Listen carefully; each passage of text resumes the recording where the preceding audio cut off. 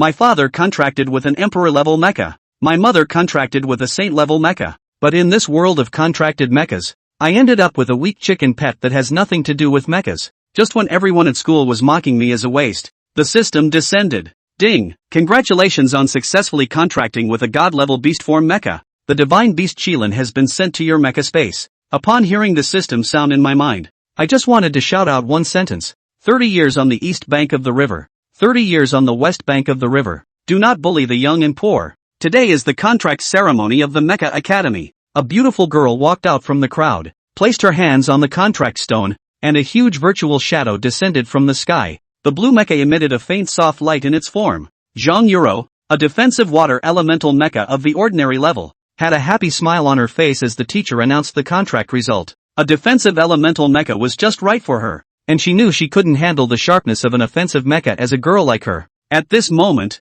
everyone's gaze gathered on the contract stone in the field. A young man with a very elegant temperament stood on the field, slightly bowing to the teachers in the audience. There was a badge emitting a faint light at his collar, dazzling and eye-catching. He infused a strong spiritual force into the contract stone, and a vision occurred in the sky. Sharp ice crystals fell from the sky, all shooting into the giant array. The teachers in the audience stood up excitedly. Such a vision was at least of the respected mecha level. He was truly outstanding, being from a prestigious family with an inherited mecha. Looking at this momentum, he was probably the best today. Headmaster Hongfeng sat on the central high platform, stroking his beard with a look of satisfaction. Lin Yao slowly opened his eyes, and the turmoil above the heavens became calm. An icy mecha descended slowly. Compared to ordinary spirit-level mechas, this mecha appeared taller and more dignified in form. Every move exuded the energy to stir up a storm. Lin Yao, a respected level ice elemental mecha with attacking capabilities. With the teacher's announcement, the screams of the classmates became even more crazy. A puzzled smile flashed across my lips. But for a senior-level mecha, was it really worth getting so excited? Listening to me, my buddy Li Bufan immediately chuckled. Shan Gu, even as the second to last, I dare not boast. Are you still the first? At this moment, Li Bufan walked towards the center of the formation, placed his hands on the contract stone, and a huge fiery red figure slowly appeared in the sky. On the bright red mecha, mysterious high-energy substances emanated. The mecha's crimson eyes seemed to emit a faint glow of fire. Li Bufan, spirit-level combat fire elemental mecha. As the mecha entered the mecha space, Li Bufan excitedly jumped down quickly from the contract stone. Shan Gu, I actually contracted a spirit-level mecha. My family's ancestral grave must be smoking now. It was Tian Shen's turn next. Upon hearing the teacher's announcement, all the students below dispersed. Scatter, scatter. There's nothing to expect from the school's last place. I didn't pay much attention to it, but slowly walked towards the contract stone. Placing my hands on it, a small pet slowly appeared before everyone's eyes. No, buddy, did you come to the wrong set? While everyone else is contracting mechas, you're here contracting a pet like a cow or a horse, and it looks like a weakling. Ha ha ha, it's really hilarious. Everyone who sees this is constantly mocking me. Suddenly, a mechanical voice sounded in my mind. Ding, the celestial mech armor system has been bound. Congratulations on successfully contracting the divine level beast form mech armor. The divine beast Qilin has been issued to your mech space. Hearing the system voice in my mind, I just want to say one thing. I'm not pretending anymore. I'm laying my cards on the table. I saw a red and white figure emitting a strong pressure slowly descending, emitting endless faint light on its huge body. On top of its head, two golden antennae seemed to pierce the sky, and the red and white scales on its body manifested an inviolable authority. Tianchun, the divine level aggressive beast form mech armor, the divine beast Qilin. The mentors on the platform were all stunned, unable to believe what they were seeing. While they may have encountered divine level mechas before,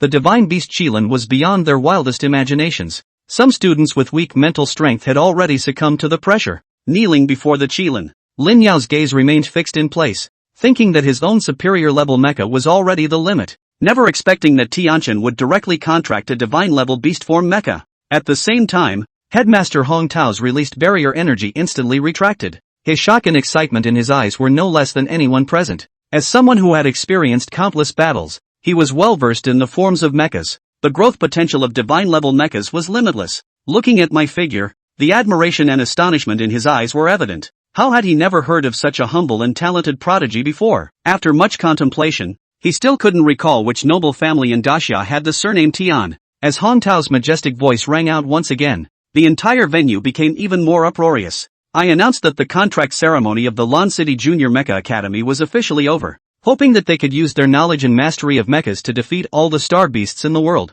Next, I declare that the commencement ceremony for the 25th graduating class is officially beginning. Suddenly, blue light screens descended from the sky, enveloping each graduate. At the same time, almost everyone heard a voice. The copy of the examination has descended. Please prepare yourselves. First challenger, Ichiban Summit. Please select your copy difficulty. The student called Summit pushed his way out of the crowd with a foot of excitement. Mentor, I'll go with intermediate difficulty. Ready for battle? You may begin teleportation. Almost instantly, Summit's figure actually directly disappeared from the spot without being there, leaving only a blue light shadow, and on the huge curtain of light above his head, his figure gradually emerged. But it's no longer a campus scene he's dealing with. Through the curtain of light, one could vaguely feel the oppression coming from it. Towering trees almost covered the sky, and 1,000 strange and exotic beasts stood on the huge branches. That forest of figures must be dozens at least. Gao Feng's face was filled with gravity as he waved his hands toward the sky. This intermediate level of difficulty seemed a bit beyond his imagination.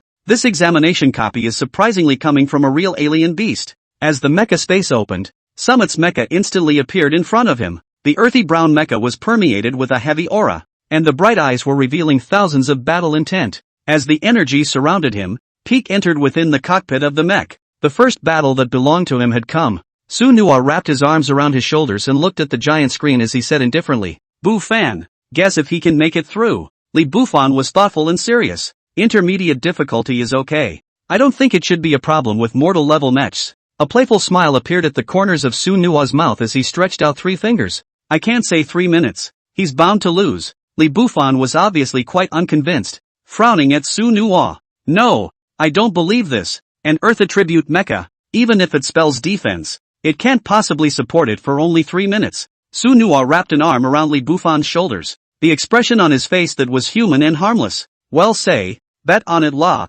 1 month socks. Li Bufan's eyes shifted to the giant screen and he nodded heavily, rather chesty. Well, bet on 3 months of socks. The crowd's eyes returned to the huge light screen, observing the battle at the peak. The earthy brown mech lashed out at his controls. The heavy mech kicked up swirling dust and swung towards the tall tree in front of him. Boo-hoo! A dull sound rang in his ears, and the towering, massive trees swayed only slightly, and one by one, the alien beasts on the branches of the tree turned frenzied. As the long wings unfolded, one flying beast after another leapt down from the canopy. Almost instantly, it darkened the entire scene. Somewhat, a trace of color flashed through Li Bufan's pupils. He really didn't expect the feeling of oppression brought about by this foreign beast to be too strong. He was a little afraid to imagine what would happen to the advanced difficulty after this, or even the ultimate difficulty. Could it still really be a sublime class behemoth? Everyone held their breath, waiting for Summit's next maneuver. He was seen maneuvering the mech with both fists closed in a defensive stance. The earthy brown mech on his body glowed with a faint stream of light. Su Nua's mouth curled into a smile as he said towards Li Bufan beside him, the game is about to end. A hint of suspicion appeared in Li Bufan's eyes as he stared even more closely at the peak in the giant screen. In an instant, dozens and dozens of flying alien beasts swiftly headed towards Peak's mech. Due to the difference in size, the flying exotic beasts were extraordinarily agile. As everyone watched, the peaked earth-brown mech resounded with a guttural roar, its power seemingly at its peak. The earthy brown energy shroud enveloped the mech, transmitting thousands of thick. Li Bufan slowly said, I still understand the attacks of the giant winged insect, and his earth attribute defense mech is absolutely fine. Just when Li Bufan was confident, the scene above his head suddenly changed. The originally warlike mecha was unexpectedly instantly found to be broken by the giant winged insect under its defensive stance. Almost within a single glance, Summit's mech had lost its ability to fight. Above the giant curtain steeply changed into black and white colors. Summit's copy score slowly surfaces on it. Class 1 Summit. Mortal Class Elemental Defense Mech. Medium Pole Test. Failed. The large campus arena was boo after boo at this point. This outcome was not expected by many. After all, the speed of this fall was too fast. Li Bufan's pupils contracted dramatically, and sadness hung on his face. Looking at his lustful look, Su Nua smiled shallowly. Absolute defense is worthless in the face of numbers. What's more, his mecha level is just level 1. His attributes are too poor. The tutor in charge of the assessment, once again, quickly adjusted. Next, Class 1. Zhou Min. Class 1 Qingfengli. Make preparations for battle. Time slipped by, and just one shift took up nearly 2 hours. During this period, Very few people succeeded in the middle pole test. The vast majority still opted for primary. There were even a few students who contracted spirit-type mechs who chose the entry level. For a while, the atmosphere on the competition field became a bit dull and boring. Being an annual event, they didn't want to just look at such a mech artist.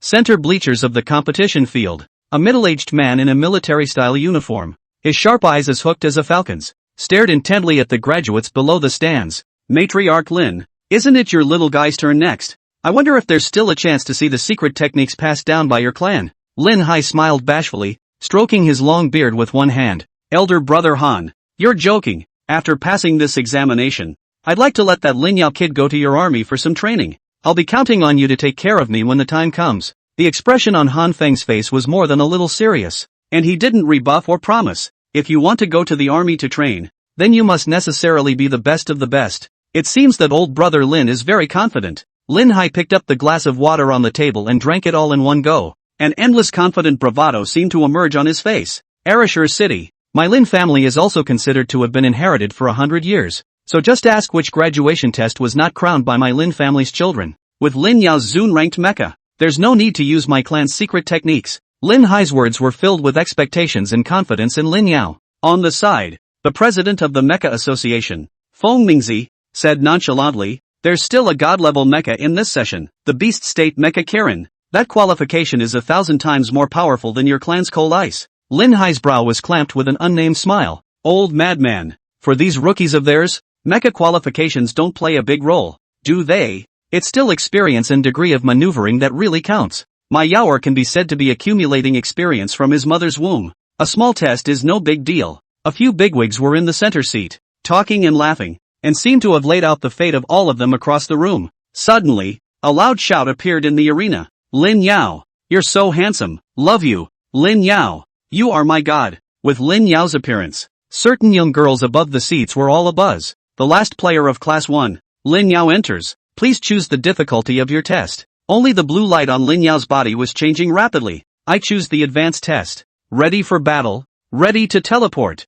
Lin Yao's movements were smooth and confident, but for the crowds of graduates underneath, it's simply agonizing. Introductory and beginner are already their tipping points. This Lin Yao unexpectedly chose advanced directly. In such a comparison, they only felt that their mechs were nothing more than green leaves. Inside the arena pavilion, shouts of amazement erupted once again. The difficulty of Lin Yao's test once again set the silent, cold venue ablaze. Advanced examinations have not been seen for nearly a decade. Accompanied by the light screen teleportation, Lin Yao's figure instantly disappeared. Su Nua's eyes took on a bit more seriousness as he looked toward the giant screen in the air. Advanced difficulty. I'm afraid that you'll really encounter a secondary level behemoth. But for Su Nua, the higher the momentum Lin Yao created, the happier he was instead. After all, it's always time to get kicked down at the altar. And he promised to be the one to kick his ass. Just as soon as he teleported inside the copy of the examination test, Lin Yao's Zun-ranked mech was already summoned. The ice crystal-colored mech was permeated with a cold aura from a deep cold glacier,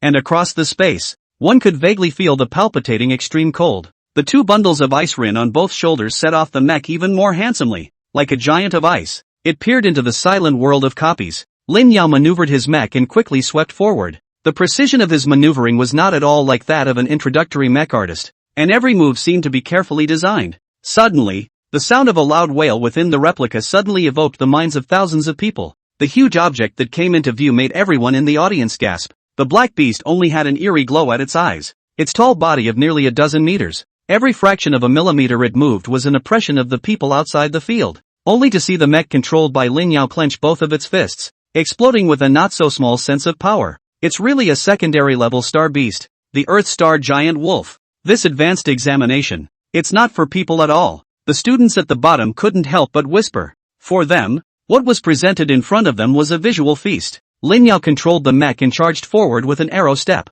His right hand transformed into a fist and blasted straight towards the giant wolf's head. 10,000 pieces of ice crystals were interspersed on the sharp fist blade, cutting through the silence of the entire space. In just a few moments, Lin Yao's attack had arrived in front of the star beast. Boo! A dull thud froze everyone's thoughts once more. Within the giant curtain, the figure of the giant wolf of the Earth's core panned out quite a bit to the side. Lin Yao's punch had directly made a dent in its body, and the ice crystals rapidly condensed. Su Nua's gaze became even sharper. Lin Yao's aggressive attributes had caused him a hint of surprise as well. Is this the strength of the family's inherited mecha? The entire arena hall was once again plunged into an endless clamor. The vast majority of people were cheering for Lin Yao. After all, this kind of scene of fighting with a sublime great star beast was quite rare. The hissing of the giant wolf in the center of the earth was once again manic. The large replica space was so large that it seemed as if the ground was shaking violently. The giant wolf of the earth's core whistled up to the sky. The scarlet gaze locked onto Lin Yao's mech. Under everyone's gaze,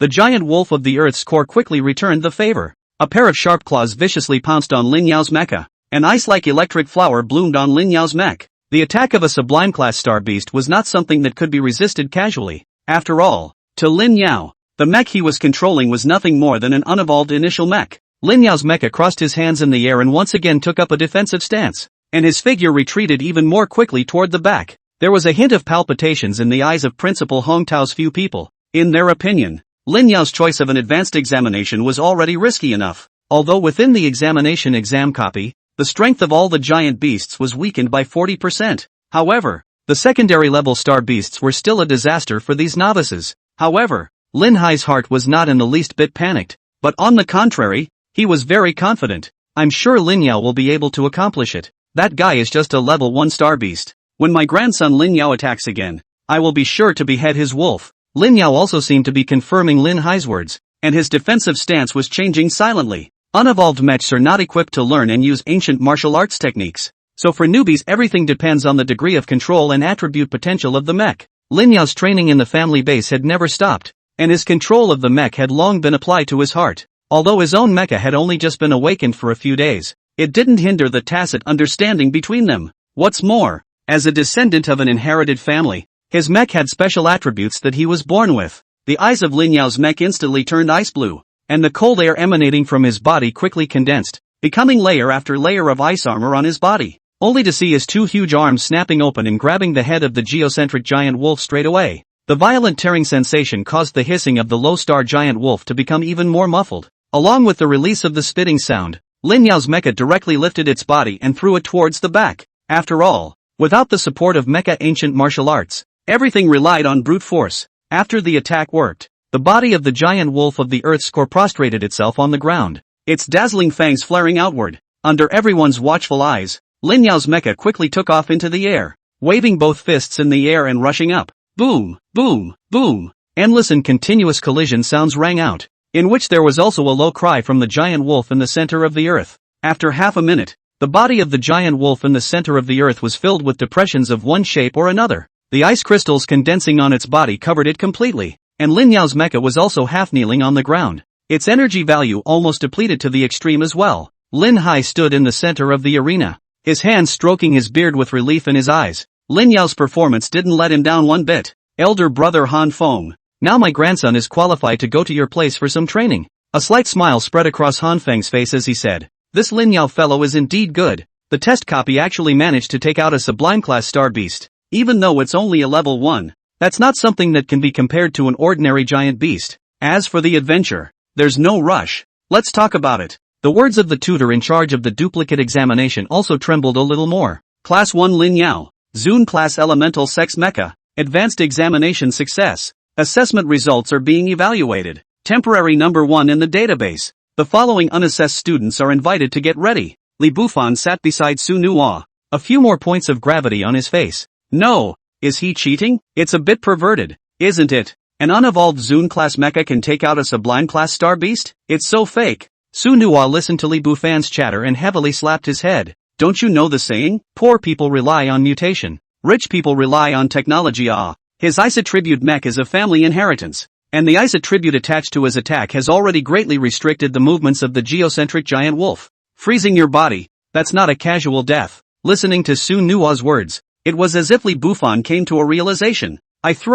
This is sick, but I'm sure you're even better than him. No, family legacies are like chicken feathers in front of a god-level mecha. Li Bufan looked at Su Nuo with that rather confident face. Su Nuo shook his head, no longer paying attention to this talkative guy beside him. The examination battle in the field continued once again. In this starry world, the ranks of the giant beasts were clearly delineated, and the uninitiated giants remained the overwhelming constants of the starry sky. They were also called ordinary giants, with a single form of attack, low defense, and no additional attributes. Above the ordinary beasts is to step into the ranks of the real star beasts. The lowest class is the secondary class star beast, followed by companion class, panspermia class, spirit breaking class, calamity class, and lord class, and subdividing their strength is analogous to mechs. In terms of class, Lin Yao's figure stood amongst the crowd and was alluring, attracting the attention of countless young girls. After all, in Arashur City, the only one whose family lineage and talent coexisted was Lin Yao. A slight smile spread across the corners of Lin Yao's mouth as he searched for Su Nua's figure. If anything, he was holding quite a grudge in his heart after Su Nua had defeated him during the awakening ceremony. The achievement on this copy test instantly made him arrogant. With his own family legacy and thousands of practices, he had the confidence that any Su Nua god-level mech could not possibly be compared to himself. As the two of them looked at each other, the upturned corners of Lin Yao's mouth went up a few points more furiously. It seemed to be showing off to Su Nua. With contempt in his light eyes, Su Nua's eyes gradually turned cold as she looked at Lin Yao's provocative expression. The strong aura on his body came out majestically. He was going to destroy Lin Yao's confidence once again in front of everyone. On the stands, Yang Qingmu clutched Lia's hand tightly, delicate beads of sweat cascading between her hands. Her nervousness seemed to be more intense than the two on the field. Lia, isn't it the kids' turn next? You mustn't put pressure on them. Just let them play their hearts out. Yang Qingmu's words were mixed with endless concern for them. Li's unsmiling face was, as usual, calm. However, the hand holding Yang Changmu was clenched tighter. Changmu, don't worry about it. This time, I'll just act as their audience. Time slipped away, and the clamor in the arena seemed to have come to a great end. With the end of Lin Yao's after that, there was no one else who stepped above the intermediate level examination. For them who had no background and no natural talent, a reward from a primary examination was already a dream come true. This, in turn, creates a chill in the arena. Su Nua looked at Li Bufan within the copy with a slight smile on his face. Li Bufan's body was prostrate on the ground, as if he was more than a little tired. The battle just now still left him with some heart palpitations, but fortunately, he was able to finish off that giant beast with his last strength. And with that, he succeeded in his challenge. Passing through an intermediate level copy could already be called a warhorse among this group of graduates. Yang Chengmu's face contained two quotes of tears. Slowly down, pillowed in Lia's shoulder, both of them were silent. To them, Li Bufan's assessment results were already quite satisfactory. With a copy of the intermediate test passed, going to a better place for further education must not be a problem. As Mr. Pact announced the results, many people were quite surprised by Li Bufan's results. Of course, the vast majority of the audience who had not yet left the stage had deeper expectations in mind. That would be Promise, the contractor who was a god-class mecha. Li Bufan's figure teleported out, and Su Nua quickly stepped forward and pulled up his arm, placing it around his neck. Good for you, Bufan. Now you're famous. I think I saw some girls coming up with flowers. Li Bufan's tired eyes instantly gained a bit more spirit. No, really? Where is it? Sueno smiled faintly and said nonchalantly, but it seems to be my name on the sign they're holding up. Hearing this, Li Bufan instantly rolled his eyes. Su Nua had just returned Li Bufan to the class line when he heard the guide's call. Copy of the test. The next person to meet Su Nua, please come to the challenge stage. As the words of the ushers fell, the otherwise silent arena burned once more. One by one, they waited expectantly for Promise's god-level mecha. After all, it was also the first time that a god-level mecha had appeared in this border city. Lin Yao sat on the viewing platform in front of him, and the grimness on his face couldn't help but flatten a few points. Only his eyes were locked on Su Nua, and the corners of his mouth were sketched with a hint of a cold smile. Su Nua, you'll understand what the chasm from the lineage is. The first place in this copy test will definitely be mine. Lin Yao. Su Nua came onto the stage with a relaxed face and nodded gently at the crowd in the distance. Above the center viewing platform, Principal Hong Tao's expression gradually became excited. The shock of the promise at the contract ceremony had not yet been fully digested for him. He was more and more eager to see how much power Su Nua could bring to bear on this god-level mecha. Lin Hai's sharp gaze condensed on Su Nua's body for a time, interspersed with a slight amount of intimidating pressure, as if he wanted to peer into him completely. Unfortunately, even if Lin Hai's mech level was high and his mental power was abundant, he was unable to peek into Su Su's divine beast Qilin. Buddy Lin, this Su Nua student is quite strong. Why do I feel that Lin Yao's grandson is a bit hung up? Han Feng's face was majestic as he looked at Lin Hai and said in a serious manner. But, for Lin Hai, it didn't seem to care at all. Only Lin Hai faintly flashed a cold smile and did not answer Han Feng's words. I'd like to see what he's capable of with this god-ranked mecha. It settled slowly with a startling cry. A copy of the promise test was thus kicked off. Student Su Nua, please choose the difficulty of the copy you want to test. Currently the highest level of assessment passing grade is advanced. Listening to the words of the guidance teacher, Su Nua's eyes exploded with incomparable confidence, and his next words directly overturned the entire arena. Higher? I want to challenge higher. The lead teacher froze in place for a moment, not knowing how. In the decades of working as a guide at the Mecha Academy, this was the first time he had ever seen someone who challenged someone above the senior level. The guide's face became a little feeble, and he was a little bewildered by Su Nua's request. After all, a higher level of examination, that would be beyond his authority to open. In the entire Mecha Academy of China, the opening of the ultimate examination is also a rare existence. The guide's eyes looked at Principal Hong Tao above the podium, as if he wanted to get his answer. However, at this moment, Hong Tao's heart was also filled with thousands of waves. The ultimate examination, in theory, is an examination level that exists above advanced. But in the midst of Arashur City's history, it has never been opened, simply because turning it on will surely doom it to failure. For new mobile mech masters, the fusion of mechs as well as the control is not better than the force, and it is not able to support the fight in the copy of the ultimate examination. Only to see Hong Tao stand up, the clamor within the arena suddenly quieted down. Everyone was waiting for his next words. Student Su Nua, to confirm once again, do you really want to choose the inquisitive examination? If it fails, it may have irreversible effects on your organism. An extremely majestic voice reached Su Nua's ears. Su Nua was unassuming, his eyes staring intently at the viewing platform above. Principal Hong Tao, I'm sure, just please open it for me. Hearing the promised answer, the majesty between Principal Hong Tao's brows was extremely emanating at the moment, and his spiritual power seemed to be completely projected into the air. For a moment, the arena was like a shroud of 10,000 lights, and then, the light receded again at great speed, and a replica entrance permeated with mystery stood in the air. Lin Yao, who was far away, couldn't help but swallow his saliva. That the entrance to this ultimate examination could have such an oppressive force, one really didn't dare to imagine how terrifying it would be inside there. Unconsciously, he couldn't help but feel a slight chill on his back. Amidst the shouts of support, Li Bufan's voice had long since become hoarse. This plan of Su Nua's could be said to have shattered everyone's expectations. The ultimate copy examination. For them that will also be an extremely magnificent visual feast. The energy of the teleportation array in the sky became more and more violent, and a curtain of light wrapped around Su Nua's body. Under everyone's gaze and amidst certain people's prayers, Su Nua's figure teleported within the copy of the inquisitive examination, and the image presented in midair instantly made everyone suck in a breath of cold air. The only thing that could be seen within the copy was an endless number of flames burning on the blazing earth. The entire space was permeated with a sense of bleakness. The seemingly ordinary scene contained an endless oppressive force. Students with slightly weaker mental strength only felt a chaos in their minds, and were unable to visualize the situation inside the copy properly. Hong Tao straightened his body, his eyes staring straight at Su Nua within the copy. The kid in front of me may perform yet another miracle. Lin Hai's face still had an unimpressed light smile on it. The extreme copy examination. In his opinion, it was not something that this brat could accomplish at all. For thousands of years, no graduate of the entire Desya Mecha Academy had ever dared to try it. And among the former geniuses, there were not a few who possessed god-level mechs. Therefore, the inquiry copy test has been a hollow since ancient times. Within the replica, blazing flames raced in all directions, interweaving into a fire net that covered the sky. The cracked earth, once again,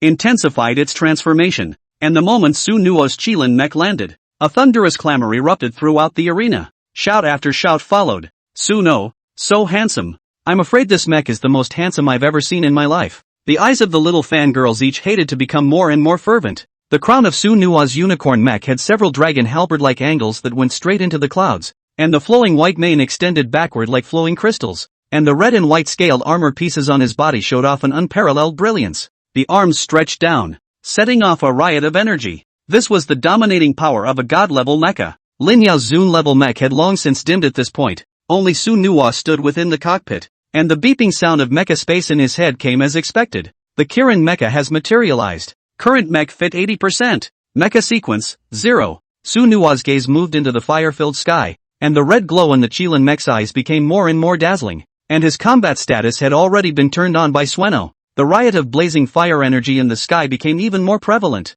Everyone gazed full in the copy. No one was sure what kind of giant beast would appear within this flame. Abruptly, an intense pillar of flame rushed out from the fire cloud and flew towards the Qilin mech. The expression in Su Nua's black eyes became particularly serious as his hands quickly swung out, only to see the Qilin mecha's two arms unite, directly fending off the pillar of fire. A series of bursts of flaming remnants danced toward the earth above. The seemingly strong flame attack was so easily dissolved by Sunhwa. The changes within the replica have simultaneously tugged at the heartstrings of thousands of people. The cheers of the crowd thundered once again when they saw Sunhwa successfully break the flame pillars. Lin family head, Lin Hai. At this moment, he had already released all of his spiritual power. The changes within the copy made his mouth arrogant once again. So much for celebrating after breaking a pillar of flame? If you ask me, this god-level mecha of his is really not worthy of its name. Hong Tao's face had more than a few moments of displeasure, and his sharp eyes were sharp. Lin family master, it's not quite in line with the rules to denigrate our students at the academy.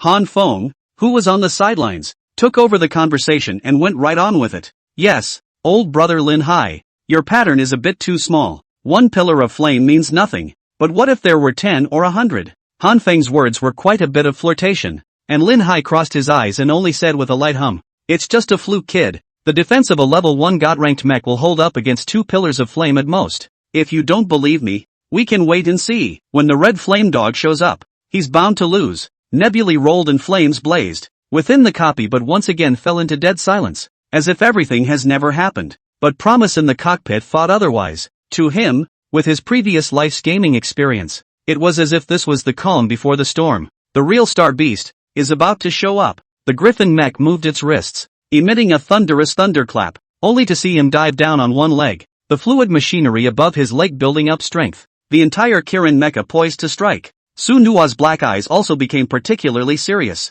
Within such an ultimate copy, he could not afford to be half-hearted. Suddenly, the blazing flames on the earth dissipated at great speed, as if they had been drawn away in an instant. But that flame energy didn't just disappear. The red pupils of the Qilin mecha peered out in all directions, their eyes filled with a stern aura. The star beast he was waiting for was finally going to appear. Inside the arena, it was as if the arena was silent at this point. Everyone's eyes were focused on Sunhwa's Qilin mech, and the unknown star beast that appeared. The earth shook and cracked, and the hot wind howled. In an instant, dozens and hundreds of flame pillars appeared in front of the Qilin mech, bombarding towards his body. This kind of shocking scene was unseen for the vast majority of people, after all, whose novice copy test is tens of hundreds of elemental flames.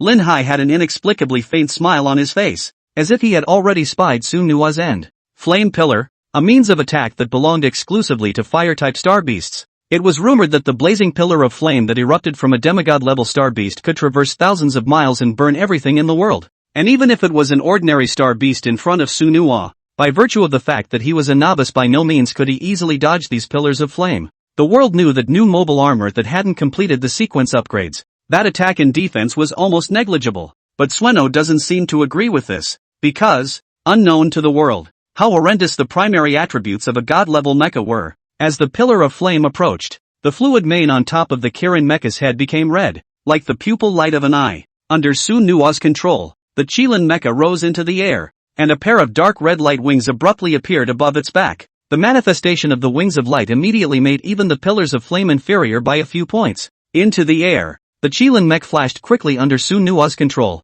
The pillars of flames that came at them were perfectly dodged by Sunhwa, stepping on them one by one. The thrilling life and death crisis was so easily resolved by Sunhwa that it was simply mind-boggling. One must know that the oppressive force of a random pillar of flames was not something a level 1 mech could resist. I'm afraid. Lin Yao's eyes were covered in blood, and that was a convulsion within his heart. Compared to Sunhwa's god-level mecha attributes, his Zun-level mecha was instantly seconded to the dregs. This speed, this evasive ability, is it really possible for a first-class body to do this? But for Principal Hong Tao's few people, this was not something as simple as attribute differences at all. It was just like his promise of perfect integration with the body and subtle control of the mech. Even a battle-hardened level 30 Saint Mecha Master could never be this easy. At this moment, there was only one voice that appeared in the minds of several old guys. Is this guy really in the novice stage? Lin Hai's frozen smile had not yet disappeared, and the expression on his face was once again abstracted by the entirety of Sunhwa in the arena. Only Sunhwa manipulated the Qilin mecha and descended from the sky. The leaping figure killed toward the roiling fire mist. His purpose was quite unique, and that was to enter the fire mist and decapitate this red flame dog. Since you don't show up, I'll seek you out. Rising blazing temperatures scorched everything inside the replica. The body of the Kirin mech was only covered in a layer of heat, and as far as speed was concerned, it didn't affect it in the slightest. This is from the bottom of the divine beast. As Sunhwa entered the interior of the fire mist, the red pupil traced the red flame dog's trail, and with the pressure of divine might, he soon locked onto the scent ahead. The wings spread out once again, and the massive body was completely revealed to the world. In the midst of the fire, Su-Nua manipulated the Qilin mech with both fists clenched together, and his back shook with wings that roared wildly. With the sound of a violent air-breaking sound, Su-Nua's attacks had been fully unleashed. Whether it was the speed of the body or the speed of the punch, it was all beyond the imagination of the world. The attributes of this god-level mecha were also perhaps a little too perverse. Lin Hai stood up from the podium and braced himself on the table with both hands. The veins on that face of his were rippling and his white beard floated without wind. It's impossible. It's absolutely impossible. Unfortunately, there was no one to pay him any attention. Everyone's eyes were now fully focused on the inside of the replica. Principal Hong Tao stood up with a look of shock all over his face. Su-Nua, you've really given my old bones a big surprise. Only Han Feng stood up and, with a rather dignified step, arrived in front of Hong Tao. Elder brother Hong, can I discuss something with you? Hong Tao squinted at Han Feng, who had come over, and smiled faintly before saying, don't even think about it. Not even a door. Digging in on me? That's never going to happen. Han Feng smiled resentfully, not much embarrassment on his face. Accompanied by a burst of exclamations from the students in the arena, Han Feng shifted his gaze once again to the copy. Only a fiery red figure was seen whistling out from the blazing flames. However, it was hard hit, and behind it, the figure of Su-Nua's mech appeared right behind it. Another punch was thrown towards the red flame dog's head. For a while, the only thing that could be heard in the entire arena was the wild barking from the red flame dog. Its mournful voice seemed to be permeated with infinite bitterness. Is this sure it's the ultimate copy? Why does it feel like Su-Nua is entering a kindergarten copy? All I can say is it's awesome. A series of murmurs followed. The red flame dog's tall body was prostrate on the ground, not a hint of battle in his red eyes. Looking at Sueno's griffin mech, the fluid-type red mane on his body stood upright. Even the legs were shaking a little. A trace of an arc was drawn at the corner of Han Feng's mouth as he said with interest, this little guy has really utilized the Qilin mecha to its fullest extent. At close range, the divine beast body suppression directly makes this red flame dog almost battle-less. Principal Hong Tao's face had a rather proud expression. What bloodline suppression? That's just a subjective factor. It was clearly Su-Nua who subdued it. Perhaps, in the entire history of the mecha era, there has never been such a scene. The president of the Mecha Association, Feng Mingzi, stroked his white beard and was hale and hearty. Sharp gazes locked onto Su-Nua's Qilin mech, although the copy weakened the red flame dog's attributes by 40%. But Su-Nua's performance is by no means a new cell phone armor division either. Attacks that flow like clouds in water. Perfectly fitting maneuvers. I have a few interests in this kid Su-Nua. Hearing Feng Mingzi's words, Han Feng, who was dressed in a dark-colored military uniform, immediately became disgruntled. Old man Feng, your Mecha Association is too poor. Don't hold up someone else's promise of a future. A true mecha master should throw himself into the military field. In the Star Sea universe, kill all enemies that come your way. The argument between Han Feng and Feng Mingzi was hard to separate for a while, and there was quite a bit of fighting for a red face. On the other hand, Lin Hai on the other side, his face was a sheet of iron. In the mouths of a few of them, it had torn apart the confidence he had built up. Their own grandson, Lin Yao, I'm afraid, has long since been forgotten by them. Perhaps from this moment onwards, in front of absolute talent, Lin Yao was simply not worthy of being compared to Su-Nua.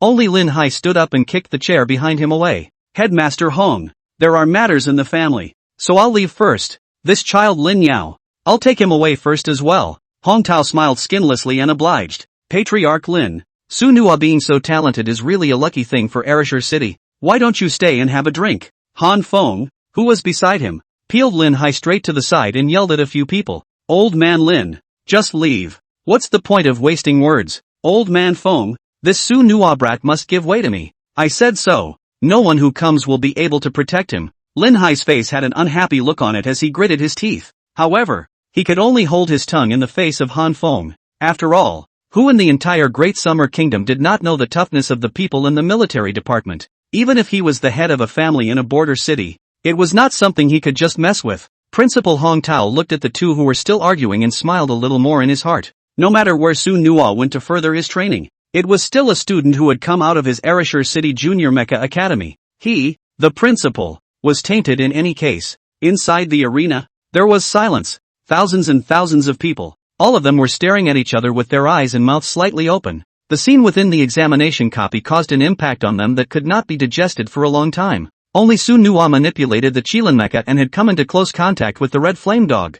Fist-to-fist attacks, bombarding the red flame dog furiously and indiscriminately. The flames of the fluid on its body were also extinguished by an unknown amount in an instant. Another punch struck, and Akane's body slid backwards with a loud thud, pulling the cracks in the ground deeper and longer. And the red flame dog's flames were all but extinguished at this moment. For a moment, the originally silent arena erupted like thunderous agitation. Arms waving, voices shouting, setting off wave after wave. As soon as he wiped the snot off his face, Li Bufan dragged his damaged body towards the center point. No! You are awesome! You are simply a god in my heart. Above the stands, Yang Chengmu relied on Li Jun's shoulder and let the tears flow freely. Su Nuwa, this child is so accomplished. Old Su and the others can finally rest in peace. Along with the dissipation of the curtain of light, the copy examination had come to an end. Only Su Nuwa's figure teleported out from within the replica, his clear eyes sweeping over the surroundings, the corners of his mouth rising slightly to outline a faint smile. This kind of arrogance,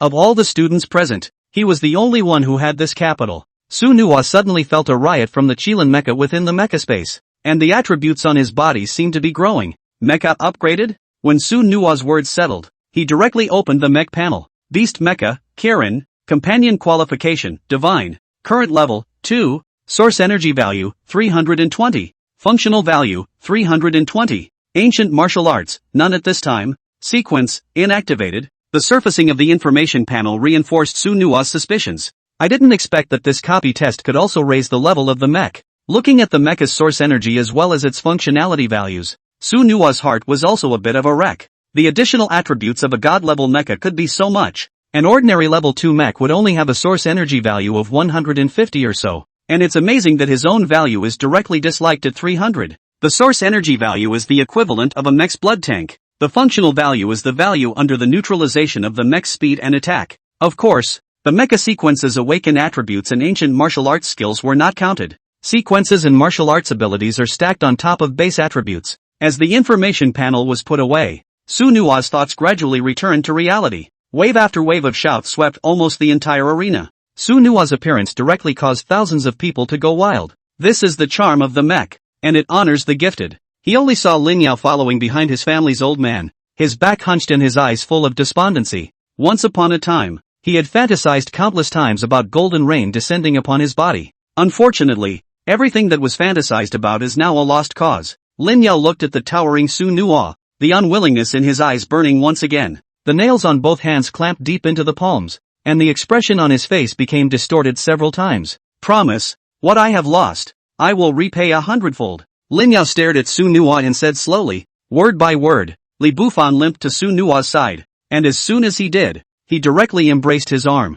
No, you're awesome. I must be the chief of your minions. Listening to Li Bufan's words, Su Nuwa only blanked him twice and paid no attention. After all, there was never anything serious in Li Bufan's mouth. The clamor above the stands was never ending, and everyone was roaring Su Nuwa's name wildly. At this moment, the honor that Su Nuwa had brought about made them all be uplifted and exuberant. For 100 years, this was the most talented teenager in Arashur City. Unrivaled. On Principal Hong Tao's face was a smile that could not be held back, and the eyes that looked at Su Nuwa were filled with infinite expectations. Let's go, a few old geezers, and meet this talented youngster. As soon as Hong Tao's words fell, Han Feng's figure had already rushed out. This old brother Han, he still hasn't changed his impatience. The president of the Mecha Association, Feng Mingzi, stroked his beard and said with a faint smile. At this moment, he was like a rather immortal man, uncontested with the world. Han Feng, who was in the front, slammed a sharp brake and rushed at Feng Mingzi, who was in the back. Old man Feng, don't cry if Promise is going to enter my military department. You better be hard all over. Han Feng's words instantly stirred up 1,000 waves. The old man, who was originally smooth, immediately took a step forward. You kid can go aside. My Mecha Association is short of talent. As Principal Hong Tao looked at the two, the corners of his mouth couldn't help but outline a smile once again. Now Su Nuwa's whereabouts would not have to worry too much about himself. No matter which power it was a super strong general existence within Arashur City. All can do their absolute best to be responsible for Sueno's growth. Yang Chengmu in the stands wiped the clear tears from the corners of his eyes, a soft glow in his eyes. Let's go, Leah. The brothers must be hungry. Let's go home and cook. Leah's face was permeated with an inimitable smile as he took young Chengmu's hand and headed out. For them, it's the best they can do. As Principal Hong Tao's few people came to Su Nuwa's side, it once again caused thousands of boils. Li Bufan is instantly honest, looking at the several people in front of him for a time that is quite unable to calm down. After all, big names of this level were not something you could meet casually. Principal Hong Tao said excitedly as he took Su Nua's hand. Student Su Nua, congratulations, you've completed your copy of the Inquisitive examination. You are truly the pride of our Ereshur City Junior Mecha Academy. Come, and then I'll give you a good introduction to the old man beside me. This is Han Feng, the head of Ereshur City's military department, the inheritor of the Thunder System Mecha. Only Han Feng, whose expression wasn't serious and wasn't at all too much like a man of the army, was sizing up Su Nua rather seriously at the moment. And this old gentleman is the esteemed president of the Ereshur City Mecha Association. Feng Mingzi. Windakiko's rosy face glowed. Her eyes narrowed and smiled as if she was thinking about something. Accompanying Hong Tao's introduction, Su Nua gently nodded in respect. Han Feng put his arm around Principal Hong Tao's shoulder and proceeded to say, Elder Brother Hong, less official talk, straight to business. Let's get your reward out of the way first. I'd like to see what kind of goodies you're going to give to promise.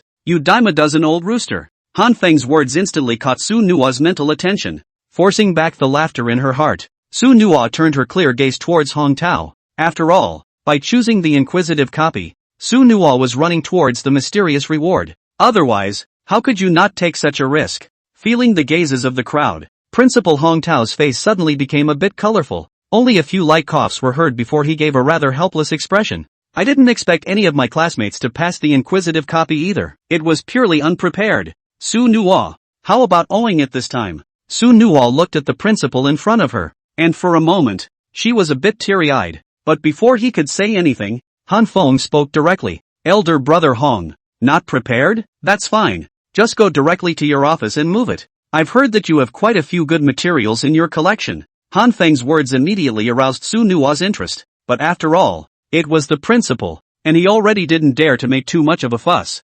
Principal, we're graduating too, so thanks again to you and the teachers. Choosing the ultimate copy is a bit abrupt. Mysterious rewards then I choose to give up. It's this overwhelming honor that's precious to me, to the academy, isn't it? Listening to Su Nua's words, the interest in Han Feng's eyes became even more amped up. In his heart, he couldn't help but sigh. This kid is really something. These words have a level. Hong Tao's face suddenly became even more unnatural. On such an occasion, as the president of the academy, how could he casually push the bonobo? All that could be heard was a burst of hearty laughter from him. Su Nua, just as old brother Han Feng said, go to my office and pick whatever you want for your mysterious reward. As the words settled, the students surrounding the perimeter were all swallowing their saliva, their eyes staring rather round and rolled. Going to the principal's office and picking out random stuff? This is really a groundbreaking first. The students couldn't help but fill Su Nua's gaze with much admiration when they looked at him again. Always the iron cock of the principal Hong Tao. This time I am afraid to be Su Nua pit miserable.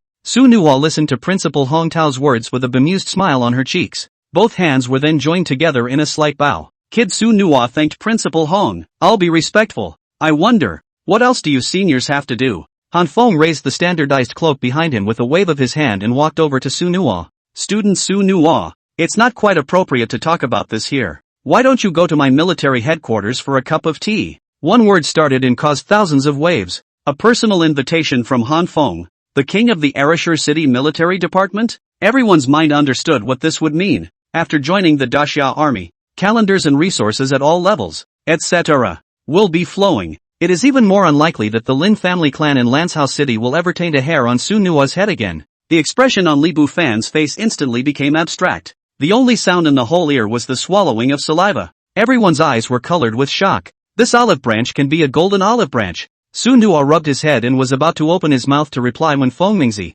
who was on the side, quickly rushed to the center of the two.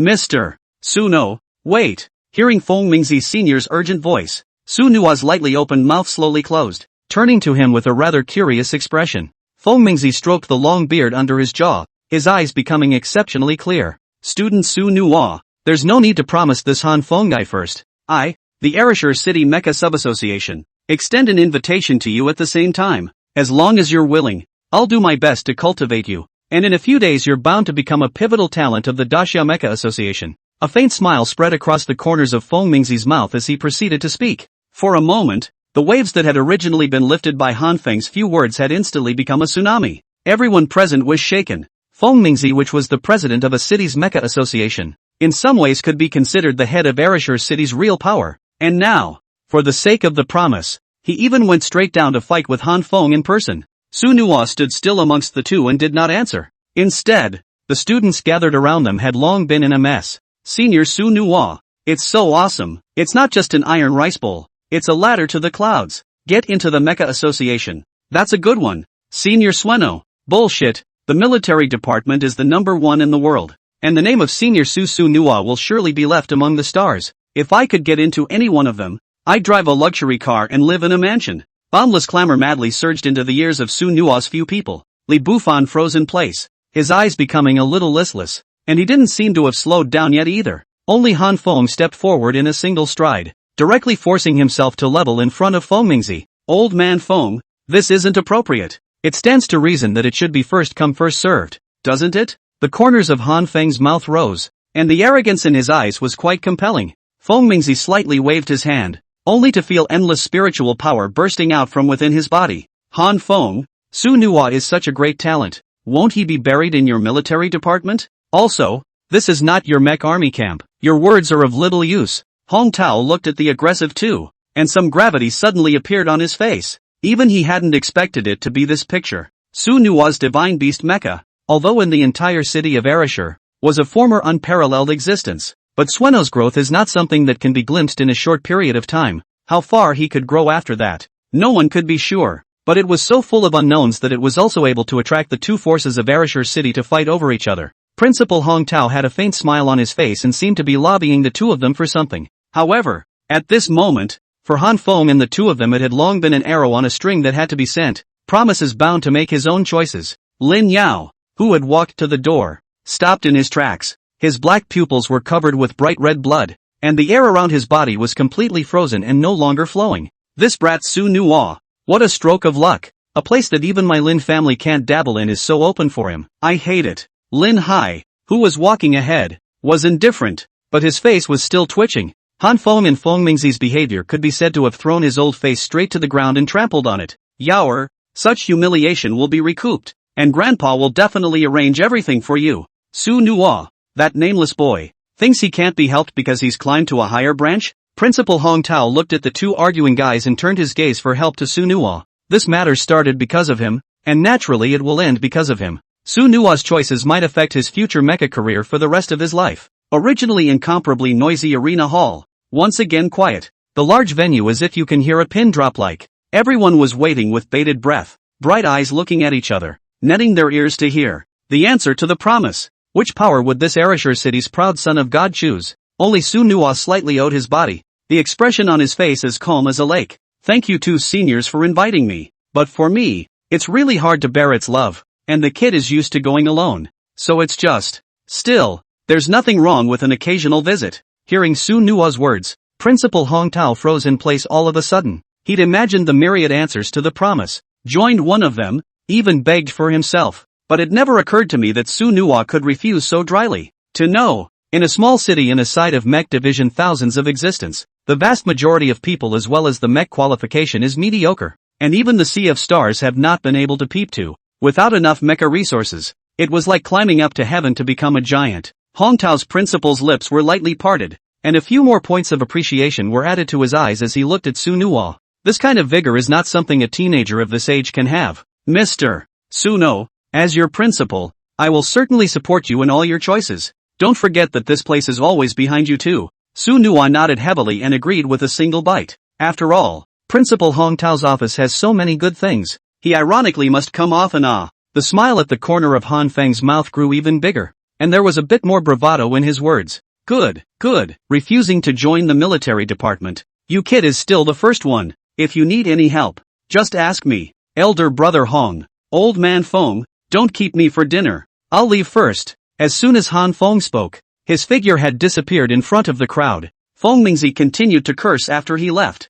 This Han Feng dog guy, who said we should keep him for dinner? This guy, if I ever see him at the association, I'll have to give him a good beating. Looking at Su Nuo once more, Feng Mingzi immediately put on a kind smile. It's fine if you don't want to join the association. We'll meet again soon anyway. Principal Hong, Su Nuo, I'm leaving too. Goodbye. With his cheerful laughter accompanying him, When Akiko strolled out with his hands behind his back, the students in the arena were all looking at each other with shock on their faces, one degree after another. Didn't hear it wrong, Sunhwa actually directly rejected the invitations from the two major powers? That's how many people do dream into every day.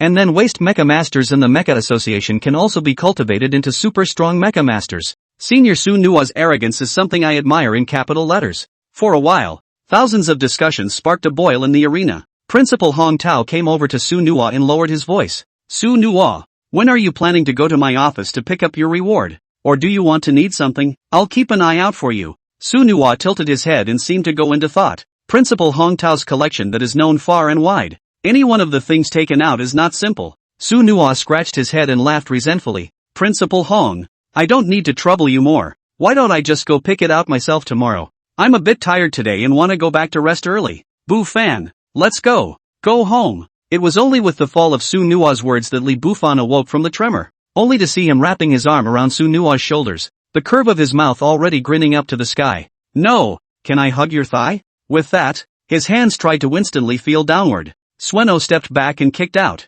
leaving a hard 42-yard footprint on that ass of his. Aunt Mu and the others are still waiting for us. Go back and rest well. We have to prepare for the trial afterward. The remaining light of the sun filtered into the arena. Sunhwa's figure stretched longer and longer under the gaze of thousands of people. Senior Sunhwa, simply handsome. Our Arashur City's mecha masters are going to rise. The murmurs of the students around him were all but cut off by Sunhwa, who didn't seem to care too much. It was as if this copy quiz was a breeze in his hands. Li Bufan followed closely behind Sunhwa, his bright eyes constantly peering around. Under the influence of Sunhwa's aura, he only felt that it turned out that there were so many beautiful women in his school. Principal Hong Tao looked at Sunhwa with a hint of disbelief in his eyes. This Sunhwa's heart was truly unlike that of a normal teenager. I didn't realize that even this small Arashur city is so full of hidden dragons and crouching tigers. It's time for my old bones to retire from the world. Hong Tao bowed his body backward, his mouth talking to himself. The night is getting late. With Sunhwa and Li Bufan back home,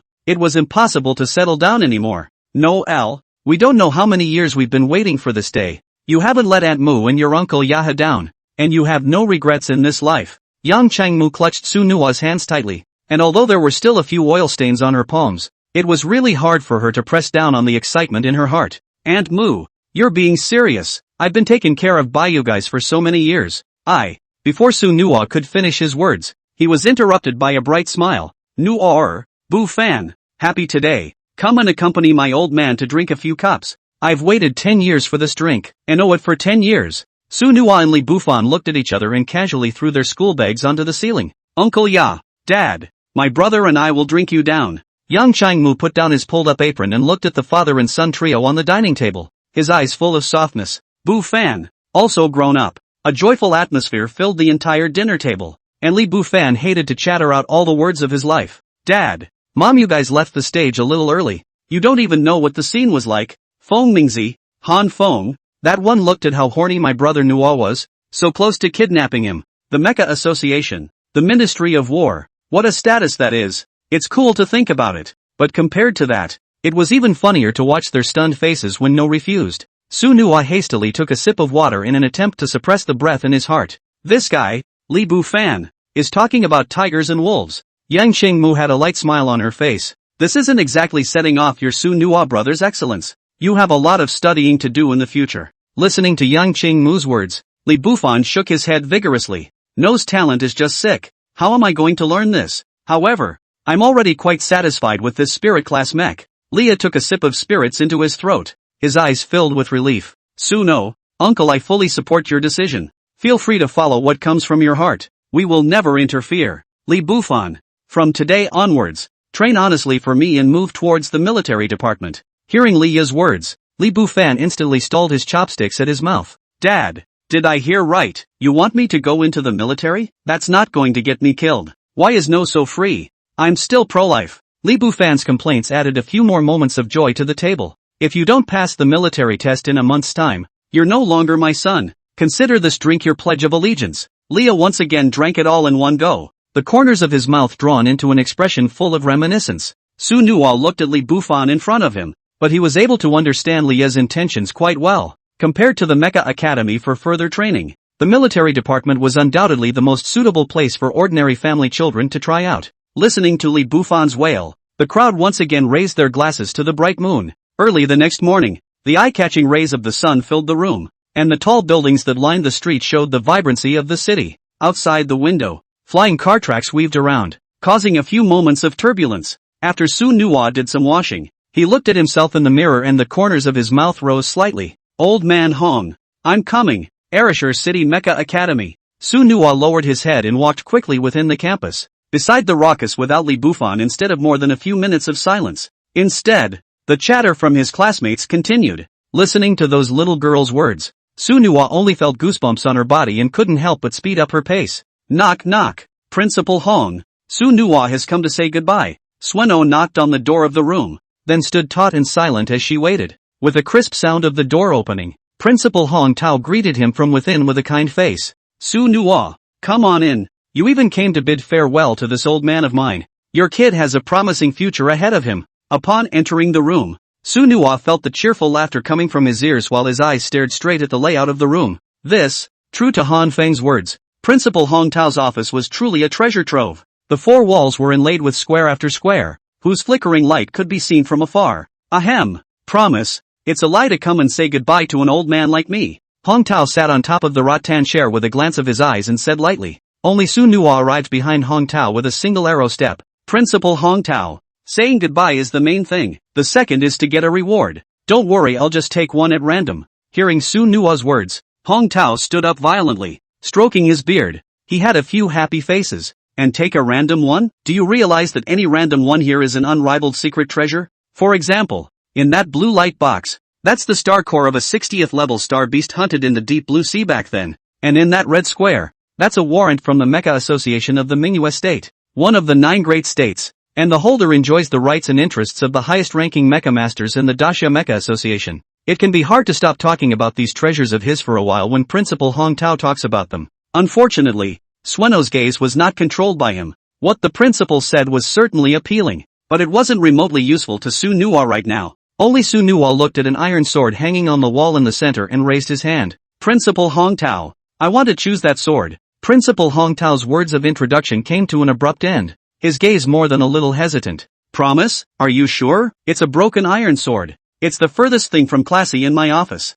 A hint of a smile spread across the corners of Su Nuwa's mouth. Principal Hong Tao, the kid to come did not want to take your old man what good things. This looks like a broken iron. You lose the least. Hong Tao coughed lightly and slowly removed the hanging longsword. Alright, I've always been true to my word, and this Xian Tian sword is considered to have an owner. Don't throw it into the scrapyard, or you'll be ruined for sure. Su Nuwa received the Xian Tian sword, which was covered in embroidered stains, and nodded heavily. I thank you for your gift, Mr. Headmaster, and I promise to keep it in mind. And I will come back to visit you again before long. There's something else going on, so I won't bother you much. Looking at Su Nuwa's back as she left, Hong Tao reclined on the rattan chair and heaved a sigh of relief. This kid is a little bit of knowledge. Still come? I'm sure this one is not guaranteed. Su Nuwa stood in front of the magnificent school gate and looked ahead. Instead of being half sad, his face was mixed with a little excitement. Only Su Nuwa played with the scrap iron sword, although the sword of Xian Tian looked tattered. But holding it in the palm of his hand was an extraordinary feeling. That warm, unbelievable feel was nothing like a scrap iron sword. A smile spread across Su Nuwa's mouth. He would never believe that Principal Hong Tao would collect a scrap metal, with the strands of spiritual energy injected. The originally silent Xian Tian sword had a few more cries. When heard from afar, it was as if a sword formation had been unsheathed. Before Su Nuwa could react, the Xian Tian sword in his hand unexpectedly disappeared into his hand.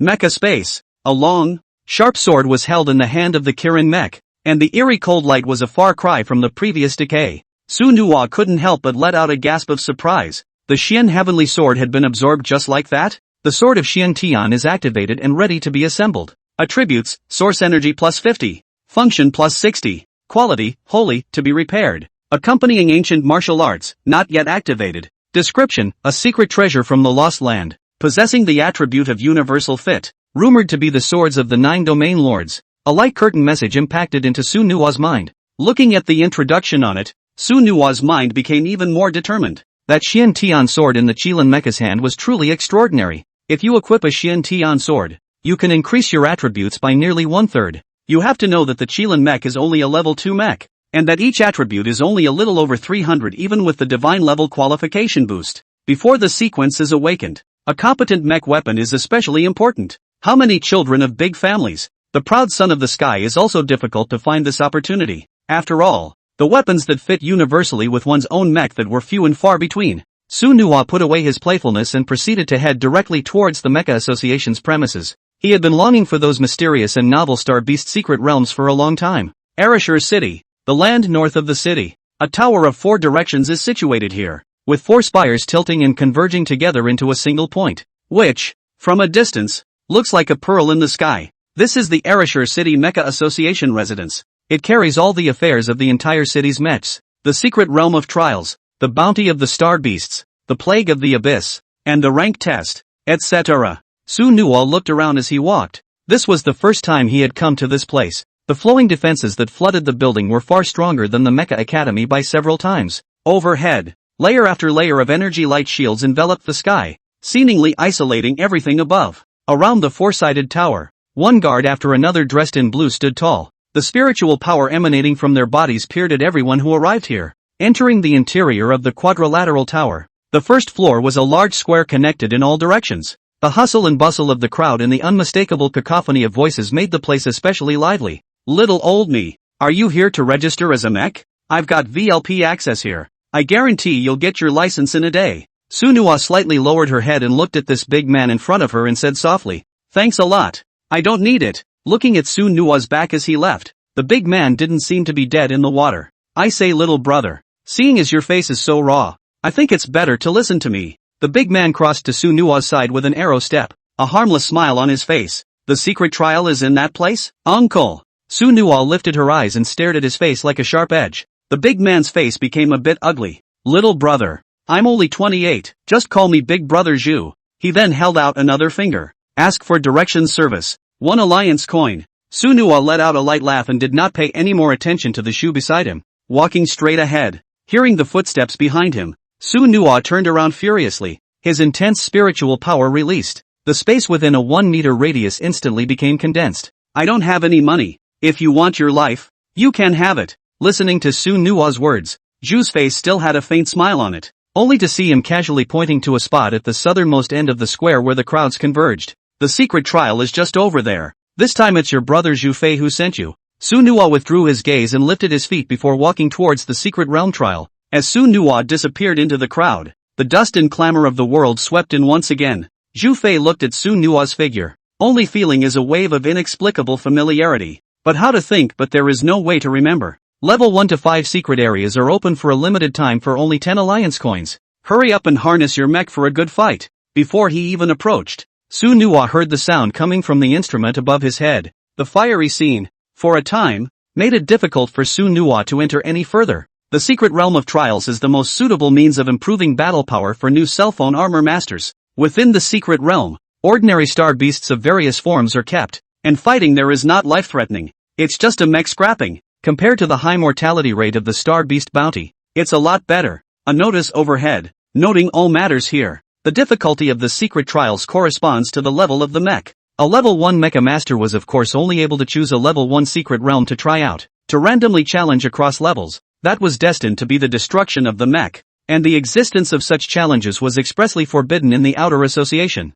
Sunhwa finally squeezed his way to the front after a lot of effort. The association personnel were seen wearing blue and white tops and clear black stockings underneath, one high ponytail tied up, looking extraordinarily youthful and beautiful. The release of that spiritual energy was yet unbelievably tantalizing. Sunhwa only felt that this randomly taking out one was better than the Academy's class flower. Feeling the crowded waves behind her, Sunhwa finally understood why there were so many people here. "Gentlemen, is there no one to challenge for the 3rd level trial? That's all that's left today." The words of the association's officers caused thousands of spits to fly. "Lee, I just came to see you. Don't pull my pants down." If it wasn't for the law enforcement team standing at the very front, I'm afraid that this group of people would have already rushed in. 3 or 2 minutes passed at breakneck speed, and the perimeter remained untouched. Sunhwa slowly walked up with his head down. "I'll challenge." The 4 words fell, instantly setting off a verbal attack on Sunhwa. "You kid, you don't even have all your hair yet. Go up to the side and cool off.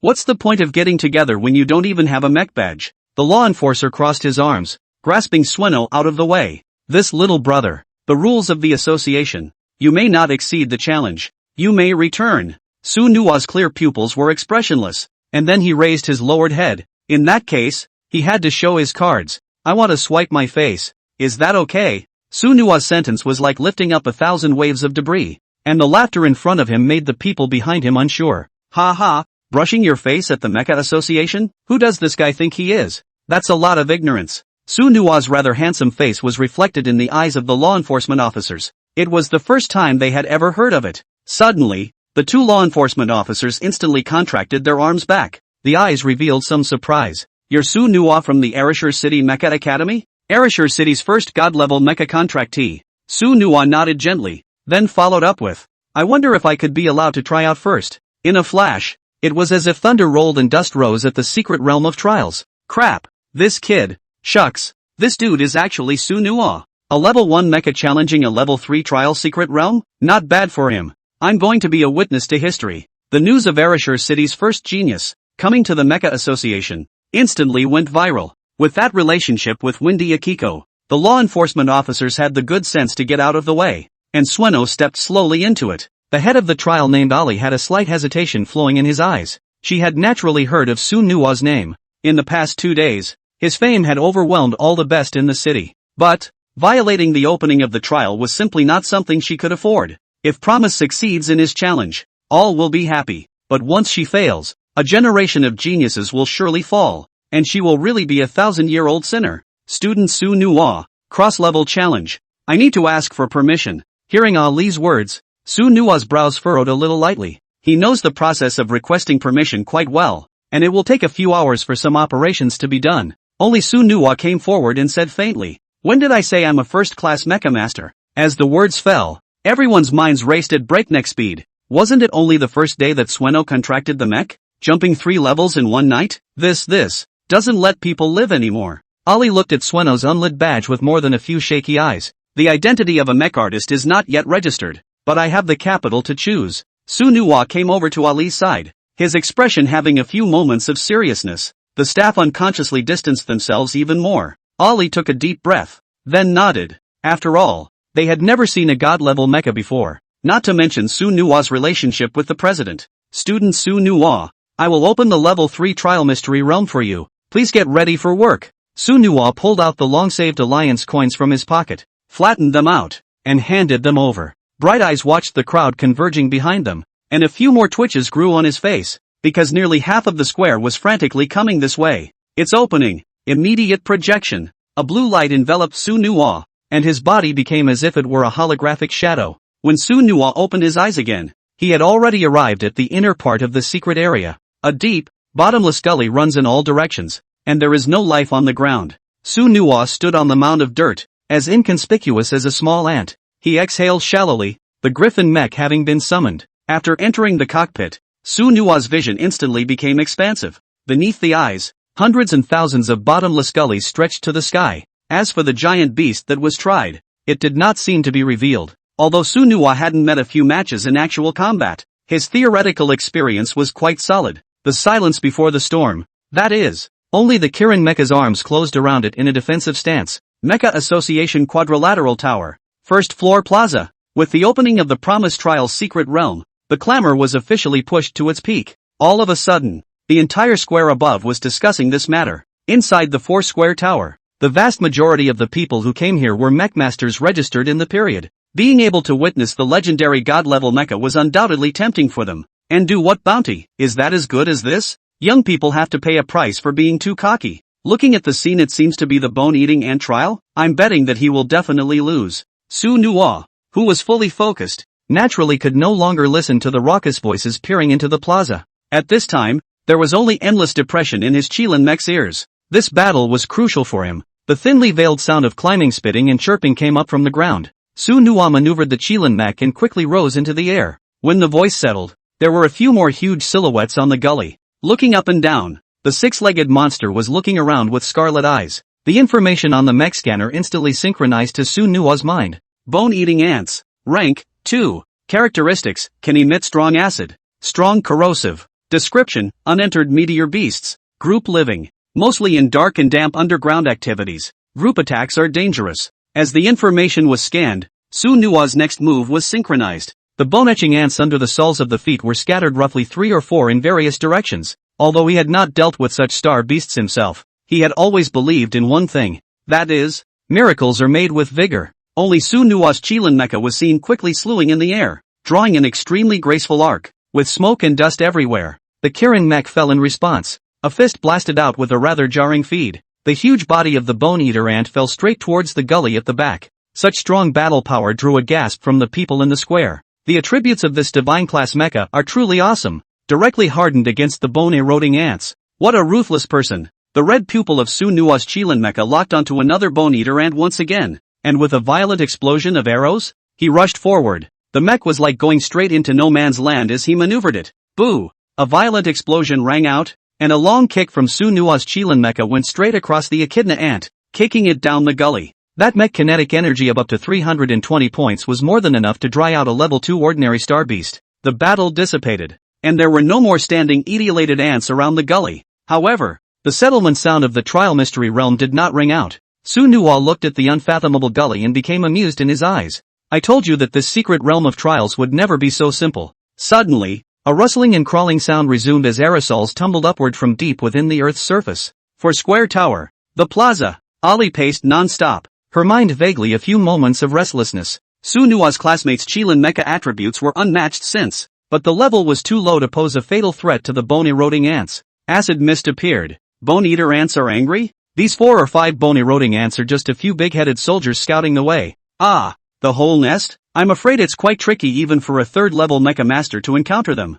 After all, before the 10th level, the mecha sequences were not activated, and most of them did not have ancient martial arts skills to learn, so they could only rely on brute force and skill for victory. Caught in the acid fog, Sueno might have a chance of survival if he lifts off now. There was a steady stream of off-camera commentary that went on and on. The heat of Su Nua's trial of this secret realm far surpassed everyone in the square. Just as the crowd felt sorry for Su Nua, a ghostly light surfaced, and in a flash, all was silent. The ghostly floating shadow settled, and the Xian Tian sword was already in Su Nua's Qilin mecha's hands. The Xian heavenly sword transformed into a huge long sword that was permeated with an eerie light. Su Nua's gaze was certain, and the corners of his mouth gently rose, worrying that he had nowhere to brush up on his experience. This copy of the beasts of the herd clearly made him even more excited, and even more excited than him were the spectators outside the arena. The scene Su Nua brought about was too much of a shock. A freshman-level mecha master was able to possess weapons. No one in the world knows that a mech's companion weapon can only be awakened after activating the first sequence. Why can he have weapons when he promises them? Even if you have it, how could a novice guy possibly use it? Just as the crowd was speculating and discussing, the situation within the replica also changed violently. The acidic mist emitted by the bone-eating ants poured into the air as if it was covering the sky. The sound of rustling and climbing seemed more fearful in this blindness. No one knew for sure how many bone-eroding ants were underneath this gully. Su Nua rode the Qilin mecha holding the Xian Tian sword, and the white aura from the sword instantly cut through the air. The scene of the secret realm of trials once again surfaced in front of the crowd. Quiet. This is the state of unity within the secret and in the square. Each of the bone-eater ants had already crawled to the 4 sides of the gully, their countless scarlet eyes locking onto Su Nua. They seemed to be waiting for the call to attack. Those outside the arena, on the other hand, were quietly watching Su Nua's next move. The odor of decay emanated outward from the dozens of bone-eater ants, and even Su Nua piloting the Qilin mecha could smell it for a few moments. Su Nua lifted the Xian Tian sword, staring at the tip of the sword as it aimed at the bone-eroding ants one after another,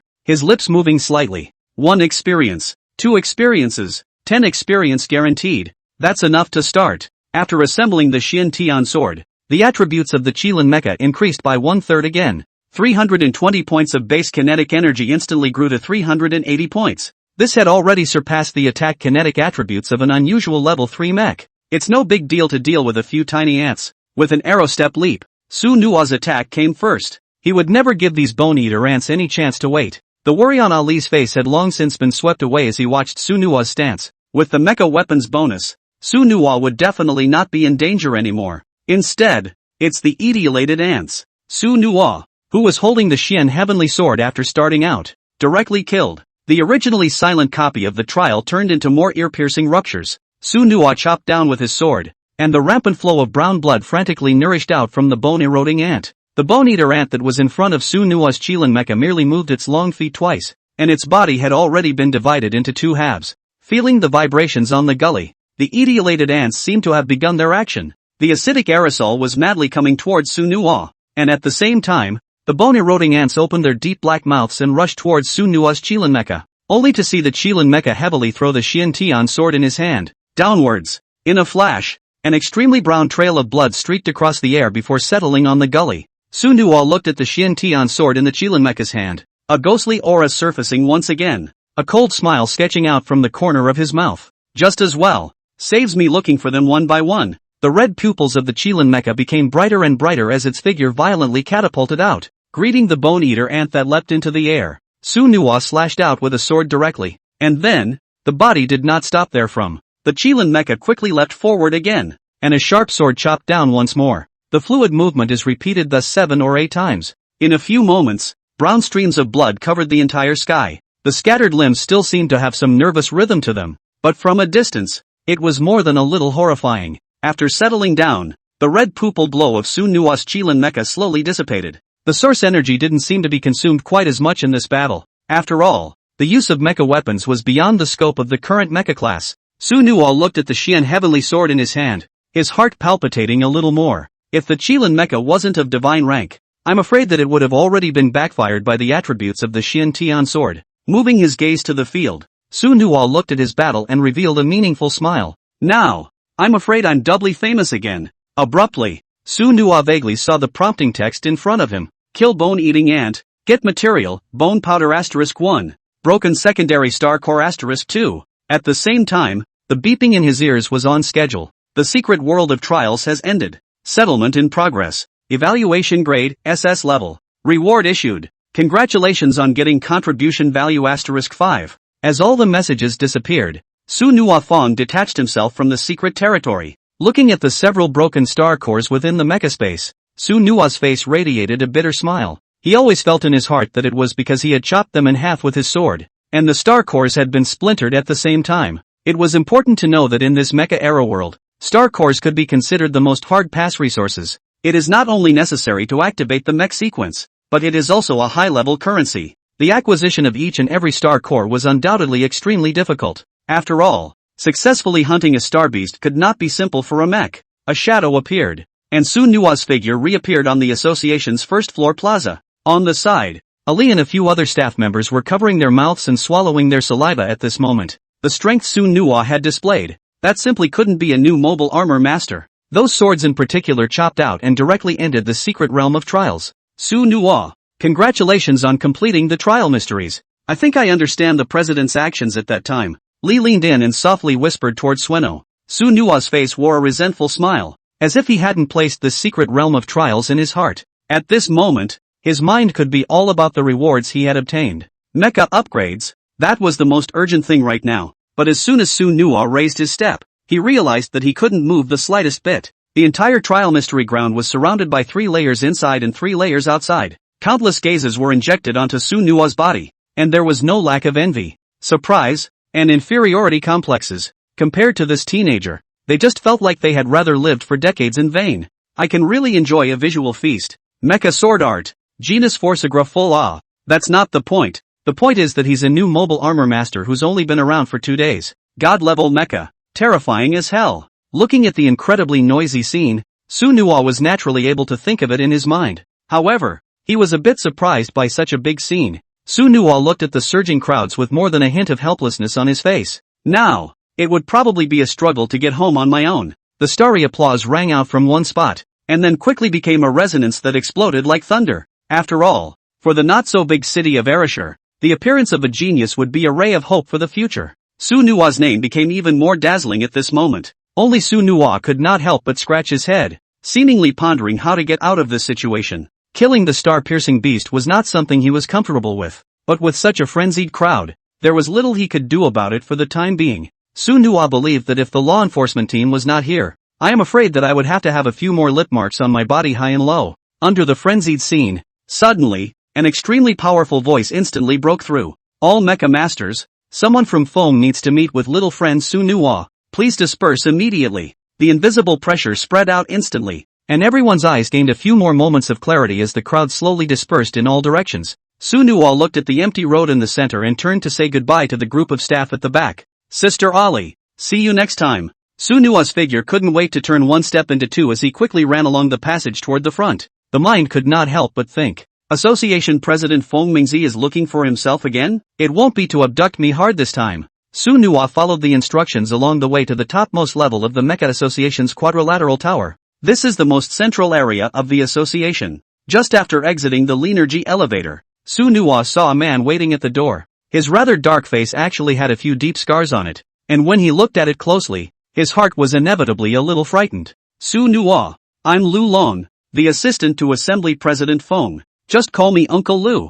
For the first time in decades, a Mecha Master under level 10 has arrived. Follow me. As the words fell, Lu Long's figure was already walking towards the front, leaving behind only the still curious promise. Su Nuwa's feet lifted lightly, and then he followed closely along the long teleportation ladder, weaving through one curtain of light after another. Su Nuwa and the two of them arrived at Feng Mingzi's presidential chamber. Su No, you can just go straight in. Remember, don't reveal to anyone that you've been here. After leaving behind a sentence, Lu Long stood at the doorway, no longer making a single movement. Sueno nodded lightly. As the blue light door opened, Su Nuwa walked straight into the presidential chamber. Little friend Su Nuwa, welcome to the Arashur City branch of the Mecha Association. With a kind face, Feng Mingzi stood in front of the falling window with his hands behind his back. Hearing Feng Mingzi's greeting, Su Nuwa immediately raised his steps. This kind of big brother gave himself face so much, he didn't dare to slack off at will. Kid Su Nuwa pays his respects to Elder Feng. First of all, I'd like to thank you for relieving me of my worries, otherwise I really don't know how to go back. A bright smile surfaced from Feng Mingzi, and an extremely powerful palm was placed on Su Nuwa's shoulder. Su No, this isn't me trying to take the heat off of you, it's you boys who are outrageous. An unregistered Mecha Master, single-handedly brushing a level 3 trial. I'm afraid the entire Grand Xia will be shocked if this is spread out. Su Nuwa had a resentful smile on his face, then scratched his head in slight embarrassment. Elder Feng, the kid didn't mean to disobey the rules. The Mecha Master registration audit is too troublesome, isn't it? Feng Mingzi coughed lightly, and the force in his hands seemed to have increased by a few points. Oh, I'm afraid it's not the slow vetting process, but you want to register directly as a level 2 mech. This is not something our Arashur City Junior Mecha Association can do. Between 2 days, helicoptering to the second level, directly omitting the novice period. You're considered the only demon I've ever seen. Seeing his old self revealed, Su Nuwa hemmed and hawed and laughed out. The wind old man in front of him, the old principal Hong Tao was told, even if everyone in the world wanted to harm you, and he, Feng Mingzi, would never. He has invested almost his entire life for the future of Arashur City. Therefore, to Su Nuwa, the old man in front of him was absolutely trustworthy. Since you think it's too slow, then the registration process will be dispensed with, and I'll directly assess you in person. Feng Mingzi waved his hands, and the kindness in his eyes became a bit more serious. Su Nuwa only felt his body filled with energy all of a sudden. The president of the Arashur City Mecha Association personally assessed and graded the mechs, and I'm afraid that this kind of honor is unique. Feng Mingzi's spiritual energy quickly peeled out, and a strange energy quality wrapped around Su Nuwa. Appraisal of mental powers is the only requirement for a mechanic's upgrade, and the other requisite is that the levels of the mechs must be synchronized. 5 minutes later, Kazumiko's eyes opened. The grading is complete. Your pilot badge should have been branded into the mech space. A divinely upgraded second-level mechanic.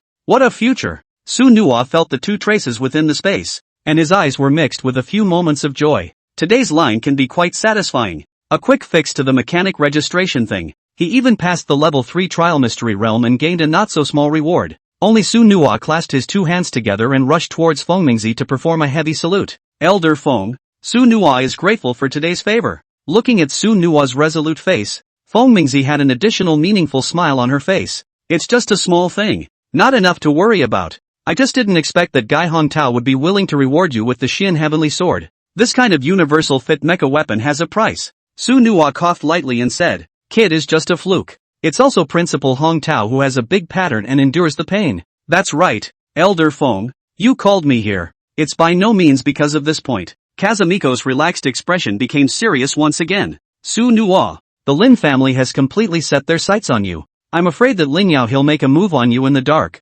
After all, in Arashur City his family's strength still has a bit of backbone. With your current abilities, I'm afraid it's hard to fight. So, Su Nuwa cast a grateful gaze, then his words became slightly sharper. Elder Feng is overly concerned. I've never put Lin Yao in my eyes. I will find a way to get rid of this hidden scourge as soon as possible. As for joining the Mecha Association, it's better to hold off for now. But don't worry, you're old man. I will definitely come to this Mecha Association every day. After all, there's nothing like a secret trial for newbies. There was a wave of appreciation in Feng Mingzi's eyes, and a bright laughter accompanied it. Ha ha ha, good boy has guts. Are you still a novice? Though, if you need any help in the future, just ask. Old Lu at the door. Necessary problems can also help you out. With these words from Feng Mingzi, Su Nuo mouthed a few more words of gratitude. Su Nuo wasn't stupid in his heart. Could it be that if he could make senior Feng Mingzi treat himself like this, could it really be because of his talent? As for the reason for this existence,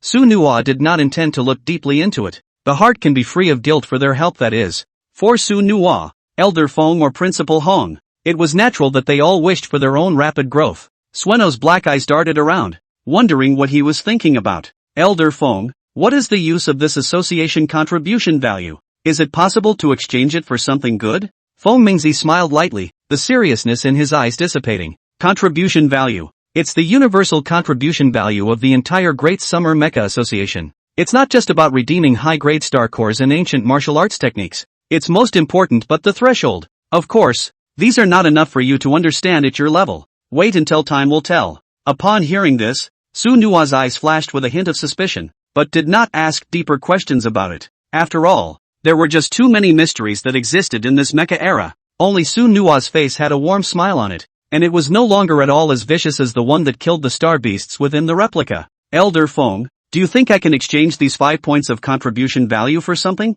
Kid is new here. I still hope to ask Elder Feng to be able to give me some guidance. Su Nuo made a salute with both hands. His demeanor was not condescending, but there was an elfin quirkiness in his eyes. Feng Mingzi coughed lightly, and then he turned and sat down on the old rattan chair in front of the window. 5 points of contribution value. That's nothing to exchange. Redeem up to 1 souvenir. The faint smile on Su Nuo's face grew a few points more, so that he wasn't exactly unproductive. Then thanks a lot, Elder Feng. With those words, Su Nuo then felt the contribution value on the information panel directly return to 0, only to see Feng Mingzi pull out a black-as-can-be token from his waist and throw it to Su Nuo. Okay, the transaction is successful. This Xian iron token, it's yours. Su Nuo's eyes did not fluctuate as he looked at the token in his hand that seemed like scrap metal, the thing that Association President Feng Mingzi put out. Then how could it not be a piece of trash? Thank you, Elder Feng. If there's nothing else, I'll leave first. Looking at Su Nuo's departing back, Feng Mingzi slowly stood up from the rattan chair and spoke to himself.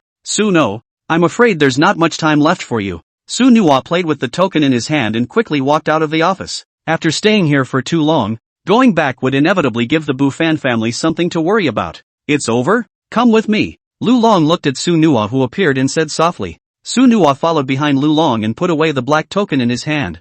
I didn't expect the Lord President has given you the Xian Iron Order. It seems that he really thinks highly of you. Lu Long's words were still very flat, as if they were emotionless. The curiosity on Su Nuo's face was instantly drawn up. After all, he himself wasn't sure what the token actually did right now. Uncle Lu, is this token very powerful? Hearing Su Nuo's words, Lu Long's footsteps abruptly stopped. More than awesome? It's like a calf on a rocket. You can walk sideways in the Arashur City Mecha Association with it. This is the equivalent of a handwritten order from the Lord President. A privilege like no other. Simply put, it's the equivalent of recognizing you as a supernumerary direct employee of the association. At least on the surface, no one would dare touch you. Su Nuo looked at the hand as not surprising token. The heart cannot help but sigh. This seems to be serious. Uncle Lu is also quite humorous. Lu, I just didn't expect that this Feng Mingzi would also be so generous once he made a move. This was the equivalent of giving himself a life preserver from the Mecha Association. Lu Long let out a light laugh and did not pay any more attention to Su Nuo as he turned around and walked quickly towards the front.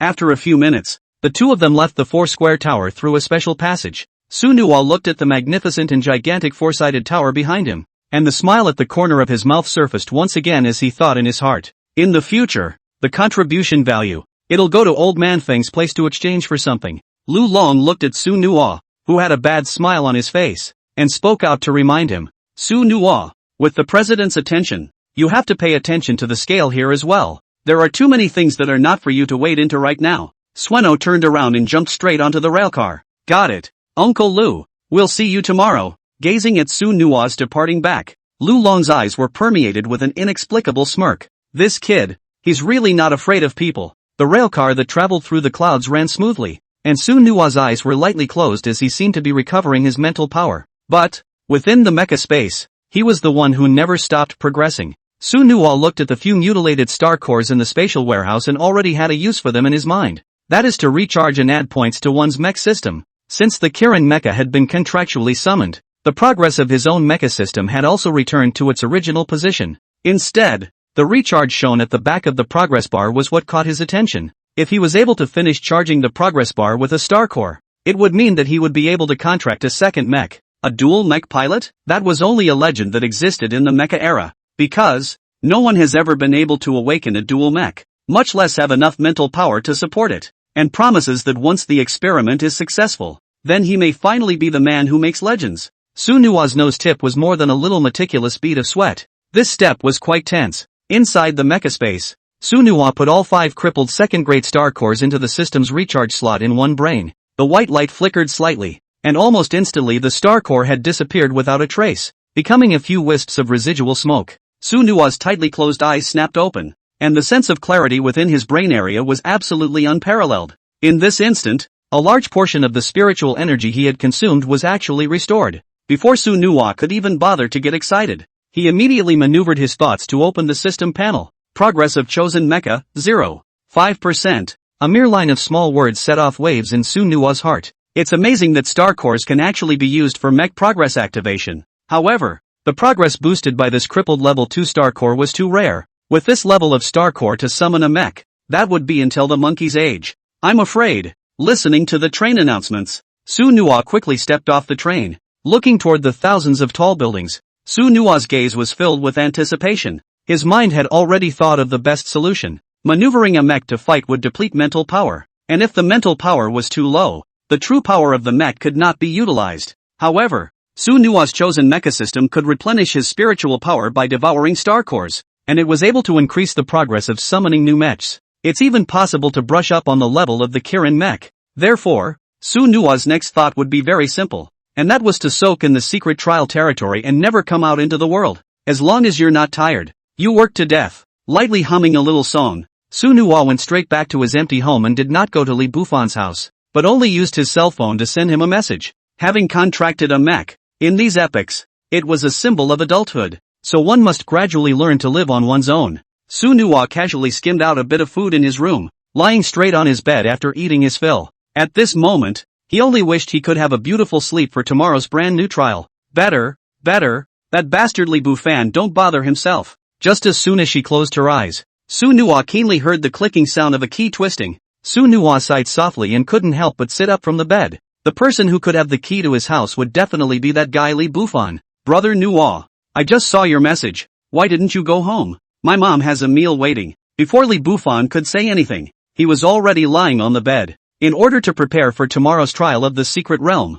I want to go to bed early. Thank Aunt Mu for me. Su Nua closed her eyes once again, only to realize that her body had already been dragged down by Li Bufan. Deadly orders to drag you back. No, I'm offended. Looking at Li Bufan's grimacing face, Su Nua instantly wanted to kick him twice in his ass cheeks, but in the bottom of his heart, he acquiesced to Li Bufan's move. A feeling that is not like affection but especially more than affection. After a bit of fun, the two returned to the Li house. The fragrant meal, still steaming hot, was heavy on the cozy cabin. Seeing Su Nua come, young Changmu's face wore a particularly kind smile. Su Nua, I don't see you kids coming home either. What's the matter? You don't like Auntie's cooking? Su Nua sat very nicely at the dining table, her eyes soft. Aunt Mu, no, that's impossible. I've been eating it for so many years. I'll never get tired of it. Didn't you go to participate in the trial mysteries today? You consumed a lot of mental energy and thought of taking an early rest. Listening to Su Nua's words, Yang Chengmu's face was very proud mixed with a few moments of worry.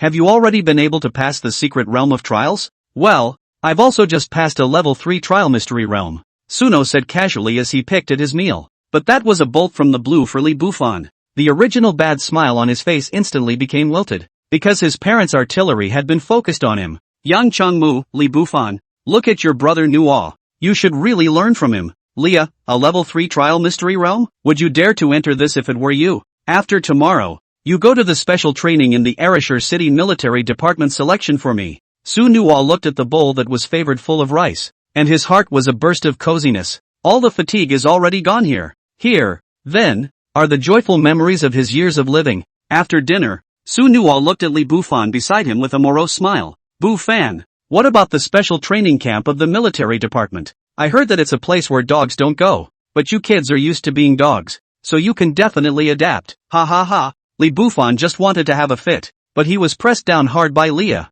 Stop it for a moment, you two. I have something important to explain. Leah's deep eyes were filled with an unseen seriousness. In an instant, the two men snapped to their feet and waited for Lee's next words. Dazzling smoke was gulped out of Lee's mouth without stopping. On the side of young Chang-mu, a wisp of a tear streak crossed the corner of her eye, and there was more than a hint of sadness in her brows. Su Nuwa, Bufan, from tomorrow your destiny begins. Su no, I never interfere with your choices, nor do I have the right to, and of course, I'm sure you won't live up to their expectations. As Leah's words fell, young Chang-mu took out a rather delicate silver box from behind his back and handed it to Su Nuwa. Noel, here are the letters that Auntie has kept for you all these years. As of today, it may not be possible to receive it anymore, because you no longer need to be sheltered. As she spoke, a line of fresh tears traced faintly across her slightly creased skin. Su Nuwa seemed to choke a little at the back of her throat as she slowly took it from young Chang-mu.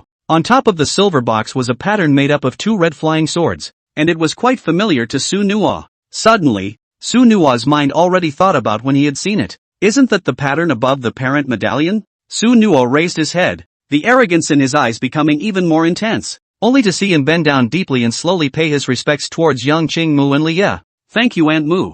Thank you, Uncle Lee. Young Chang-mu turned his back, and deep down he didn't seem to want to see this scene. Li Bufan stood beside him, and there was some movement above his expression. The bond between Su Nuwa and him, that brotherhood wasn't simple. After all, they grew up in the same pants. But before Li Bufan could act, Leah's words made him fall into an ice cave. Li Bufan, you will enter the Arashur City Military Department's special training camp from tomorrow. At the end of 1 month's special training, if you don't manage to activate the first sequence and enter the military department, there's no need for you to come back. Li Bufan sucked in his nose fiercely. The pain on his face was unmistakable. To his surprise, it came so quickly. Leah heavily pressed the butt down on the table and turned straight toward the bedroom. Yang Changmu's tear-stained face, however, put on a smile. No, Bufan, you all have to cheer up. The duo's handsome faces seemed to still be a bit young, but they nodded unanimously. Su Nuwa looked at Li Bufan beside her, and instantly, she resumed the state of the two of them getting along.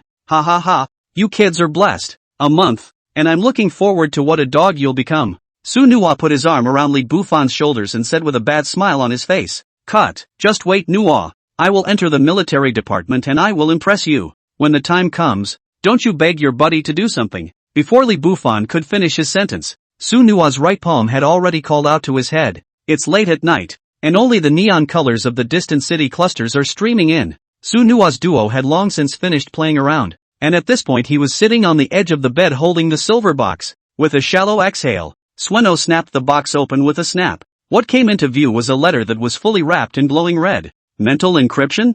That glow. Su Nuwa perceived it at once. These letters? No wonder you couldn't give them to yourself before. I'm afraid that this kind of mental power shackle can only be opened after becoming a mecha master. Along with the infusion of spiritual energy, a letter was opened by Su Nuwa in its entirety, and there are no half-words in each letter. All it contained was a sheet of unmistakable New League money. Su Nuwa looked at the huge sum of money in his hands, and for a moment, his mood was exceptionally heavy. He was seen placing these League coins silently in front of his parents' badges. A deep downward bow followed. A sleepless night. After Su Nuwa did some washing, he directly set off for the Mecha Association. In front of the four-square tower, Su Nuwa came again, but his state of mind was very different compared to yesterday. He was quite experienced now. As soon as he stepped onto the first floor of the Association Plaza, Su Nuwa was stunned by the scene in front of him. The crowds that should have been scattered all over the place were almost all crowded to the secret realm of trials. Vaguely, Su Nuwa heard his name. A faintly puzzled look surfaced on Su Nuwa's face.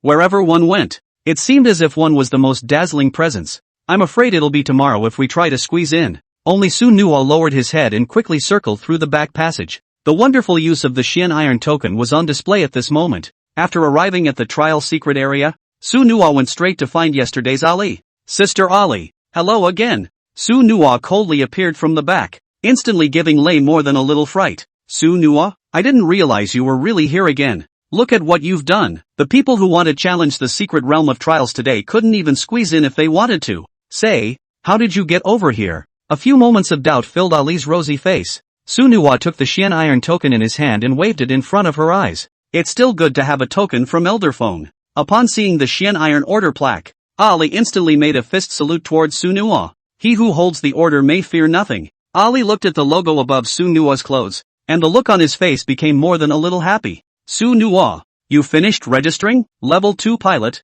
Pretty good. Su Nua gently laughed. Sister Ali, I'm in a hurry, so open the level 5 trial mysteries for me. Su Nua's glib words, yet again, sparked a clamor in the venue.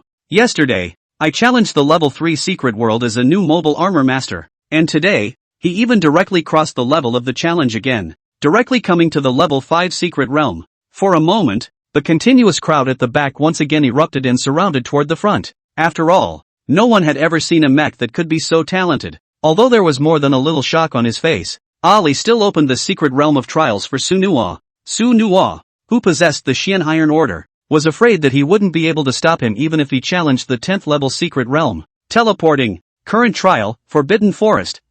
Trial difficulty, level 5 pilot. As the teleportation finished, Su Nua's eyes slowly opened. The Kirin Mecha was also summoned in synchronization. After upgrading the Kirin, the red-white body was even more permeated with strands of streaming light, which was exceptionally eye-catching from afar. Gaze. Watch. Su Nua's spiritual energy quickly penetrated deeper into the forest. A level 5 trial mystery realm. It wasn't something that could be compared to levels 1-4. Small boss level star beasts might exist here now. If you say it's a forest, you might as well say it's a world of decay. There were endless withered unlived tall trees everywhere. Even on the surface of the ground, there was no half a bit of green to speak of. And this place only presented an incomparably desolate scene within the secret territory. But it was in Su Nua's favor. Without the cover of dense foliage, the star beast's whereabouts were obvious. The tall body of the Kirin mech moved forward at a fast pace. One by one, the withered trees above the path were chopped off by the Xian Tian sword. Abruptly, a towering slope of earth bulged beneath the surface,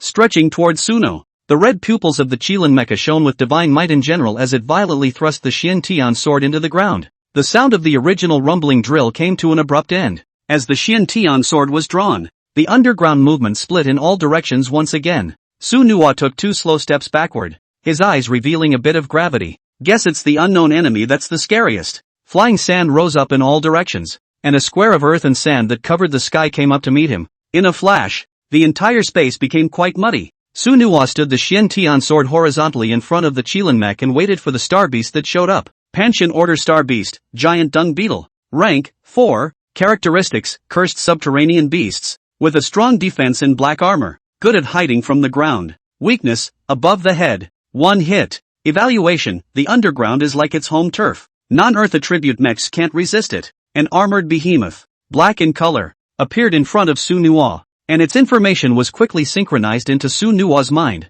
The gravity on Su Nua's face slowly dissipated, and he couldn't help but think in his heart, no wonder the level 5 secret realm is a threshold. I'm afraid this giant dung beetle would be difficult for an average mechanic to break through. Unfortunately, this guy met himself. The Xian Tian sword was once again held in his hand, and the additional attributes exploded out in an instant. A sword slashed out, blasting down trees in all directions. Su Nua's figure, on the other hand, had already rushed forward. The functions of the Kirin mech were simply not something that could be compared to an ordinary mech. That speed. It's not surprising. The Xian Tian sword, which emitted a faint ethereal light, chopped towards the giant dung beetle. The strong collision sound seemed to be able to penetrate the mech and sink into the eardrums. This sword had almost gathered 7 or 8% of the Kirin mecha's strength. A gouge about half a meter deep was cut into the massive carapace of the giant dung beetle, but no flesh or blood was seen. Its long black tentacles snapped up, and the 6 long feet on its body quickly dug down deep. In an instant, it disappeared from the spot. Su Nua put away the Xian Tian sword, and the sharpness in his eyes became even more intense. The attack caused by this sword chop on the giant dung beetle was already large enough. However, he didn't expect that he still couldn't break through the defense of its armor. Beneath the surface of the earth, a towering slope of earth rumbled once more, hurrying off into the distance. Want to go? There's no chance of that. Su Nua maneuvered the Qilin mech to quickly ascend into the air. His red pupils locked onto the giant dung beetle underground. At the same time, a sword light sliced in all directions, Boom boom. Boundless deadwood, towards the center of the area, fell down with a bang. The underground giant dung beetle became a few moments slower. The corners of Su Nua's mouth curled into a smile. The Qilin mecha suddenly burst into speed, stabbing into the ground with the Xian Tian sword in hand. In a flash, a black blood spurted out like a water column. The griffin mech pulled the Xian Tian sword up and rushed out of the ground along with the giant dung beetle. However, at the moment the giant dung beetles had long since been split up. With a sharp fling, the black liquid from the blade spilled out into the distance along with the dung beetle's head. Kill the giant dung beetle and obtain the material, Black Armor *1. Acquired a 3rd grade Star Core *1. As the voice rang out within the mecha space system, Su Nua's mind was set. Luckily, this time the Star Core is a complete whole. Although it was a 3rd grade Star Core, for Su Nua that wasn't picky at all. Putting away the Xian Heavenly Sword, Su Nua walked towards the front, kicking the giant dung beetle head further away as rows of deadwood fell down in response. There was only the information of killing the star beasts, but no notification of passing, so this secret trial did not end. A look of gravity slowly emerged on Su Nua's face. In this way, the 5th level secret trial was not even the same magnitude compared to the first 4 levels, but Su Nua's excitement far outweighed the worry in his heart. After all, a giant dung beetle could explode a material in Star Core, not to mention the star beasts in the depths of the secret realm. After 5 minutes of traveling along the deadwood belt, the scene ahead remained as dead silent.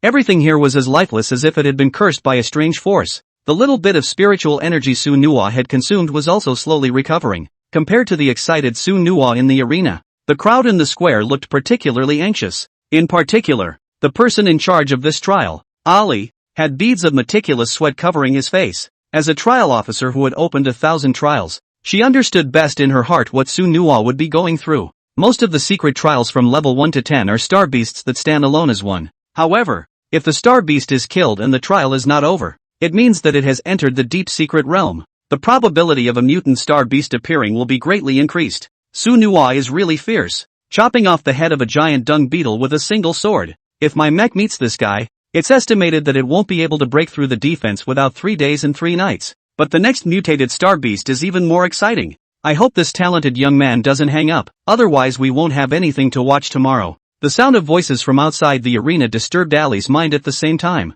She was seen with her hands together and her eyes lightly closed, chanting something under her breath. The high and withered trees gradually became more and more dense, and the white trunks of the trees gradually became more and more patterns, which looked like a grinning black mouth from afar. Su Nua, who was located high in the sky, had already restored the state of the Qilin mecha to its peak, gazing intently at the changes on the surface. Being careful is the only way to make it work. Moments later, within Su Nua's visual range, a scene worthy of a chemical reaction began to unfold. From the distance toward the rapid approach here, the original deadwood one after another actually bloomed out of life. That's right, they actually pulled themselves out of the ground, as if the roots of the trees had transformed into feet, and converged in the direction of Su Nua. A branch as thick as a water tank rose frantically toward the sky, attempting to wrap around Su Nua's Qilin mech. Su Nua let out a shallow breath as the Xian heavily sword in his hand was quietly drawn. It was accompanied by a scattering of branches, leaving a loud clattering sound. But you've finally shown yourself. The wooden vines beside him had long since been cleared away after Sueno landed. The monster at the forefront also suddenly appeared from the ground. Its soft, massive body brought up a shower of dirt, and its head consisted of densely packed tentacles that looked like a sucker mouth from afar. When its entire body surfaced, Su Nua's eyes couldn't help but flash through a few moments of surprise. This guy is a little too big for his britches. At least it was estimated to be a few dozen meters long. Although there was no face, the 100 or so tentacles were more than alarming. Along with the completion of the information scanning, Su Nua's Qilin mecha had already prepared its battle stance. Panchen Order Star Beasts, Earth-Drilling Demon Worms. Rank, 5. Characteristics, deeply distributed on all major planets. Good at digging, resistant to high temperatures and heat on top of their bodies. Spraying acid that devours everything and is controlling. Weakness, fear of water attribute. Evaluation, a quasi-level 5 mutant star beast is the overlord of the secret land. Non-team water attribute mechs are mistakenly entering, along with the manifestation of the drilling great demon insect, above the square. Once again, it caused a big wave of rendering. These mutated star beasts had long been infamous above the planet, with a unique means of attacking while possessing the ability to escape. It would be extremely tricky for an ordinary mecha master. Looking at Su Nua in the field, they couldn't help but shake their heads. Meanwhile, Ali, who was in charge of the trial, quickly crushed the blue sphere behind him. This secret realm of Su Nua's trial has exceeded the scope of her imagination. At this moment, Su Nua within the secret territory was calm. Although the drilling demon worm had already been ranked as a level 5-star beast, the attributes of Su Nua's Qilin Mecha had long exceeded the level 5 level. What's more, there was also the attribute boost from the Xian Tian sword. As Ali crushed the blue ball of light, a green-colored figure teleported down from the upper floors of the four-square tower. Li, what happened? Upon seeing the visitor, Ali as well as a group of staff members instantly made a salute with both hands. Excuse me, Vice President Xing. The promise of the person who holds the Xian Iron token to enter the secret realm of the trial has now encountered a tricky star beast, and it is necessary to ask you to intervene to terminate this trial if necessary. There was clearly more than a little bit of anxiety in Ali's words. Seeing the man in green, the clamor in the square thus went up a notch. After all, the two assembly presidents. That's not something you see on a regular basis. Xing Nantian, the vice president of the Arashur City Mecha Association, a level 45 Zun-ranked mecha master, was a name to be reckoned with in the entire Arashur city. The look on Xing Nantian's face was not flustered, and he sat down straight away. That kid Su Nua? No harm. Just wait and see what happens. You don't have to tell me. I'll step in if I have to. 2 short sentences, but it is like a bell ringing like heartstrings. The flurry of discussion underground was not to be lifted even more to another stratum. Su Nua's background is really a bit strong. This, a level 45 Zun-ranked mecha master escorting him. It's too outrageous. More and more. I'm looking forward to Su Nua's performance. The secret realm of trials. Forbidden forest. Su Nua's Qilin Mecha held the Xian Tian sword and cut down the deadwood that came flying at speed. And his figure didn't stand still. He was pressing step by step towards the drilling demon insect. But in just a few moments, it had already arrived a few dozen meters away from it. The manipulated deadwood wasn't half as destructive to the Kirin mech, nor did it impede his movements. Seeing the figure of the Qilin Mecha, the drilling demon bug instantly disappeared towards the ground. The 100 or so tentacles, however, were standing high in the air, rapidly extending and lengthening. The sky was as if 100 arms were stretched out and demons danced wildly. Splashes of acid corroded everything within this forest. In just one breath, the dead wood on the ground instantly transformed into rotting gas and floated above the earth. The wings behind Su Nua's Qilin mech opened steeply, the blazing red flames dazzling in this roiling acid rain. The Xian Tian sword was held in his right hand. An array of ghostly sword light fell. Dozens of soft tentacles quickly snapped off toward the bottom. All over the sky, dozens of meters-long tentacles were still twisting due to their nerves. And their mother, by now, is far underground. The Kirin Mecha after taking off into the air seemed to have transformed into another form. The red pupils reappeared with a faint mist, and the bones of the mech on his body crackled. Su Nua's spiritual energy was fully infused within the Qilin Mecha. Suddenly, it seemed as if the Qilin Mecha had completed communication with heaven and earth. All the strange movements underground were within the detection range of the Qilin mech. Xing Nantian, who was still in a state of rest, snapped his eyes open. The dark pupils of his eyes stared tightly at Su Nua within the secret territory of the trial. A faint look of surprise appeared on his face. This kid, it's true what the president said. What a surprise. Only to see Xing Nantian stand up. The surprise on his face turning into a smile as he walked towards the upper levels of the Four Directions Tower on his own. Looking at Vice President Xing Nantian's figure, Ali's outstretched hand froze in place. This is why. Murphy promise. Just as the crowd was surprised, Su Nua's attack completed its lock. With the addition of the Xian Tian sword and the infusion of Su Nua's entire spiritual energy, the Qilin Mecha's source energy and functioning reached its peak. The originally white blade of the Xian Tian sword was covered with patch after patch of blazing flames, burning the air and the living beings at the same time. A red light appeared, and the Xian Tian sword drew an extremely deep gully. The sky was filled with fire and light, pouring over the gully, and the figure of the drilling demon worm was synchronized and revealed. Su Nua's sword directly cut off its route of descent. Along with the appearance of the drilling demon worm, Su Nua maneuvered the body to quickly rush from top to bottom. It's originally more than 100 tentacles in all directions, but at this time, there were only a dozen left. Only the huge mouth of the drilling demon worm that looked like a black abyss opened up, and scattered tentacles scattered in all directions. It attempted to want to directly devour Su Nua's Qilin mech, but what greeted it was the Xian heavenly sword in Su Nua's hand. The blazing fire left the ground and the sword passed through the clouds. Su Nua held the Xian heavenly sword in his hand as he stabbed into its huge abyssal mouth, and then the Qilin Mecha slammed its fist to the front, and the huge body of the drilling demon worm turned into two halves in a split second, rolling towards the front. After the sword settled, the Qilin Mecha heavily moved its wrist and pulled out the Xian Tian sword. Above the plaza, Su Nua's streak just now caused countless people to boil. Hardly anyone could believe that this was even a new cell phone armorer was manipulating. Su Nua's reputation as a genius couldn't help but boil over even more. Crossing challenges, divine warriors, divine beast mecha. It's amazing that so many outrageous elements still converge in one person. Xing Nanshan's upward steps stalled, and a rather deep smile appeared at the corner of his mouth. The Mecha Association can finally stop for 2 days. After the drilling demon worm was reduced to pieces, a prompt sounded quietly in Su Nua's mind. The Kirin Mecha has been upgraded. Kill the drilling demon worm and obtain the material, liquid of the worm 2. Obtained a 5th grade Star Core 1. Congratulations on completing the level 5 trial mystery, Forbidden Forest, 1. Trial evaluation, SS level. Reward, Association contribution value 15. Special reward, grade 2 Star Core * 2. After a series of prompts, Su Nua was already teleported to the square when he opened his eyes again. Ali looked at the rather weak Su Nua in front of him and hurriedly went forward to assist him.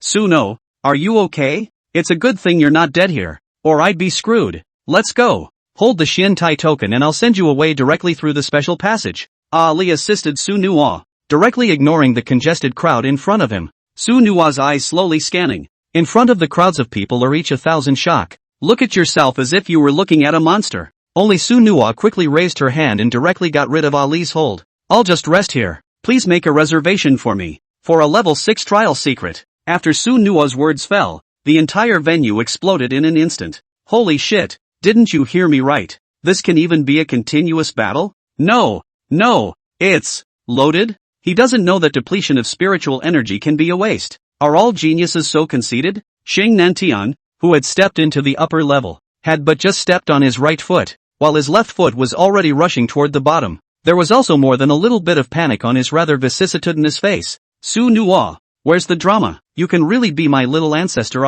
If something happens to you, old man phone will probably really go crazy. Su Nua half sat on the steps. The raucous noise beside him did not affect his actions. Inside the mech space, Su Nua looked at the star core in his hand that was emitting a gust of white aura with certainty in his eyes. He only saw him quickly place a few star cores on the progress bar's recharge slot. And what happened afterward was almost identical to the last time. Su Nua could only feel that his spiritual energy was rapidly recovering. The progress on top of the system, once again, increased by a few points. Progress of chosen mecha, 5%. Looking at the activated progress, Su Nua's mouth couldn't help but flash through a few twitches. A level 5 star core with a couple level 3s on the outside adds 3 points of progress? It's really hard to be taught. It was important to realize that the value of a grade 5 star core was already over 2,000 alliance coins. Su Nua let out a shallow breath, but did not move out of the mecha space, because his eyes were locked on the materials inside the mech warehouse again. In his heart,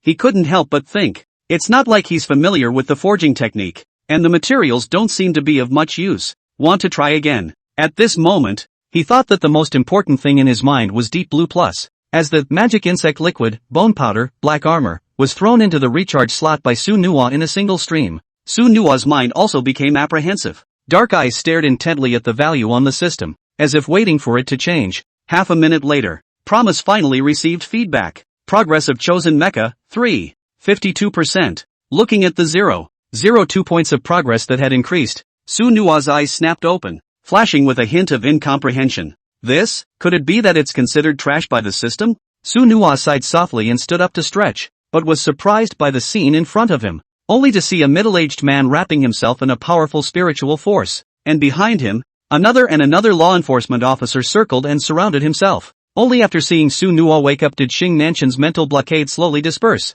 You kid, you're finally awake. I thought you were going to GA. Su Nua couldn't help but smile resentfully and lightly twice as she listened to the middle-aged man in front of her. Although he didn't know the identity of the person in front of him, he understood that his status was by no means low by looking at the reactions of the people around him. Thank you, senior, for worrying. The kid is fine. I'm just restoring my spiritual power. Sister Ali, just please open another level 5 secret trial for me. Xing Nantian put on a cold expression and swept straight towards Su Nua. Su Nua, I'm Xing Nantian, the vice president of the Arashur City Mecha Association. With your current spiritual power, are you still able to manipulate a god-level mecha? I don't want a generation of geniuses to fall because of ego. Su Nua's body was slightly tilted, but his words were not condescending. Thanks to Vice President Xing's concern, all is well with my body. My day's mission has just begun. Listening to Su Nua's words, Xing Nanshan's pupils were also filled with shock. After living for decades, This was the first time he had heard that breaking into the secret realm of trials could be as good as drinking cold water.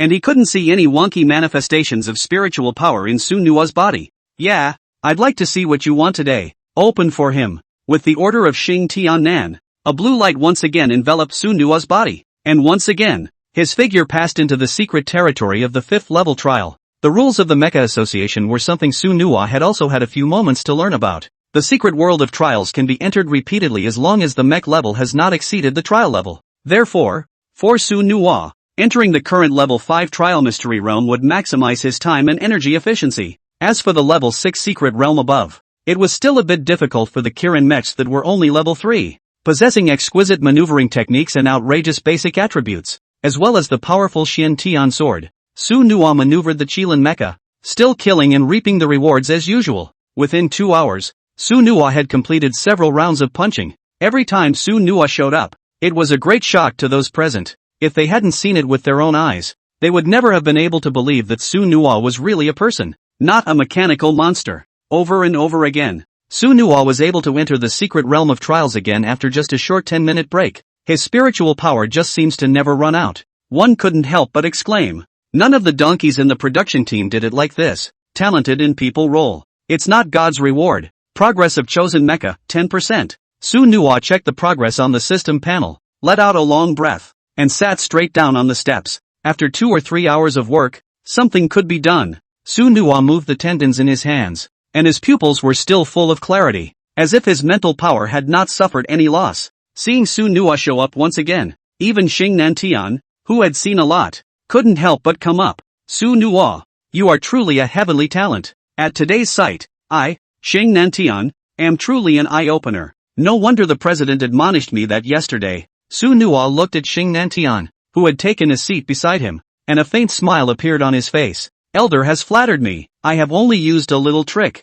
Hearing Su Nua's words, Xing Nantian laughed out loud. Your little trick is over. Am I still open to the Mecha Association? Look for yourself. What have you done? Greeting Xing Nantian's finger. Su Nua Fawn gazed toward the square. No, it should be the entire 4-square tower. Only to see the various layers of the square are surrounded by crowds, especially the first layer of the square. That the great scene is absolutely unique. Each and every one of them called out Su Nua's name softly under their breath, itching to squeeze through their heads to come up and catch a glimpse of this talented young man. Su Nua's expression instantly became a few moments of embarrassment. He hadn't expected that he would cause such a big stir. Vice President Xing, I'm really sorry about this. However, after today, my Su Nua's name might be known to women and children in Erishur City. As soon as Su Nua's words fell, Xing Nantian's face became a bit more grave. Eagle-like eyes looked at the young man beside him, but felt unable to penetrate at all. Su No, I can't figure out why you're doing this. If the wood shows in the forest,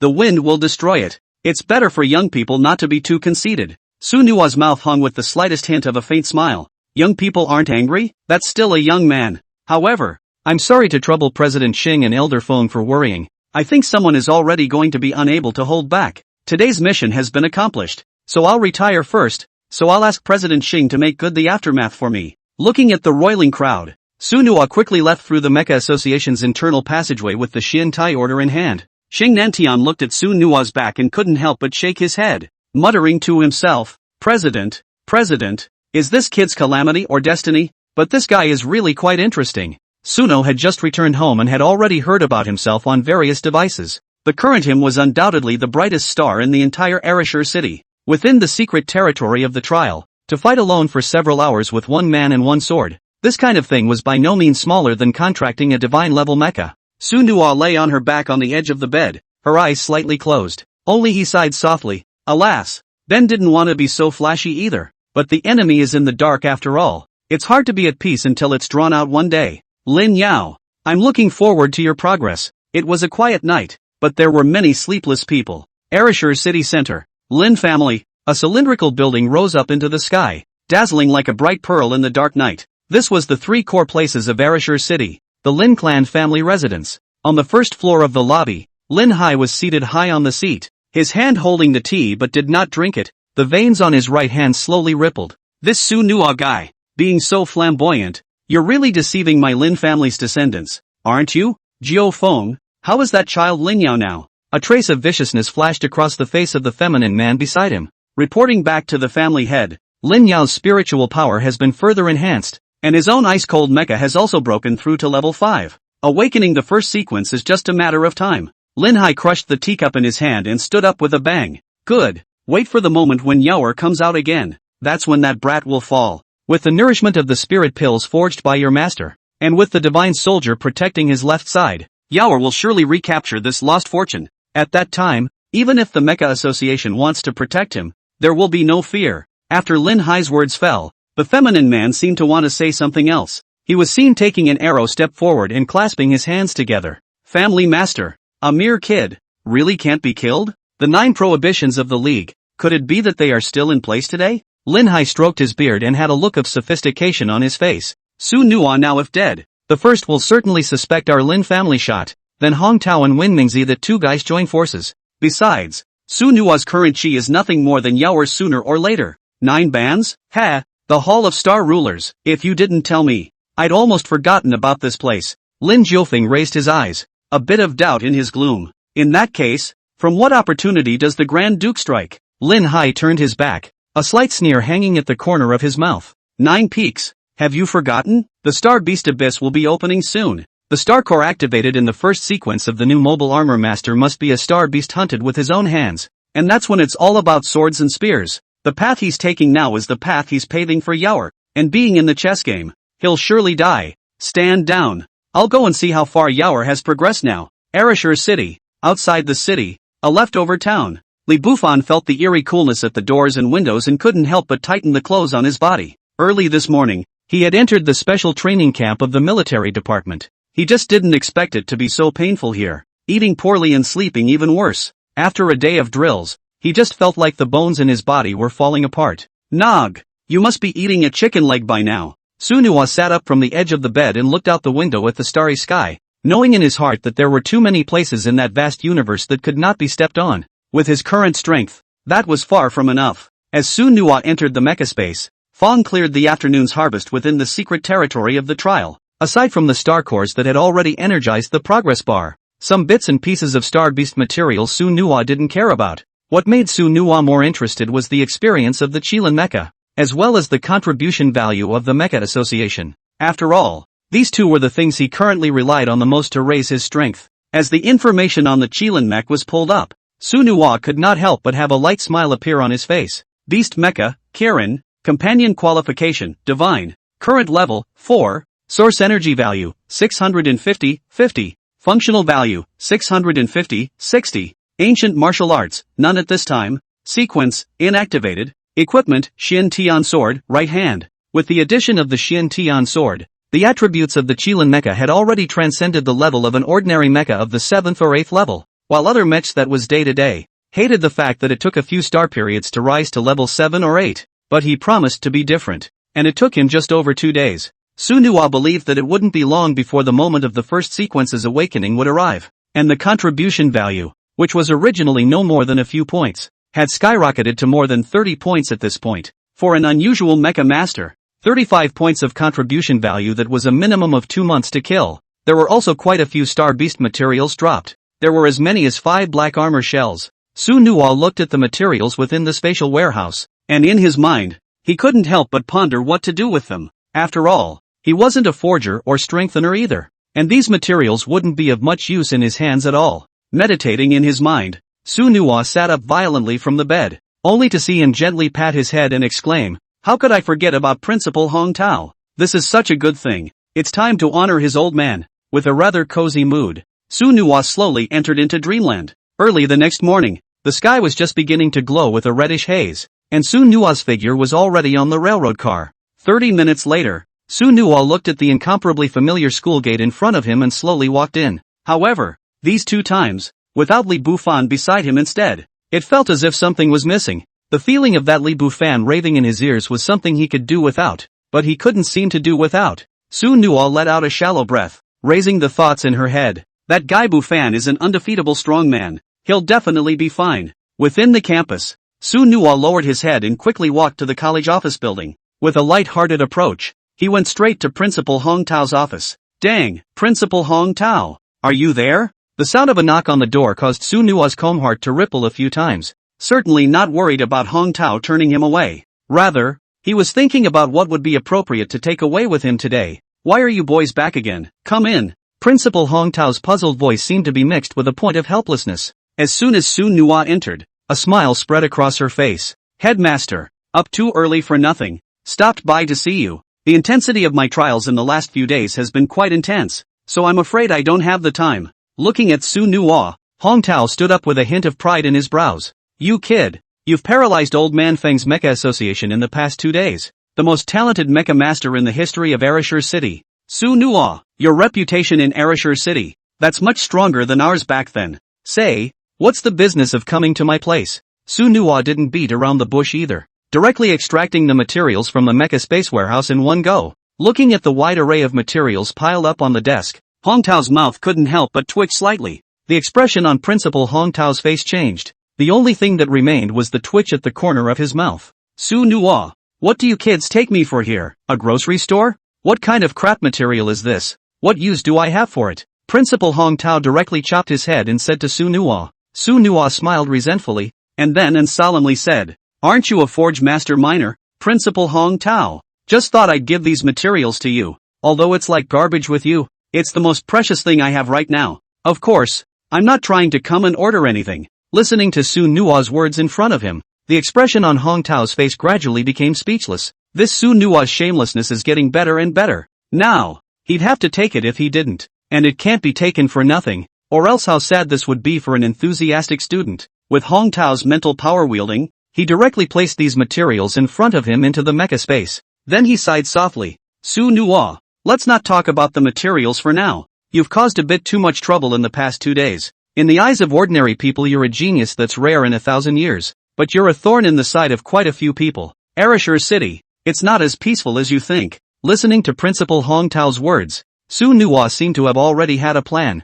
Principal Hong Tao, don't worry, I have a measure in my heart. I promise you first, Mecha Association. I'll stay away for the next 2 days. I'll stop over at the association for a couple of days. So you're all relieved. Hong Tao looked at the confident Su Nua in front of him and couldn't help but laugh out loud. In this world, if you want to grow into a giant, you have to learn to meddle first. But this dog of your boys is out of the ordinary. What do you see in the old man here again today? Tell me. A few crisp bird chirps came from outside the window, and Su Nua whispered, Headmaster, just give me 2 star cores at random. I'm not greedy either. As soon as Su Nua's words fell, the expression on Hong Tao's face became somewhat unnatural. Ugh, that's just it. I'll allow this one time to take something in exchange. These 2 are level 20 water beast star cores. Take them and have fun. The light smile on Su Nua's face became even bigger as he received the 2 greenish star cores. A level 20 star core was already out of reach for the current him, and these 2 star cores, but he used them to save his life when necessary. Thank you Principal Hong Tao. The kid won't nag much. I'll come back to visit another day. By the way, if the equipment is forged, remember to tell me to come get it. Su Nua left 2 words after, straight then seized the door and went out, as if he stayed for a second, will be torn in half by Hong Tao's hands. Hong Tao recalled the scene of Su Nua's arrival, and the corners of his mouth couldn't help but outline a few bitter smiles. Old man Feng, I hope we haven't misjudged anyone. After Su Nua left the Mecha Academy, he stepped into the Arashur City urban area and slowly wandered around. It's also been so long since I've ever properly appreciated the city. Concrete and steel reinforced skyscrapers rise from the ground. Air rails crisscross the city, and everything is what prosperity looks like. On both sides of the major streets, excluding the basic necessities stores, most of them were selling items related to mechs and star beasts. Even quite a few of the star beast drop materials could be found on the market. After all, in this border city, the communication between people and star beasts is quite frequent. Mecha manuals, child's play, for only $100 league. Descending Dragons 18 Palms, Mecha exclusive edition, 10,000 Alliance coins only for the fated. The shouting along the street did not attract Su Nua's attention. He was seen walking at a brisk pace, heading towards the city ahead of him, where he was not meant to be. What he's looking for is another dark side of the city. All the materials and star cores circulating in the marketplace were not flowing from the Mecha Association or the Ministry of War. Rather, it's a local outflow that's been lost to the official establishment. That's the Star Hunt District. Just because a mech has an official registration doesn't necessarily mean there is an official place to live. The association and the Ministry of War, only some of the best can enter them. The other functions of the city are also monopolized by other lineages. The fact that resources are limited also predisposes them to be unevenly distributed. Therefore, a large portion of the mechs tend to roam within the Star Hunter zone. Mech upgrades, as well as star cores to activate sequences, materials to build equipment, all require them to fight for their lives.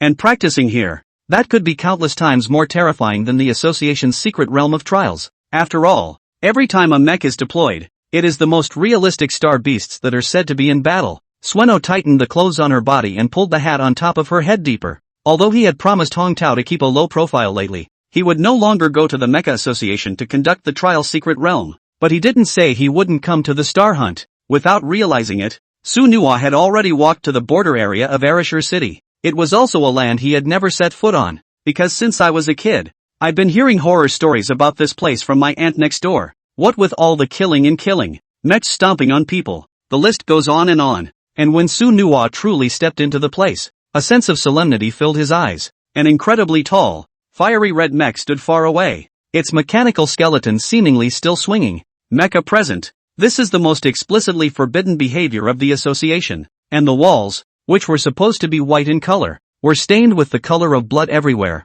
Su Nua followed the curtain of light and entered the huge, dilapidated urban area. As soon as she entered, Su Nua felt a wave of heat hit her. There are countless people of all shapes and colors around here. Mechs, traders, bounty hunters, the noise, the chaos, the killiness. It seems to frame everything here. Little brother, are you here to register as a star hunter? Sister, take you there. A strange, ethereal fragrance poured directly into Su Nua's nostrils. Su Nua's brows couldn't help but frown lightly. Then he took out 100 alliance coins from his pocket and said in a cold voice, "Lead the way, brother, so refreshing, follow your sister." Twisting her waist like a water snake, the woman in front walked towards the depths of the city with Su Nua with an excited face. As he got closer and closer to this fiery red mecha, Su Nua only felt as if the fluctuations in his spiritual energy were getting stronger and stronger. Sueno followed the woman into the center of the border town, in front of a round vaulted building. "Here, little brother, after you enter the door is the Hall of Star Hunters,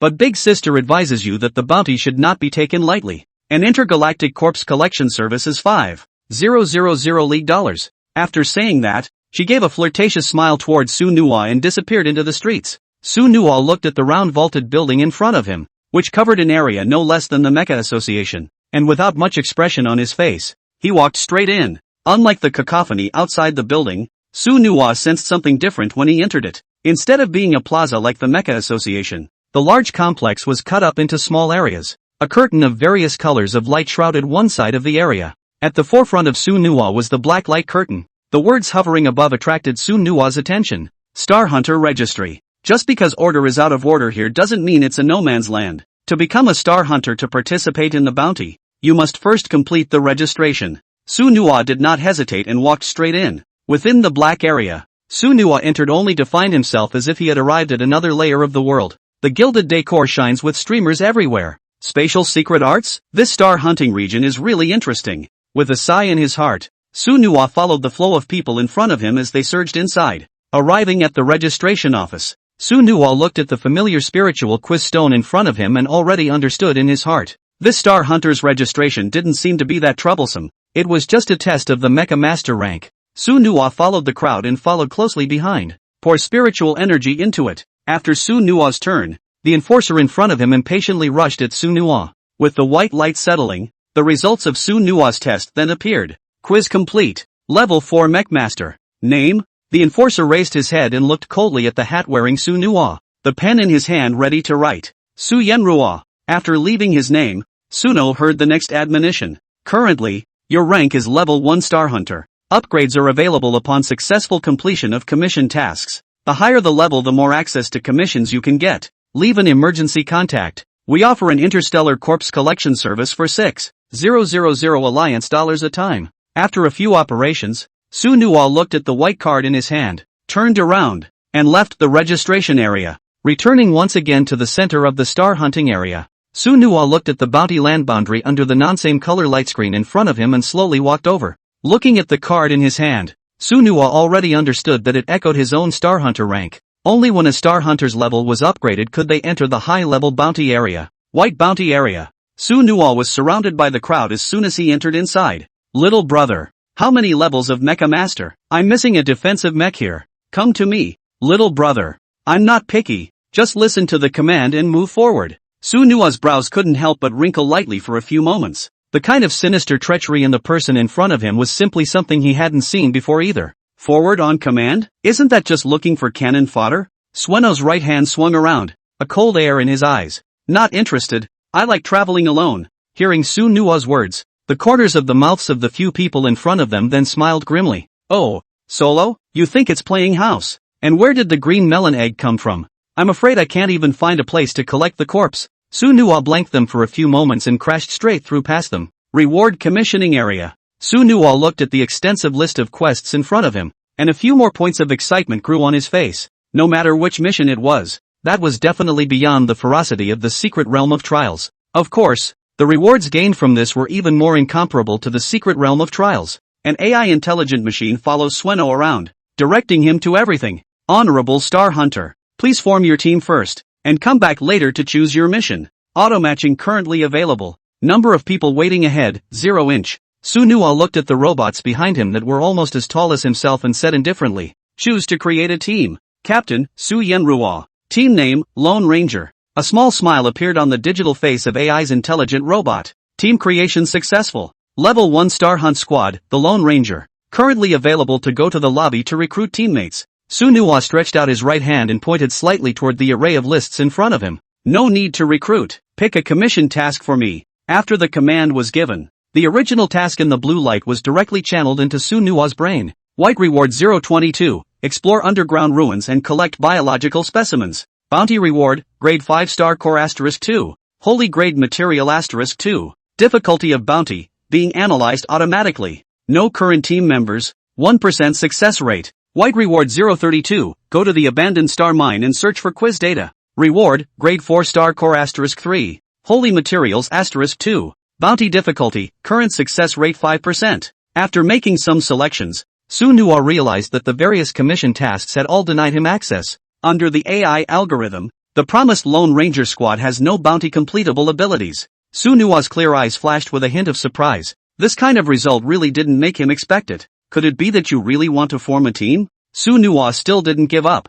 Still searching in his mind, all of that mental power of his was released, looking for suitable bounty missions. With a ding in his head, a bemused smile hung on Su Nua's face. The current commission has been selected and is being confirmed. White bounty 099. Go to the land of giant corpses and hunt specific star beasts. Bounty reward, grade 6-star core *2. Sacred material *3. Recovery pill *1. Bounty difficulty, AI calculated. Current squad success rate 0%. Duration of reward, none. Data from previous mission, being retrieved from. Not available at this time. The expression on Su Nua's face froze slightly. The man in this moment suddenly understood why this bounty quest had chosen him. Because this bounty has never been picked up by the team. Su Nua looked at these rewards, and a few doubts arose in his heart. Shouldn't this be a bounty in the blue zone? Just as Su Nua was still preparing, the AI robot had already begun to move. Just by pulling Su Nua up, it ran towards the second floor of the Star Hunt Core.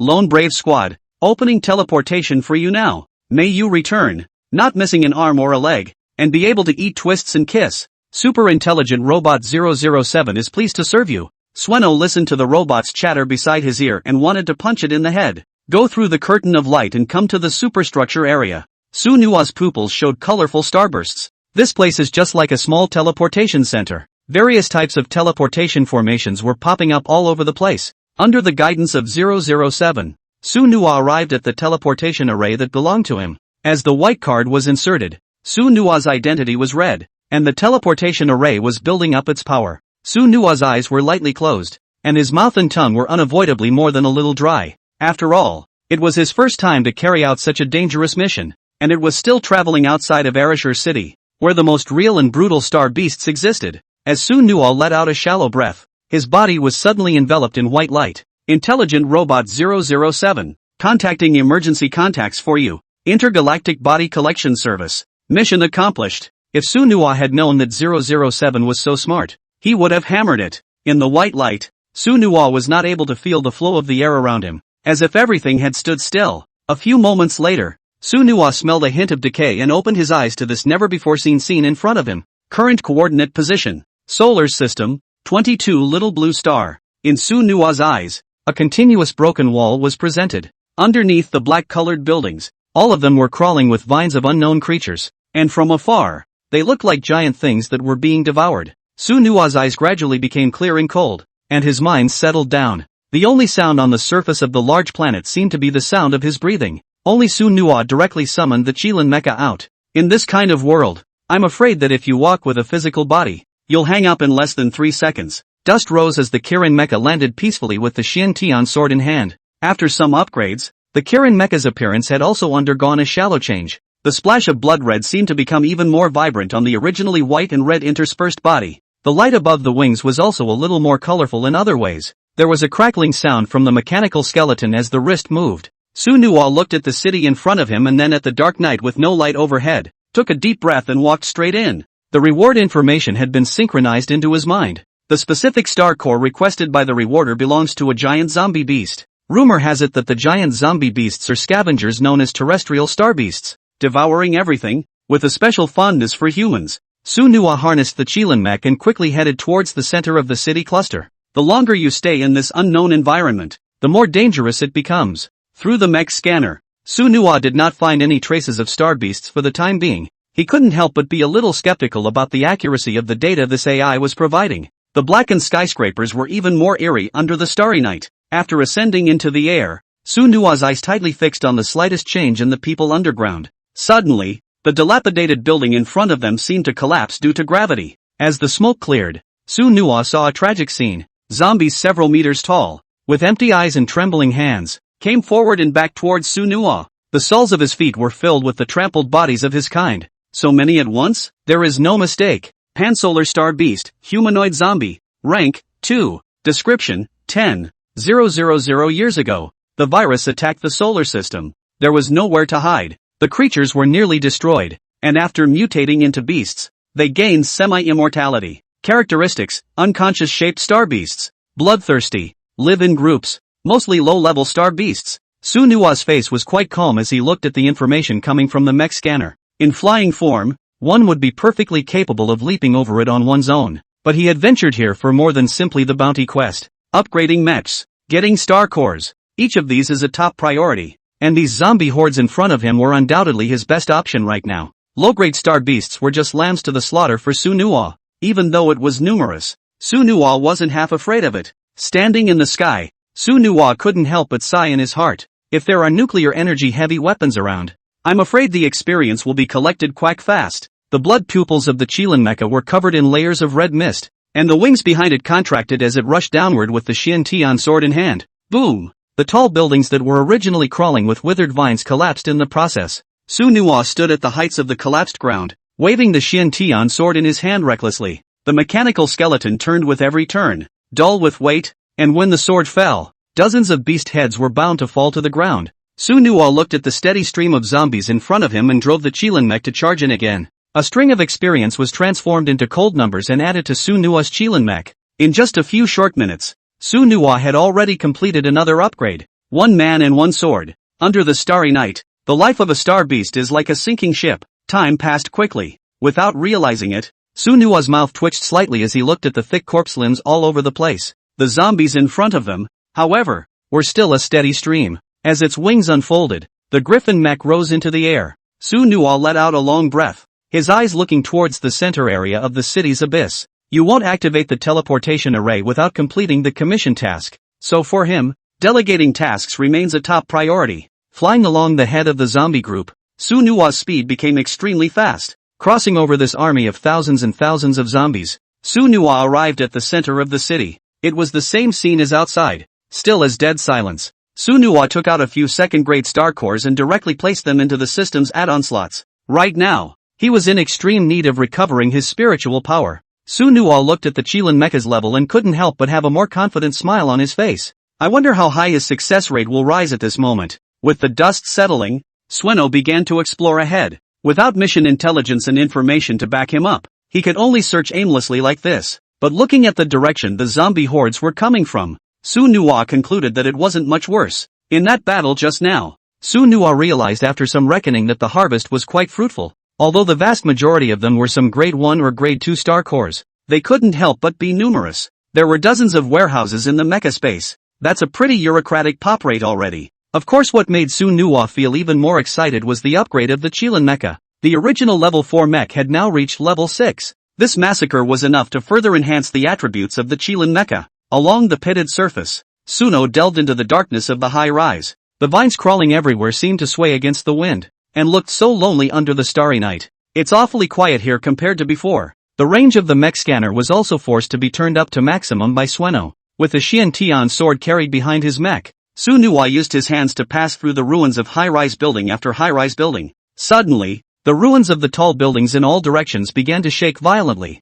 It's like experiencing a strong earthquake. Su Nuwa pulled out his Xian sword and swept his sharp eyes in all directions. At the same time, a message appeared on the mech scanner that cheered Sueno up. Pansexual Star Beast, Berserk 2 Walker, rank, 6. Description, a fused zombie beast with extreme strength and defense. Characteristics, behind the collapsed ruins, a grandiose silhouette appeared. Compared to the humanoid zombies they had seen before, it was the ones in front of them that could be hailed as monsters. After standing up, that height still seemed to be a bit more fierce than the Kirin Mecha. With a body that was dozens of meters tall, the ground shook with every step. Su Nuwa held the Xian sword in his hand, his eyes locked tightly on the prey in front of him, a 6th level star beast. This was the first time he had ever encountered one, and compared to the star beasts within the trial mysteries, the one in front of him might only be called terrifying. A gust of decaying aura emanated from his huge body, and a steady stream of it went out in all directions. Big empty black eyes that looked like 2 deep caves from a distance. The wings behind Su Nuwa's mecha unfolded.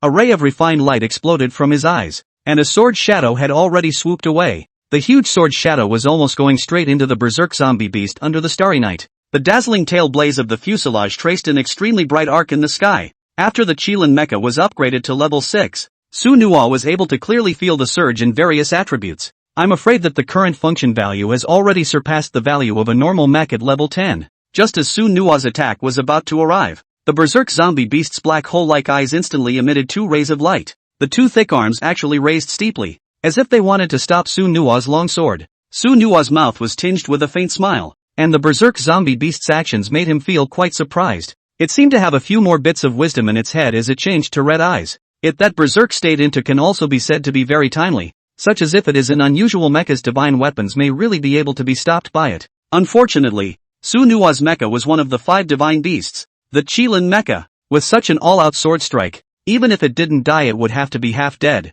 The blade of the sword floated over and pierced straight through the berserk zombie beast's raised hands. In a flash, 2 streams of black mist erupted from that break. 2 huge black withered palms crashed downwards. The Kirin Mecha steadied its footsteps, and the confident glow in its red pupils became even more intense. The tall form of the berserk zombie beast was unavoidably twisted a bit. The Qilin Mech that looked at Su Nuwa in front of him actually charged directly and violently. A long row of fangs bubbled with eerie light, almost running towards the Kirin Mech's neck. Su Nuwa harnessed the Kirin Mecha and took a quick sideways step backward. Looking at the berserk zombie beast that had fallen into a chaotic state, Su Nuwa's heart already had an answer, only to see the Qilin Mecha place the Xian sword across its chest and directly meet the huge mouth of the berserk zombie beast. Click, jab, jab, jab. The berserk zombie beast bit on the Xian sword, making a strong collision friction sound. For a while, a mecha and a star beast were caught in a standoff. The berserk zombie beast bit tighter and tighter, and its entire massive body seemed to be trembling for it.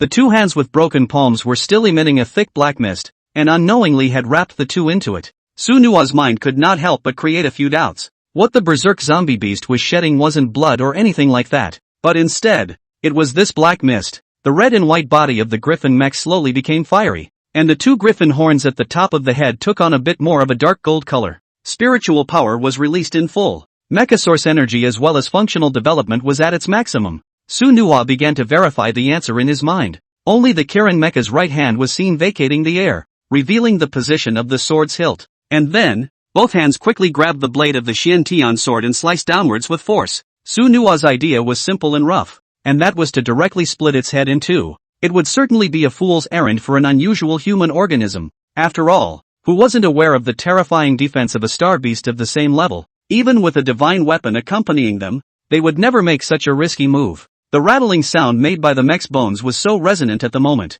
Along with Su Nuwa's soft cry, the Qilin Mecha's power was exerted to the extreme. The blade of the Xian sword was also quietly moving backward with a piercing sound. A red light emanated from the blade of the sword as it sliced straight across. and the huge head was split in two in a matter of moments. The berserk zombie's body fell heavily downwards, smashing down pieces of rubble. Sunhwa held the Xian heavily sword in one hand and propped it on top of the ground. Although he had only used 2 short moves, the big guy in front of him had used up a considerable amount of his mind. With that sword, if he had exhausted himself first, then I'm afraid that he would have been bitten in the neck by this berserk zombie beast by now. This was also the first time Sunhwa had turned on the various abilities of the Qilin mecha to its extreme state, and fortunately it did not disappoint him. Sunhwa hadn't yet had time to check out this harvest, and first took out 10 second-grade star cores from within the Mecha Space's warehouse to add points to the mecha system. Beyond the stars, with star beasts everywhere, it would be fatally dangerous if there was a vacant period in the hull. Therefore,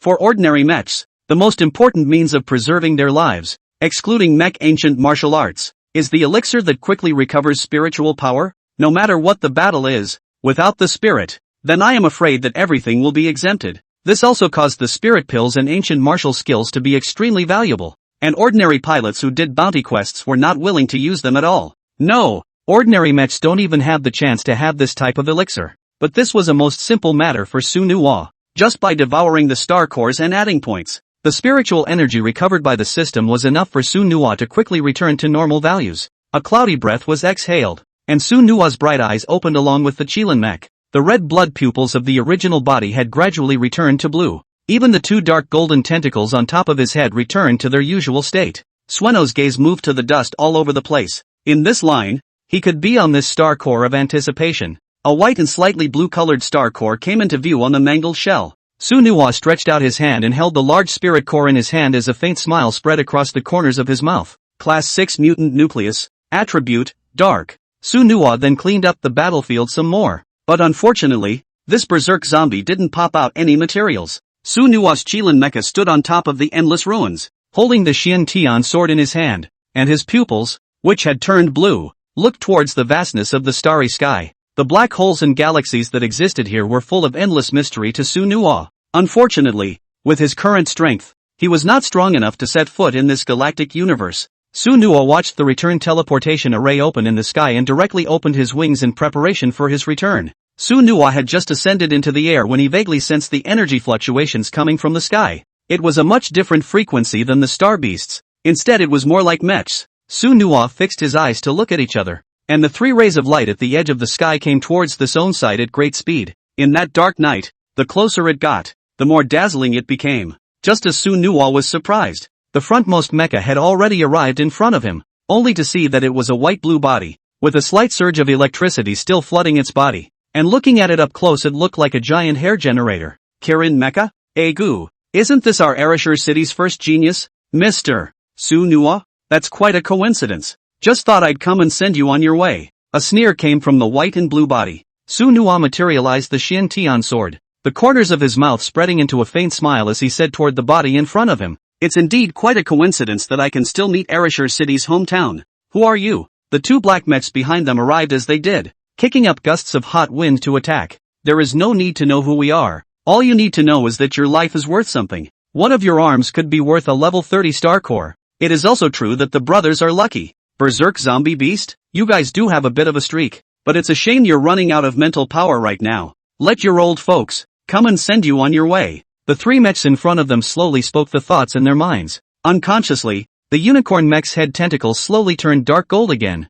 and the cold smile at the corner of Sunhwa's mouth also flooded even deeper. The heart can't help but sigh. Meeting yourself. These guys do have quite a bit of luck. The Kirin mech scanner had all but finished scanning the information of the few mechs in front of it, and the most advanced of these was that blue and white mech. Surprisingly, it was a lightning-type spirit-level mecha. Thunderbolt mechs were already considered a rare attribute for unusual people. Its domineering and vicious attacks were quite favored by some mechs. However, their mech level was not that high. The highest, too, was only a mere 5 levels. For the current Sunhwa, drying out a few of their mechs was a matter of convenience. The blue and white body that led the way was the first to turn on Sueno. They seemed to have made up their minds from the start to take this opportunity to directly take down Susu's Qilin mech. At this point, they had long been certain that Sunhwa no longer had any semblance of fighting ability. An arc of electricity converged on top of the machine's 2 fists, shining with a burst of intense light, and the 2 men behind him, maneuvering their black iron-like mechs, simultaneously swung their fists towards Sunhwa. Under the starry night, One could vaguely hear the cold laughter and excitement coming from within their mechs. Beheading the god-level Chilean mecha and bringing down a generation of Arashur City's geniuses. Fame and fortune could be considered a direct double harvest. But, violently a more dazzling and blazing light suddenly appeared in the dark night. Su Nuwa manipulated the Chilean mecha and raised the Xian Tian sword high in the air, then swung it straight behind him. Ka-ching! The two pairs of black fists that rolled into the wind stood still in mid-air, revealing an extremely smooth cut under their waists. Before they could react, the lower half of their fuselage plummeted downward, crushing a ruin. A few moments later, the upper hull emitted rolling white smoke while falling downwards. Su Nuwa put away the Xian Tian sword and slowly turned around. The Griffin mech was face to face with the blue and white mech in front of it. His long lightning fist that was about to arrive was only a few meters short of the Kirin mecha's face, but no matter how he manipulated his mind, he was unable to move a single bit. The impact Su Nuwa's sword had caused in the depths of his mind simply could not be described in words. His mental power was in pieces in an instant. Pure white eyes seemed to be filled with doubt. He couldn't figure out why the Chilean mecha was still able to wield the Xian Tian sword after having just experienced a battle with a berserk zombie beast. Su Nuwa carried the Xian Tian sword behind his back, and an extremely powerful metallic clashing sound came from his fist swing. The blue-white mech crashed downward directly towards the bottom in a smooth manner. Su Nuwa's single punch had destroyed the defense of his organism. The wings on his back unfolded, and Su Nuwa followed close behind. Two more punches were thrown, intensifying the speed of its descent. Boom! It fell to the ground and swept up 10,000 feet of dust. The blue-white mech's source energy value was also approaching zero at this point. It's almost enough to report a loss. Su Nuwa walked into the dust. The red pupils on the Chilean mech were exceptionally striking at this time. Only Su Nuwa's hands exerted force and directly broke open the head of the blue and white body. The person driving one of them appeared in front of Su Nuwa. However, at this moment, he is full of stagnation and panic without the arrogance of just now. The Griffin mech carefully lifted him and threw him out with one hand. And then Su Nuwa's figure detached itself from the cockpit of the Chilean mech. Looking at the dying teenager in front of him, the smile at the corner of Su Nuwa's mouth became even more prevalent. Now can you tell me who you are? Hearing Su Nuwa's words, the teenager in front of him struggled to get up. Right. Sorry. We don't know him.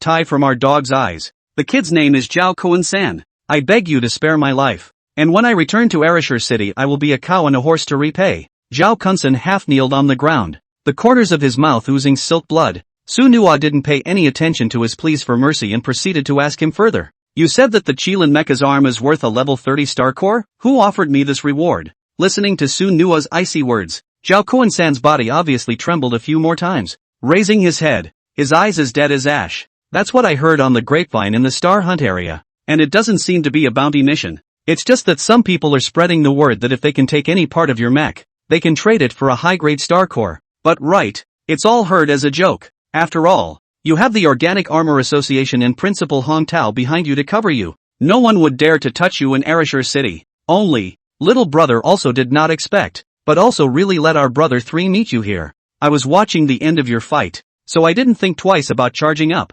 After a few words ended, Su Nuwa's mind squarely understood all. It was thought that his information had been directly leaked by the Star Hunter region, and if that was the case, he was afraid that his current situation was quite dangerous. However, right now, listening to Zhao Kuan-san's words, the Star Hunting region's bounty mission to himself was not relevant. It's also just an underground message spread by some people. Su Nuwa's mind fantasized about name after name, making him not expect that this someone would even be able to sit down so soon. Any other news? Under Su Nuwa's cold voice, Zhao Kunsan's body visibly trembled a few points more. Big brother, I'm really not sure about anything else. You take me back. I'll definitely be the first to inform you if there's any news. Zhao Kuan-san knelt on the ground, his eyes full of begging. He knew very well in his heart that if Su Nuwa left him behind, then he would surely die. Any random star beast would be able to just tear him apart with their hands. Su Nuwa's mouth raised in an arc, then said, Of course, we're from the same hometown. Zhao Kuan-san raised his head, an extremely happy fawning smile on his face. But in the next second, Su Nuwa directly then summoned the Chilean mecha. As the Chilean mecha stomped down, the entire ruin shook up a few points once again. As for Zhao Kuan-san's body, it had long since been embedded deep into the deep layers of the Earth's surface. That's as dead as it gets. After resolving the 3, Su Nuwa cleaned up the battlefield a bit before setting off on his return journey. Su Nuwa's mood became quite cozy as he looked at the 1 or 2 dozen star cores and materials scavenged from the mecha warehouse, as well as the upper volume of an ancient martial arts secret book. On this trip, I didn't realize that there were so many surprises. On the one hand, Su Nuwa had already made sure that someone had started to act, and the next step was to rely on himself to pull it up from the roots little by little. The ancient martial secrets and star cores contributed by Zhao Kuan-san were the other gains. As for this ancient martial art, where Zhao Kunsan came from, Su Nuwa didn't need to think about it to know a thing or two. Su Nuwa harnessed the Qilin mech and flew towards the return teleportation array, leaving an extremely brilliant arc of light under the bright starry night. As Su Nuwa's mental power peered into the mech warehouse, he looked at the ancient martial arts technique with more than a hint of excitement in his heart. This would probably be his first mecha ancient martial art. After all, the acquisition of ancient martial arts techniques to learn. For the mech that is a necessary way to enhance the combat power. How many pilots fought and killed in the secret realm of trials and hung their heads in the star hunting area, not just to be able to raise their own mecha's combat power. Therefore, for Su Nuwa, this mecha ancient martial technique was something he was bound to learn. Even to the point of starting now, one could only see Su Nuwa injecting the contents of the ancient martial arts techniques into his mind through his spiritual power. In an instant, channels of extremely soft ability fluctuations seemed to entangle Su Nuwa. Shocking wooden fist, 0 style, rank, mortal, description, what attribute mecha must be the ancient martial arts, to the wood of the soft line of domineering force, for the galaxy of widely circulated machine 3 armor martial arts. Rumor has it that the upper, middle and lower 3 styles of all learning, in order to unlock the true meaning of shocking wood fist, features, gathering functions into a single unit, increasing the body's fist attack combat power by 30%, and can be released continuously. Su Nuwa looked at the introduction of the surprising wood fist in his mind, and inwardly, he couldn't help but feel a few more points of anticipation. To his surprise, this ancient martial art fits so perfectly with himself, though the Kirin mech is a beastly mech. However, its essential attribute was still wood. So learning the surprising wood fist was naturally more than appropriate. Just as Su Nuwa was still happy about obtaining the mecha ancient martial arts, the sound prompt from the Heaven's Chosen system appeared in his mind. Shocking wooden fist, 0 style, plus points, using star core additions, limited to wood attributes. But a few short words, a plus slot, left waves in Su Nuwa's heart. The Heaven's Chosen mecha system could even use star cores to add points to ancient martial arts? Although he didn't know what the exact effect was, Su Nuwa was certain in his heart, if the system produces something, it will be a masterpiece. Su Nuwa collected his mind and flew over the ruins on his own, and did not pay any more attention to those zombie beasts under his feet. This contaminated realm has a constant stream of zombie beasts that are endless. It was absolutely impossible to completely kill all of them. The most important thing for him now was to successfully entrust the bounty mission to the hands of the host. Those 2 high-level star cores could be considered a top priority for Su Nuwa right now. The level of the mech was close to reaching its initial bottleneck. The activation sequence is also on the agenda. Su Nuwa's most important thing right now was to think of every possible way to raise his battle power. Mech system additions that can't fall a bit short. Su Nuwa knew in his heart that it might be a bit difficult to fight against it with his own strength. But if a second mech is summoned, all problems will be solved. Time passes quickly in a river of stars. Su Nuwa stood in front of the teleportation array, looking at the wretched ruins behind him with more than a few strange feelings in his eyes. Millions of years ago, this place might have been teeming with life. 2. Star beasts as well as natural disasters ravaged the place. Sueno shuddered to think that maybe one day Blue Star would be the same. As the Qilin mecha retracted into mecha space, Su Nuwa's figure was wrapped in light and entered the teleportation formation. A moment later, Su Nuwa's eyes slowly opened as he felt the calm wind beside his ears. What came into view was the teleportation position as the Star Hunter zone moved forward. In front of the various teleportation arrays, there was still an endless line of people. However, in front of the teleportation array back in the city, it was a doorway, and it seemed that not many people were able to complete the bounty mission alive. Just as soon as Su Nuwa had appeared, Intelligent Robot 007 had already arrived in front of him.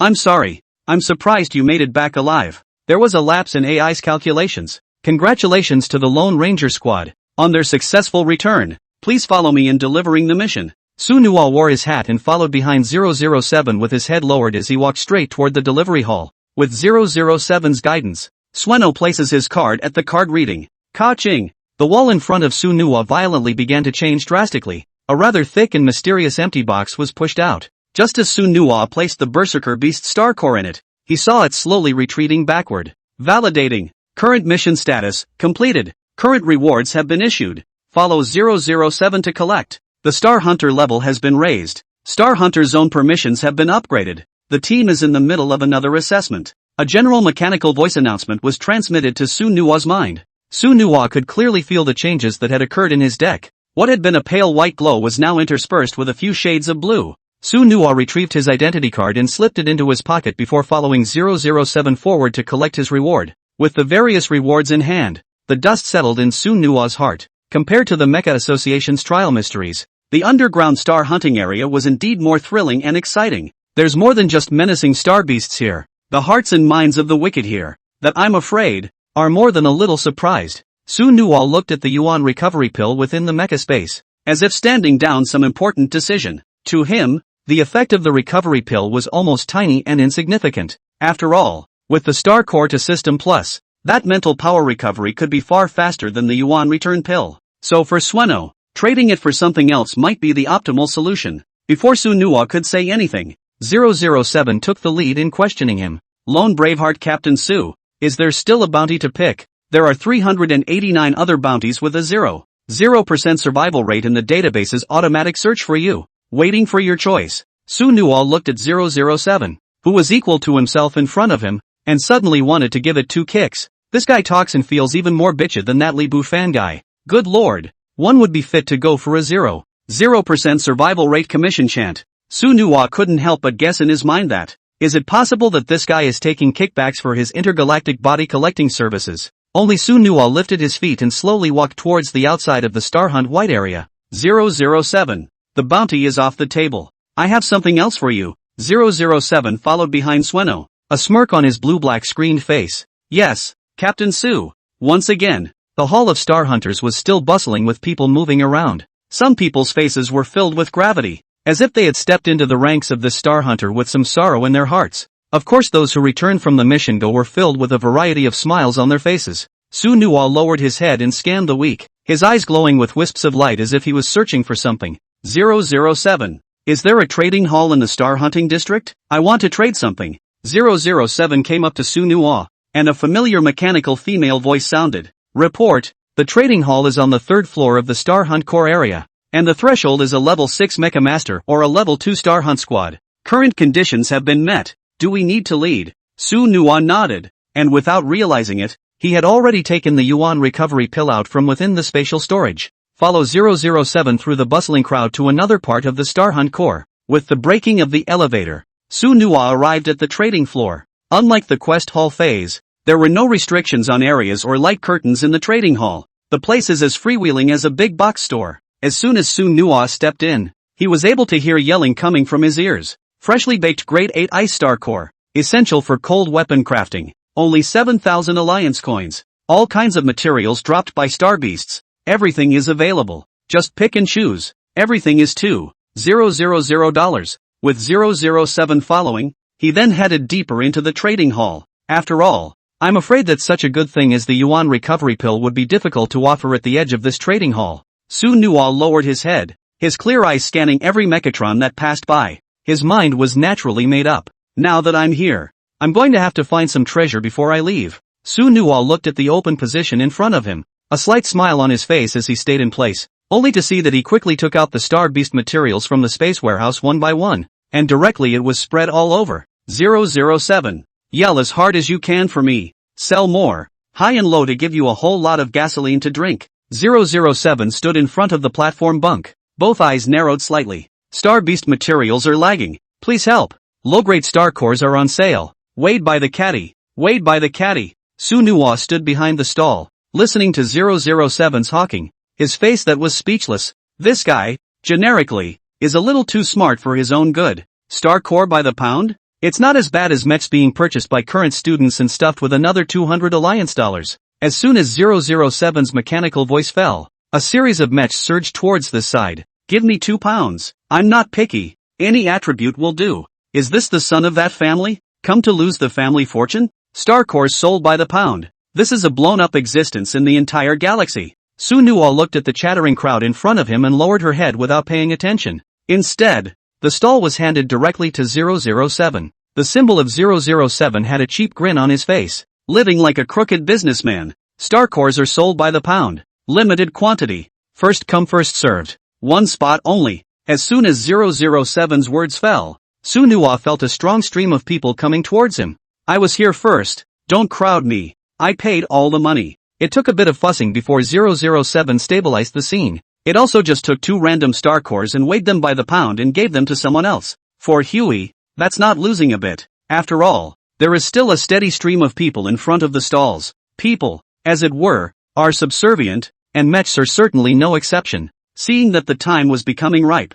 Su Nuwa placed the yuan hui dan in his hand and raised it toward the air. 1 yuan recovery pill. Barter. A level 6 or so would star core will do. With Su Nuwa's words falling, it immediately set the entire atmosphere ablaze. Replacement of the returning yuan dan. In the entire trading hall that was quite rare. After all, this kind of spirit elixir that restored spiritual power was quite precious to an ordinary mecha master. It may be able to save a life in a time of need. Su Nuwa coldly swept his eyes over the surrounding area, and the majority of the people watching in the crowd were still in the majority. To casually be able to take out a wood attribute star core that was above level 5 might be few and far between within this trading hall. All of a sudden, the chirping chatter surrounding Su Nuwa's booth resumed. Looking towards Su Nuwa, who was wearing a hat, he couldn't help but start guessing his identity in his mind. After all, there were only a handful of teenagers in the entire Ereshur city who casually took out yuan recovery pills. Su Nuwa stood still, a hint of disappointment flashing in her eyes. This small city's star hunting area is really still too confined. Just as Su Nuwa was about to convey instructions to 007, the crowd at the back was hardened and several rough voices could be heard from afar. Mad Squad is arriving. Don't give way. Get the fuck out of here. In a flash, only 007 was left at the very front of Su Nuwa's booth as a single robot. The original onlookers were all standing far away from each other, as if they were afraid that the road they had made was not wide enough. Mad Squad, wasn't there an orange bounty today? It's all over so soon? Looks like their strength has increased again. Alas, this young man in front of me is going to suffer. It's a pity that a good yuan recovery pill is gone. 5th grade Star Hunter Squad Mad Team. If only I could join. The entire Star Hunter district that would be straight across. The raucous chatter slowly entered Su Nuwa's ears. Only his eyes were raised, and the expression on his face was extremely flat. It was absolutely delusional to want to snatch the yuan return pill from his hands. Before 007 could even open his mouth, he was thrown aside by the big man who pounced on him.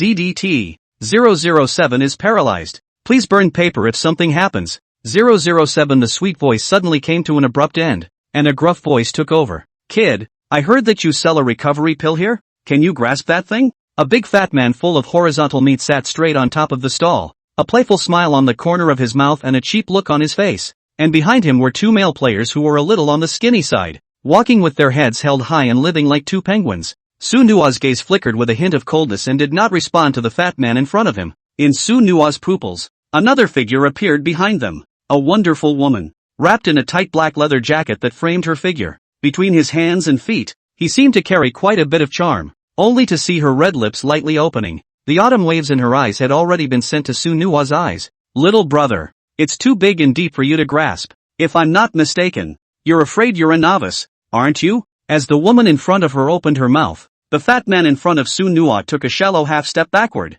Such an unintentional gesture was an indication of the woman's status. Sister Chang, don't talk nonsense with this kid, just snatch it directly. The big fat man came up to the woman, and in his words he did not shy away from the comments of the surrounding crowd. This has always been the case with their wild squad, and no one dares to mess with them in this trading hall. Lu Qingqing's figure gradually approached Su Nuwa, and the smell of perfume mixed with her body made Su Nuwa frown. We, Mad Squad, never take anything from anyone for nothing. Fatty Lu, leave behind a grade 2 star core and pack the yuan recovery pill carefully for me. Hearing the order given by Lu Qingqing, Big Fatty casually threw out a star core from his pocket before his figure moved towards the spot where Su Nuwa was. The original noisy crowd, at this time is also like a loss of voice. No one dares to speak again. After all, Mad Squad's ruthlessness was extremely well known throughout the Star Hunter region. Looking at Su Nuwa, who had his head lowered, his heart couldn't help but lament a few more times. This young man, he's still not deeply involved in the world.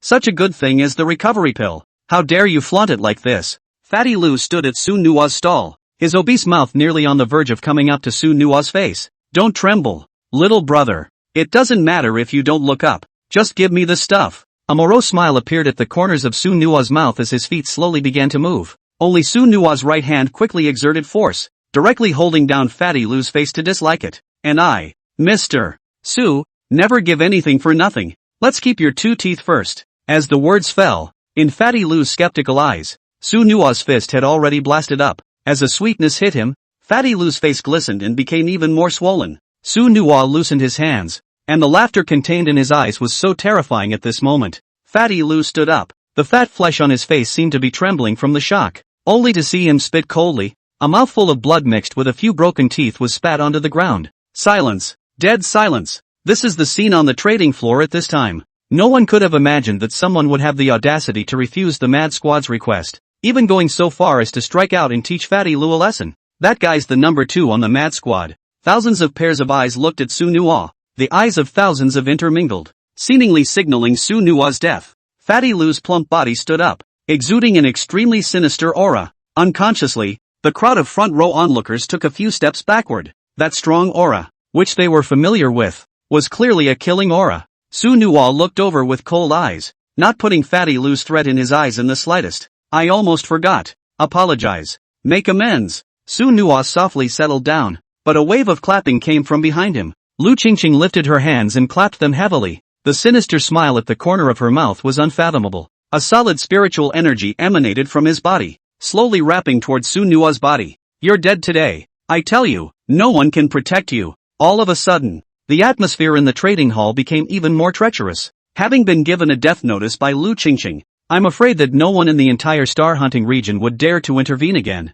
After all, Lu Qingqing's mecha had long since awakened to the first sequence. Her mechmaster level might have reached as high as level 12. At her age her talent might only be considered barely excellent, but she had been hanging out in the star hunting district and had done countless bounty missions. That ability to fight and survive in real combat was by no means comparable to that of a pampered mecha master of the same level within the city. Su Nuwa, however, did not pay any attention to Lu Qingqing, his eyes lifting up as a touch of crimson color quietly surfaced. Threats? Lin Yao, he's never even been afraid. How could a small mad teen be in their eyes? Only Su Nuwa took out the Xian Tian sword from within his mecha space and plunged the sword directly into the stall in front of him. All of a sudden, an inexplicable feeling of oppression arose. Fatty Lu's standing body was suddenly a stagger, almost knocking over on the ground. With shock in his pupils, he looked at Lu Qingqing beside him. With the appearance of the Xian heavenly sword, Su Nuwa's identity was considered completely exposed. After all, the Su Nuwa genius had been in the limelight like no one else these past few days. That Xian Tian sword. And who hasn't been able to see it? This little brother is actually Su Nuwa. No wonder he has the Yuan recovery pill. This is going to be a good show. There's absolutely no way that Lu Qingqing will let Su Nuwa go. When they fight, it's really hard to tell who will lose and who will win. No way? No matter how talented Su Nuwa is, he can't possibly be compared to the long-famous Lu Qingqing. It's getting hilarious. As Su Nuwa revealed his identity, the surrounding murmurs added a few more points of heat. Su Nuwa raised her pale red eyes, her words still without any room for maneuver. Apologize and make amends. Lu Qing, I mean you too. Su Nuwa's domineering words did not bring any face to Lu Qingqing at all. At this moment, he was like the king of this area, not allowing anyone to blaspheme. In the eyes of many people looking at Su Nuwa, apart from a few points of admiration, more was instead pity. Even if he was a genius, so what? In front of Lu Qingqing's absolute strength, I'm afraid that he, Su Nuwa, wasn't qualified. The faint smile at the corner of Lu Qingqing's mouth retracted, and a short-type sword suddenly appeared in both hands. This was her mech, the companion weapon of the first sequence of awakening. If that's the case, then you can go to hell. As soon as Lu Qingqing's words fell, her delicate figure raised her short sword and rushed up. Manifesting a mech wasn't realistic here, but relying on her powerful mind control to deal with Su Nuwa was still confident for her. Su Nuwa pulled the Xian Tian sword up and swung it out, the intense power fluctuation causing Lu Qingqing to take a few steps backward. Looking at the stumbling Lu Qingqing, Su Nuwa laughed softly. Compare swords, are you any good? As the swords pointed at each other, Lu Qingqing only felt her back slam a little cold. The spiritual power that had originally suppressed Su Nuwa was also rioting at this time, seemingly fearful of the aura on Su Nuwa's body. There was some confusion in Lu Qingqing's heart as to why her own sharp aura had disappeared without a trace at this moment. It was as if the intimidating pressure she had exerted by Wan Xian had been casually dissolved by Su Nuwa. Only Su Nuwa held the Xian heavenly sword in his hand, a few more snickers on his face. Although she, Lu Qingqing, was rich in combat experience, the weapon in her hand was nothing but a piece of scrap metal when compared to the Xian Tian sword nourished by the god-level mech. A god-level mecha could always be more than just having heaven-defying attributes. Lu Qingqing took another half-step backward, a twitching expression on her face. The original rather cold face had become exceptionally distorted at this time, and near the eyes it looked like a complaining woman who hadn't seen any rain for a long time. Good. You've managed to piss me off. I'll show you what a true mecha master is. Lu Qingqing suddenly left 2 words behind, her eyes revealing thousands of sinister and spiteful words. What Su Nuo did today could be said to have caused her mad squad to lose face. In the entire star hunting region, no one had ever dared to provoke their position of authority. A powerful spiritual force wrapped up from all directions. In almost a single breath, several people from the mad squad had already surrounded Su Nuo. The corner of Su Nuo's mouth sketched out a cold smile, his eyes filled with contempt. A 5th level squad? And bullying the few with the many? But it's really shameless. I say, Lu Qingqing, why don't you guys just disband? Only Lu Qingqing raised his right hand and waved it in all directions, while his team members then dispersed to the back. However, looking at Su Nuo, the murderous aura in those eyes was unconcealed. Today, let me meet you, genius. If you beg for mercy now, I can consider breaking one less of your legs. Lu Qingqing folded her hands into fists, her resentful face covered in contortions. Su Nuo but snorted coldly, scoffing at Lu Qingqing's words. If you want to fight, then fight. I will accompany you to the end. The crowd of onlookers once again retreated to the rear as a large area of the field gave way. And at that moment, in the middle of the crowd, the only 2 people who stood in the middle of the crowd were the 2 of them. Su Nuo, who held a long sword in his hand, had infinite confidence in his bright eyes, rather like a hot-blooded teenager. Instead, the resentment in Lu Qingqing's body was as if it was substantial, and it was prudent to look at it from afar. In a short period of time, this battle between people could be said to have attracted countless people to come. One was the rising star of tomorrow in Arashur City, known as the strongest talented young man, and the other one was an old bird who had mixed in the star hunting zone, the Captain Lu Qingqing, who was in command of the 5th level squad. The clash between the 2 is extremely attractive in every way. Level 12 Mecha Master Lu Qingqing was easy to deal with any low-level Mecha Master, but as if this mech was promise, maybe it wasn't. After all, Zunoko had never fought a battle of the same level. Whispers were exchanged, rising and falling amongst the crowd. Although Lu Qingqing didn't summon a mecha, with the mental power of a level 12 mecha master, crushing Su Nuo wouldn't be a problem either. Without a god-level mecha showing up this time, what makes him promise to win? In the space of a single breath, however, Su Nuo's spiritual energy had already been released, while within the mecha space, one after another low-grade star core was put into the mecha system's refill slot by him. Even if Lu Qingqing's spiritual energy was rich enough, that was still no match for his own constant supply. Only Lu Qingqing swung the short sword in her hand and charged towards Su Nuo. After awakening the first sequence of the mecha, her mental strength and endurance had likewise improved significantly. With an arrow step, he came back to Su Nuo's side. Ka! The 2 swords staggered together with a crisp resonance. Lu Qingqing originally thought that she could defeat Su Nuo with this all-out sword. However, she didn't expect that the spirit-level Xian Tian sword, which was then nourished by the god-level mech, would make her force herself backward with a single sword. And Su Nuo's figure followed closely behind, his spiritual power fully released to form a small aura. That spiritual power consumption was like no money at all. Under the Xian Tian sword being swung around, Lu Qingqing only felt a few more beads of sweat on her back. This strong sense of oppression made it difficult for her to deal with it at all. Su Nuo wore a bemused smile on his face as he took out 2 more third-grade star cores for additions within his mecha space. In an instant, a large portion of Su Nuo's expended spiritual energy once again filled back up. Only Lu Qingqing was seen bending over with one hand holding her sword, panting heavily. Su Nuo, however, was standing on top of the high position, with no half-tiredness in his eyes, and his spirit was exceptionally abundant. The cold color in his eyes caused the low-level mech's onlookers to shiver. Su Nuo stepped down from the stall and slowly moved forward, pressing his sword directly against Lu Qingqing's chin. I repeat for the last time, apologize and make amends. Feeling the wisp of clear heat from the blade of the sword, Lu Qingqing clenched her fists, and the expression on her face twisted once again. And at this moment, everyone's hearts were all marveling at Su Nuo's strength. It turned out that not only was he that tough at harnessing mechs, but he was also able to defeat level 12 mechs in a few rounds in a physical battle. The kind of spiritual power that was abundant and seemingly infinite. It was outrageous. This is 2BT. That's level 12 Lu Qingqing? You just lost? This Su Nuo guy, is he really human? How is that spiritual power possible? Amidst the endless murmurs, everyone's eyes gradually focused on the Mad Squad. In this battle, there was no doubt that Su Nuo was the complete winner. They only wanted to see if Lu Qingqing would lower that noble head and apologize to Su Nuo. Only Lu Qingqing swallowed, the shock in her eyes no less than anyone else present. She had thought of the picture of a complete victory countless times, but she hadn't expected to lose, and so thoroughly. The mental power of a level 12 mech seems like a joke now. Lu Qingqing's head slowly lowered downwards, while the Mad Squad behind her synchronized so. Mr.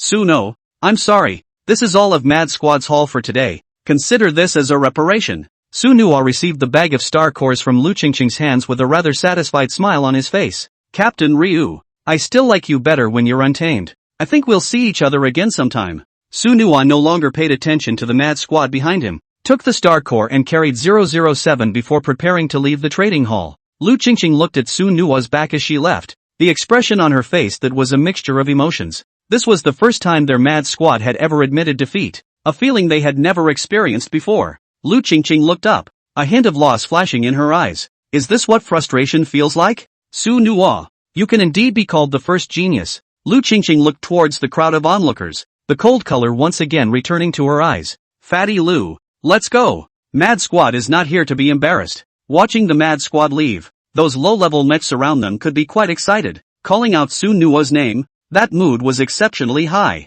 Who hasn't failed to be bullied by them here? And today, Su Nuwa's horizontal sword cut off the arrogance in their hearts. It even made the Mad Squad spit out a handful of gold coins so hard that it was boiling to think about it. Placing 007 at the service of the Star Hunter Zone, Su Nuwa casually threw down 2 star cores. Help me fix it. I'll need it for the next mission. Su Nuwa looked at the large star hunt area behind him with more than a little depression in his eyes. Originally, I was thinking of keeping a low profile and coming here to hunt for some star cores. But now, I'm afraid that the heat itself is going to be a bit more intense. But after this farce, he had a lot to gain. The heavy belt of star cores in his hand emitted a blue-green glow that was hard to hide. I'm afraid there's something high-class in this. Sueno put on his hat once more and walked quickly towards the outskirts of the star hunt area. After Su Nuwa left the star hunting district, he once again went through a turnaround and returned to his own neighborhood. The defense light curtain over the city, glowing with a glowing light, seemed to isolate the afterglow from the sun. Su Nuwa raised his eyes and looked away as a tiny black dot floated in the air.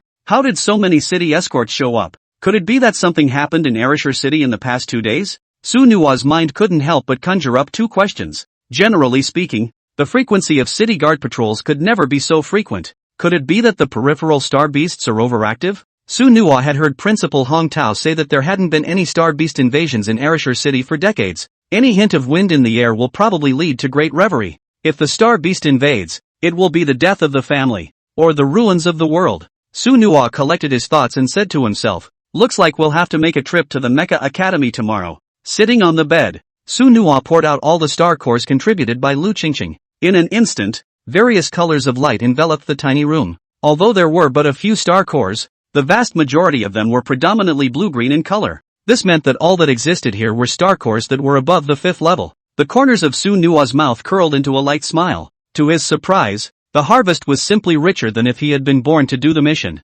One by one, Su Nuwa held the star cores in his hands, feeling the raging energy contained within. Suddenly, Su Nuwa's tightly closed eyes opened. Staring at this green star core in his hand, his face couldn't help but become excited. Is this even a wood star core? Lu Qingqing, so it seems I have to thank you. This rank 6 star core was a perfect match for the current Su Nuwa. He urgently needed the wood system star core to add and upgrade the surprising wood fist. Before one had awakened the first sequence, one's own undercard should of course be the more the better. Manipulating his mental power, Su Nuwa entered within the mecha space. The progress of the original chosen mecha system had grown a little bit more and had come to 12.5%. It was just 9 steps away from the next mech call. Su Nuwa opened the information on the Qilin mecha, the look on his face that was quite satisfied. Kirin mecha, companion qualification, divine, current rank, 7, source energy value, 980, functional value, 980, ancient martial art, shocking wooden fist, 0,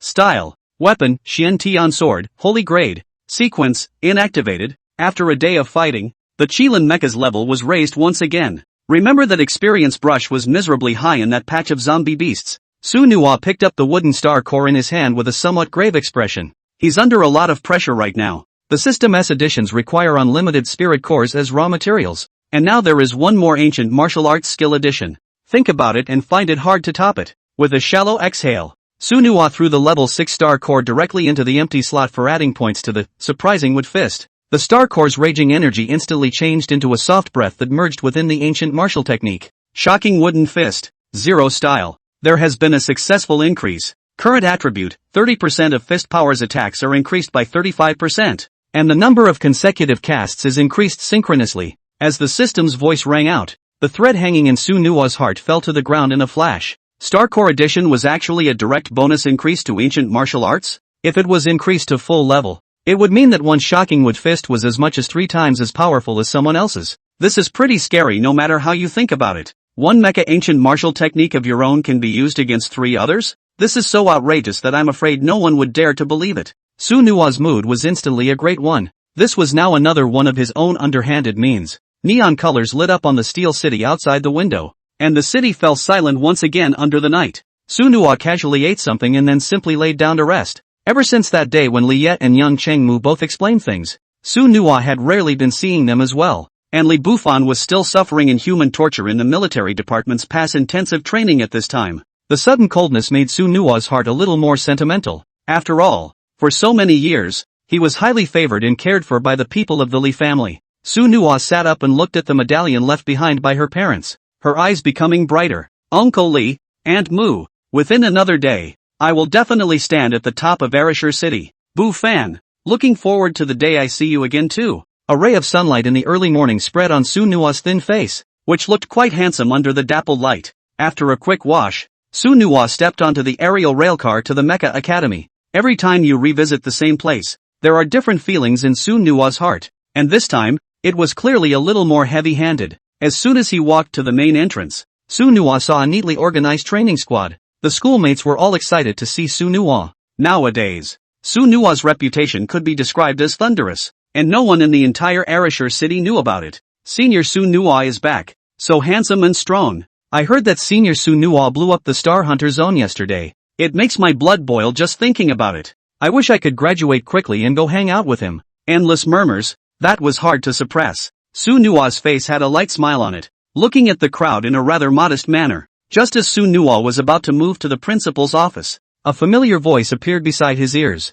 Suno, you kid, was just about to go look for you. Is this what you gave me to say about stopping for 2 days? President Hongtao heard his voice before he saw him. Su Nua lightly lifted her head and slowly walked over, a few questions still on her face. I didn't stop? I didn't mess up on Wind Elder's territory. I'm an honest-to-goodness little mech mechanic. Listening to Su Nua's words, the expression on Hongtao's face was quite speechless. This kid Su Nua's shamelessness was also getting deeper and deeper. You call that honest? The Star Hunter district would love to be turned upside down by you. Such a dangerous place. How dare you go alone? You really didn't put us old guys in your eyes. And you took down a 5-man squad by yourself? And you took down a level 12 mecha master as well? You're afraid to be a real demon. Hearing Hongtao's words, Su Nua's face hung with a resentful and bitter smile. The fact that things were spreading so quickly was something he hadn't expected. Before Su Nua could open his mouth, Hongtao said immediately after, Su Nua, I'm assured of your strength now, but I'm afraid it won't work after today.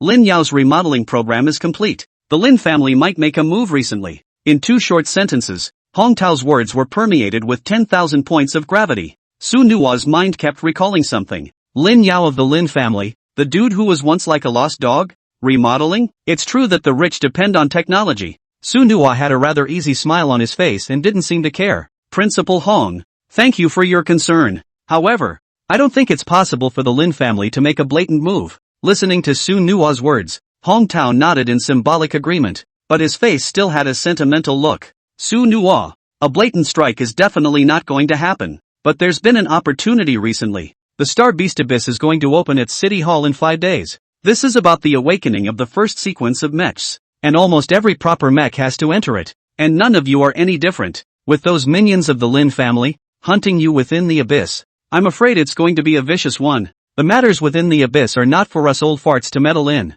Hongtao looked at the calm Su Nua and slowly told the reason. The smile on Su Nua's face became even more prevalent as he came over to Principal Hongtao's side and said, Then it looks like I'm going to have to work hard in the next few days. Star Beast Abyss. Lin Yao, I was kinda looking forward to that. By the way, Elder Hong. Hongtao patted his shoulder and said slowly, Your kid's task now is to pass through the Star Beast Abyss in one piece. As for the rest, there's no need to ask about it for now. Su Nua was about to open his mouth, but he didn't expect to be directly blocked by Hongtao. Looking at the slightly bewildered Su Nua, Hongtao's heart was also a little difficult to say. This situation came so quickly that it could have broken down on anyone. After all, the power of the Lin family could never be easily ignored, and being targeted by them within the abyss could be considered a 9 deaths. But before Hongtao could pat on Su Nua's back to comfort him, Su Nua's rather excited voice was heard. Principal Hong, Does that mean I don't have to collect myself these days? All for the Star Beast Abyss, right? With his mouth open,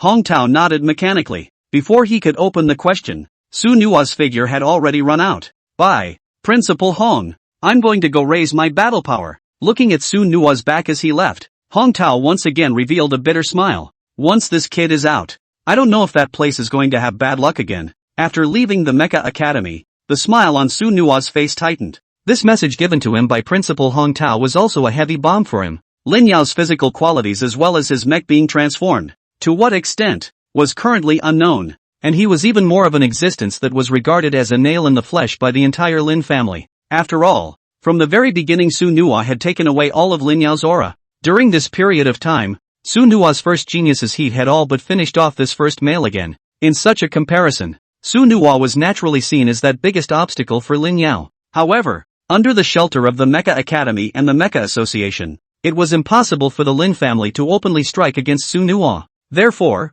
this Star Beast Abyss will be the best opportunity. Su Nua looked in the direction of the Mecha Association's quadrilateral tower, a hint of hesitation flashing through his eyes. Ordinary trial mysteries had long since failed to fulfill his needs. Even if he could open a high-level trial mystery realm, it was impossible for him to be inside the Four Directions Tower 24 hours a day. So, the most suitable place for him now remains the Star Hunter Zone. There were no rule restrictions within the Star Hunting Zone, and as long as you were strong enough, you could always go and take on commissioned missions. Under the vast galaxy, combat experience and the acquisition of star cores are even more abundant. When he thought of this, Su Nua's figure had run off into the distance. In 5 days, using the system to awaken a second mech was feared to be tough, but raising the surprising wood fist to full level, Su Nua was still quite confident. Star Hunt District. Su Nua still entered as usual, wearing a hat and keeping a low profile. Although he had already revealed his identity, I'm afraid that if he waltzed in, he wouldn't be able to think of taking the commissioned quest. That huge crowd would surely surround themselves. After all, Su Nua was now Ereshur City's hotly anticipated first genius. Anxiety was also evident everywhere within the Star Hunt District. The streets in all directions were filled with new mobile armorers running around quickly. Su Nua's brows furrowed, causing him to not expect the influence of this Star Beast Abyss to be so great. All the mechs in this Star Hunt area are starting to roll up. Su Nua slowly stepped forward, and straight away, he stepped into the quest hall on the first floor. As soon as she stepped in, Su Nua heard a familiar voice. 007. Welcome back, my king. Looking at 007, Su Nua's mouth twitched a little more. This mechanical guy, how can he be so middle of the road? Su Nua patted its head heavily, his expression serious. 007. It's a good thing you guys aren't hungover. Take me to the Blue Commission area. Entering within the reward hall, Su Nua was shocked once again by the scene before him. Almost every mission entrance was bustling with people. It was as if the entire Ereshur City's mechs had come to the Star Hunt Zone. But this was not a bad thing for Su Nua. Although the competitors became more numerous, the space he could manipulate was rather wider. I'm afraid that if you really rely on bounty commissions for resources, you're going to have a hard time metamorphosing after 5 days. That's why Su Nua had thought about his next step in the Star Hunter region from the very beginning. First, they would go to another galaxy through the Star Hunting Zone's teleportation array, and whatever happened after that could have nothing to do with Ereshur City. In that outer galaxy, killing and robbing and setting fire. That's not simple. Current squad level, blue level 2. Tasks are being selected for you. After 007's words fell, columns of information suddenly appeared in Su Nua's mind. Su Nua did not take a closer look and said in a cold voice, "Utilize your authority and just help me choose the one with the highest difficulty." 007 instantly became a dancer, and his voice gradually became high. Captain Lonebold has confirmed. Current mission selected. Emergency reward 10086, attack on extraterrestrial mining area in Nan City.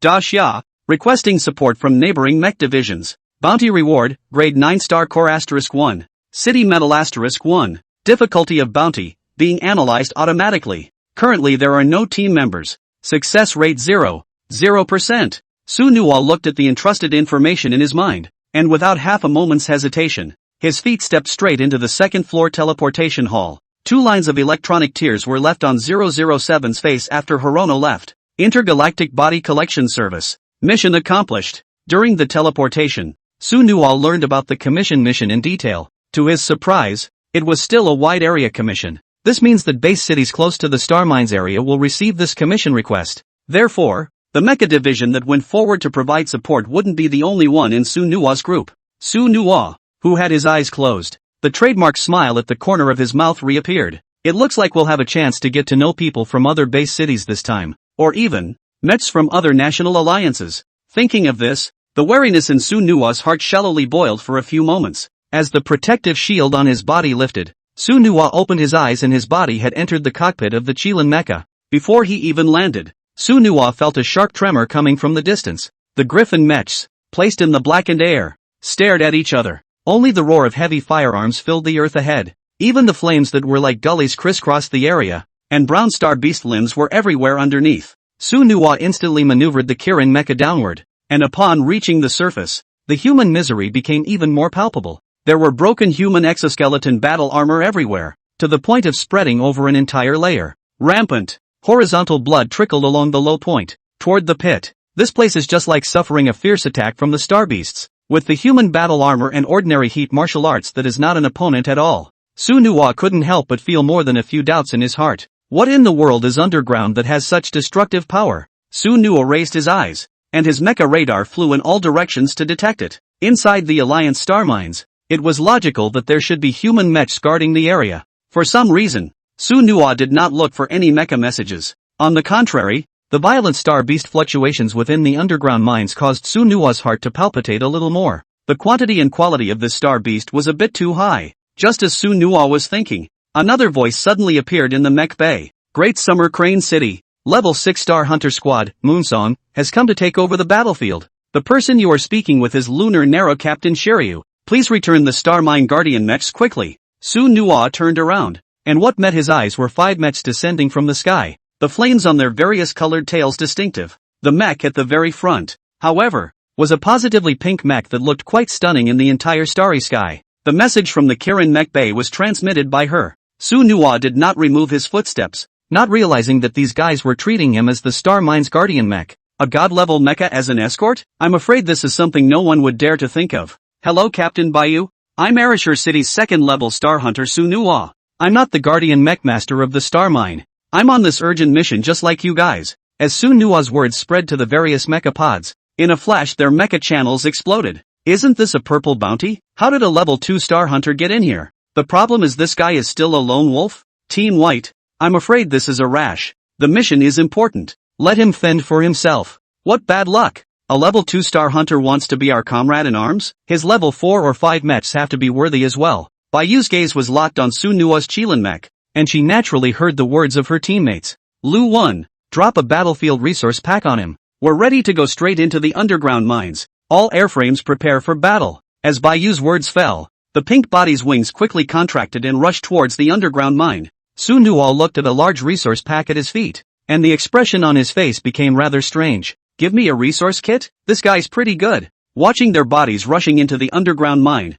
the figure of the Chilan Mecha did not stop where it was, but directly turned on the power. Su Nua's heart had a premonition. I'm afraid that what was in there wasn't simple. For Su Nua, mecha upgrades and star core acquisition were things that could not be delayed for a moment. Entering an underground mine, that is since unfathomable. Everywhere, translucent crystallized ores dotted the dead grounds. It was supposed to be a well-organized place, but now there are only wrecks and collapses. Su Nua rode the Chilan Mecha right behind the moonlighting squad and headed towards the flat layer at the bottom of the mine. Looking at the several mechs not far away, Su Nua's eyes were also more than a little curious. The pink mech that Bayou was driving at the head was slightly smaller, but the long sword behind it was full of sharpness, and the grade of her mech was at least spirit grade. Behind her, 2 large mechs followed, and looking at the energy horns above the heads of the bodies, these 2 were just like beastly mechs. At the back of the group, a light mech was extremely fast, constantly changing its position in all directions, seemingly spying on something.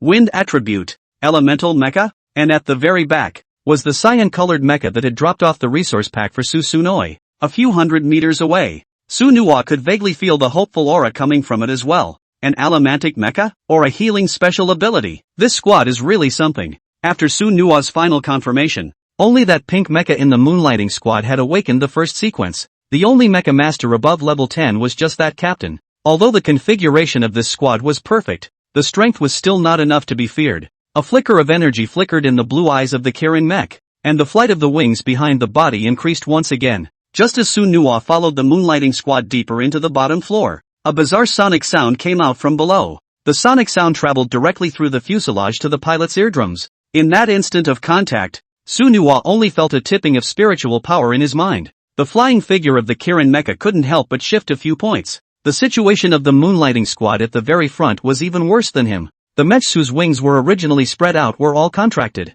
and landed straight down towards the deep surface of the earth. Failing to explore the area and landing directly on the surface would certainly be fatal for a mech. Even a mature mecha squad wouldn't dare to operate like this. Sun Yen Yen, you ride the Windwalker to quickly explore the terrain, check for star beasts, and be ready to provide support at any time. LV Feng, activate the emergency plan and stand by for energy support. Dalu Xiaolu, when you land, follow me. This kind of sound wave is very hard on mechs. This is bound to be a tough battle. Everyone must be in high spirits. Before the people of the moonlighting squad had even landed, Bayu's battle plan had already reached everyone's ears. Unfortunately, the imagination is very beautiful, but the reality is very cruel. Before they could land their mechs, the star beasts lurking in the black abyss of the strata had already attacked. In a flash, a large black ball came from all directions, blasting away at the mechs low in the sky. This kind of intensive attack and strong force instantly forced the moonlighting squad into a dangerous situation. Even if the body can temporarily withstand these black ball attacks, all the attributes will definitely be affected in the long run. And what will be used to kill the star beasts? Sunhwa stabilized his mind, and the Qilin mecha remained high in the air, so the black ball's attack could not reach him. Looking towards the moonlighting squad at the bottom, Sunhwa's eyes were filled with a point of anticipation. To be able to take on a purple quest, this squad definitely couldn't be that simple. Only to see that the beastly mecha's arms were heavy with each other, seemingly forming a long shield, quickly charging forward, fending off quite a few black balls. In almost a split second, the Windwalker and Pink Mech who had come up with the spare time had already left the range of the black ball's attack. By the time it reappeared, the longsword in the Pink Mech's hand had already stabbed viciously into the star beast on the mining wall. I'll take care of the cleanup, so you guys go ahead and land. There doesn't seem to be just one type of star beast here. After Bayu's words fell, she rode the Pink Mech to burst over the rock wall once again. The pink shadow shifted at extreme speed, and with the sequential weapons in her hands, the star beasts in front of her wouldn't survive more than a breath. Sunhwa stagnated in midair, quietly observing the changes underneath. The star beast's message was also synchronized to his mind. Panching class star beast, earth cave gold swallowing beast, rank 5. Description: living deep underground all year round, surviving by sucking star ore. Although it is the lowest level star beast, but possessing a hint of spiritual intelligence, mostly accompanied by the community. Characteristics: known as the underground garbage reaper. Fear of light by nature. Lightning attribute. Light attribute of the elemental mechs have a strange effect on its attack. Sunhwa looked at the star beast message and did not have any intention of making a move, because he knew in his heart that it was absolutely impossible for these earth cave gold swallowing beasts alone to cause so much damage to this star mining area. In that deep area, there must still exist even more powerful star beasts. So for the solo traveler, building up his strength is the way to go. With Bayu's rapid decimation, the black ball attack sort of subsided after a few minutes. Sunhwa's eyes flashed with a hint of surprise as he looked at the remains of the earth cave gold swallowing beasts scattered around. This pink mech in front of him, I'm afraid that the grade is much higher than what he had imagined. After all, harvesting the battlefield so smoothly and quickly was simply not something an ordinary mechmaster above level 10 could do. Team White, we have successfully landed on the ground floor. You can come down and join us. As the voice rang out within the mecha channel, Bayu put away the long sword in her mecha's hand and her pink eyes looked at Sunhwa in midair. Just to remind you again, it's dangerous down there. You're better off staying up here. An extremely flat girl's voice reached Sunhwa's ears. Looking at the pink mech that was leaning down, Sunhwa's mouth slightly spread into a smile. Thanks, I'll pay more attention. After transmitting a sentence, the figure of the Kirin mecha did not hurry to descend towards the bottom of the ground below. Instead, they began to clean up the remnants of those earth cave gold swallowing beasts. The immensely deep walls of the mine are littered with giant potholes, and the inside of every pit was almost always occupied by the earth cave gold swallowing beasts. Sunhwa rode the Qilin mech, the red and white wings behind him helping him to navigate through the various pits.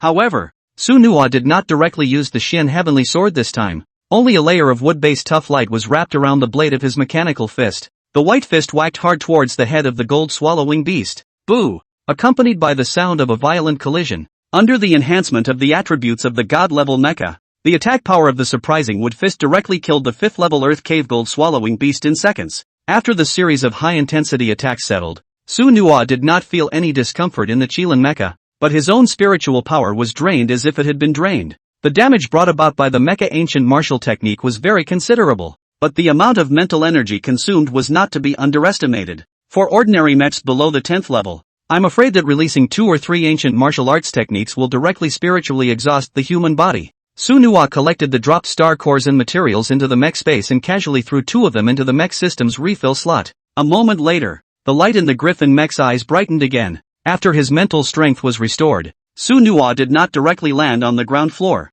The star beasts within this rocky mine were enough for him to kill for a while. Therefore, there was no need for him to risk his life to enter the deepest part at all. Allowing that moonlighting squad to explore the road first would be the best option. After all, right now, no one knew what kind of star beasts existed in the depths of that underground cave. While the Qilin Mecha was slaughtering the Earth Cave gold-swallowing beast, the scene under the ground was not optimistic. Just as Bayu's mecha had landed, a rumbling sound came from the entire huge grotto. Instead, that strange chirping sound became denser and higher. Now, the spirits of everyone in the moonlighting squad were highly concentrated. Perhaps the culprit for this disaster is about to emerge. Accompanied by the chirping sound extending in all directions, Su-Nuwa felt as if the Earth Cave swallowing beast beside him had become somewhat less different. Not only did his eyes produce a hint of a different color, but his body had steeply increased in size again. Su-Nuwa vaguely understood something in his mind. The sound wave wasn't directed at them, the mechs, but instead was directed at the Earth Cave tuna beast.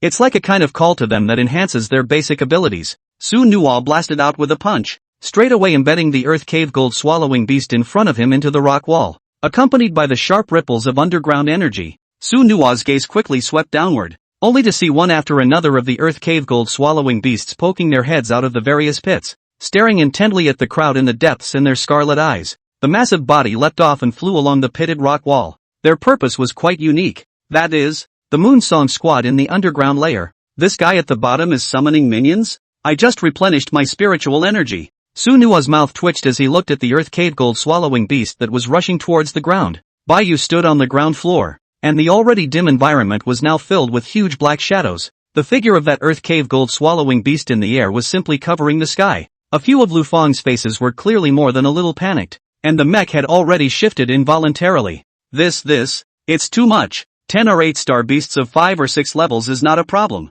I'm afraid there are at least 100 of these. Team White, should we evacuate first? Bayu's face was also a bit tense as she listened to several people discussing in the Mecha channel. Evacuate? Is there a way for us to get back? This must be a breakthrough. Everyone prepare to meet the battle with all your might. Windwalker, you keep an eye on the movement behind us and detect the movement of that high-level star beast behind us. After a few tactics were formulated, Bayu's pink mecha took the lead in unfolding its wings and impacted towards the sky above. The mecha longsword was once again transformed into an instrument of slaughter in her hands, and all sorts of star beast limbs descended morosely. Big Lu as well as Small Lu's beast state mech is even more directly with the flesh to charge each other. The two bodies with the cooperation, for a time also did not have the Earth Cave tuna beast to break through the defense. Su-Nuwa stalled in mid-air, still waiting quietly. In his opinion, I'm afraid a few of them won't last long. After all, the rapid depletion of mental energy can be a fatal blow to piloting a body. Both fusion and maneuverability are affected. It was simply impossible to bring out the strength of the original mech again.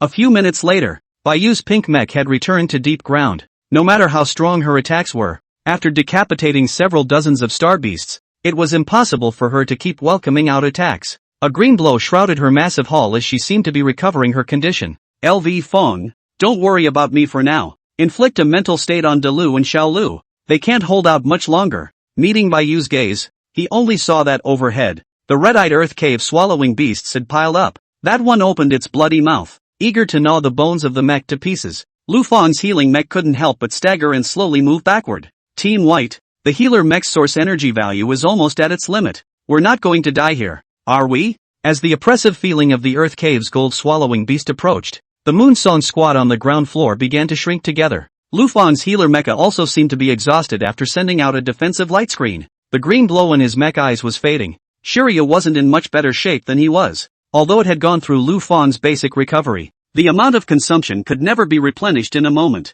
On the other side, Big Lu and Little Lu's mechs were even more devastated, with sparks of fire coming out in bits and pieces. Looking closer, I'm afraid the damage won't be repaired for a few days. Bayu raised her eyes and looked at the densely packed star beasts in the air, a hint of despondency flashing through her eyes. I'm sorry, gentlemen. This time it's me who failed to properly assess the difficulty of the mission. I'm White. In a flash, the star beasts in the air came down violently, and when they landed, they straightaway surrounded the moonlighting squad. Lu Fang laughed bitterly twice, and his voice seemed a bit hoarse. Team White, we're all in this together. No one's going to blame you. Big and Small Lu even manipulated wanting the mech to stand up again, and seemed to have activated the final preliminaries in general. Team White, don't worry, there's still a chance of survival. Let's just say they step over my brother's body first. 2 lines of shallow tears flowed from Bayu's eyes, and her long eyelashes were 1,000 times more agile, only to see that she didn't pay attention to them behind her, and directly rode the pink mech to protrude out of the healer's defensive circle,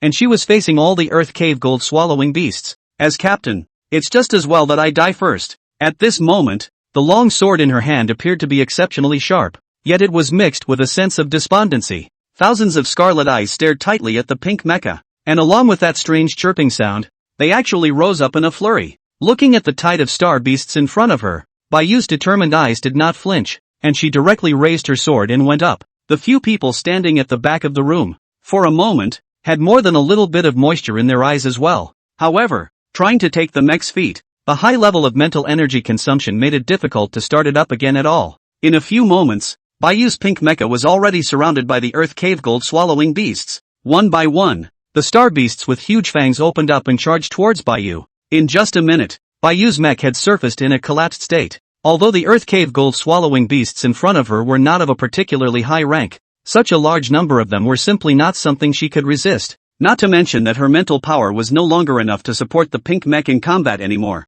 Only to see her stick the long sword in her hand into the ground, she exhaled heavily under her breath, and her eyes gradually closed. She seemed ready for death. The few people behind her, harnessing their mechs, let out low wails, but they were still out of their depth, unable to move the mechs underneath them by half a point. It's as if everything is going to end with this. In the sky, Su Nua's Qilin mech looked down on everything here. The red and white body, with its spread wings, looked even more dazzling in this dark and vast cave at this moment. And the most attention is the 2 tentacles above the top of his mech's head, which was originally white, but now it has silently changed into a golden color. The Shin Tian sword in the Qilin mecha's hand was even emitting a gust of bloody aura. Along with a blazing flame, Su Nua's figure descended from the sky. The Shin Tian sword's attack was the first to arrive, and all of a sudden, an extremely explosive sword sound was emitted. Above the ground, the earth cave gold swallowing beasts that had originally surrounded the hunt instantly misplaced their formation. The scattered limbs and broken bones,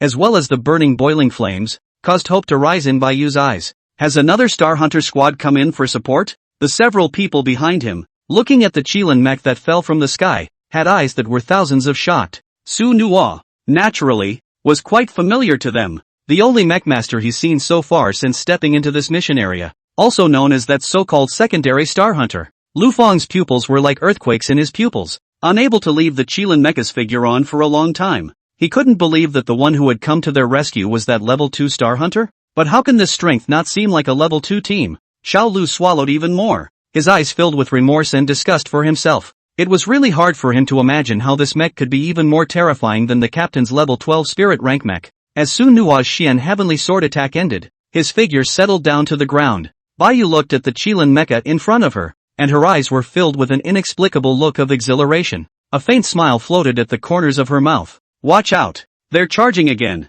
Bayu's voice fell into Su Nua's body, with a little more anxiety in it. She knew very well in her heart that although the attack power of this mech in front of her appeared to be comparable to her own, it was still a crisis under the high level of mental energy consumption. What's more, there was an unseen high-level star beast in the deep black. Su Nua harnessed the Qilin mecha and pulled up the Shin Tian sword on the ground with one hand. Then, turning his head backward to look at Bayu's pink mech, there was an inexplicable majesty in his red mech eyes. Captain Bai, below, I'll be the one to upgrade alone. As soon as the words fell, Su Nua's figure had already rushed up. At the same time, several more star cores were put into the mecha system's add-on slots by Su Nua. Under the watchful eyes of Bayu and the others, Su Nua's stern attack was quite dry and crisp, not at all like an ordinary star hunter. Instead, it was more like a high-level hunter with sophisticated methods. The Shin Tian sword, which emitted red light, slashed straight through one gold-swallowing beast after another. The attributes of the Grade 8 Qilin mecha that was in no way inferior to Bayu's pink mecha. This was the dominance from a god-level mech. In just 2 minutes, the number of Earth Cave gold-swallowing beasts standing above the surface had plummeted. The figure of the Qilin mecha, however, seemed to be getting more and more courageous as if it was a god of killing. What made Bayu's few people feel the most terrified was instead his durability. A few minutes down the line, Su Nua's Qilin mecha didn't seem to have any sense of fatigue, and that spiritual energy was so full that it didn't even look like a person. Su Nua, who was at the center point, was in even higher spirits at this time. Because of this operation, he had clearly felt the surge in experience. The Qilin mecha held the Xin Tian sword in its hand and once again charged into the horde of earth cave gold swallowing beasts. For a moment, the entire subterranean level was filled with the pungent odor of strange blood. Bayu's eyes were filled with thousands of disbelief and shock. She really couldn't imagine that such a tragic scene had been made whole by this level 2 star hunter. Lu Fang and Big and Little Lu had already stepped out from under the defense formation, staring at Su Nua's movement trajectory, not moving a muscle.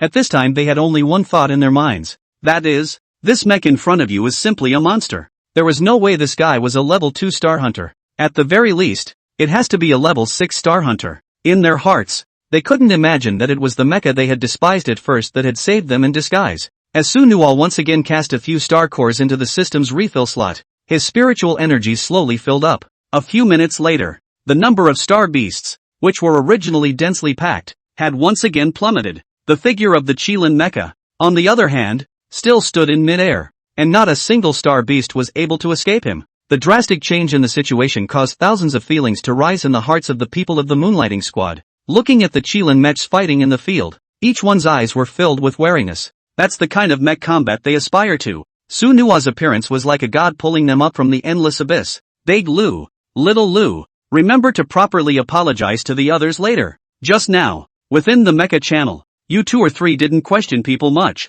Hearing Bayu's words, Big Lu, Little Lu, and Lu Fang scratched their heads in the cockpit, their faces filled with embarrassment. If it hadn't actually happened in front of them, it would have been absolutely impossible to imagine that level 2 star hunter was so bullish. Don't worry about it. Da Lu, am quite capable of flexing my muscles, and it is indeed our good fortune to be able to make the acquaintance of such a mecha master. Team White, I suddenly had an immature thought. Lu Fang's face had a serious look on it, but the meaning of his words was a bit strange instead. Bayu snorted coldly, but a hint of softness flashed in her eyes. If you don't want to die, I advise you not to say it. Lu Fang immediately closed his mouth, a sympathetic and awkward smile on his face. Only Bayu's pink mecha stood up once again and looked at Su Nua in the air, seemingly whispering something softly. Another sword chopped down, and the earth cave gold swallowing beasts that appeared seemed to have been wiped out. There were only scattered gold swallowing beasts that retreated towards the way they came. Throughout the underground layer, the star beast carcasses had been piled up dozens into hundreds of meters high at this point, and almost all of them, came from the Hand of Promise. I don't think it's possible to describe him as a monster anymore. I'm kind of curious as to what the driver within that mech will be like. I'm afraid that with this kind of ample combat experience and exquisite control, I'm afraid that he can't be particularly young. Bayu's words were transmitted to several people's mecha channels, and in an instant, they caused a discussion. Team White, let's go up and see if we don't know. It looks like he's coming down. Several mechs came to Bayu's side, all looking solemnly at the sky. Only Su Nua's Qilin mech slowly contracted its wings, and the red and white body descended from the sky. The Xin Tian sword in his hand was still floating with a gust of blood. The stained blood had long since dried up again. Su Nua didn't bother to notice the Moonlighting Squad underneath. At this moment, his mind and soul were all converged within the mecha space. In this battle, he had actually consumed nearly 40 to 50 second and third grade star cores. Otherwise, how could it be possible to have enough mental energy to sustain a fight for such a long time? However, the rewards of this battle far exceeded Su Nua's imagination. The chosen mecha system's add-on progress had skyrocketed right up to 15%. The level of the Qilin mecha, moreover, had risen 2 levels in a row once again. Entering the 9th level, it had directly stepped into the half-step spirit stage. Now he would just have to wait until he stepped into level 10 and participated in the Star Beast Abyss to successfully awaken the first sequence, and his mechmaster rank would then come to 11, which was the spirit rank. Su Nua didn't check the attributes of the Qilin mecha after the upgrade, and directly took out a few more star cores and put them into the add-on slots. This bounty commission mission is far from over. After landing, Su Nua's eyes were also more than a little excited as he looked at the star beast corpses roaming the sky. So many. How many star cores does this take? That's quite a trip for a mission. Before Su Nua could start, a movement beside him attracted his attention, only to see the crowd of mechs from the Moonlighting Squad, led by Bayu, walking towards Su Nua. Thank you so much. If it wasn't for you,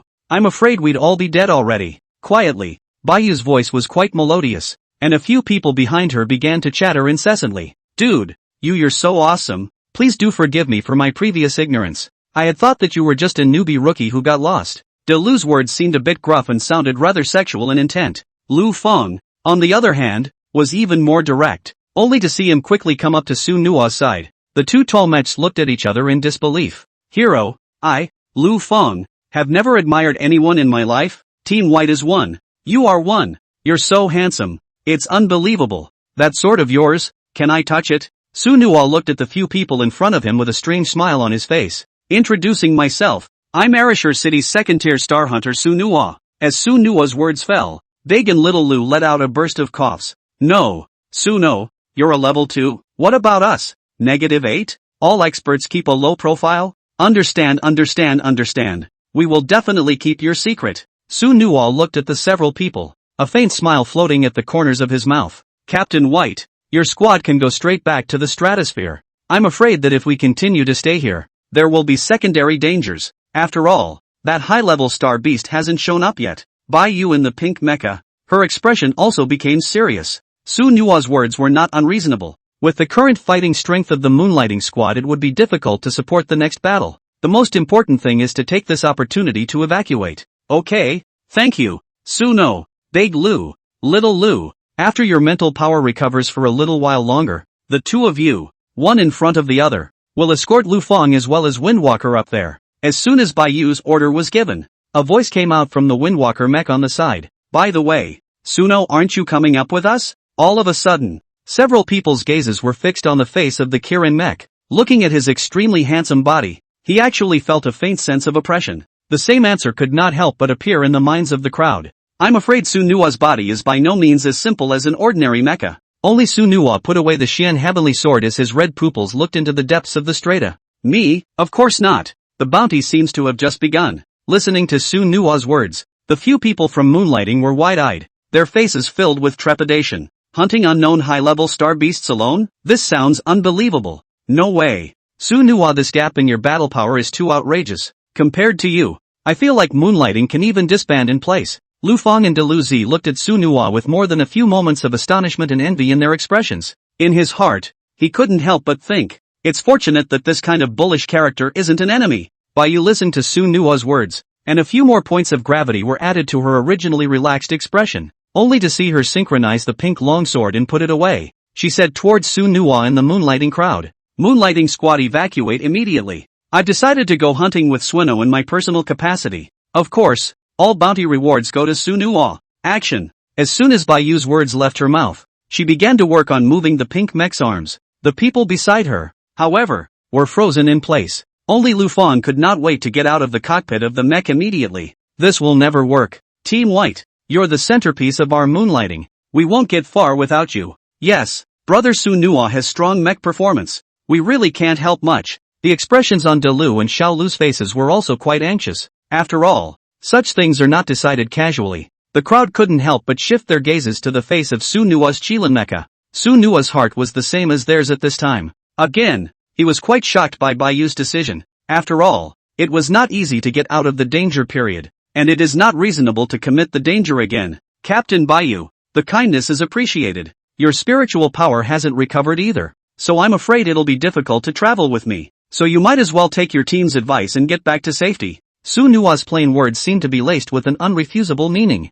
but to his surprise, Bai Yu still insisted on her opinion. How can I not help you? It's too much to underestimate me. Mental power recovery? It's just a short time problem. Well, my mind is made up, so you guys from Moonlighting can just follow orders. As Bai Yu's order was given once again, the people of the Moonlighting Squad were unable to push back, only to see them say in unison, Roger, White Team, we'll be up there waiting for you to get back, all the time. As the words were spoken, the wings on the backs of several mechs unfolded and flew along the rock wall towards the ground. Su Nua looked at the pink mech in front of him and did not say anything more. However, it did seem to him that one more comrade had a little better chance of winning. After all, the strength of a level 12 mecha master really couldn't be ignored. Captain Bai Yu, we're leaving in 3 minutes. When necessary, I think you need to defend yourself well. Listening to the words coming from Su Nua, Bai Yu smiled bashfully. Su Nua, just call me Bai Yu. No need to be so polite. Don't worry, alright? Me and my mech will never let you down.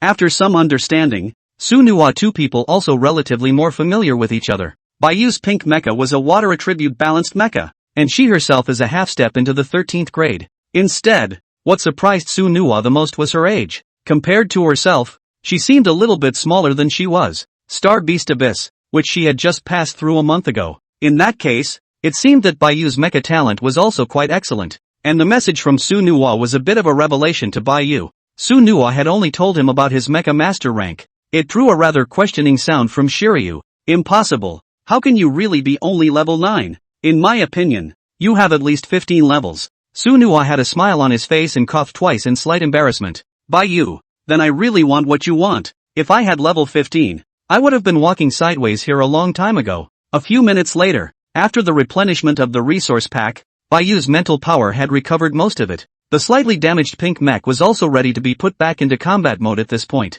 The griffin mech raised its red eyes and looked deeper into the caverns of the earth, giving off a rather mysterious aura in its low chirping. Bayu, let's go. Let's go meet the guy who caused this disaster. Bayu followed behind Su Nuwa as the two mechs made deafening sounds of mechanical bones operating. In this silent underground world, it seemed to be extraordinarily ear-catching. The two of them traveled forward at a very fast speed for almost a minute and still saw nothing. The entire underground world was completely emptied by the excavation of the star mine. The huge underground world here, if it was explored, I'm afraid that it would be impossible to complete it without half a day. Relying on the message from the Qilin mech, Su Nuwa headed towards the place where the traces of the star beasts existed. This time, the bounty mission must be completed as soon as possible. After all, this is an open bounty quest. No one could be sure if another Star Hunt squad would follow. If they were allowed to reap the benefits, then I'm afraid it would be extremely difficult for Su Nuwa. Bayu followed behind Su Nuwa, the mech on guard in all directions, the pink longsword held tightly in her hand,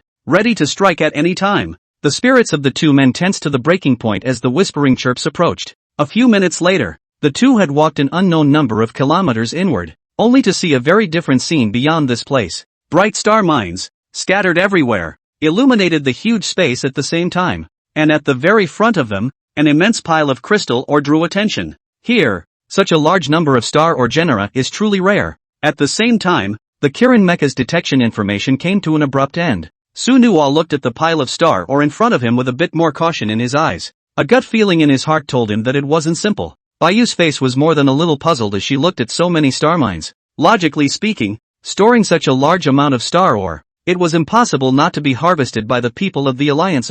Just as the two were surprised, the pile of ore in front of them unexpectedly moved. However, in a moment, a crystal ore giant that was dozens of meters tall stood in front of the two mechs. Su Nuwa's eyes flashed with a hint of laughter as he looked at the giant that was almost as tall as the Qilin mech. Sure enough, the star beast here was the guy in front of him, but to his surprise, the Kirin mech was unable to read it. Bayu, can your mech recognize it? Listening to Su Nuwa's inquiry, Bayu shook her head. I'm afraid this is a primordial star beast, and has not been included by the Alliance, so it's up to us to figure out its characteristics and weaknesses. Looking at its size, I'm afraid it has already reached the spirit breaking stage. Su Nuwa's brow furrowed slightly. The term primordial star beast had only been seen in the Academy's textbooks. Most of the primordial star beasts are natural star beasts that are naturally formed after the creation of spiritual intelligence, and their various characteristics are even more unknown. It was also the equivalent of a hidden boss in this galactic epic in general. Su Nuwa and Bayu raised the long swords in their hands almost in synchronization.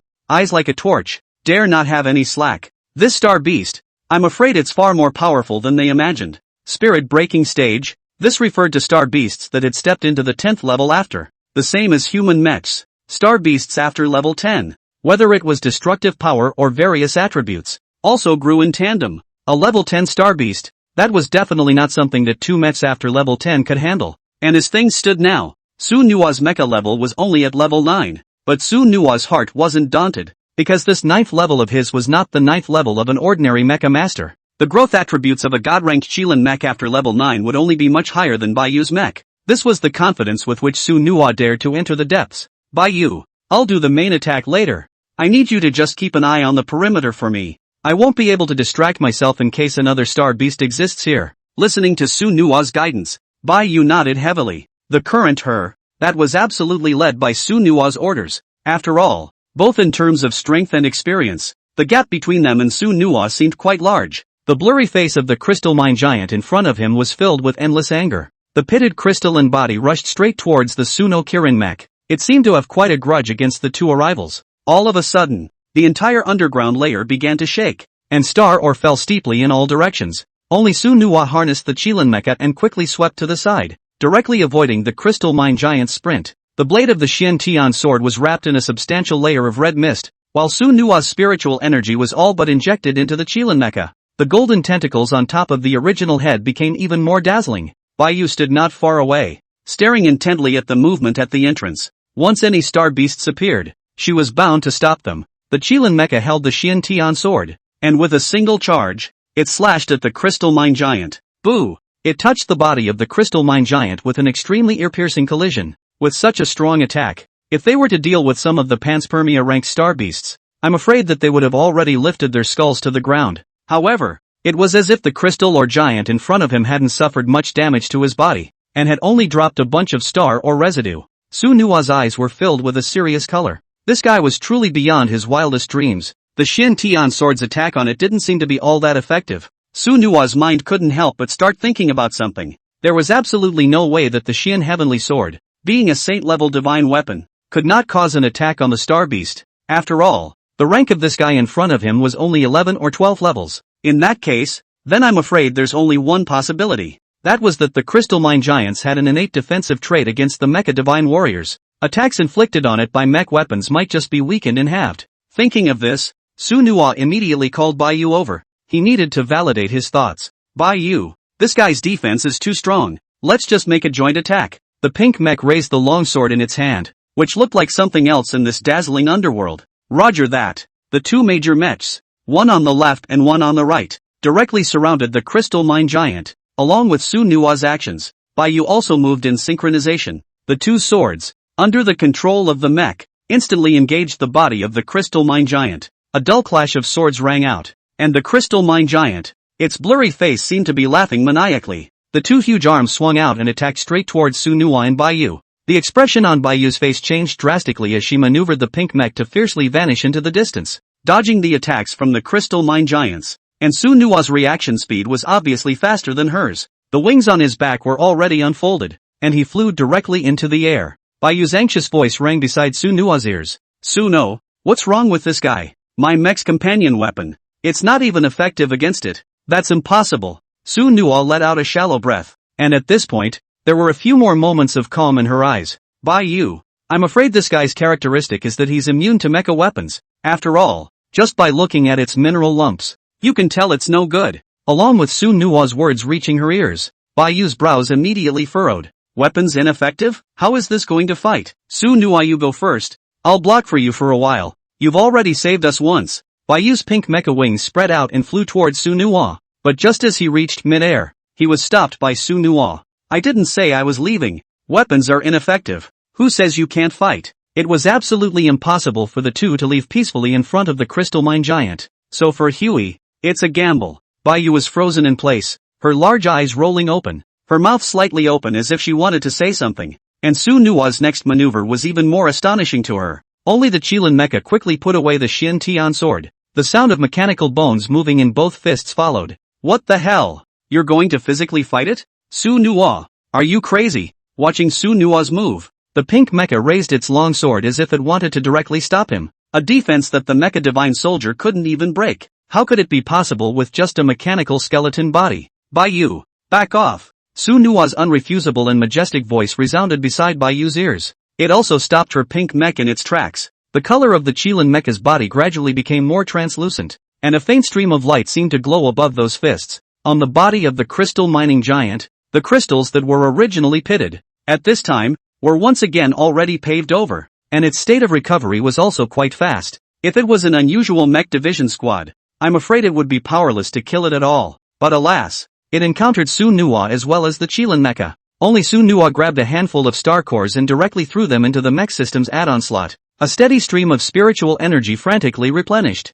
At this moment, the source energy value and function value of the Qilin mech skyrocketed once again. To Baiyu's shock, Sueno's actions begin. Shocking wooden fist, Zero style, is activated. The Griffin mech did a quick flip and came directly in front of the crystal mine giant. The mechanical double fists that were glowing with streams of light rained down like crazy. Crackling and shattering sounds rose and fell in that one crack of ice. After Su Nua's one increase in the surprising wood fist, the attack bonus had reached 35%. Now that the Qilin mecha after its attributes had skyrocketed hit, the destructive nature of that was quite astonishing. What's more, it was the continuity of the surprise wood fist that was the most frightening. Puddle after puddle of ore fragments were scattered at the feet of the crystal mine giant, while its body was undergoing even more drastic changes. Under Su Nua's successive surprising wood fist attacks, the gaps in its body grew bigger and bigger. Su Nua was inside the Kirin mecha, panting heavily. His heart was also glad for his decision. He had made the right bet on this one. After a minute, Su Nua's attack abruptly stopped,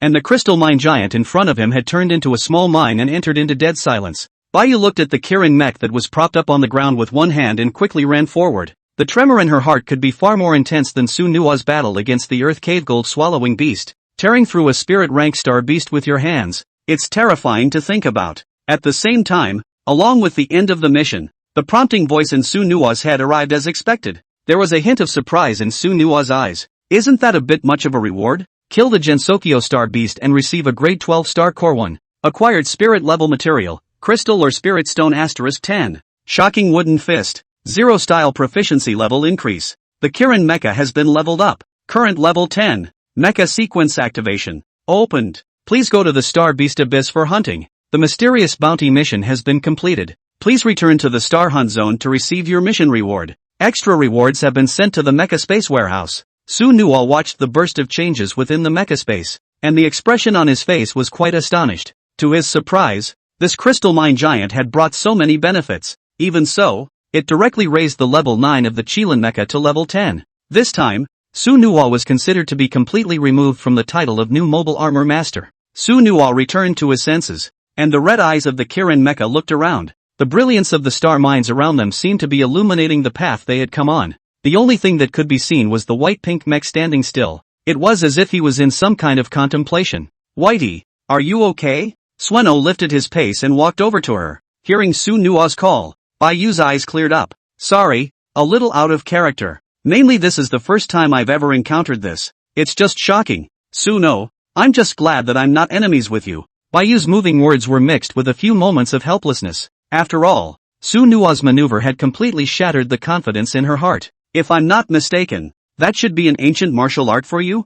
Baiyu twisted her head and came straight over, looking rather playful in the pink mech. Su Nua gently waved his hand and smiled slightly. It's just one of the most basic ancient martial arts techniques. I was mostly lucky. Without further ado, mission accomplished. Let's hurry up and get back on the road. Your crew is still waiting outside. The figure of the griffin mech was the first to rush towards the stars beyond the pit. Baiyu looked at Su Nua's back and couldn't help but sigh in her heart. It feels like this guy is even more like a son of a big family than I am. This handiwork is too wow. The pink mecha spewed out 2 red flames and followed right behind Su Nua. 5 minutes later, the 2 men rushed straight out of the underground mine alongside each other. It then landed on the ground and swept up thousands of dust. The people of the moonlighting squad gazed at each other in a split second, and as they watched them appear, they immediately surrounded them. Team White, Suno, you guys made it? What kind of a guy is in there? What a cow! The mysterious bounty quest has actually been completed. Listening to the inquiries of several people, Su Nua only smiled faintly. Baiyu spread her hands and said into the mecha channel, to tell you the truth, I didn't make much of a difference. Being able to kill that spirit-breaking rank star beast was purely due to promise. Instantly, several pairs of eyes moved to Su Nua's body in unison. Lu Fan was obviously in too much of an emotional state, and his speech became a little shaky. Spirit-breaking rank star beast? My goodness! Su Nua, which association certified you for this rank? I have to report a handful of them to go. If it weren't for the fact that Arashur City is a bit far away, I'd be tempted to ask our white team to bring us along to hang out for you. Hearing this, Baiyu instantly cut off Lu Feng's channel. LV Feng, if you talk any more nonsense, the funding for this operation will be deducted for you. Su Nua, all in all, thank you very much for this time. And the mystery mission is sort of done. Baiyu's pink mech turned towards Su Nua. For Su Nua, this mission had indeed been successfully completed. It wasn't just the mech level that got a quick boost. The rewards of this are even richer. The star core alone was difficult for Su Nua to check. Su Nua and the Qilin mech smiled lightly and looked toward the vast starry sky in the sky. Without further ado, I think I'll see you again sometime. When the time comes, just don't forget about me guys. After Su Nua left behind 2 words, he straightaway disappeared into the endless starry sky. Big Lou and Little Lou looked at Su Nua's back and couldn't help but let out a soft sigh. Ugh, this is leaving? I was going to ask him if he wanted to come back to Crane City with us. Team White, you really should show your face to him. Maybe. Baiyu was controlling the pink mech, and directly, without any hesitation, she punched them in the head. Any more nonsense and you'll be left behind. Sukiakari, close the line. Dao Dao heterochromatic blazing flames filled the galaxy. Su Nua in their direction was diametrically opposite. He doesn't show any sign of going back. The opening of the Star Beast Abyss in Ereshur City is not yet due. He could be good and take this opportunity to hone himself more. He only saw him put a handful of star cores into the mech system's refill slots, and his mental power spurt turned on to recover. Kirin Mecha, let's go. Let's continue leveling. Su Nua looked at the infinite galaxy, picking out some planets where no high-level civilizations existed and rushed down. After all, with his current strength in the entire galaxy, he could only be counted as a small Karami. Being able to get out of the solar system is probably quite an effort. Su Nua swung the mechanical double fists of the Kirin Mecha, and it was killing all the way. Since the star beasts erupted, they have been present in every galaxy. However, there were no super high-level star beasts on this side of the Azure planet. Su Nua vaguely remembered Principal Hong Tao telling him about those battles of the century. The Human Alliance combined their efforts to kill and drive away the high-level star beasts near the Blue Planet. It's what led to the subsequent prosperity of Blue Star. Otherwise, just those super powerful star beasts would simply destroy a small city. Therefore, Su Nua also had the confidence to land on a nearby planet at will. Sueno put away his flailing fists as a message from the mech scanner alerted him. Have searched to the Wood Planet. Ready to go. As the voice fell to his ears, a faint smile curved the corners of Su Nua's mouth. At last the news has come. Hunting Wood System star beasts. This was one of the most important things he had done on this trip to practice. The upgrading of the surprising Wood Fist. That can't be left behind for a moment. After Su Nua finished recovering his mental power, he headed towards his destination. The red and white mech had been traveling in this sea of stars for 2 days without realizing it. Su Nua searched for the wood star beasts for 2 full days as well. During this period, apart from hunting star beasts was on the way to hunting star beasts. Either that or they're spicing up the mech system with star cores. After this operation, Su Nua's Heaven's Chosen Mecha System's progress was approaching 20%. There was only 4/5 of the process remaining before the second mech of the Summoning Pact. Along with the planetary destination approaching, Su Nua was able to clearly sense the aura of life here. Looking at the planet full of greenery at his feet, Su Nua clenched his fists tightly, and his eyes seemed to burst with thousands of battle intent. I'll never leave until I'm leveled on this trip with the Frightwood Fist. After the Qilin mech set foot on this land, Su Nua clearly sensed the aura of the star beast's presence from within the cockpit. Along with the current planetary information, the light in Su Nua's eyes became even brighter. Solar System, Unnamed Planet 1004. Signs of advanced human activity, none. Status of resource development, none. Star Beast Danger Level, Level 6. Description, low-ranked planet. No use for it. No high-level star beasts. Looking at the information coming from the Qilin mech, Su Nua realized that he had come to the right place. Here, I'm afraid that there is no shortage of wood star cores that. Su Nua maneuvered the Kirin Mecha, and now their fusion was all but due. With just a slight movement of Su Nua's spiritual energy, the Qilin Mecha would be able to move accordingly. And that's where the God-class mechs are quite superior. The Qilin Mecha held the Xian Tian sword and looked at the forest, which was almost half as tall as the Mecha, and walked straight in. Flying above the sky, it was simply difficult to seek out the star beasts in it with the naked eye. Even the mech radar seemed to be slightly disturbed. Where he walked, Su Nua only felt the silence and solemnity around him. There seems to be little sign of human activity here, and everything remains in its most pristine form. If it weren't for the occasional fallen trees and not small beasts, Su Nua's mind would have even wondered if star beasts could exist here. Time passed slowly, and Su Nua had been walking through the towering cluster of dense forests for who knew how long. Above this huge planet, surprisingly, not a single star beast above the 5th level was found. Su Nua's mind couldn't help but be flooded with the slightest bit of doubt. Even the deeper he stepped out, the more fallen trees there were instead, as if everything here had been ransacked. Along with the wings unfolding, after some flight, the Qilin Mecha arrived at the most central area. What met Su Nua's eyes was a vast expanse of boundless fallen wood, twisted and turned in a wanton disarray. And in this large open space, one after another hefty corpse of star beasts was exposed. Their star cores and all the usable materials on their bodies were scavenged. This place was just like a star beast slaughterhouse. Su Nua's heart couldn't help but suck in a breath of cool air. Having such a large amount of money, this was by no means something that Star Hunt Squad could do. Although these star beasts were but mostly of the 5th or 6th level, they were extremely numerous. and it was simply impossible with a few people. All of a sudden, Sunuwa's heart couldn't help but feel more empty and sad. The wooden star beasts that had been searched for so long were just hunted ahead of time, even to the point of giving him none of them? Sunuwa raised his eyes to the sky, and there was more than a hint of viciousness at the corners of his mouth. The intense rays released by the sun scorched the silent earth. Sunuwa closed his eyes as his mind searched for all the memories of the siege of the star beasts in the solar system. I vaguely remembered that in the classroom of the Mecha Academy, but the things in the galaxy were explained quite clearly. Suddenly, Sunuwa seemed to think of something. Star Hunter? The teachers at the Mecha Academy had once said that walking outside of the galaxy, the words of an interstellar hunter were the least to be trusted. Exiled star hunters can be quite despicable in general under the entire galactic system. They traveled around the blue star in their mechs all year round. Their main source of survival was to hunt low-grade star beasts,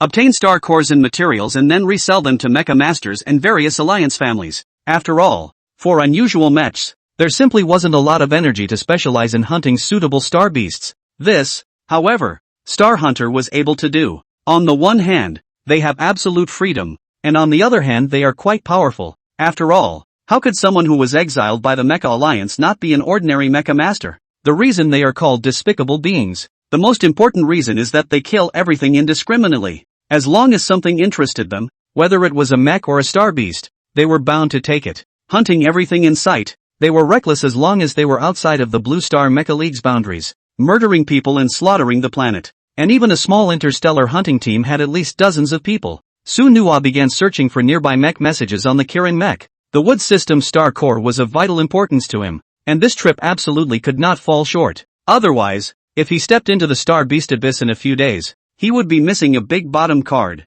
After some searching, the unicorn mech didn't have half a message. The movements of star hunters were the equivalent of stealth, and it was indeed difficult for unusual mechs to encounter them. Quietly, Sunuwa's mind seemed to think of something. Stargazers are punishable by everyone in the League statutes. Since it is impossible to find them, let them come to themselves. Thinking of this, Sunuwa raised the wings behind him and rushed straight into the clouds. The Kirin mech's signal source was also turned on to its maximum by him. Sunuwa watched as the soles of his feet swept past planet after planet, not making any stops. For him, the priority now is to be an adequate decoy. True hunters often exist as bait. What's more, Sunuwa's Qilin mecha had yet to receive the first sequence of awakening. A mech of less than 10 levels, walking single-handedly outside the galaxy, that was undoubtedly the center of attention that was being missed. A few tens of minutes later, Sunuwa didn't know where he had flown to, but no matter what, he was still in the fullest state of mind. Nowadays, he didn't care about the low-level star cores at all,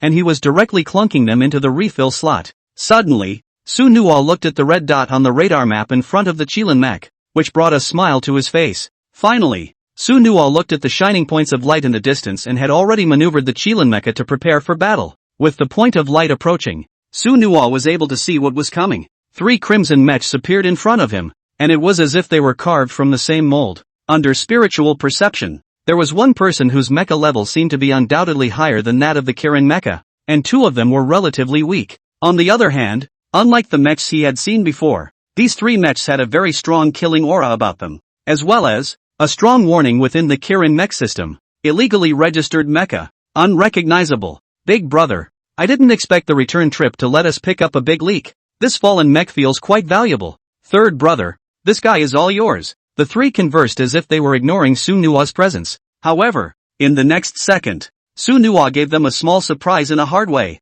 Only Sunuwa's Qilin mech flashed quickly, and the Shin Tian sword instantly appeared in his hand, chopping straight at the red mech that was most on the side. With the sound of crackling and snapping breaks, Sandy's mech instantly split in 2, but in the blink of an eye, Sunuwa's attack had already been completed, and they hadn't been able to see it at all. By the time the 2 of them reacted, the so-called third brother had already plummeted downwards. The mech, broken in 2, emitted dazzling sparks that burned in the fall. Shit, Sandy? The red-colored mech beside him had just raised his mechanically like fist, but he found that his body couldn't move at all. Sunuwa's Xian heavenly sword had fallen the moment he threw his punch. It only took but 3 seconds for Sunuwa to kill 2 of the mechs in seconds. This was the dominance from the divine mecha and the Xian Tian sword. The 2 separated mechs plummeted downward. Sunuwa's intense eyes looked towards the mech at the very back with slightly higher spiritual power. If you don't want to die, answer my question. Sunuwa's voice had just fallen, but he didn't expect the mech to directly recoil.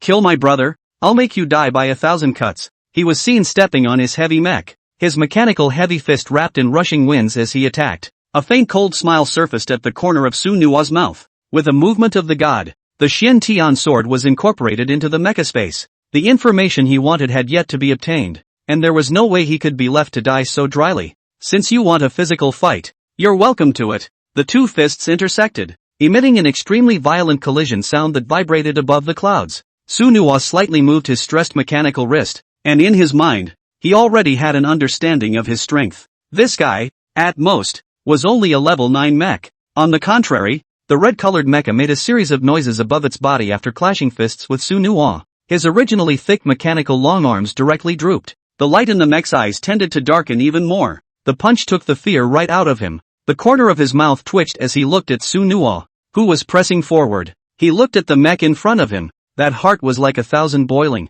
Absolutely could not believe that this was something that really happened. I'll answer your question. Please don't kill me. Su Nua grabbed his mech arm and directly ripped it off. A little late to waste an arm first. In the last day, have there been any small group-type hunters on any of the major planets around here? The hunter inside the Crimson Mech was clearly starting to run low on mental energy. Other than the fact that the three of us brothers have been wandering around the neighborhood, nothing else has been seen. We merely hijacked and killed a few wayward mechs like you. Have mercy. Big brother, I'll never come again. Su Nua's brow furrowed lightly, causing him to think that he still didn't have a clue. Send your mech coordinates and say there's a big shipment here. Let's have mechs under level 10 come. Su Nua looked at the red-colored mech in front of him and said in a cold voice to him. Although he could not help but have a few questions in his mind, he still did what Su Nua said. The idea in Su Nua's mind was naturally very dry, and that was to utilize his existing connections to lure in more hunters. As long as the level wasn't too high, Su Nua was able to handle it all.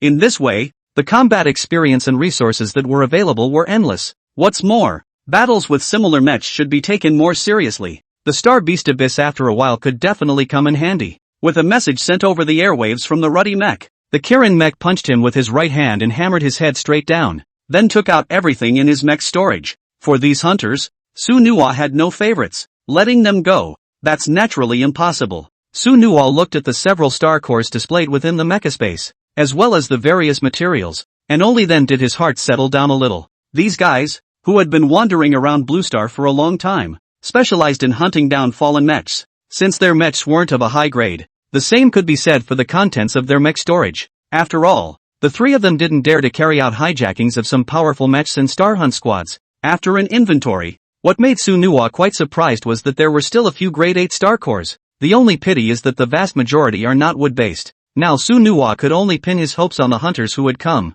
Getting the wood star core, that's the top priority. 10 minutes later, Su Nua slowly opened his closed eyes as he felt the energy fluctuations coming from the distance. Before he could approach, the Qilin Mecha, carrying the Xian Tian sword, had already met him. The individually formed hunter squads were not much of a threat to Su Nua, and most of the hunters looked at Sueno's Kirin mech and for raising their guard. After all, it seemed to them that a lone ranger, with a mech whose level didn't seem too high by the looks of it, couldn't possibly possess a threat. What's more, outside of this blue star is an extra-legal land that belongs to their hunters. Unfortunately, it was also the last glimpse of this galaxy they would ever see. Along with Su Nua's approach, the Xian heavenly swords all chopped down at extreme speed. For some defensive mechs, it was still 2 or 3 swords that did all the work. Sueno stood in mid-air, so unusually reciprocated for half an hour. There must be as many as 10 machine souls under him at least. Although the vast majority of them were level 8 or 9 hunter mechs, their wealth was something that could not be ignored.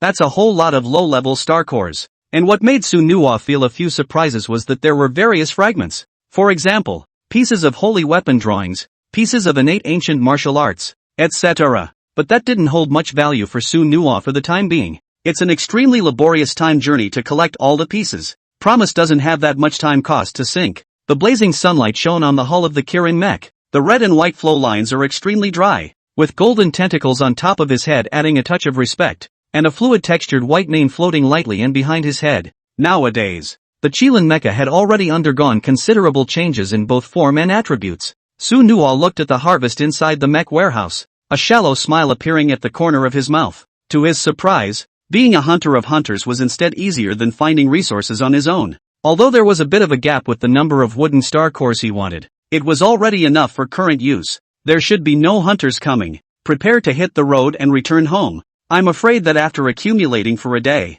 we'll have to enter the star beast abyss. Su Nuo looked at the boundless starry sky in the distance and spoke to himself under his breath. The Griffin mech's wings lifted and traced an arc toward the original staging point for the mysterious mission. The bounty quest was undelivered, and his return teleportation array would survive there until 5 days. In doing so, Su Nuo would have to return to the mission site first. After a long flight, Su Nuo looked at the rather familiar planet in front of him with more than a few strange moments in his eyes, and the red dot on the mech's radar corroborated his thoughts. How come the armorer is here? Su Nuo had but just created doubts when a rather familiar symbol surfaced in his eyes on that mining ground. In Su Nuo's gaze, standing at the bottom were several attribute mechs. Looking at their trajectory of movement, it seemed that they had just arrived at this land of star mines. Su Nuo's mind couldn't help but produce a hint of doubt. Could it be that the Mad Squad is also here for that mysterious mission? The markings on the several mechs in front of him were naturally quite familiar to Su Nuo. Previously, when they fought with the leader of the Mad Squad, Lu Qingqing, they had this red mad blood symbol on them. Su Nuo looked at the Mad Squad that was busy at the bottom, and a hint of a different color flashed through his eyes, and he was afraid that his own bearing was already locked by the mechs of the Mad Squad. Only Su Nuo could see Su Nuo harnessing the Qilin mecha to quickly fall downward. Although he didn't know what Lu Qingqing's mecha level was, but looking at her mental power, she shouldn't be much stronger than Bai Yu. So Su Nuo was still quite confident in himself and made the first move. Seeing the Qilin mecha land, the crowd of the Mad Squad instantly turned nervous. After all, in an alien mine such as this one, a random mech artist would come in for who knows what purpose. I wonder if Your Excellency, too, is here for the mysterious mission? If so, then please return. The mission has been accomplished. Su Nuo heard Lu Qingqing's communication from inside the cockpit, and a cold smile surfaced slightly at the corner of his mouth. Not really. I came just for you. Upon hearing Su Nuo's words, the 5 mechs in front of them instantly went on combat alert. As a high-level star hunting team, the acumen and tacit understanding of the Mad Squad was naturally superior.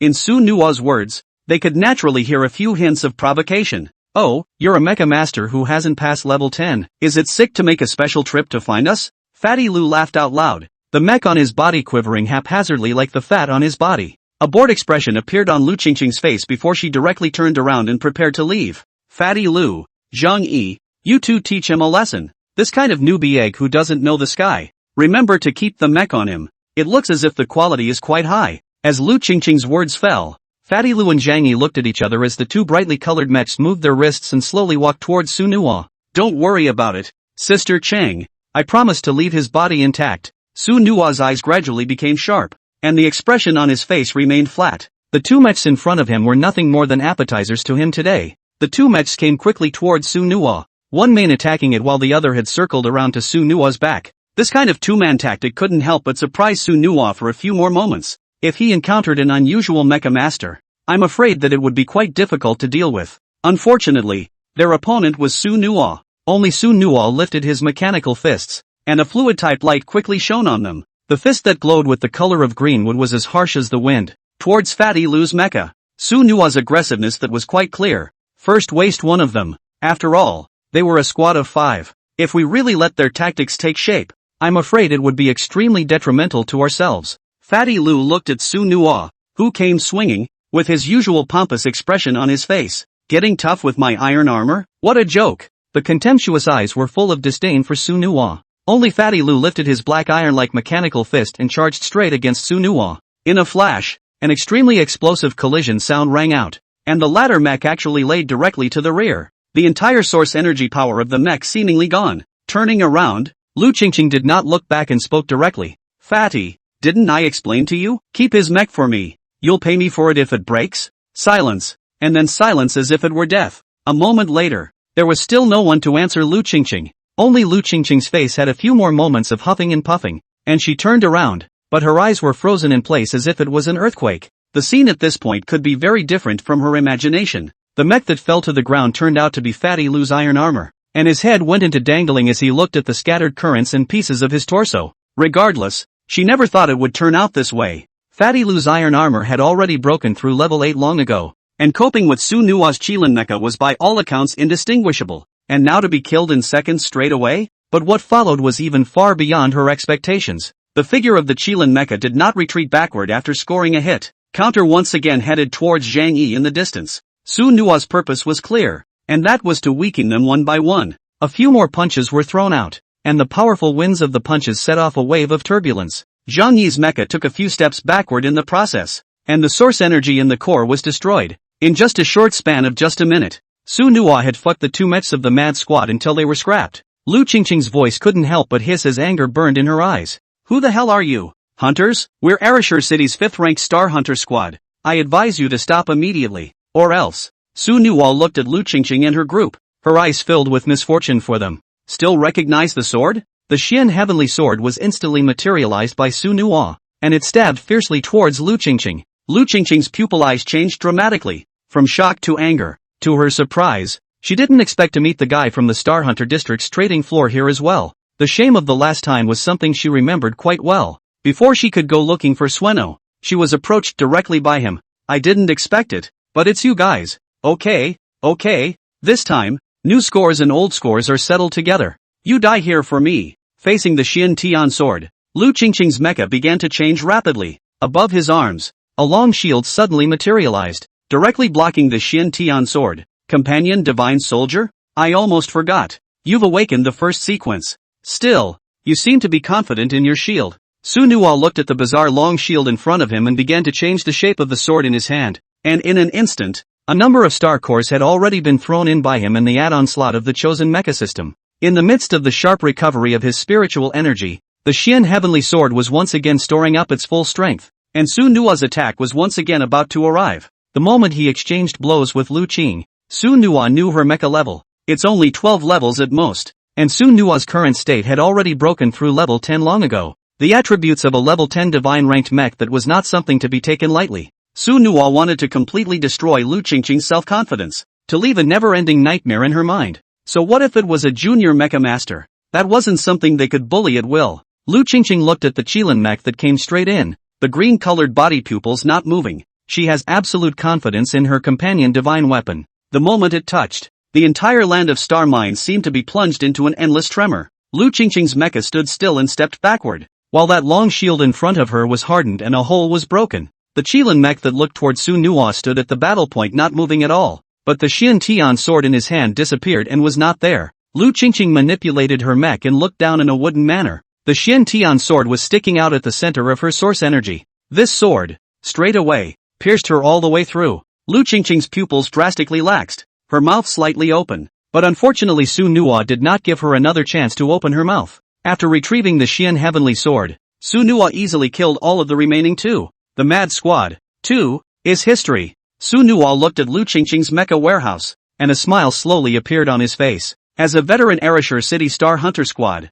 I'm afraid that their Starland resources are not few. After Su Nuo collected Lu Qingqing's warehouse, he destroyed their bodies one by one, and then stepped into the return teleportation array. The harvest from this trip was already enough for Su Nuo. The next task was to wait to complete the first sequence of awakening after passing through the Star Beast Abyss. Accompanied by the closing of the teleportation array, Su Nuo's figure appeared peacefully in the Star Hunter region a minute later. Although he had been traveling among the stars for days, 007 was still waiting here in place. Welcome back. May I ask if you have completed the mystery bounty? I'll take you this way to collect your reward. Su Nuo, who had disengaged from his mech, couldn't help but move his body a bit, seemingly enjoying the cheerful atmosphere. Of course, the Lone Brave Squad is doing its job. Don't worry about it. 007, an extremely happy smile appeared on the blue light. Well, congratulations indeed. Now I have a new battery to eat. Following behind 007, Su Nuo was naturally familiar with the situation. Along with the delivery of the bounty quest, Su Nuo only felt as if the warehouse had violently exploded. At the same time, there was an endless stream of information alerts in his ears. The current mystery bounty reward has been issued. Star Hunt Zone permissions have been upgraded and are currently at level 5. The Star Hunter squad has been upgraded, and the mission authority has been synchronized. The Star Hunter title has been issued, and has been automatically promoted to Honorary Star Hunter. Su Nuo listened to the barrage of information, and the previous ones were self-explanatory. As for the Honorary Star Hunter title at the back, it made him wonder a few times. 007. What does an Honorary Star Hunter do? Only 007's hands were spread out, with a few moments of innocence mixed in his eyes. Report.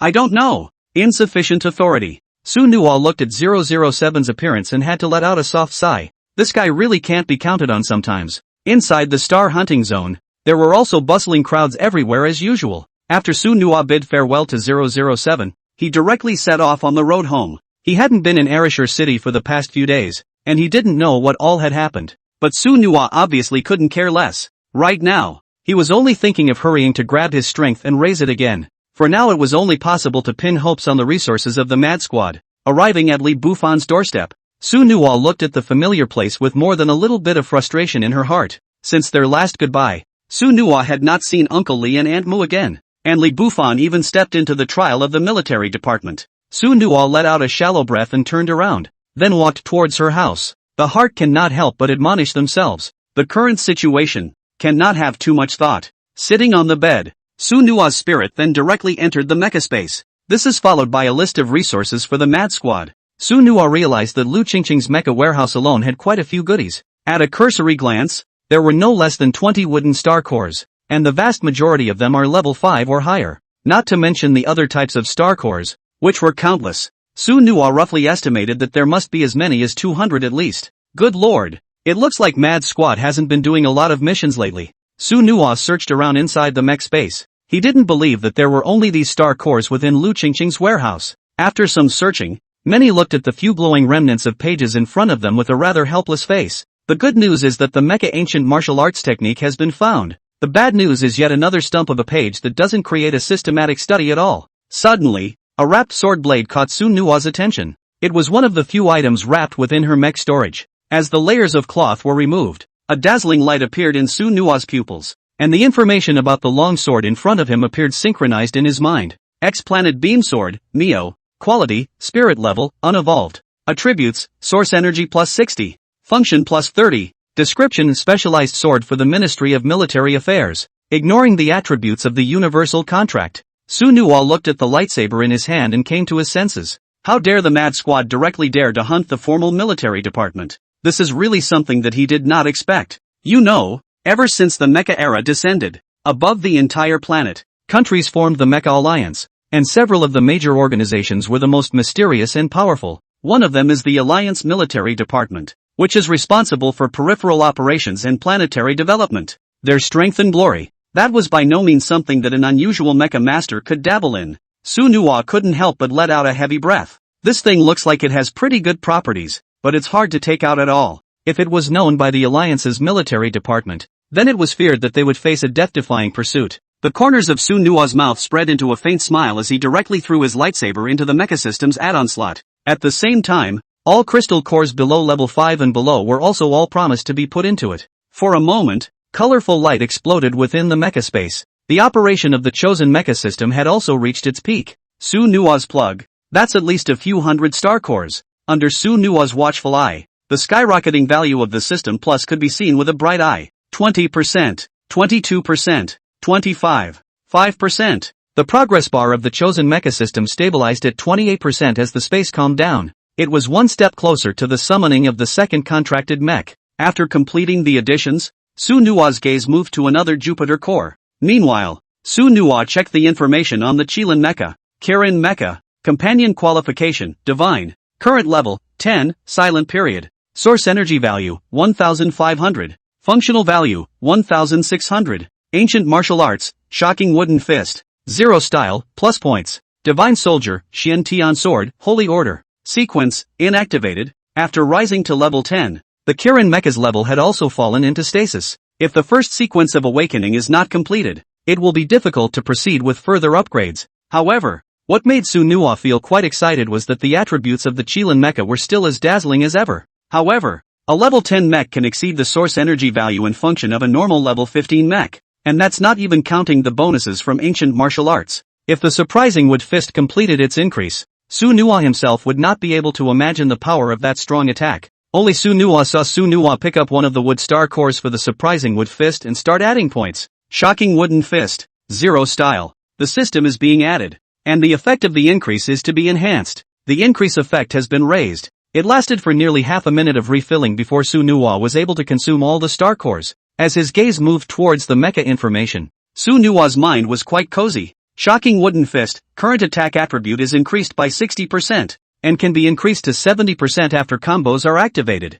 The attributes of the surprising wood fist had truly shocked Su Nua. After the attack attribute was increased by 60%, I'm afraid that one punch would be able to directly knock over an ordinary level 10 mech. After all the work was done, Sunhwa quietly lay on the bed and closed her eyes. A few days of hard work was not in vain. Now, after stepping into the Star Beast Abyss, one would be able to walk sideways, to say the least. After a beautiful dream, Sunhwa opened her bleary eyes and looked at the sunrise by the window. He only stretched, not realizing that it was the next day when he woke up. The rest of the few days of harnessing the mech for battle had made him feel less tired, but the high concentration of his mental energy was quite difficult to top. A night's rest, that is naturally able to restore the mental state to its best. After traveling in the stars and fusing himself with a mech, he is coexisting in the state of a contracted mech. As long as one is rich in mental energy, one can ignore other physical conditions and can always enter into a state of combat. After Sunhwa did some washing, he looked at the report and reconfirmed the opening time of the Star Beast Abyss. Tomorrow at 10 a.m., City Hall will open the Star Beast Abyss in synchronization with the Ereshur City Military Training Base. Please ask the appropriate Mecha Master to go to the Abyss for awakening. If you miss this time, the next time the Star Beast Abyss opens will be after June. Seeing the latest time as well as the reports of related matters, Sunhwa's eyes had another expectation. Synchronized opening of the military training base? That might mean that Li Bufan is going to undergo the first sequence of awakening as well. When Sunhwa thought of that cheap little brother Li Bufan, his heart couldn't help but produce a smile. The guy is super annoying when he's around. Just a talker, but violently absent for so long. Sunhwa instead felt that life was much less enjoyable. Sunhwa looked toward the edge of the sky and muttered to himself, "Bufan, I don't know to what extent you guys have grown. Can you take a punch from me?" Sunhwa shook his head, shaking off the thoughts cluttering his mind. Everything today can be seen towards the Star Beast Abyss. That battle tomorrow, that was crucial for him. That's more than just the first sequence of awakening battles. It was more of a battle that thousands of people in Ereshur City were watching. Lin Yao of the Lin family and Sunhwa, the first genius of Ereshur City, no matter which side, were the most dazzling existences today. Therefore, this time, the Star Beast Abyss was bound to attract a lot of attention. Sunhwa hurriedly ate at the breakfast place downstairs and then moved off to the Mecha Association. Counting the time, it had been almost a small week since he himself had visited the Mecha Association. A faint smile hung on Sunhwa's face. I don't know if that old man Feng missed me. Ereshur City Mecha Association, top floor of the Four-Square Tower. Feng Mingzi had just brought over a cup of hot tea and sneezed heavily before he had a chance to drink it. "Hey Gu, what's going on? You're not being missed, are you?" Lu Long, who stood beside him, had an unsmiling look, but still, he came over and said, "President, Principal Hong did say that Sunhwa guy might be coming back. Unbelievably, it's because he misses you." Hearing Lu Long's words, Feng Mingzi immediately drank 2 mouthfuls of hot tea to suppress his shock. "Miss me? I'd say it's more like thinking about the baby." Coming to the Four Directions Tower once again, Sunhwa, who had spent a long time in the star hunting region, violently felt that he was still a bit out of sorts. Patrolling law enforcement, well-organized plazas, as well as most of the amiable mechs. This place is like the other extreme compared to the Star Hunt area. Sunhwa held the Xiantai token in his hand, and directly then stepped into the upper levels of the Four Directions Tower. After all, it's a privilege not to be used for nothing. As soon as the motorized elevator stopped, Sunhwa saw Lu Long at the doorway. "I'll go, Uncle Lu. You're not going to put a monitor on me, are you? How did you know I was coming?" Sunhwa was quite familiar with the situation, and leaned straight over to Lu Long's side. Only Lu Long's face was calm as he slowly said, "Of course it's the president. Since you haven't been here, his old man's been, the last few days." Sunhwa cocked an ear and his spirits immediately lifted. "I didn't come. What happened to Elder Feng?" Lu Long smiled slightly at the corner of his mouth and squeezed Sunhwa's shoulder before heading towards the president's room. "The president ate and slept well during the days you were not here. Promise." 6. Just as she arrived at the door, Sunhwa heard a familiar voice. "You brat, you're finally willing to come and see me?" Sunhwa's face was flushed with a happy smile as she broke free of Lu Long's restraints. "Elder Feng, I'm telling you, I'll come to you the first time I finish my mission. You can keep this a secret for me. Principal Hong doesn't even know about this. Besides, weren't you guys the ones who told me to stop a little? Otherwise I'm really afraid that this Mecha Association of yours will be shut down by me." Feng Mingzi looked at Sunhwa and could only laugh. Okay, you kid is considered a bit conscientious. But how come it doesn't feel like much? I haven't seen you for a few days. How far have you progressed?" Sunhwa was sitting upright, and the expression on his face became serious. "Elder Feng, can this still be hidden from you? Tomorrow is the day the Star Beast Abyss opens. I must be to level 10. Just don't worry, I'll take the Star Beast Abyss. Kazumatsuri looked at the confident Hirono and nodded straight. Sunuwa's growth attributes had also long surpassed his imagination. In a few days' time, it was surprising that it had gone straight to level 10. But I'm afraid he's the only one who knows the hard work that went into it. Only Fengmingzi stood up and said to Sunuwa, "There's no need to go back to the Mecha Academy. That old man Hong has gone to the Great Summer Heavenly Vault Academy to report on his duties, and he won't be able to make it back until tomorrow at the latest." Sueno stood up and nodded slightly. Sky Dome Academy? This was one of the 4 top mech academies of the Alliance, and the highest mech academy in Daxia, located in Shangjing. In Sunuwa's memory, it seemed like this was the second time he had heard its name. Before Sunuwa could speak, Fengmingzi handed over a scroll. "This is something Principal Hong asked me to give you. It might be of great use to you." Sunuwa took the scroll and became clearly aware of the enormous energy that flooded it. "Spirit Sealing? Elder Feng, what is this?" Fengmingzi stroked his long beard, his eyes narrowed and smiled. "That's not a thing, that's a sealing scroll. At the very least, it was crafted by a planetary-ranked mech master above level 60 to briefly seal the mech's special abilities." Hearing Fengmingzi's words, Sunuwa's heart couldn't help but let out a light sigh. "That's a good one, sealing someone's mecha abilities? Interesting." Sunuwa took the sealing scroll and carefully received it within the mecha space. His bright eyes once again looked at Fengmingzi. "Elder Feng, can you send me some trinkets as well? You know, there are quite a few people in the Star Beast Abyss who are eyeing me." "You don't want to, either. Send a white man to a black man." Fengmingzi glanced at Sunuwa, a faintly bitter smile appearing on his face. "I have nothing to give away. Take your pick of the house." Sunuwa looked at the calm-faced Fengmingzi before moving his gaze inside his room. "Although it has been visited many times, each time I survey it there seems to be something different." The expression on Sunuwa's face couldn't help but start to twitch. Compared to Principal Hong Tao's office, this place majors in a simplicity. What with all the treasures connected to the wall and spirit cores thrown everywhere, that was a no-brainer. Lu Long stood at the doorway, looking at the slightly embarrassed Sunuwa, and couldn't help but laugh. In his heart, he thought, President Feng is still quite good at dealing with Sunuwa. Sueno sighed softly and slowly sat down. "Alas, I was originally thinking of coming to the Mecha Association for more turns after the Star Beast Abyss ended, but looking at it like this, I'm afraid I'll just go back to the Mecha Academy to do my work." Almost instantly, the association's president, Kazumatsuri, couldn't sit still. He wanted to promise to join the Mecha Association, and that wasn't something he imagined for a day or two. After all, this kind of talented young man would certainly have a bright future if he could join the Arashur City Mecha Association. He, the old president, was able to retire in peace.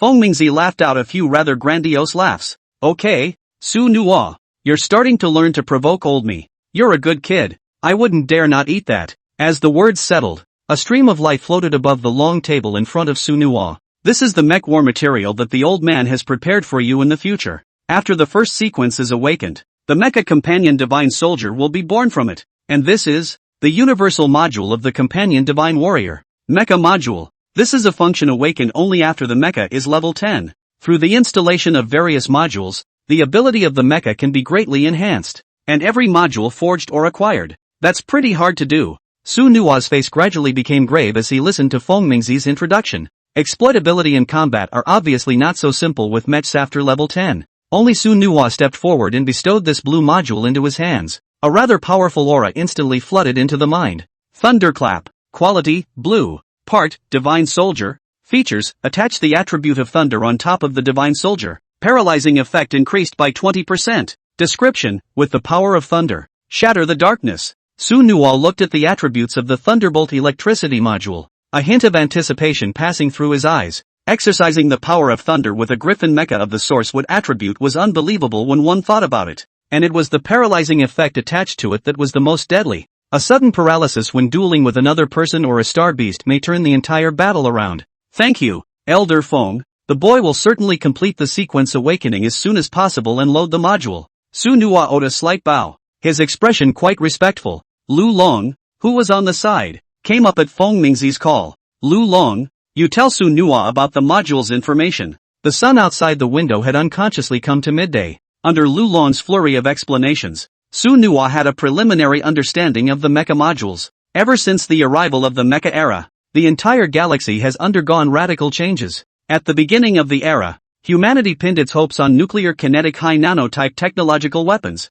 Thousands of years later, thousands of star beasts gradually developed immunity, and conventional-type thermal weapons were unable to cause damage to high-level star beasts. After this, the true age of the mech came. Humans awakened to high-powered mechs and harnessed to fight against star beasts. The mecha sequences and ancient martial arts techniques are the synchronized products of that era. And once again, after thousands of years of development, mech modules were researched under superstar technology. It was a special device that could dramatically increase a mech's combat power, broadly categorized into skeletons, hubs, artifacts, additional templates, and so on. Instead, quality is broken down into 6 levels: white, green, blue, purple, orange and red. The higher the level of the module, the more capable it is, and the same goes for the additional attributes. After a bit of understanding, Sunhwa couldn't help but feel more excited about this mecha world in his heart. Sunhwa said goodbye from the president's office as he put away the Thunderbolt Electric Junction module. Elder Feng,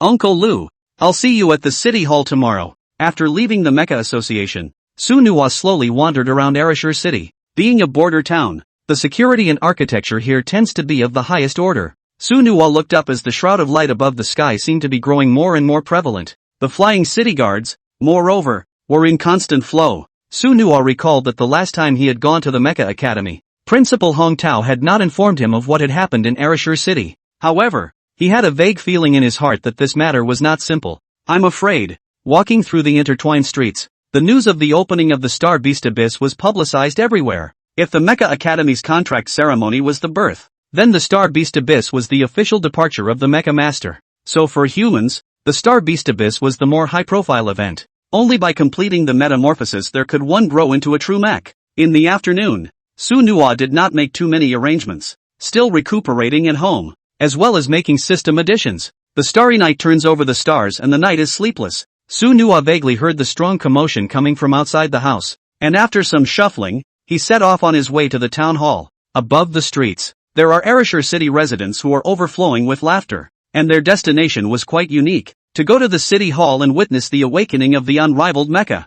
I wonder if the promise of the first genius will be able to enter the first few layers of the abyss this time. I seem to remember that the most awesome in Arashur Castle's history is on the 10th floor. Don't be in a hurry. I'm afraid there have been too many changes to the Star Beast Abyss this term. I'm still more optimistic about that Lin Yao from the Lin family. I heard that he's already level 10. Most of the chatter on the streets centered around Sunhwa and Lin Yao. The corners of Sunhwa's mouth only floated into a faint smile, and the pace of his feet remained the same. City Hall, located in the center of Arashur City. It is the center of administrative power for the entire city, as well as being responsible for keeping it running. The large square in front of them was densely packed with an endless stream of people, and along with Sunhwa there were quite a few young mechs heading towards the city hall. Everywhere they passed, they were filled with shouts and boosts. Following the flow of people, Sunhwa entered within the hall. The construction of the Star Beast Abyss is very different from the previous contracting ceremony. A bright and mysterious light gate appeared in the central area, and above them were rather familiar big names: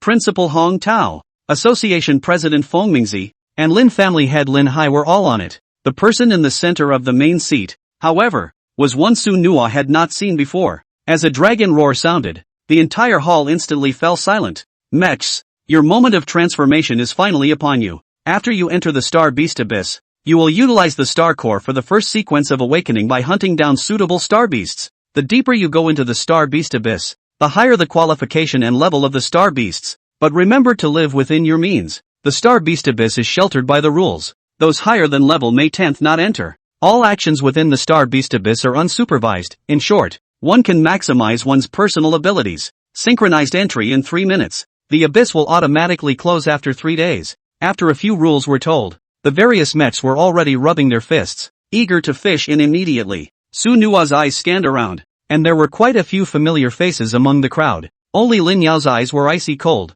and it was as if a layer of cold ice was attached to his body. Seeing Sunhwa, a grim smile appeared at the corner of his mouth. With the light surfacing, the Star Beast Abyss officially opens. City Hall, thousands of people. At this time, the city of Arashur was once again in the midst of 1,000 pomp and circumstance. Countless people watched the opening of the Star Beast Abyss. Sunhwa approached slowly, and a powerful suction force erupted from the light. By the time his eyes opened again, he was already in the Star Beast Abyss. The land of the abyss is a slow stretch from top to bottom. Each level is filled with unknown dangers and star beasts. Of course, at the top were the most easily dealt with star beasts, the highest being only 7 or 8 levels. If several people join forces, they would soon be able to obtain the star core used to activate the sequence. Once it landed, the Qilin Mecha was summoned by Su Nuwa, red and white body. After this upgrade, through the faint power of the divine beast, ordinary star beasts simply do not dare to go forward to provoke. And at the top of the Kirin Mecha's head, the red and white tentacles directly changed to gold. In this abyss, Su Nuwa had already unleashed all the potential of the Qilin Mecha. After all, the people who wanted his life in this, that was feared to be not a few. The red eyes of the Griffin Mech looked around, having actually landed on the 4th level of the star beast abyss itself. From afar, a small star point sprang up at the underground entrance ahead. The Qilin Mecha unfolded the huge wings behind it and sped towards the front. Since he had come to the abyss, he was bound to not come in vain. How could the 4th layer of the district stop him? The Xian Tian sword was held in his hand, and the blood-colored blade had a sharp edge to it. Along with the mecha approaching, the appearance of the distant star point surfaced in front of Su Nuwa. One after another, the huge star beasts seemed to lock onto their prey as soon as they looked at Su Nuwa. Unbeknownst to him, Su Nuwa's Qilin Mecha had already prepared a hunting plan. With the information of the star beasts tuned in, Su Nuwa's attack was without delay. Abyssal Beast, Immortal Bone Soldier, Level 7, Description: guard the Skeleton King with your undead body. A mere few dozen 7th level star beasts would not be a piece of cake for him. The red and white body of the Kirin Mech descended from the sky, the sword blade in his hand slashing down. If there was someone beside him, he would have been greatly shocked by Su Nuwa's actions. One person fighting against dozens of 7th level star beasts. I'm afraid this is not even a monster that can be described. Under Su Nuwa's path, there were instantly limbs all over the place. The deep white skeleton seemed like it could be piled up into a small mountain. However, what made Su Nuwa feel quite surprised was that these guys hadn't exploded any star cores. Even though he was immortal, under the blade of the Xian Tian sword, he was still bony. After all, Su Nuwa's Qilin Mecha was good at attack attributes. Only Su Nuwa saw a handful of star cores placed into the mech system's add-on slot, and the white towering bone door in front of the Griffin Mech was slowly opening. Half a minute later, Su Nuwa looked at the high open bone door and slowly walked into it. In the time it took to close the door, Sueno glanced back and turned around. The original skeletons of those decapitated bone soldiers, which had gathered into a mountain, were rapidly twisting and assembling. Almost instantly, another brand new regiment of bone soldiers once again stood in front of the giant bone gate. A smile appeared at the corner of Su Nuwa's mouth, and in his heart, he couldn't help but think, this star beast abyss, it really is interesting. Along with Su Nuwa's entry into the 5th floor, hints of the abyss appeared in response. The layer of doom has arrived. Step through this door, live and die at your own risk, and do not enter the cycle of reincarnation. Su Nuwa looked at the prompts in his mind, and in his heart, he was recalling what Chairman Fengmingzi had once said. Every 5 layers of the star beast abyss is an eldritch layer, which in short is also the lord of the star beasts of the 4 layers above it. Almost the vast majority of mechs, exhausting all their power, would only be able to get the star cores here to activate as a sequence. As for the 10th floor, or even the 15th floor, that was something that was never dared to be imagined. After all, every mecha master's heart is clear. It is not easy to awaken the mecha. For a sequence activation to perish, that is quite worthless. However, over the past 1,000 years, there was no lack of strong lineage children or famous families to kill their way to the 10th floor by forming a team. The deeper the star beast, the higher quality the star core would naturally be. Even the first sequence that is activated has additional attributes attached to it. Su Nuwa looked at the incomparably empty and gigantic divine hall in front of him, lifting his Xian heavenly sword with a high level of mental concentration. In the temple, Su Nuwa vaguely felt as if his soul was being watched. Stone pillars stood in all directions, with ancient patterns and scripts engraved on them. The length of each stone pillar, that was almost twice as long as the Qilin Mech. And to Su Nuwa's surprise, the door to the 6th floor did not appear here. This divine hall was as if it was a completely enclosed space. Su Nuwa walked towards the depths of the temple, and as the scene before him unfolded, his heart couldn't help but be more than a little wrecked. The deeper they went, the more each giant stone pillar was filled with the wreckage of discarded airframes. There were even wrecks that were able to be stacked hundreds of meters high. If this place was a shrine, it would be better to say that it was the tomb of mechs. Su Nuwa's eyes gradually became more serious. Here, it seemed far more terrifying than he had imagined. Almost at the same time, Lin Yao had managed to pass from the 3rd floor to the 4th floor. Beside him, pulled together were at least a dozen or 2 dozen airframes. These are the dead soldiers that their Lin family has arranged. On the one hand, it was for Lin Yao's sequence activation, and as a Lin family, it was naturally impossible to stick to the 5th floor. On the other hand, it is all about the promise. Lin Yao's gaze was infinitely sinister. His face, which was still slightly normal, had long since morphed into something less than human under the prolonged assault of the gene drug. The ice-colored mech he was riding, however, was even more earth-shattering than when he descended. The cold infestation that seemed to be able to ingest souls made all the bodies beside him move away for a few moments. No sign of him on the 123rd floor? How is this possible? Could it be that he's already past the 4th floor?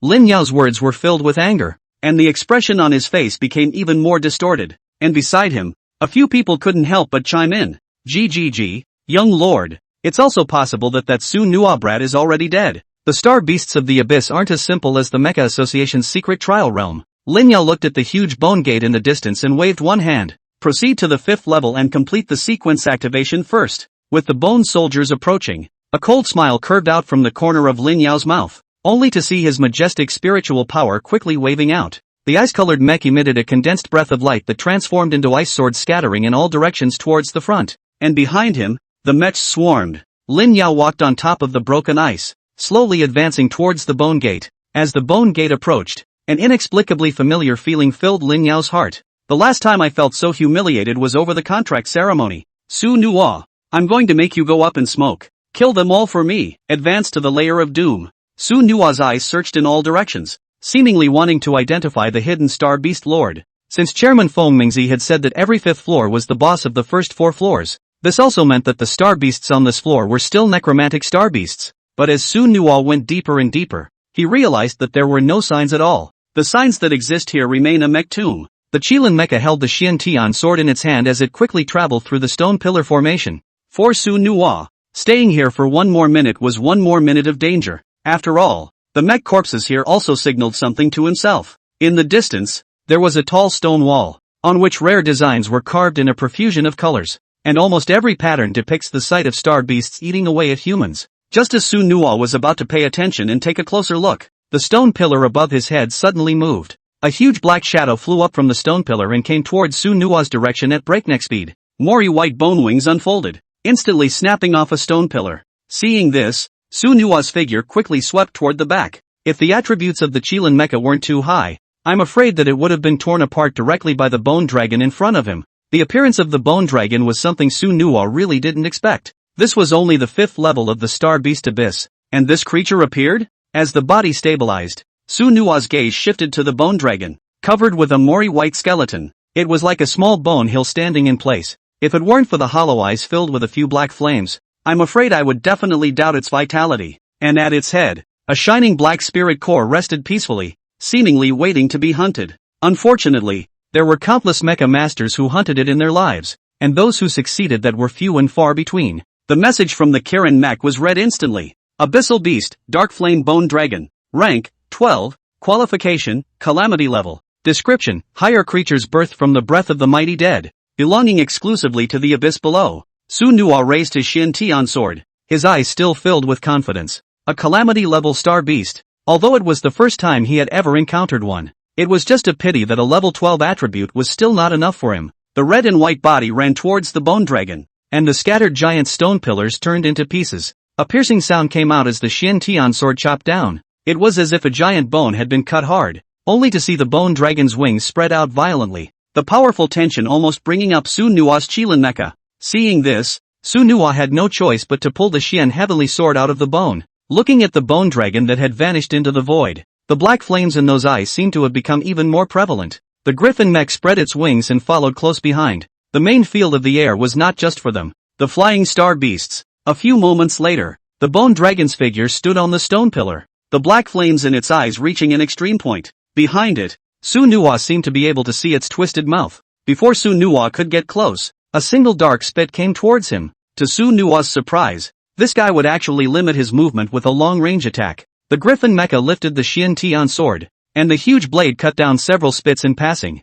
Scattered black flames ignited the stone pillars beneath their feet in almost an instant. Su Nuo looked at the bone dragon standing in the distance, and a few moments of astonishment arose in his heart. This fellow was worthy of being a calamity rank star beast. Both its intelligence and attacking means were not comparable to even ordinary star beasts. The Kirin mech picked up speed again, red flames rising from the tail of the body. At the same time, one by one, the star cores were cast into the mecha system's refill slots by Su Nuo. The spiritual energy that had been consumed was gradually being restored. In this abyssal world, Su Nuwa had to keep the Kirin mecha fighting at all times. The bone dragon looked at the griffin mech that was emitting light and rushed out in synchronization with its open white fangs. As they rushed together again, the entire space trembled for it. The giant stone pillars around them even collapsed in all directions, burying the decaying bodies deeply. The blade of the Xian Tian sword became even more dazzling like a blood aura at this moment. The entire length of the sword blade went straight across at the bone dragon's head. And that seems to be just the beginning of the promised chase,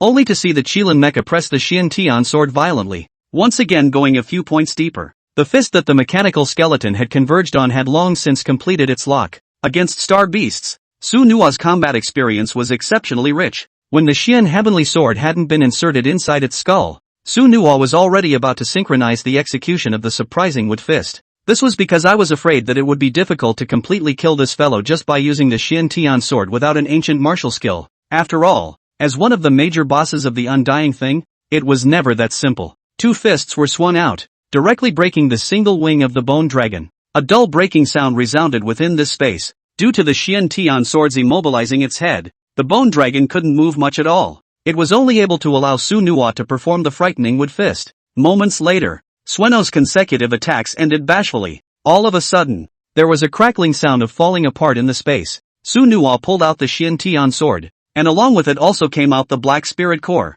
As for the bone dragon's body, it had long since turned into a giant bone and fell toward the bottom. Su Nuwa placed the black star core in the mecha space, and abruptly, something else seemed to change inside the Qilin. Only an astrolabe drawn by 7 asterisks appeared, while every star point was blank. Su Nuwa looked at the sudden situation and naturally understood something in his heart. The 7-mangled disc is the key to performing mech sequence activation. And now, it was enough to simply place the hunted star core on the star point itself. Once he thought of the first sequence of Divine Warrior's awakening, Su Nuwa's inner mind was quite expectant. The Xian Tian sword in his hand had already provided himself with a powerful boost. Not to mention the companion Divine Soldier. That attribute was bound to be only stronger and not weaker. Su Nuwa entered the mecha space, holding the black spirit core that contained energy in his hand, a faint smile spreading across the corners of his mouth. A star core of the Calamity rank was nothing more than a passing grade, and in Su's plan, what was needed was a minimum of the Lord rank. Otherwise, there was no need for him to make an effort to kill monsters and upgrade some time ago.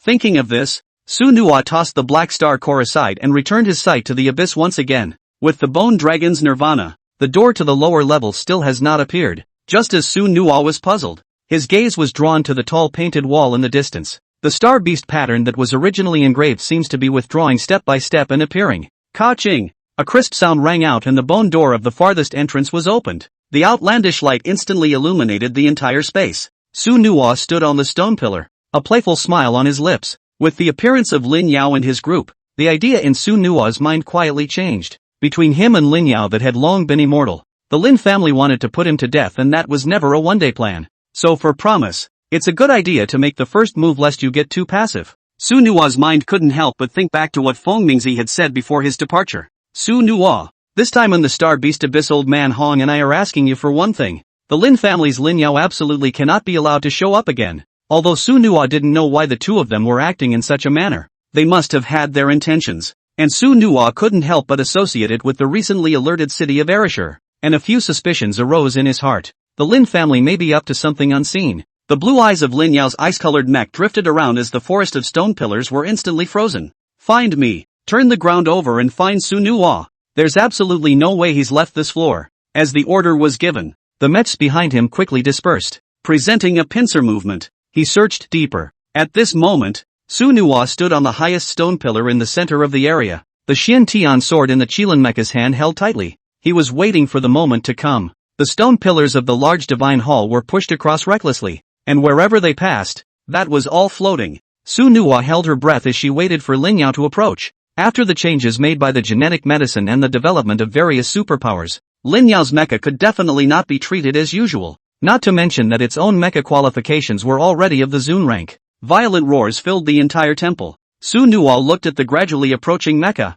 and had already begun to silently count the actions in his mind. As soon as they flew closer, they would surely spot themselves on the stone pillar. Suddenly, there were a few blasts from a distant import, and then, there were rolls of dust flying around and thunderous explosions. Another person has reached the 5th floor so soon? Su Nuwa's mind could not help but create a few doubts. One must know that there weren't many great families in the entire Ereshur city excluding the Lin family. The Mecha Association is even less likely to group transport. Suddenly, Su Nua's mind seemed to think of something. He neglected to mention another power. Ereshur City, Military Department. It was the same place where Li Bufan had gone to set up his training before. The Star Beast Abyss. As a necessary path for the awakening sequence, they would surely come to participate as well. Su Nua moved the mechanical bones of his hands, and the Xian Tian sword aura gradually became more powerful, only to see Lin Yao sending out waves of light. The scattered mechs quickly drew closer to him. Su Koan, what's going on back there? Young lord, I've already sent an agile mech forward to scout.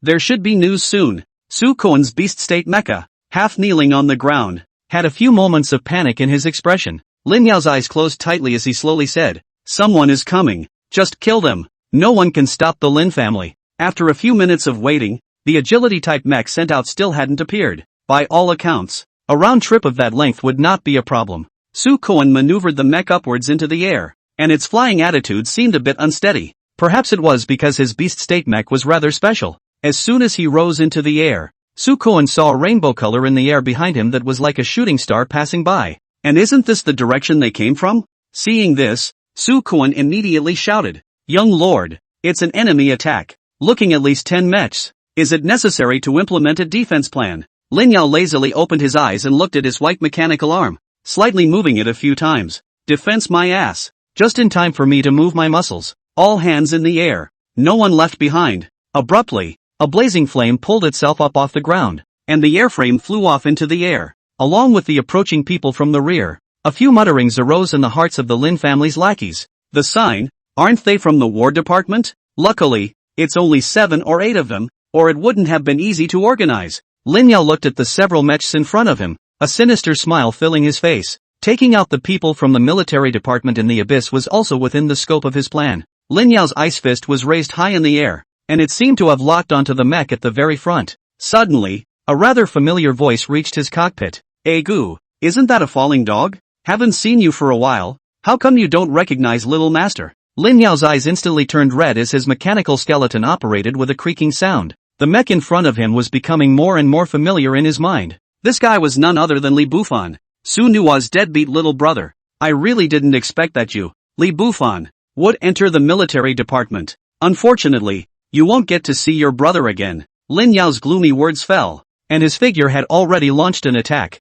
The lightning-like ice fist hammered one of the mechs in front of Li Bufan straight into the ground. The fall was accompanied by a few cracking sounds. Li Bufan manipulated the alien mech, and the look in his eyes became extraordinarily grave. Lin Yao's combat prowess was said to have surprised him a few times, but now the arrow was on the string, and he had been forced to send it. Otherwise, one wouldn't be able to live up to Officer Han Feng's expectations. With a light emerging, Li Bufan took out a standardized lightsaber from behind the body. This was a special lightsaber weapon that belonged to the Ereshur City Military Department, and when equipped, it could gain a substantial attribute boost. The lightsaber sliced through the air, a ferocious sword blade cutting through the void and attacking towards Lin Yao. Li Bufan was clear in his mind that against this kind of enemy, it was the bottom card that had to be played. The blazing sword chi of the lightsaber seemed to be steaming Lin Yao's ice armor. It was as if the weapon of restraint had been customized for him. Unfortunately, Lin Yao was unimpressed. Only a huge ice prism slowly emerged as he held his hands together. The two weapons clashed,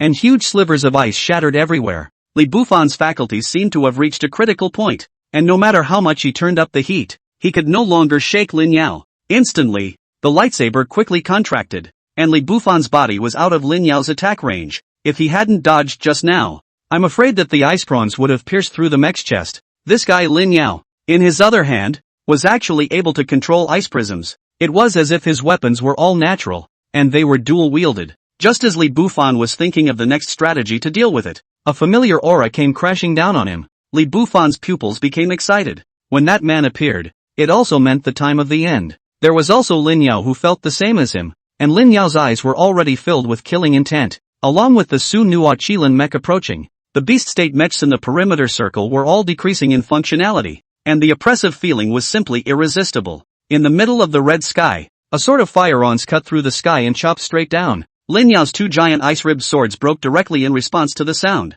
The scattered roiling starfire scorched his ice-colored mech with large black spots. The crowd looked up, only to see the Qilin mecha towering over the crowd, its red eyes looking down at the crowd. holding the sword that emanated that huge fire mane, as if it was a god in charge of order. Li Bufan's mouth exclaimed loudly, "Brother Nuo, that's what it feels like, cool." Lin Yao's eyes grew even colder, waving the broken prawns as the rear mechs swarmed. In almost an instant, the Kirin mech was surrounded. Su Nuo looked at the variously shaped mechs around him, a faint cold smile spreading from the corner of his mouth. To him, these mechs were like fish and meat to be slaughtered. The Xian heavenly sword that rose high above the ground chopped in all directions through an endless pressure. The hard exoskeleton facade of any body that touched it was directly sliced across. The body was even lit up with a roaring flame that could not be extinguished for a long time. However, in the space of a short breath, several mechs had already been heavily damaged by Su Nuo. Li Bufan, who was not far away, was also frozen in place at this time. He had fantasized that Su Nuo would be able to grow to heights unattainable by himself with his genius talent.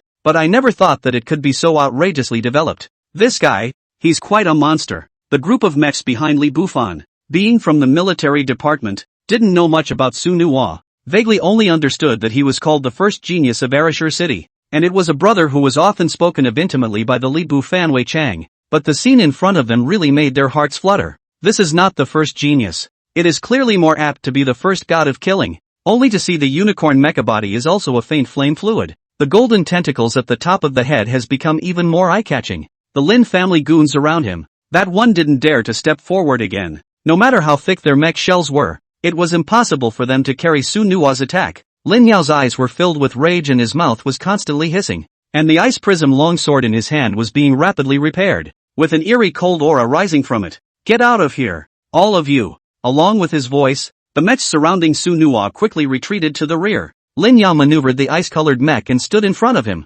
Meanwhile, after the Lin family's goons retreated, the people from the military department led by Li Bufan surrounded them. Where the mechanics of the Lin family are concerned, that is not one of them. Lin Yao looked at Su Nuo, his eyes revealing a hint of sarcasm. "I didn't expect it. Su Nuo, your growth has rather surprised me. But unfortunately, you met me this time." The giant ice prism sword attacked towards the Qilin mech, and the fierce force was feared to be able to directly pierce through an ordinary mech. Only Su Nuo quickly flipped the Xian heavenly sword and directly then opposed it. A loud cracking sound once again came from the ice prism sword. However, soon enough, it was Lin Yao who finished repairing it again. It's like this guy's ice is inexhaustible. Unbeknownst to him, Lin Yao's ability to be so fast was all dependent on a single piece of technology. That was a transformation program that the Lin family clan had splurged a huge amount of money on to make for Lin Yao's personal. The current Lin Yao, that could eat Xian spirit pills or even earth spirit pills at will, not afraid of any backlash at all. His body had long since belonged to this ice-colored mech.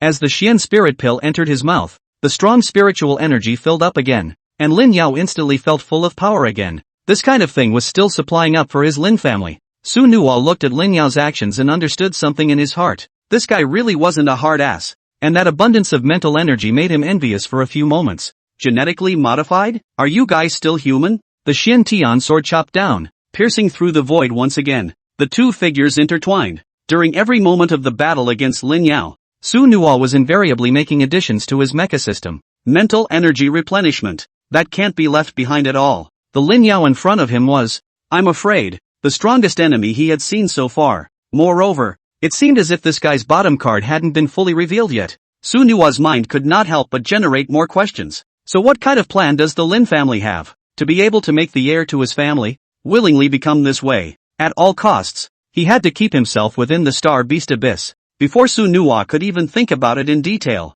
Lin Yao's attack came like thunder. The ice prism sword disengaged, and the giant blade plummeted toward the bottom at great speed. After Lin Yao's double fists got airborne, he began to change his attacks. On top of weapons, his ice prism sword that could not curry any favor. Rapidly condensing ice crystals were attached to Lin Yao's fists, looking like two frozen mountains. The entire air also seemed to have been drained of moisture and condensed. Lin Yao locked onto Su Nuo's Kirin Mecha, and all the power behind it was released. The only way for an unawakened sequence of mechs to better demonstrate functionality is to fight in close bare-knuckle combat. Su Nuo's eyes were laced with a few smiles, not placing Lin Yao's attack in his heart. For him, physical combat happened to be what he was best at as well. Along with the rise of the shocking wooden fist gesture, the state of the Kirin Mecha seemed to have entered another arcane. The exploding fists touched each other, igniting pieces of sparks to fall. Lin Yao's mechanical skeleton was exposed in an instant. The ice crystals that were originally on top of his fist came off quickly. It was like acting as a shield for him.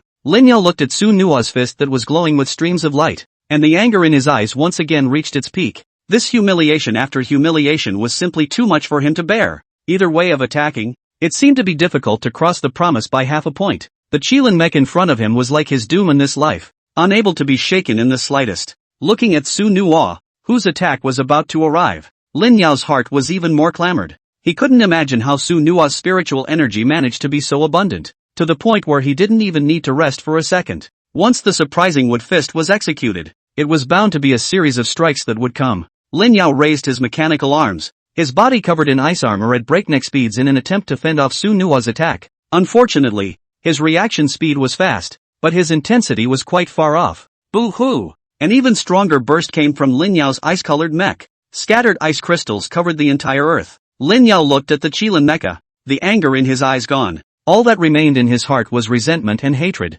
He couldn't imagine why he hadn't been able to fight against Su Nua after his inhuman transformation. The ice-colored mech was rapidly falling towards the ground due to weightlessness. The dents everywhere on his body were pulling his attrition level right up to full. It could be said that Su Nua's attack had directly struck him hard. After some reinforcement and increase of the surprising wood fist, that aggressiveness was not something that he, a 10th level mecha, could resist. Along with Lin Yao's heavy landing, Li Bufan's voice rose once again. No, a few seconds? You're a real pervert. I was going to cut you a deal. Now forget it, I won't ask for abuse. Su Nua looked at Li Bufan, and that feeling of closeness in his heart rose up. The mind wondered. The guy's still as bitchy as ever. Not much has changed. Su Nua's gaze shifted to the ice-colored mech. Although Lin Yao's spiritual power was abundant, the mech did not seem to be able to fight anymore. Raising the Xian heavenly sword, Su Nua was about to chop down. From the very beginning, Lin Yao's death was a foregone conclusion. Whether it is a personal grudge, or a Jianghu strife,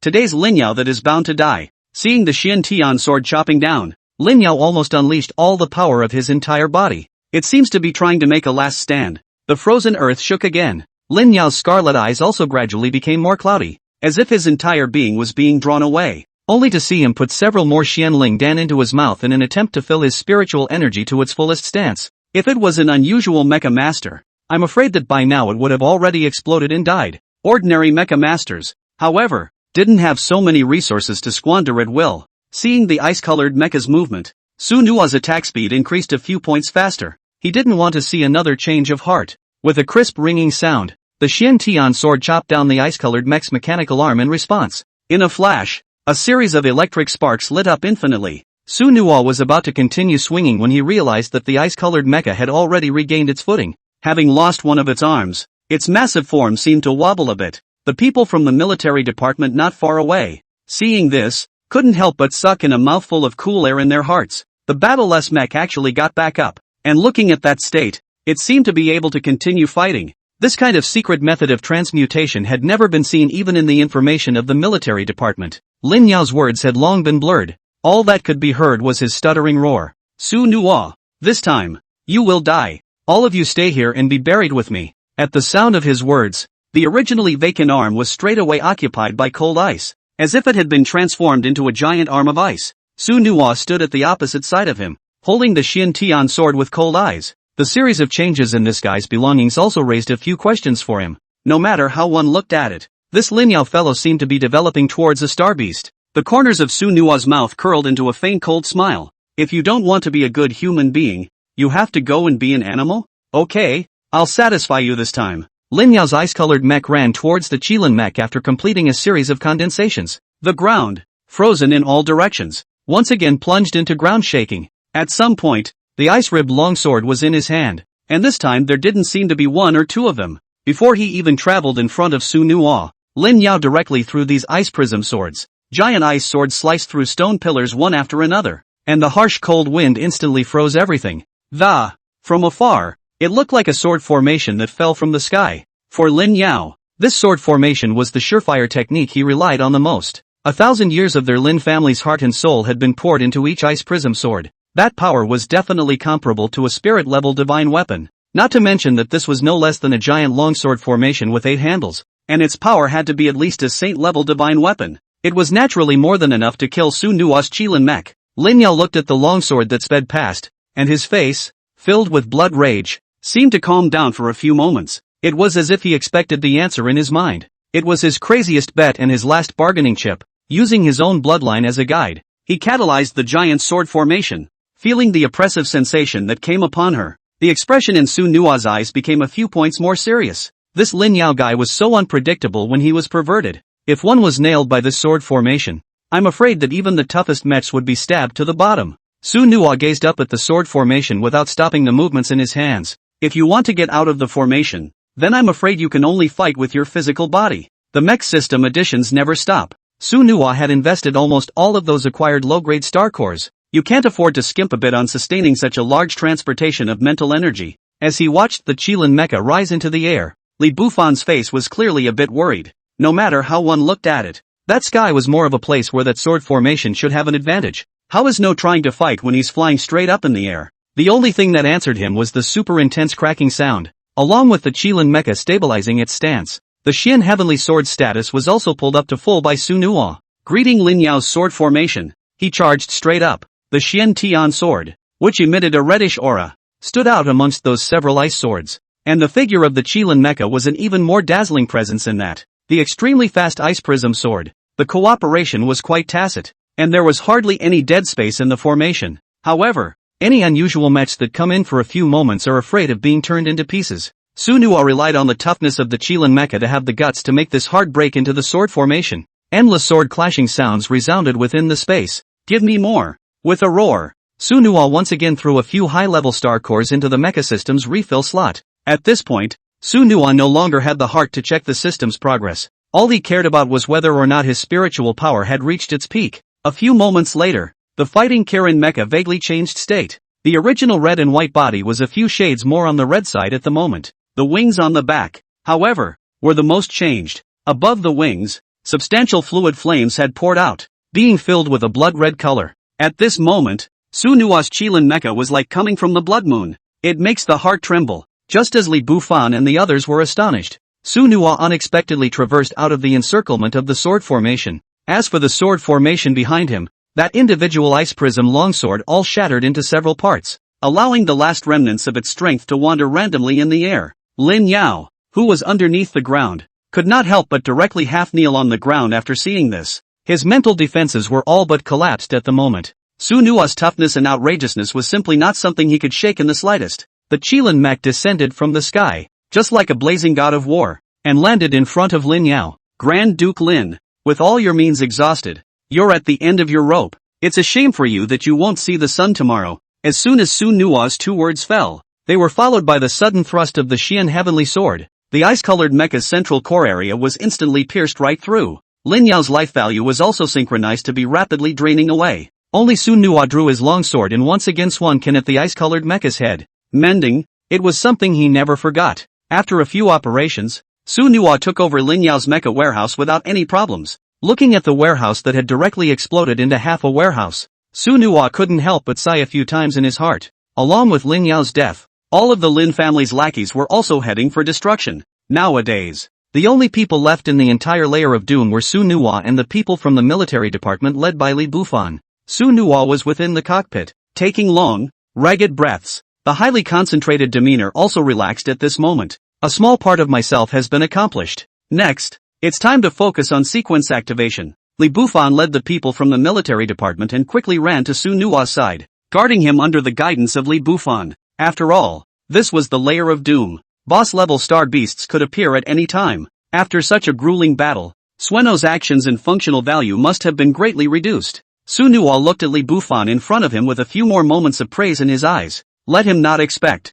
Can be not yet to a month of intensive training can let this guy grow so much. Bufan, why do you have your people surrounding me? It's not like your brother is dying. Li Bufan came up next to Su Nua's Qilin mecha's ear, the expression on his face that was serious. Brother Nua, this is the layer of doom, but the boss of the fifth layer hasn't appeared yet. If anything happens to you, I won't be able to account for it. Su Nua's brows couldn't help but stretch. Boss, I killed them all a long time ago. Here's that guy's star core. Along with Su Nua's voice reaching the ears of the surrounding people, each that was shocked. To kill a boss of the tier of doom so lightly? I'm afraid this would have blown up in their faces. Suddenly, the few people in front of them seemed to realize something else. The expression on his face changed from shock to horror.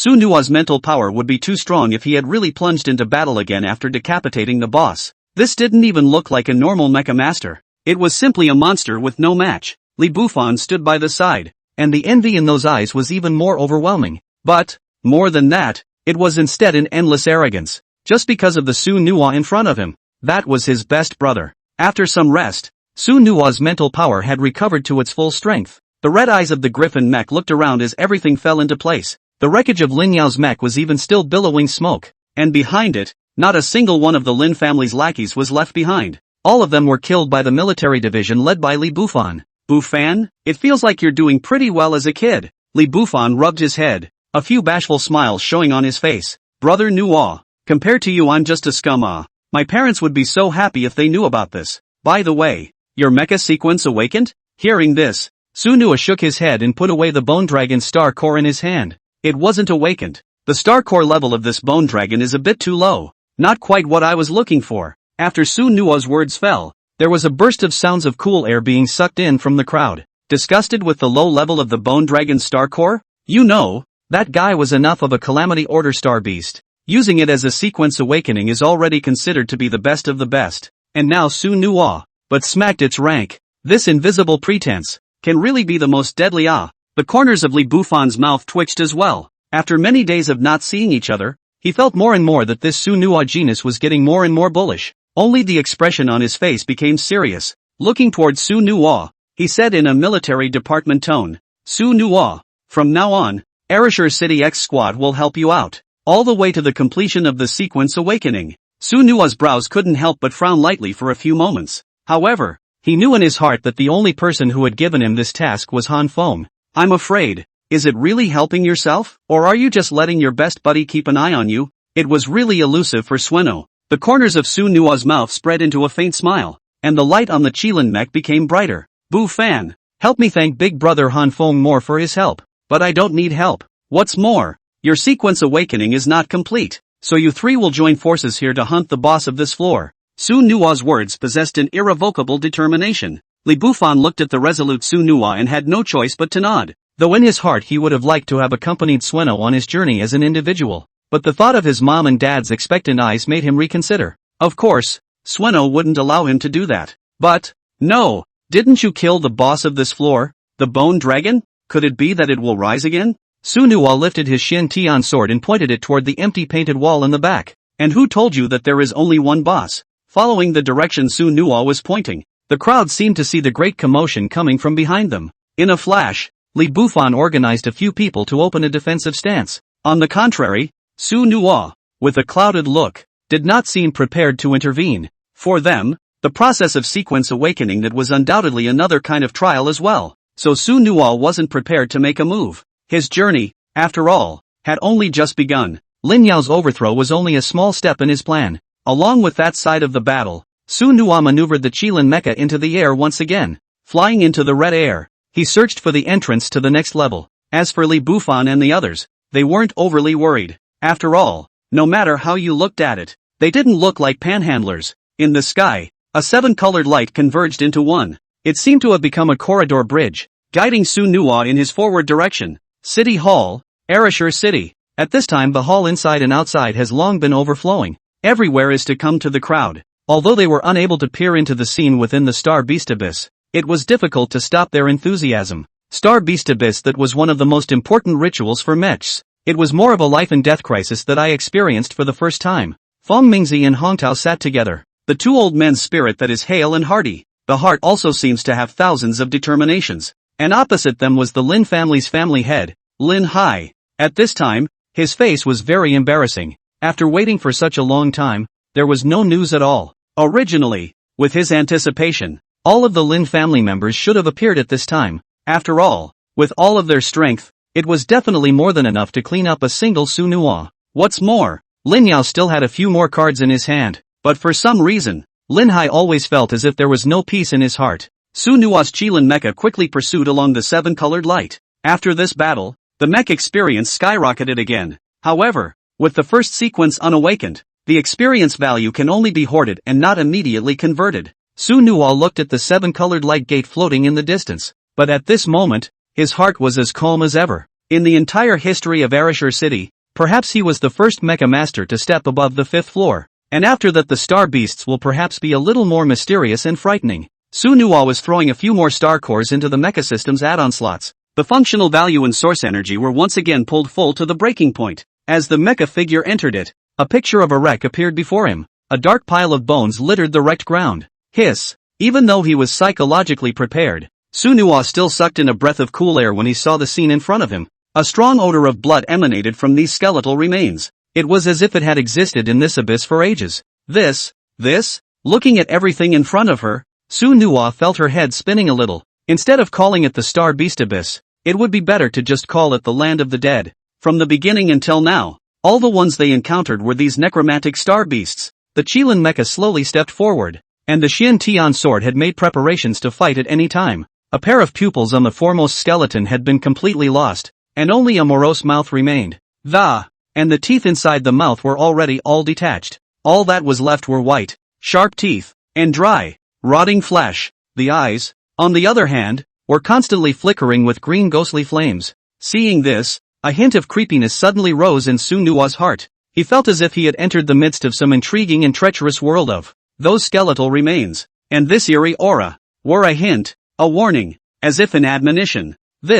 What kind of monster is it? Sunhwa said in surprise in his heart beating rhythmically. He could be sure that it was not a life form. Instead, it's more like a special creature that is able to move around in the body of white bone. Sunhwa shook his head, moving the random thoughts out of his mind. At the present juncture, one could not allow himself to have a single moment of distraction. But no matter if it was a necromantic creature or something else, it was a worthless existence to the current Sunhwa, because he believed that he had enough strength to crush them. Just the moment Sunhwa raised his step, suddenly, on top of the skeletal remains in front of him, a burst of black smoke actually came out.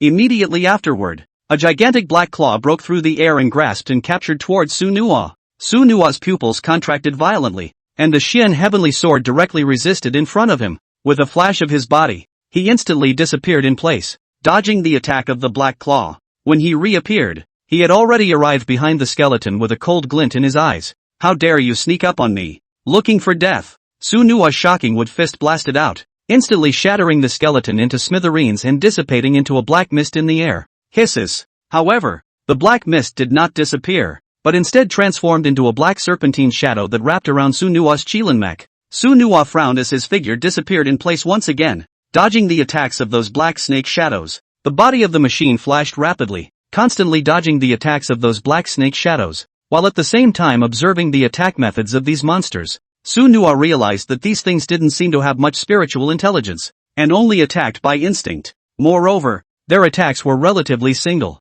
with only 2 types of claw strikes and snake shadow attacks. Sunhwa sneered coldly, his figure instantly appearing amongst those monsters and began to launch a frantic attack. His fists fell like rain, instantly blasting those monsters into pieces and dissipating into a black mist in the air. Sunhwa's figure flickered once more and disappeared. Sunhwa sensed that the experience bar of the Qilin mecha had once again skyrocketed, and this inconspicuous black shadow had provided so much experience. Suddenly, the entire space began to tremble. A terrifying aura surged from all directions, as if it was going to swallow the entire space. A strong sense of crisis suddenly rose in Sunhwa's heart as he felt that this treacherous world seemed even more outrageous than he had imagined. When space stood still, the horror hit him. When Sunhwa saw everything clearly in front of him, his heart was both surprised and mixed with a few points of excitement, only to see that, around him, a huge black figure slowly emerged, their tall and terrifying figures emitting a strong smell of blood and death. What surprised him was that these figures were actually all the monsters he had killed earlier.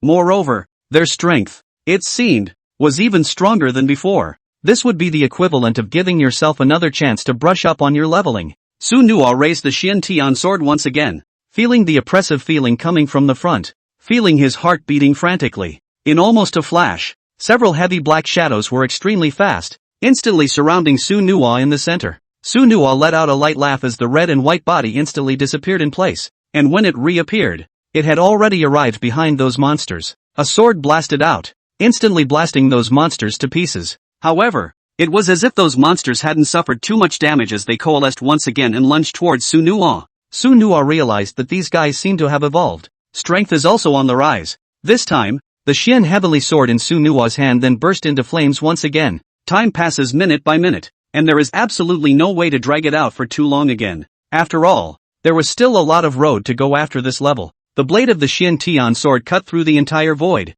Su Nua's one man and one armor here was like a god of war descending to the earth, slaughtering everything. The black shadow revived and condensed again. Then he promised that he would kill some more. And anyway, his spiritual power and functions were endless. With the star core plus located there, all of this is a no-brainer. Half a quarter of an hour later, the entire void was like a black fog filling the air, and everywhere was the aura of death that the black shadow had transformed into. The movement around them, too, gradually quieted down. Su Nua looked on coldly and slung the Xian heavenly sword behind his back. The seven-colored light that had guided him there surfaced on the ground once again, as if it had been spread out into a seven-colored track vanishing towards the depths. Su Nua maneuvered the Kirin mech to the ground, the heavy mechanical bones sounding a heavy sonic boom as they rubbed together. Along the seven-colored light, Su Nua's figure synchronized. Ereshur City Hall. There were already quite a few mechs who had completed their sequence awakening and had teleported out. For those ordinary mechs, the second and third tier star beasts were already the limit,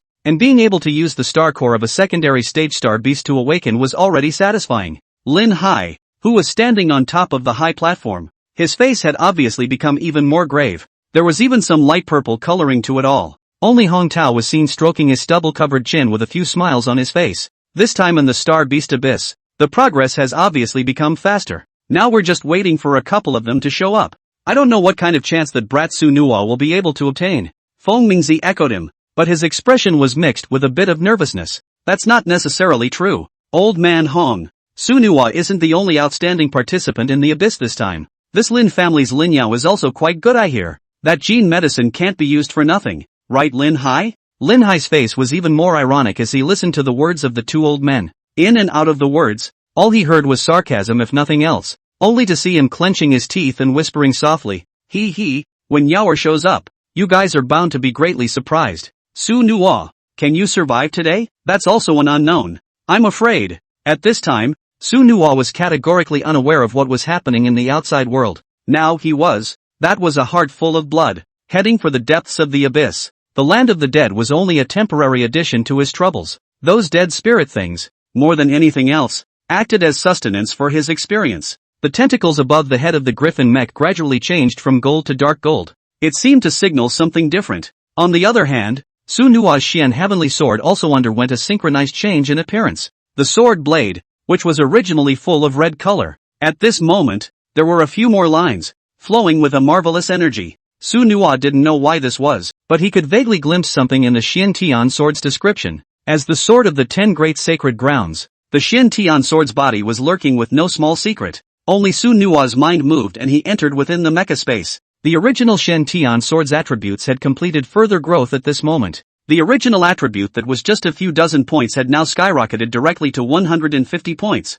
This leap beyond class caused a few doubts to arise in Su Nua's mind. Could it be that the Xian sword has also completed a series of awakenings? Before Su Nua could study it in detail, the seven-colored door of light appeared in front of him. Unlike before, the appearance of the light gate this time caused the excitement in Su Nua's heart to reach its peak. In the entire history of Ereshur City, no one had ever crossed into this abyss. The figure of the Qilin Mecha slowly stepped forward and walked straight in. The red and white back, illuminated by that light, looked mysterious and solemn. As the light receded, Su Nua opened his eyes once again. Originally, he had thought that this time he would be greeted by another dead spirit thing. After all, there had been several consecutive layers that were full of these star beasts. But presenting it in front of Su Nua's eyes made him see a little more green in his eyes. It was very different from the previous abyssal grave, which was just like a world full of life. The boundless grassland stretches into the distance, and the grass swaying in the wind makes this time extraordinarily quiet. But this was for the experienced Su Nua, who knew in his heart what to do next. The griffin mech walked slowly on it, the alertness in its eyes reaching the extreme. The seven-colored light above his head also dissipated at this moment, as if it had never appeared. After walking for an unknown length of time, Su Nua had just walked to the center point of this abyssal layer. The mysterious aspects of each layer caused Su Nua to start thinking about the origins of this star beast abyss. It was said to be an abyss, but it was clearly as if it was a parallel world of its own. The red eyes of the griffin mech looked around far and wide, as if trying to spy a trace of the star beast, but for half a day, only the sound of the harsh wind blew. It's as if the serenity of the place is innate. Here, Su Nua's killing heart couldn't help but become calm. The Xian sword was even taken to his back. Su Nuwa stood at the center point, and with his wings spreading out behind him, he directly rose into the air. He would like to see what kind of world it was from the air, but as soon as he lifted off, Su Nuwa realized that his power was simply too much to handle. Above the red sky, it seemed to possess an irresistible oppressive force,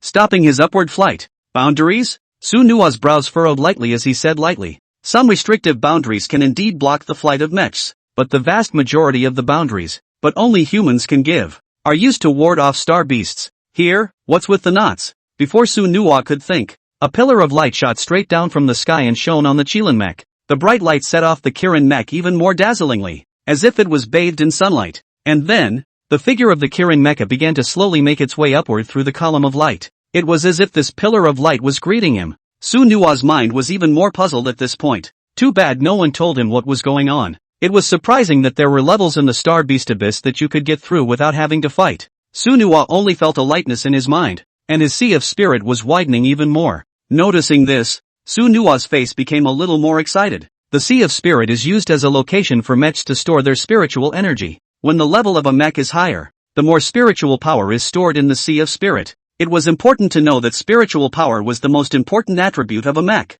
He is concerned with all the combat and functioning of the mech, so for the vast majority of mechs, trying to widen the Sea of Spirit by any means possible was as difficult as climbing into the sky. But now Su Nuwa only feel, this is all so dreamlike, but the spirit of the sea is again let him very real. 5 minutes later, Su Nuwa's Chilan mech had risen to the highest altitude. Su Nuwa checked the scope of the Sea of Spirit, and it really surprised him. Originally, he was no more than a level 10 Sea of Spirit, but now I'm afraid that he has directly reached the level of a level 15 Mecha Master. Although one was able to use the mech system to make unlimited additions to restore their mental power, but the base spiritual power is limited. Instead, this one moment was a drastic enhancement of Su Nuwa's strength. Su Nuwa looked upwards, and the passageway to this level was already open. Now Su Nuwa's mind realized something. This might just not be the 6th floor, but another place in the Star Beast Abyss. Su Nuwa looked down at the large grassland land, dancing with the wind. No longer caring about the movement behind him, Su Nuwa directly leaped into the air passage.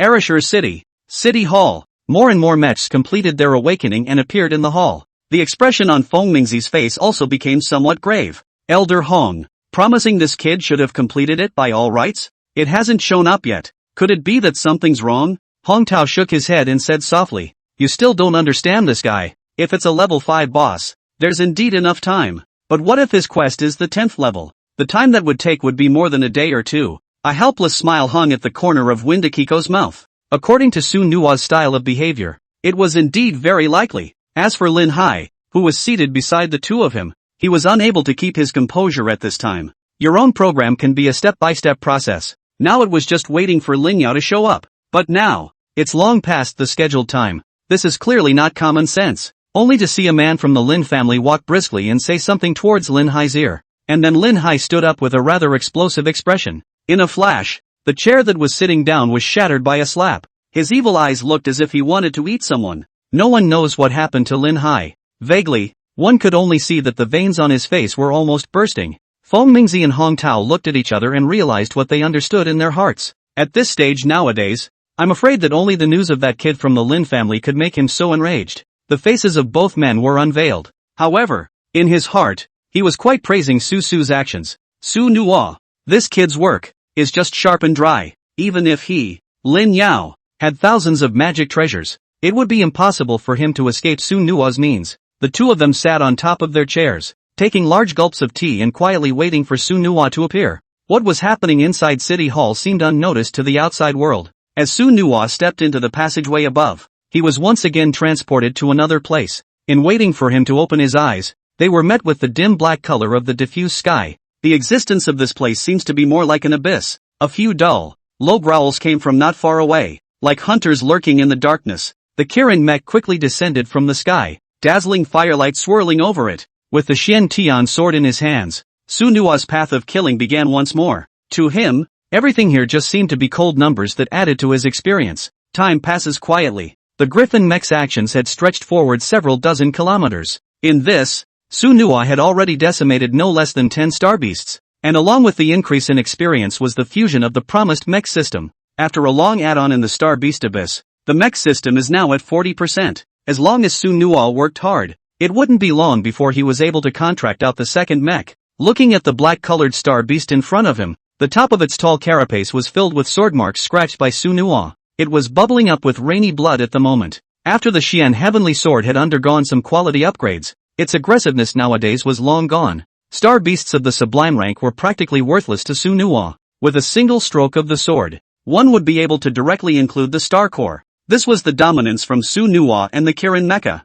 A few minutes later, Sunhwa threw some more star cores into the refill slot. Under such a cycle, one's own spiritual power was even more and more abundant. With the opening of the heavy black door in front of him, Sunhwa's figure once again headed down to the next level. In just half an hour, Sunhwa had already broken through the 3 layers of the abyss once again. These star beasts today were not threatening at all. Under the sword of the Kirin Mecha, it was nothing more than a sword to seal the throat. It was accompanied by Sunhwa pushing open the Xuanwu heavy door once more. And this floor was the final destination of his trip. It will also be the place where he completes his contractual awakening. The 10th layer had long been the ultimate layer for ordinary geniuses. For thousands of years, few mechs had been able to break through to this level. And above the history of Arashir Castle, he promises to be even the first. Sunhwa was seen riding the Qilin mech, stepping on top of the dimly lit land. The divided land seems to speak of the vicissitudes of the place. The wind in the trees sings faintly of the solemnity of the place. The Kirin mech peered into the distance, and 1,000 meters away, there was no movement. At this moment, Sunhwa's heart was also filled with 1,000 curiosities. He was also eager to see what kind of star beast the star core matched for him was. Although he had heard Principal Hong Tao say that the awakening of the sequence did not require the level of the star core or the matching of the star core attributes. But if you want some special effects, and a more perfect contract, then you have to get a higher quality star core. For an unusual mech, a Calamity-class star core was already a treasure of the heavens, so there was no need at all to go forward and look for more advanced star cores, because then, the hardships and dangers involved are multiplied. But that's exactly the challenge for Sueno. If you want to step into the ranks of the powerful, how can you do so without giving dramatically? The figure of the Griffin mech headed forward at a quick pace, attempting to look for signs of the star beast. The Xin Tian sword in his hand emitted a fierce sword sound and seemed to be eager to drink blood as well. Along the pale land, the Kirin mech didn't know how far it had traveled before it only saw the remains of a few star beasts. The desolation and wretchedness of this place somewhat greatly exceeded Sunhwa's surprise. However, it was a bit similar to that in the temple. The bosses are all god-awful. Just as Sunhwa was searching, a great pressure was felt above his head. With his eyes raised, Sunhwa's gaze gazed into the sky. Only 7 colors of light were seen attached to a 4-horned beast, emitting streams of light, and its figure is now meeting the sky. The Kirin mech's mech recognition information began to work like crazy. It seemed to want to find information about the star beast in front of him. Unfortunately, it did not go as planned. A moment later, the giant beast overhead landed on the ground, stirring up a cloud of dust. The entire earth, it seemed, trembled for it. Now, Sunhwa could also see the appearance of the huge beast in front of him. Under the illumination of the 7 colored streams of light, those 4 giant horns were especially noticeable. It is as if there existed centering pillars on the 4 quarters of the earth. Instead, the head of this huge beast was more like the Rue beast Sunhwa had seen in the paintings of his previous life. There was no menacing look on his face. If it was where Feng Mingzi and the others were, I'm afraid they would have cried out in shock at this moment. It was truly lucky for Sunhwa to have encountered this kind of star beast. Just as Sunhwa was about to raise his sword for an upward chop, the star beast in front of him moved violently, its body scattered with 7 colored scales. Sunhwa only felt that his spiritual energy was particularly chaotic as it was generally stimulated by something. The figure of the Qilin Mecha quickly took off into the air, emitting a roaring sound. Unsurprisingly to him, this star beast in front of him was actually able to use mental attacks. That move just now was completely meant to spiritualize Sunhwa. Luckily, Sunhwa's combat experience was rich enough to allow him to dodge this. After ascending into the sky, the Qilin Mecha raised the Xian Tian sword and descended from the sky. Looking at the large star beast in front of him, he didn't half flinch. A sword chopped down, and there was no huge gully emerging as expected. It was like chopping on a piece of steel that could not be cut through. There was a hint of incredulity in Sunhwa's eyes. Nowadays, the attributes of the Xian Tian sword that was directly capable of decapitating an unusual level 7 or 8 star beast. But now even the defense of this boss couldn't be broken, which was too surprising. Before Sunhwa could react, the 4-horned beast's attack was already due. Above each of the 4 corners, a ray was sent out, converging at the center point, and then it enveloped the Kirin mech. The burning light made Sunhwa's heart tense. This 4-horned beast was far more tricky than he had imagined. A cloud of fire formed around the Kirin mech. gulping continuously. The scorching temperature instantly erupted, causing tens of kilometers of the surrounding area to be filled with a steaming mist. Above the Chilean mecha's arms, a thin arc of electricity even surfaced, constantly intertwining. Bang! A dull sound resounded through the sky. The rays of that four-horned beast collided with the mech. A ripple rippled out, and the quadrangular beast's rays disappeared cleanly. The griffin mech rolled in place and stabilized itself. The cracking of the entire earth happened once again. Not only that, the fog around the Chilean mech actually began to solidify. The four-horned beast let out a low roar, its legs curling slightly as its body leapt out. In mid-air, the huge body twisted violently. Immediately, the four claws violently grabbed towards the Chilean mecha. This claw contained a huge and incomparable power. At this time, the Chilean mecha had already reacted with a sharp turn and the Xian Tian sword swept across. The blade of the Xian heavenly sword drew a splendid trajectory in the air as it chopped towards the four-horned beast. Pom! A strong shockwave was transmitted, shaking the four fields, and a ripple rose around the Kirin mech. That four-horned beast was only shaken back a few steps. The Kirin mecha rode the wave of victory and slashed out another sword. With this sword, Su Nuwa used almost all of his spiritual power. With this sword, the four-horned beast's shoulder was directly penetrated. Bright red liquid sprayed out, staining the entire ground. Su Nuwa froze and looked at the scene in front of him, but in his heart he cursed how this guy's life value was so high. Moreover, the wound was actually recovering at a speed visible to the naked eye. Su Nuwa's eyebrows furrowed. It seemed that this time, he was going to be in really big trouble. This star beast's recovery power, it's a perversion, and not just any pervert. Su Nuwa took a deep breath and withdrew the Xian heavenly sword. Roar! The four-horned beast once again let out a low roar. Its huge feet stepped on the ground, and with a shake of its body, it rushed towards the Chilean mech. Su Nuwa wielded the Xian heavenly sword and swung out a large sword shadow. Dang dang dang. After dozens of consecutive collisions, the Kirin mecha's chest was left with a thin scar that seemed to have been damaged by a few points. Su Nuwa looked towards the four-horned beast not far away, which was in no way in a better state than himself. The original rather gorgeous face was a grimace at this point. Before even opening his mouth, he could vaguely see the endlessly long fangs. If what we saw before was like the reappearance of a rare beast, then I'm afraid that this guy now is the reappearance of a ferocious beast. Staring at the figure of the Chilean mecha, a hint of greed was present in the scarlet bloodshot eyes. As Su Nuwa caught his breath, its attack had already rushed back up. The wings behind the Chilean mecha spread out once again, and in a flash, it caused the sound of the wind to rise again. And the Xian heavenly sword had already been put into the mecha space by Su Nuwa. Since the Xian Tian sword was useless, he could only use the surprising wood fist. Utilizing the increased shocking wood fist, he launches a deadly attack on the four-horned beast. Su Nuwa's heart did not have complete certainty, but the urgency of time now no longer allowed him to half imagine it. Greeting the rapidly approaching quadrangular beast, Su Nuwa clenched his mechanical skeleton fists and met it. Rumble! The two collided together, erupting into a furious shockwave. The shockwave spread out, turning the surrounding trees into ashes and revealing the hardened ores underground. After a violent rumble,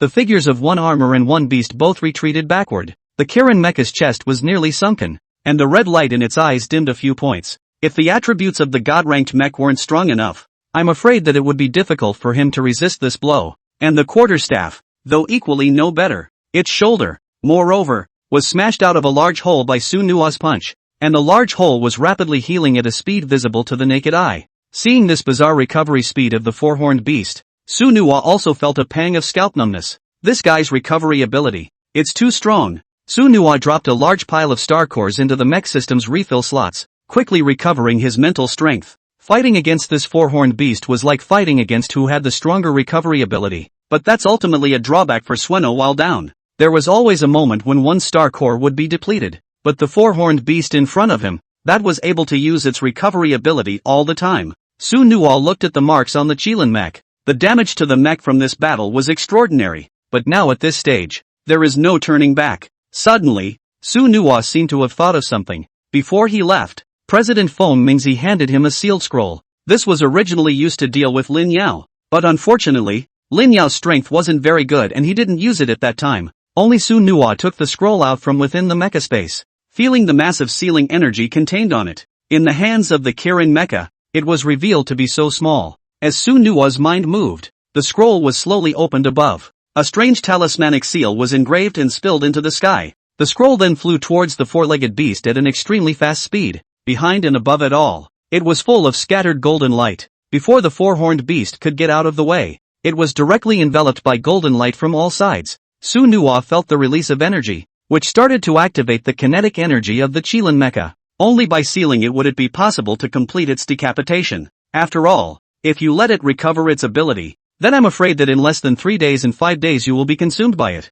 The Kirin mecha's two fists merged, and the sound of mechanical bones colliding was exceptionally crisp. The flowing light emanating from the bones brought the surprising wood fist to the extreme. As the Kirin mecha arrived, an oppressive feeling that descended from the sky filled the ground. A fist blasted out, and the golden runes on the four-horned beast produced a few tremors. And this one time, it actually directly broke through its defense. Underneath that thick armor was an assortment of bloodline connections that, from a distance, looked like a disjointed superstructure. Su Nuwa couldn't help but see that this scroll had actually played a role, and his attacks began to be continuous. And the wounds on its body did not show any signs of healing at this point. After a bombardment, Sueno panted heavily, and the four-horned beast in front of him had long been in pieces. All 4 of the huge tentacles on his body were snapped off by the horizontal ridge and stuck in the ground. Su Nuwa took out the Xian Tian sword from within his mecha space and pierced through it with a single stroke. From there, a purple gold star core was brought out. Holding it in his hand, Su Nuwa felt the life energy contained on it. To Su Nuwa's surprise, the star beast in front of him was actually still wood attributed. Lord Star Core. As its attributes appeared, the corners of Su Nuwa's mouth also smiled lightly. Now, one sequence awakening could be completed. Lord Rank Star Core, that was naturally more than enough as the first sequence. Su Nuwa's hand held this purple gold star core as he swallowed deeply. Only a series of sounds of mechanical operations were heard from within the Kirin mecha. Under Su Nuwa's mind's attention, a hexagram pattern suddenly appeared inside the mech. Instead, on this hexagram, there are 5 vacant brands. Su Nuwa's mind didn't need to imagine too much more. It is also known that this is the notch in the first sequence of Mecha Awakening. It was enough for him to place this star core in one of the vacancies now. Su Nuwa's hands became cautious, and his mood tensed up as a result. For such a long time, both in the star hunting zone and in the star beast abyss, it was all about operating for this star core. Not just him, but millions of mechs as well. Su Nuwa let out a shallow breath and threw the purple gold star core into the hexagram.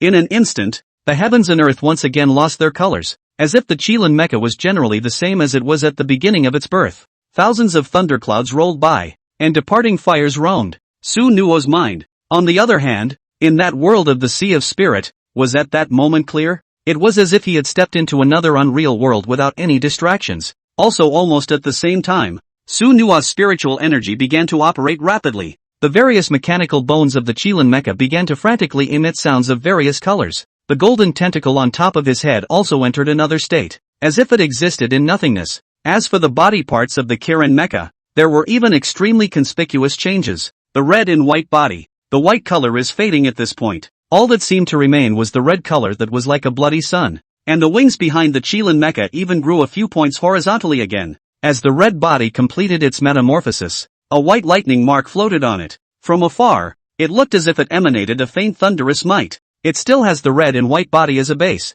but the texture on it is a quantum leap forward. Before Su Nuwa could get excited, he noticed another difference in his spiritual power. Originally like flowing water like spiritual energy, at this time in the Sea of Spirit actually became a little sticky, as if it had a different texture. As his spiritual energy danced, Su Nuwa realized that manipulating the Qilin mecha again took less than half of his previous spiritual energy. This was equivalent to implying that Su Nuwa was able to save more mental energy while manipulating the Qilin mecha. In this way, his strength could be said to have been drastically increased. Su Nuwa's mind moved to within the mecha space, after the first sequence was over, but there would be a mecha's companion divine soldier appearing. An anticipation could not help but arise in his mind. What kind of weapon would the Qilin mecha's companion divine weapon be? Along with his mind entering into space, Su Nuwa then clearly felt an extremely majestic wood attribute power. And the original softness of the wood attribute was revealed to be somewhat rigid at this time, as if there was a trace of lightning imprinted on it. Su Nuwa looked at the original purple gold-colored star core,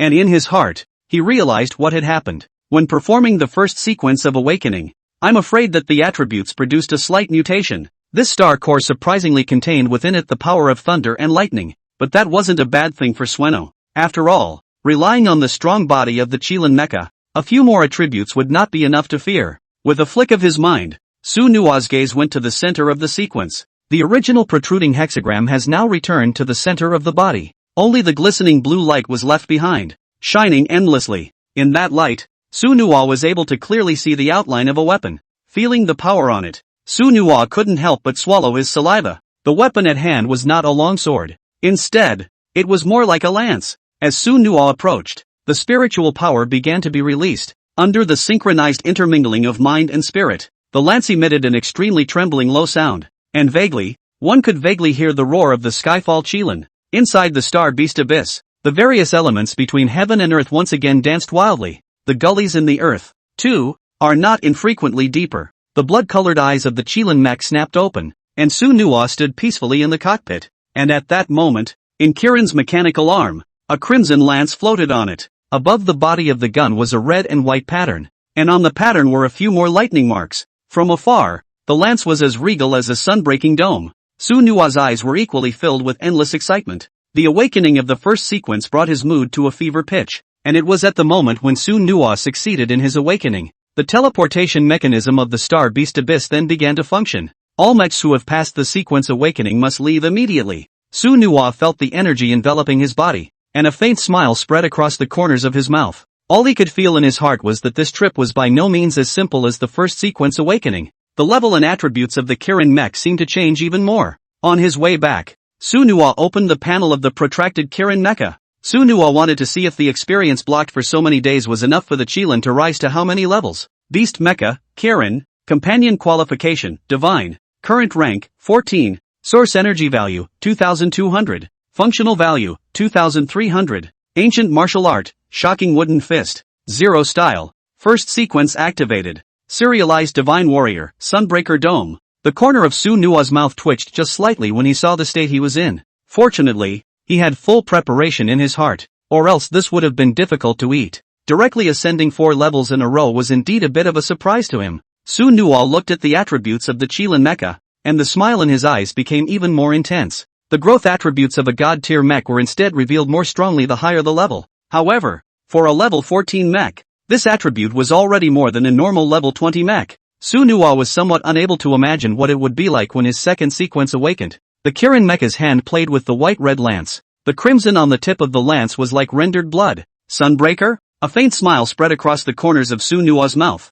seemingly recognizing the name of the lance as well. For him, whether it was the Xian Tian sword or the Sunbreaker vault gun, that was crucial. The growth attributes of the Xian Tian sword made Su Nuwa covet it as well. It was naturally impossible to have a divine weapon and then leave it behind. Arashur City. City Hall. At this time the large town hall square. That was silent. Everyone was almost waiting for that one to show up. Su Nuwa, the first genius of Arashur City. The blue curtain of light in the sky converged into a single point and stayed directly in the air. The people who were waiting with bated breath were all holding their breath for fear of missing the scene of Su Nuwa's appearance. Within the Star Beast Abyss nowadays, the only person left was Su Nuwa, and it was also he alone who was waited for by the millions of people in the huge square. Municipal Building. Top floor. Lin Hai's figure looked down on the square and let out a loud, heartbreaking cry. The veins on his face, at this point, were rippling in plain sight. His entire person. It was as if he had fallen into a state of madness. He had been on the verge of breaking down just now at the civic center when the Lin family had told him the news. Lin Yao's life source signal disappeared in the abyss. This meant that Lin Yao's action in the Star Beast Abyss was not only a failure, but also a plane crash. For the Lin family, this blow was undoubtedly huge. Investing in Lin Yao is not a matter of a day or two. It could be said that Lin Hai still had to fight for this at such an old age, partly for the future co-prosperity of the Lin family, while the other part was Lin Yao. This grandson of his was the most outstanding person in the Lin family for 100 years. Zune-level mechs in this small border town, already able to command, already then able to lead on. But all of that changed because of Su Nuwa's appearance. Lin Hai looked at the frenzied people underneath, and the scowl on his face reappeared. The face, which was already creased, was even more unspeakable. Behind him was a group of people dressed in long black coats. The person at the head of the group was none other than the feminine man who had often been beside Lin Hai before. Lin Jiufeng. Family Master. The dead soldiers have been gathered. Open the mission anytime. Lin Jiufeng looked at Lin Hai and slowly said as he half-kneeled on the ground. Only Lin Hai's black pupils were filled with blood stained from anger and hatred. Our Lin family has been preparing for this day for too long. Originally, I didn't want to bloodshed, but something happened to Yaoer. This Suno must stay for me to pay for his life. After he teleports from the Star Beast Abyss, you can proceed to strike without waiting for my order. As Lin Hai's words came out, the group of black-clothed men behind him all lowered their heads. their faces filled with solemnity. By the order of the family head, Lin Hai looked at the black-clothed men who scattered in all directions, the corners of his mouth twitching as an endless cold smile spread out. What alliance ban? What bullshit Star Ruler's Hall? All of them were left behind him at this moment. Lin Yao's death. That would also mean the decline of the Lin family. So this time, they had to put their best foot forward. Feng Mingzi, the president of the Mecha Association, and Xing Nantian, the vice president, were already standing on the high platform at this time. And beside them, there were quite a few high-ranking figures from Arashur City. Their purpose was also very pure, and that was to protect Su Nuo. After teleporting out of the Star Beast Abyss and going through the sequence awakening, the mental energy of both the body and the pilot was extremely depleted, let alone fighting. I'm afraid that sprinting would be a problem. Ever since Lin Hai had disappeared into thin air, the two of them had an extra mind's eye in their hearts. Su Nuo's entire body became stretched as he felt the filling of the Sea of Spirit. It was one of his rare moments of silence in the teleportation array of the abyss. A few moments later, the rays of a sunrise pierced Su Nuo's face. The figure of the unicorn mecha floated above the sky. In a flash, the crowd on the surface paid their respects. Shouts all over the place. Endless clamor. Waving arms. Toward promise. The huge hole above their heads didn't make them feel half as afraid. Instead, there was even more peace in his heart. Su Nuo stood in midair, looking at the endless crowds in the square, the faint smile on his face once again spreading. In his heart, he couldn't help but think that if his parents and Aunt Mu and the others saw it, then I don't know how proud they would be. After Su Nuo appeared, the old man Feng Mingzi apparently heaved a sigh of relief. He was quite afraid in that heart of his that Su Nuo would hang up in the Star Beast Abyss.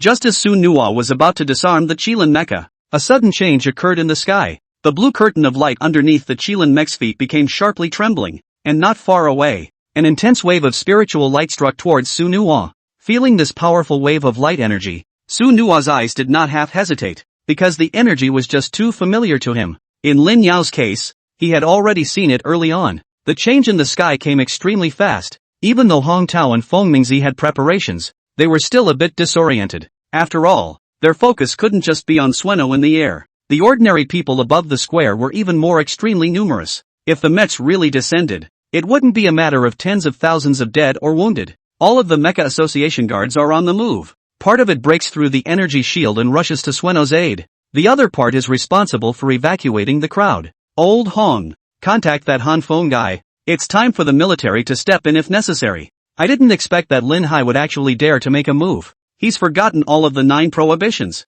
After Feng Mingzi's words settled, his spiritual power directly disappeared outside the protective shield. In any case, nothing can go wrong with Sueno. In the sky, a single black-clothed man looked at Su Nuo with a pained and hideous expression on his face. It's like taking the wrong medication. Under Su Nuo's gaze, one mech after another quickly surfaced. Almost every mech held a uniform black lightsaber in its hand. Su Nuo looked at the mechs that surrounded him with a hint of surprise in his eyes. All attack mechs above level 10? Interesting.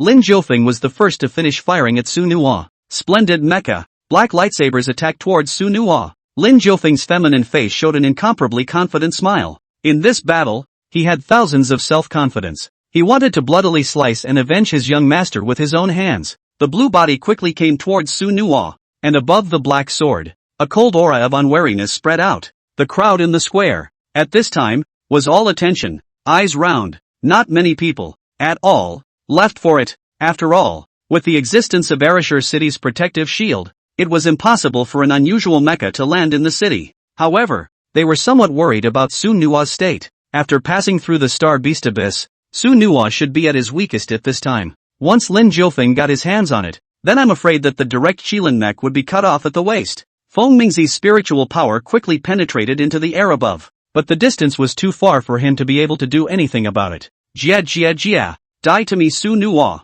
From Lin Jiufeng's mecha, a grim sentence came out, and the black lightsaber chopped down in response. The huge sword blade was about to touch the Kirin mecha, but suddenly, it stopped in mid-air. The Sunbreaker Dome in Su Nuo's hand slashed through a blazing light, directly cutting down the lightsaber. With the gun dancing, it pierced straight through the body of Lin Jiufeng's blue body amidst his shock. His black pupils, filled with surprise and disbelief, were. His own mech had long since reached level 18. So what did he, Su Nuo, have to do to kill him in one move? Unfortunately, the only thing that answered him was the red eyes of the Kirin mech. Under the gaze of thousands of people, the figure of the Kirin mecha quickly wandered through the group of mechs in the sky. The Feng Mingzi, who was not far away, was even more still frozen in place. At close range, the sense of impact that Sueno brings is too strong, but promise acted as if it had just begun. The white and red lance in his hand danced around, accompanied by the sound of thunder. In front of Suenua's mechs are all directly northern horizontal chopping. The faces of the people of the Lin family were all in a million shocks.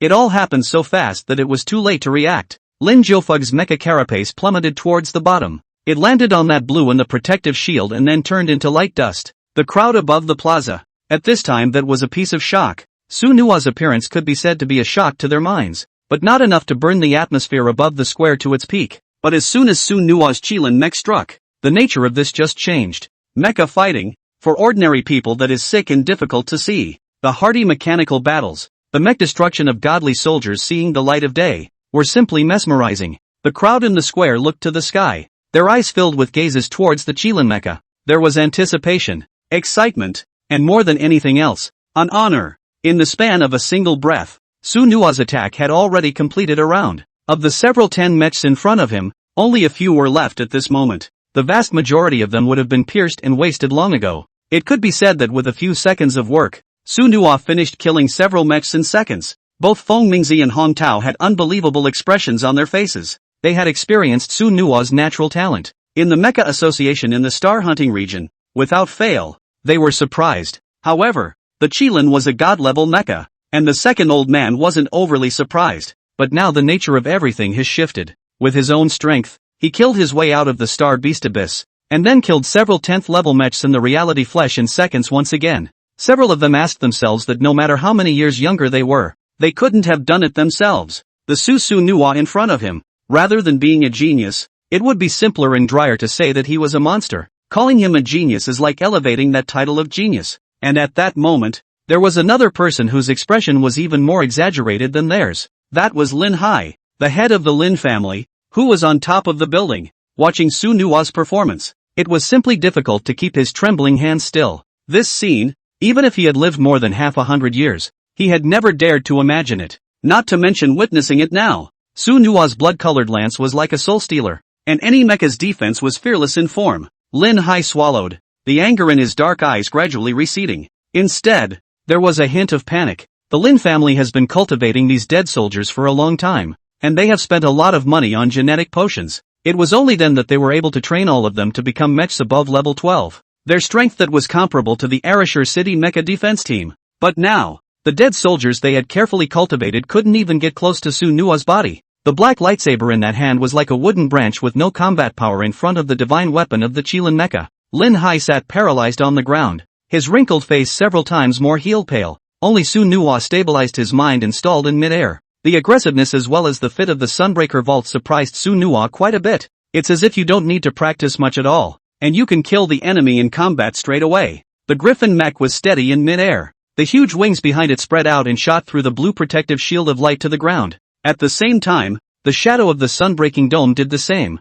being reflected to the ground by the rising sun. The Kirin mecha stood under the morning sun, just like a god of war returning from a fierce battle, accepting the daylight. Suenua looked at the few blue mechs scattered ahead, and the lance in his hand floated once again. Since they were from the Lin family, there was no need to leave them alive. As the mechanical skeleton operated, there came bursts of fire in all directions. After destroying the central nerves of the several mechs in front of him, Suenua then put away the Sunbreaker Vault. A brief interlude ended, and Suenua felt that he had consumed up to 1/3 of his spiritual energy. This was far less than the mental energy consumed in the previous battle. Suenua couldn't help but think in his heart. It seemed that the substantiality of this sea of spirit was indeed of great significance. Just as Suenua was about to return the Qilin mecha to space, an extremely oppressive sensation slowly surfaced in the red air in the distance. In the red eyes of the Griffin mech, a light flared up once again. One fist clenched, gravity in the air, quietly looking away. Along with the approach of the aerial military formation,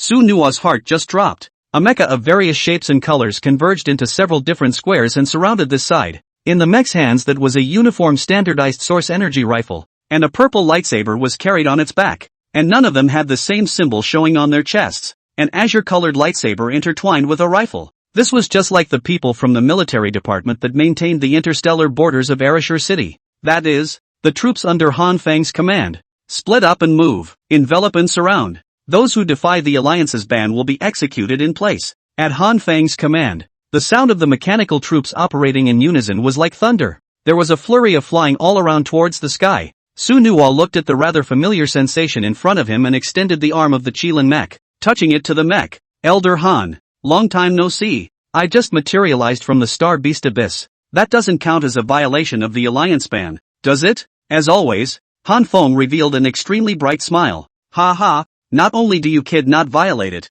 I'm going to give you a big credit. Killing a rebel is a third-class merit in our military department. Well, want me to take a credit for you? Su Nuwa looked at this purple golden mech in front of him, and his mouth just coughed gently twice. He was able to clearly premonition that if he were to face Han Feng's mecha, then he was afraid that his chances of winning would be almost zero. Elder Han, I can't take the credit, but don't worry, I'll definitely go around the military department if there's nothing else. Han Feng patted the Qilin mecha's shoulder, and a crisp sound came from it. Then I'll be waiting for your grand entrance. See you first, kid. I've got business to attend to. With those words, his purple and gold-colored mech disappeared in midair into the distance. Looking at the direction he was going, it seemed to be the land of the Lin family clan. With Han Feng cleaning up the mess, Su Nuwa was naturally happy. Along with the disappearance of the Qilin mecha manifestation, Su Nuwa's figure slowly descended in the wrapping of the blue light curtain. The entire plaza earth was shaken by that roar of the people's tearing hearts and lungs. Su Nuwa's name would also be spread throughout the entire border state at this moment as well.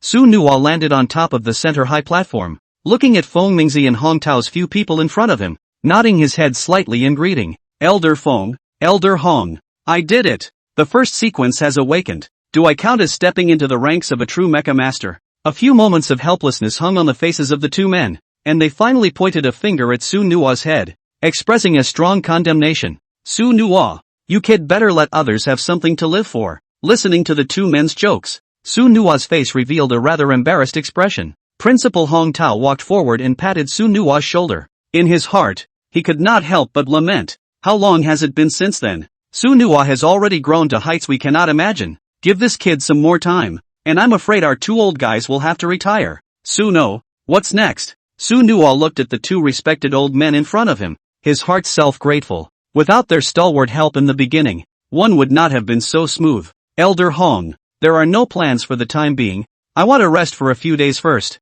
And then there's the Mecha Association's secret trial realm. I still have a lot left to pass. Listening to Su Nuwa's words, the face of Vice President Xing Nantian, who was not far away, was quite speechless. Looking at Su Nuwa, he couldn't wait to walk up and whack him twice. Being able to kill a level 12 mech master in seconds. What other secret realms did this Mecha Association have that he could splurge on? Feng Mingzi stood on the side, stroking his beard, and the corners of his mouth were also slightly twitching. Promise, you gave me a big break. After completing the first sequence awakening, this primary Mecha Association of mine won't have any more trial mysteries for you to use. Su Nuwa's brows furrowed slightly and lightly. In their words Su Nuwa heard endless sadness. It was as if he had no more opponents to seek out in Ereshur City. Not far away, there was a bursting roar. The battle at the War Department, too, seems to be coming to a close. Hong Tao looked at Su Nuwa in front of him, a few smiles mixed in his eyes, only to see him take out a positively red card from his pocket and hand it to Su Nuwa.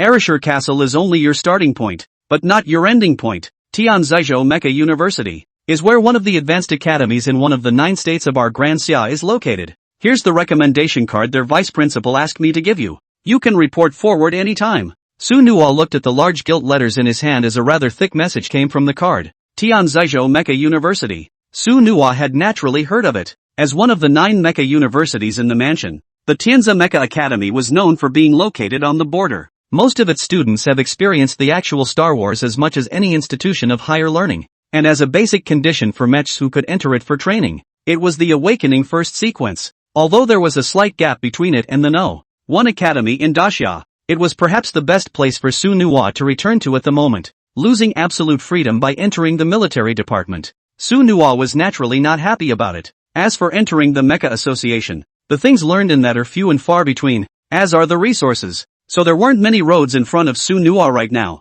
Su Nuwa nodded heavily and expressed his sincere gratitude towards Hong Tao. The card was then placed in the right red color and received in his pocket. Before Feng Mingzi could say anything, a bright laughter surfaced not far away. Elder Brother Hong, Elder Brother Feng, long time no see. It's really hard to gather the 3 giants of our Ereshur city. I didn't expect that old guy, Lin Hai, to be quite difficult to clean up. If not for the fact that he has recently organized a few more mecha modules, I'm afraid it would be tricky. Before Han Feng's figure arrived, his voice arrived first. Looking at this deja vu image, Su Nuwa knew in his heart that it would be difficult to escape this calamity. When Han Feng landed on the platform, he greeted them one by one. Looking at Su Nuwa, that look was like a falcon's meat in its mouth. Suno, when are you going to go around my military department? I gave you plenty of options at your graduation ceremony last time, so you can't make me come all the way here for nothing this time. Su Nuwa's mouth opened slightly, and just as he was about to open his mouth, he was stopped by Feng Mingzi again. Hey, I say Han kid, if you don't properly clean up the remnants of the Lin family, what are you doing here? And also, Su Nuwa has no desire to join the military department. People still have to continue to go to the university to further their studies. Feng Mingzi's words seemed to be mixed with a few hints of arrogance if anything. Su Nuwa looked at these two white-bearded old men and couldn't help but smile a bit more in his heart. Han Feng wanted to have a fit, but unfortunately he still had to behave in front of Feng Mingzi. Elder brother Feng, I'm just letting Su Nuwa go for a spin. There's no need to be so scared. It's not like I'm going to skin him alive. How dare you? Hong Tao and Feng Mingzi both said almost in unison. Su Nuwa stood in the middle of the three, looking a little rushed for a moment, but that was a million shakes in the heart of others. The strength of Su Nuwa's mech was not only superb, but even this network was unmatched. The three of them were the most top-notch bigwigs in Ereshur City. It's staggering to think that now, for the sake of promises, they'd go so far as to directly mix it up in this public place. On the contrary, Su Nuwa, who was at the center of the storm, seemed to be indifferent as if he was used to it. Han Feng yanked Su Nuwa's shoulders over as if he was trying to bring him aboard a battleship. Feng Mingzi pointed to the endless onlookers coming from below, and Han Feng had no choice but to stop. Above the square, countless citizens were frantically pouring in at this moment. Su Nuwa's every move could be said to have completely tipped the scales of the imagery of mecha masters in their minds. That majesty and handsomeness of the Kirin mech was simply hard to forget. Su Nuwa's name was shouted loudly, as if he were a returning hero. After today, Su Nuwa's name as the first genius would be completely and utterly recorded in the history of Ereshur City. Looking at the nearly thousands and thousands of people, it was naturally impossible for Han Feng to take Su Nuwa directly away. If that happens, I'm afraid that his military place will not be able to withstand the wrath of the people. Su Nuwa looked at the three bigwigs in front of him and nodded at them once more, before stating that he would certainly pay a visit to each of them. And then his silhouette, escorted by Xing Tiannan's group, headed towards the square. As a talented young man, this was his most honorable moment. This time the feat was far more exuberant than the previous covenant ceremony on the academy. Thunderous applause rose and fell, and the clamor of shouts rose to the heavens. Su Nuwa also didn't expect that his casual actions would cause such a big stir. Xing Nantian looked at Su Nuwa with a few moments of envy in his eyes. Who could have created such a picture at Sueno's age? Perhaps, Sunoi is the first of its kind before and after. Su Nuwa, follow me and go directly to the Mecha Association in a while. Apart from Chairman Casamiko, but there are others who want to see you. Su Nuwa nodded steadily as she listened to Xing Nanshan's words. Going home? Naturally, that's not as fun as going to the Mecha Association. Su Nuwa followed behind Xing Nantian, his eyes still glowing with confidence. But at this moment, in the bottom of his heart, it left a not-so-small shock. The crowd of onlookers, for a long time, could not be dispersed. Looking at Su Nuwa's departing figure, those thousands of eyes were mixed with a few separations. The unicorn mech in the sky left a deep imprint in their hearts. For these ordinary masses, seeing the power of mechs that was quite difficult. That's why almost everyone's emotions towards Sueno have changed slightly. It felt as if Su Nuwa was a child that they had watched grow up and turn into an eagle. With one small, quick step, Su Nuwa arrived at Xing Tiannan's side. Feeling the faint pressure coming from him, Su Nuwa opened her mouth and asked, Uncle Nan, who exactly wants to see me? And the subway was chosen at the Mecha Society. Am I familiar with it? A faint smile spread across the corners of criminal Tian Nan's mouth. Su Nuwa, why don't you even believe your Uncle Nan? You must be quite familiar with it, but there are some surprises in store. I can reveal a little bit to you here. Xing Tiannan stopped in his tracks, and a pair of bright eyes looked over at Su Nuwa. The voice was then wrapped in spiritual energy and transmitted to Su Nuwa's mind. Upon hearing this information, Su Nuwa's brows furrowed slightly, but they soon stretched. Uncle Nan, I really don't have much interest in Tianzi University. There's nothing wrong with shadows that don't affect enrollment. However, I'm quite interested in this mysterious organization you're talking about. With a few loud laughs, criminal Tian Nan quickly walked towards the Four Directions Tower, and Sueno followed him slowly, as if digesting the weight of what he had just said. Su Nuwa had captured quite a bit of information in the words of Xing Tian Nan. On the one hand, There is someone who wants to pull the strings, and that organization may be beyond one's imagination. And with Uncle Nan's words, Su Nua vaguely felt that this organization also had a great connection with his parents. On the other hand, there is the University of Tianzi. If one were to choose to join another organization, they would be doomed to not be able to enter the higher Mech Academy to study. But that wasn't something that mattered to Sueno. With the attributes of a god-level mech, even if he didn't enter Tianzi University he would still be able to make a name for himself in the stars. Su Nua shook his head, as if trying to put the thoughts in his head away for a while. For Square Tower, inside the Four Directions Tower today, that was all silent, with few mechs trying out and registering. After all, today's centerpiece is the Star Beast Abyss in the center of the city. Su Nua's few people arrived at the president's office, and the eyes of Xing Tiannan looking at Su Nua transmitted a hint of care. Then he pulled the door open from the outside and invited Sueno to walk in,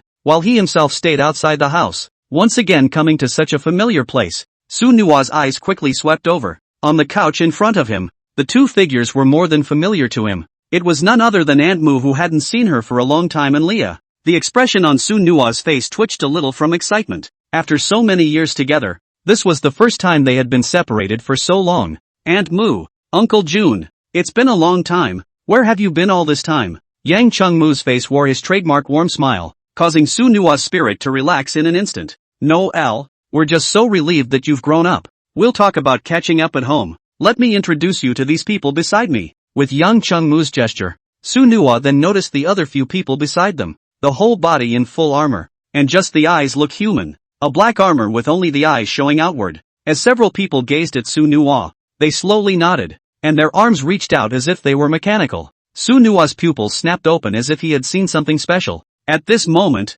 in the hands of several of them, Su Nua saw an extremely familiar symbol. That was the symbol on the medallion his parents had left behind when they were alive. A black and a white long sword intertwined with each other, revealing an extremely honorable feeling. You are? Su Nua's voice couldn't help but have a few tremors in it. The doubts that have surrounded the mind for years may have to be solved in this moment. The life of his parents, the past. The person in front of him might really be able to answer to him. Listening to Su Nua's inquiry, a few moments of gentleness were mixed in with the icy gazes of several people. The son of the deceased in front of them caused a few stirrings in their hearts as well. Suno, it's good to see you. I'm the current deputy commander of the 9th Federation Army, 36th Regiment of the Grand Xia. You can address me as Chu Ran. I know you have many questions within you, but please can you listen to me as I relate them all. At this moment in Su Nua's heart, there were a few more points of respect. The 9th Federal Army of the Great Xia could be considered as the entire Great Xia as a highly decorated expeditionary army. In the major Star Wars of the day,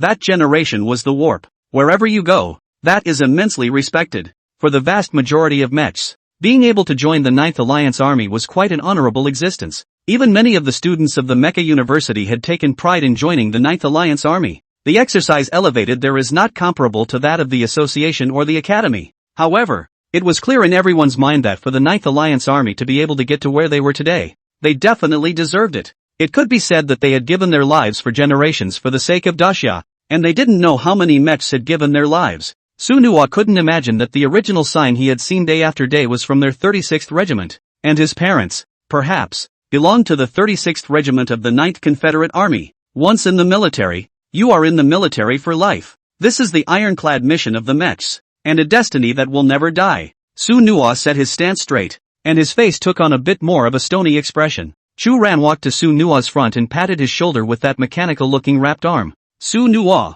please don't blame us for not coming to look for you all these years. When your parents left their last orders, one of them was not to seek you out or provide you with too much assistance. And the condition for seeking you, that is after you successfully pass through the Star Beast Abyss, and that means that your strength is recognized by them, as well as by the 36th Regiment of the 9th Union Army. Chu Ran's words seemed to be permeated with a lot of pride. In the eyes that looked at Su Nua, they were also more calm, as if they were not like a soldier at all. However, Yang Qingmu knew in his heart that they could have such an opinion that it must be Su Nua's excellence. Back then, when they were this age, they were a far cry from Su Nua. Just that one kill through 10 layers of the Star Beast Abyss was not something an ordinary person could do. Yang Qingmu looked at Su Nua as if he wanted him to make some statement. After all, Chu Ran's words had reached this point, and the meaning of this was already clear. That is, he wants Su Nua to join the 36th Regiment to fulfill his parents' unfinished mission. Su Nua's face took on a more relaxed expression. Being able to learn about his parents' life was a great relief to his heart.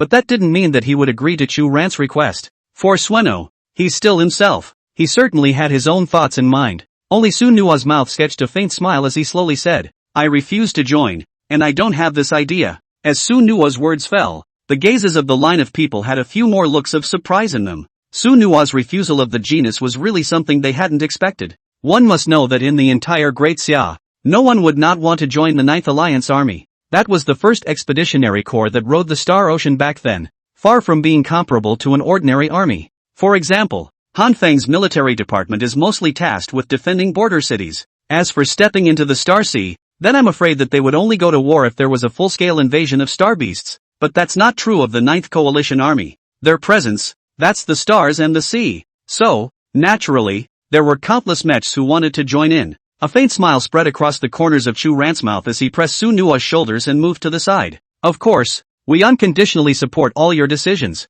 No problem not joining. But, Yang Chengmu stroked the back of Su Nua's hand, the warm smile still on his face. No L, we also support you in making your own choices. Su Nua stared at the few in front of him, quietly waiting for them to finish their sentences. But I think you could come to the 36th Regiment's Polaris quarters to see it when you get a chance. Your parents have left you a lot of goodies. Listening to Chu Ran's words, Su Nua's heart finally settled. All that was seen was a sharp nod of his head. That's certainly no problem. I'll be sure to pay a visit on the Star after I'm done with this bout. Chu Ran removed the mask from his head, and a short head of hair that reached his middle ear fluffed out, more translucent in his black eyes. The thin face had a few traces of cannon fire, just like the image of a rigid mech. Su Nua, since you don't want to join the 36th Regiment, just call me Big Brother Chu. Our itinerary is an absolute secret. Only a few of Arashur City's top brass know about it. And that's the end of this talk. After Chu Ran finished speaking towards Su Nua, he then looked towards Yang Chengmu and Leah. Both of you, I don't think you'll be able to say no. This time, we're the ones who still have a big commission from Star Research. Su Nua's brows furrowed as the changing situation took him a bit by surprise. It was thought that Aunt Mu and Leah were just arranged to be used to get close to him. Without realizing it, the two of them were also a target of the 36th Regiment. As for that Star Research Institute, it was the first time Su Nua had heard of it. Su Nua tensed her body and looked at Yang Chengmu. As long as Aunt Mu said a single word of no, Su Nua would stand directly in front of them and would never let them take it away. Yes, but I want to see my son first. Once I leave this time, I don't know when I'll be able to come back again. Chu Ran nodded and said, of course, that won't be a problem. I'll take care of it for you. Su Nua, then we'll be waiting for you at the Polar Star. I'm sure you won't let us down. We'll take our leave first. Su Nua and Chu Ran's right hands clasped heavily together. Big Brother Chu, I'll see you again. Before long, I shall go to the Polar Star. As Chu Ran and his group left, three people were once again left in the room. Yang Chengmu looked at Su Nua, and two lines of tears fell violently from the corners of her eyes. No L, you must not have suffered much during this recent period. Please forgive me and your Uncle Ya for leaving without saying goodbye. We have a hard time too. Su Nua quickly ran forward, and the expression on his face was also moved. Aunt Mu's first words were about her own safety and hardships, never asking about his accomplishments. In her eyes, Su Nua was as if he was always a child. Even beyond that, beyond their child, Li Bufan, Aunt Mu, how can that be? Su Nua, won't suffer. It's others who suffer. Su Nua had a smile floating on her face, trying to turn Yang Chengmu's mood back around. Yang Chengmu's listened to Su Nua's words, nodded his head and smiled slightly. How long has it been since I've seen you? You're still the same. By the way, how are you, Star Beast Abyss? Leah looked over at Su Nua, concern in his steely eyes. Hearing this, Su Nua's spirits sort of boiled over. Towards the two of them, he introduced what happened in the Star Beast Abyss. When he heard that Su Nua's sequence awakening was using a commander rank Star Core, the pride in those eyes overflowed. Su Nua, since I was a kid, I've seen that you're good. You haven't let me and your Aunt Mu down. Now we can rest easy at the former Planetary Research Institute. Su Nuo's mind, however, was flooded with a few doubts. Star Research Institute? What is that place? And how come I haven't heard you guys mention it? The two Lees looked at each other and proceeded to sit on the couch. Promise, that's a long story. It's not something that can be explained overnight. Maybe one day you'll understand it all. Just know that the work we do is mech-related. Su Nua looked at their reticent demeanor and naturally no longer continued to ask deeper questions. Since they were hiding it, they naturally had their ideas. Yang Chengmu looked at Su Nua and raised his head to ask, Nuar, what's your next plan? Aunt Mu, I want to go to the Tianza Mecha Academy first to see if I can enter or not, but I'm not sure yet. Of course, there's also the possibility of wandering the interstellar realm as a bulk mecha mechanic. Isn't that nice too? Leah gave a thumbs up towards Sueno. You kid is really good. God level mechs are used by you for interstellar travel, right? Sueno hemmed and hawed twice in agreement. It was only after some more detailed conversation that the three of them walked out of the office. Su Nua's mood was quite free-flowing at this point. Not only did he realize his parents' origins, but he was also reunited with Aunt Mu and the others. Looking at the backs of the two of them as they left, Su Nua's face had more than a full measure of fortitude. Only to see him clenching his fists, he slowly said, Aunt Mu, Uncle Lee, you guys wait, I will definitely pick you up and bring you back. Su Nua's heart was naturally able to clearly perceive the strong attention in their hearts. Probably had to, because there was some kind of hardship. Xing Nantian looked at Su Nua and said indifferently, Su Nua, you're still young. There are infinite possibilities yet. Maybe the new generation of Kijin. It's you. Hearing Xing Nantian's words, Su Nua smiled bitterly. Machine God? That's equivalent to the Lord of the Universe, isn't it? Su Nua clenched the strength in his hands, and a few moments of longing arose in his eyes. Becoming a generation of mecha gods, this had not been a path he had thought about. For them, mechs, there was no predestined bondage, only that demanding need for extreme power. Xing Tianan looked at the thoughtful Su Nua, a few more mixed feelings in his brows. In his opinion, if Su Nua grew at his current rate, he would be able to become a giant in no time, even surpassing what he and the president had accomplished. That was not in the cards. Looking at Su Nua, who had stopped in her tracks, the sound of Xing Tiannan's footsteps came to an abrupt halt. Su Nua, although I'm not sure who those people are, but I can feel that their power is by no means below mine. But the president specifically explained to me that if they were to turn on you, then our Mecha Association would never stand idly by. Even though you didn't join, you're the equivalent of our number one supernumerary. Su Nua listened to Xing Tiannan's unflinching words, which were not lacking in a lack of care for himself. Su Nua always felt in his heart as if Chairman Feng Mingzi owed himself something, making up for it on top of that. Unfortunately, he had never mentioned it, and Su Nua had never known about it since. Uncle Nan, thank Elder Feng properly for me. I haven't tried hunting star beasts yet after the first sequence awakening. I'm ready to go again. As Xing Tianan looked at Su Nua, his brows furrowed slightly and lightly. No, you just awakened the first sequence in the morning and you're going to continue fighting in the afternoon? You're not too rolled up for this. TSK, if the new generation of young people want to have your bloodthirsty nature, then our Dexiao will definitely be a brick wall. Su Nua had a bland smile on her face and did not answer, and the words had grown in his mind. Sequence 1 awakens, and the mech module can be fitted in tandem. It was the only way to improve the mech's combat power. The learning of ancient martial arts techniques was all about timing, but mech modules can be not the same. Installation can be done at any time, as long as the module is suitable for one's mech. And I'm afraid that if you want to obtain a module, excluding family inheritance and secret trading, the only way is to obtain materials for forging. But Su Nua is the one with the extraordinary idea. Reach other galaxies via teleportation arrays in the Star Hunter Zone. Completing the mission was only one of them, and the real purpose of the promise was to hunt those hunters who wandered into the stars, then gouge the existing mech modules right out of their mechs. And isn't this an off-the-shelf mech module? Outside of the stars, as long as it is out of the range of several of the Alliance's planets, then it is not subject to any sanctions or constraints. That's why Su Nua wouldn't worry about being rewarded by the Alliance. If Xing Tianan knew Su Nua's thoughts,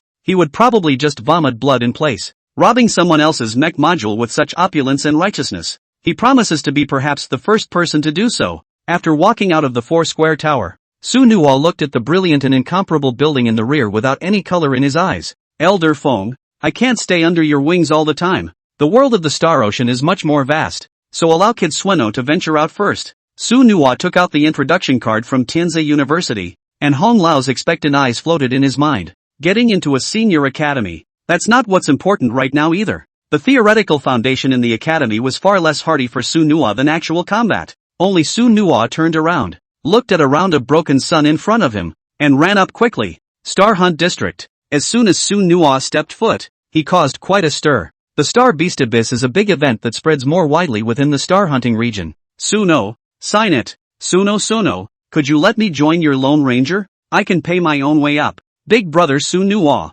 don't look at me as old, but my mecha is a veteran mecha. Before Su Nua could reach the entrance of the mission area, he was surrounded by a huge crowd in front of him. That one yelled and wanted to join him among the ranks of the Lone Ranger. Sueno had an awkward smile on his face. One's own Star Hunter squad, but it had always been a no-take. It was only with the arrival of 007 that the rocket scene was temporarily stabilized. 007 Welcome back my king. I wonder what you have come here for today. Is it because you miss me? Sunhwa patted 007's mechanical head. Think you lollipop? Of course I'm here to take the mission. Come on, take me to the highest mission authority area. 007 hemmed and hawed, turned and ran off into the distance. The current highest level area of your mission is the red zone. Are leading, following behind 007. Sunhwa traversed one long tunnel after another to the scene after the mission area. It was a much quieter place compared to the normal mission area before. It's like there aren't many mechs at all. But Sunhwa understood the reason for this once he thought about it in his mind.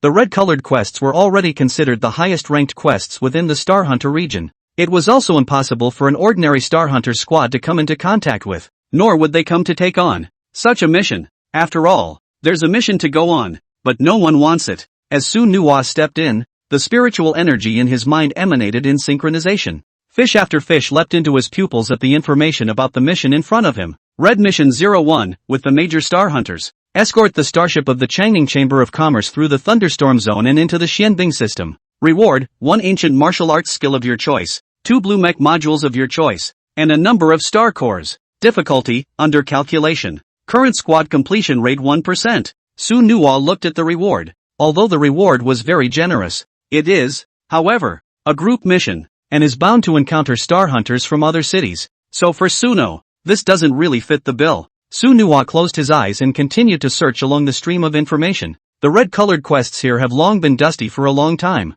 and many of them have never been taken up. Red Mission 010, explore the Dark Galaxy and obtain a special material, Dark Crystal. Reward, a copy of the Xian Rank Divine Warrior Ancient Martial Technique, and a Blue Divine Warrior Mecha Module. Difficulty, current squad completion rate 0%. Sunhwa looked at the bounty in front of her and suddenly her bright eyes clanked together. This one certainly fits the bill the best. Calculating a 0% completion rate. That's enough excitement for him. Of course, the reward of this bounty even caused a few flutters in his heart. Mecha ancient martial arts techniques can be few and far between, and being able to learn them is even rarer. And the ancient martial arts techniques of the Mecha Divine Warrior, that was simply a phoenix-like existence. On the one hand it needed to be matched with a divine weapon, while on the other hand it was as difficult to learn as it was to ascend to heaven. However, once an ancient martial skill was successfully utilized, the enhancement to the Divine Warrior was not normally great, and the same goes for the Divine Warrior Mech module. It's safe to say that both of these rewards are pretty rare.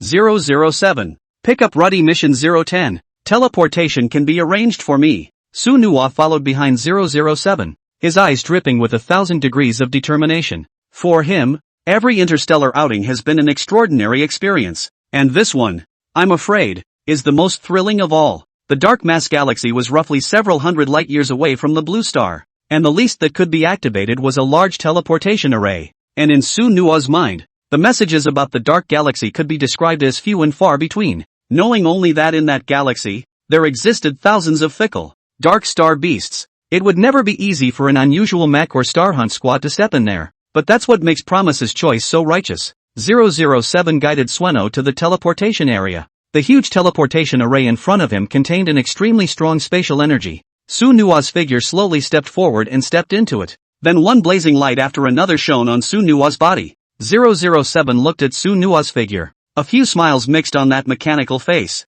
007 awaits your return. Intergalactic Body Collection Service. Mission accomplished. Sunhwa smiled slightly bitterly, a speechless expression on his face. 007 This guy, on the one hand, looks forward to his return, and on the other hand, well wants to attempt to make a buck on him. As the light receded, Sunhwa's figure instantly disappeared. By the time he opened his eyes again, he was already inside a spatial wormhole. The body was wrapped in some strange sexual substance that was able to withstand the oppressive feeling that the space brought. Everywhere the eyes passed, there were thousands of changes. Step into the vastness of the sea, and 1,000 dusty stars rise. In Sunhwa's eyes, he could only vaguely see scattered major planets filling the galaxy. By the time Sunhwa opened his pupils again, he had already arrived at the mission site. Dark Mass Galaxy, 9 Shadow Star. The light of the teleportation array faded steeply, and the Qilin mech was summoned out in synchronization. Sunhwa was in the center of the Qilin mech and looked around. His own landmark was in the heart of the 9 Shadow Star,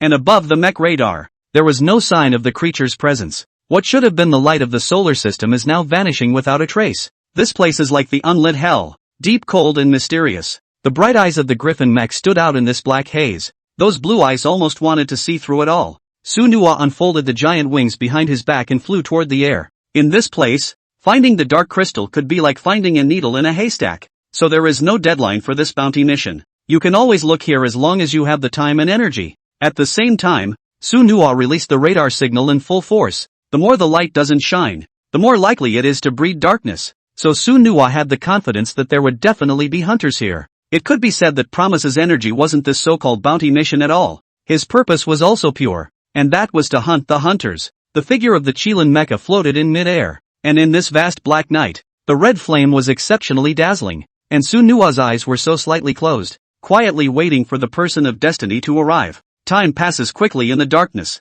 Sueno didn't know how long he had been waiting when a few rumbles came from the surface. It seemed that the star beasts of the Nine Shadow Star had awakened. Sunhwa's eyes widened as the Sunbreaker Vault Lance was gripped in his hand. From afar, Sunhwa appeared to be a star god descending from the sky, holding a long spear and judging everything. Along with the crimson light on the gun, the figure of the Kirin mecha headed towards the commotion. A shot slashed through, presenting a full sonic boom wherever it passed. Throughout the darkness, it stood out. Soon, however, Sunhwa realized that these star beasts had no way of taking care of themselves. In that dark night, one star beast after another galloped off into the distance. There were even more booms and rumbles. Sunhwa's eyes couldn't help but be more than a little puzzled. For the star beasts, the descent of a mech artist was a crisis of life and death. There was absolutely no way that the Kirin mech could be so left to the side without care. If that happens, then I'm afraid what's happening is far more important than myself. Sunhwa put away his lance and the wings behind him lifted up. The griffin mech followed the trajectory of the underground star beast's movement, heading deeper into the Nine Shadow Star. As he moved forward, Sunhwa clearly perceived electromagnetic energy. This is technology exclusively for Blue Star. Flying again for an unknown amount of time, an extremely large starship appeared in front of the far end of the Qilin mech, and at that moment, the starship was suspended in the air, with several blue tubes extending downwards above its hull, inserted into the underground of the Nine Shadow Star, and around the starship, there were probably dozens of mechs of various shapes and sizes. Most of the levels are around level 15 under Promise's probe, and their unified logo symbolized that they were a high-level star hunt squad. With the arrival of the surrounding star beasts, the entire land was illuminated by the starships with an incomparable shine. The scene on the ground also entered Sunhwa's eyes. Hundreds of huge star beasts prostrated themselves on the ground, their fangs exposed as they rushed into the sky and let out a roar. Sueno minimized the presence of the Kirin mech. With their radar attributes, it would be difficult to scan the god-level mechs out at all. And Sunhwa was in the distance, quietly watching and waiting for the next step in the plan. Suddenly, the earth trembled again. The tentacles of the heads of the thousands of star beasts in front of them emitted a black light that intertwined into a black net, attacking the starship. The starship's defense shield snapped open, shutting out the attack. The mechs around the starship then piloted their mechs as they plummeted downward, and the divine weapons of their mechs appeared in synchronization. In this way, the doubts in Sunhwa's heart were a few more points larger. If it was a regular scientific research institution or an official organization would never hire a star hunter squad. The Union's army is perfectly suited for this defense. But no matter how Sunhwa looked at it, the starship in front of him wasn't quite decent. Under Sunhwa's watchful eye, the unilateral slaughter of the ground star beasts had begun. They've obviously been skillfully working together for a long time. After a rush, the star beasts present were sharply reduced. Sunhwa once again gripped the lance in his hand, and the kinetic energy behind it quietly turned on, waiting for the moment that belonged to him as soon as the Star Hunt Squad's hunt was over. Captain Carter, it looks like your attack power has exploded again. You've upgraded the Hurricane again? The mech master, called Carter, looked especially handsome as a fiery flame erupted from the back of his mech. Is it possible not to upgrade in this environment? Mecha, clear the star beasts from underneath the starship first, or the hosts will give the word in a moment. The figures of several mechs charged into the star beasts once again. What they didn't realize was that Sunhwa's Kirin mecha was silently approaching them. As the star beasts underneath were cleared out, the energy cores of several mechs had gone into a state of emergency. The mech's mental power was even generating a few loads. Just as they were about to return to the starship, a blazing spear cut through the sky. The figure of the Qilin mech appeared so abruptly in front of them. Infinite amazement surfaced on the face of Carter, who was at the head of the group. After fighting for so long, he had never realized that another mech master even existed here. You know, this is the Dark Mass Galaxy, a place shrouded in darkness. The appearance of a mech master out of nowhere had genuinely startled him for a few moments. This friend, I don't know what you're doing on the 9 Shadow Star? Carter looked at Su Nua in front of him. The hurricane he was riding was already in a fighting stance. As a veteran hunter who had mixed in the major galaxies, the sense of crisis was quite present. As the information was conveyed, a faint cold smile spread across the corners of Su Nua's mouth. To his surprise, these mechs were from other countries in the Alliance. So much for making this easier. Only the Kirin Mecha raised the Sunbreaker Dome gun, emitting a light that surpassed the red sun. I'm leveling, but you guys killed all my prey. What can I do? In the words of promise, there is an unquestionable firmness, and at this time in Carter's mind, it was feeling the full pressure. He had a premonition in his heart that this mech in front of him was by no means simple. However, his current state was really a bit poor, and he simply didn't dare to randomly clash with Su Nua. My friend, I think we were here first, weren't we? Tell you what, let's each take a step back, and this pile of star cores will be equivalent to compensation for you. Su Nua let out a soft laugh, which came through the Qilin mech. Oh, is there a first come first served basis here? Is it hard for you to say that the whole galaxy belongs to your family? The patience in Carter's eyes was gone as he looked at the contemptuous Hirono. The few people beside him, Mecha, were driving their mechs to his side. Captain Carter, I've contacted the 5 of them and will be joining us shortly. This great disrespectful boy, let him stay here forever. Carter nodded softly, and the hurricane he was piloting was on its way. The huge long blade in his hand was wrapped in a whistling wind and attacked the Qilin Mecha, and Sueno had long been prepared to deal with it, only to see the blue eyes of the Qilin Mecha transform into red in an instant as the gun's main appeared. Since we're going to kill, it has to be a quick kill. Carter looked at the quick-reacting Kirin mech, and only one thought flashed through his mind. That means the person in front of us cannot be kept. A sword and a spear touched each other, making a loud and explosive collision. The hurricane's massive hull stepped backwards due to inertia, denting the ground down a few points, and the divine sword in his hand was trembling at the moment, and on his mechanical arm, it was presenting a few lightning python marks, imparting a faint tingling sensation. Carter's mind suddenly exclaimed in shock. The attributes of this mech in front of him were clearly not below his own. As for the several people of America beside him, seeing that Carter was actually defeated, they rushed up with a brain. In a flash, the 4 mechs surrounded the Qilin mech. Su Nua looked at this deja vu image as the lance in his hand danced once again. It was like communicating with the thunder of heaven and earth, and even the starship above became a little shaky. The additional lightning attribute of the Sunbreaker Dome allowed Su Nua to become more and more comfortable the more he used it. With a single shot, the tall white body in front of him was instantly poked a big hole. The core energy substance in the center of the fuselage was dissipating rapidly. The tremor caused by the Kirin mech that killed the level 13 Mecha with a single shot was only just beginning. It was difficult to bring up the huge taijutsu in his hand again as Carter watched, but the several mechs that were beside him a second ago had all been shot down by now. No matter how much he called out, Mecha, Ariga, that was unanswered. Carter's eyes looked at Su Nua with more than a hint of terror amidst the gloom. The red and white mech in front of him was a bit beyond his imagination. Sueno gently raised his lance and threw it quickly towards Carter. Like a red dome viciously pinned the hurricane to the ground, and the body of the gun had long since been that its energy core could be completely pierced through. What a defense! One that failed to take effect. Carter's face became twisted as he listened to the alarms coming from inside the mech. He hadn't expected Su Nua's attack to be so quick. As the energy substance flowed away, his spiritual power and vitality were lost in tandem. Suno lifted his feet and walked slowly towards him. Suddenly, a few figures scattered about the starship came flying in. All sorts of light bullets blasted towards Su Nua. When the smoke cleared, the figure of the Kirin Mecha appeared peacefully in the air. Carter's broken body was lifted by 2 mechs that seemed to want to keep him connected. Unfortunately, the lightning attribute attached to the Sunbreaker Dome made it difficult for him to reorganize at all. Carp, you have to be careful. There's something scary about what this guy can do. As Carter's words came, his breath of life thus ceased. Carp's body, which was black and white through and through, was like a black and white double. At this point it exudes an endless aura of resentment. I don't care who you are. I'm bound to die with you. Just as Carp finished speaking, several bodies behind him joined him in charging towards Suno. In his full strength, he could be far more powerful than this brother of his. Carter, the level of the body had long since broken through to level 17, and it was even armed with a mech module. Itself is just half a step away from the awakening of the second sequence. He was confident that his strike would definitely be able to completely re-injure the Qilin Mecha. In his mech's scanning information, he only saw that the Kirin mech was nothing more than a level 13 mech. He was going to let Su Nua have a good look at what the difference in rank was. The sonic booms in the air were continuous, and the operation of the mechanical skeleton was already all turned up to the limit. In this 9 Shadow Star, It seemed to have become a slaughterhouse for their squad. It surrounded Su Nuo once again, only to see the Qilin Mecha's Sunbreaker dome gun quickly return to his hand. The thunder mark above the gun body could not help but cause a few tremors. In their cruel eyes, the Qilin Mech in front of them actually changed once again. Only the red and white body of the Qilin Mecha was seen holding a red thunder lance in its right hand, while a blood-colored longsword was floating in its left hand. Dual-wielding divine weapons? At this time in their hearts, a single voice filled them all. Su Nuo's face was expressionless, and his heart was already prepared to respond. It was just the right time for them to test the power of the Kirin Mecha dual divine soldier.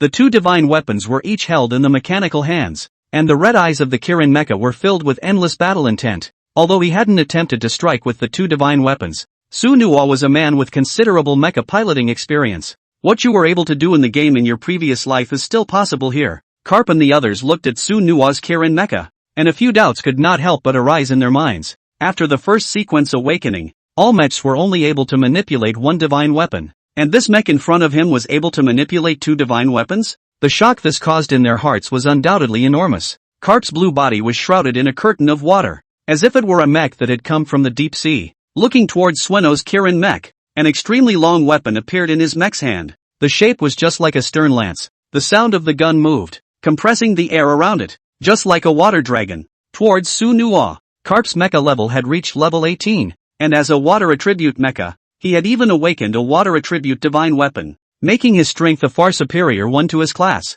Seeing Su Nuo's dual divine armaments in hand, he had a hunch that he mustn't let him make a move easily. Su Nuo's mouth then spread into a faint smile as he looked at the blue mech that came heavily armored, only to see the Sunbreaker vault gun being thrown violently by Su Nuo. The momentum of flames mixed with a few points of thunder power, heading towards the direction where the blue mech came from. A flicker of contempt flashed in Carp's eyes, and the movement in his hands didn't stop in any way. For him, the difference in level inevitably created a disparity in attributes. He had the confidence that this shot was relatively absolutely capable of destroying Su Nuo's divine weapon. The Qilin Mecha flashed quickly with the Xian Tian sword in hand after the Sunbreaker dome gun was thrown. With the Xian Tian sword's enhancement, the Qilin Mecha's figure became even more difficult to capture. Carp and the Sunbreaker dome gun collided with each other, and there was an extremely explosive frying sound. The original Dark Knight of the Nine Shadows star was now brightly illuminated in all directions by the burning sparks. Only Carp's blue mech stepped backward quickly, fear of power in his pupils. In the moment he had just touched it,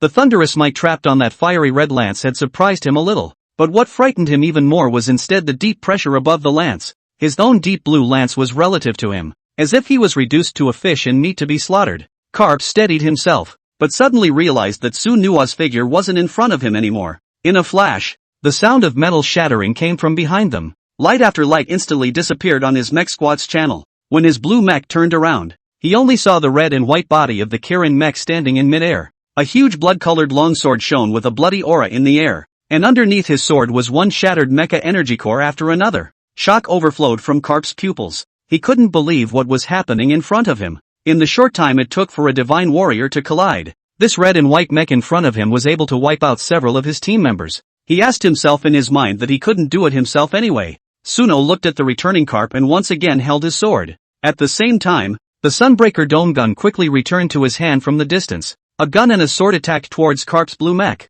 His curtain of condensed water surrounded the entire mech. It was like forming a water wave defense. The deep blue lance in his hand once again formed an attacking posture, preparing to charge against Su Nuo. But this time, the confidence was clearly gone from his face. That shocked look hadn't completely receded. Unfortunately, Su Nuo's attack was extremely swift, and he didn't have time to think too much about it. The water in front of them rippled endlessly as the swords touched. Above that body, it was as if the deep sea had been stirred. The sudden stabbing attack of the deep blue lance had been dodged by Su Nuo. The various attributes of the Kirin mecha, that was completely beyond Carp's dark blue mecha. Even if his level was crushed, the divine attributes were not something he could surpass. After the Xian Tian sword broke the water wave defense, it stabbed into the arm of the dark blue mecha. Instantly, channels of violent sparks erupted in all directions. A sonorous roar came from Carp's mouth. The deep blue lance was about to counterattack, but it was dead set on being suppressed by Su Nuo's Sunbreaker vault gun. In front of the Kirin mecha, he didn't seem to be able to put up any resistance. As Su Nuo put away the Xian heavenly sword, his mechanical fist clenched, and a fist violently blasted out. The wood-colored starlight glowing from it struck off the head of the dark blue mech with a vicious blow. After the conquest of the surprising wooden fist, That power had long since been unrecognizable. With the Qilin attributes enhancement, blasting through the defense of the 17th or 18th level mech with a single punch would not be a problem at all. As the mech's punch landed, Carp could only feel his dark blue mech crashing into an endless ice cave. The heavy blow to his head had caused his mental power to falter. Looking at the figure of Su Nua's Qilin mech, it actually blurred. Carp's dark blue mech slowly backed up, stumbling a few points with each step. Su Nua's punch was more than simply blowing away his defense. The pain that pierced his nerves made it difficult for him to fight it at all. Looking once again at Su Nua's blurry figure, the look on his face became even more panicked. At this moment, he believed in his heart that no matter what he did, he could not be Su Nua's opponent anymore. With such a disparity in rank, one had no way to fight back. That can only mean one thing. That is, this red and white body in front of him was not an unusual mecha at all. What do you want? This friend. I can give it all. As long as you can spare my life. I promise never to take up this kind of bounty again. The dark blue mech was half kneeling on the ground, its massive mechanical left arm dangling downward. Carp's voice more than a very trembling. At this time in his heart, is all perceived horror. Su Nua rode the Qilin mech forward slowly, the large blazing colored wings behind him spreading out, and the pressure came from all over the sky. Oh, too bad I don't need anything. Tell me, what does that starship up there do? Carp's face was stony, but he didn't hesitate to speak up. Our Deep Blue Squad, commissioned by the East Capital Chamber of Commerce, is responsible for escorting the mission while they come to the Nine Shadow Star to refine the Dark Crystal. I know, told you everything. Su Nua's face was no longer calm as he looked at the dark blue mech in front of him. Okay, give it a whirl. Su Nua's Shen Tian sword was offered, and with a single strike, it directly pierced through the energy core of the dark blue mecha. His massive figure slowly fell backward, sending a heart-pounding tremor through him, and then Su Nua looked at the oversized starship above his head, the wings behind him twitching as he flew overhead. Su Nua looked at the huge starship overhead, the giant thick black tube still extracting something from the ground of the Nine Shadow Star. They don't seem to be worried about the Shamrock Squad. It was as if nothing could stop them from collecting. The figure of the Griffin mech quickly took off into the air, heading towards the uppermost part of the starship. When Su Nua heard the name of the East Capital Chamber of Commerce, he already knew everything about it in his heart. The Eastern Capital? That's where the capital of the Great Summer's neighboring country, the Sakura Kingdom, is located. The East Capital Chamber of Commerce, on the other hand, was the most powerful interstellar chamber in their country, not just in the business of star cores and all sorts of planetary resources. More than that, it covers mech modifications and even the creation of mech modules. Su Nua also had some knowledge of them at the Mecha Academy. However, Su Nua heard that a large portion of what they were able to achieve today came from the gray area. Obviously, the situation at hand is what they call a gray area. Using a Star Hunter squad escort, he came to the Dark Mass Galaxy to illegally access the resources here. The red eyes of the Griffin mech did not recede from this. After hearing the name of the East Capital Chamber of Commerce, another plan for Su Nua was born. Now that he had been allowed to encounter it, he must not end well from it. As Su Nua flew over the starship, only then did he catch a glimpse of it in its entirety. The size of this starship was far beyond Su Nua's imagination. The Qilin mech was as inconspicuous as a floating leaf above it. A blue protective shield enveloped the starship's perimeter. Su Nua slowly looked over, and there were several functional mechs scattered on the deck of the starship. Those people, perhaps, are also the staff of the East Metro Chamber of Commerce. Only Su Nua raised the lance in his hand high, emitting a blazing light as it descended from the sky. A single shot directly blasted apart the starship's protective shield, and the figure of Su Nua's unicorn mecha landed steadily on top of the plywood.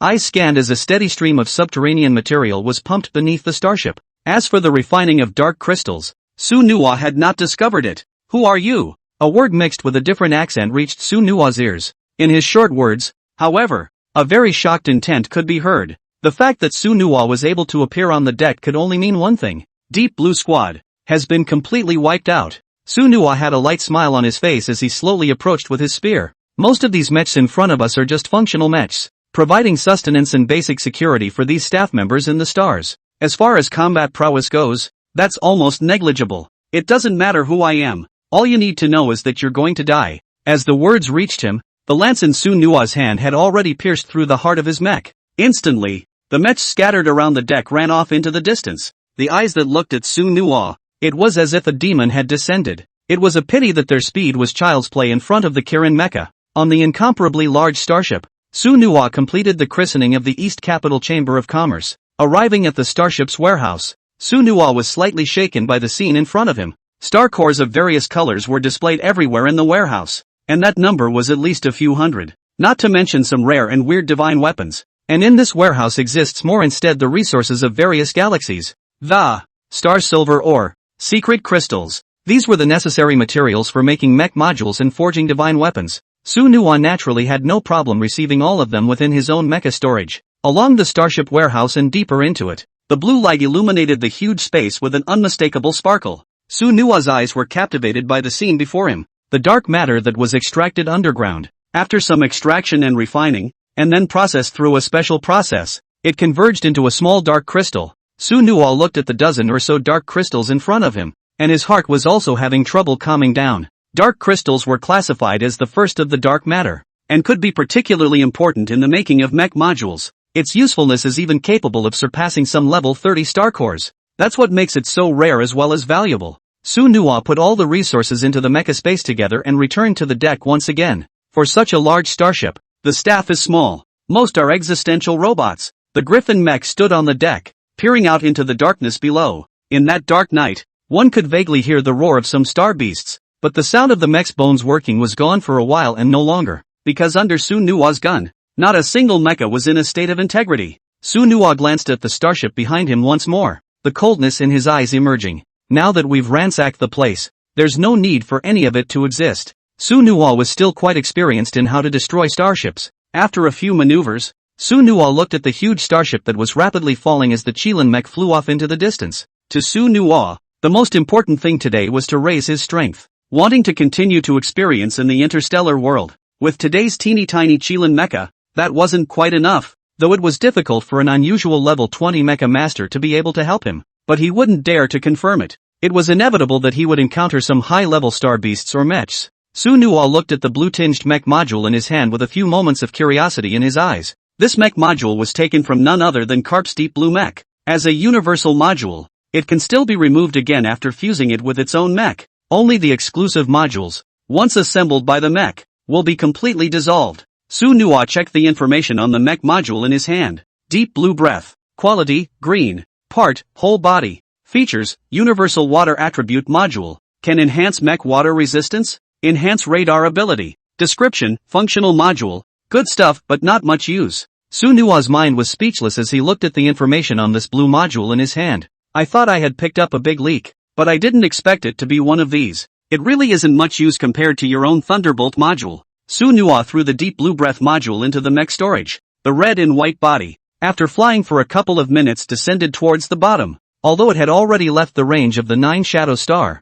this place still belonged to the dark mass galaxy. Darkness as usual is the norm here. And the reason why Su Nuwa had landed here was not just because he wanted to kill star beasts to complete his upgrades. The main reason, on the other hand, was to wait for the East Capital Chamber of Commerce. Since they were here to hunt for dark crystals, it could never be a single starship out. At the very least, it was a cluster of 3 or 5 starships. Sueno just had to wait for another starship from the Eastern Capital Chamber of Commerce. The plan in his mind had quietly changed. Ransacking the Chamber of Commerce can be far more fun and even richer than those hunters. Su Nuwa had the confidence that if he came one by one, he would definitely be able to fight them all off. In this way, the progress of one's chosen mecha system, that I'm afraid will soar. After all, with so many star cores, that addition isn't super fast. After the Qilin mech settled down, the mind went directly into the mech space. Under Su Nuwa's view, the mech system's plus point value had now come to 35%. Su Nuwa looked at the large swathe of star cores displayed within the mecha space with no hesitation in his eyes.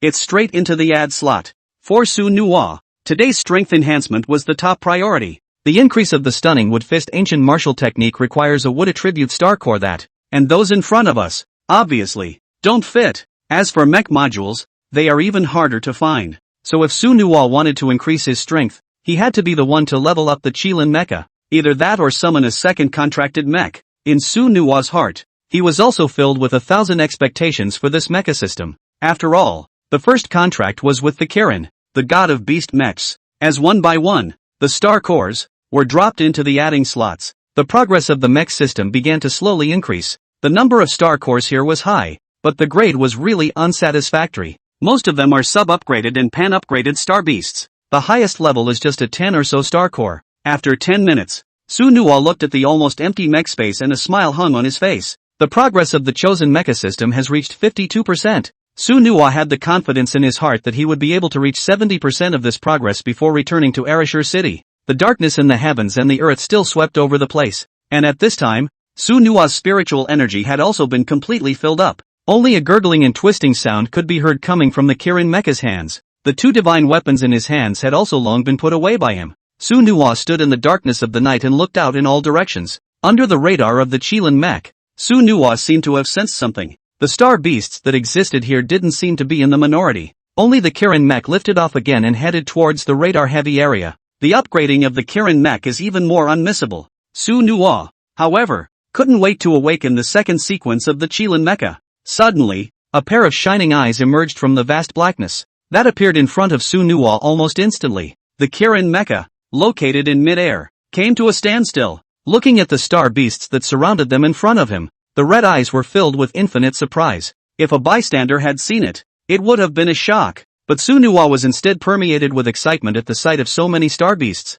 Because of this, there was also hope for the upgrading of the Kirin Mecha. The sound of the star beast's wings resonated, and the entire heaven and earth seemed to be shaken by it. In front of Su Nuwa's pupils, the information of these star beasts in front of him was synchronized. Shadowfin. Rank, secondary. Characteristics, insect star beasts that live in the darkness of the night and can borrow the power of the dark winds in a joint attack. Description, a herd of star beasts, with the main herd centered around the commander. The blood-colored Xian Tian sword in the Qilin Mecha's hand had already finished materializing. Most of these star beasts of the secondary order were no more than level 10. Although it was a swarming attack, it was still worthless to Su Nuwa, and the only thing he needed to pay attention to was this Lord-class Bugmaster. Amidst the endless sound of vibrating wings, the Shadowfin insect's attack was the first to arrive. One after another large black star beasts, stirring their wings, attacked towards the Qilin Mech. The long needle at the end of that tail glowed with a shiny light. Su Nuwa's eyes flashed with a hint of seriousness as he looked at the long needles in all directions.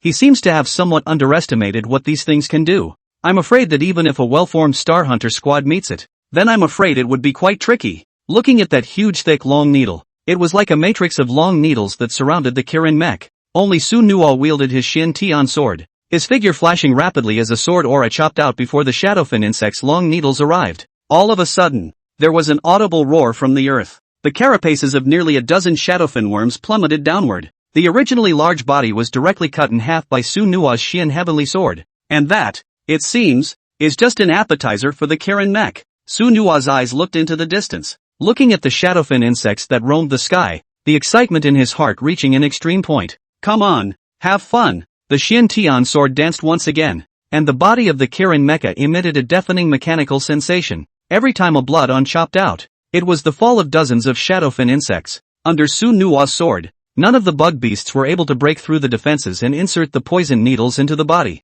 Su Nuwa felt the change in the Qilin Mecha's state, and the long sword in his hand that was becoming more and more vicious. In just 2 short minutes, Su Nuwa could vaguely feel the surge in mecha experience. Su Nuwa looked towards the star beasts that roamed the sky, and the long spear was once again called forth by him, only to see the Qilin Mecha holding a divine weapon in both hands. It directly charged into the group of star beasts. The airborne winging kicks up a storm. The place where Su Nuwa was located was the very center of the storm. With one shot and one sword, the Qilin Mecha quickly harvested the Shadowfin insects in the sky. The thrill of this solo escalation is nothing short of intoxicating. While harvesting, Su Nuwa's Heaven's Chosen Mecha system was operating in synchronization. Su Nuwa's spiritual sea was even more unlikely to dry up. It could be said that Su Nuwa could keep fighting as long as he wanted to. The remains of star beasts littered the ground, piled up 1,000 meters high. With every step the Qilin Mecha took in the air, the oppressive feeling it entrained increased by 1 point. Those Shadowfin insects around them, one by one, were still like moths to a flame, attacking towards the body. All they seemed to be instructed to do was to charge endlessly. After all, Su Nuwa's appearance was tantamount to violating their domain. The Griffin Mech's eyes scanned in all directions, attempting to locate the king of this swarm. To be able to lead such a large number of swarms, it was bound to be at least a lord-ranked star beast. At the very back of the roiling swarm, Su Nuwa spotted his target. Only a star beast that surpassed the Shadowfin insect by at least twice its size was seen hovering in the air. The wings on its back were very different from the Shadowfin insect. Surprisingly, it had 6 wings. As Su Nuwa's gaze locked on, the Qilin Mecha's movements were synchronized and turned on. The dual divine soldiers in their hands opened another round of slaughter mode. Su Nuwa looked at the distant lord-ranked star beasts. and his feet were clearly killing a bloody path. The countless pounces of the shadowfin insects were easily melted away by Sunhwa. Only the red and white body was also stained with a few shades of brown. Blood-red eyes locked onto the six-winged giant insect in front of him, and the Sunbreaker vault gun in his hand was viciously stabbed by Sunhwa.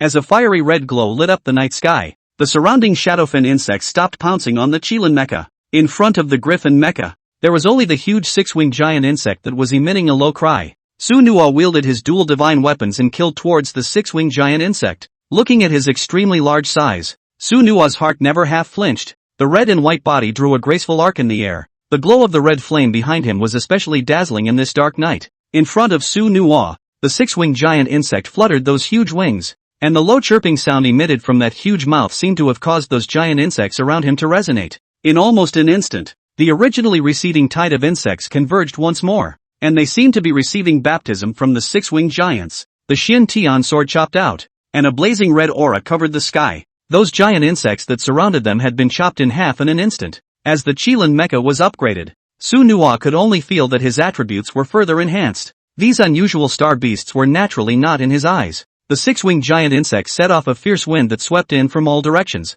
Sunhwa, who was in the air, held his twin divine weapons aloft. One could vaguely feel the sensation of the body being shaken. The wind was so strong that he didn't expect it either. The remains of the giant insects above the ground were blown to pieces by the gusty winds and rolled away into the distance. Sunhwa stabilized his mind, and a brilliant light erupted from his eyes. The Sunbreaker dome gun in his hand was once again thrown out by him. Only the red lance could be seen, pushing straight through the layers of wind walls towards the six-winged flying insects. The dimness in the sky also coalesced for a few moments. This place is like a brutal ancient battlefield. The six-winged giant insect brought its enormous wings together, directly blocking the Sunbreaker dome gun in front of itself. The blazing light was mixed with a faint power of thunder, directly blasting a large hole in the six-winged giant insect's wing. The figure of the Kirin Mecha, on the other hand, flashed even more quickly. Under the high-speed movement, it came directly in front of it. Looking at this incomparably large star beast in front of him, it was no match for the size of the Chilan Mech. A faint cold smile spread across the corners of Sunhwa's mouth.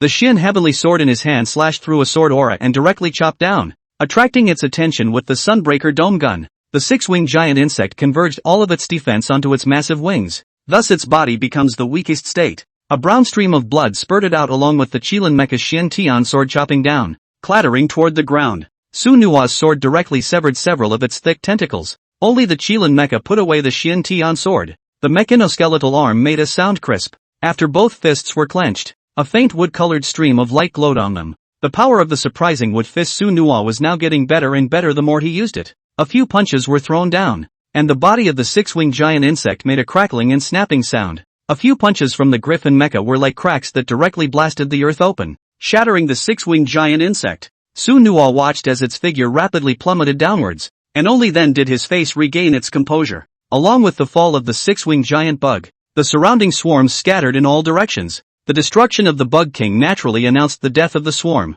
Sunhwa slowly landed with his Kirin Mech, looking at the six-winged giant insect's body, as well as the star core that emanated a purple color. Sunhwa's face then became somewhat excited. A star core of the Lord rank. To the current Sunhwa that was a top priority. Ordinary star cores, for the increase in Susu's strength did not provide a direct link. Most of it is used to boost the progress of the chosen mecha system. Instead, these high-level star cores were a direct progressive boost to strength. Whether it was the awakening of the sequence afterward, or the forging and upgrading of the mech modules, that could not be detached. To a certain extent, high-level star cores were the most common currency in this universe. Nothing can match it. Sunhwa cleaned up the battlefield and gained a lot from this trip. Most of the shadowfin insects here had already passed level 10, so Sunhwa's mech warehouse was filled with blue star cores on display at this time. At a rough estimate, there must be at least a couple hundred of them. Without a care in the world, Sunhwa took out 20 star cores and threw them into the refill slot. The spiritual energy that had not been consumed much was also recovering dramatically.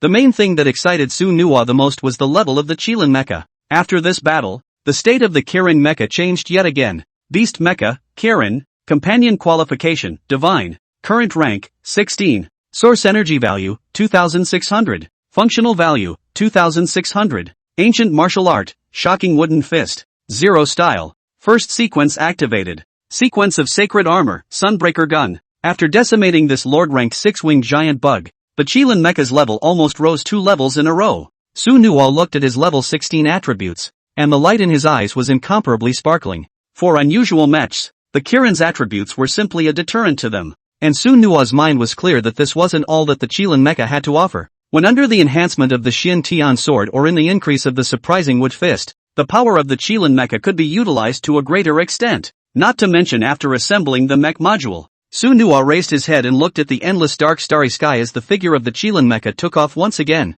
His hunting trip had only just begun. Su Nuo didn't have any constraints here, and could manipulate the Qilin Mecha to fight at will. Learning new mecha ancient martial arts techniques and installing powerful mecha modules, that was naturally quite important. Unfortunately, being on top of the planet right now doesn't give him what he wants. After all, there was nothing but desolation here but only a few star beasts to keep him company. Therefore, Su Nuo was only able to upgrade the attributes of the Qilin Mecha, that is, make it upgrade. This way, one can still look forward to the awakening of the second sequence. Su Nuo's mind didn't know much about the second sequence of mecha. Because of the different types of mechs, most awakening second sequence states are different. The second sequence of the alien type mechs might awaken new attributes, and most of the beast state mechs only tapped out the deeper bloodlines. This is why the unusual beast state mechs are not popular. This is because most people awaken beast state mechs that have no bloodline at all to speak of. But Su Nuo's Qilin Mecha, that was for the ranks of the divine beasts. So after the bloodline awakening,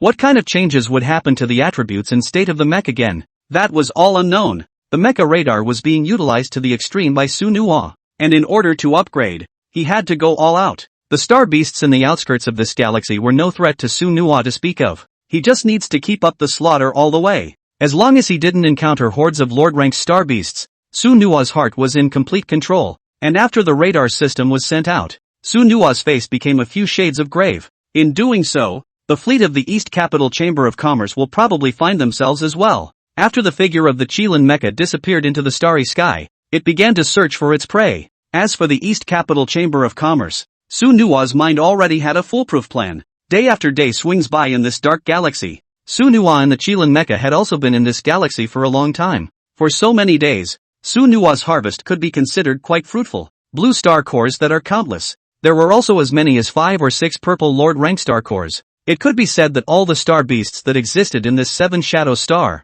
as long as they could be found by him, all of them did not have a single survivor. With this, the Kirin Mecha had reached level 18, just one step away from the second sequence of awakening. And the star cores promised for sequence 2 awakening have all been picked. Earlier, in the office of Principal Hong Tao of the Arashur City Mecha Academy, he had obtained a level 40 star core. That star core was naturally more than suitable for the current Su Nuo. After all, the awakening sequence, that must be done with a star core of superior qualification to be able to emit maximum power. The figure of the Kirin Mecha stood on a boulder, its red eyes not half tired. The battles that had come over a long period of time had kept Su Nuo's spiritual energy full at all times. Feeling the changes in the Qilin Mecha, Su Nuo's heart then permeated with a hint of excitement. The 18th level Kirin Mecha had also already synchronized his Mechmaster level. Su Nuo's heart had the confidence that he would be able to easily deal with even a level 20 plus Mecha Master. As for the East Capital Chamber of Commerce, there was now only anticipation in his heart,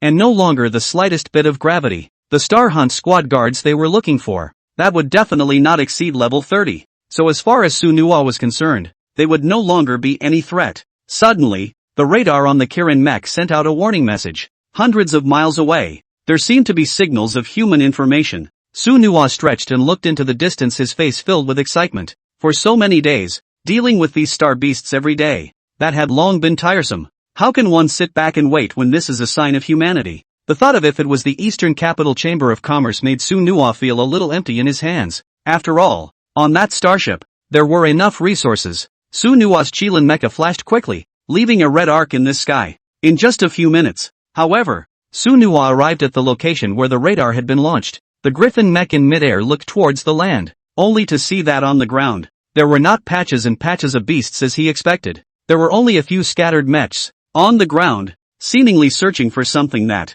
and on the other side of the promise, 2 huge starships stood out, still a few extremely familiar black tubes stretching down into the ground. The Eastern Capital Chamber of Commerce? Su Nuo's eyes radiated a ray of essence, and the 2 divine weapons in his hands had materialized. Instead of waiting for them to do it, it was better to take care of it yourself first. In these interstellar, Su Nuo had no worries. It can be said that as long as lives don't fall here, everything can be done at will. The Star Sanctioning Hall and the Alliance Band are all just like dog shit here. Wandering beyond the stars, the only existence that can make a name for itself is its own strength. Su Nua's heart believed that even if he didn't make a move, if he was encountered by them, his end would likewise not be too easy. Su Nua looked at the huge starship in the distance, the blue shield already open. The figure of the Griffin mech quickly plummeted from mid-air downwards. Su Nua's purpose was quite unique, and that was to get rid of these guards first. The dozen or so mechs in front of him, looking at that state most of them should be around level 15. Of course, the strength of the molded Star Hunter squad leader would definitely exceed existence. But even if there were 2 level 20 mechs, they were simply not enough to fear against the current Qilin mechs. As the Kirin mech appeared, his radar information was revealed in sync. At such a close distance, the Qilin mecha naturally couldn't hide its message anymore. Only as soon as they realized it, many attacks had already arrived in front of them. The Sunbreaker dome gun was thrown directly by Su Nua, directly pinning the 2 mechs in front of him. The thick hull lay prostrate on the ground, and it was difficult to get back up at all. And in Su Nua's right hand, the light from the Xin Tian sword had already completely pierced through the 2 mechs in front of him. In just a single glance, Su Nua annihilated the 4 mechs in front of him. All of a sudden, all kinds of sirens and beeps resounded over the land. Unfortunately, by the time they reacted again, it was already too late. The Kirin mecha did not summon back the Sunbreaker dome gun after it got its hands on it. Against the few thick mechs in front of him, the Xin Tian sword was enough. Sakata-kun, where did this guy come from? Why is the mech radar not responding? The guy known as Sakata-kun was in the cockpit of the mecha, and a cold sweat broke out on his face. In this flash of lightning, his squad was almost completely wiped out. How do I know? Now is not the time to be distracted. There's something odd about this mech. But with our 2 level 22 Mecha Master Spirit Order Mecha Masters around, we'll never let him take another half step. Kobayashi-kun, long-range attacks to help cover me? I'm ready to take the fight. Sakata Aikiru's red mecha was rapidly flipping in the air, and a long taijutsu in his hand revealed an extremely harsh and cold breath. From a distance, it looked like a giant ice blade in his mech's hand. The red and white body that ran towards Sueno left an ice-colored trail in the air. Behind him, the white mech summoned the Divine Soldier in almost an instant. 2 extremely thick gun barrels were aimed directly at Su Nua in the air. The 2 light bullets then formed a Dao company and charged towards the Kirin mech. Tons of fire erupted, dazzling in the lonely blackness of the night. Su Nua watched the attack that came with fury, a playful smile sketching the corners of his mouth. Just in time, he wanted to experiment with just how far the Qilin mecha attack had reached that level nowadays. This spirit rank mecha master in front of him, that naturally couldn't be more appropriate. Su Nua raised the Xian heavenly sword, and the blazing colored sword aura instantly transformed into a 10,000-foot flame in general. The figure was even skillfully dodging the white mecha's light bullets, and was getting closer and closer to Sakata Aikiru's body. Su Nua vaguely heard a roar from within the body as Sakata Aikiru held a huge ice blade and chopped towards the Kirin mech. Seeing Su Nua trying to get tough with himself, a grim smile appeared on his face. Even if this guy was able to kill mechs above the 10th level in seconds, it would never be possible to waste his own Xian armor in a single blow. He was quite confident in his mech's attributes then. The cold and ice fiery ons almost intertwined with Su Nua's Xian heavenly sword in synchronization. In the air, there was a loud, stabbing noise. There was infinite horror in Kazuhiro Sakata's eyes. The red and white body in front of him. This sword gave him a great tremor in his heart. With the obvious level difference, his own mech was surprisingly defenseless. Under the clash of one blade and one sword, one's own divine weapon taijutsu was surprisingly difficult to block in the slightest. And the sound of a bared arm was the sound of his mech arm being cut. Su Nua's sword directly ripped his mechanical arm off hard. Looking at the smooth incision, with the morose flames still rising from it, Sakata Aikiru's gaze turned red all of a sudden. The change had happened so quickly that he could hardly believe it at all. How could the mech in front of me be able to do this? Unfortunately, Su Nua didn't have the time to answer him, only to see the Qilin mecha once again raise the Xian Tian sword above its head. The blood-colored light was like a blood moon as it cut through the sky. Under the gaze of Sakata Aikiru, Sueno chopped down with his vertical sword, and not far away, Kobayashi-kun unleashed an infinite light bomb infestation in an attempt to fend off a new round of Sueno's attack. However, the light bullets he was so proud of were dissolved one by one by the Sunbreaker dome gun. Sakata Aikiru tried to raise the taijutsu in his hand, but realized that the oppressive feeling had simply made it difficult for him to adapt. His pupils, which were wide open, began to drastically lax after a few moments. Su Nua's sword directly split his thick mech shell. The core energy unit,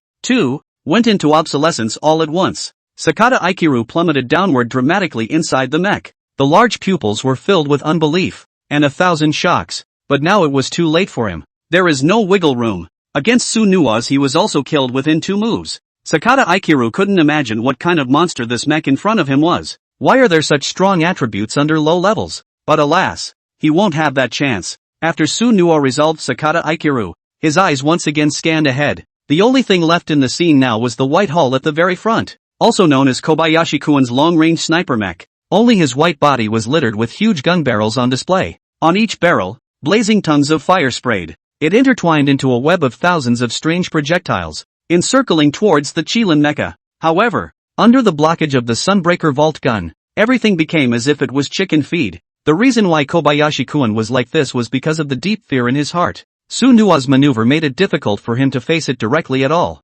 Unconsciously, 1,000 fears had risen in his heart. The various weapons in his hands were also involuntarily opened up to him, only to see the Qilin mecha dodging the light bullets while directly raiding up. Kobayashi-kun's face was covered in even more layers of trepidation. He couldn't imagine that the Qilin mecha in front of him even had the ability to fight at the limit. It was as if the battle with Sakata Aikiru just now hadn't consumed much mental energy at all. His white hull quickly took off into the air, heading for the 2 huge starships above him. He had a premonition in his heart that if he stayed for a few more seconds, he was afraid that he would definitely be dead. This Qilin mech in front of him was simply not something he could deal with. Even if the level suppression, so what? Then in terms of this monster, as usual, it is not worth mentioning. Looking at the white body that had disappeared into the air, Su-nua's mouth turned into a slight cold smile. Want to run? It's not that easy. Su-nua let out a cold snort from his mouth as he lifted his Shin Heavenly Sword and headed into the wind. Kobayashi-kun looked at the starship that was close by, and his face became a little slack. Once on top of the starship, there may be room for everything to turn around. But below that, he was convinced in his heart that he was by no means Su-nua's opponent. Just as he was about to step onto the starship, the figure of the Kirin mech had appeared in front of him. Su-nua wasted no time and directly chopped down with his sword. The light of the blade then cut through the surrounding area in a smooth manner, directly piercing through the white body completely. The white fuselage plummeted downward in the same direction. Su-nua's sword directly destroyed his combat power completely. For this kind of long-range offensive mecha, as long as they approached in melee, they would have no resistance. Su-nua looked at the white airframe that was rapidly crashing away, and the expression on his face flattened out. The guards at the bottom have all been taken care of. Now he had enough time and energy to deal with the 2 huge starships. The mechs that stayed on top of the starship were directly reduced to Su-nua's fish and meat, letting them be slaughtered. A moment later, the Qilin's armor directly blasted through the defense of the starship in front of it. Looking at the rather familiar symbol, the divine warrior in Su-nua's hand then began to slaughter. Dongdu Chamber of Commerce. As the #1 chamber of commerce in Sakura country, Su-nua was naturally nonchalant. As long as there was something that breathed, Su-nua all killed them one by one. Entering the starship's large warehouse, Su-nua looked at the wide array of resources, and the harvest was quite rich. In just a short period of time, however, Su-nua felt his mecha stores reach their fullest state. What with the star cores and various types of star or resources, that was all there was. There's even quite a bit of alliance currency. Promise destroys the starship's power source, and then finally just lets it wander through the stars. In no time at all, it will fall and waste away. Only after completely destroying the 2 starships did Su-nua leave this place with satisfaction. After this battle, the losses of the East Capital Chamber of Commerce were countless. 3 starships of the East Capital Chamber of Commerce were strangely struck by fatal blows, and none of the escorting Star Hunter squads were spared. With such a large amount of money, that can definitely create a storm, but that has long since ceased to be vital to Sueno. At this moment, he had already piloted the Qilin mecha to fly away from this place. Looking at the almost full bin of star cores within the mecha space, Su-nua's mind flashed with an idea. He was going to advance the progress of summoning the second mech. Once again, although with the Qilin mecha, it was able to easily deal with 20 to 30 level mechs as well as star beasts. But in the universe, there were even fewer high-level star beasts and mechs. Even if he went to the Tianza Advanced Mecha Academy afterward, I'm afraid that it would still be difficult for the top of the generation. Su-nua's heart still knew the truth that there was a world beyond man, so he would have to raise his bottom card again as soon as possible. And the second mech's contractual summoning was the biggest card in his mind. After all, in this stellar universe galaxy, a mech master who was able to contract a second mech was a phoenix-like existence, and in the whole of Dacia, that was unheard of for thousands of years. If the chosen mecha system was truly able to summon a second mecha, then this was undoubtedly a huge gain for Su-nua, although it was mixed with a few dangers.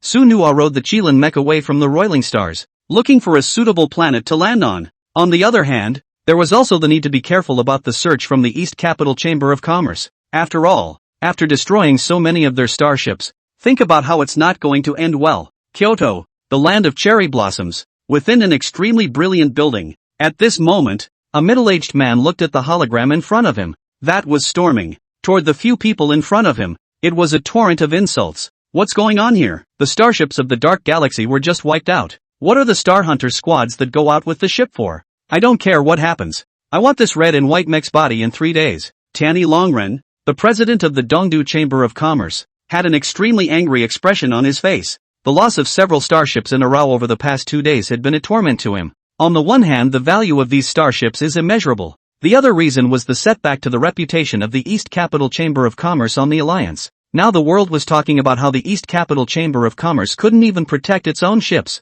Once the reputation was damaged, it would be a huge loss for the East Capital Chamber of Commerce. Tiani Dragonman stared at the several people in front of him, his face once again gloomy. I don't want to hear any more excuses. The vice president will lead the team directly, no matter who is behind this mech. If he dares to covet our East Capital Chamber of Commerce, then he must be made to pay. Dark Mass Galaxy, unnamed planet. At this moment, Su Nuwa had already landed peacefully on top of this planet. The surrounding star beasts had already been cleared by him long ago. Su Nuwa took out the star cores within the mecha space one by one. For these low-level star cores, and he had no qualms about it. It was directly thrown into the mech system's add-on slot. Within a short period of time, a powerful force blossomed in his mind, and the progress of its own mecha system was directly beginning to grow wildly. But in just one moment, it had skyrocketed to 60%. Su Nuwa looked at the remaining star cores without a hint of hesitation in his eyes. All but the high-level star cores are invested in it. Along with the gradual receding of the raging energy,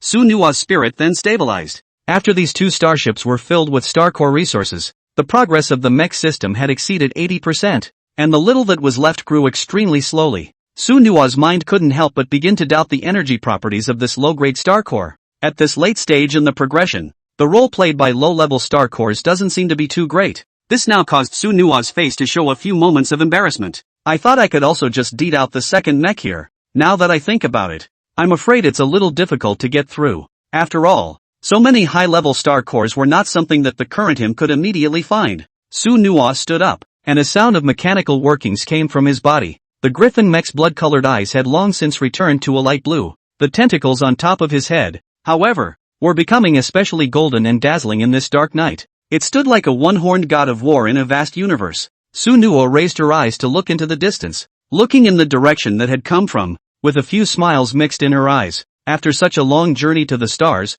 I wonder what changes will happen when I go back. As soon as Su Nuwa imagined Elder Han's and also Elder Feng's expressions, he couldn't suppress a little smile on his face. After all, growing so fast, that wasn't something they could imagine. Thinking of this, the giant red-colored wings on the back of the Qilin mecha had spread out, into the direction from which it had come at the beginning. Quickly, during this period of time, Su Nuwa could be said to have gained a lot. Although the mecha modules had not been given much, the progress of the chosen mecha system had improved unusually significantly. And what was even more surprising to Su Nuwa was, instead, the rank of the Qilin mecha. After so many days of hunting, the level of the Qilin mecha had reached level 19. It's just one step away from level 20 sequence awakening. At this point Su Nuwa had already thought about what the first thing to do when he went back was. That was to directly enter the Mecha Association and challenge the highest level of the secret realm of trials. Break right into a level 20 mech there. In this way, Su Nuwa was considered to have completely stabilized himself among his peers.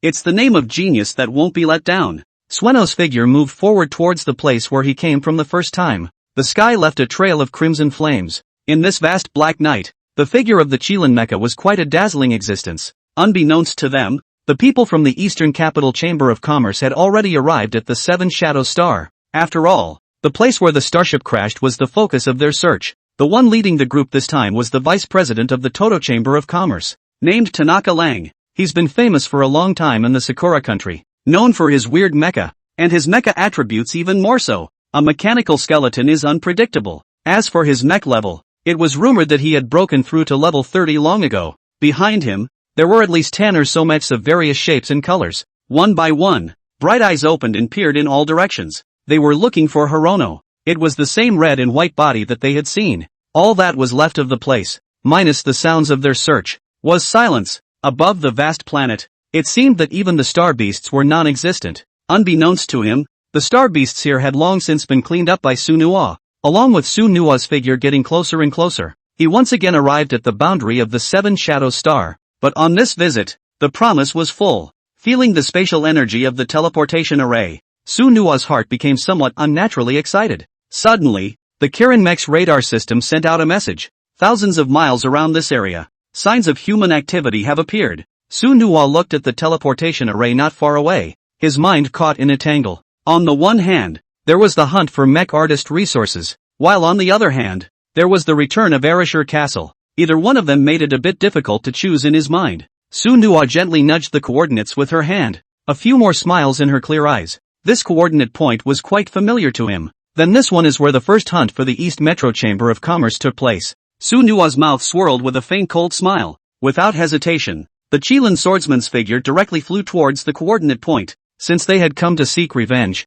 Su Nuwa naturally could not let them off easily. After all, if they could come and find this place, that meant he didn't have certain means. Su Nuwa couldn't help but speculate that perhaps his Qilin mecha form had been exposed. In that case, he could do even less sitting around. What's more, for the resources of a mech artist, that was naturally the more the better. The Qilin mecha disappeared into the void, heading towards its destination at breakneck speed. At this point in time, Su Nuwa's spiritual energy had long been exceptionally full. Su Nuwa let out a shallow breath, the expression on her face extremely flat. He was only heard coldly speaking to himself. As long as it's not a Zune-ranked mecha master, then everything won't be a problem. Only to see the unicorn mecha's kinetic energy all turned on, heading towards the coordinate point at full speed. Su Nuwa looked at the teleportation array behind him without a hint of hesitation. Since they were able to find this coordinate, it was inevitable that they had already been exposed. Although the true identity could not be identified, the red and white mechs had left traces since then, and it was considered to be a complete bond with them. So for Su Nuwa, weakening the enemy's strength would do more good than harm in the future. In this chaotic planet, the group from the East Capital Chamber of Commerce was desperately searching for something. Looking at the wreckage everywhere in front of them, each face was filled with rage. They couldn't imagine what this place had been through before. Such a tragic scene was as if it had been attacked by some large star beast or a team of mechs. However, it was clear in their hearts that there was only one mecha master who had caused such a tragic situation. It was the same red and white body that was transmitted in that image. The expression on Tanakuro's face became more and more intense as he navigated his 1001 mechs. For him, the shock of it coming straight at him made him a little dizzy. For a moment his mind was filled with no small tremor. A mecha master who was able to inflict such damage, and a single one at that, was at the very least a saint rank above level 30 to be able to do so. Tanakuro swallowed hard. A few words of instruction towards the few people behind him. All of you, give me a few 12 points. If you can't finish the task, then you'll go back with your head. This opponent is extremely powerful. Remember not to separate at will. And the search frequency of his mech's radar had been turned up to the max. For him, this invisible potential opponent left no small shock in his mind. Tanaka Lang couldn't imagine how the 3 starships escort teams had died. Those guard regiment leaders, he was quite familiar with them as well. The vast majority of them have reached above level 18, and some have even turned on sequence 2. It could be said that if one didn't meet a level 40 mecha master here, then one could be absolutely safe and sound. Escorting starships to complete resource extraction, that was naturally more than enough. It was because the East Capital Chamber of Commerce had researched the situation of the star beasts here from the very beginning. Most of the giant bug-like star beasts rushing around here were no more than a dozen levels at the highest. Moreover, most of the brands are in the panspermia or secondary order, and the star beasts of the Lord Order are all phoenix-like existences. So for this collection mission, the Eastern Capital Chamber of Commerce could be said to have high expectations. After all, resources like dark crystals weren't just in expanding demand on the Alliance black market. Even various countries and organizations have begun to have deeper research on this dark crystal. Just as Tanakura was still thinking about it, a loud cry of alarm came from not far away. The few mechs that were looking for clues on the surface were lifting their heavy feet backward at this point. Each foot movement left a deep, giant crater underneath it. And under the starry night, that cry of alarm was particularly startling. Tanaka-san, we've discovered something terrible. The vast majority of them were killed in a single blow. The core energy unit was destroyed as if all at once. And then the mech's various potentials go straight to zero. Tanakura walked to the center of several mechs and looked at the converging piles of mech scrap metal, the gravity in his eyes leveling out once again. There was still confidence in his heart when he killed 1 or 2 low-ranked mechs in seconds, but if so many mechs were all one-hit wonders, the difficulty for him would be quite high. Tanakuro's dark eyes were filled with sinister and stony. As a red flame glowed, the figure of Sunuwa's Qilin mecha had already arrived at the coordinates. In almost an instant, everyone noticed something strange in the air. The sound of mecha bones functioning and the sound of various divine weapons being sheathed rose and fell. They all looked at the starry sky in unison. But the fact that Promise had appeared didn't give them any time to strike, only to see that the Qilin nail directly was descending rapidly, waving the Xian Tian sword in his hand, and the other hand had already thrown the Sunbreaker dome gun out fiercely. The two attacks, one in front of the other, blasted towards Tanaka Lang's group in an overpowering momentum. The two mechs at the very front had no time to dodge. One was directly pierced through by the Sunbreaker dome gun, while the other was collected by Sunuwa's sword aura. In just 2 seconds, though, Sunuwa had completed a round of harvesting, and it seemed that the pupils of several of the Tanaka wolves were still caught in the shock of this transformation reversal. Disperse, disperse, Tanakuro almost hissed his voice as the divine weapon quickly appeared in his hand. The form of his mech was quite bizarre, and so was his divine weapon. It could be said that his mech was like a darkness descending upon it, full of treacherous colors. Only a long mechanical whip was seen flying, and a series of air-breaking sounds were interspersed with extremely strong thunderbolts. The form of Tanakuro's mecha's divine weapon was also quite unusual. Not a broad congregation of swords or anything like that, but instead a long mechanical whip.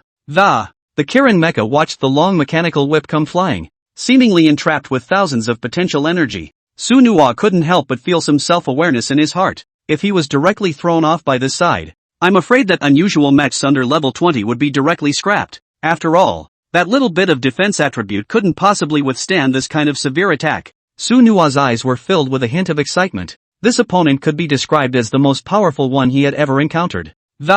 He concluded in his heart that this guy in front of him must have an extraordinary position in the East Capital Chamber of Commerce. In this way, Sunuwa's plan is activated again. After all, such a high-level mecha master, the treasures on that body would definitely be rare. If Tanaka Lang knew what was on Sunuwa's mind, he feared that he would simply vomit blood in place. In Sunuwa's mind wasn't how to go about solving this trouble of his. Instead he was thinking about the treasure on top of his mech. It seemed that in Sunuwa's eyes, this treacherous mech of his just didn't seem worth mentioning, only to see the Qilin mecha raise the Xian Tian sword high, without any intention of dodging. Looking at the long mechanical whip that traveled sternly, Sunuwa let out a soft cry, and the Qilin mecha emitted a burst of heavenly functions. Under this endless black night, the sword aura emitted by the Xian Tian sword made everything lose its color. The sword blade intertwined with the long whip, and in an instant, it was directly entangled. The strong force on it caused Sunuwa to not be able to help but take it seriously again for a few moments. Although the Qilin mecha hadn't broken through to level 20 by now,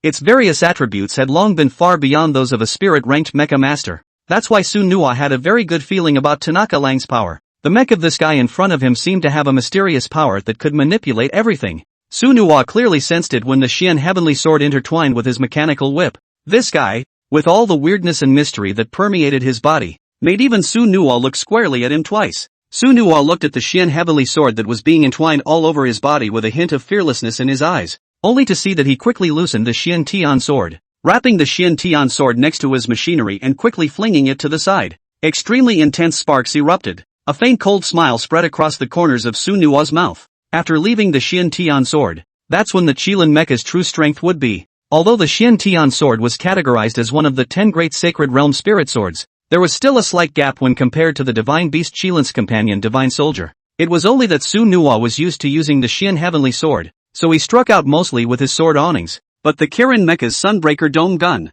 that's his home turf. Accompanied by the return of the Sunbreaker dome gun, the red pupil attitude of the Qilin mecha added a few points of shock. The red tip of the gun contained a thin line of thunder power, and from afar it looked as if it was possessed by a thunder seal, and the white and red body of the gun emphasizes the sense of mystery of thousands. The sense of oppression brought about by this lance made Tanakuro's mind wonder a few more points. Looking at the Kirin mech in front of him, he only felt that it was quite strange. No one had ever heard of anyone being able to awaken two divine weapons, and the level of this mech in front of him didn't seem to surpass his own. He couldn't imagine exactly how Sunuwa managed to kill those mechs in seconds, perhaps with the help of some external force. Only Tanakuro's treacherous mecha threw the long whip to crackle, and the Xian Tian sword was thrown aside, plunging straight into the ground. However, looking at the Qilin mecha in front of him once again, he realized that he didn't seem to rely much on that Xian Tian sword. Instead, the powerful lance, in his hands, gave him an even greater share of palpitations. Tanakuro roared,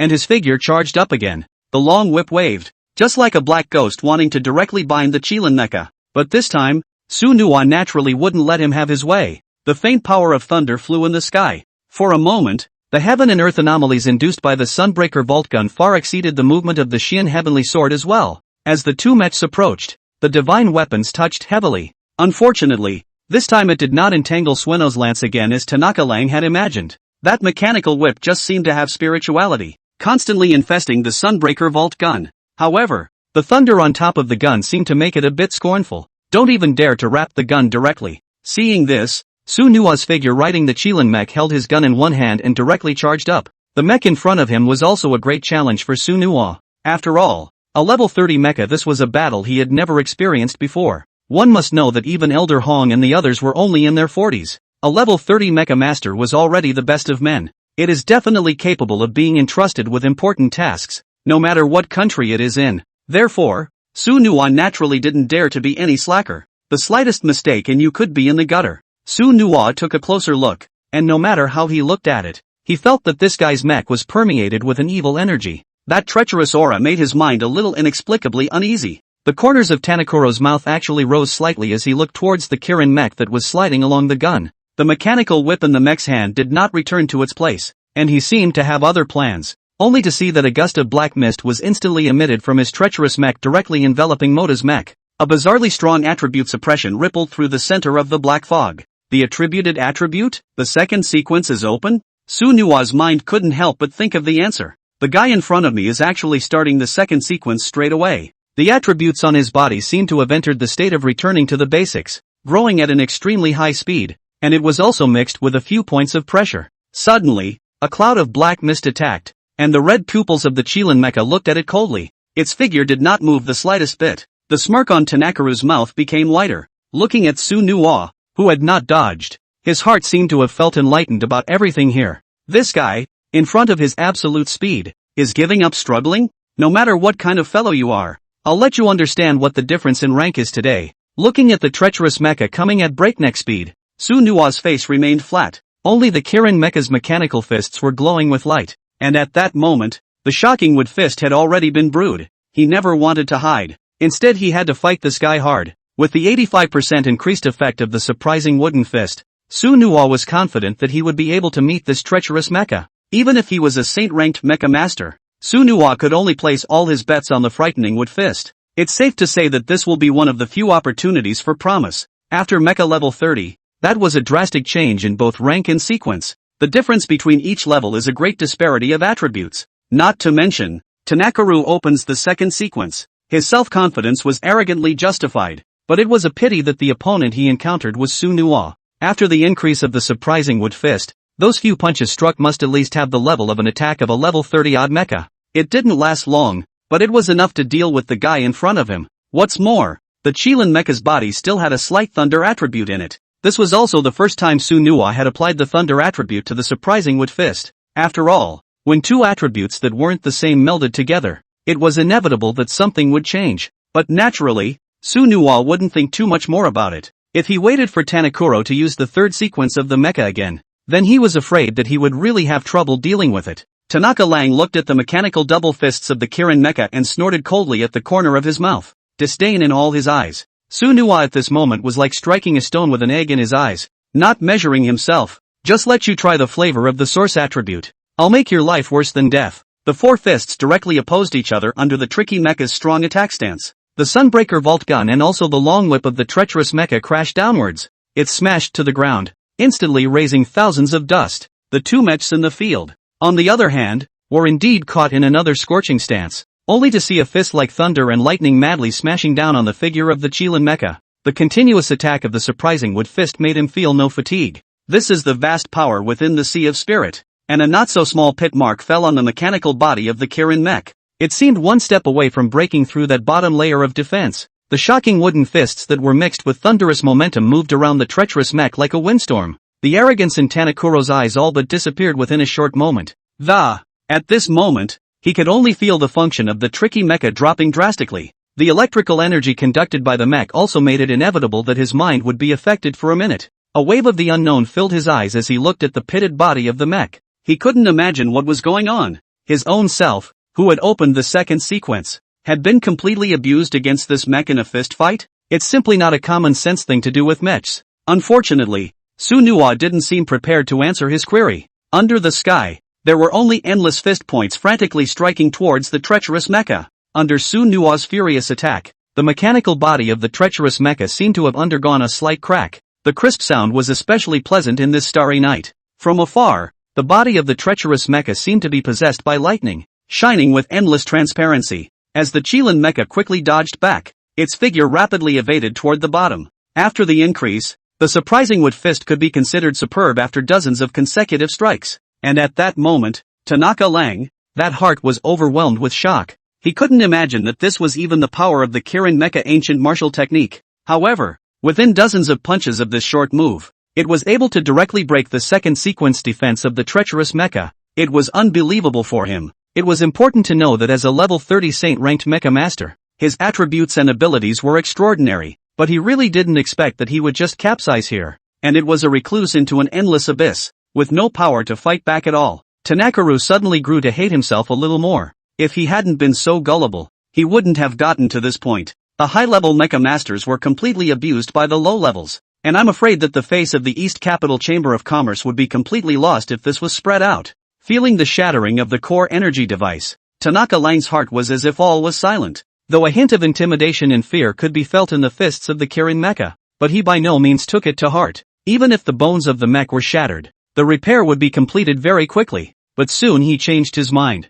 The extent to which the tricky mech shattered was far beyond his imagination, and when Sunhwa's double fists landed, the power was even far beyond what he knew in his mind. In his opinion, Sunhwa was afraid that the ancient martial technique he had performed was at least no less than god level. A divine-grade ancient martial art? This sounded quite explosive. In the entire mecha era, the emergence of god-level ancient martial arts techniques could be described as rare, but every time it comes out, it is bound to set off a storm of bloodshed in the cosmic galaxy. After all, the energy contained in a divine-grade ancient martial skill was not something that could be compared to anything. Tanaka Lang looked at the Kirin mech that had disappeared into the ground. The red and white body was so dazzling at the moment, he couldn't imagine what the background of the mech in front of him was. At this time in his mind, it was quite appalling. The look on his face couldn't help but start to twist. No wonder this red and white body dared to hijack the starships of the East Capital Chamber of Commerce. So it turned out that his background didn't care about them at all. A mecha master who could make a god-level mecha at will was not something that the Dongdu Chamber of Commerce could compete against.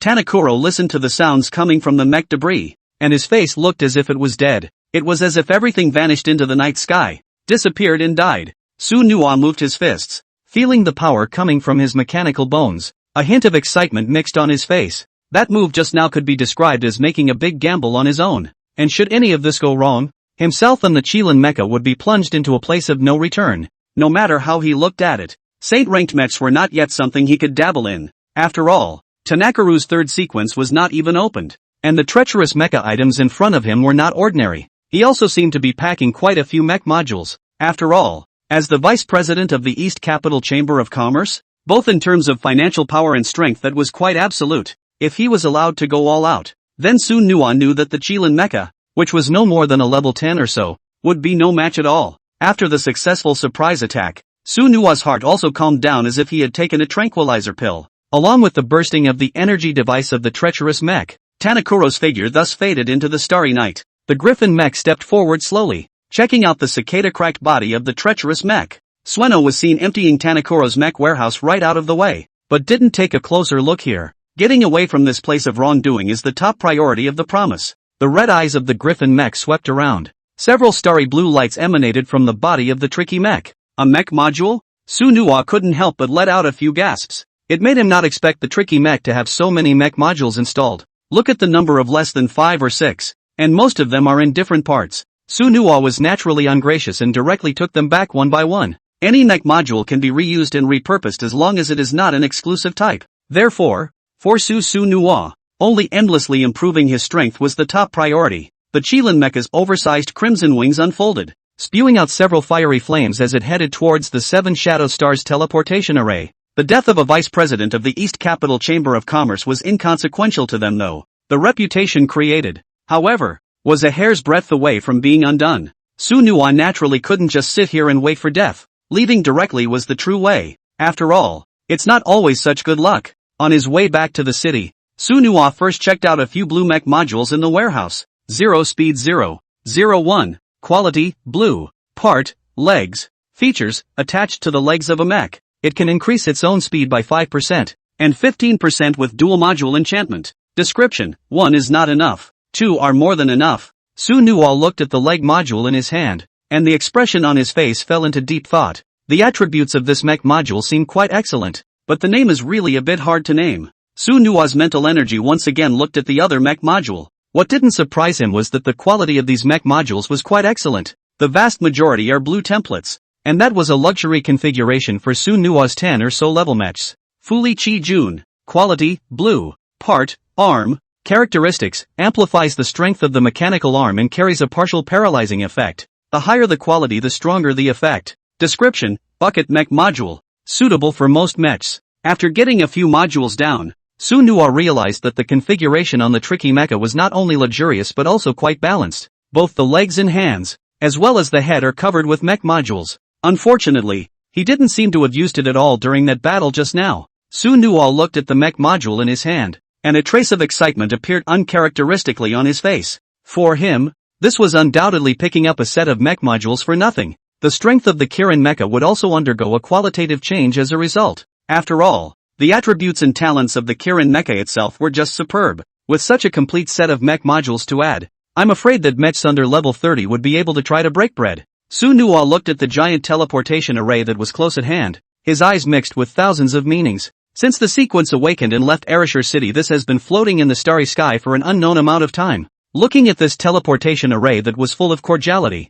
Sunhwa could only feel that his heart was a burst of comfort. That feeling of bringing the desire to come home is just too good to be true. Only the figure of the Qilin mecha was seen. Well, entering directly into the teleportation array. With a starlight appearing, the entrance to the teleportation array instantly closed. As soon as he landed, Sunhwa disengaged his control in the Qilin mecha. Looking at the rather familiar hall, Sunhwa's mood was quite soothing. 007's figure rushed forward at a quick pace, and it seemed as if the spiritual robot was going to rush into Sunhwa's arms. Greetings to the return of the King of the Lone Valor. I have looked forward to you with great anticipation. My intergalactic body collection teams are all set to go, but unfortunately they haven't been found in 2 days. Sunhwa looked at 007 in front of him. That instantly was a bit of a cry. It had been a long time since I had seen the robot in front of me, and it seemed to be a bit more flat. 007, take me to deliver the bounty mission. Following behind 007, Sunhwa once again stepped into the advanced mission area. It was as it had been the first time he had said he was coming, and there wasn't much of a boisterous crowd. With the repetitive task deliveries completed, Sueno waited in place for the rewards to materialize. After all, that Xian-ranked Divine Warrior ancient martial technique was something he was looking forward to with great anticipation. Nowadays, the Kirin mechas itself only has one melee ancient martial art, Shocking Wood Fist, and it's a type 0, so to Sunhwa, learning the second ancient martial technique that was naturally quite important. And the scarcity of Divine Warrior ancient martial techniques was quite rare. Sunhwa had searched the entire Ereshur City and had never seen a copy. Suddenly, Sunhwa felt a prompting sound coming from the middle of his ear. The bounty mission has been completed, and the current Star Hunt squad level has been raised. Mission privileges have been upgraded, and the Inquisitive mission area is currently accessible. The bounty reward has been issued, and the optional information has been transmitted to the brainwaves. Sunhwa closed his eyes and felt the mech module information that was frantically pouring in his mind.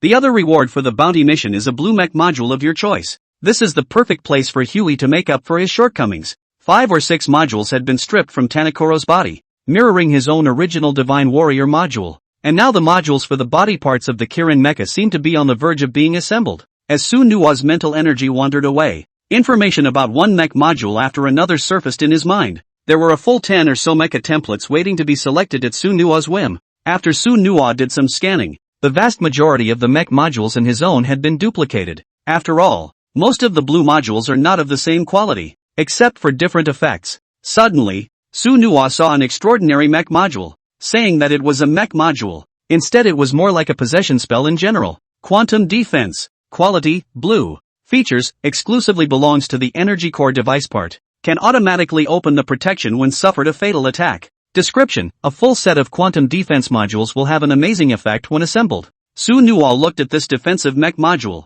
and the look on his face was just hard to contain. This kind of module, which specialized in the core energy unit of a mech, could be considered quite rare. That's why Su Nuwa had naturally taken a liking to this module at a glance. After obtaining the module, Su Nuwa's mental energy moved to another bonus ancient martial art. This divine warrior's ancient martial technique had been long awaited in Su Nuwa's heart. With the infusion of spiritual energy, the information of the ancient martial arts techniques jumped into his mind. Shadow sword style. Fear, grade, metaphysical. Features, starting with the sword, it will cut down all evil spirits, and with the 9 styles together, it can cut down the dragon. Enhance mecha sword intent by 50% and attack attributes by 20%. Description, ancient martial arts technique specializing in sword-shaped divine weapons. Scattering is full of stars. Combining is invincible in the world. Su Nuwa looked at the introduction of this ancient martial art, and a trace of black lines appeared on his face. It made him wonder why every time he encountered an ancient martial art, it was the kind that came in sets.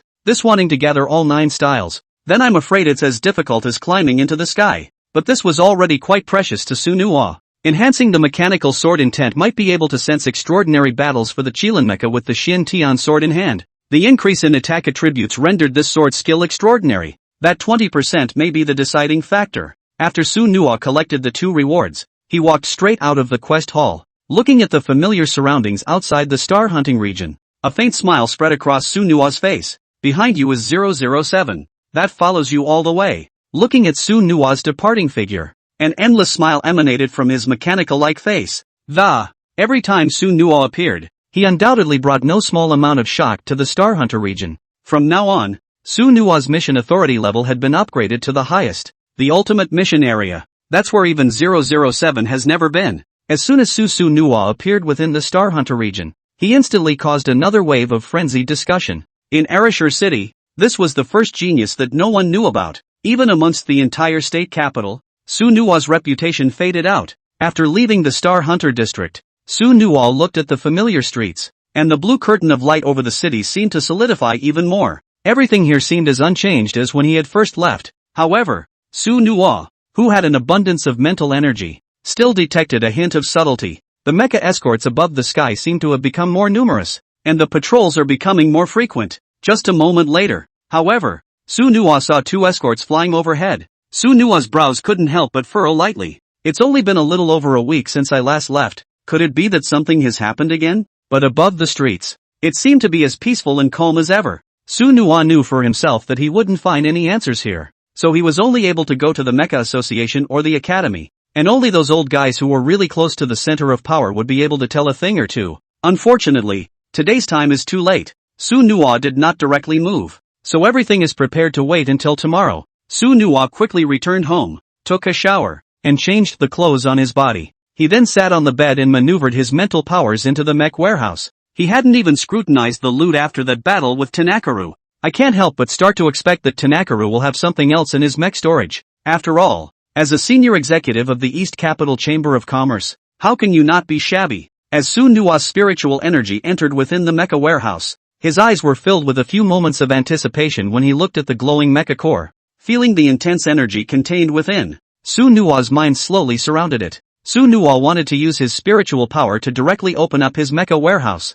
along with Su Nuwa's powerful spiritual energy injection. It did not appear at all as he had imagined. This mecha core seemed to be a mechanical barrier, and spiritual power was simply unable to penetrate it. So much for opening his mech storage. After a minute, Su Nuwa let out a long breath. A few more questions in her clear eyes. With such an abundance of spiritual power, he couldn't even open this mecha core? Su Nuwa's mind couldn't help but begin to wonder what sort of things existed within Tanaka Lane's mecha warehouse. After another moment of impact, the mech core was still unmoved. Su Nuwa sighed softly, and then his mental energy withdrew from the mecha space. In this way, Su Nuwa's heart certainly understood something. Perhaps it was because the mech class was too disparate. Although one's spiritual power was inexhaustible, there was still a disadvantage in strength. So facing this kind of saint-ranked mecha, it was still somewhat quite weak. A calm smile spread across Su Nuwa's face. Since he couldn't open it, then he wasn't in a hurry, and when the time was right, he would certainly be able to open it. Su Nuwa's eyes then gazed above the mech module.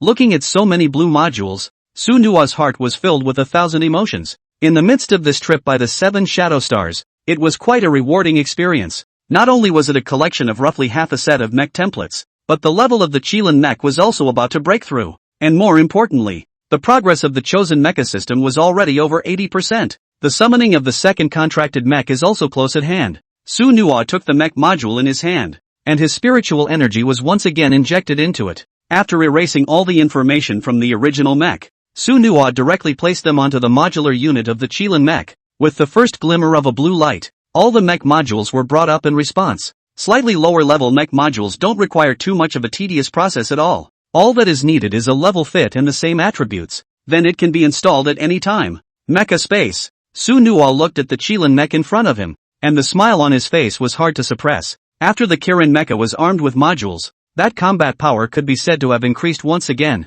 Now, Su Nuwa became even more excited about the awakening of the second sequence of the Qilin mecha. With his spiritual power withdrawn, Su Nuwa lay on his back on the bed, looking at the various medals of his parents in the distance. His heart was filled with mixed feelings. Remembering what Chu Ran had said earlier, Su Nuwa's heart was also quite interested in this so-called expeditionary corps. But alas, Su Nuwa was used to being free-spirited and didn't want to press all of herself there as her parents did. Still, there was nothing wrong with paying a visit forward. But once he thought of Chu Ran's terrifying strength, a bitter smile spread across Su Nuwa's face. Compared to himself, Chu Ran's strength might be easily crushed. Acting in the expeditionary corps, that's been roaming the cosmic galaxy. The vast majority of the time was spent opposite star beasts of all colors, whether it's ability enhancement or star core acquisition. That's naturally top-notch. When he thought of this, Su Nuwa's heart floated to Li Bufan's figure. Li Bufan, who had stepped into the military department for a long time, didn't know what level he had grown to now.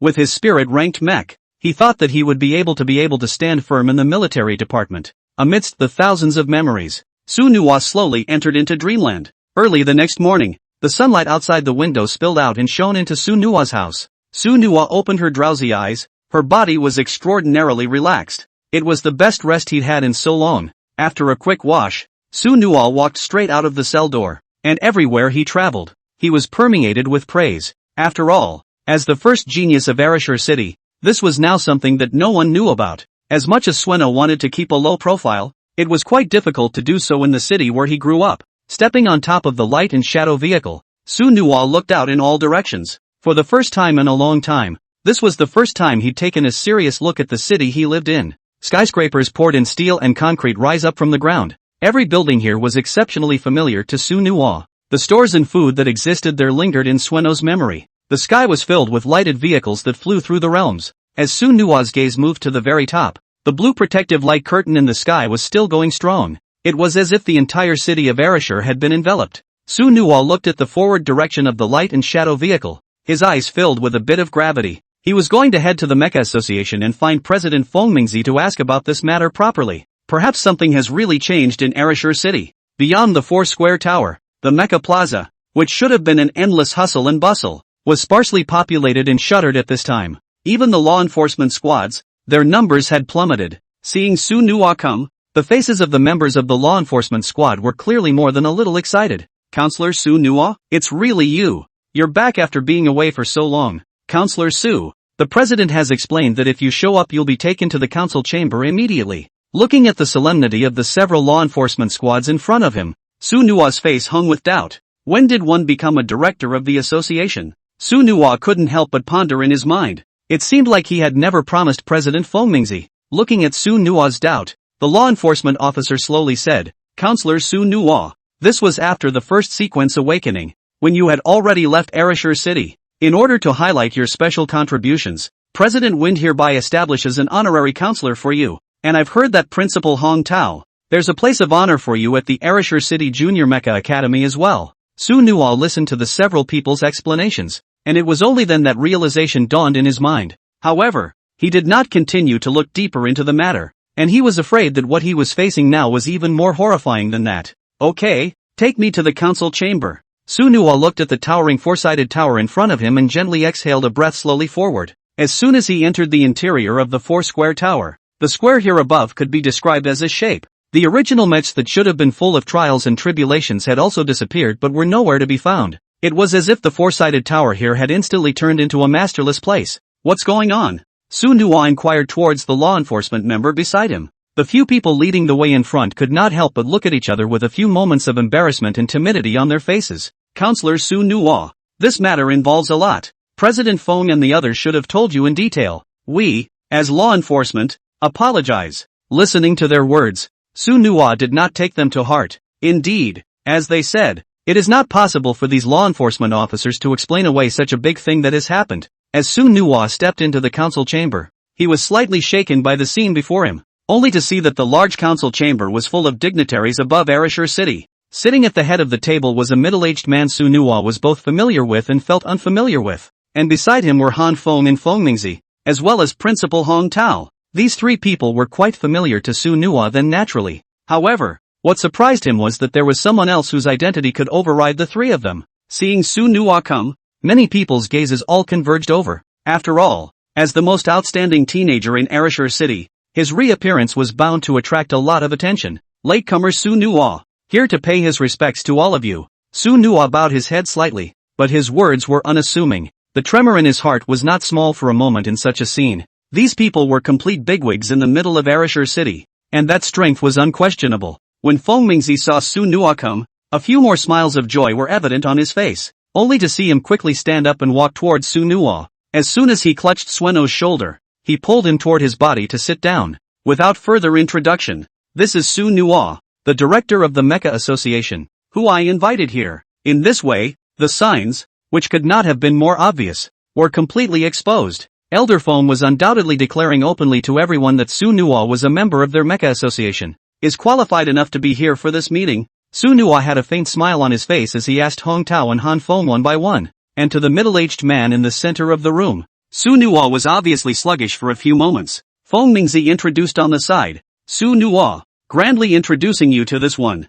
Great Xia's 3rd Mecha Legion, 3rd Guard Leader, Morong Xin. He is the linear commander in charge of our Arashur City as well as the border of Tianzi Prefecture. Su Nuwa's gaze shifted to Morong Xin's face, and on his face that was filled with vicissitudes of life, he could clearly feel an endless sense of solemnity. At such a close distance, Su Nuwa was able to clearly perceive the terrifying spiritual power of the person in front of him. I'm afraid that this Morong Xin's Mecha Master rank far exceeded Han Feng's several people. Looking at Su Nuwa, Morong Xin's face held a few light smiles, as if he was harmless as a human animal, only to see him stand up and pat Su Nuwa's shoulder. Arashur City really produces talented youngsters. To come out with a divine class mecha at such a young age, you have a great future ahead of you. Just sit down. No need to be too formal. Su Nuwa listened to Morong Xin's words and slowly sat down, but in his heart there were waves of horror, and it made him not expect to encounter such a great pomp and circumstance upon his arrival. Recently, the star beasts have been moving around a lot, and they are gathering at the interstellar border. All registered mecha masters are to refrain from leaving Arashur City for a recent period of time. Additionally, the frequency of the Sky Patrol squads should be accelerated even more to ensure monitoring of the Star Beast's movements. I hope that this time we can all work together to protect Arashur City and guard our home. The 3rd Mecha Corps, directly under the 72nd Department Commander Han Feng, listened to the order. The military department duty all mechs is to visit the front line. If the Star Beasts step through, then the feet must be your corpses. Can it be done? At Morong Xin's endlessly solemn words, Han Feng stood up violently. Received by Arashur City Military Headquarters. With Morong Xin's series of dispatches, Su Nuwa then understood all the reasons in his mind. Ever since he had left, the borders of Arashur City had ceased to be peaceful. I don't know which star beast from which galaxy had come directly to the edge of Arashur City, and wherever they traveled, there was destruction. Since the landing on Sakurajima, there have been endless disasters. Now the signs of their large forces are heading towards Arashur City. The 3rd Mecha Corps had been ordered to deploy mechs to defend the area in the face of danger. The expression on Su Nuwa's face became no longer calm. To his surprise, the disaster had come so quickly. Morong Xin looked at Su Nuwa, who was seated, and then spoke faintly. Su Nuwa is hereby ordered to form an Arashur City maneuvering squad to assist the staff in evacuating the masses, codenamed Iris Xing. The team members will be selected by Su Nuwa himself at the association, the military department, and the academy. Su Nuwa only felt like 1,000 pounds in his head as thoughts came frantically. Such a great burden was placed on him. The privileges and abilities involved were a little hard for him to believe. Feng Mingzi and Hong Tao's faces that were filled with smiles, looking at Su Nuwa as if they were looking at a grown-up child, only to see them heavily patting Su Nuwa's shoulder. Promise, leave the guarding of the home to us. Your task, too, is equally daunting. Su Nuwa looked at the legion of Morong Xin, his eyes filled with thousands of meanings. Instead, a few family bigwigs not far away were muttering and discussing something. In their opinion, Serving as the captain of the Arashur City maneuvering team, Su Nua's qualifications were perhaps far from adequate. After all, Su Nua was nothing more than a director of an association, and an honorary one at that. How can the title of a gifted young man be convincing? He simply doesn't have much of a resume to hold up the captaincy. Commander Morone, isn't this decision a bit hasty? We can't deny that Su Nua's talent is truly exceptional, but to lead the mobile team, is he qualified enough? A middle-aged woman stood up and pointed her finger toward Su Nua. As the He family, the resource family of Arashur City, she expressed strong skepticism towards Su Nua in her heart. Yeah, talent doesn't mean strength either. A dozen level matches are not enough to look at in front of those hordes of star beasts. For a moment, it was as if 1,000 waves had been stirred up. A number of people in front of them raised their voices of skepticism towards Su Nua. Morong Xian's brows frowned lightly, making him not expect this resolution to be opposed. Only his eyes slowly swept over, cold as frost, and all of a sudden the council chamber once again became incomparably peaceful. Just as he was about to open his mouth, Su Nua's voice rang in his ears. Commander Lu, Su Nua hereby thanks you for your trust, but I'd like to, please, take back this path to fame. Of course, the temporary maneuver team. It's not that I can't handle it, but I'm not really interested in it. This matter of transferring the masses is better left to someone suitable for him. This mech of mine is only suitable for going into battle and killing the enemy. Hearing Su Nua's words, a smirk appeared on the faces of several people not far away. It was as if he had heard something unbelievable. There were so many people here, and the worst of them were saint-ranked mecha masters, and to them, Su's words were like a joke. Going into battle to kill the enemy? His god-level mech is still not good enough. Su Nua looked at the several people in front of the huge square table, and his original mouth was at this time becoming exceptionally ugly. Looking at Su Nua, it was as if he was looking at that kind of clown, not putting his words in his mind at all. To them,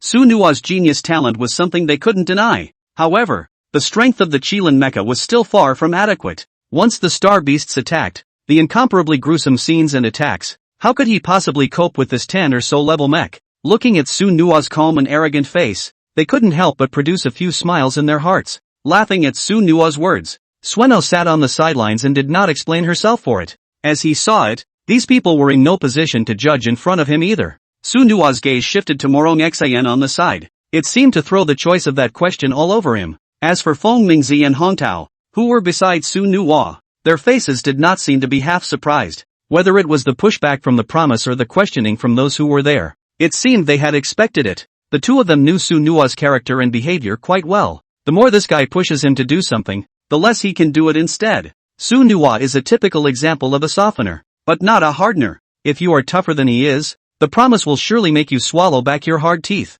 As for He Qin and the girls, as the several great families of Arashur City controlled the lifeblood of the city's resources, there was no shortage of excellent mechs among their disciples. Therefore, seeing that Su Nua was going to be the leader of the maneuvering team, it was naturally necessary to obstruct it. This was more than simply questioning Su Nua's strength. Morong Xian's gaze swept toward the crowd. A few more points of indifference in that coldness. Standing up, he tapped the table gently. Since Sueno doesn't want to be the leader of the mobile team, he can just assist as a freelance mech, no matter what position you are above. As a citizen of Arashur City you will definitely do your last best for the city. As Morong Xian's words fell, only then did the several families of the He family on the side subside. Their gazes went to Su Nua, but they couldn't see any sadness on Su Nua's face. Instead, they were flat out happy. For Su Nua, without these shackles, it was rather easier to let himself play. Only Su Nua stood up, the serious expression on his face stretching out. Commander Morong, as a son of Disya,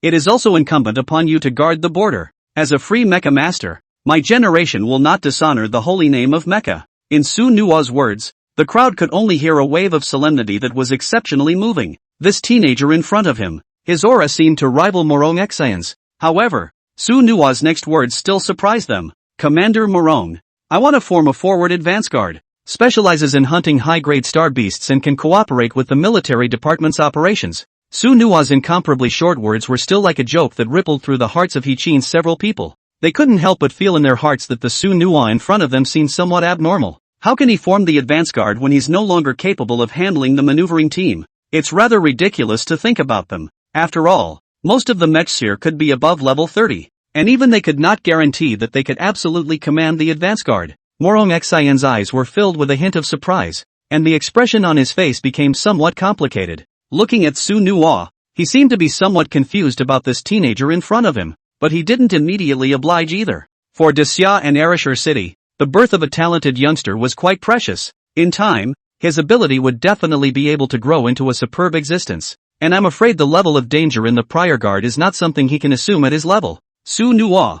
I'm afraid I can't promise you this. Of course it's not that you're incapable, but I'm afraid your strength is too much to handle. The death rate of the advance guard in battle is close to 90%. Morong Xian slowly sat down and exhaled a mouthful of turbid air faintly. Listening to the crowd's skepticism, Su Nuwa's face remained as calm as ever. In his opinion, there were some things that simply didn't need to be reasoned with. Since he had dared to put forward the idea, he was bound to have the ability to do it well. As for Morong Xian not believing it, then Su Nuwa naturally had no choice. It was only Su Nuwa who made a shallow bow towards Feng Mingzi and the Hongtao Fu before preparing to leave the council chamber. In Su Nuwa's opinion, no matter what position he was in, he could do his mech's part, but there's no need to take the heat here. In this way, the few people in front of the huge square table were even more incredulous. Su Nuwa's arrogance in front of them seemed to be beyond their imagination. One must know that the vast majority of the people here at the moment were the giants of Arashur City's party, and all are leaders in their respective resource families. You could say they control all of this border town, and this teenager in front of him, with his cool and arrogant eyes, didn't seem to put their opinions in his eyes. Now, Su Nuwa's behavior couldn't help but cause outrage, especially the several families led by the He family. The way they looked at Su Nuwa, it was as if they wanted to tie him up. If it wasn't for Feng Mingzi and Hongtao standing up, as well as the unspoken Morong Xian, I'm afraid they would have ironically made an issue out of this. A few faint smiles hung on Morong Xian's majestic face. Looking at Su Nuwa in front of him, his heart couldn't help but have a few more different meanings. Originally, he thought that this teenager was no different from the geniuses he had once seen, but he didn't expect this promise. But it was far beyond what he knew in his mind. To be able to have such a heart, I'm afraid this son is not a creature of the forest. Well, I'm afraid it's going to be difficult to form an advance team with the cooperation of the Ministry of War, but you can form your own exclusively for yourself. In the face of absolute right and wrong, this is one that no one can stop you from. Listening to Morong Xian's words, Su Nuwa turned toward the respect he expressed by touching both hands together.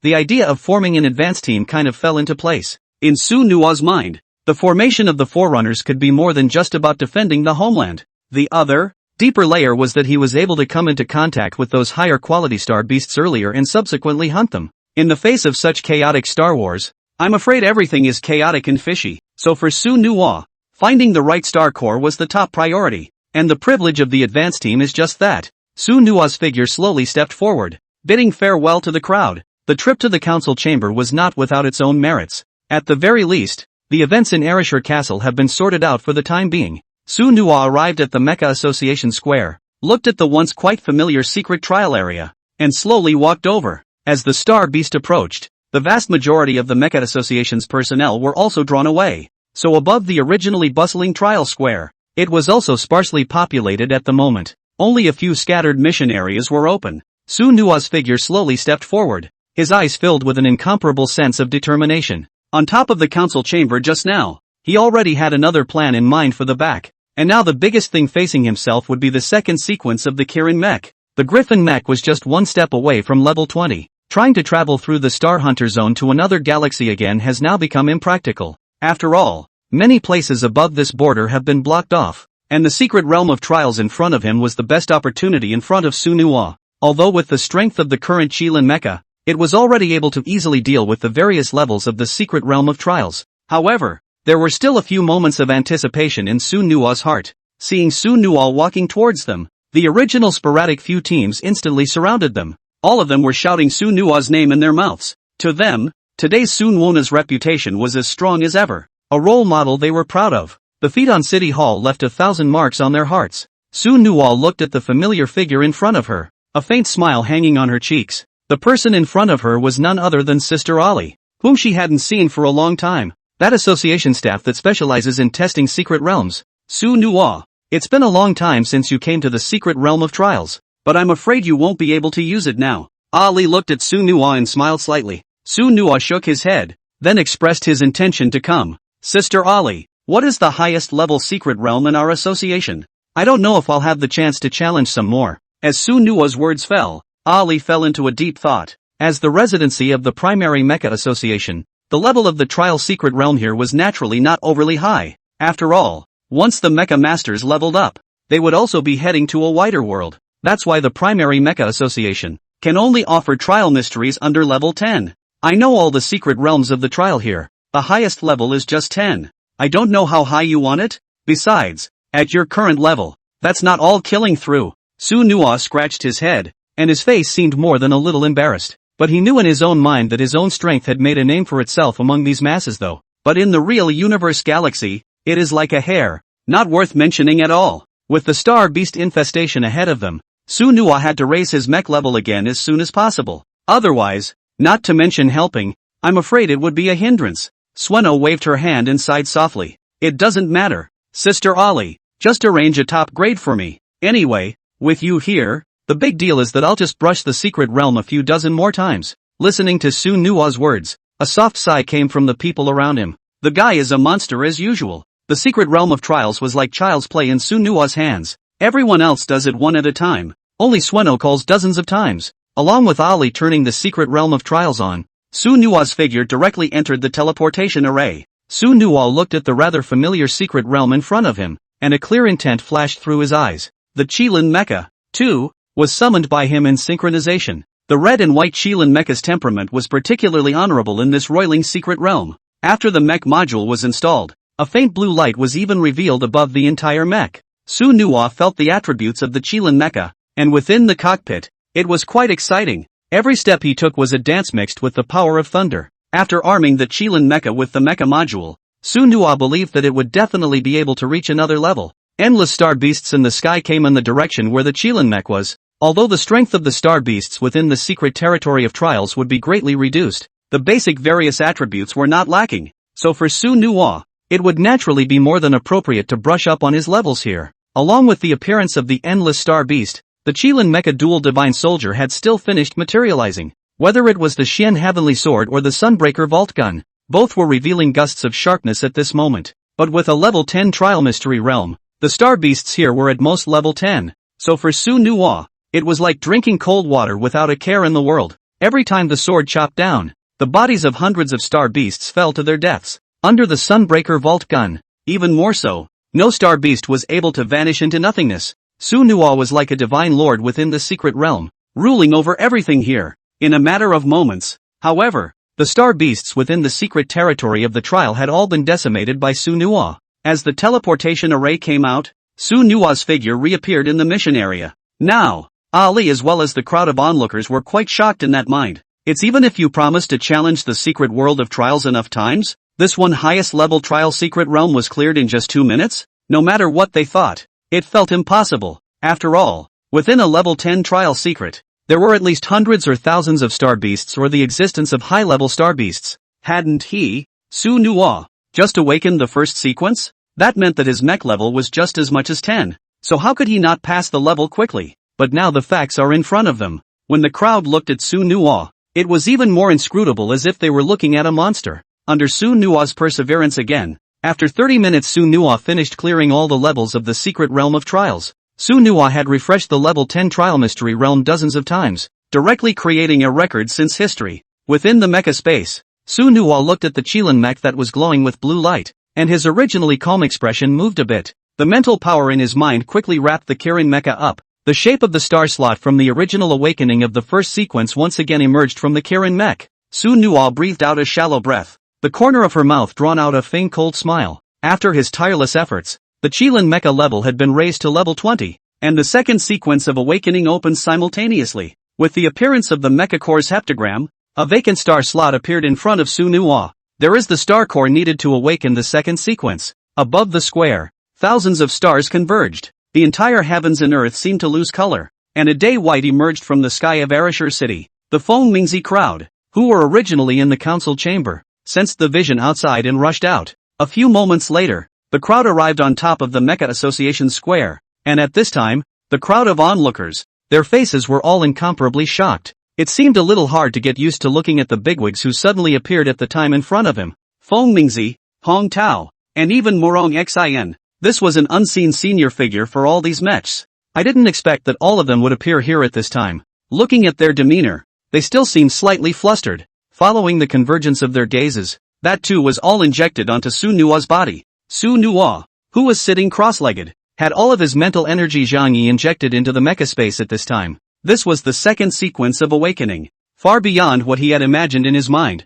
Feng Mingzi stroked his white beard, a few more red passes on his spiritual face. He seemed to be quite excited about the awakening of the promised sequence. This Su Nuwa fellow, saying he's a genius is really a bit of a condescension. How long has it been since the Star Beast Abyss ended? And this guy is already breaking through the second sequence now. This growth speed, even if you put it into the entire cosmic galaxy, I'm afraid there aren't many people who can match it. Morong Xian's falcon-like gaze had a few sharp points in it. Looking at Su Nuwa, the same thought surfaced in his mind. This teenager in front of me might actually be able to save the day. Previously, he had merely heard about him within the Star Beast Abyss, but as a commander, he was naturally skeptical of this hearsay. But when you see it with your own eyes, it's so shocking. Morong Xian wrapped his arms around himself and just stayed there quietly waiting for Su Nuwa's sequence to awaken. And behind him, the patriarchs of the several great families and clans also had quite a change of expression on their faces. Shock and disdain were able to appear on their faces almost simultaneously. In their opinion,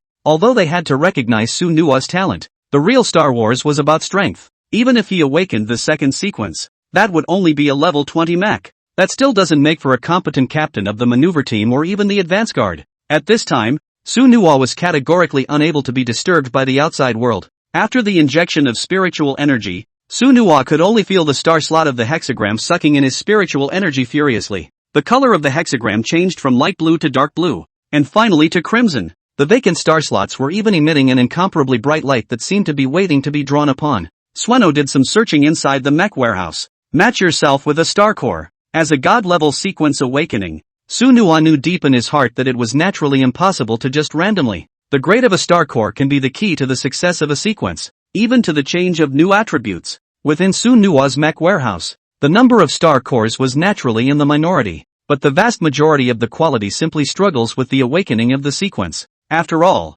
Su Nuwa's first sequence of awakening used a star core of the Lord rank. After some searching, Su Nuwa only found the star cores of a few bug kings hunted by the previous 7 shadow stars, only to see him grasping the purple star core in his hand, extremely rich energy bursting forth in a reckless manner. There was a hint of hesitation in Su Nuwa's eyes, and for the moment, it seemed to be the single most correct solution. After all, it wasn't possible to go hunting in the outer galaxies anymore. What's more, with his current strength, it was impossible to hunt a higher level star beast. Su Nuwa wrapped his spiritual energy around a few star cores. It was then slowly placed in the slot vacated by the hexagram. As others could see, Su Nuwa's body also glowed with a faint purple light. In this huge square, it was like an amethyst crystal floating in the air, transmitting a sense of honor. The Kirin mech in space was even more significantly changed. With the star core injected into the hexagram, Su Nuwa could only feel the attributes of the Qilin mecha change radically. The original values of kinetic energy and source energy were exactly 10,000 flips at this time,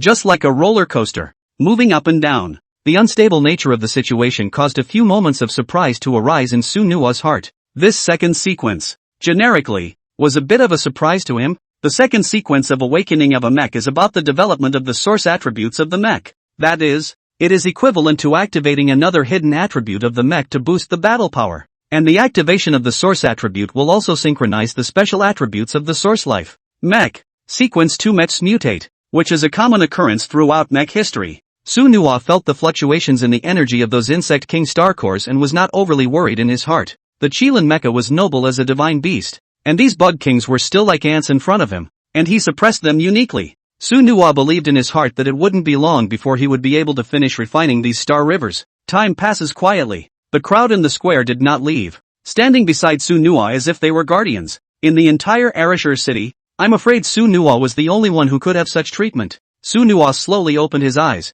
a hexagram shape permeating his bright eyes. In his spiritual sea, the silhouette of the Qilin mecha even surfaced. Within that mecha space, it was even filled with endless raging energy. As Su Nuwa let out a soft cry, the purple light in the sky and earth was instantly eclipsed. The raging energy within the mecha space came to an abrupt end as a result. Su Nuwa stood up, feeling a wave of relief in his body, while his mind was filled with thousands. It was a feeling that he had never experienced before. Mental energy entered within the mecha space. Su Nuwa checked the changes in the Qilin mecha. That red and white body is more translucent at this time. The mechanical texture is absolutely unique. A thunderous vibration came from the mech as it swung, and on top of the wings behind the Kirin mecha, a new round of metamorphosis was completed. The original crimson wings were now covered in a faint purple stream of light. After the second sequence completes its awakening, all of the body's functions are changed in a new way. If the previous Su-Nuwa had taken out Saint-ranked Mecha Master Tanaka Lang by a fluke, then the current Kirin Mecha would definitely be able to directly fuck up Tanaka Lang with the second sequence's augmentation. It was important to know that the attributes of the original God-level mecha were already superb as one. After the second sequence of source attribute activation, it's even more of a step up, although it didn't last long, but with the added surprising wood fist attack, Su-Nuwa had the confidence that a Saint-ranked Mecha Master would definitely not be a problem. Su-Nuwa looked around at the crowds of onlookers, some confusion surfacing on his face. Elder Feng? Elder Hong? Why are you all here? Is something happening? Feng Mingzi laughed twice and casually waved his hand. We didn't want to come, but the weather didn't allow it. I'm afraid I'll come over late and you'll topple our Mecha association. Morong Xian's face was laced with inexplicable meanings as he looked at Su-Nuwa and only smiled lightly. At this moment, in his heart, he was all for the proposal of the duo of Hong Tao and Feng Mingzi. The promise in front of him, I'm afraid that its energy is by no means something he can imagine. Only to see Morong Xian walk forward and take out an object with an orange glow from within the mecha space under the watchful eyes of a group of people. Looking at this situation, all of a sudden,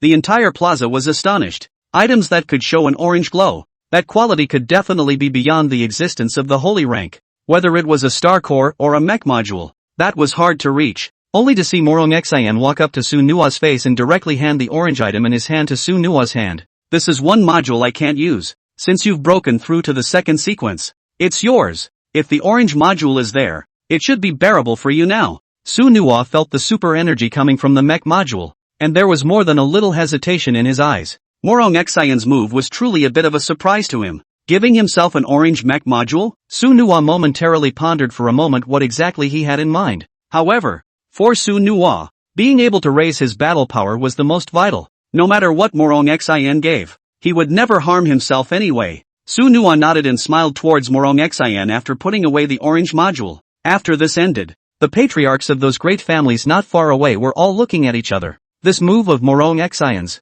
that was a direct proclamation of the importance of the promise. As the highest commander of Arashur City's borders, his approval of Su-Nuwa could change very many things. As Morong Xian left, the group of people above the square gradually dispersed. Now that the war is raging, everything has to respond to the emergency. Su-Nuwa looked at Han Feng, who was about to leave, and called out to him straight away. For Han Feng of the military department, many had always been quite respectful as well. Han Feng had helped himself, though not as much as Elder Feng and Elder Hong and the others, but Su-Nuwa knew in his heart that there was a lack of him behind him. Uncle Han, can I ask you for a favor? Su-Nuwa came up to Coldwind's face, and the expression on his face became bitchy in attitude. Then Han Feng was frowning, looking at Su-Nuwa with a face full of suspicion. Oh, is there anything else you need to ask me? Tell me, if I can help your uncle I will help you. Su-Nuwa let out a shallow breath, and then his words were grave. Uncle Han, the formation of the advance team is imperative, so I need to borrow 2 people from you.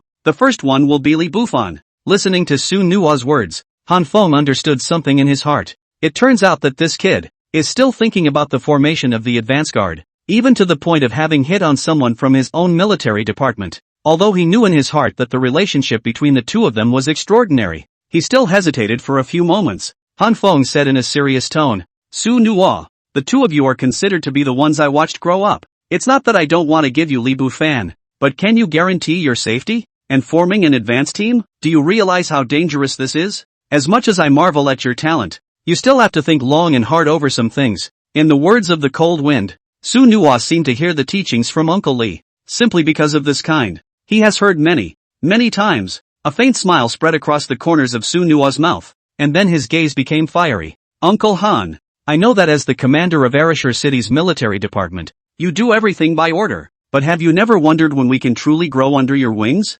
Now this opportunity, that's a once in a lifetime, and it's the perfect time to make a name for yourself. You don't want me and Bufan to stay in this Arashur City all the time, do you? Wouldn't the vast universe outside be open to our mechs to roam? The cold wind looked toward Su-Nuwa, and there seemed to be some surprise in his heart. Not only was this Su-Nuwa incredibly talented, this linguistic talent was also quite amazing. Han Feng laughed out loud, then his hands waved, and there was more than a little praise in his eyes. Fine, I'll tentatively agree. You can come to the military quarters on time tomorrow, but you need to prove your mettle before forming the advance team. Su Nua's just raised steps came to an abrupt halt. He then looked at Han Feng with a puzzled gaze. What would be the proper way to prove it? Couldn't be like a fight with you, could it? Listening to Su Nua's words, Cold Wind gave a thumbs up and laughed softly. You're a smart kid. Su Nua's pupils snapped open, seemingly in some disbelief. Letting him fight against Han Feng, the boss of Ereshur City's military department, isn't a joke. Even if he had a few mechs, then I'm afraid it wouldn't be enough. Looking at Su Nua's twisted face, Han Feng patted Su Nua's shoulder. Don't worry, surely it's not a fight with me. If I lose, I can't afford to lose this. I'll set you up with the right person. Listening to the Cold Wind's flirtation, Su Nua's forehead had an additional black line. I'm afraid that even if he completed his awakening in the third sequence, it would be difficult for him to pose half a threat to Cold Wind. After all, as the boss of the military department, whether it was combat experience or mecha ability, it was a superb existence. Elder Feng had once said that he, Cold Wind, was above him as well as Hong Tao in terms of attainments in mecha arts. Su Nua's heart breathed a sigh of relief. Looking at Han Feng's back as he left, Su Nua had a faint smile on her face. Since Han Feng was so elegant, he definitely wouldn't show any mercy. In Su Nua's opinion, Elder Feng and Elder Hong's territories had long since been ransacked by himself. Only Han Feng's military headquarters, but he had never been there once. Given this opportunity, it was natural that many would not return empty-handed. Su Nua walked out of the Mecha Association's quadrilateral tower, looking towards the blue curtain of light above the sky. The entire city was already enveloped in it by now. The progress of the patrolling guards, too, seemed to be more frequent. Su Nua's mental power was released, and he could vaguely sense the energy fluctuations coming from a distant place. It was a wave of extremely strong star beast fluctuations. It was as if they were converging on the Ereshur city stars, waiting to strike. Feeling such a situation, Su Nua's heart could not help but feel a bit more confused. If there was a foreboding star beast infestation, why was only one legion sent out to guard the border? For the entire Disya or the Blue Star Alliance, the number of mecha units that can be mobilized is naturally not small. Thinking about this, Su Nua seemed to be understanding something. Since there could be no one to back them up, it must be possible that all the border cities were under siege by the star beasts. Thinking about this, Su Nua only felt a little fine-tuned. If that's true, then the entire Star Alliance might be in for an even bigger problem. Above the Blue Star, it may be about to fall into an unprecedented crisis, but it's still a lot of speculation and nothing concrete has been confirmed. So for Su Nua, what he needed to do for himself at the moment remained to improve his strength. With the orange mech module given by Morong Xin, Su Nua had the confidence to be able to upgrade the Qilin mech once again. On top of the light and shadow vehicle, Su Nua's eyes lightly closed. His thoughts had already entered the mecha space. Su Nua's heart was filled with anticipation as he looked at the module in front of him, which was emitting an orange glow. Regarding the module given by the head of this kind of legion, Su Nua knew in his heart that it would definitely not be random. With the injection of spiritual energy, the information of the mech module was also transmitted to Su Nua's mind. Lord of Experience, Quality, Orange. Features, increase mech battle experience by 20%, and have a chance to explode higher level star cores and materials. Description, a rare and functional module that is hard to find in the black market of various countries. Su Nua looked at the module in her hand. The smile at the corner of her mouth was simply hard to suppress. The mech combat module itself is not lacking, and this kind of functional module is indeed like icing on the cake for Su Nua now. Boosting combat experience by 20% was a flying start for the Kirin Mecha. With this mech module, Su Nua firmly believed in his heart that it wouldn't be long before the Kirin mech was bound to look brand new again. Back at home, Su Nua couldn't wait to finish installing the mech modules. Although the orange mech module installation is quite tedious and stressful, however, under the suppression of Su Nua's vast sea of spirit, it was merely a matter of time. Along with the completion of the installation of the mech module, a faint orange glow was caught on the chest machinery of the Kirin mech. At the same time, Su Nua's heart was rising with 1,000 boiling intentions. For tomorrow's showdown on top of the military headquarters, it couldn't help but generate more confidence again. A sleepless night. Early in the morning of the second day, Su Nua stepped onto the light and shadow vehicle and headed towards the military headquarters outside of Ereshur City. The Ereshur City military compound is on the fringes of this star. It is quite a distance from the main part of the city. However, its location is extremely treacherous. On the one hand, they had to defend themselves against the attack of star beasts from beyond the stars,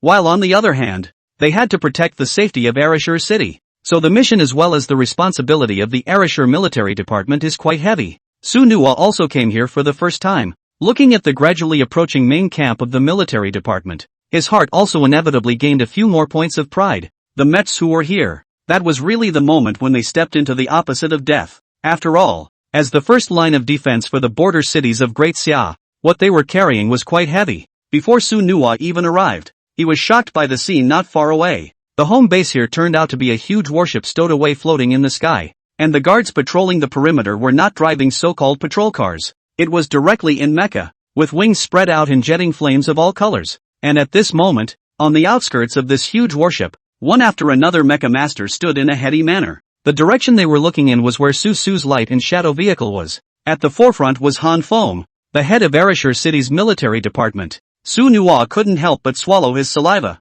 and his eyes became a little more intent. Han Feng personally greeted him, which could be considered somewhat flattering, and behind Han Feng, the eyes of those mechs looking at Su Nuwa were all filled with wariness. In the eyes of them, the mechs of the military department, they had long wanted to meet Su Nuwa, the genius mech, so they could all be full of anticipation for Su Nuwa's visit this time. As the lighted vehicle came to a stop, Suno stepped out slowly with a mask on his head, but above that expression was a few moments of embarrassment. Oh Han, this scene is really not necessary. Isn't it just a small sparring match? Why call so many people? Su Nuwa looked at Han Feng in front of him and faintly opened his mouth to ask, only to see Han Feng act as if nothing had happened, spreading his hands to show that it had nothing to do with him. I didn't want them to come either. As soon as I heard you were arriving, that one was rubbing his hands together. There's nothing I can do about it. After all, you've made a name for yourself. If you were to be defeated, wouldn't that be a direct result of your fame? Hearing Han Feng's words, Su Nuwa's heart was quite speechless. This guy is simply more over the top than himself when it comes to shamelessness. Looking at the immediate crowd in front of him, Su Nuwa could only cry and laugh a little. Beside Han Feng was the good brother Su Nuwa wanted to see day and night, Li Bufan. After seeing Su Nuwa, Li Bufan was still full of spring and obediently changed into a bitchy look. Even after endless trials and tribulations, he still had that shameless look in front of Su Nuwa. Brother Nuwa, as soon as Boss Han said you were coming, I was the first to bring all my brothers here. That's a grand welcome. Li Bufan's brows were laced with a smile, but it looked so heartfelt to Su Nuwa. Welcome yourself. As to come so many people. Su Nuwa glared fiercely at Li Bufan, then sighed softly. So be it.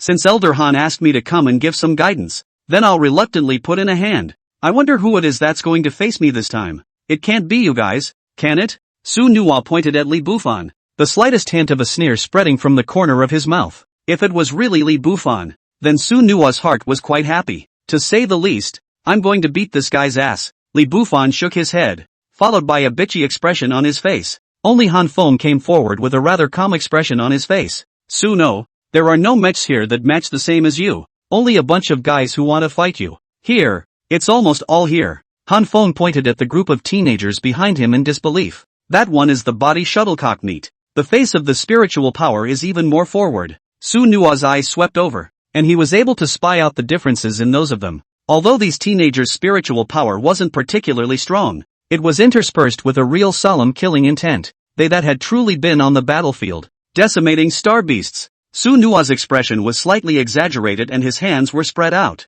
No shit, making me fight this bunch of guys? Well, isn't that bullying? Han Feng smiled faintly, and the crowd behind him was all fist pumping. You're not human. You're a monster yet. Hurry up, don't dawdle. Head to the star arena and get ready to start watching the battle. Su Nuwa looked at Li Bufan, who was full of cheap smiles, and viciously raised a finger at him. In that case, he had no choice but to be respectful. Following behind a group of people, Su Nuwa's gaze slowly lost its stony color. He still had absolute confidence in his own strength. Today's Qilin Mecha was definitely able to easily deal with Saint rank Mecha Masters, or level 30 Mecha Masters. As for the teenagers in front of them, their Mecha levels were only about 10 at most. Even if there was a level 20 Mecha Master, he soon knew that was not afraid. With the replenishment of the Sea of Spirit, and this lingering dual divine soldier in the evening, not to mention the all-encompassing Mecha module, these were absolute strengths for Su Nuwa. The so-called interstellar martial arts field was also a void alien field opened up by the Ereshur city's military department. The range is wide enough that it won't affect any mechs or the operation of the city either. Under Su Nuwa's watchful eye, the group of mech masters in front of them began to summon their mechs. In a flash, one after another mecha of various types were presented in front of Su Nuwa. Whether it was a beast state or an alien type, that one's pupils were abnormally glowing, looking at Su Nuwa as if they wanted to flay him alive. Su Nuwa couldn't help but shiver in his heart. How did he feel that he had become a target in this military department? But that's not a blame on anyone else. It's just because Su Nuwa is too good. It directly overshadowed all the teenagers' sharpness. So in their minds, that naturally set Su Nuwa up as a role model to learn from. And to be able to fight with this idol in his heart today, it was only natural that he would have to use his full strength. With thousands of rays of light illuminating, a divine weapon materialized in their mecha hands. One by one, their gazes looked towards Su Nuwa, seemingly waiting for the Qilin mecha to appear. A faint smile spread across Su Nuwa's face. Looking at the various mechs in front of him that were eyeing the tiger, a few more smiles were added to his heart. Only Su Nuwa's gaze looked toward Han Feng, and there seemed to be a slight hint of apology in his eyes. It seemed to be telling him that it was none of his business if he broke any of his little soldier's balls. With all eyes on him, Su Nuwa summoned the Qilin mecha out. In this interstellar space, all of a sudden a raging energy filled it. Red and white organisms materialized, interspersed with thousands of oppressions, and spewed toward them. In front of countless mechs, the appearance of the Qilin mech directly eclipsed them. Whether it was the flow of light from the body, or the texture of that body full of machinery, or the aura of strength, that was not on the same track as the Qilin mech, especially on the body of the Kirin mech. There was quite a bit of light emanating from the mech modules. The hearts of the mechs in front of them couldn't help but mutter, with so many mech modules, that couldn't even be described as a monster. And looking at the glow, it seems that the vast majority of them are blue modules. It was important to realize that in the midst of a mech master's career, for those of them under level 20, the importance of a module was self-evident. Perhaps the installation of a single white module would be a great help in improving their mechs. The Kirin in front of him, on the other hand, turned out to be a full-blown blue module. For a while, the battle intent in the eyes of the various mechs couldn't help but boil up even more. It seemed that the stronger the promise was, the more excited they were. After all, their numbers were large enough that they would be able to defeat Su Nuwa even if they used a wheel battle. With Han Feng announcing the start of the competition, everything was finally on track. The edge of the star practice arena was wrapped in a red curtain of light, and in the middle of the practice field, only a few dozen mechs filled it. They surrounded Su Nuwa's Qilin mecha, the divine weapons in their hands responding with 1,000 rays of light. Facing Su Nuwa, they seemed to have put their best foot forward right from the start. Only the Kirin mecha didn't seem to be panicking either. The blue pupils slowly changed to red, and without realizing it, the spiritual power was spread out in full. With his incomparably abundant spiritual energy, Su Nuwa quickly spread out the entire martial arts arena.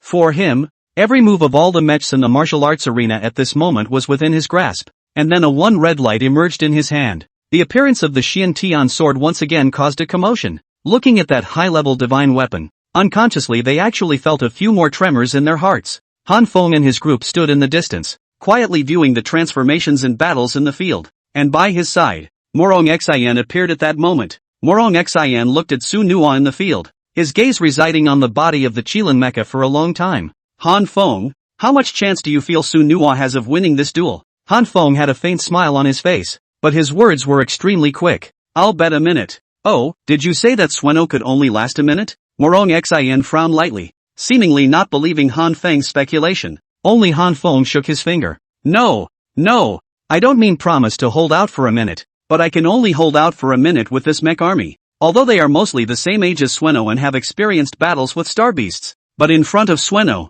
their numerical superiority is simply useless, because in the face of absolute strength, quantity is nothing more than allowing Sueno to swing his sword a few more times. Hearing Han Feng's high opinion of Su Nuwa, Morong Xian's face revealed an expression of disbelief. There must be dozens of mechs in front of them. If they were all defeated within a minute by promise, then wouldn't Su Nuwa's mecha level have surpassed to the saint level? And yesterday, he had seen with his own eyes that Su Nuwa was only the second sequence of awakening. Just as the two of them were still speculating, a shocking change had already occurred in the martial arts arena. The mechs in the innermost circle were full of defensive mechs. It's a tactic unique to them against promise, with defensive mechs wrapping hip promises in a pincer attack, followed by attacking mechs. And at the end of the day, it was the so-called alien-type mechs that provided long-range support. It's safe to say their tactics were seamless. But now, those defensive mechs in front of them were all smoking. The top of the mechanical skeleton was even covered with the slightest crack, and the uniform cracks in their bodies were filled with a red glow.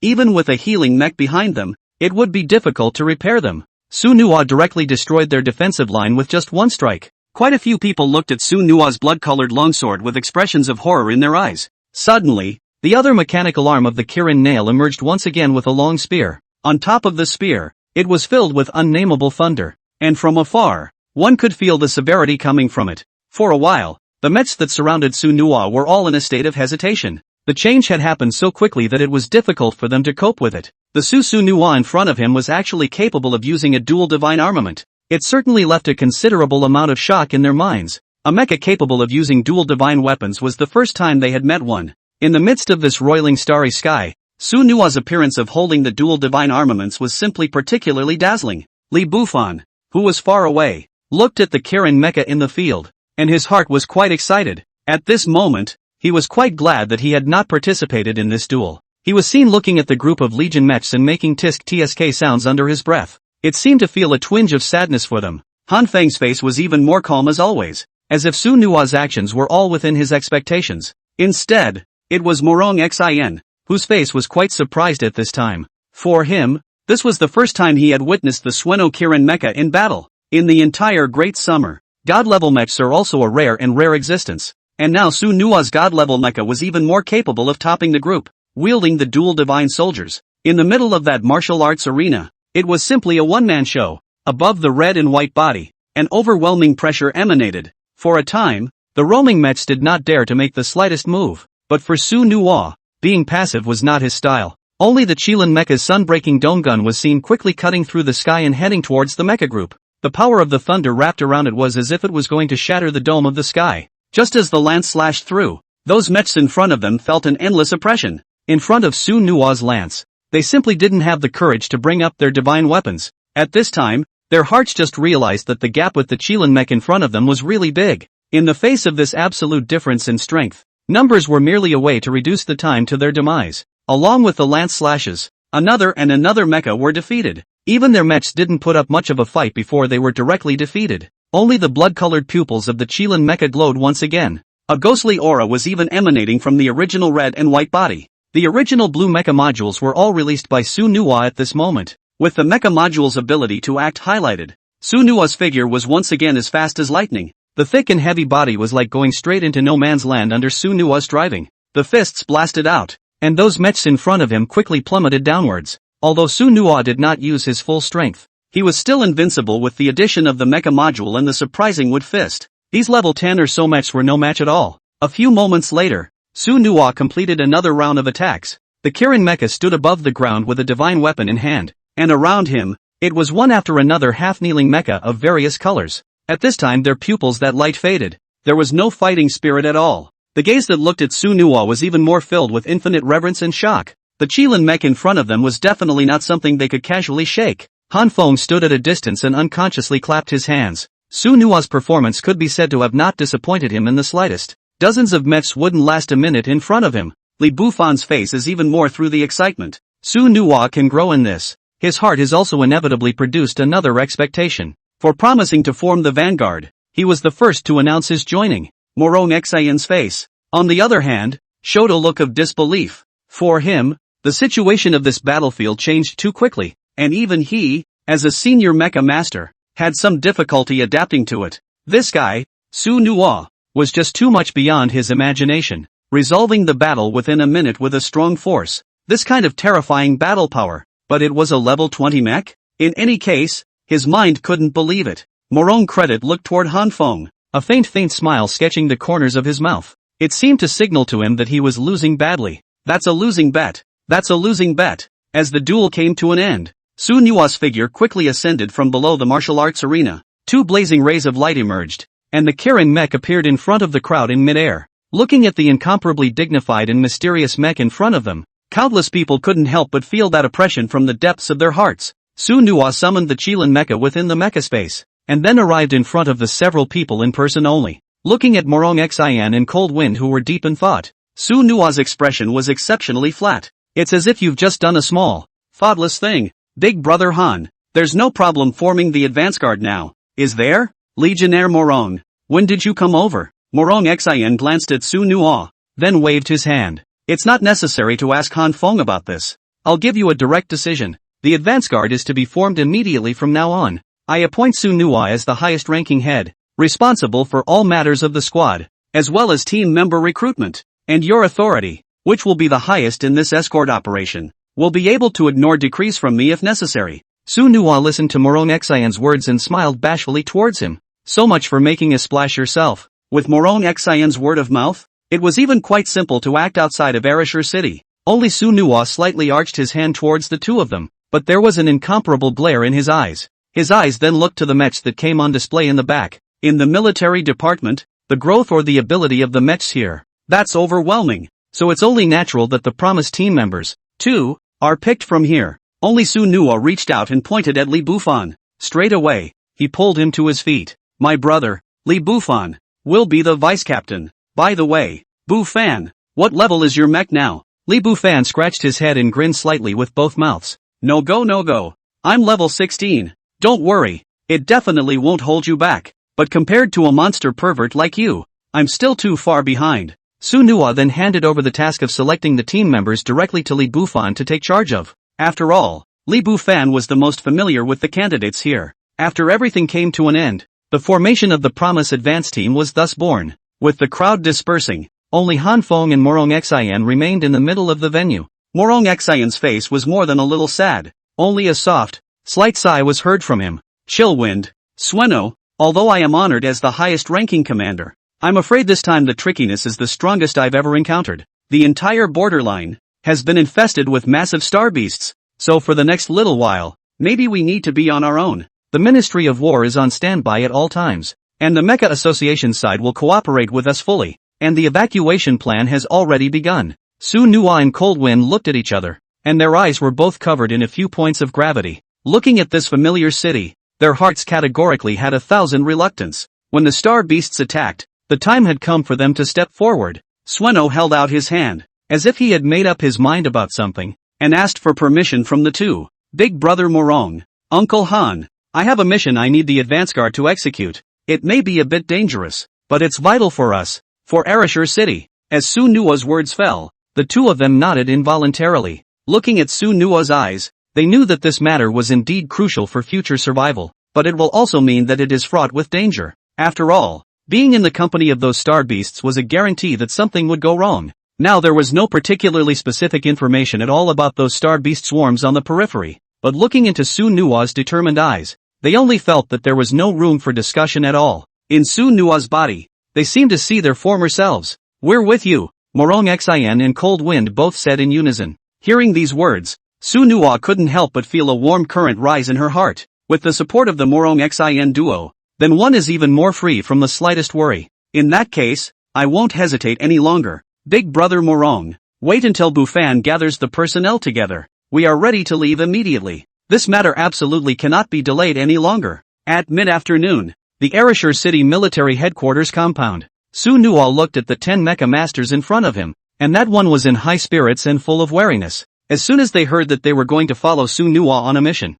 they all looked forward to it. This didn't require Li Bufan to pick too much at all, as there was no shortage of players. Su Nuwa looked at these mecha masters in front of him. Most of them were similar in age to himself, and most of their mecha levels were also above level 15. Even outside of the city, they were considered quite good mechs of the same level. Su Nuwa said in a cold voice, this questing mission is the responsibility of our advance squad. In this, there will inevitably be casualties, and who knows what kind of star beasts we will encounter. So now if there is a retreat, feel free to go back into the midst of the military. Listening to Su Nuwa's words, that one was firm-eyed, not questioning half of it at all. For them to be able to follow behind Su Nuwa, that was also quite satisfying. What's more, the mission of the advance squad was to defend the city. For those of them in the military department, they had committed their lives when they stepped into this interstellar land. Punchy. No one ever backs down. After a few grandiose words, Han Feng and Morong Xian personally bid farewell to Su Nuwa and the others.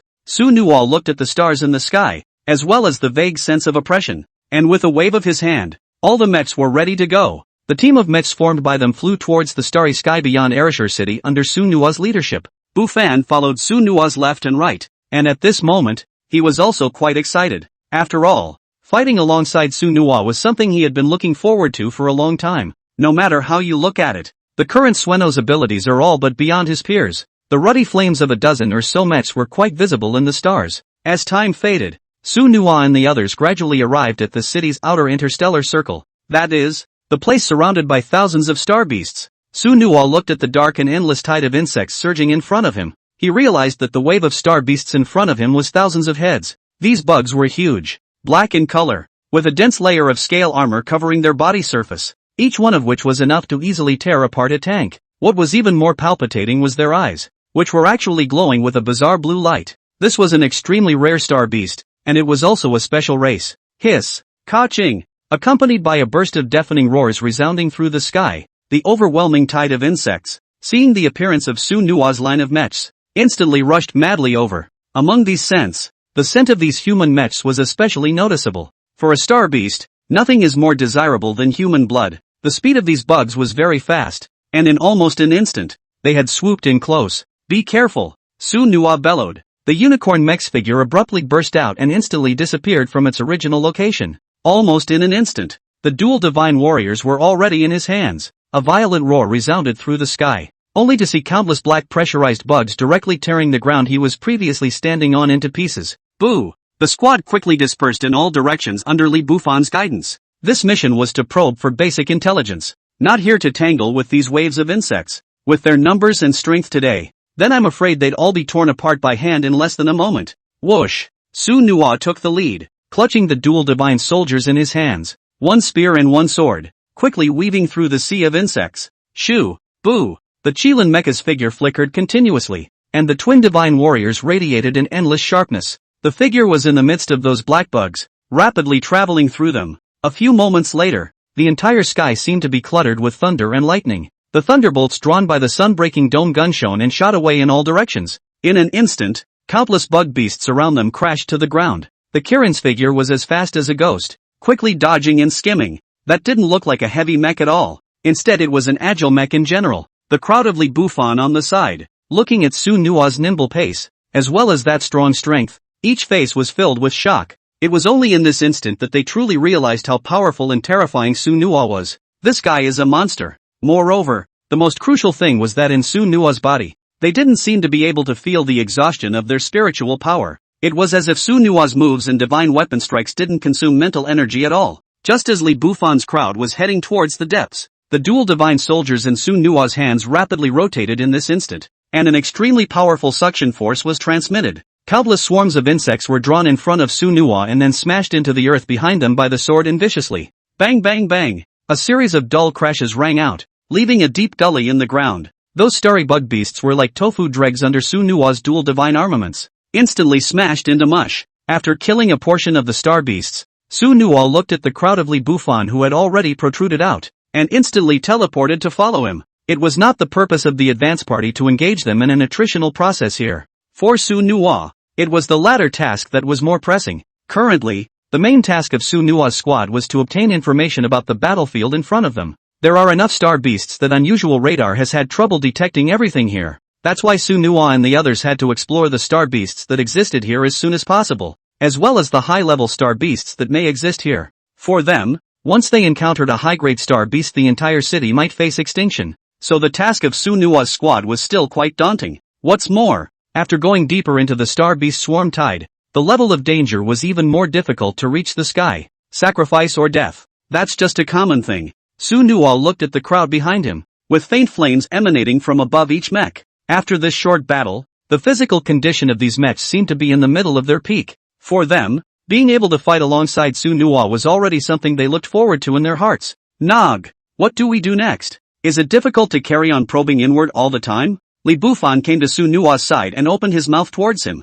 The red gaze of the griffin mech stared into the distance at the unfathomable interstellar abyss. In his mind he felt the oppression from the bottom of the abyss. That nameless sense of oppression made even he tremble a little. No one knew what kind of star beasts existed behind all of this, but there was no reason for them to back down. Thousands of Arashiro people are still waiting for their triumph. This border guard battle, being able to fulfill their promise squad is also one of the keys. Although Su Nua did not speak, Li Bufan understood something in his eyes. Ever since they entered the military department and stepped into the star, there was no turning back for them. Either the mission was successfully completed or the mech crashed. Only Li Bufan raised his mech's right hand, and the expression on his face began to grow excited. Brothers, the time has come when our country really needs us. Are there any retreating people? Diving back is now possible. Li Bufan's words were filled with thousands of fervor, a kind of bravado that came from a young boy. Behind him, the crowd raised the right hand of their mechs to deep space. War, war, war. Advance team, invincible,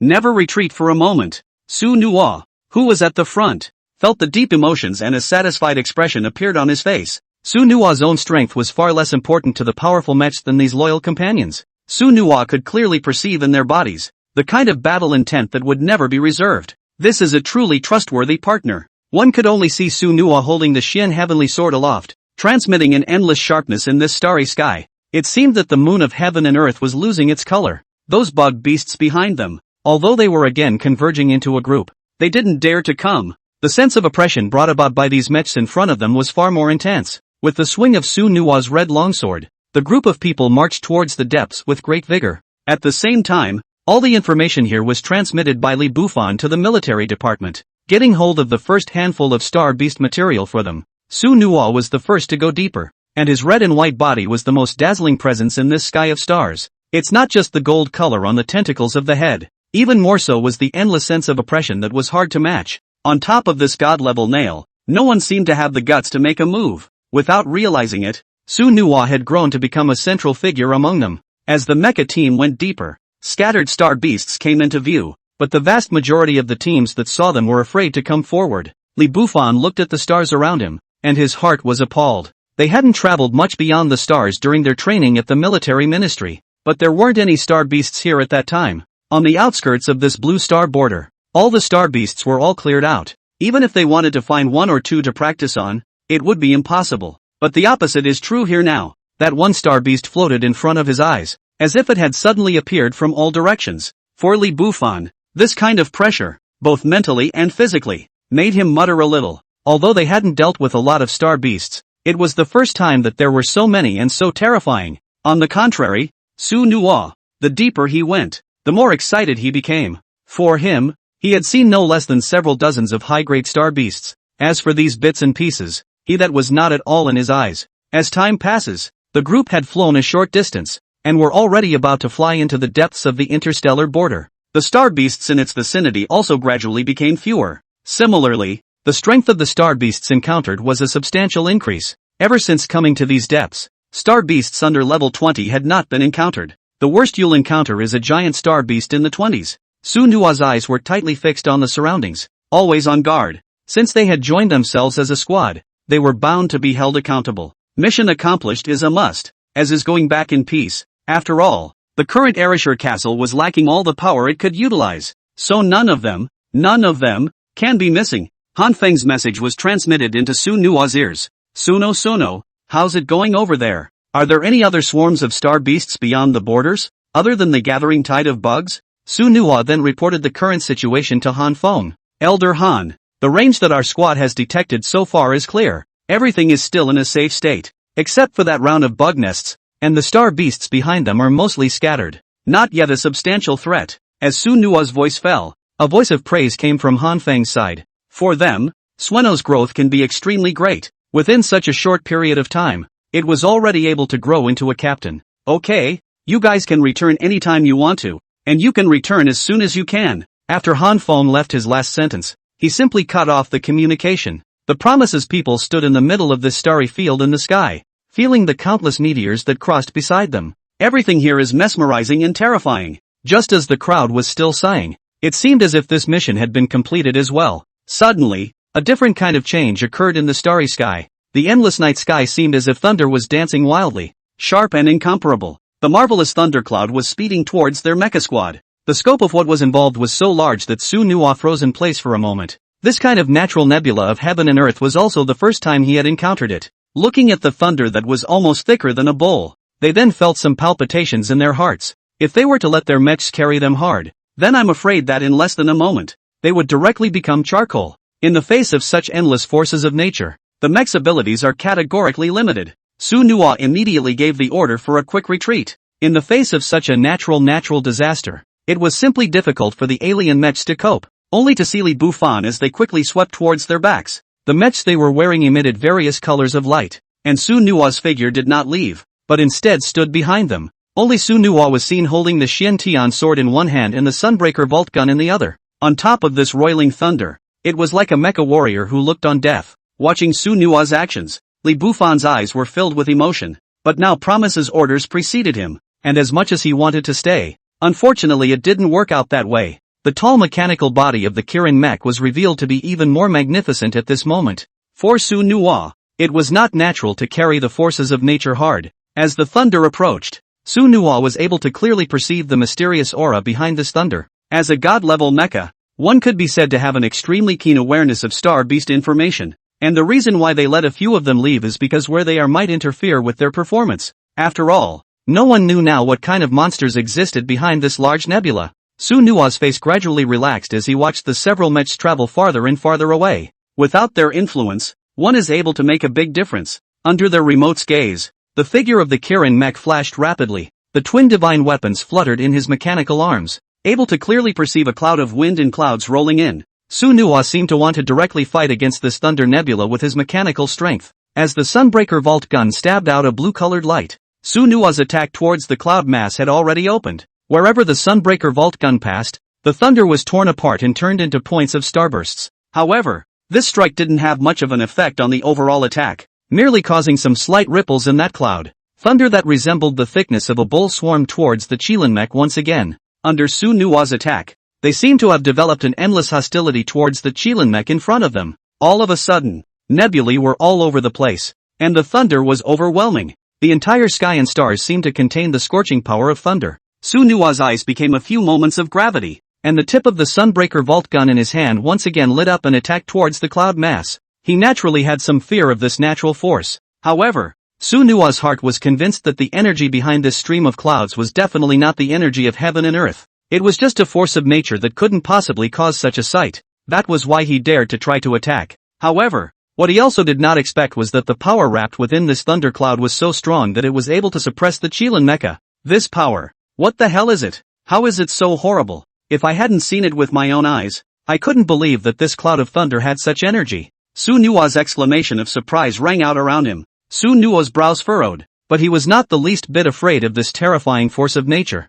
and his mecha figure with a lance in his hand flickered amidst the clouds. However, even so, he still couldn't easily break through these thunder clouds. These thunders contained a power above them that made his heart skip a beat. That seemed to be power from the stars, and there was some kind of connection between them. Su Nuwa felt the power of this thunder, striking the body of the Qilin mecha with reckless abandon. The original reddish-white fuselage did not appear scorched as a result. Instead, he seemed to be enjoying the whack of thunder. In this, Su Nuwa was able to clearly perceive the wonders of this thunder power. Compared to the harsh attacks of ordinary thunder and lightning, the feeling brought to him by the shining ancient thunder was instead full of oppression and mystery. It wasn't at all like something that unusual thunder manifested. Instead, it was more like the mysterious star power from the legend. Under the ancient rumor, the stars of heaven and earth transformed into all things, which should also contain many natural powers that are hard to match. The energy they represent is from the thousands of galaxies that have remained unchanged through the ages, and this power has been endlessly rumored since ancient times,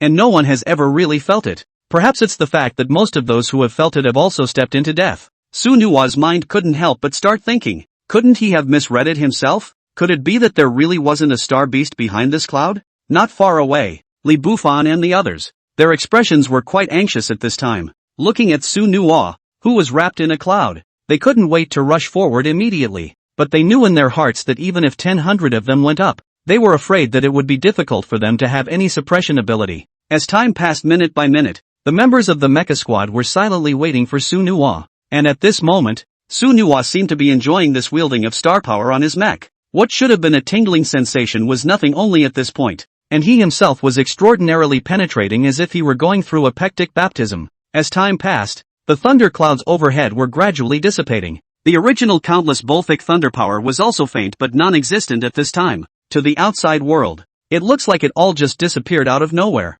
But Su Nuwa knew in his heart that the disappearance of the thunder was all due to the absorption of his own Qilin mecha. It's completely safe to say that the Kirin mecha has absorbed almost all of the star power here.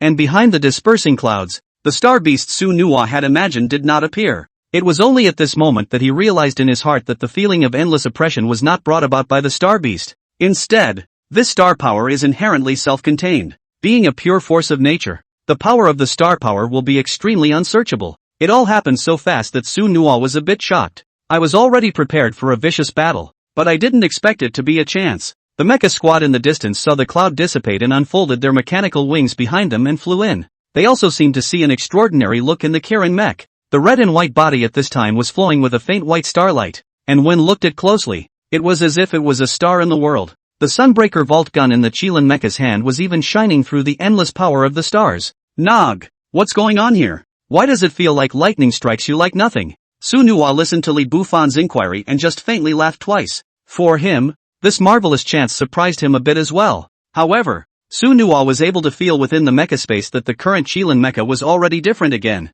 The overwhelming sense of power after possessing the power of the stars made him somewhat look forward to the next battle. Su Nuwa's eyes looked into the distance, and at this time, there were still scattered star beasts wandering beyond the stars. The dispersal of this nebula did not seem to affect much. Su Nuwa looked at the few people behind him, but the faces of each mecha were filled with incomparable confidence. They saw in Su Nuwa's body that unprecedented strength of conviction. The miracle Su Nuwa had performed had once again convinced them. That nearly unrivaled mass of thousands of thunderclouds was actually easily dissolved by Su Nuwa. Even looking at that scene, it would be more correct to accurately say that it was being absorbed by Sueno. The impact on their minds was quite great when they were perceived at such a close distance. They only felt that Su Nuwa was able to fight against this natural force of heaven and earth. The power of the armor of the divine class. That was no insult. Following behind Su Nuwa, Li Bufan's crowd only felt as an inexplicable peace of mind. No matter how this roiling starry night changes, as long as the promise is here, nothing will be a problem. Only to see them standing in rows, each dozens of meters tall mecha standing tall, seemingly waiting silently for Su Nuwa's review. As people of the military department, asking them to submit to an alien mecha master was as difficult as a rift. But if all that stands before them is promise, then I'm afraid it's a case of front and center. After all, in the history of this Arashur city, the reputation of the teenage genius Su Nuwa might never be broken. As Su Nuwa raised the Xian heavily sword in his hand, the crowd's attention was once again drawn to it, only to see that the long sword that should originally be blood-colored sharpness, at this time in the hands of the Chilean mecha, but it was showing a few points of blue. If one looked closely, one would be able to clearly see the difference above the blade. If the blood-colored long sword from before was sharp and exposed, that long sword that now emanated a blue aura was the internalized bully. At a distance, they were able to sense the sense of oppression it brought. It was the equivalent of the oppression exerted by the forces of nature on top of the mech. With these spirit-ranked mechs of theirs, that was simply difficult to deal with, and the blue sharpness was permeated with fine thunder power. It could be said that the Xian Tian sword in Su Nuwa's hands underwent a refreshing qualitative change. Su Nuwa felt the thunder power in his hands, and the expression on his face synchronized to become a little more excited. As they had seen, their own Xian Tian sword completed another round of evolution. Originally, this sword was one of the 10 great sacred swords, possessing supreme advanced abilities.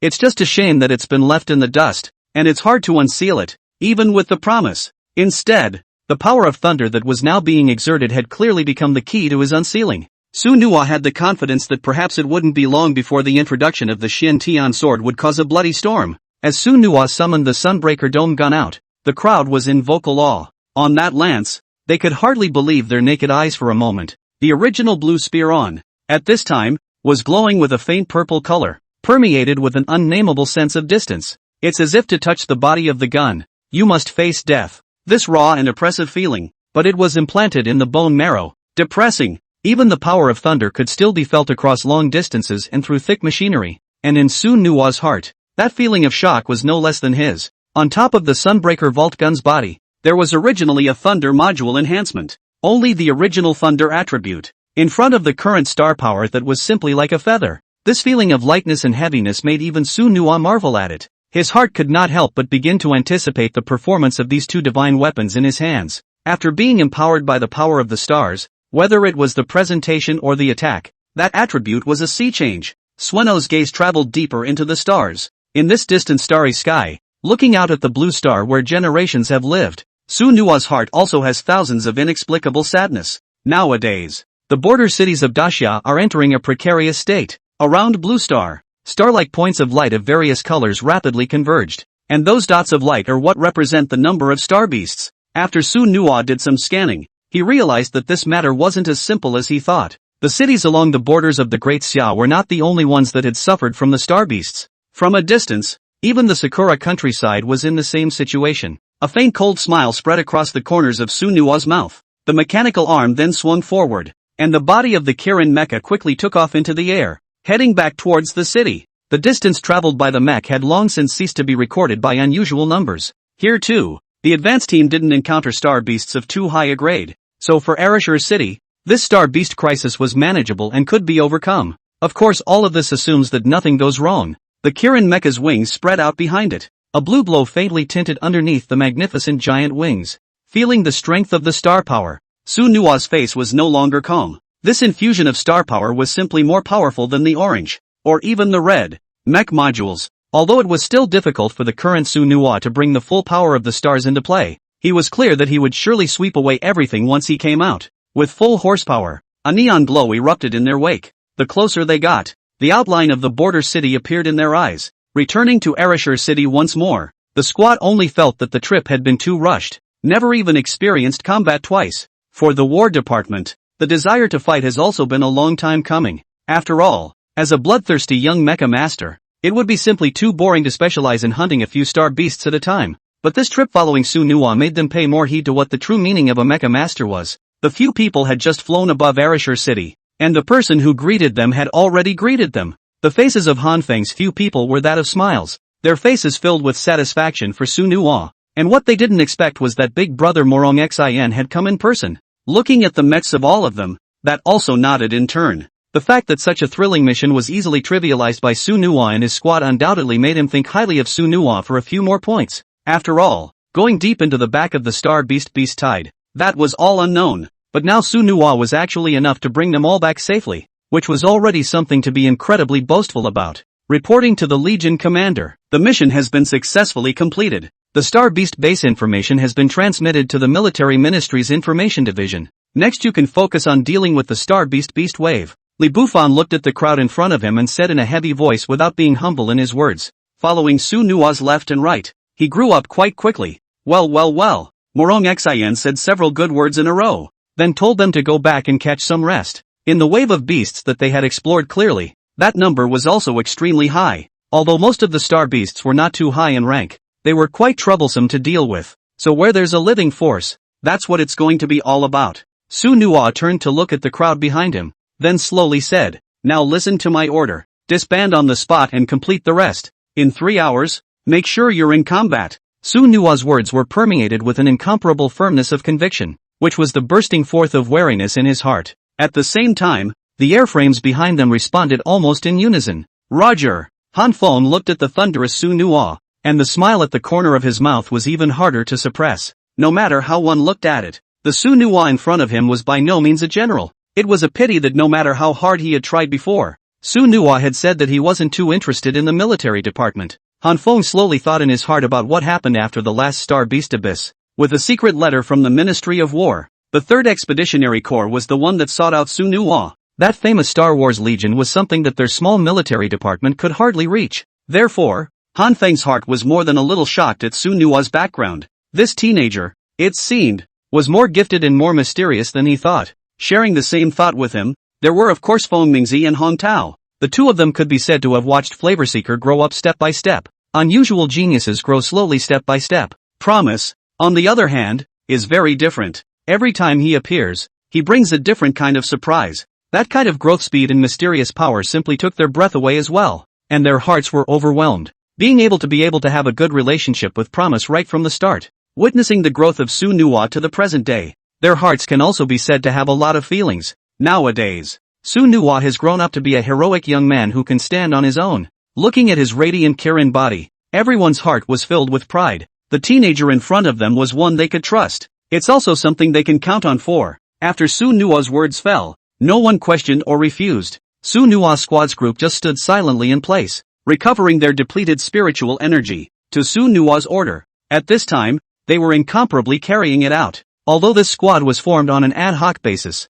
it was invaluable to them. So what if Su Nua wasn't from the military department? With so many bigwigs backing him up, that already said it all. Almost every street in the large city of Arashur City was filled with people making retreats. Although the intensity of the star beasts that came to infest the area was not particularly high, the Alliance had the requirement that in the event of a war the general public must complete their evacuation. After all, there was no guarantee that anyone would be able to truly defend themselves against the attacks of those star beasts. A huge starship floated in the sky. One by one, the vast majority of the crowd enters it, and they will disperse to the other inner cities of the building. You can return home only after this side is completely stabilized. Principal Hong Tao slightly moved his wrists, and a light of death in his eyes radiated. Only his figure slowly left in front of several people, heading towards the cluster of starships in the center of the city. On this trip, his mission was pure, and that was to escort these starships to their destination safely. It can only be left to them over this warren of land in Ereshur City. 3 hours later,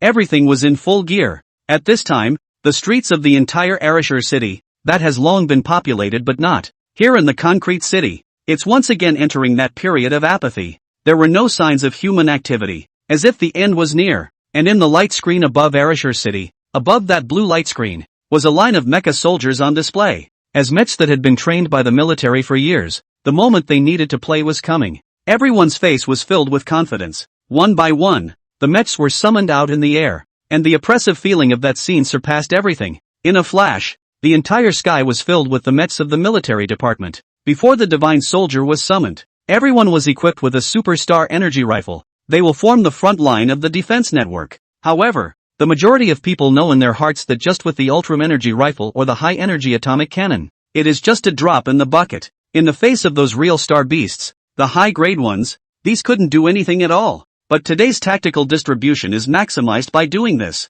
After all, not all mechs were like Su Nuwa, who had endlessly depleting mental energy. I'm afraid that the not-so-full spiritual energy to support a high-intensity mecha battle would only be as much as half an hour. That's why they have to save all of their limited war power for the final moment. In other words, if the star beasts wanted to destroy the city, then they would have to step on the carcasses of their mechs. Han Feng and Morong Xian were directly in command. There's a lot more at stake in this fight than just the battle of the guards. More than anything else, it is about where the national destiny of Daxia lies. If the border cities are invaded after that, then the inner border cities are the lips and teeth. While support is limited, their wariness is unlimited. Unconsciously, the red sun slowly receded, and the entire land turned orange, shining above the towering buildings. It was as unsettling as a stranger at dusk. Watching the departure of the last escorting starship, the hearts of the crowd let out a long breath. The evacuation of the people of Ereshur has been completed for the most part, so there is no need for them to have any more scruples. Once the star beasts launched an all-out attack, they would naturally strike in synchronization. Su Nuwa closed her eyes tightly, as if relieving the emotions in her head. The sea of spirit was so full that he didn't need to rest too much at all. What's more, with the Mecha Chosen system in place, it was possible to quickly recover mental power by casually taking some star cores to add to it. Suddenly, Su Nuwa's eyes opened. Almost in synchronization, the blue eyes of the Kirin Mecha also became more translucent. He was seen looking into the distance, feeling the gusts of movement coming from afar. The Kirin Mech's radar had almost detected the fluctuations around it. Beyond that star, one dense point of light after another came frantically towards the border. Su Nuwa said softly, "It's finally coming. Advance squad, prepare to assemble for battle." Along with Su Nuwa's words falling, the crowd of Li Bufan behind him instantly opened the eyes of their armor. The eyes were filled with the most primitive longing. It was an unnameable feeling of killing, and behind them, a group of mecha soldiers even raised the star energy rifles in their hands. All of a sudden, a great battle was about to break out. The interwoven web of bullets that gathered together shot sharply toward the star beast in the air. The red tongues of fire were so brilliant against this night sky. The endless sound of guns and cannons draws the curtain on this great land. Those waves of beasts that were charging were struggling to make the slightest bit of progress in front of these basic equipment. The first line of defense gathered by so many high-energy star cannons was also not something that could be broken through by their little minion star beasts. And the figures of Su Nuwa's crowd, at the very back of the entire battlefield, waited for orders. Promise is not, after all, affiliated with the War Department, so it has the highest level of mobility. For Su Nuwa, their squad was responsible for coordinating the mobility of the entire battlefield. Wherever help is needed, they go. A few moments later, the unmistakable clamor of gunfire pounded again, and the carcass of one of the star beasts presented before them plummeted downward. The vast majority of that carapace, though, was left with a huge crater. Morong Xian's brows were still gently furrowed, as if the attack in front of him hadn't worked as he had imagined. While fending off the first wave of star beast attacks, however, he knew in his heart that these star beasts in front of him were nothing more than a tidal wave of beasts around level 10. The aggressiveness of these star beast guns still works. It would be a major disaster if all the star beasts in the back were level 15. After that time, then white-knuckle warfare must be resorted to. The stream of unusual mecha guns no longer posed any threat. Countless bullet cannons were fired into the air. The colors of blue and red intertwined with a wave of sadness. With the completion of round after round of attacks, There were no less than thousands of star beast carcasses falling on the ground, but when they looked up again into the distance, the group of star beasts in front of them continued to swarm in an endless stream. The huge star beast, as if it couldn't feel pain, its scarlet eyes looked at them as if it had locked onto its prey. Those dark substances emanating from his body were even more intertwined. In that sky, a black light was formed. The airborne behemoths flew, charging toward every guard point. Giant ice worms? A 16th level sublime order star beast. All beware. Defensive mechs prepare to meet the attack. The behemoths that came on this trip were like frozen, glowing with streaming crystals, and wherever they traveled, the air was almost directly condensed. The giant ice worm. It was a star beast that was quite beyond nature. With their appearance, the situation of the battlefield changed once again. Those ice crystals on their bodies were able to withstand all of these star cannons. In this way, the aggressiveness of the gun has disappeared but not. And in their rear, those unorthodox star beasts even switched formation, heading up and down and around the perimeter of the encirclement. Their goal seemed to be to invade the urban complex directly above ground. With a neat brushing sound, the giant rifles were stowed away one by one and carried on the back of the mech. And in their hands, beam sabers of the same make surfaced almost synchronously. A faint blue glow emanated, echoing their mech eyes. All mech squads, attention! Prepare to strike! Accompanied by the fall of Morong Xian's words. For a moment everyone's expression was all solemn.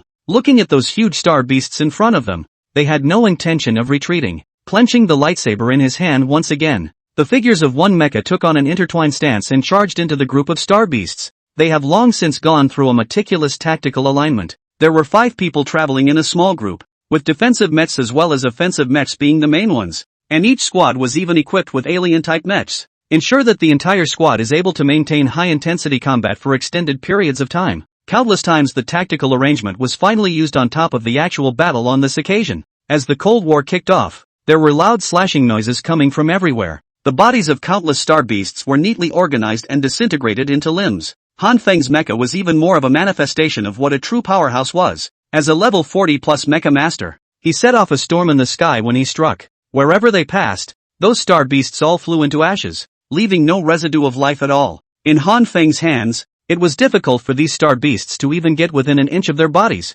Han Feng killed his way through, and he was directly approaching the back of the star beast group. As the second-line commander, he had to make sure that there were no high-level star beasts at the back of the star beast group. Otherwise, if it appeared, for these mechs of the military department, then I'm afraid that they would meet their doom. After all, currently there was no one here but him and Morong Xian who was able to defend against those high-grade star beasts. As Han Feng went straight into the back of the star beast, the front lines were once again scorched. The defensiveness of the Xian ice giant insect was really beyond their imagination. The beam saber in his hand slashed at its body as if it were slashing on top of 10,000 years of metaphysical ice. And the effect was immense. This guy's defense wasn't something their mecha attributes could break through yet. It could be said that in order to deal with a single Xian ice giant worm, it would take a 5-member squad to put in a great deal of effort. But if that happened, I'm afraid it wouldn't take long for their spiritual energy to be completely exhausted. The star beasts after that, how would that be dealt with? Su Nua's eyes displayed an endless sharpness,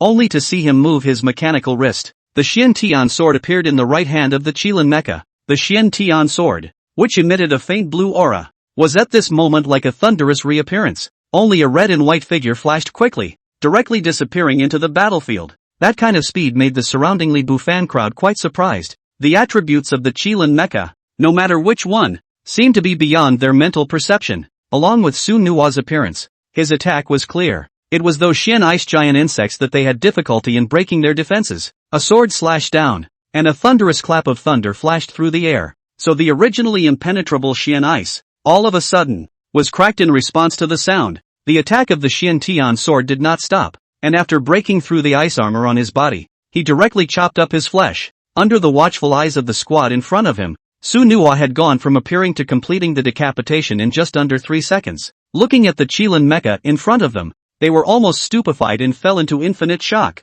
This kind of speed and aggressiveness was simply beyond their imagination, and the same voice couldn't help but emerge from their minds. Didn't Su Nua just break through level 20? This aggressiveness, is it like a level 20 mech? The figure of the Qilin mecha did not stop, and with another flash, it rushed to the next Xian ice giant insect. To Su Nua, these seemingly impenetrable defenses were simply disdainful. After all, the battle he had experienced before, it was with a star beast of the Lord rank, and now he himself had been baptized with the power of the stars. All of the basic attributes had been increased by leaps and bounds. Another sword chopped down without the slightest delay. As the blue light appeared, the Shin Ice Beast in front of him was directly destroyed by Su Nuwa in a single chop. The figure of the Griffin mech thus weaved through the first layer of defense. Any star beasts that were difficult to deal with were all chopped down one by Su Nuwa. The appearance of the Qilin mecha directly overturned the perception in their minds. More than anything else, it turned the battle upside down. The Shin Ice giant insect that was originally unstoppable was no longer able to advance half a step forward at this moment. Behind Su Nuwa,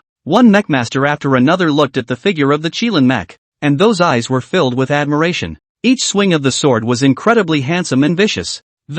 These Shin Ice giant insects in front of us are like cutting white paper without any pressure. A few moments later, Su Nuwa had cleared as many as a few dozen heads, and Su Nuwa clearly sensed that the experience of his Qilin mecha had gotten a rapid increase. Since the installation of the experience module, the growth rate of this experience was like a rocket. With just a few dozen star beasts, Su Nuwa could vaguely feel some signs of a breakthrough. Before he could go deeper to kill the enemy again, the clamor around him caught his attention. Only those mechs behind him were seen, each waving the beam sabers in their hands, and all of them were shouting Su Nuwa's name under their breath. In their eyes, Su Nuwa's existence was simply like a god descending from the heavens. That one armor and one sword was directly a one-man army that could not be opened by 10,000 beasts. Morong Xin, who was not far away, looked at Su Nuwa's state, and his heart was also quite happy. To be able to have the addition of such a talented youngster, he could vaguely sense that Su Nuwa's future growth would be absolutely top-notch. It was not even a matter of going beyond the realm of human mechs.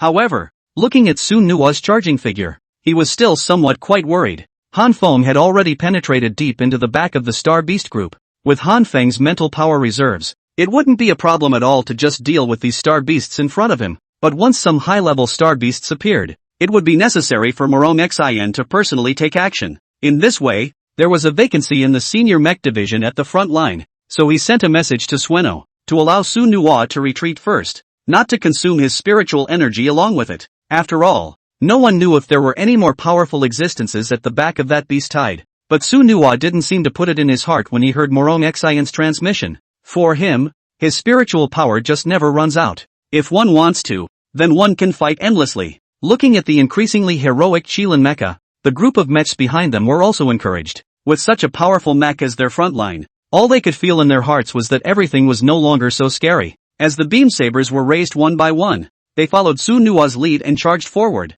Morong Xian looked at Su Nuwa's figure, and there was also a bit more bravado in his eyes. In his heart, he felt a little more fond of Su Nuwa. Such a talented and heroic young man. No wonder their few old guys loved it so much. The Griffin mech moved forward, completing a direct move to open up the road. These star beasts in front of him, that was not a match for his Shin Tian sword at all. The sky was interspersed with harsh thunder power. Without realizing it, that star power had completely penetrated. Every time the Shin Tian sword chopped down, it set off a burst of stars rolling. A few minutes later, all of the Shin Ice giant insects in front of them were cut down by Su Nuwa, and his mech level, too, was synchronized to rise again. The blood-colored eyes of the Qilin mecha looked around. The movement of the beast tide was still quite large. Behind the Shin Ice giant worm were even more star beasts that he could hardly describe. Waving its huge wings in the sky, it quickly came towards the side. In their scarlet eyes, it seemed as if they were only there to break through their defenses. In a flash, the few mechs in front of them were quickly surrounded. A few moments later, the mech turned into pieces and crashed downwards, although the threat of the Shin Ice giant insect was easily neutralized by Su Nuwa. But the star beasts after that were even more brutal and vicious. With the mech combat of the group made up of several people, it could only be resisted for a few moments, and to a large extent, a mech is bound to fall as a result. Morong Xian, as a senior mecha master, was also fully devoted to the battlefield at this moment. As far as command is concerned, it's all let loose. At this moment, the wave of star beasts had already launched an all-out attack, so command was no longer necessary. Now the mission and code of the Legion, that is all tops. No matter who it is, no one may take a step back. Bright silver mech surfaced and instantly shone unmistakably in the air. Morong Xian's mecha was filled with that unnameable sense of nobility, and wherever he traveled, he set off a storm of functionality. Su Nuwa looked towards Morong Xian's mecha, and a calm-like smile appeared on his face. The heart is also filled with 1,000 emotions, worthy of being at the level of a big brother. A random strike can cause a storm to come. The Legion's mechs, after putting their beam sabers away, synchronized to summon the divine weapons that were exclusively theirs. The entire sky turned a different color. Various types of divine weapons came out in an endless stream, but they all, without exception, had that sharpness to the left of their right, accompanied by a burst of charging sounds. Everyone was on standby, blending into the beast tide. As for Morong Xian's figure, after killing through a bloody path, he also arrived at the center of the beast tide. To be able to launch such a large infestation, that would definitely possess a star beast commander. News of Han Feng hadn't gotten out yet, so he had to go deeper into it. Only Su Nua's Qilin Mecha was seen summoning the Sunbreaker Dome Gun. The two divine weapons were held in their hands, sharp in that crowd. The Sunbreaker Vault Gun emitted a blazing blue light, like a gun off the string bursting and flying toward the front. Wherever it passed, the air was exploded by thunder. The surrounding star beasts, that one was also killed. However, the line of the Sunbreaker Vault Gun did not stop. Su Nua's purpose was also very simple, and that was to use the Sunbreaker Vault Gun to break through a line of defense, and the Qilin Mecha was also going to penetrate deep into the back of the beast tide. Morong Xian looked toward the blue light not far away, like a star dome directly piercing through the beast tide and opening up a path. Before he had time to sigh, the Qilin Mecha figure had already surfaced in it as a red light. Big brother Morong, it's better for me to go on Elder Han's side. You can't have a forward position without a command. Don't worry, the Kirin Mecha will never disappoint you with it. Along with Su Nua's words, his figure had disappeared into this blue light. Morong Xian looked at the back of the Qilin Mecha and then stalled in place, and the smile at the corner of his mouth was indicative of everything. Promise this guy has brought him so many surprises. Looking at the figure of the Qilin Mecha, even Morong Xian was somewhat moved by it. To his surprise, Su Nua's bloodlust was so strong. Once one went deep into the center of the beast tide, the crisis that one faced would not be ordinary. The red and white figure of the Qilin Mecha followed the path opened up by the Sunbreaker Vault Gun and headed deeper.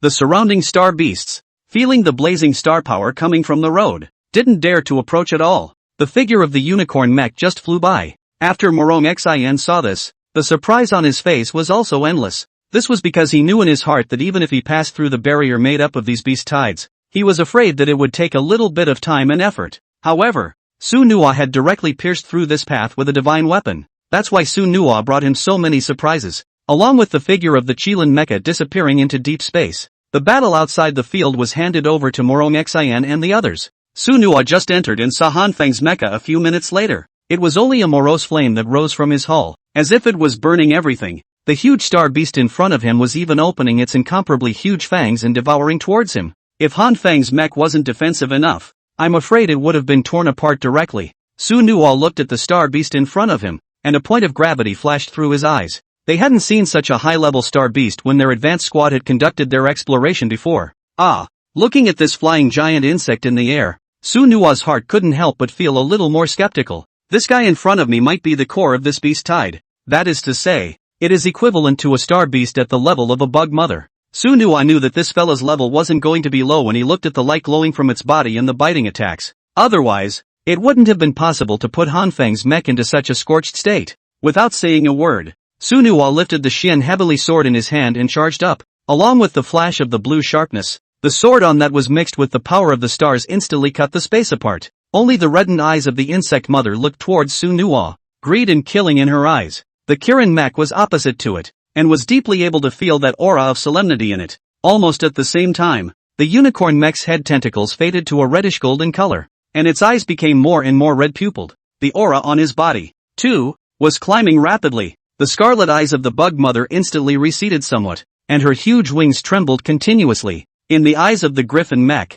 it seemed to see the course of its destiny, and it has soul suppression for it. The Kirin mecha's aura was on full blast, and as a divine beast, although it was not yet determined to be in beast form, the aura was unmatched by the star beasts. Even if the bug mother in front of him was a star beast of the lord rank, it would still have to obediently submit. Han Feng put away the divine soldier in his hand and panted heavily in the cockpit. Seeing Su Nua come, there was more than a hint of joy in his eyes. Soon, however, a faint look of sadness returned to his face. Su Nua's strength, he naturally has confidence. This guy's means if the full open, then I'm afraid that he is also difficult to deal with. And the bug mother in front of him was almost the same level as his own mech. As a star beast of the lord rank, it had long possessed extraordinary intelligence and abilities. The reason why it was so difficult to deal with was because the bug mother in front of him could summon a doppelganger. Even the strength of the doppelganger was no different from itself. So for Han Feng to deal with two lord rank star beasts, it was quite a struggle. Han Feng's eyes looked toward the Qilin mech, and in his heart, for some reason, He actually felt a bit more at peace after seeing Su Nuo come, but he was still overflowing with worry about Su Nuo. It was no big deal for himself to die in battle here, but Su Nuo, as an unparalleled genius youth, could never fall because of this. There must be traces of his promise in the interstellar universe of the future. But before Han Feng could speak, the figure of the Qilin Mecha had already rushed out. He was only seen holding a long sword in his hand and a lance in his other hand, both of which were emitting a blazing blue electric aura. Just as Su Nuo closed in, the bug mother in front of him suddenly spewed out a burst of thick fog, followed by her body splitting in two. Its art of splitting the body was already unfolding. When the fog dispersed, Su Nuo looked at the two bug mothers that appeared in front of him, and the gravity in his eyes once again increased. If these were two Lord-rank star beasts, then it would be quite a challenge for the Qilin Mecha as well. Not far away, Han Feng was about to ride his mech to come, but he was stopped by Su Nuo. His mech had long been in poor condition, and he simply couldn't continue fighting any longer in a short period of time. There has to be a period of recuperation. However, to Su Nuo, the two bug mothers in front of him were not on his mind. After all, with Han Feng's consumption before, the state of these two guys was bound to be greatly reduced. The Kirin Mecha lifted the divine soldier, and it transformed into a shadow in place. By the time the mech reappeared, it was above the bug mother. A sword cut down, and the power of the stars immediately poured over its body. Not only his body, but even the entire air was paralyzed. On the bug mother's body, only the two huge wings were cut a few times, and it didn't seem to have suffered much damage itself. The Sunbreaker dome gun in the Qilin Mecha's hand was also synchronized to attack towards the other bug mother. The gun's main was like electricity, quickly cutting through the void towards its body. In a flash, an extremely sharp shriek rang out in this starry night. Su Nuo instantly put away the Xian heavenly sword when he saw that the lance's attack had worked. The Kirin Mecha grasped the lance with both hands and made a burst of lance swimming dragon style. The continuous point bursts instantly drove back the bug mother in front of him. The wings on that body, and even the carapace, had been stabbed by the Qilin Mecha with one big hole after another. The basic attributes of the Xian heavenly sword and the Sunbreaker vault gun were not the same. And in this way, Su Nuo understood something in his heart. The bug mother in front of him seemed to be even more afraid of the attack from the Sunbreaker dome gun. Only the Qilin Mecha waved its lance, and the gravity in its eyes transformed into excitement. For Su Nuo, finding the breaking point would end the battle. The two bug mothers chirped continuously, emitting a burst of violent sound waves, and those star beasts at the front, their individual scarlet eyes flattened a few points once again. Almost instantly, their ferocity seemed to have reached its peak. Su Nuo looked toward the rear position, and the fall of the mechs could constantly be seen in the distant starry sky. Since the appearance of these two bug mothers, the fight against the front seemed to be even tighter. After all, the number of bug tides was extremely large, and it was indeed difficult to form a threat with those mechs.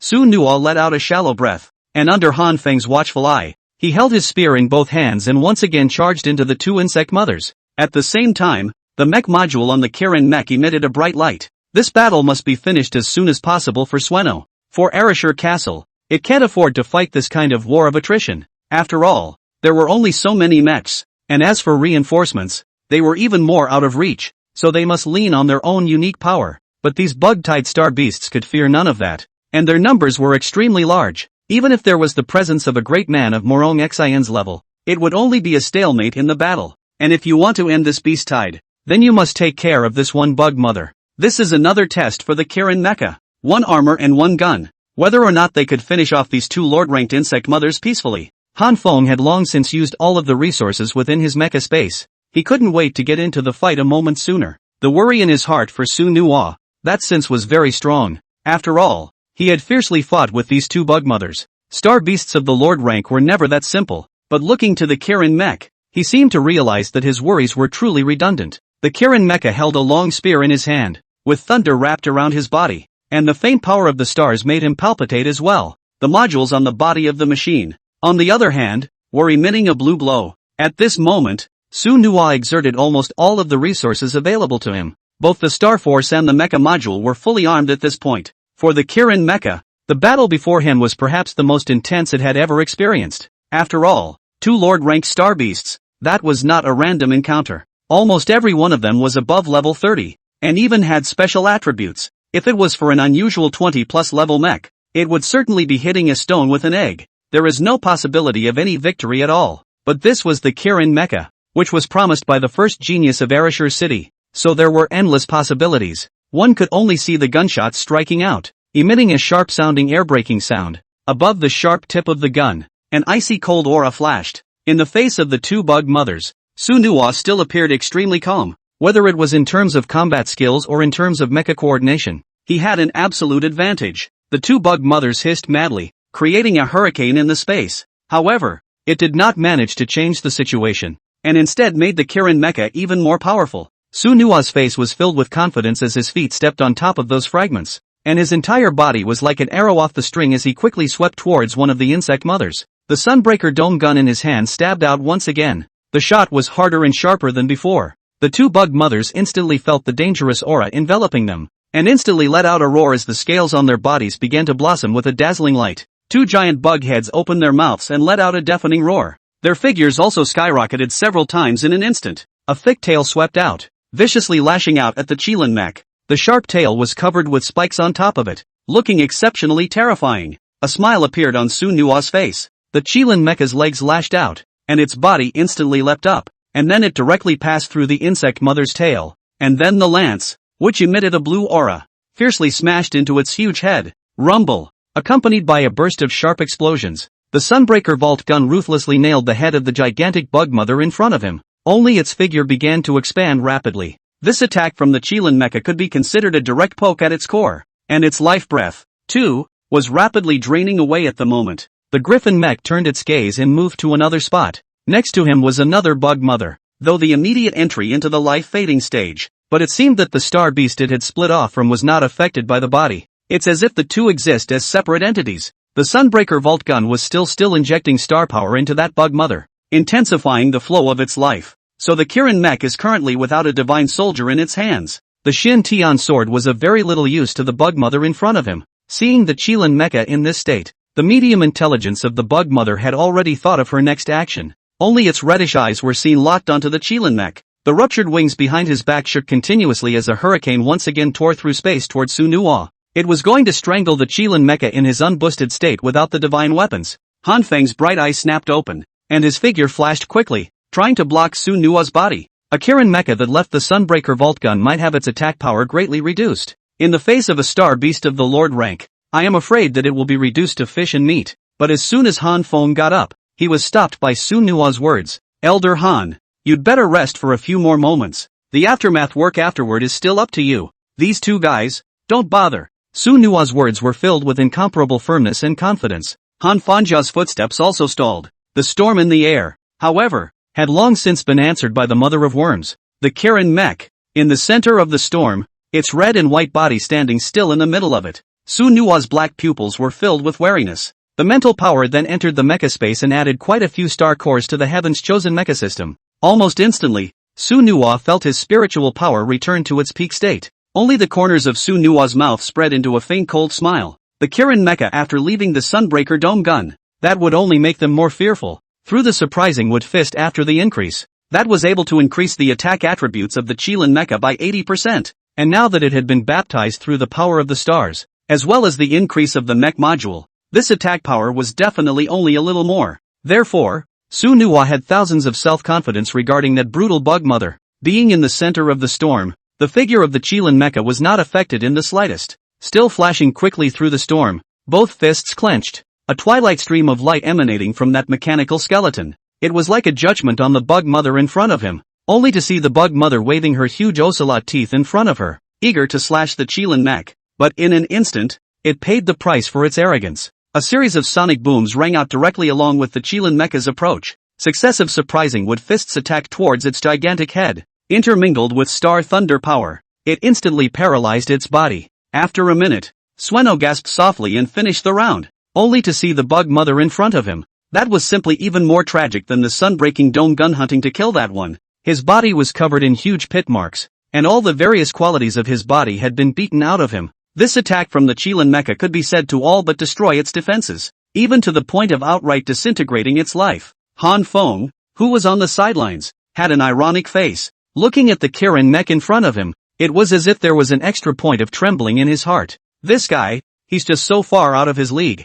Double fist hand blade Lord Order Star Beast. This spread out that I am afraid that the entire alliance will be shocked by it. Following the completion of Sunuwa's attack, the star power in the clear sky slowly dispersed. It seems like it's all once again, back to square one. The corpse of the bug mother in front of him turned into a shadow and disappeared into the dust. On the other side, the original bug mother body that had been nailed by the Sunbreaker dome gun's vital signs had also completely dissipated. The Qilin mech flew forward and directly, it took out its star core. A punch followed, splitting its torso in two. After completing this, the Qilin mecha and Han Feng headed towards the encirclement behind them. Ever since the bug mother had fallen, that original wailing cry had also disappeared in synchronization. Meanwhile, the bugbears seemed to have lost their attacking call. The scarlet eyes were filled with nothing but killing, but without the bug mother's location, they are like the end of the line, not to be feared at all. Along with the figure of the Qilin mecha reappearing, the countless mecha masters were all of a sudden voices stirring. When he looked at Su Nua's figure, the emotion of immense pride came to his heart. Morong Xian looked at Su Nua, who had appeared, and an extremely pleased smile was also on his face. Su Nua really didn't let him down. It was so dangerous to go deep into the center of the bug nest, and he was able to deal with it easily. If he knew that Su Nua had directly handily killed a Lord-ranked star beast, then I'm afraid his heart would be even more shocked. With Su Nua joining the battlefield, everything was coming to a close. A bundle of thunder transformed into a blue shadow and arrayed in all directions. The divine soldier in Su Nua's hand was like going straight into no man's land. These 10 or so level star beasts in front of them were simply difficult to form any state of defense. Su Nua felt the excitement from the endless killing. The experience of the Qilin mecha, moreover, began to skyrocket at an extremely rapid rate at this moment. After Han Feng appeared, his command caused all mechs to retreat to the back. It was as if he was going to carve out a battlefield exclusively for Sueno. The red and white Qilin mecha at this moment was like a killing god, decimating everything in the midst of the beasts.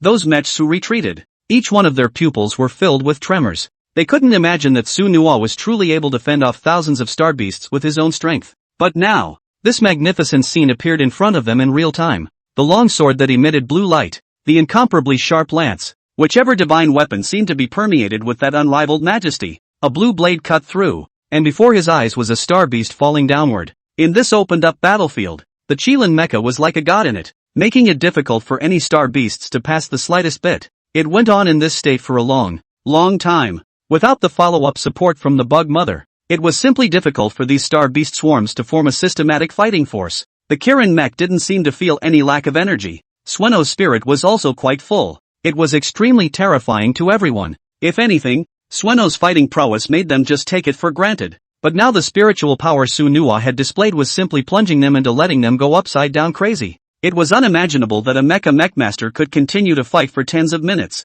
or even hours. Whether it's a drain on the spirit or the organism, that's indelible. But Su Nua, as well as the Kirin mecha, didn't seem to be affected by what was going on here. In the blood-colored eyes of the Qilin mecha, there was only that endless slaughter and experience. Morong Xian and Han Feng both looked at each other and looked at Su Nua without knowing what came to their minds. In the body of the Kirin mech, they also saw many things that boggled their minds. Their hearts couldn't help but exclaim. The Su Nua in front of them, his energy has long surpassed imagination. Along with the retrieval of Su Nua's two divine weapons, everything in front of him turned into a gust of dust. Looking at those scattered star beasts, Han Feng immediately ordered all of them to leave no one behind. Then the mechs in the deep center who were fisting their hands were all up in arms. As the infestation came to an end, the battle of the border guard thus came to a close. But Su Nua always felt that it was all a little too subtle. The level of these star beasts seemed to be even lower than one would expect, even without his own appearance. I'm afraid that with Morong Xian's strength that would definitely not be a problem. Only with such a large number of beast tides, that was indeed a bit tricky. With the fall followed, the crowd flew into the city, clad in a mech. This was the first time he stepped on top of this blazing land. Before stepping into it in a physical body, it looked particularly solemn in its mecha state. Su Nua's group stood above the plaza of the council chamber. The large square was devoid of people at this time. Only they, the recently returned warriors. Mu Yongshin stood at the top, and the eyes of the machine changed to another color. As the temporary supreme commander here, he knew in his heart how hard it had been. He was seen thanking the mechs who were guarding the place one by one, as well as offering the highest recognition for promises. Although Su Nua had not joined the military department, Su Nua's identity was not simple. Whether it was the director of the Mecha Association or the first genius of Arashur City, it was something they were thousands of proud of. And now, Su Nua as well as the Qilin Mecha had become even more of a hero in their hearts. Under Su Nua's gaze, a ray of light surfaced in front of him. Then he directly entered within his mecha space. It all came too quickly for Su Nua to react. Inside the mecha space, Su Nuwa looked at the items wrapped in blue light, and his face just couldn't be calmed. All of these things were undoubtedly rewarded to him by Morong Xin. Looking at the prevalent blue light, Su Nuwa's heart realized that these were not simple. Su Nuwa nodded heavily towards Morong Xin, expressing his respect. As for pushing back, Su Nuwa did not think about it. On the one hand, even if he pushes back, Morong Xin will not stop there. On the other hand, it was natural to reap a little something for making such a great contribution yourself. The Kirin Mecha had also gained a lot from this border guard battle. With the experience module, the mech level directly rose 4 levels in a row. Today's Kirin Mecha has entered the realm of level 24. One must know that the Qilin Mecha had just awakened to the second sequence just over 2 days ago. But in just 2 days, Kirin had grown to new heights. As for the attributes, Su Nuwa had yet to check them. The cheers and sounds of victory and joy filled the square above. The city of Arashiro had thus turned the corner,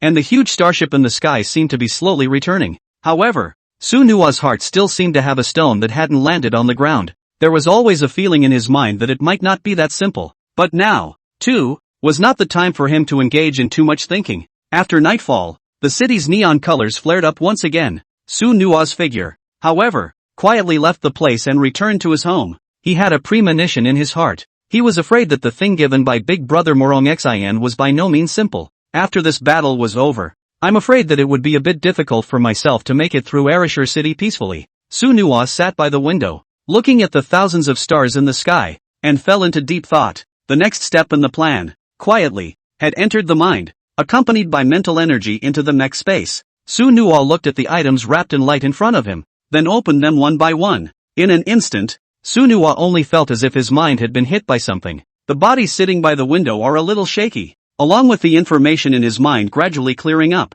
A slight tremor of intent surfaced in Su Nuwa's pupils. Feeling the information of the ancient martial arts techniques in his mind, Su Nuwa violently stood up from the window, simply because the information of this ancient martial art was quite familiar to him. That was the latter form of the frightening wood fist. Su Nuwa was lost in thought for a moment, and he didn't know why Morong Xin knew that he was missing the latter stance of the surprising wood fist. In the Mecha era, the vast majority of ancient martial arts techniques existed in sets, passed down from the past. That's why many mechs can only get half a style of ancient martial arts even if they spend their lives in vain. And once the whole set is assembled, the power contained therein will directly increase geometrically. What's more, the fusion of the two styles could result in an extraordinary ancient martial art. Su Nuwa instantly felt his mouth and tongue a little dry. The fact that Morong Xin was able to give such a large reward was really a bit of a surprise to him. The spiritual energy went deeper again, and several other blue items were opened one by Su Nuwa. It was like a small earthquake in Su Nuwa's eyes. This time, the stuff given by Big Brother Morong Xin that could be even rarer than the orange module. There were no less than 3 or 5 high-grade star cores. There was also an insignia in the shape of a sun god bird, filled with an unnameable majesty. Suddenly, Su Nuwa felt Morong Xion's voice coming from his mind. It was as if the sound was wrapped in this blue light. Promise, by the time you open these, perhaps our legions will have left. I'm glad to recognize you here. Your great talent shows that you should never have sunk into the Arashiro City. Consider these things my personal gift to you, and may you have grown to be what I have in mind when we next meet. Su Nuwa listened to Morong Xion's voice transmission, and a faint smile spread across the corners of his mouth. Indeed, as he had said, Su Nuwa also had a deeper perception of his own strength after this battle. If they continue to conduct activities around Arashiro Castle, then I'm afraid that the progress of growth will be greatly reduced. So Sueno's thoughts were the same as theirs. That was to go to the Tianzi Mecha Academy and further his education. As one of the 7 great mecha academies of the Great Xia, the Tianzi Mecha Academy was also quite famous. Most of the mechs he trained were in high-ranking appointments in the major legions, and in order to join such a high-level academy, age and talent were the most demanding items to check. It can be said that once one is able to enter it, it will be recognized as having a mech talent that can be cultivated, and after successfully graduating, the future will be unlimited. But that wasn't particularly appealing to Sueno. The real attraction for Su Nuwa in that academy was the never-ending door of the star hunting trial. Now the progress of the second mech's contract was on its last legs, so for Su Nuwa, how to hunt star beasts was the top priority. The gate of trials in the Tianzi Mecha Academy, that was the best place for him to go at the moment. There he would be able to hunt star beasts with impunity to enrich himself. Thinking of this, Su Nuwa did not hesitate, and directly, his spiritual energy was injected into the unlearned second style of the surprising wood fist. A faint red glow exploded in Su Nuwa's mind. A rune was engraved in Su Nuwa's memory. Then within the mecha space, The tightly closed eyes of the Chilean mecha also slowly opened,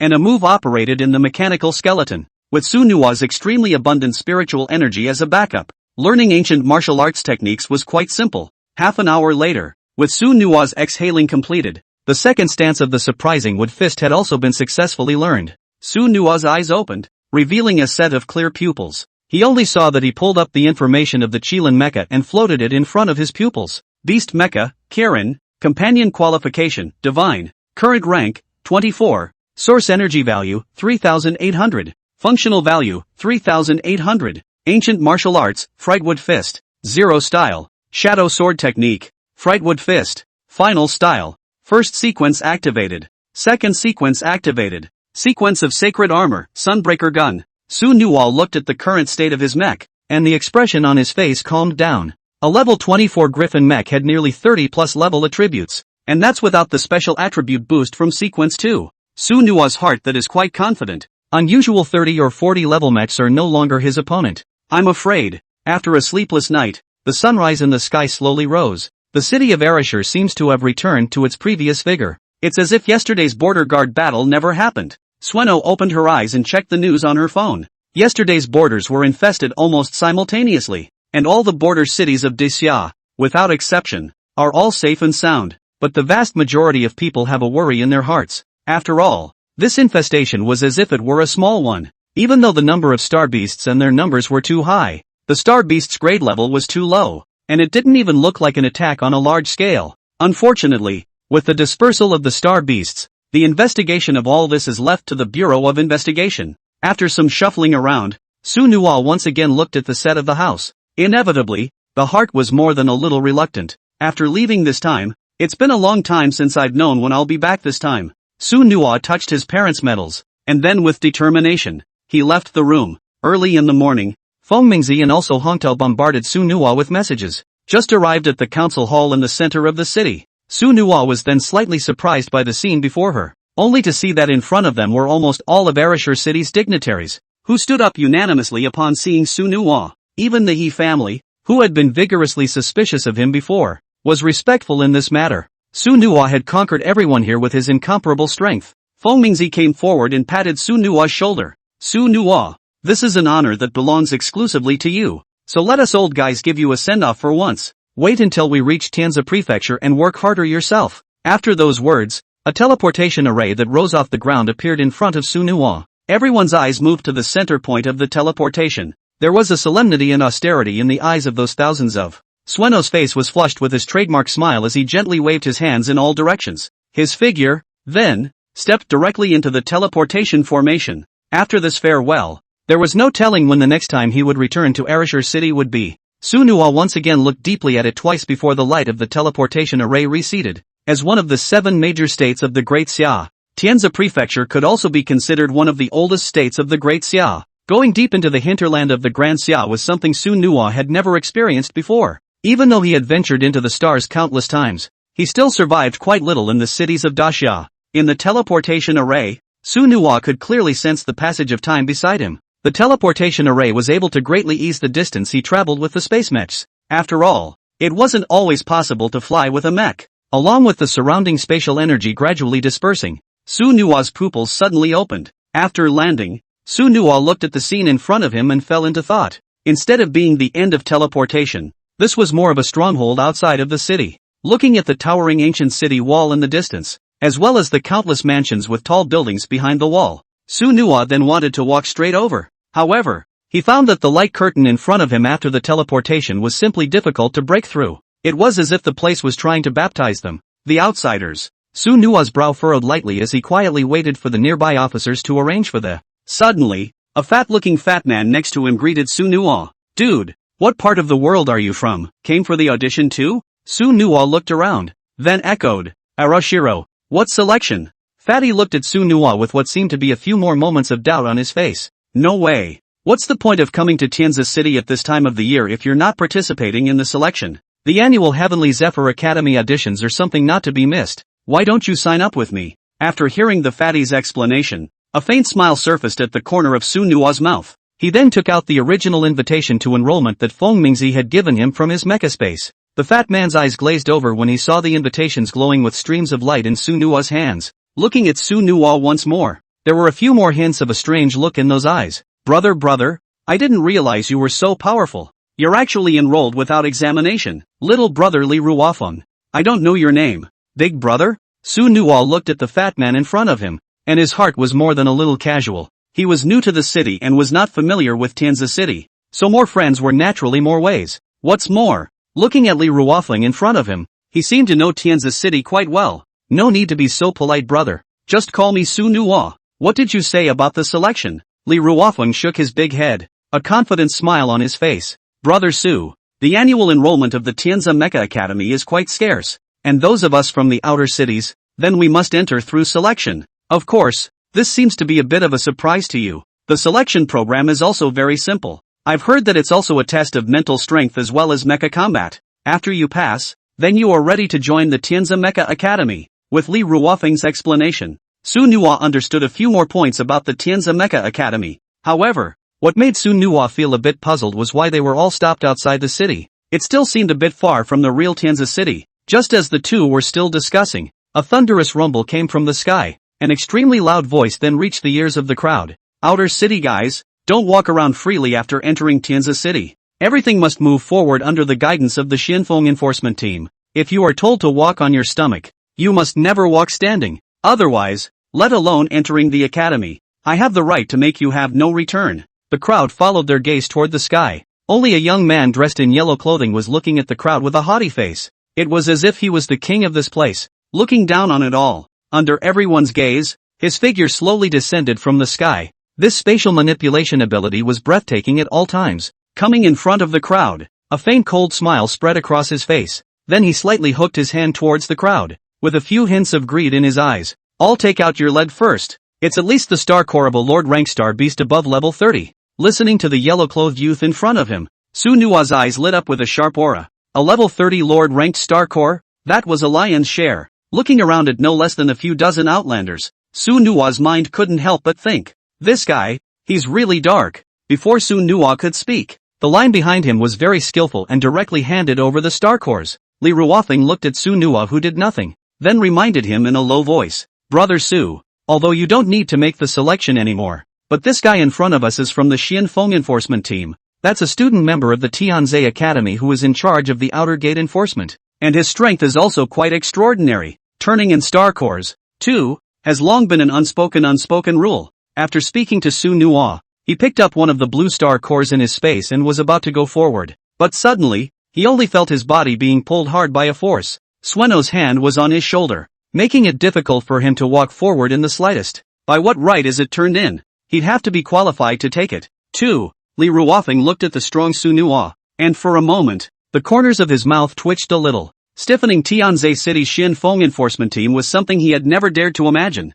Though in their city, it was considered an extremely gifted teenager in its own right. But to come to Tianzi City is to make sure to admit your mediocrity. This is the place where talent and genius are least believed in. Because in the Tianzi Mecha Academy, all of the students were of this type. The yellow-clothed youth stared at Su Nua and Li Ruofeng in front of him, and the cold smile that glowed on his face grew a few points heavier once again. He was seen playing with the beads in his hand and walking slowly towards the two. At the same time, an inexplicable pressure swept in from the front. In a flash, those who were originally beside Su Nua hid far away. In the entire field, only Li Ruofeng and Su Nua were left behind. Su Nua looked at the yellow-clothed youth who was slowly coming, the expression on his face as bland as ever. The pressure he brought to bear was a breeze for himself. Su Nua said softly, Brother Li, you should also leave here first, just in case we get into a fight later, lest we hurt you by mistake. As Li Ruofeng listened to Su Nua's words, his pupils were like earthquakes, filled with thousands of shock. How could a teenager who had not yet enrolled in school dare to fight with the law enforcement team? What's more, that strength of theirs is insurmountable. Li Ruofeng pulled Su Nua's sleeve and said in a low voice, Brother Su, it really isn't necessary. If you don't have any Star Corps with you, I can give them out for you. It's no good messing with them. Su Nua's face wore a bashful smile as she declined Li Ruofeng's kindness. For him, there is no one who can scrounge things from him. Even if it's some bullshit law enforcement team, it's still the same. He wanted to see what was different about the mecha masters of this Tianzi City. The yellow-clothed youth slowly stepped forward, his face still carrying a bit of arrogance. Kid, no Star Corps huh? Then you'll have to suffer a bit. Su Nua laughed softly twice, then said indifferently, "Star Core, I have plenty of this stuff, but you don't deserve to take it." Hearing Su Nua's words, the expression on the yellow-clothed youth's face turned to peak. Looking at Su Nua in front of him, he said directly under his breath, "Fine, fine, you kid can. With me, Xiao Shan, here today, you won't be able to take a single step into this city gate." After saying that, the aura on his body dripped out once again. A wave of spiritual energy pressed down on Su Nua. However, the picture that Xiao Shan had imagined did not appear. Only Su Nua was still standing in place, not affected by his spiritual power in the slightest. Xiao Shan's sharp gaze contained a few surprises, and in his heart, he could not help but be suspicious of Su Nua. As a member of the Xian Feng enforcement team, his pilot level had reached level 22. In picking up these freshmen, he had never been in a situation like today. Surprisingly, someone was able to resist his level 22 mental oppression, only to see him quickly walk to the front, his eyes staring viciously at Su Nua. The spiritual energy seemed to have become materialized, wanting to pierce Su Nua's body, but no matter how much effort he put into it, that was simply difficult to touch Su Nua in the slightest. A faint sneer spread across the corners of Su Nua's mouth, indicating her disdain for Xiao Shan. For Su Nua to carry spiritual power hard against himself, this was simply out of his depth. After all, Su Nua's spiritual power was filled in the Sea of Spirit, so even if the guy in front of him was level 22, he was still undaunted. Along with the impact of the two spiritual forces, bursts of energy fluctuated in the sky. Looking at Su Nua, who did not evade, Xiao Shan's body began to launch an attack on Su Nua. Above this area, he, a member of the law enforcement team, was as if he was the king of this place, not to be blasphemed. Those newly enrolled cadets behind Su Nua were all in a state of shock. Almost everyone's heart was going out to Sueno. Xiao Shan's fierce gaze was fixed on Su Nua's face as both fists turned into palms and directly slapped onto Su Nua's chest. But the scene did not appear as he had imagined. Substantial attacks continued to have no effect on the promise. Xiao Shan's pupils were like earthquakes, filled with astonishment. It was inconceivable to him that these new trainees in front of him were unmatched by himself. Su Nua's clear eyes lightly swept around and looked at Xiao Shan with an extremely disdainful look. The entire fist then erupted with an extremely strong force, directly shocking Xiao Shan in front of him toward the back. But that doesn't seem to be the end of it. Su Nua quickly stepped forward with an arrow step, and his single palm turned into a claw directly grabbed onto Xiao Shan's neck. It was like throwing a chicken, skimming him heavily into the distance. In a flash, the entire venue was as silent as death. Everyone couldn't believe what was happening in front of them. Su Nua's actions could be said to be all but beyond their imagination. One must know that Xiao Shan was a member of the Xian Feng law enforcement team, responsible for the entire periphery of Tianzhe City. Even in the Tianzhe Mecha Academy, it was considered quite a small head figure, but I didn't expect that here. It was indeed regarded as fish and meat by Su Nua and casually discarded. Looking at Su Nua, who was slowly approaching, Xiao Shan's body could not help but add a few more moments of trembling. However, the ruthlessness in his eyes never receded. If this wasn't a restricted area for mechs, I'm afraid he would have already summoned his own mech. What do you want? Xiao Shan looked at Su Nua, who was gradually approaching, and hurriedly snapped at him. Su Nua's face was expressionless, but the pace of his feet did not stop. Quickly arriving in front of Xiao Shan, Su Nua charged straight down with a slap. A few moments later, Xiao Shan's face was swollen like a pig's head, making people instantly unable to stop laughing. Everyone looked at Su Nua's face, and that heart was filled with thousands of surprises. Their hearts couldn't help but begin to wonder what kind of identity this teenager in front of them had. He had the audacity to directly slap a member of the Xian Feng enforcement team outside of Tianzhe City. But all of a sudden, wait until they thought back to something as if they had left a dozen meters away towards Su Nua. It was as if they were afraid of getting involved with Sueno. Li Ruofeng's face remained calm, only that his eyes were filled with curiosity as he looked at Su Nua. Li Ruofeng quickly walked forward with a faint smile on his face. Brother Su, you're really fierce. Little brother, I am willing to worship. Let's go. Today my buddy will accompany you to walk. Let's get ready to go into town. Shall we? Su Nua looked at Li Ruofeng beside him and gently nodded. In Su Nua's mind, he was vaguely able to feel the uncomplicated nature of this Li Ruofeng's identity, but it seemed as if she didn't mean to approach herself,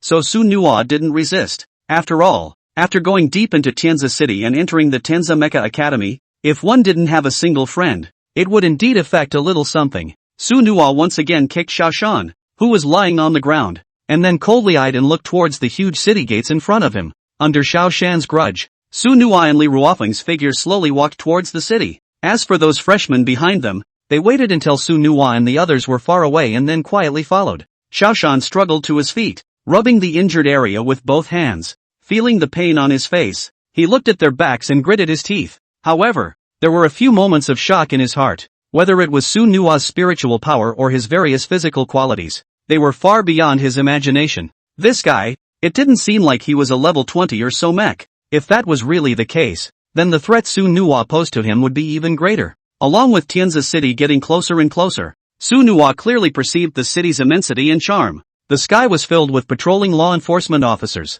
Layer after layer of defensive light curtains enveloped it. If Arashur City is compared to this place, then I'm afraid it's less than 11-1. Suddenly, after entering the city gates, Su Nua felt as if his spiritual power had been suppressed. Su Nua was able to clearly perceive that it was as if his spiritual power had been restricted by a mysterious force. No matter how hard he tried, the release of spiritual power was only able to be just January 5th of what it was before. Su Nua's mind couldn't help but create a few doubts. In this heavenly Zephyr city, there was even this mystery. Under Li Ruofeng's guidance, the two of them quickly followed the main street towards the Mecha Academy in the center of the city. The city of Tianzi City was not actually founded because of resources or population. Instead, it was a city that came into being because of the Tianzi Mecha Academy. In other words, the Tianzi Mecha Academy had already been situated here before such a large-scale city had appeared. In the thousands of years of inheritance, as the oldest existing Mecha Academy in Daxia, that heritage was extraordinary. For example, today's Zay City was even built on the basis of the Mecha Academy, with the Mecha Academy as the axis, spreading out in all directions. Over the course of a century, it gradually expanded to the size it is today. Walking through the city streets, Su Nua's face had a calm look on it. The life of the people here is comparable to that of Arashur City. Only the quantity and quality of the mechs here were far beyond the existence of those small border towns. Su Nua had been walking for only a short while when he saw quite a few young senior mechs. At the very least, the second sequence was awakened. Seeing this, Su Nua's heart did not have too many surprises. After all, this place was full of cultivation resources as well as all kinds of mechs needed. The rank is not high. That is perhaps what is not justified. Li Ruofeng seemed to be quite familiar with the interior of Tianzi City, and looking at his familiar route, Su Nua couldn't help but become more curious about his identity. Although this guy seemed harmless, after all, he was a halfway acquaintance, so he always had to be on guard. Li Ruofeng also seemed to notice Su Nua's abnormality, and a faint smile spread across his face. Then he was only seen moving a few points closer to Su Nua before whispering, "Brother Su, do you think I'm not too trusting?" Su Nua looked at the fat man wrapping his arms around himself with a slightly pompous expression on his face. Only Su Nua revealed a helpless expression. "It's not that I don't trust you too much, it's that I don't think you're too decent." After Li Ruofeng laughed twice, he then continued towards Su Nua. "In fact, truth be told, I really haven't come to Tianzi City very often, but that's all family business dealings. Straight through the trade lanes at the East City Gate, and it's straight in. But today, we're probably using the exclusive passageway of the Tianzi Mecha Academy. That's why we're being robbed." Su Nua listened to Li Ruofeng's words, his mind pondering something. Although it was but a short 3 words, Su Nua could hear no small amount of information from it. The fat man in front of me must be a family heir at least, and to be able to in Tianzi City so frequent business, that I'm afraid it's not small. The two of them traveled along the main road, and during this time, they saw quite a lot of scenery within Tianzi City.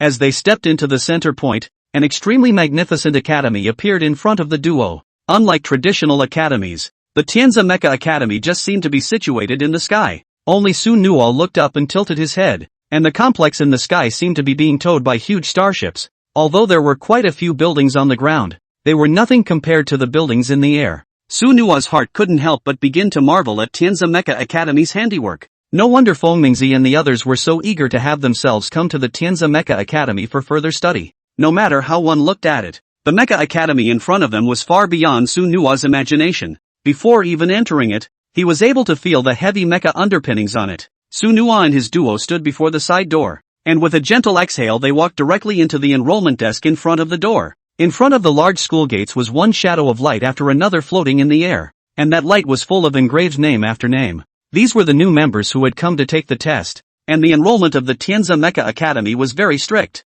That's why the initial assessment is also crucial. Su Nua looked at the slightly nervous Li Ruofeng and patted his shoulder. Afterwards, under Li Ruofeng's gaze, Su Nua stepped directly into the school gates with a big strut. After all, Su Nua had the invitation letter in hand, which was equivalent to direct enrollment without examination. Looking at Su Nua's figure, Li Ruofeng's eyes were filled with tears. couldn't help but look up to the sky and sigh. Alas, this money can't push a mill. Brother Sue, when I finish my examination, I'll go to you the first time. As soon as she reached the entrance, Sue Nua was stopped in her tracks by the two students in front of her. Is it hard for a freshman to go to enrollment and go straight through? The two men looked at Sue Nua and voiced a reminder. Only Sue Nua took out the invitation and waved it over the eyes of the two, and in an instant, the two changed their colors. The look on that face was one of utter disbelief. The Tianza entrance invitation that Sue Nua had taken out was surprisingly still purple gold in color, which was a phoenix-like existence in the entire history of entrance.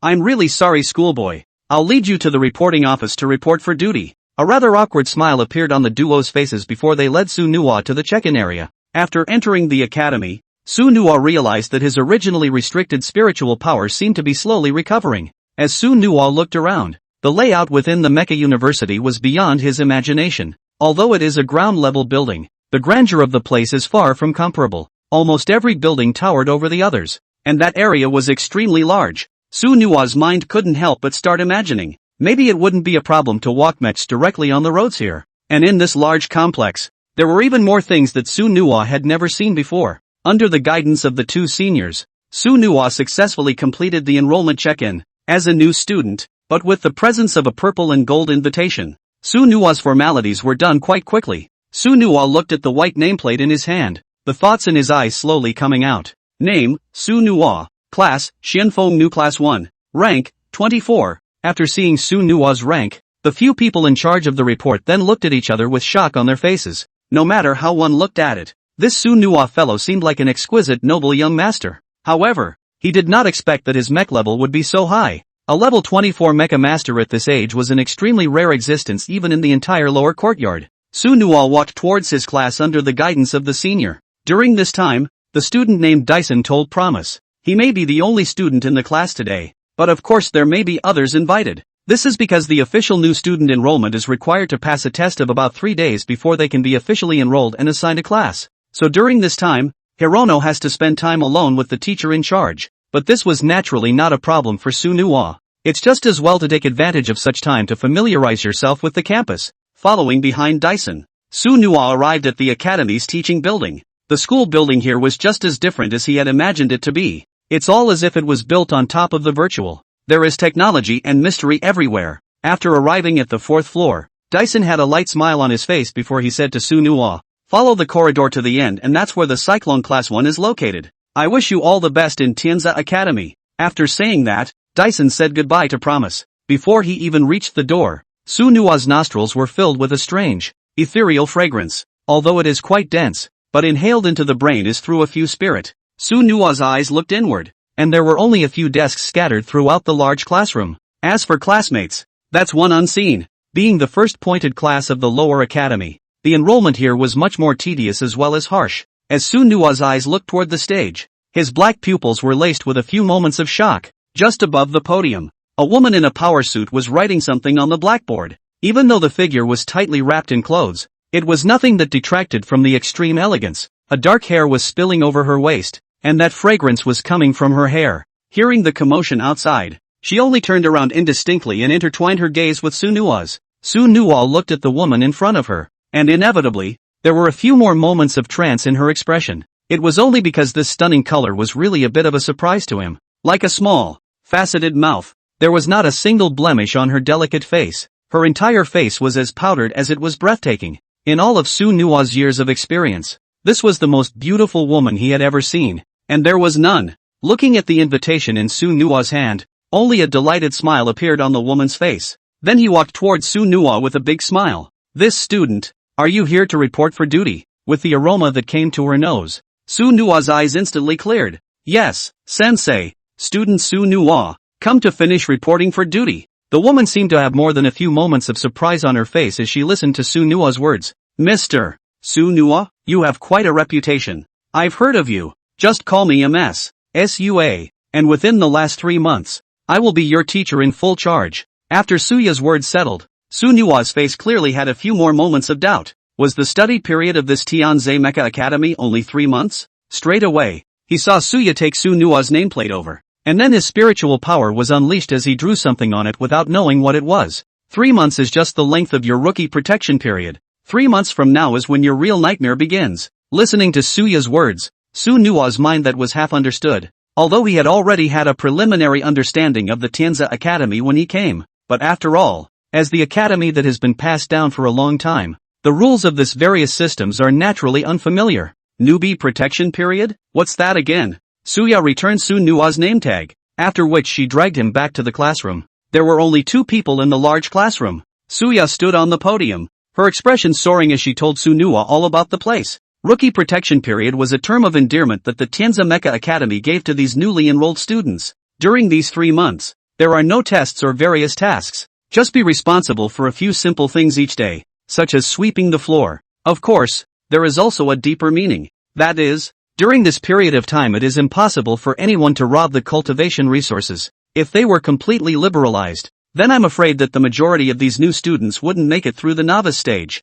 Accompanied by Suya's explanation, Su Nua's heart then understood the things in it. In this Tianza Mecha Academy, it was divided into the upper and lower houses, and the upper courtyard is also called the Courtyard of Heaven, which is the complex of buildings in that air. There, it could be said to be the center and hub of the entire Heaven's Choice Mecha Academy, either a tremendous contributor or a supremely transcendent gifted. Otherwise the vast majority will have to honestly finish their studies in the House of Commons, and the resource for mecha cultivation would be that so-called illusionary realm. Unusual students are limited in the amount of time they can enter the illusionary realm each day, and the number of layers is also limited. So this involved some of the Academy's cultivation resources, the kind of things called illusion fragments. As for the acquisition of the illusion fragments, Suya did not tell Su Nua about all of them. In her opinion, none of those things were within his reach right now. Su Nua, who was sitting at the bottom, couldn't help but feel more than a little tired on his face. Studying within this classroom wasn't really his usual style,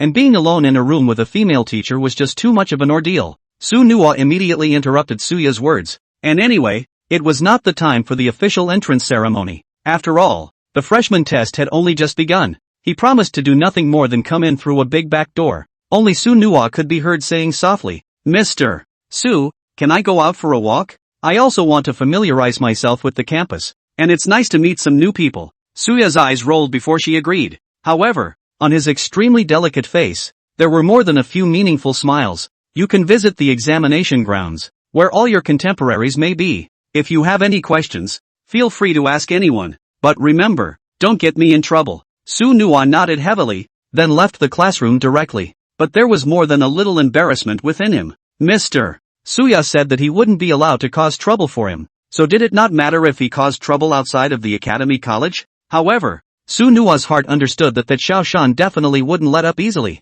He was wearing a uniform that Sueno had seen no less than a count of 10 here. That meant that Xiao Shan was also a student of the Tianza Mecha Academy, or even the law enforcement team in the Tianza Mecha Academy. Su Nua shook his head, seemingly not placing Xiao Shan in his eyes. For him, there was nothing more intimidating than being powerful in his own right, even if it was a law enforcement team. So what? Su Nua was never scared. Under the guidance, Su Nua quickly found the examination venue. Looking at the huge arena, Su Nua's eyes then had a fire in them. Let him did not expect. This Mech Academy's freshman assessment is actually this hardcore. Directly change his Mech present duel. Only to the arena. 2 mechs of each color are fighting against each other. Although it was a new student enrollment, the enrollment threshold of the Tianza Mecha Academy was extremely high. As Su Nua's eyes looked on, the 2 mechs in front of him had to be above level 20 at least. That body even began to emanate the source life attribute. Turn on sequence 2 straight away and play against each other. This is really something that Su Nua had not expected. Tianza Mech Academy is simply too hardcore. But even so, there are thousands of people who want to squeeze their way in. After all, since it had been passed down for thousands of years, the legacy of the Tianza Mecha Academy had never been interrupted. Anyone who was able to come here to learn, that would inevitably be able to reap the benefits of thousands of great powers.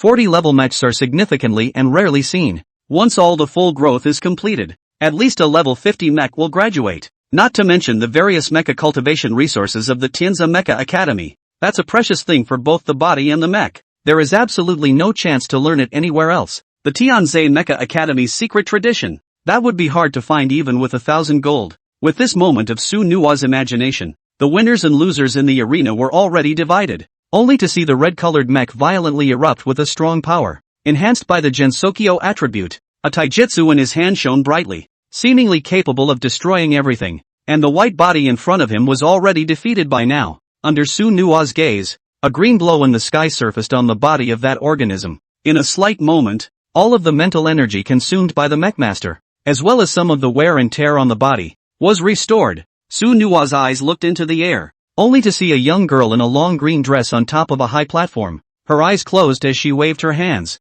This kind of healing energy was emanating from his hands. Su Nua's eyes couldn't help but be more than a little surprised. Such a strong healing mecha master was simply beyond his imagination. You know, this was nothing more than a lower courtyard of a mecha academy. Looking around, Su Nua only felt that this Tianza Mecha Academy had indeed come to the right place. This place is like a hidden dragon and crouching tiger. For Su Nua that must be a chess match. It was far more painful than being in Ereshur city itself. After this battle ended, Su Nua was searching for Li Ruofeng's figure. Su Nua's heart was also filled with 1,000 curiosities regarding this halfway recognized little brother of his. No matter how you look at it, that guy's background and power can't be simple anymore. Time passed slowly, and Su Nua didn't know how many battles he had watched. In his mind was also a general understanding of the strength of these new students. The vast majority were mechs above level 20. Even mechs under level 20 wouldn't make it through the preliminary rounds. But that wasn't what surprised Sueno. What surprised him slightly was that these young boys and girls in front of him were not too far from his own age.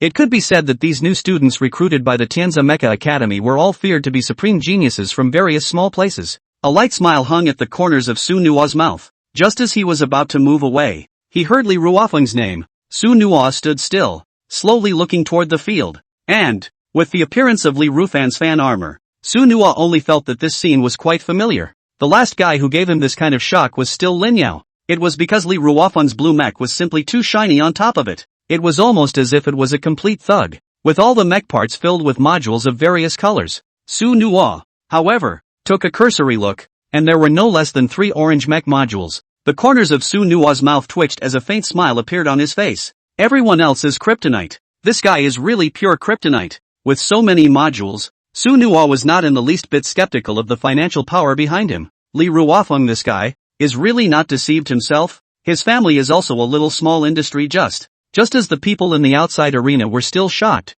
Li Ruofeng's blue mecha had already started to flash. As the attributes exploded, Su Nua's expression was peppered with a few moments of curiosity. This blue mech was surprisingly of the thunder attribute. Looking at his fast-moving figure, Su Nua's heart knew the outcome of this battle. The thunder attribute could be more than just fast movement, but that powerful attack was the most easily overlooked. This guy, Li Ruofeng, had really made Su Nua more than a few surprises. Along with the summoning of Li Ruo's fan armor Divine Soldier, the battle thus came to an end. On top of the Divine Soldier, 2 mech modules were also embedded. A sword chopped out, and it was the fury of thunder that filled that space. The white body in front of him transformed into a black charcoal color through and through in but an instant. With Li Ruofeng winning this battle, Su Nua then prepared to leave the arena grounds. When he was just about to turn his head away, he realized that there were 3 or 5 people standing behind him. Just seeing their vicious looks, it was obvious that they were staring at themselves, and the clothes they were wearing were all the same as the Xiao Shan they had encountered before.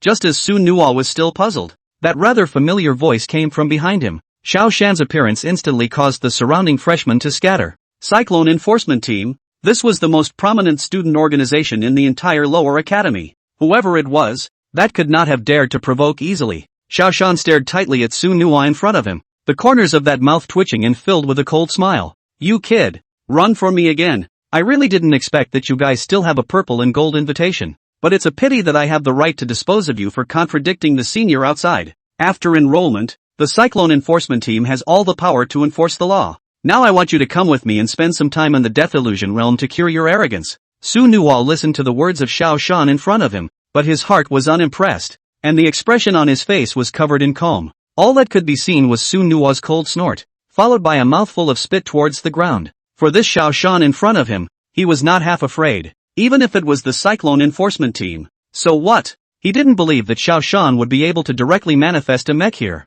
The 3 or 4 people behind Xiao Shan watched Su Nua's move. There was also a hint of killing intent in those eyes. Brother Xiao Shan, why bother with this rookie? Just hold him straight back. But a brat, what big wind can he stir up here? Just as the 3 or 4 people were about to surround Su Nua, a figure suddenly appeared behind Su Nua, and Su Nua sensed that this spiritual energy made him quite familiar. This was none other than Li Ruofeng, who had just completed his strike. Seeing Li Ruofeng come, Su Nua's eyes clearly had a few more points of surprise in them. It wouldn't be a wise choice to get into a fight with the Cyclone enforcement team for themselves here. But it seemed these did not matter to Li Ruofeng. He was seen putting one hand on Su Nua's shoulder. Brother Su Nua, is this another dog looking for trouble? Don't worry about it. Brother, I'll definitely help out. Nothing else? I'm still a top-notch fighter. Hearing Li Ruofeng's words, Su Nua's face only gave a light smile. In an instant, the venue transformed into a state of saber rattling. Su Nua's two men confronted the 4 or 5 people in front of them,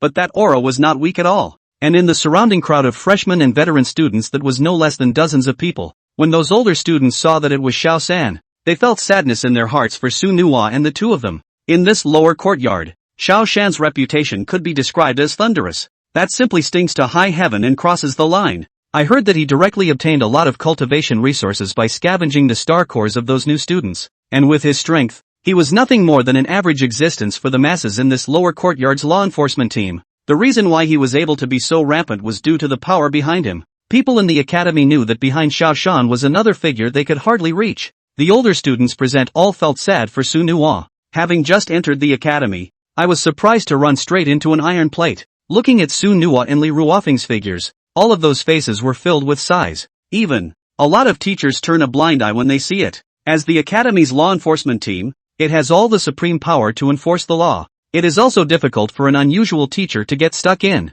It could be said that the law enforcement team is a system that exists beyond the academy. This is one of the reasons why the academy was built on thousands of years. Some students enjoy a high degree of freedom. The law enforcement unit is one of these. Though the law enforcement team in the lower house was not particularly powerful, but in the entire Tianzhe city, that was also an existence that people respected quite a bit upon seeing any freshman who was targeted by them. Then after this 3-month protection period, there was simply no path to survival. Li Rufan looked at Xiao Shan in front of him and said in a cold voice, "Senior Xiao, have you not forgotten the rules of the novice protection period? Are you going to make a big deal out of us here?" Listening to Li Ruofeng's aggressive questioning, cold laughter came from the few people behind Xiao Shan. A rookie protection period? Nothing but a figment of your rookie imagination. Since stepping into the Tenza Mecha Academy, everything isn't up to you anymore. The offense of bumping into the senior is not at all unfair on your part, is it? After saying that, only a few figures were seen moving forward once again,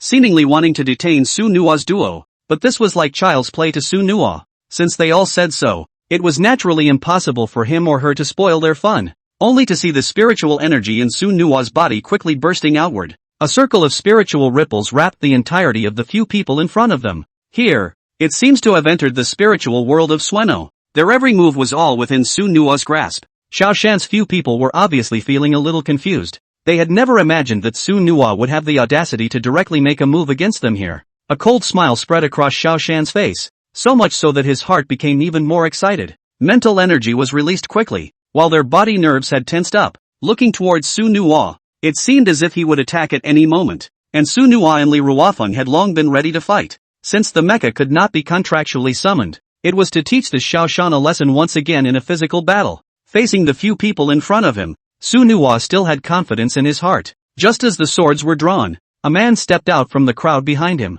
He even clapped his hands as he walked and let out a maniacal laugh under his breath. "I say, Xiao Shan, you guys are getting more and more classless. Two schoolmates, don't be afraid of him. I'll give you guys permission. Behind you, in the arena, you are welcome." As his words fell, an incomparable roar of amazement emanated from the surroundings. Everyone looked at his figure with a hint of admiration and amazement in those eyes. Xiao Shan instantly became polite as well. With a fawning smile on his face, Su Nua's eyes were filled with a hint of doubt. The youth in front of him in full dress did not seem to have much of an impression, only to see Li Ruofeng on the side come up to Su Nua's ear and say, "He seems to be today's examiner. It's from the Academy of Heaven." It was only after accompanying Li Ruofeng's explanation that Su Nuafeng came to understand something. No wonder this guy caused such a sensation as soon as he appeared on the scene. The Academy of Heaven. This was an extremely esteemed existence among the lower academies of the Heavenly Zephyr Mecha Academy. After all, this kind of mecha master was at least a generation leader in the academy. With the opening of his words, Xiao Shan's face was clearly more than a few points of excitement. Su Nua's strong spiritual power left him a little overwhelmed. He knew in his heart that if he were to carry this spiritual power hard, his people would not be a match at all. The Su Nua in front of him was as if he possessed endless spiritual power, which was difficult to reach at all. But if he was able to enter the arena and summon a mecha to fight, then he had 1,000 confidence in his heart. In the middle of this lower courtyard, Cleaning up a freshman was nothing but simple. For Xiao Shan, such opportunities were naturally precious. After all, the arena isn't opened at random. Only Xiao Shan's eyes became provocative as he looked at Su Nuo.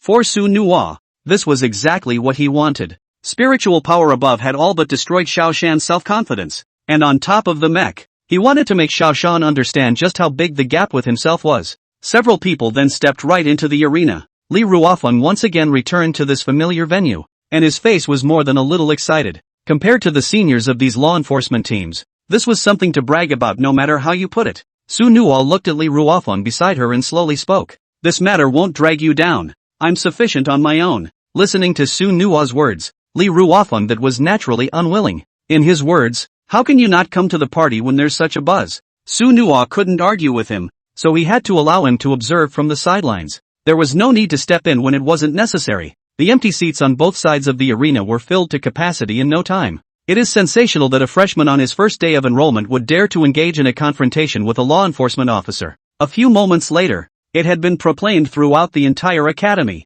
Quite a few new and old students that were all heading towards the arena, only to see Xiao Shan not avoiding it. He directly just summoned his own mech out. A black and white mech with a strange pattern carved above its head. Su Nuo took a closer look and discovered that this guy's mech was actually a beast-like mech. And the pattern on the top of his head was the symbol of a king character. The smile on Su Nuo's face was hard to suppress. A beastly mech? Isn't that purely and simply being held down and hammered by a unicorn? Accompanied by the appearance of Xiao Shan's mecha, the freshmen in the viewing gallery were all agitated. No matter how you looked at it, this beastly mech in front of you had a murderous aura about it. This is definitely the result after a long campaign of Star Wars. Moreover, the lines above his head emphasized his extraordinary nature. This mech in front of me, I'm afraid it's at least above the spirit rank. Then the crowd's gaze shifted back to Su Nuo. They wanted to see what made that freshman teenager in front of them able to fight against the law enforcement team. It was only Su Nuo's face that remained in a cloudy and breezy manner, as if the mech in front of him did not cause him half a bit of panic.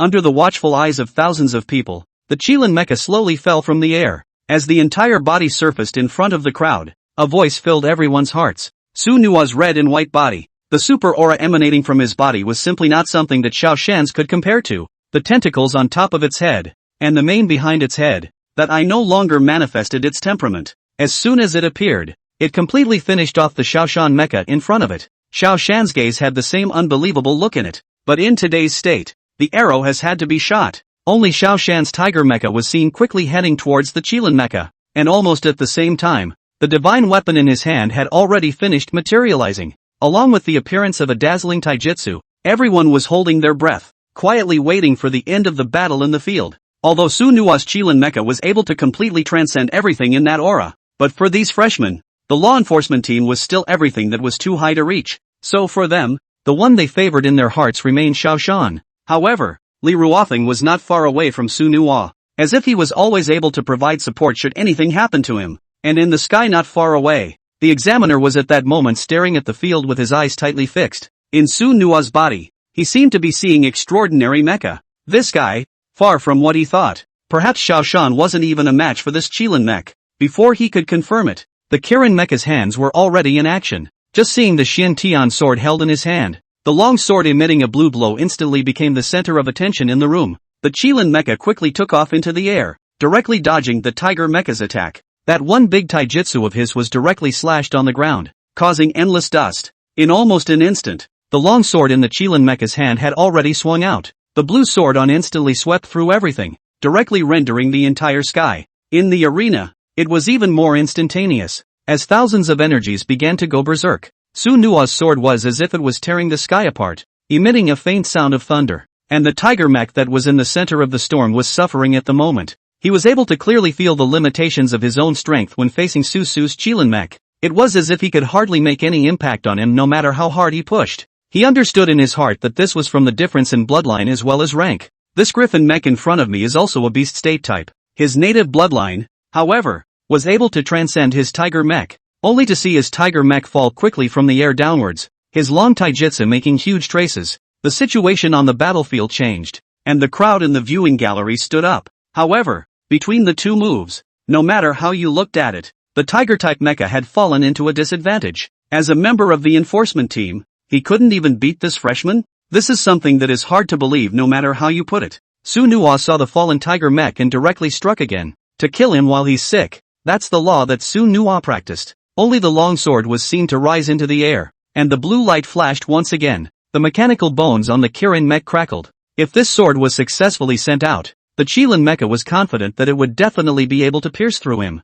The crowd on the audience spectators all let out an audible gasp. If this were to be embarked upon by the Kirin mecha in a single strike, then I'm afraid it would definitely cause a shockwave. Xiao Shan was lying on the ground, and the taijutsu in his mech's hand had been put away by him. With the movement of the mech's bones, the heavy mech stood up again, but by the time he looked up to phase in, Su Nuwa's Qilin mech had already closed in on him. The powerful sword blade was just a step away from his body. A red light surfaced, and a red mech appeared in the sky without knowing it. Behind the griffin mech, it seemed to have unleashed some kind of idiosyncratic energy. As this energy wrapped around Xiao Shan, Su Nuwa's attack was thus rendered ineffective. In an instant, the people in the middle of the entire venue were all in awe. Su Nuwa's attack was simply too overbearing. In just 2 short moves, however, Xiao Shan's tiger mecha had been completely disabled. It was important to know that as a law enforcement team, the minimum level of his mech was above 25, but for some reason, he couldn't even pass a single move in Su Nuwa's hands. This is simply too much to contemplate. If it wasn't for the examiner's intervention, at this point Xiao Shan was afraid that his mech would definitely be quite broken. Zhang Fei, the chief examiner, directly intervened Su Nuwa after quickly vacating his red mech. As a figure of the court of heaven, he had stopped Su Nuwa's attack with a single strike. However, his heart was filled with the same infinite shock as the onlookers. He couldn't imagine that this was even the kind of combat power a freshman could have. I'm afraid that in the entire history of the Tianzai Mecha Academy, not many people would be able to do it. Only his figure was seen quickly soaring down from the air. The fiery red body appeared in front of the crowd. Almost in synchronization, all of them whooped and shouted. This level of Mecha Master was not something they could easily see. However, to their surprise, the examiner's fiery red mech seemed to be blocking Su Nuwa's attack. Now, everyone's hearts couldn't help but add a few points of worry once again. If the examiner was going to stand up for Xiao Shan's, then Su Nuwa definitely didn't have any chance of winning. Only Zhang Fei arrived in front of the two,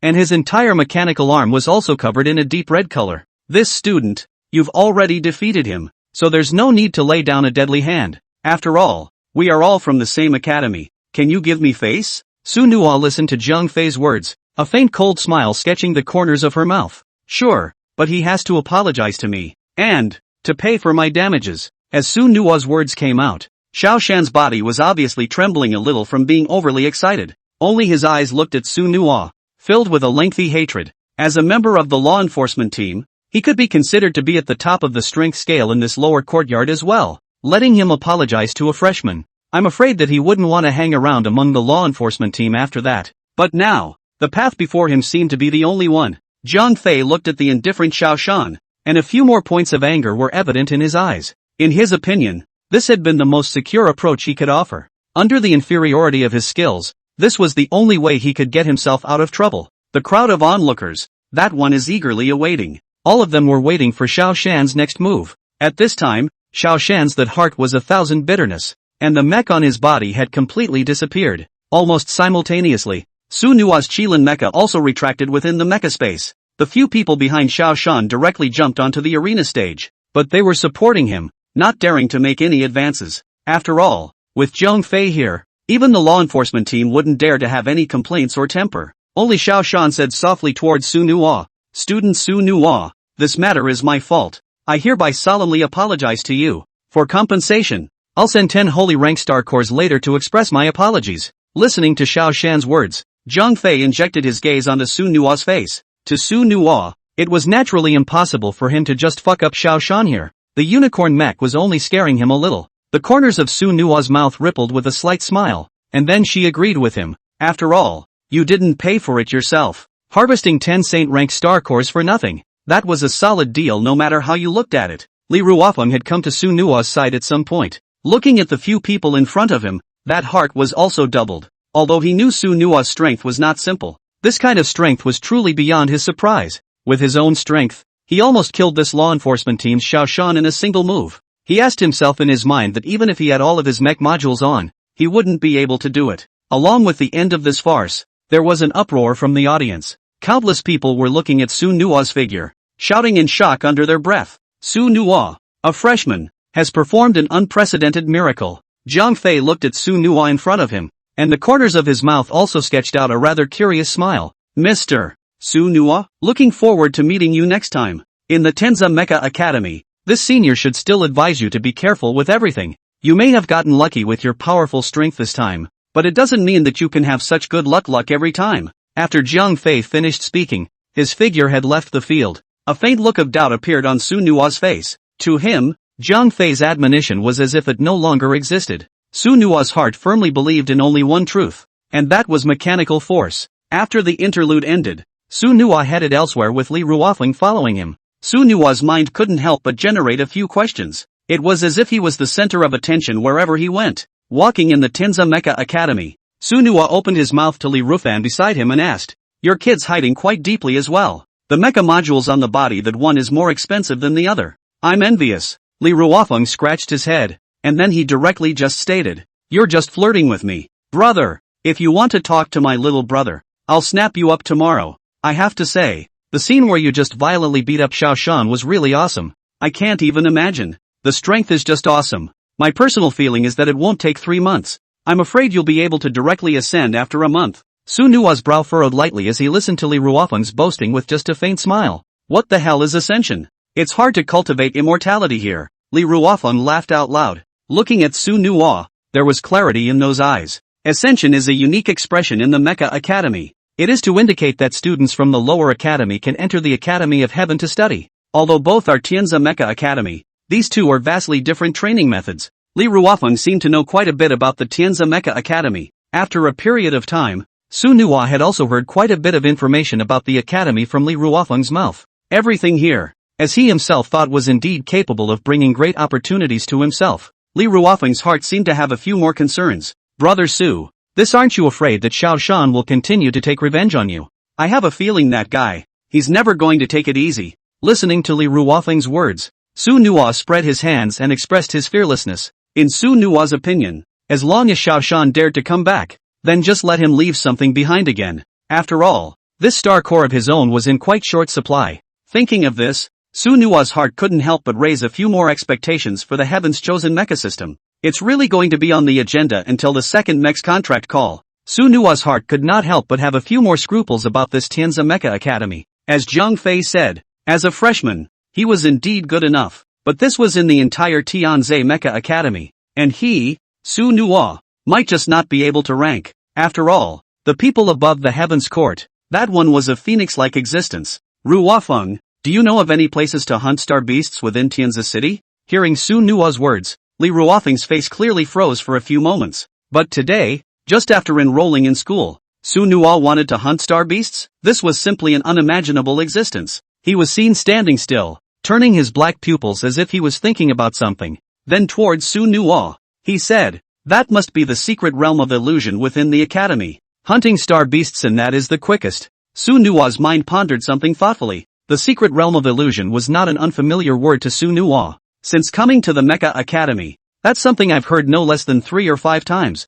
The secret realm of illusion? That's fine. Then I'll say goodbye to you for now. I want to take a look inside. Listening to Su Nuwa's words, Li Ruofeng's mouth clearly outlined a few twitches at the corners. Looking at Su Nuwa, he only felt that this guy was just too outrageous. Su Nuwa followed the signs in the academy all the way to the secret realm of illusion. It was better to say that it was a secret realm of illusion than a bizarre structure that stretched across the air. Before Su Nuwa even approached, he sensed the extremely strong spiritual power contained within. This feeling of oppression is truly unparalleled. Just seeing Su Nuwa pick up the nameplate in his hand, he straightaway prepared to step inside. Before Su Nuwa even entered it, he caused quite a stir at the entrance. Being a freshman during orientation, the word had already begun to spread about Su Nuwa's actions in the arena. Quite a few people saw Su Nuwa, and those words and actions were all filled with a hint of surprise. In their hearts, they were also unable to imagine with what this teenager in front of them was able to act so recklessly here. It was as if his spiritual power would not run out. However, in Su Nuwa's eyes, he didn't put these people in his heart at all. For him, the most important thing at the moment was to raise his battle power. After arriving at the Tianza Mecha Academy, Su Nuwa was able to clearly perceive the disparity here. Instead of being an academy, this was a small world of the weak and the strong. His talent was certainly an overwhelming presence, but his strength was still not enough in the entire academy. If you want to get better resources for mech cultivation, then you have to give something. Tianzi City was not familiar to Su Nuwa, so the only way for Su Nuwa to enhance his strength was through the various secret realms of the academy, as well as the ancient martial arts techniques and even mecha modules in various places. However, Su Nuwa, with his current contribution, wanted to obtain the study of ancient martial arts techniques that was simply as difficult as climbing into the sky. At the moment, it seemed that only the secret realm of illusion was the most suitable for himself. Su Nuwa's eyes swept around, his face as calm as ever. Then taking a step, he walked straight into the entrance of the illusionary realm. In Su Nuwa's impression, perhaps this place was the same as the Mecha Association's secret trial realm. It's all about virtual teleportation to get to the mech trials. However, when stepping into it, Su Nuwa realized his wonders. There was arguably a 10,000-fold difference between this place and the secret realm of trials, whether it's the scale or the level. Even the teleportation center that is a million times beyond the secret realm of trials. Su Nuwa's face was quite difficult to hold down as he watched the bottom feeders streaming in. The current promised nameplate access is only able to flow amongst this bottom. Only Su Nuwa was seen walking slowly along the streets constructed within the secret territory, and on both sides of the street. It was full of a spire-like building that went straight up into the clouds. At the bottom of this, Su Nuwa only felt as if his spiritual power was being watched by something. Su Nuwa slowly wandered through the streets. The first time to come here. Seems to be exceptionally rusty. Suddenly, a staff member in a long black coat appeared beside Su Nuwa. After seeing Su Nuwa, he greeted him with great enthusiasm and fullness.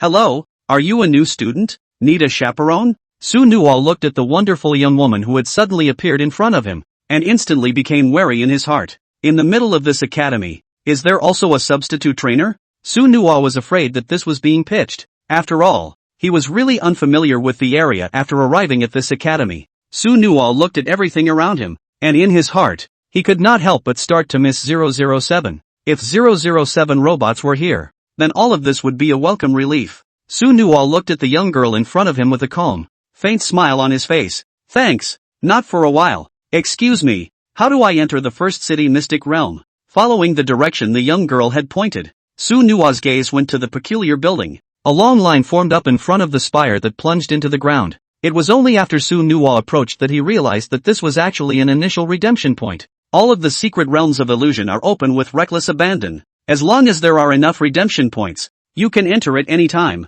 anywhere. Of course, when the number of exchange points paid was higher, it also meant that the level of the secret realm that could be entered was higher. It all echoes each other. Su Nuwa held the nameplate in his hand with a helpless expression on his face. Above his own nameplate, that academy's contribution points were officially 0 at this moment. This means that it is difficult to redeem points to enter it yourself. Su Nuwa sighed lightly, and he exited the secret realm of illusion. Originally, he had also thought that within the secret realm of illusion, he would complete the further upgrading of the Qilin Mecha as soon as possible. But now, all of his plans had been thrown out the window in one fell swoop. On campus, many of the new students were still wandering around, seemingly as curious about everywhere as he was. When he thought that there were still 3 days left of the freshman examination period, Su Nuwa's heart had some difficulty enduring it. For so long, Su Nuwa's kept up the high-intensity mecha battles for a long time. If we let him rest for 3 to 5 days, I'm afraid he'll be ruined. Su Nuwa looked at the brilliant and incomparable gate of the academy.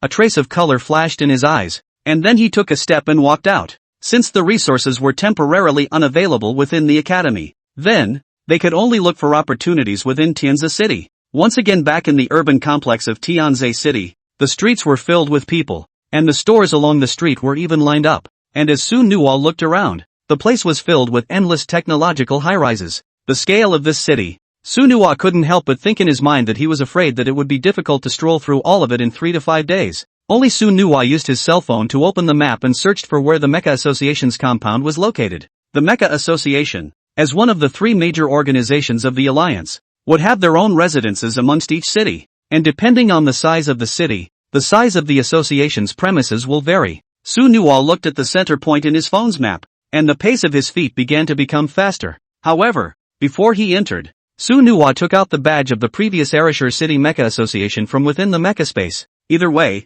his status is still that of a minor counselor. Perhaps it could be of some use within this Tianzi City. Along with Su Nuwa's figure entering the Mecha Association's premises, the gap between the cities was only understood in his heart. Su Nuwa followed the signs all the way directly to the association hall. The purpose he was coming for was also very simple, and that was to enter the secret realm of trials at best, or at worst, he had to need to take on some tasks. As soon as she entered, Su Nuwa was stunned by the scene before her. Just see the hall above that is endless, all filled with people. Almost every single person was crowding their heads and rushing towards the front. Su Nuwa's brows furrowed slightly for a few moments. This would be too difficult without any privileges. Looking at the pomp and circumstance within this heavenly Zephyr city, Su Nuwa's heart couldn't help but produce a few moments of doubt. How many mechs are there within this Tianzi city? Only Su Nuwa came to the side of the association's law enforcement officers and then showed them his badge. A staff member of the Mecha Association then appeared in front of Su Nuwa. Welcome, Counselor Hirono. You can just call me Little Zhang.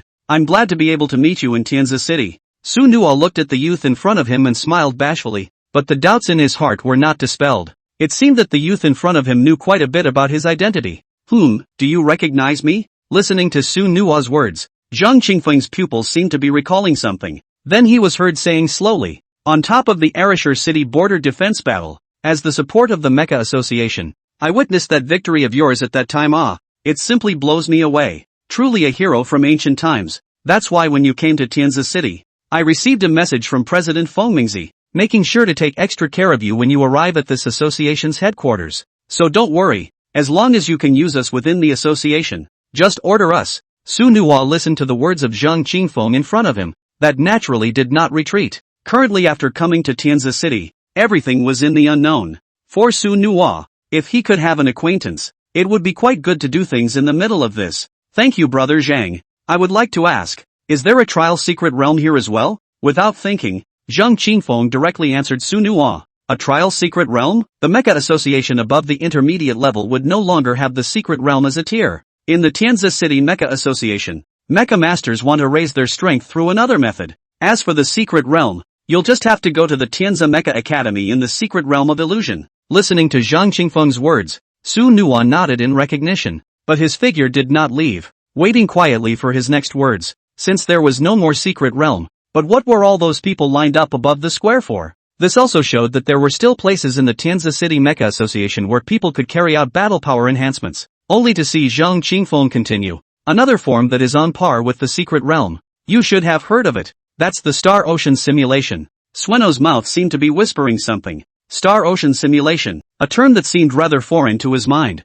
It was true that he had been exposed to this kind of information during his studies at the Mecha Academy, only it was probably asleep at the time. After much effort, Su Nuwa only managed to search out a little memory from his mind. Star Ocean Simulation, which was the same method as the secret realm of trials to enhance battle power. However, most different from the secret realm, the simulation is a full replica of its own mech and its attributes, entering the field to fight, and it doesn't have access to all kinds of resources on the body of a star beast, only mech experience. Star Ocean Simulation, which is a way to level up your mech alone. After all, to a mech artist, the rank of the mech meant everything as well. Only when you level up will your attributes change accordingly, and it is from this that the awakening of the sequence can begin to activate. After a bit of understanding, Su Nuwa nodded, indicating that he could enter the Star Ocean Simulation at any time. Although it was the inability to access the resources of the star beasts, it was good to raise the level of the mechs. For Su Nuwa at the moment, as long as he could raise his battle power,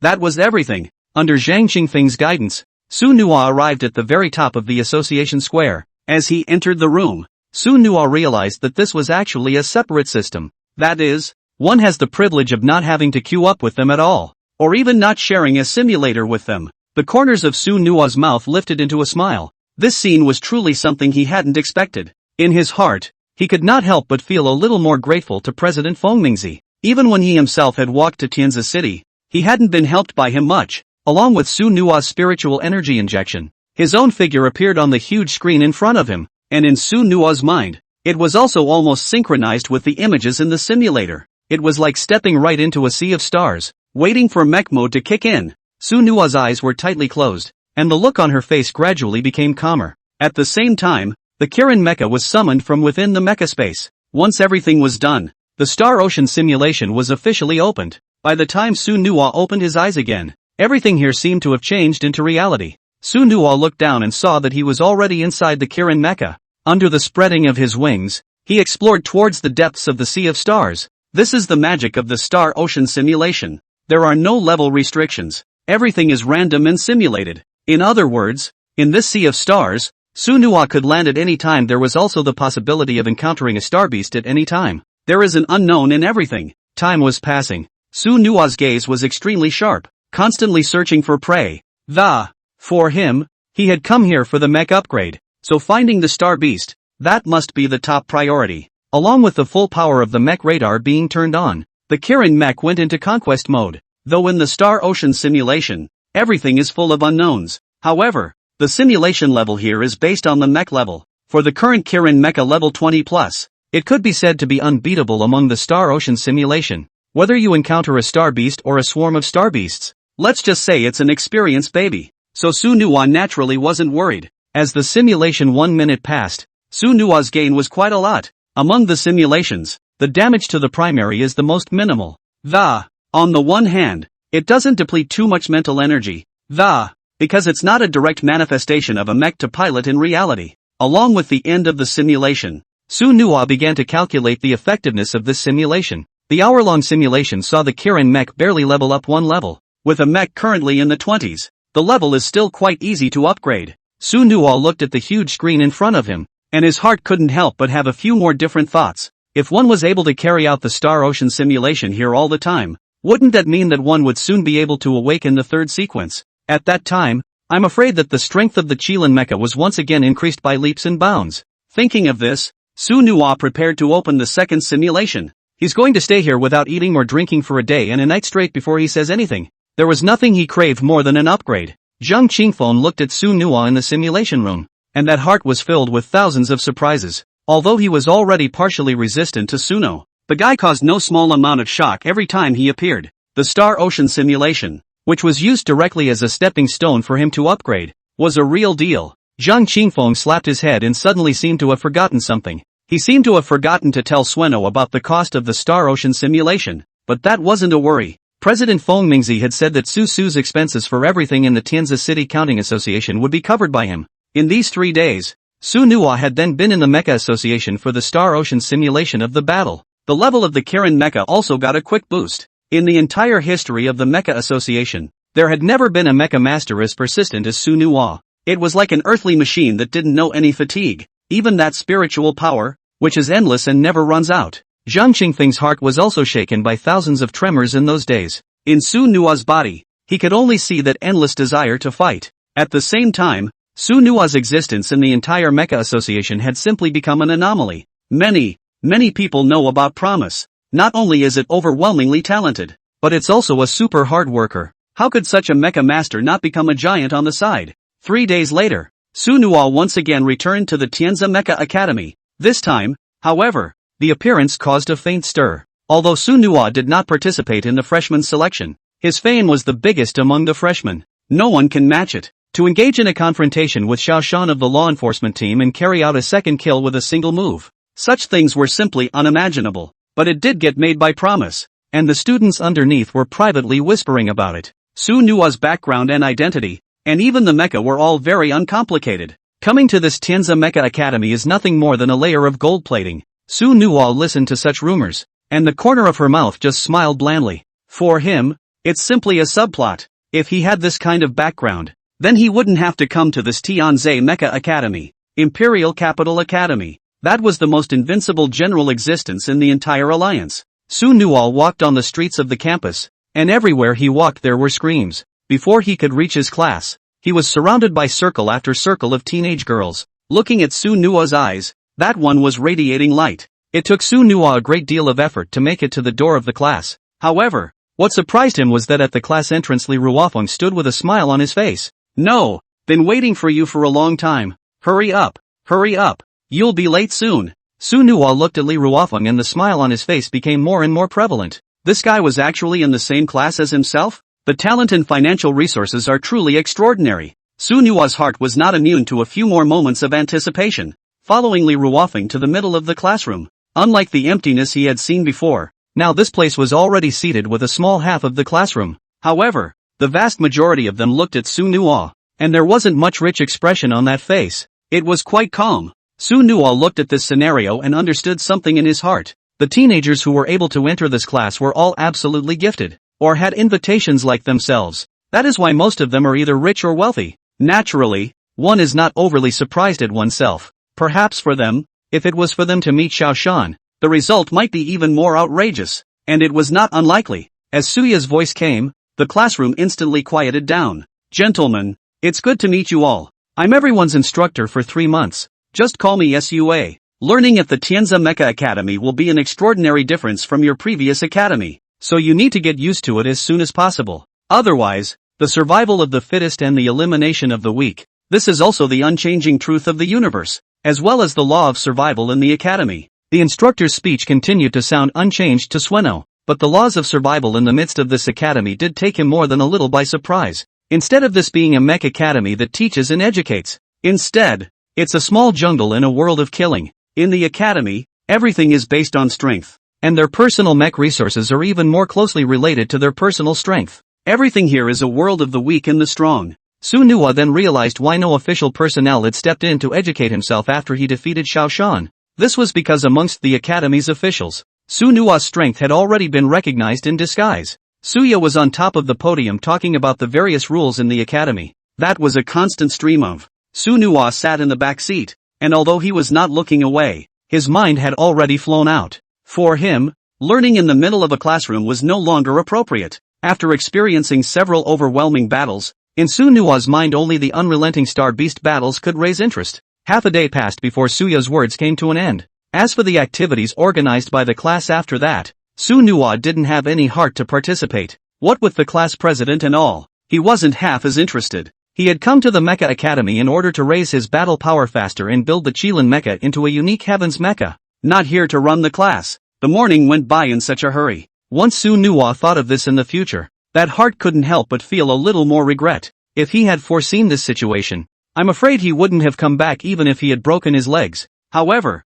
soon after, Su Nuwa changed the thoughts in his mind. In the afternoon, when Suya came into the middle of the class again, she brought a good news. As a first-time freshman, not only does it have the existence of a novice protection period, but it also has a unique resource tilt for freshmen. In 10 minutes, it will be our class turn to head to the middle of the Academy's martial arts pavilion to obtain ancient martial arts techniques. I hope everyone will be able to obtain an ancient martial art that matches theirs. Listening to Suya's words, there was a burst of boiling within the classroom. Even Su Nuwa was surprised in his heart. You're giving away ancient martial arts techniques straight out of school? Thinking about it this way, this Tianze Mecha Academy was a little too trenchant. The corners of Su Nuwa's mouth spread into a faint smile, while beside him, Li Ruofeng, that was also quite excited. Although his family has a lot of money, but the acquisition of ancient martial arts skills is all about the right place, the right time, and the right person. Not all ancient martial arts techniques could work for you and match your mech, but there was no need to worry about this one issue in the Tianza Mecha Academy.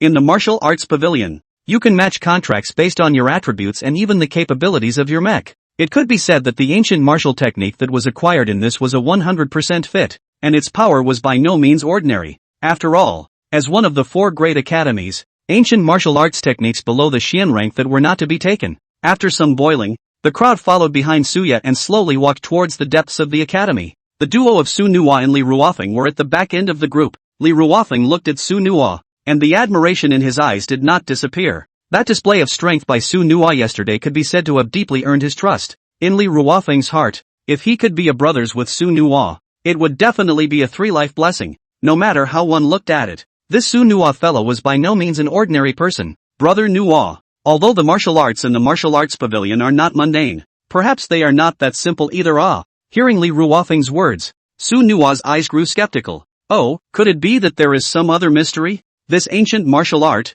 didn't the instructor say one for each person? Li Ruofeng seemed to be quite knowledgeable about all aspects in the academy. No is not as simple as you think. Of course, if you only want an ordinary ancient martial technique, that is indeed one for each person. But you have to know that in our academy's martial technique pavilion, there are divine techniques that have been passed down from the ancient times, and that too has a chance. Su Nuwa's face fell into a paroxysm of contemplation. Divine skill? If you have a divine skill, doesn't that mean you have to have a mech that matches it as well? Along with Su Nuwa's doubts came a laugh from Li Ruofeng. Brother Nuwa, you're really right. It seems like in the entire history of the Tianza Mecha Academy, not many people have ever obtained a divine skill. On the one hand, it's the lack of matching one's own strength, while on the other hand, it's the exclusivity of divine techniques. You know, being a divine skill passed down from the ancient times, that are like as if they were born as divine soldiers, possessing a partial spirit. For them, the masters they attach themselves to,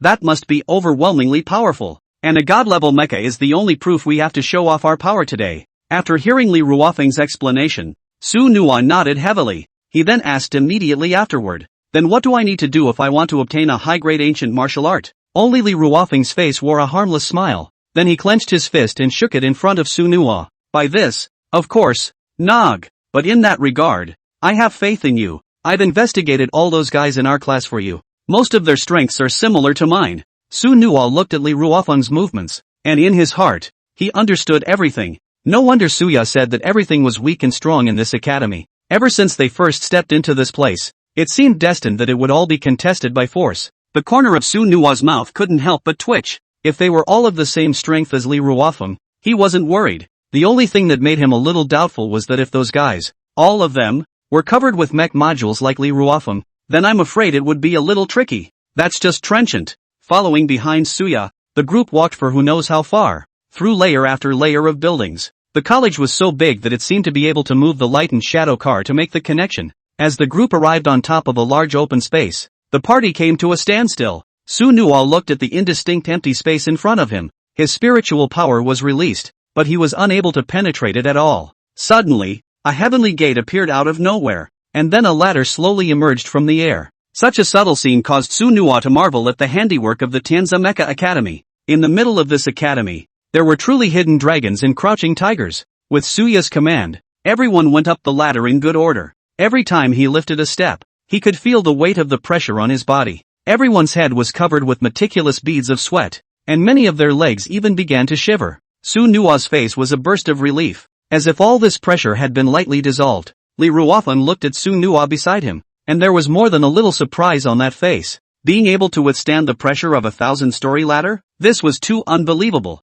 Since the time when the door of this martial arts pavilion was opened, stepping onto the ladder was stepping into an examination. If one couldn't even go up the steps, then naturally, they would lose their qualifications for obtaining an ancient martial art. The vast majority of people were exerting their entire body to resist this kind of pressure, but Su Nuo was as if he was a person outside of things, not affected in the slightest. Under the watchful eyes of his classmates, Su Nuo quickly stepped forward, surpassing everyone 2 or 3 steps at a time. Now, everyone's eyes that were all filled with shock. One rubbed his eyes, looking at the residual shadow Su Nuo left behind in disbelief. This kind of pressure, even a 40 or 50 level mecha master would inevitably have to bear its weight. But why is the promise not affected at all? A bold conjecture could not help but appear in their minds. Along with Su Nuo first came in front of the open door, then felt the heavy feeling coming from it, as well as that mysterious feeling. Being the best of the new students, all of them also arrived at the door unharmed. But compared to Su Nuo, they were all panting and sweating coldly.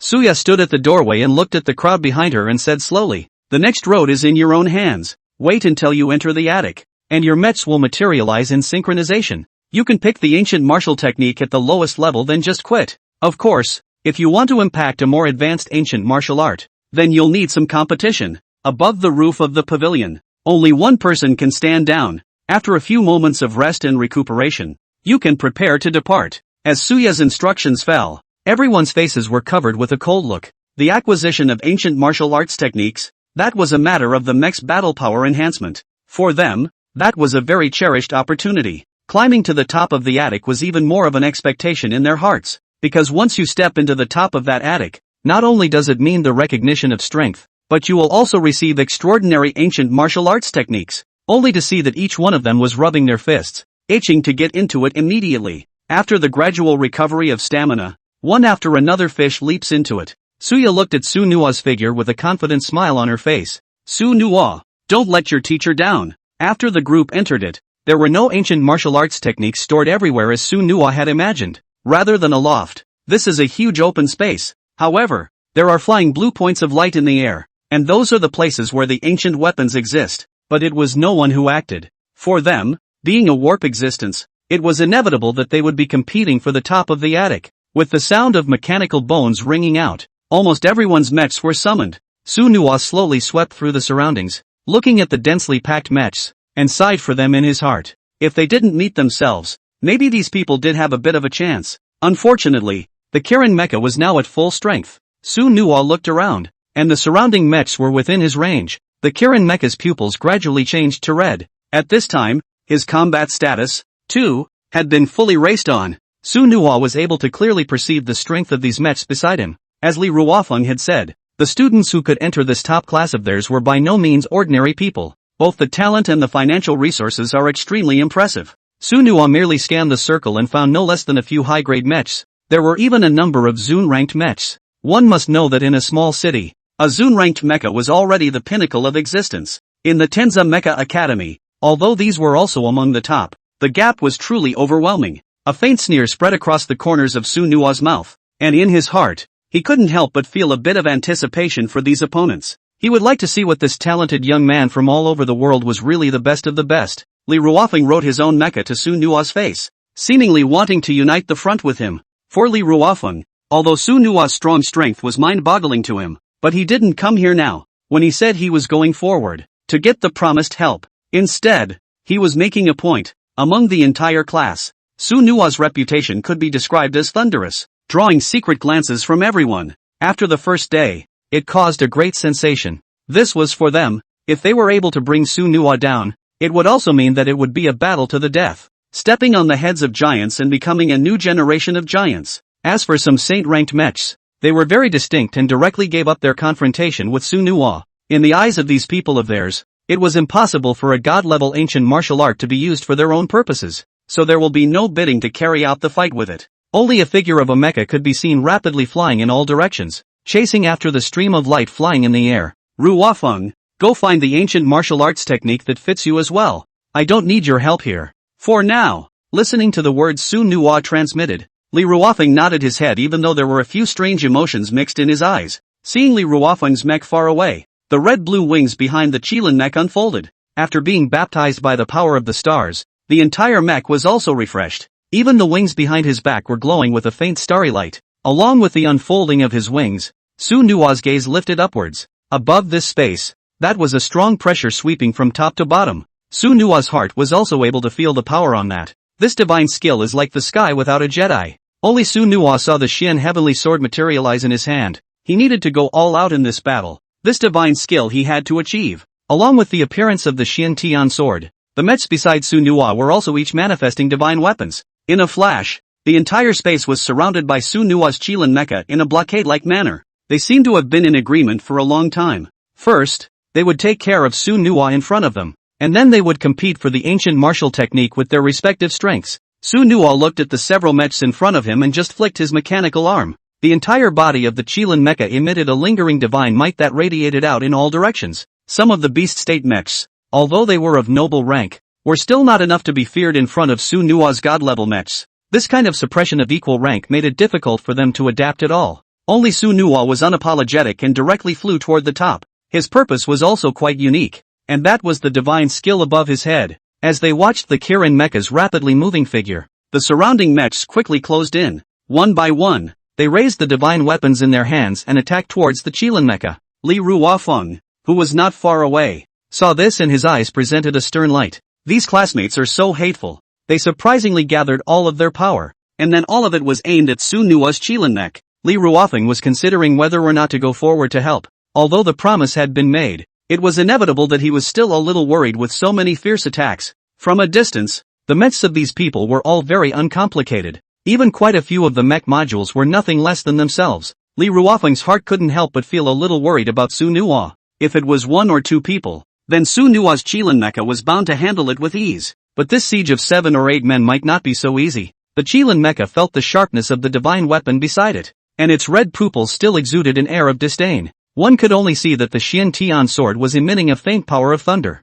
and when one looked closely, one could see the endless electric light flooding on it. But that didn't seem to be where Sueno's attack moves were. Only Su Nuo lightly shouted, the Xian heavenly sword in his hand following the trend, a sword aura scattering in all directions. Shadow sword technique. This was the first time Su Nuo had performed the Xian Tian sword's ancient martial technique, and even though it was the first time he had performed it, the power was indeed within Su Nuo's expectations. Only to see that in this space, sword awnings rose up in all directions, countless spaces were turned into fragments. The Xian Tian sword was as if it was able to slice through all the emptiness and cut through everything in the world. Li Ruofeng, who was not far away, couldn't help but open his mouth wide at this moment, his face filled with an unbelievable expression. He never imagined it would be like this. As the sword awnings dispersed, The mechs in front of them were each filled with fine cracks. Sunuwa's sword trick was directly destroying the confidence and defense in their hearts. As Zune rank mechs, all of them were the existence of a party of geniuses in their respective places. There had always only been times when they had taken out others in a few seconds. And today this being directly instantly seconded by Sunuwa was simply mind-boggling to them. Soon, however, Sunuwa realized that these mechs didn't seem to be as simple as he had imagined. Though this sword trick finished breaking the defense directly, their resilience, however, was beyond one's imagination. Each mech's body was emitting a modular glow, which then swirled in. Sunuwa's eyes gained a few more points of gravity. However, the Shin Tian sword in his hand still failed to stop, and the sword skill once again rose in all directions, chopping down in all directions. So what if they were able to recover by relying on their mech modules? For Sunuwa, his own spiritual energy would not be depleted. However, the energy of their mech modules was exhausted in a few times. Under such a harsh attack from Sunuwa, the recovered mecha fled towards the distance. Their divine weapons, however, were resisting the sword awnings from Sunuwa. Violent collision explosions were emitted throughout the space. There were also quite a few students who had already finished acquiring the ancient martial arts techniques and left the middle of this space. Sunuwa looked at the golden light above his head, the radiance emanating from that divine skill causing him to be somewhat mesmerized as well. Sunuwa's face gained a few more moments of coldness, and then the Shin Tian sword was held in his left hand, and the Sunbreaker vault gun shone out above his right hand. All of a sudden, the entire space was as if thunder had possessed it, and everywhere was filled with endless thundering sounds. Under Sunuwa's attack, there was no mech that could get out of the range of this thunder. Ever since the appearance of the Sunbreaker vault gun, this battle situation had undergone a reversal. For Sunuwa, this place had transformed into another battlefield, and these students in front of you are just stepping stones for yourself, right? The divine skill above the sky. Sunuwa, that was 10 times better. In any case, it is not to be taken lightly. When the crowd saw Sunuwa holding the dual divine armaments, each of those faces were covered in shock. Every time after the dual divine soldiers came out, those were the ones that would cause a huge stir. In the midst of their sphere, there was absolutely no way that this could be something that could occur. The energy of a single mech was limited. How could it possibly feed 2 divine weapons? But now it was actually appearing in front of them. Looking at Sunuwa's Kirin machine mech, even with the dual divine weapons in hand, it didn't seem to have affected it in the slightest. His godlike aura still hadn't faded. Instead, it's getting more and more intense. For a while those mechs behind them, their faces were all covered with a terrified expression. However, the various divine weapons in their hands were raised towards Sunuwa. For them, the importance of this divine skill was self-evident. Even if I have to pay everything, I'm afraid that I have to get this divine skill. In their view, so what if they were outnumbered even if Sunuwa possessed the dual divine soldiers? It created a crushing situation in terms of numbers. They by no means believed that Sunuwa's Qilin Mecha really had the ability to be able to take on several of them at once. What's more, each of them had an even lower level, and this was without opening the second sequence of source attributes. The red eyes of the Kirin mech looked around, and those mechs in front of them didn't seem to have any intention of retreating. A faint cold smile spread across the corners of Sunuwa's mouth. The students of the Tianza Mecha Academy truly did not disappoint him. If it was an ordinary academy student, then I'm afraid that when faced with this situation, he would have already left. It would not be a wise move to engage in a tangle with this without the unknown, only to see the Qilin Mecha raise the Sunbreaker dome gun. The thunder in the air raged once again. Even that divine skill above the air couldn't help but settle down. The red eyes of the mech looked forward, the lance in his hand already locked onto the mech in front of him. Back the fuck off. Accompanied by Sunuwa's extremely cold voice that resounded throughout the entire heaven and earth. The tip of a gun with a glowing red aura violently pierced through the void. At this moment, it was as if the entire heaven and earth had been frozen in place, and those mechs were all still in place, unable to move half a bit. Sunuwa's mechs, however, had already rushed to kill them, and the red flashing head of the gun stabbed into the chest of a mech with a touch of bloody intent. Boo! The tip of the gun penetrated through the opponent's body, directly piercing it. In full view of everyone, this mech was actually nailed directly to the ground. The moment this mecha was nailed to death, the entire mecha group finally erupted into a shocking wave of shouts. How is that possible? How come? That's a level 23 mech. A pilot's face was filled with disbelief, and a hint of panic filled his eyes as he looked at Sunuwa. Promise. After a shout, the group of students frantically ran away. Meh. Sunuwa's eyes narrowed and a wicked smile appeared on his face. Now do you know you're afraid? Late. Accompanied by Sunuwa's furious shout, the entire mecha group once again erupted with intense flames, lunging over in the direction where they were. Humph. Sunuwa snorted coldly. the purple arcs of electricity on his body flickering as the dual divine warriors swung once again. A red sharp sword directly decapitated a single mech to the ground. Rumble! A violent explosion came along with it. It's time to end. Su Nuo looked at the situation in front of him, and his cold voice rang out. He raised the Sunbreaker Vault gun, and the thunder above the tip of that gun had dissipated, and in its place was a purple halo. Buzz! As that purple halo flickered, a wave of fluctuations that caused the heavens and earth to change color was transmitted out. After a long time, Su Nuo put away the Sunbreaker Vault gun and turned around to leave. Only Su Nuo had just lifted his step to take 2 or 3 steps when he paused. This was because Su Nuo sensed that there was a pair of eyes staring at him from afar. Su Nuo's heart sank slightly, but a smile hung on his face. Haven't you given up yet? In that case, let's continue. I'm looking forward to it. After saying his words, Su Nuo was ready to continue his departure. However, Su Nuo had just walked not much distance when a violent tremor resounded in the air behind him. Immediately afterward, the swirling mass of darkness slowly rose from there. Su Nuo looked back, but it was to see a black mecha within that pitch-black vortex that was slowly rising. The appearance of this mech was clearly the same as the one Su Nuo had encountered outside the academy earlier. Su Nuo, don't think you've won. You don't know anything about mechs. You don't know how powerful this mech is. It can't lose. A voice suddenly resounded in the middle of this heaven and earth. Su Nuo couldn't help but frown at his words. Looking at the mechs that had reappeared in front of him,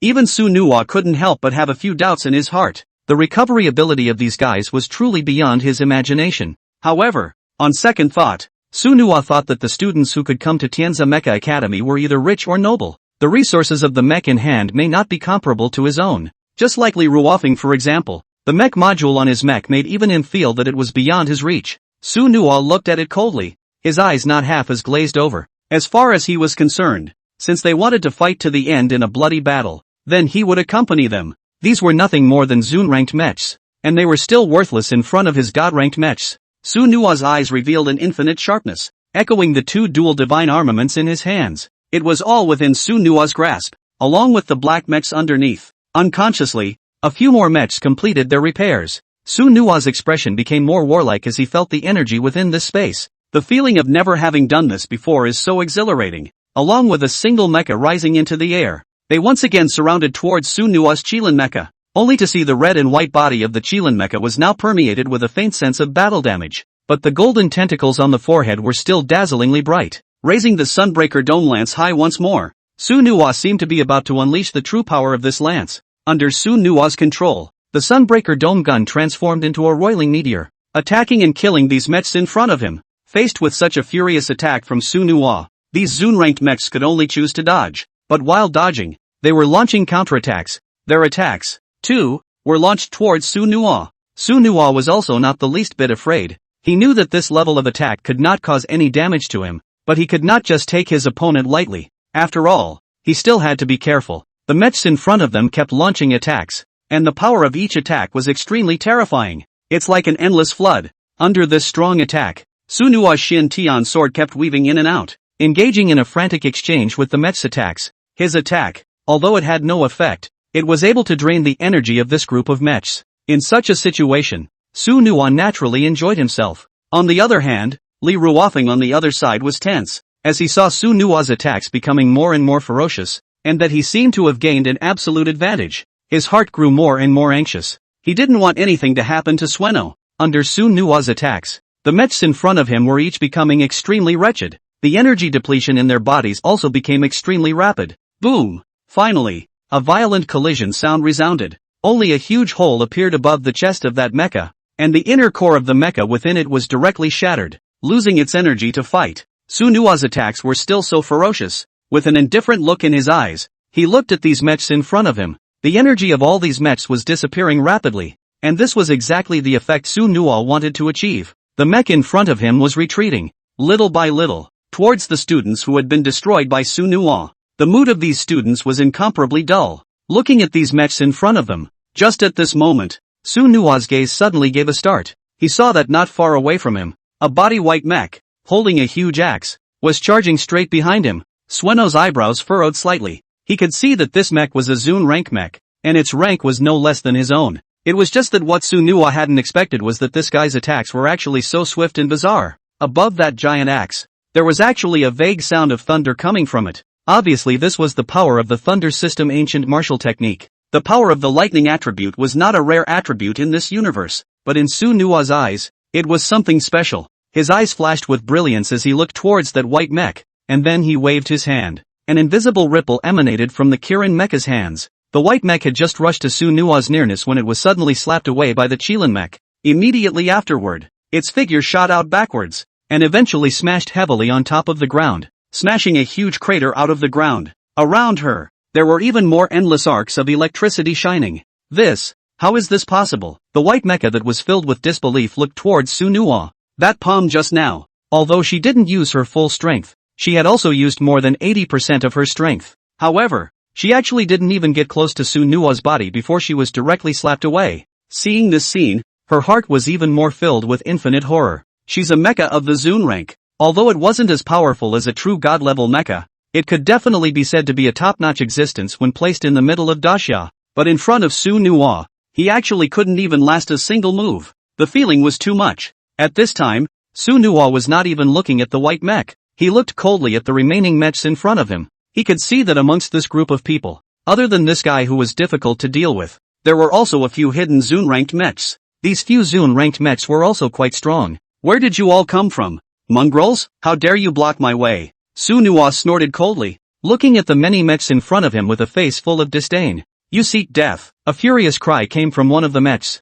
Both fists clenched violently. Behind him, there were even countless electric snakes emerging, looking incomparably terrifying. Behind them, countless thunderbolts had even condensed. Countless thunder and lightning, converging in the void. It then directly transformed into 200-meter-long silver thunder dragons that tore towards Su Nua's Qilin mech. Each of these two thunder dragons contained earth-shattering power. Su Nua saw the scene, but a smile appeared on his face. Just you guys. You deserve it? As the words fell, Su Nua directly activated the Xian Heavenly Sword. He directly executed the shadow, the second stance of the sword technique. Sword out to amaze the gods. Countless streaks of powerful sword chi roared out, instantly chopping at the two thunder dragons. The two thunder dragons, in the midst of that endless sword awnings, were directly cut and shattered. At this moment, the aura of the Qilin mecha also became deeper and deeper, as if it could see through everything. The moment the two thunder dragons were crushed, the rest of the mechs, too, were wounded. Under this strike,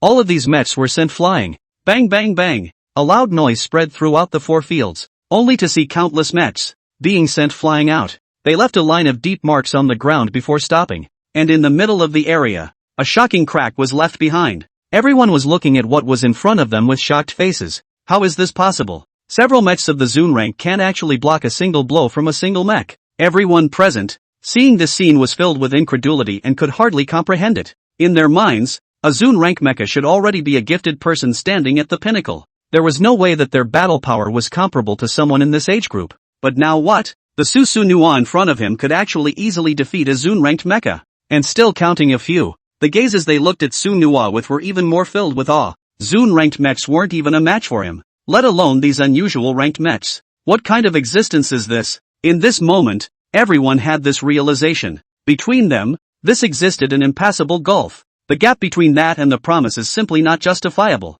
The mechs present were shocked. In this moment, they were all a bit confused. Su Nua's age was young, but his strength, however, was beyond everyone's expectations. Get out of here, all of you. Su Nua opened his mouth indifferently. In his voice, he even carried a suffocating oppression. Only Li Ruofeng stood on the side, looking at the state of the Qilin mecha, and his heart was also presented with thousands of excitement. In Su Nua's body, he was able to clearly perceive the kind of oppression that came from an endless source. It seemed that as long as he was present, no one could step in front of him. The red and white Qilin mech was like a strong and invincible chasm, making it difficult for them people to overcome it by the slightest bit. Li Ruofeng raised his mechanical arms and looked at the faint light that glowed on them. Although he had quite a few mech modules to add to his own, he had full confidence in his heart that he would definitely not be Su Nua's opponent. In front of the Kirin mecha, in front of true talent and strength, all the extraneous things were also worthless. The unicorn mech was in the void, slowly stepping forward,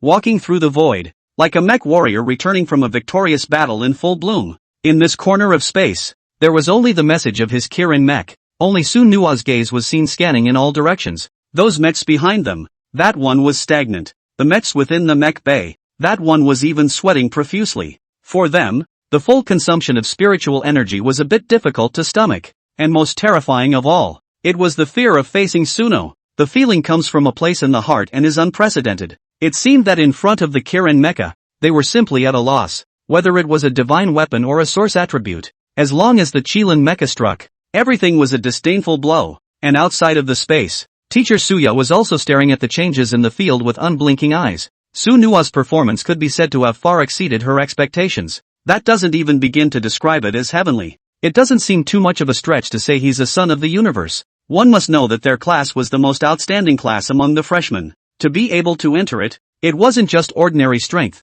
It required an extremely strong talent. It can be said that every person here is a dominant party after going out. However, all of these people were without light in front of Su Nua. All the glitter and glamour, all answered by the Kirin Mech. There was a sharp edge in Suya's eyes. For her, it seemed to come to mind. Su Nua's arrival may be able to change the scene in this lower courtyard. Only Suya's hands were seen wrapped around her chest, and she was muttering something under her breath. I hope Su Nua can contract this divine skill. Su Nua slowly stepped out of the void toward the top. Every step the mech took was met with great pressure. Wanting to obtain a divine great ancient martial skill was not a simple matter. For thousands of years, although the inheritance of this ancient martial art had not been interrupted, it was controlled in the hands of those super powerful forces as well as families. Unusual mechs. Even if your talent is outstanding and your ability is strong, it is impossible for you to get your hands on something. This is the cruel rule of this world. No one can break everything here. Even though it was an order world, the order seemed to be just imprisoning them.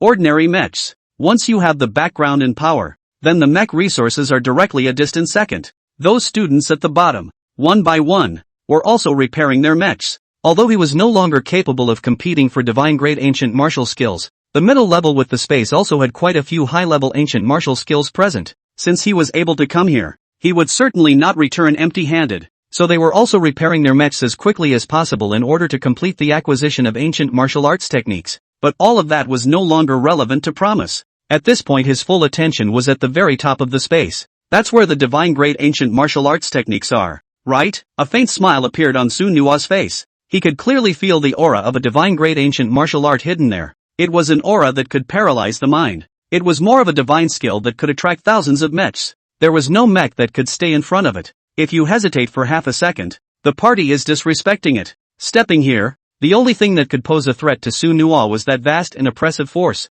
The moment Su Nua's Qilin Mecha's toes stepped on the space, that terrifying pressure immediately erupted in a shocking wave. Everyone present couldn't help but hold their breath, staring at the figure with unblinking eyes. Rumble. The Qilin Mecha had finally stepped out a small distance. Yet just this small distance had already caused everyone present to be in a cold sweat. Holy shit. I feel like I'm suffocating. How can this be fun? Is this guy human? This is too scary. Su Nua ignored the murmurs of the people underneath. His gaze went straight to the empty field. There, a huge round metal ball floated silently, emitting golden light, surrounded by dense and incomparable runes. These runes, without a doubt, represented divine-level arcana. A hint of fire surged in Su Nua's eyes as well. He could feel that the mysterious runes there were emanating a dense mysterious energy. What was contained within this mysterious rune was indescribable energy, and there was also a hint of intimidating pressure. It really is an ancient martial art of the divine level. The corners of Su Nua's mouth rose slightly. The sole power of this ancient martial art was as if it was an unshakable and lofty mountain of gods.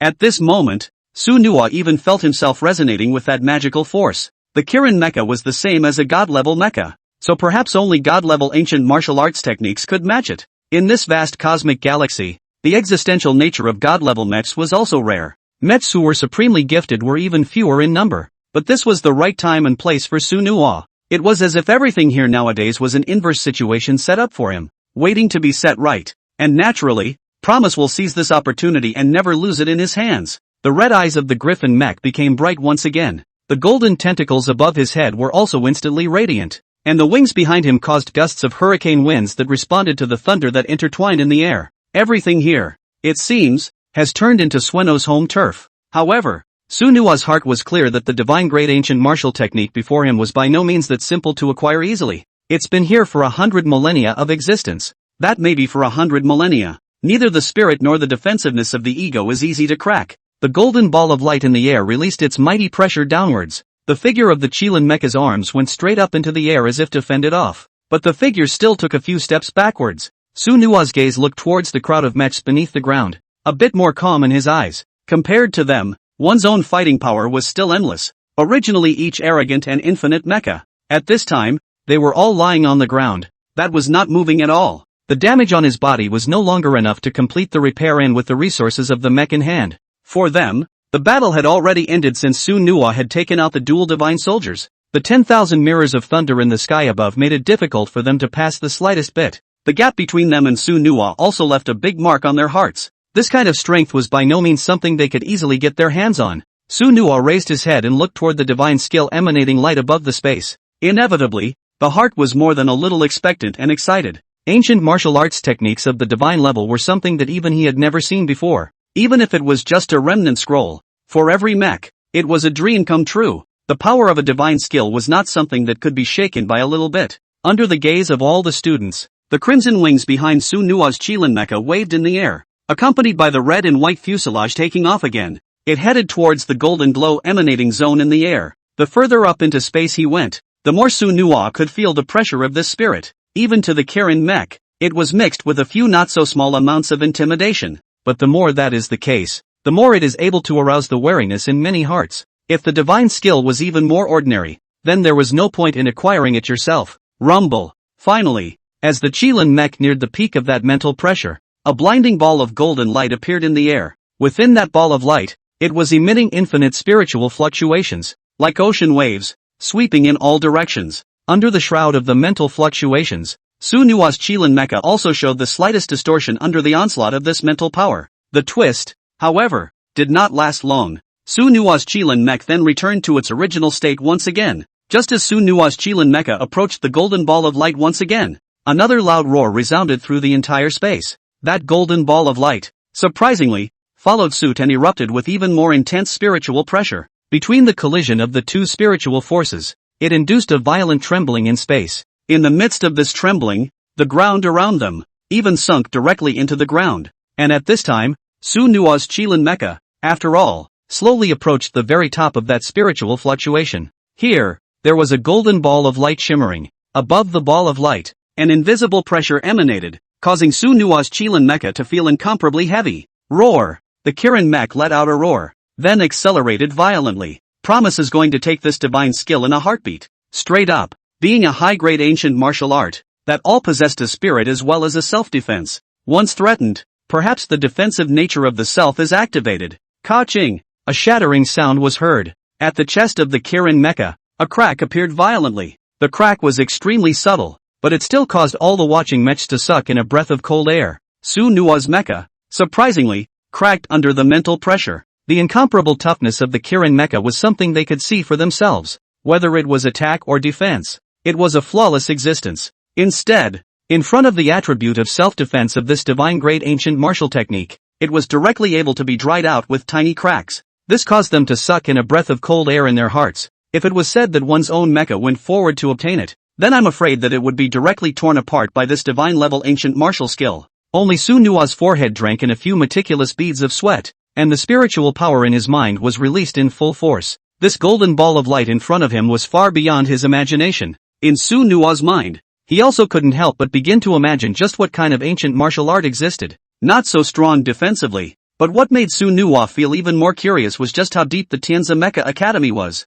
It was surprising that a divine-grade mecha ancient martial technique wasn't being treated as a treasure and generally offered as a treasure. Instead, it was taken out as a reward for freshmen. Just as Su Nua was still pondering, the golden ball of light once again radiated a dazzling light. At that instant, Su Nua felt a terrifying danger coming on. At this moment, he seemed to feel the threat from death. Sueno turned around violently. With a flick of his wrist, the two divine weapons fell directly into the Qilin mecha's palm. Buzz! Under Su Nua's manipulation, the two divine armaments violently grew larger and were interspersed with throbbing thunder. Whoosh! Two harsh wind sounds rang out. With a flick of Su Nua's wrist, a spear and a sword were thrust out directly. A gun was as fast as running thunder, and a sword was as swift as electricity. Under Su Nua's control, the divine soldier shot directly at the golden ball of light in front of him. At this moment, Su Nua almost explored all the abilities of the divine weapons, raising them all to their maximum attack strength. Bang! Put! Two muffled sounds followed, hitting the golden ball of light one after another. The long spear directly pierced through the ball of light. and then pierced through this corner of space. And that golden ball of light also shook because of the lance's attack. It all happened in a flash of lightning. Under Su Nua's blow, the energy in it had already been depleted. Suddenly, the ball of light exploded violently. Countless intense spiritual forces instantly filled the entire space. Under the impact of this terrifying spiritual power, a tiny crack once again appeared on top of the Qilin mech. Su Nua's mecha body was shaking violently, as if it was going to collapse in the next second. Only Su Nua's face was grave. He was well aware that he was in a very bad state at this time, and if he continued to fight, he was afraid that he would be injured or even fall. Still, he gritted his teeth. Try again. With this thought, Su Nua violently increased his mental pressure. With Su Nua's crazy influx of spiritual energy, the cracks that had originally turned into a spider's web stagnated and no longer proceeded to split. Looking at the sight of the Qilin mech,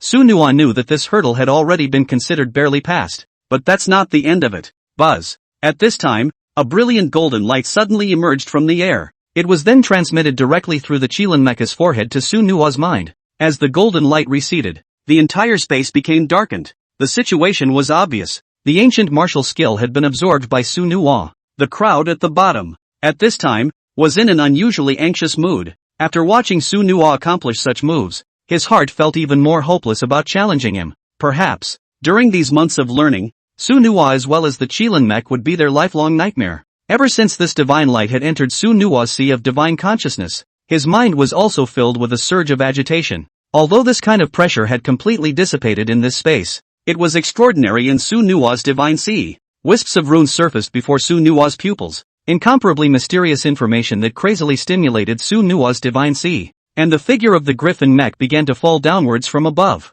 Along with the loud sound of landing, the crowd was gathered around, and the one who is the most forward is Li Ruofeng. He knew in his heart that at this time, Su Nua was afraid that he was at his weakest. The divine great ancient martial skill had already entered his body, and it was impossible to wait for the coming day to refine such a martial skill that possessed a spirit. So Su Nua had to finish absorbing it as soon as possible, and in the sea of divine consciousness, it was to fight with this ancient martial skill again. All is still unknown as to who will complete the absorption. However, with Su Nua's current state, he was unable to be supporting the Qilin mecha in battle, so once someone tried to take advantage of the situation, it would definitely be a fatal blow to Su Nua. Only Li Ruofeng's mecha stood in front of Su Nua, holding the divine soldier in his hand high, his face showing a fierce expression. It seemed that if anyone tried to take half a step, he would fight them tooth and nail. I advise you, as long as I'm still here, don't even think about touching Sueno for a single step. The wrath that comes afterward is more than you can bear. To become a king or to lose a bandit has been an unchanging truth since the beginning of time.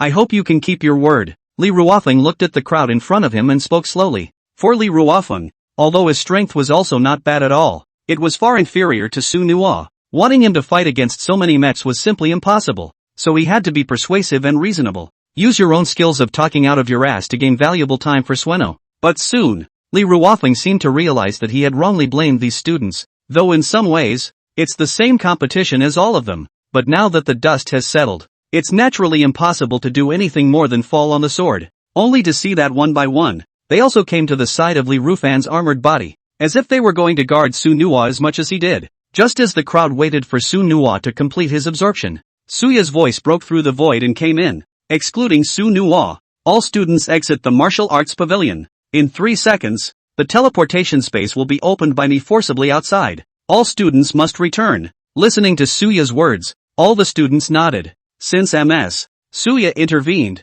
there was bound to be no need to worry about Su Nua's situation. A space was strongly torn apart. A violent shaking came from the martial arts pavilion. Everyone's mechs quickly took to the air and headed for the torn gap. By the time the light dissipated, the mech had returned to within the compact space. Back on the ground again, they just felt it was overwhelming. The sparring match with Su Nua had benefited them even more. Ms. Suya, Su Nua's situation won't be dangerous, right? Yes. Leaving him alone in the martial arts pavilion will inevitably be a bit less reasonable. Suya waved her hand, and instantly the chatter stopped above the venue.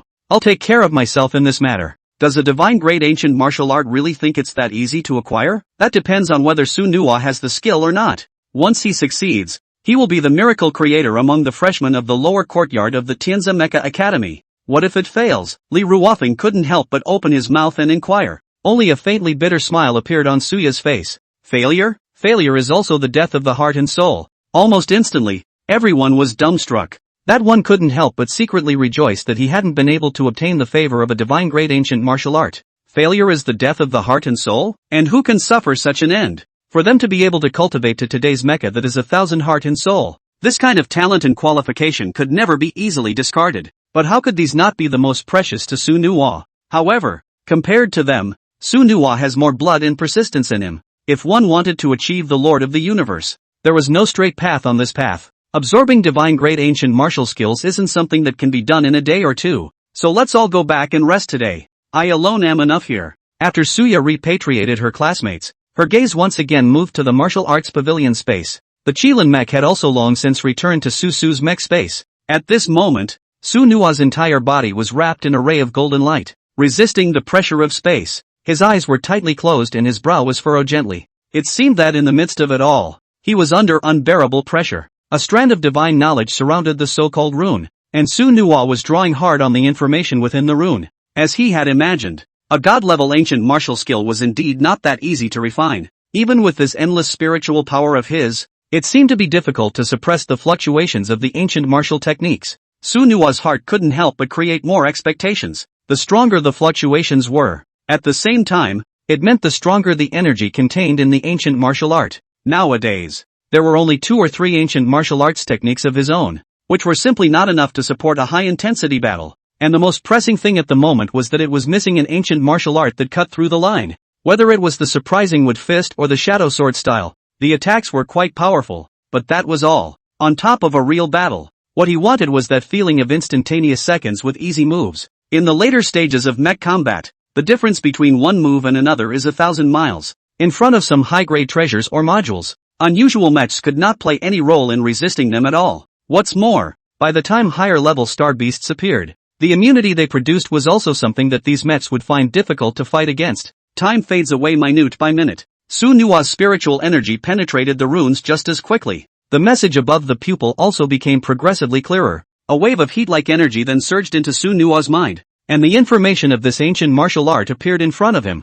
Sky, pupils of the Sea of God, rank, divine. Features, after the Mecha Master learns it, the Mecha can use the pupil ability in depth. The golden light shoots out, can pierce through everything. Destructive power 100%, double pupils synchronized and appear. Can suppress all the deep-sea star beasts in the world. Description, 10 million years ago, the deep-sea demon race was destroyed by the human god of the universe, and its pupils were developed as awakened abilities, which were dusted off because they were too lucky. Su Nuwa looked at the power of this divine skill in his divine sense, and the expression on his face turned into a faint smile. This pupil's ability could be more than just an attack. It's suppression of everything. Even Su Nuwa felt a few palpitations, and this one divine great ancient martial technique was the best for Su Nuwa. It's kind of the best fit by any measure. Only to see divine thoughts pouring into the mecha space within Su Nuwa. A mysterious aura spread out from around Su Nuwa's body as if it was able to suppress all evils, sealing off the space. Divine Sea Pupil. Mysterious,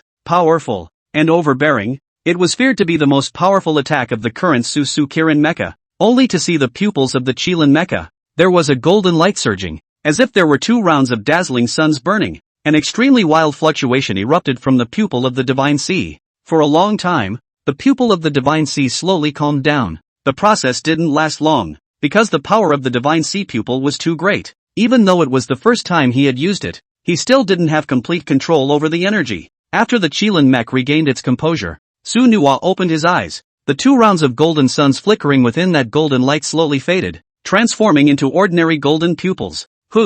Exhaling a deep breath of turbid air, Su Nuwa raised his head and looked ahead. Beyond his body, a circle of golden light surrounded him, enveloping his entire body. At this moment, the aura on Su Nuwa's body climbed. So strong, feeling the surging energy within his body, Su Nuwa couldn't help but lift a smile above the corners of his mouth. I'm sure I didn't spend that long effort in vain. However, trying to refine this divine technique is arduous and requires constant consumption of one's spiritual energy. But to Su Nuwa, all of this was naturally child's play. Once it is successfully learned, there is no need to give much thought to what happens afterward. He himself had the chosen mecha system, and his spiritual energy could be replenished quickly, so there was no need to worry about the depletion of spiritual energy at all. In the sea of divine consciousness, there was also enough capacity to proceed with the continued refining of this divine skill. To Su Nuwa, the current Divine Sea pupil was perhaps the biggest card, and almost at the same time, This will perhaps be the biggest danger to promise. After all,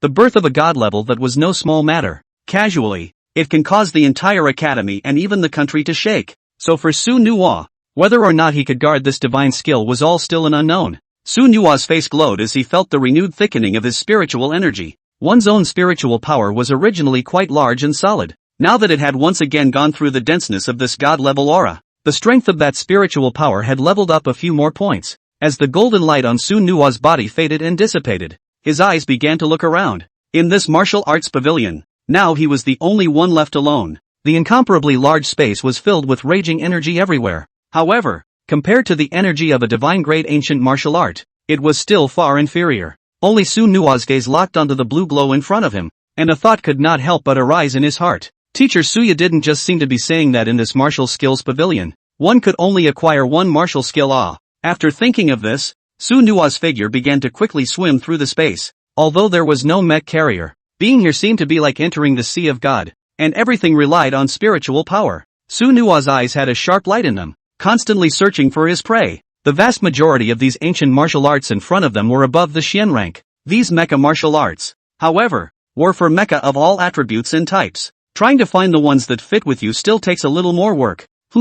Suddenly, Su Nuwa raised his eyebrows and looked at the purple ball of light that had appeared in the midst of that suspended blue ball of light in front of him. This purple ball of light contained a trace of strange power, causing Su Nuwa's heart to burst with excitement as his figure leaped and headed directly ahead. If it wasn't unexpected, this purple ball of light was clearly a Zun-ranked ancient martial skill that was one level higher than an Xian-ranked ancient martial skill. To Su Nuwa's surprise, he didn't think that he would be able to encounter it again. A Zun-ranked ancient martial art was also crucial to the increase in battle power. To Su Nuwa, the most important thing about ancient martial arts techniques was that they could be ability enhanced through star cores. The divine sea pupil had already reached the divine level, so naturally, it could not be enchanted anymore. That was why Su Nuwa was still quite attached to these ancient martial arts techniques under the Zun rank. Boom! Right at this moment, that blue light steeply erupted into a dazzling light, wrapping Su Nuwa's entire person in it. What's going on? Feeling this sudden change, Su Nuwa's brows furrowed as he felt somewhat puzzled. You didn't do anything special yourself,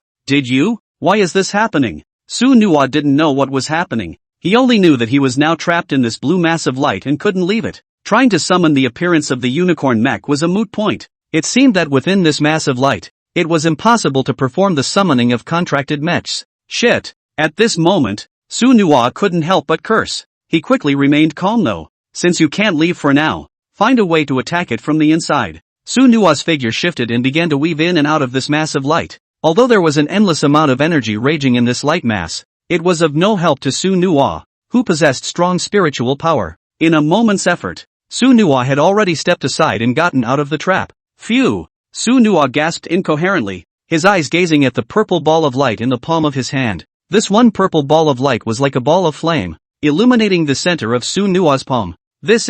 When Su Nuwa took out the purple ball of light and placed it in front of his eyes for a closer look, a look of astonishment also appeared on his face. Inside the purple ball of light, there was a strange rune. Above each rune emanated an extremely dense spiritual energy. With regards to such runes, Su Nuwa's mind was certainly 10 points clearer. This was equivalent to the ancient martial art in hand recognizing one's talent in disguise. That is, it is willingly used. Su Nuwa did not hesitate and directly sat cross-legged on the ground. Incomparably majestic spiritual power burst out from the sea of divine consciousness, and then began to slowly invade the ball of light in his hand. With the experience of the divine-level ancient martial skill, dealing with this one was simply a snap. Along with the wrapping of spiritual energy, a rune began to surface in front of Su Nuwa's pupils. At the same time, a message reappeared in his mind. As the decryption was completed, Su Nuwa opened his sunny eyes and a faint smile spread across the corners of his mouth. However, Su Nuwa knew in his heart that he must not conduct his studies here. Although there were no rules established within the martial arts pavilion,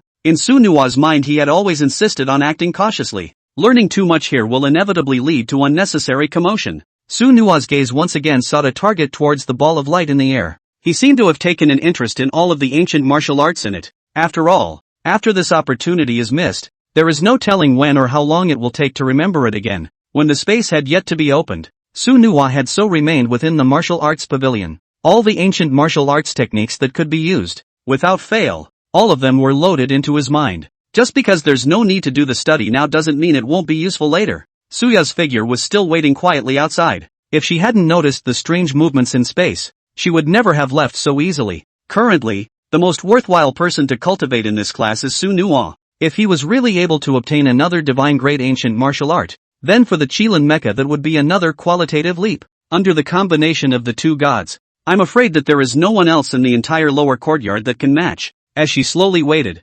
Suya seemed to sense a wisp of fluctuation coming from space. The mind then quickly penetrated it, accompanied by a ray of strong light. Su Nuwa's figure burrowed out from within the space. He stood in front of Suya. To Suya's surprise, Su Nuwa's body did not seem to be stained with anything on top of it, and even her clothes were not torn. Within this martial arts pavilion, it was as if he had returned in one piece. Promise? Did you make it? Suya's face was clearly mixed with a few moments of excitement, and she couldn't wait to hear Su Nuwa's answer. Only the corners of Su Nuwa's mouth spread into a faint smile. Teacher, is it hard to believe that you don't want me to succeed? But after succeeding, it will take some time to integrate it. Listening to Su Nuwa's words, Suya's eyes almost seized tears. In so many sessions at the Tianza Mecha Academy, Su Nuwa was the most talented student he had ever seen. Su Nuwa looked at the chirpy Suya in front of him, and the expression on his face was a little awkward all of a sudden. Su Nuwa looked at Li Ruofeng's silhouette in the distance and left directly on the pretext that he had something to do. When Li Ruofeng saw Su Nuwa appear, that face was also filled with happiness and excitement. No, you're finally out. I was really afraid you'd gone there. Su Nuwa patted Li Ruofeng's shoulder and looked at the rich kid in front of him with a faint smile on his lips. Though at first he had some suspicions about the purpose of this guy's contact with him, but soon he realized that this guy Li Ruofeng knew nothing about his identity, that to engage in friendship with oneself is completely unintentional. And as the exchange continued, Su Nuwa was able to understand his identity. To Su Nuwa, though, this guy was far more adorable than he had ever imagined. At least there wasn't the arrogance of the average rich kid. You should know that Li Ruofeng's family was controlling half of Tianza City's commercial resources. Otherwise it's unlikely that he would have so many mech modules to use. But this may not be a bad thing for Su Nuwa. In this Tianza Mecha Academy, after all, one was alone. But the obviousness of a lone wolf was also apparent. More friends, more roads is also quite important to Su Nuwa. After all, he had more than just this tiny planet to journey to. Promise is going to do something, and that's to conquer galaxies all over the universe. It's true that it can be done with just one person, but it's inevitably less fun. And in front of him, Li Ruofeng and his young friend Li Bufan. They are their best helpers. If I were to fall in there, wouldn't there be no one to cover you? Don't worry, your brother Nuwa, I will never die so easily. Li Ruofeng laughed out loud, then very naturally hooked onto Su Nuwa's shoulder. Go go go. Happy today. How about taking you to my family's compound for a stroll? Superb wines. That's everything. Only Su Nuwa's eyes darted upwards as if he was pondering something. By the way, within the martial technique pavilion, what ancient martial technique did you obtain? Hearing Su Nuwa's inquiry, Li Ruofeng scratched his head, seemingly rather embarrassed. Nog, I'm pulling my weight compared to yours. I'm really all embarrassed to say. What I got was a mind practicing method. It's just a chicken rib. Su Nuwa's bright pupils were mixed with a few moments of doubt. Practicing mind techniques? Is there an ancient martial art of this type? Su Nuwa stared at Li Ruofeng as if he wanted to see something fishy. As far as he knew, most of the types of ancient martial arts were divided into attack and defense, and there were quite a few that were functional as well, but it was the first time he had heard of the heart type. After all, the mech was a mechanical life form, and why would it need mindfulness for maintenance? If you want to talk about the learning of mind techniques, shouldn't that be a mecha mechanic? Li Ruofeng patted Su Nuwa's shoulder, then tugged him toward the outside of the academy. Inside Tianza City, Li Ruofeng was familiar with the road, and in a moment's time, he arrived at his family's residence. Su Nuwa looked at the towering complex of buildings with a feeling in his heart. That's when the guy is just purely showing off his wealth to himself. Now, Su Nuwa couldn't help but marvel at how huge this guy's family foundation had to be. Brother Nuwa, take whatever you like later. It's all on me. As long as brother I can help, I will. Hearing Li Ruofeng's words, Su Nuwa's mouth hung with a faint smile. You kid, I'm not going to give you the benefit of the doubt. Entering within the building, an intangible aura hit him. Young master, good. Seeing Li Ruofeng come, the people inside the building bent down to pay their respects. Li Ruofeng waved his hand. That was full of enthusiasm to greet up Su Nuwa. Now, the people in the hall couldn't help but have questions flooding their minds. Who was this youngster in front of him that he was able to make the young master courteous for him? Could it be someone from the Heavens House of the Tianza Mecha Academy? Just as the crowd was speculating, Su Nuwa's gaze was drawn to shallow. Although his heart thought that this guy would be very trenchant, but his family background was so thick that it really made him a bit surprised. Good lord, this wall is full of orange modules? Ruofeng, your family is really into wholesaling. Su Nuo looked at the wall full of mech modules. His heart was inevitably a little surprised. After all, no one's strength can be so grandiose. Mech modules are meant to be looked at, not used. However, Su Nuo soon realized something. Perhaps the people of their family were assembled with a full set of modules on each mech. It's literally not a confrontation with a mech, totally up against the Union Jack. No, if there's anything missing, just explain. I can't let you come here for nothing. Su Nuo had a calm expression on his face. Then with a smile at the corner of his mouth, he pointed his finger not far away. One could only see mech modules of various colors displayed everywhere on top of the walls not far away. And that's not what the promise is about. The direction of Su Nuo's finger was precisely the endless star core. Su Nuo was able to deeply sense what kind of energy the star cores on this wall actually contained. With just a cursory wide-eyed look, the quality of these star cores was what attracted Su Nuo. At the very least, there were hundreds or thousands of high-grade star cores. For Su Nuo, what he currently lacked the most were these star cores. If you wanted to complete the summoning of yet another contracted mech from the chosen mech system, you had to complete this so-called progress as quickly as possible. Today his own progress is 95% complete. And it's the remaining 5% that is the top priority and also the hardest to accomplish. Su Nuo had once tried it, and putting in a level 30 or so star core merely increased his progress by a fraction of a percent. So that means that the effort to accomplish the remaining 5% of the progress will be huge. However, after arriving at the Tianzi Mecha Academy, Su Nuo realized that it was difficult for the current him to travel to the interstellar realm to carry out the hunting of star beasts. For these freshmen, their current status is not quite stable. So everything is to be done under the supervision of the college. This created the reason why Su Nuo was unable to continue with the system additions. The star cores he had stored were no longer enough to sustain himself through such intense additions. There was a hint of sharpness in Su Nuo's gaze, while Li Ruofeng beside him. It was as if he had read Su Nuo's mind. Coming to the front of the mech module, Sueno's reaction was apparently not so great. No, are you wanting these star cores? The vast majority of these are star cores that my family carries out for sale. But if you want them, you can take your pick. Su Nuo listened to Li Ruofeng's words, and a few expressions of gratitude appeared on her face, but it was clearly not enough for him to fear. After all, Su Nuo was not good at owing people favors. Pick and choose at random, which is still forgettable. What's more, the number of star cores Su Nuo needed was extremely large, so what was the point of picking a few? Only Su Nuo collected his gaze and then looked at Li Ruofeng with a rather serious look. Ruofeng, is there a possibility that I can buy or exchange something for these star cores? Because the amount I need is extremely large and picking a few is unlikely. Listening to Su Nuo's words, Li Ruofeng's brows visibly tightened. It wasn't that he was in a tangled state. Rather, his mind was shocked once again for a few moments. It was important to realize that their family had collected so many star cores, without exception, to make better divine weapons or modules. Otherwise, it would be impossible to consume so many star cores with an individual or a small group. And now Su Nuo was directly leonizing the entirety of the star cores here. This was a great shock to Li Ruofeng's heart. Only Li Ruofeng seemed to be pondering something. Being a family lineage, they come up for revenue as well. Although he wanted to give all of this to Su Nuo in his heart, it was clear that this was simply impossible. On the one hand, there are family impediments. Promise on the other hand would not have been pleased at all. Just as he was still thinking about it, a voice came from not too far away and broke the silence in the venue. Windy brother, why don't you introduce a guest when he comes? The two of them sought out the sound, and Su Nuo's gaze was filled with a few moments of curiosity. The person coming before him was obviously more honorable and flashy than Li Ruofeng seemed to be. All of his body was revealing a noble temperament. After Li Ruofeng saw the visitor, the expression on his face became grave. Now it seemed he was in a tangled place. The person in front of him was not an outsider. It was the current number one person in the family, his elder brother Li Ruoyang, currently responsible for all the mech resources in the entire Tianzi city, as well as channel development. It could be said that within the entire Heavenly Zephyr city, his Li Ruoyang's means were simply heavenly. After all, the Li family's bravado, that was known throughout the entire Grand Xia. On the other hand, it was due to the strength of this Li Ruoyang. Apart from his identity after the Li family's youngest master, he had another identity that was even louder. That was the higher Mecha Master of the Heavenly Academy of the Tianzi Mecha Academy. This status is not something you can just take money out of.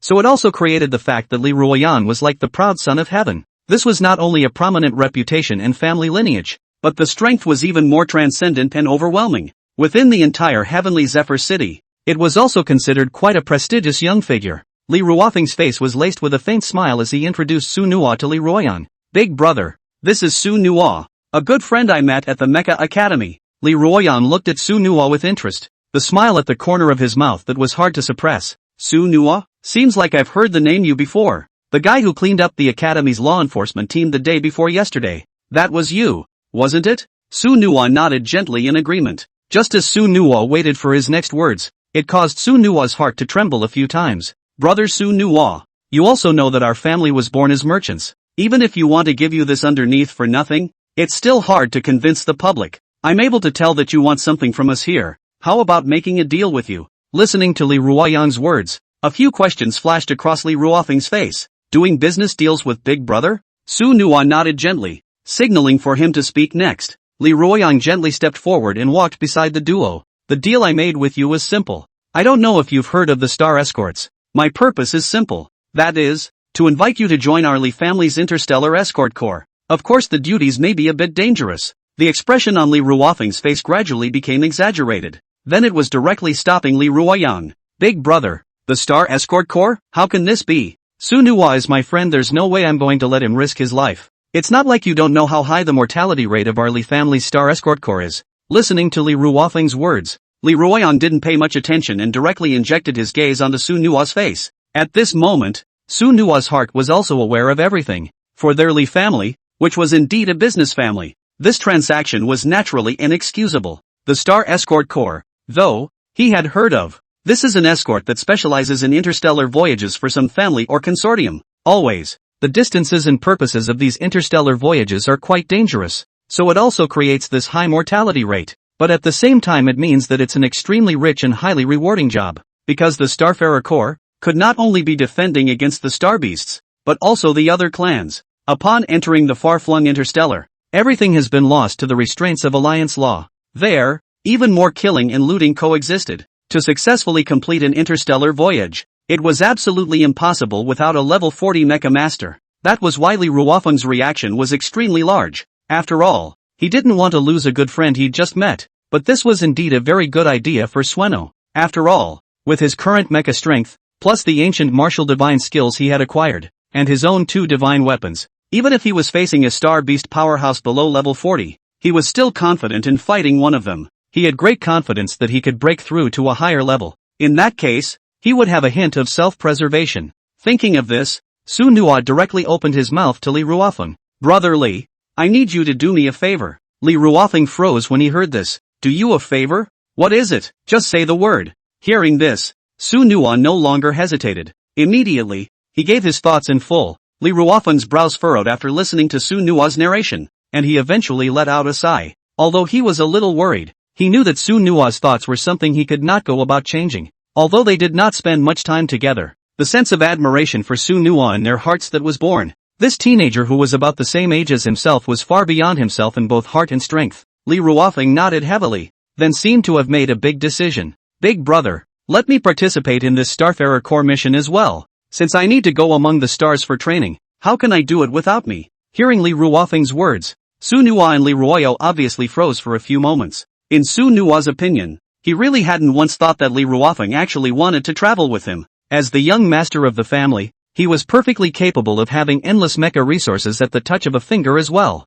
For him, entering the Tianza Mecha Academy might as well be as simple as plating a layer of gold. Traveling to Starfleet like him? Isn't that just simply joking with your life? Li Ruoyang's brows were a little furrowed as he looked at Li Ruofeng, who seemed to be thinking something in his mind. Ruofeng, although I understand this feeling of yours, this is not something I can decide. You still have to make your application to father. But Suno, since if you decide, I'll contact you when the next time you set out. As for the payment for this trip, our family will pay half of it for now. Su Nuo's mouth couldn't help but spread into a faint smile, and there was a noticeable change in his heart towards the Li family's style of dealing with the situation. It's really worthy of a family that has been around for 100 years. The outpouring is just extremely generous. Even this mission hasn't even begun and half of the payment has already been made up front. But Su Nuo's mind was also clear. To be able to allow himself to have so many treats, I'm afraid that his relationship with Li Ruofeng is unrelated. A crystal stone then teleported into Su Nuo's hand. Su Nuo felt the great spatial ability contained within.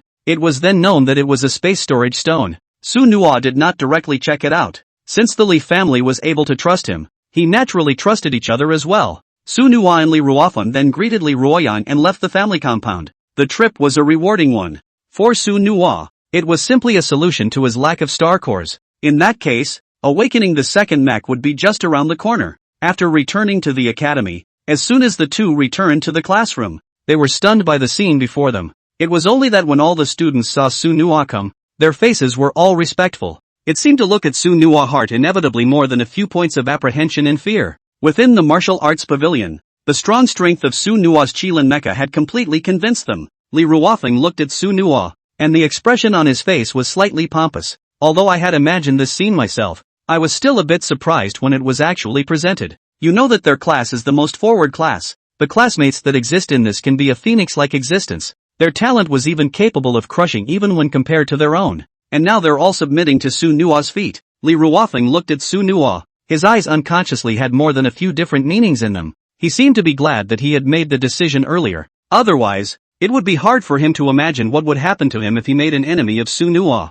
It was only with the entrance of Ms. Suya that everything subsided. Students, this is where your happily ever after ends. The ancient martial skills within the martial skills pavilion. I'm sure you've already carried out acquiring them. And what happens next is very simple. Starting tomorrow, a 3-day trial match is going to begin. This can be about the mech resources for your training. Make sure to give it your all. From now on, everyone can disperse on their own. Just don't forget about cultivation. In the academy, everything is free to go. Class is not a constraint on you, and neither am I. In the Tenza Mecha Academy, only you can make yourself strong. Suya's words on the podium that was endless, so that Su Nuwa and the others were also tired of listening to it. After all, you didn't come to the academy afterward to hear all this chatter. But Su Nuwa did have a full interest in this confrontation trial. Throughout the history of the entire Tianze Mecha Academy, all new students had to go through trial after trial. The beauty of it is that it's for their betterment. For these mechs, their first trial will be against the seniors. That is to say, Mecha mech fights within the virtual secret world. This is also known as the secret realm of trials. After all of Suya's words settled, many people sucked in a breath of cool air. Although their talent was superb, they simply weren't enough to face those older students. These old students, that have been famous in the academy for a long time, even in the outside world. It was a notable name. Although the secret realm would weaken some of their energy within, that mech combat was not something they were capable of. After all, energy can be weakened, but combat experience is unchanging. To ask them to fight against these older students would undoubtedly be fighting against their overwhelming experience. It doesn't even take imagination for them to be able to know their own misery. However, for Su Nuwa, it was through a few points of anticipation. He was trying to see just how powerful this so-called old student was. Early the next morning, Su Nuwa and his group had already completed their assembly, and when they came to the Mecha Academy's arena once again, Su Nuwa was slightly shaken by the scene in front of him, only to see the arena, at this time that is crowded everywhere, is waving the arms of the crowd. The confrontation with the older students was arguably the most interesting program among the entire freshmen. It's not just attracting thousands of seniors, but a lot of teachers. After all, everything is based on strength here. Su Nuwa's group headed towards the arena right under Suya's leadership. On the other side of the room, some of the seniors from the lower house began to enter the room in droves. For them, this confrontation trial was simply their hunting spree. In the case of these prideful children of the sky, they liked to frustrate them. After coming to this Tianze Mecha Academy, it was to let them, the freshmen, understand that there was a world outside of people. As the ceremony opened, the venue gradually began to fill with people. Su Nuwa and the other figures stood in the middle of the field, waiting for the arrangement from the meeting. On the side, Suya was also comforting the class. This level of confrontation is like playing theater for those older students, so it also creates a need for them to protect themselves as best they can. With the opening of the confrontation, the mechs whose names were called entered the arena. There was also a mech that finished manifesting, and it was engaged in a phase fight. This is the school's test for them as freshmen. It was more of a test for their older students. If they were once again defeated by these freshmen, then it was feared that what would greet them would be a direct demotion. It was like a nightmare for the students of the Tenza Mecha Academy. After all, after the demotion, the rank and test of the secret realm of illusion naturally could no longer enter it. It was more of a dream to get more mech resources, so no matter who it was, treating this confrontation with the secret realm that was a state of going all out. The rounds of battles ended, and the atmosphere in the arena reached a white-hot stage. From start to finish, these freshmen didn't win a single game. Facing the attacks of those old student mechs, they were simply unbeatable. Whether it's the assembly of the mech module, or the mech experience of piloting that can't be matched. Even if the levels were suppressed in the arena, there was still no chance. Without realizing it, it seemed to be Su Nua's turn in their class, and the first to charge was Li Ruofeng. Li Ruofeng's eyes swept in all directions, letting the confidence in his eyes be absolutely unparalleled. As far as he was concerned, there were no unbeatable mechs. As long as the modules are stacked enough, then there is every chance of flipping the game into a win. Along with Li Ruofeng's entrance, the venue gradually became more boisterous. After all, as the top class of freshmen, they were also highly anticipated. With the appearance of his blue and white mech, faint shouts could vaguely be heard. Li Ruofeng's mech was simply too dazzling. That mech module assembly is simply in full swing. And in front of him, his opponent's face presented a few grimaces. As seniors one level above them, they naturally didn't care about these new students. In their opinion, it didn't take much to get their hands dirty at all to solve these guys. Freshman Class 1, Li Ruofeng, teach me more. Intermediate Class 3, Li Lei, you kid, be more careful. Along with the two people's greetings falling on each other, the two people's battles also started immediately. Li Lei's mech was a purple-colored mech that looked very much like a lightning-attributed supernatural mech. Almost instantly, the mech in Li Lei's hand had completed the manifestation of the divine weapon. A long purple lance appeared in his mech's hand, and although Li Ruofeng was not willing to show weakness, that is, with the mech module's enhancement, it was simply not enough to be feared. Only to see Li Ruofeng's blue and white mecha also summoned the divine soldier in synchronization. A long blue sword came out of nowhere. The fight between the two seemed to have caused an explosion in the arena. Just seeing Li Ruofeng's blue and white mech, his body moved slightly, and that sword light was already stabbing towards Li Lei on the opposite side like lightning. The speed was so fast that it was impossible to react. Facing Li Ruofeng's powerful speed, Li Lei's face also showed a cautious look. He hadn't expected that the freshman in front of him actually had such strength. Not bad for being known as the pride of the freshman class, but he didn't panic. Instead, he directly maneuvered his mech to charge Li Ruofeng head-on. In his opinion, as an old student himself, dealing with this new student was simply easy. And just then, a huge spark was created in the collision between that long sword and the mech. Li Ruofeng's sword clashed with his mech, and it was actually not much worse than his mech at all. Li Ruofeng's pupils shrank. His heart secretly marveled at the strength of these new students, while a touch of gravity filled his eyes. Obviously, the other party was more powerful than him, but soon he regained his confidence. It didn't matter if he won or lost this round, he just wanted to prove himself. Thunder chop! Only to see him fiercely clench his teeth. His palms clenched, and all of a sudden the blue and white mech's circumference emitted dazzling arcs of electricity. The thunder above that mecha seemed as if it was going to penetrate the heavens, and as Li Ruofeng maneuvered, a huge thundercloud appeared behind him. Countless thunderbolts, splitting down from the thunderclouds, went straight for Li Lei's mech. Moreover, as the thunder continued to strike down, the blue and white mech behind Li Ruofeng actually had a layer of metallic light flickering vaguely. It was the very beginnings of metal armor that was already slowly taking shape,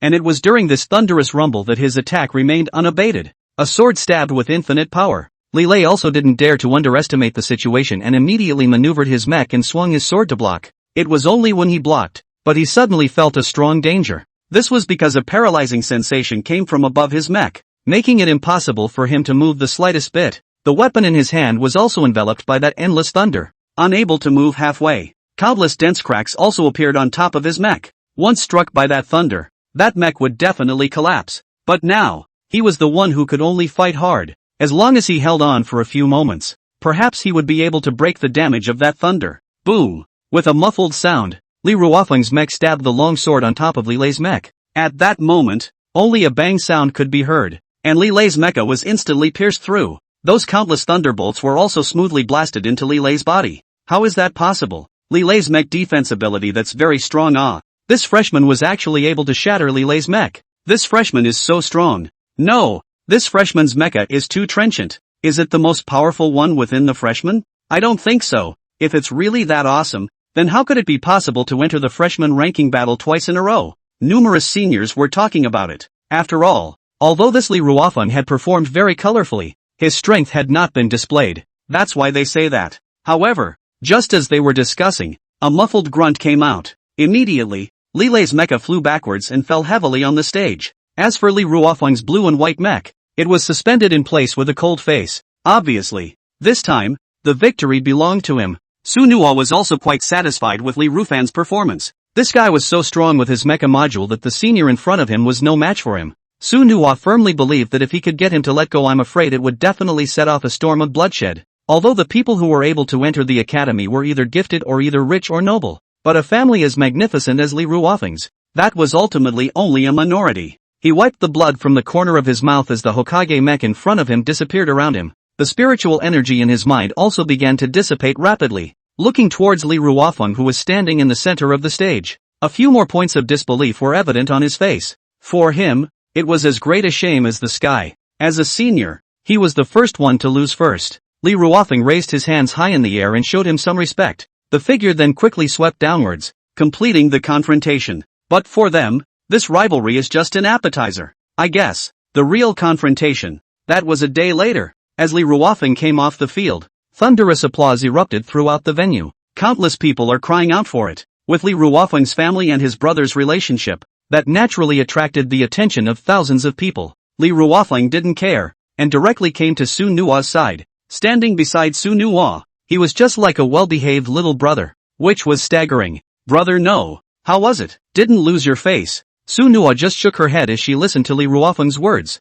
then flung his hand and tapped him on the shoulder. It's true that you haven't disgraced your family, but it's none of my business. Li Ruofeng smiled cheekily. Why not? I'm following you now. In this entire lower courtyard, who doesn't know your Su Nuwa's name? Come on. It's your turn soon. I'm looking forward to it again. Looking forward to you thrashing those seniors hard. The corners of Su Nuwa's mouth spread into a faint smile, not taking Li Ruofeng's words to heart. Just leave it to Li Ruofeng to make a splash. For the current Su Nuwa, being too much in the limelight really didn't fit his style of dealing with things. What's more, in the middle of this academy, he was for higher mech resources, as well as the growth of his own abilities. Where is the use of making so much noise? But as the teacher in charge saw Su Nuwa's name, it made Su Nuwa's heart shudder a little more. With the ringing of Sueno's name, the entire venue erupted with a roar that sounded like thunder rolling from the sky. Countless people cried out for it. It seems that Sueno's name stands for something else here. And the next appearance of the Kirin mech pushed this arena to heights he had never seen before.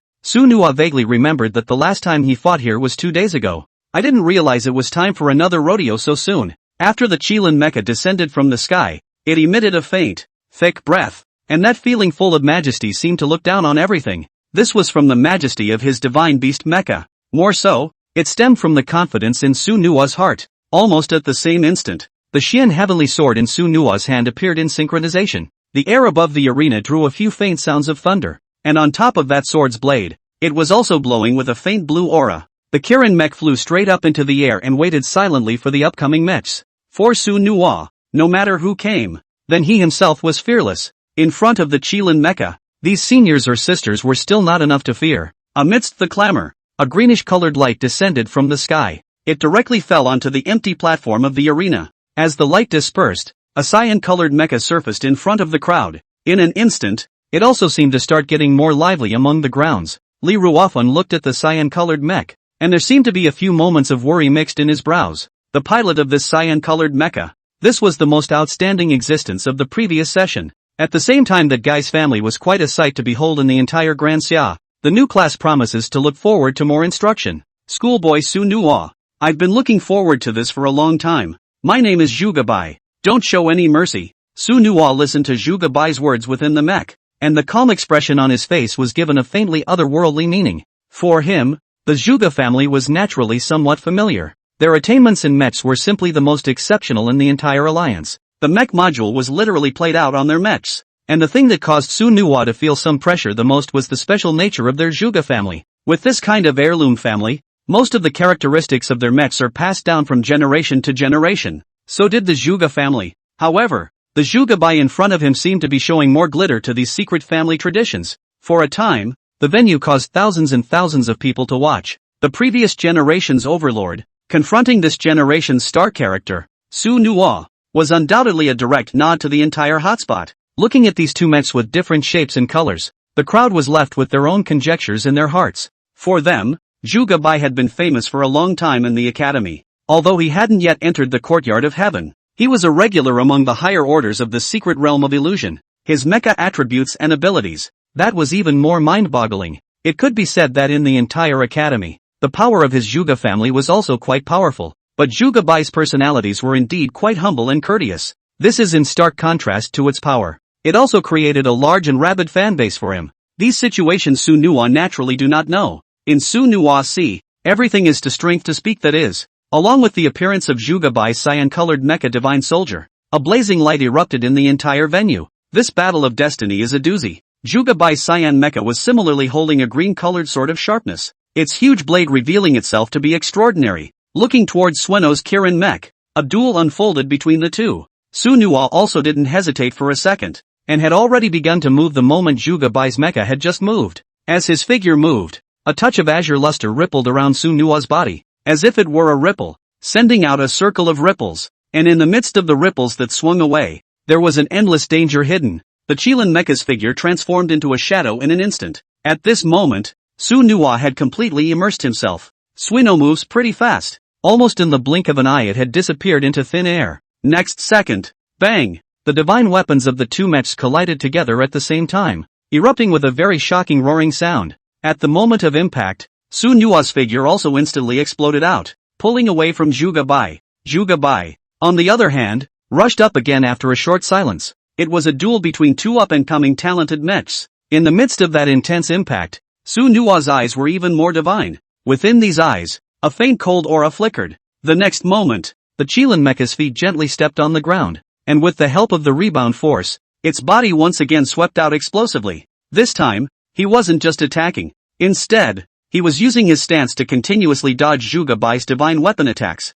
This guy's attacks were extremely fast and had an extremely wide range. Su Nuwa's mecha was also under his control, constantly changing positions. Su Nuwa's attacks were also changing trajectories as he dodged again and again. In this trial exchange, Su Nuwa still had the absolute upper hand. Each of Su Nuwa's dodges were just right. Simply ignoring Juga Bai's attacks, he was even able to roam with Juga Bai with his flexible stance. Although Juga Bai's speed was extremely astonishing, even with his extremely fast reflexes, he was still unable to keep up with Su Nuwa. The two mechs kept colliding, and Juga Bai was gradually being pulled into Su Nuwa's rhythm. And during the collision between the two, countless people also began to frantically clamor and shout, "It's brilliant! It's really wonderful! The duel between the two mechs is just so combustible. Definitely more combustible than Bo. I have to say, Su Nuwa's mecha is really strong.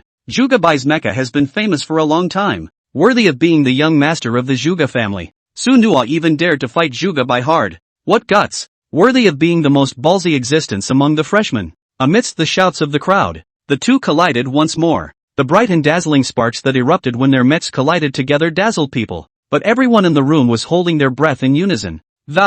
In their eyes, this duel was no longer just a fight between two mechs, but also concerned the future of the two. At the same time, that was a situation that the entire grade level was fighting for. A win for Su Nuwa would be limitless for the rest of his mecha career development. Only Su Nuwa raised the Xian Tian sword once more, and the red and white body of the Qilin mecha was incomparably dazzling at this moment. Standing in the air, he was like a god of war that descended from the sky, slashing towards Juga Bai. Thunderbolts, interspersed with a few moments of lightning, rose and fell in the sky. All up and down the arena seemed to be enveloped by this thundercloud. A faint cold smile spread across the corners of Juga Bai's mouth, and his seriousness towards Su Nuwa reached an extreme. That's the kind of opponent his heart was hoping for. Su Nuwa looked at Juga Bai's cyan-colored mech. His green-colored longsword seemed to emit a sword chime like the wind traveling. Afterwards, the cyan-colored mecha quickly disappeared into the air, emitting a burst of foreign-colored light from its body, and the crowds of people who were watching from the sidelines, that one was shocked. For them, being able to see Juga Bai open the second sequence was simply unbeatable. The person who could force him to make the second sequence in the academy's arena, he promised as a freshman or the first person. Along with the opening of his second sequence, the aura on his body began to become oily and heavy. The originating attributes on top of the mech also gradually began to attach themselves. The thunder in the sky was filled with the sound of endless sluggish winds, and the thunderclouds above the head of Su Nuwa's Qilin mecha also began to roll over extremely at this moment. It was as if it was about to be blown apart by Juga Bai's cyan-colored mech in this instant. But to Su Nuwa, his strength was by no means the same. The second sequence is opened and the Kirin mech is synchronized. In the sky, the red and white body of the Kirin mecha emitted a burst of mechanical operation sounds. And then, the emergence of the native properties was soon completed. The native attributes of the Kirin mecha could be more than just the wood attribute. The attributes attached to the mech can definitely increase its combat power. In short, Sequence 2 is also about stimulating all the potential abilities of the mech. Now, the second sequence for both men opened almost in sync. Their figures were once again located in the air, each overlooking the lower realms. Juga Bai's eyes were filled with a rather grave expression. On Su Nua's mecha, he could vaguely feel the majestic and endless energy, and there was that unfathomable mech aura. A voice inexplicably appeared in Juga Bai's mind. If his was a beast-shaped mech, then I'm afraid that he would have already fallen into formation. He had a full premonition that Su Nua's mech was by no means an ordinary mech. It could even be a god-level mecha. However, Juga Bai's inner heart was also filled with great longing. Being able to fight with this kind of freshman, he was already quite a pain in the ass. As the heir of the ancient family Zuga family, he did not believe that his attainments in mechs were made up for by virtue of his mech level. Schoolboy Su Nua, today I'll let you see what a mecha's mastery is. Along with the fall of Juga Bai's words to himself, his attack had also arrived. The sound of whistling wind was mixed with tints of electricity, transforming into a thunderous grid that flew towards the Qilin mech. With such a wide range of attacks, there was simply nowhere to hide. Even if it was a space-based mech, it would never dissipate just like that. The crowds of onlookers in the arena were all shocked on those faces. Juga Bai's strength was truly beyond their imagination. With such a strong grid attack, that's not even something an average person can withstand. Although the level here was only suppressed to the mid-20s, this attack power was clearly straight above 30. The crowd couldn't help but feel a tinge of concern for Su Nua's Qilin mech. If it was really attacked by this power grid, then I'm afraid that the Qilin mecha would have trouble getting through this. Just as the crowd was still wondering, the figure of the unicorn mech had begun to shift at a rapid pace. What they didn't know was that Su Nua's combat experience could be described as exceptionally rich. To say that he was a freshman was just being in the Tianzi Mecha Academy, but in the previous interstellar universe, he was afraid that his Su Nua's combat experience was no better than any other person's. Su Nua's face remained as calm as ever. Although the power grid in front of him was very scary and amazing, it was like a piece of cake for the Qilin mecha. After all, he was baptized with the power of the stars. How could ordinary thunder and lightning be placed in his eyes? In the face of Juga Bai's Thunder Net's rampage, Su Nua's Qilin mecha still didn't move a bit, but continued to swipe towards Juga Bai at an extremely fast speed. Seeing this, Juga Bai's face also sank slightly. This kid is truly extraordinary. But even if he has this strong fighting power, so what? I just don't believe you can dodge these thunderbolts. Saying that, Juga Bai once again turned the direction of the mech. He was ready to continue the offense. But Su Nua didn't do what he thought he would do, and instead charged directly at him head-on. Above the arms of the cyan-colored mech, light began to flicker and the greenish-colored light, too, surfaced in front of him. Above the mecha's fist, it even contained a layer of lavender flame. Under Juga Bai's gaze, a fist was swung out. Purple-red flames, like a fire dragon, roared and blasted towards the Qilin mech. At this moment, a vacuum was actually formed around Su Nua's body. Neither the power grid nor the thunder could cross this vacuum area at all. Seeing this scene, Juga Bai's pupils shrunk. A flash of insight passed through his mind and he finally understood why the other party's mecha was so extraordinary. It was because the level of the other party's manipulation had reached an extremely high level. Among the mechs Su Nua harnessed, there was surprisingly a part of them that was able to work with his electric attribute. His lightning system, in Su Nua's mecha, could only exert about 70% of its power. Su Nua's mecha, on the other hand, had 108 types of electric currents that were intertwined there. Moreover, Sueno's Kirin mech was flickering and, after each flash, a large amount of thunder would explode out, forming countless pillars of thunder and Su Nua's fist smashed out. Every single thunder contained an extremely terrifying energy. Even a low-ranked mecha would be instantly blasted to death. The combination of the power of the stars and the surprising wood fist, this effect and strong aggressiveness that was simply unparalleled. Su Nua's Qilin mecha, however, seemed like a mountain. Letting that terrifying thunder fall from the green-colored mecha, there was still no change. Rumble, like a cannonball falling into a lake, bursting apart around Sueno's mech. Thunderbolt after thunderbolt bloomed in front of Su Nua's body, finally disappeared without a trace. This sight made everyone look dumbfounded. So strong. Schoolboy Su Nua is too strong, isn't he? This is Juga Bai's best move. Senior Su Nua actually shook it down hard? The crowd's mouths were filled with more than a few gasps, and Juga Bai's face became somewhat cloudy. This was the most defeated he had ever been since he entered the Tianzi Mecha Academy. Su Nua's Qilin mecha, however, had no intention of stopping. Su Nua sneered and looked at Juga Bai. Your thunder system, it doesn't work with me. Your attacks are equally useless with me. Now, it's my turn. With that said, Su Nua's foot stomped down. A raging aura was abruptly released. This aura swept over him like a tidal wave, creating monstrous waves in his surroundings. Endless energy surged like a tidal wave. Jugabai looked at the Qilin Mecha's two fists, which still had a faint greenish aura on them.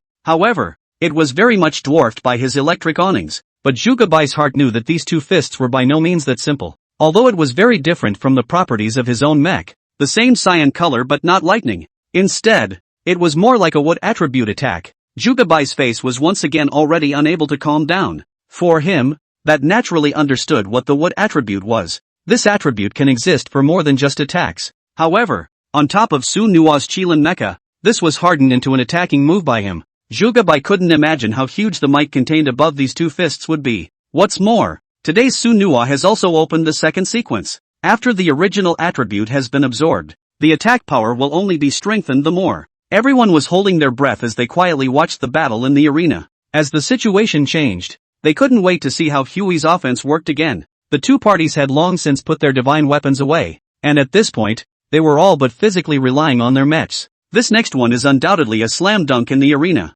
The eyeballs of the people watching the battle were directly and strongly attracted to the past. Meet fighting mechs, a spectacle that simply hasn't been seen in years. Under everyone's gaze, the figure of the Qilin Mecha flashed quickly, and after slicing through a red light in the sky, it had arrived in front of Jugabai. Su Nua was also no nonsense, and the movements in his hands were without delay. He directly swung his fist and hit the green-colored mecha, accompanied by Su Nua's fists. Jugabai only felt an extremely strong wind in front of him, and even if he was in the cockpit, he was able to feel the sense of oppression brought about by it. Looking at Su Nua in front of him, Jugabai's heart immediately understood something. The gap between himself and the guy in front of him might not be bridged by time and mecha resources. With this move, Su Nua seemed to be able to fatally destroy his own cyan-colored mecha. However, for his Juga family, directly giving up that was categorically not acceptable. Only his cyan-colored mecha figure was seen rapidly retreating to the back in an attempt to dodge Su Nua's attack. The thunder above his head was trying to directly block Su Nua's attack,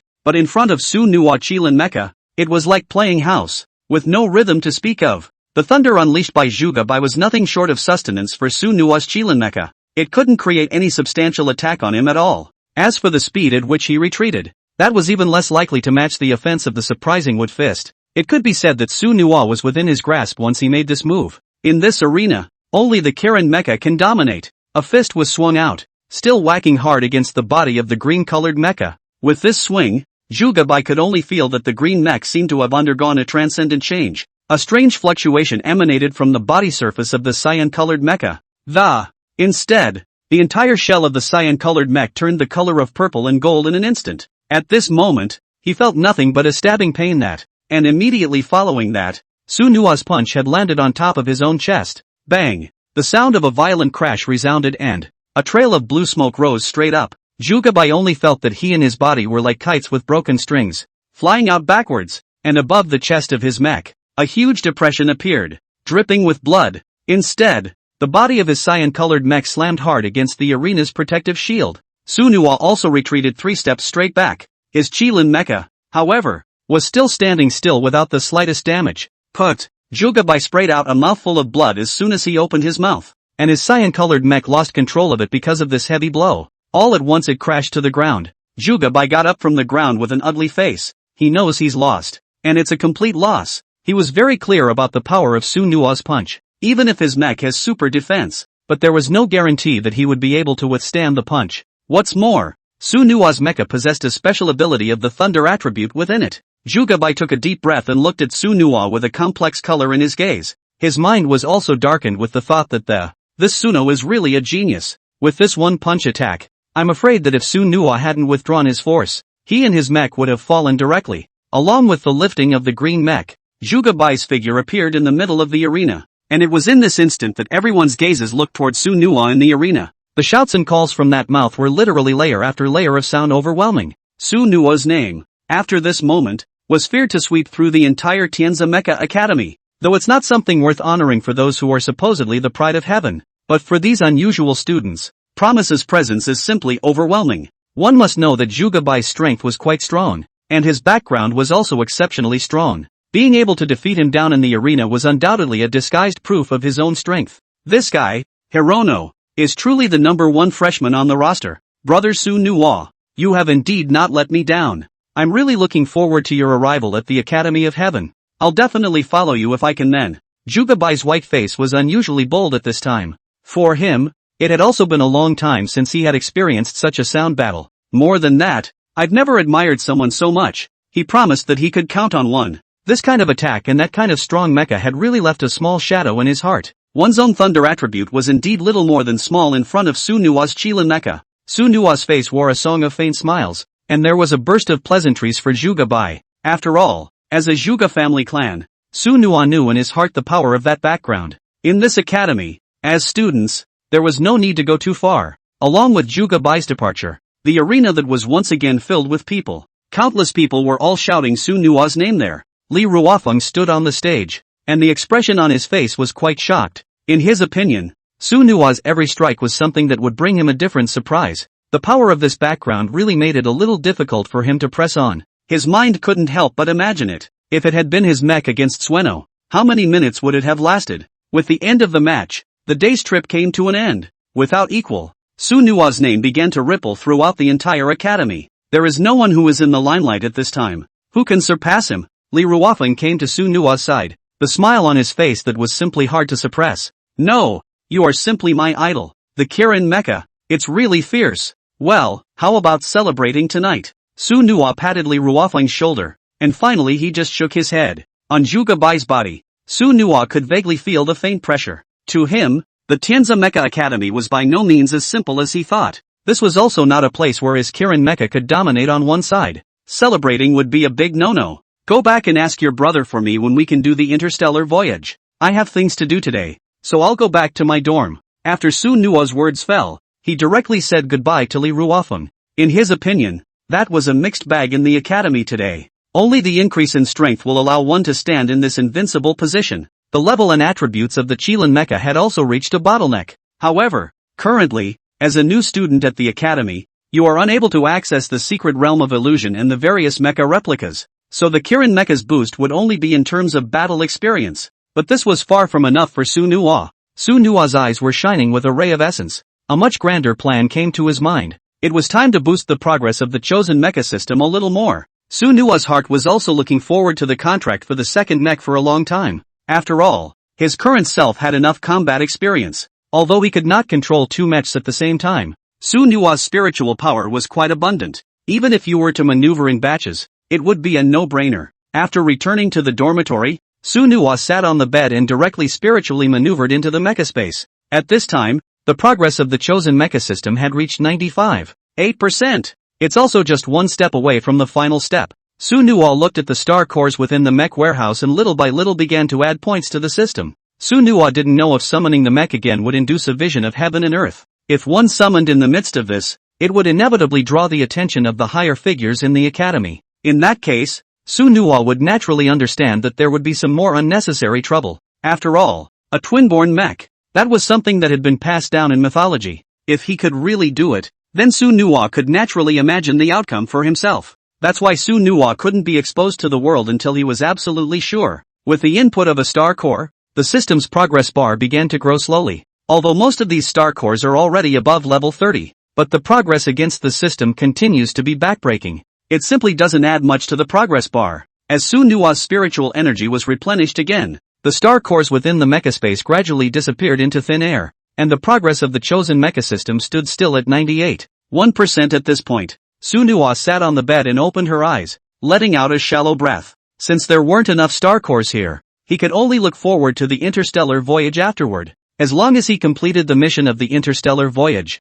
Su Nuwa was convinced that with so many star core rewards, he would definitely be able to complete the contract summoning, and in the midst of the stars, even if it caused more commotion, it wouldn't be noticed. Let's hope that this time, it works, Sueno whispered softly. In his eyes, it was an unknown world. It was filled with all sorts of dangers, and he wasn't exactly sure what kind of terrifying existences he would encounter. He was, however, full of absolute confidence in himself. The system's progress bar, shouldn't it be boosted quickly? Su Nuwa pondered in the middle of his mind. Ever since he had broken through to level 26, there had been a lot of things going on, making it impossible for him to focus all his energy on the mech. If the mech could be promoted to level 30, it would be a whole new level for Su Nuwa's battle power. And after that, He would travel among the major star fields to find his goal. What he needs in this process is more resources. This is very favorable to him. If he was able to obtain more resources, then Su Nua's strength would be increased to a great extent as well.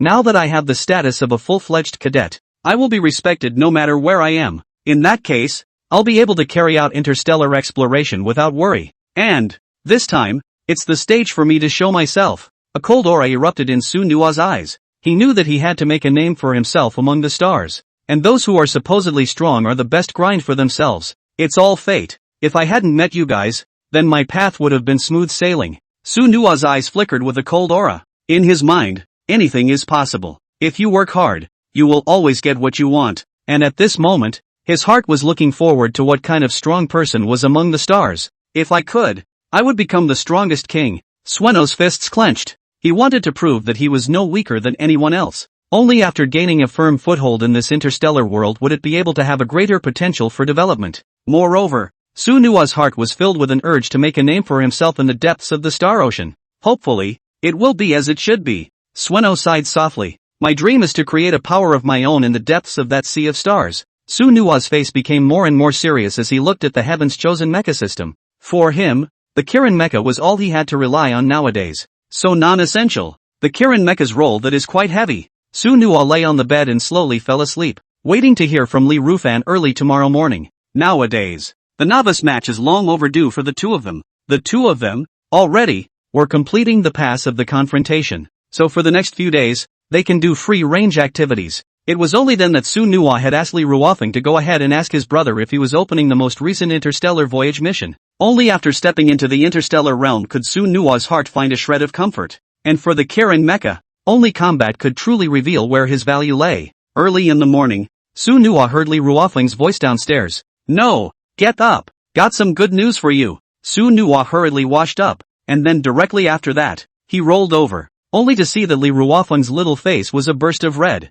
seemingly due to excessive running. Wakefield, what is it? Li Ruofeng had a very happy smile on his face. No, my brother has agreed. In 1 hour the Starfarer Corps will depart directly, and then I'll synchronize it, too, and you're the main person in charge of this escort. Hearing Li Ruofeng's words, Su Nua's face also sketched out a smile. He then heavily patted Li Ruofeng's shoulder. Su Nua's heart is clear. To be able to so quickly promote the interstellar voyage task, Li Ruofeng's credit that naturally is not to be ignored. After all, they, the Li family, were also quite the authority in this area, unrivaled. Good, take me to your family's teleportation quarters now. I need not prepare anything. Listening to Su Nua's words, Li Ruofeng's face had a rather exaggerated expression. You know, an interstellar voyage that's not more than a day and a night. Trying to successfully escort a merchant group to another planet was not a simple and easy task at all. So the enormity and danger of this is self-evident. For most mechs, taking part in an interstellar voyage mission that was bound to be heavily armed.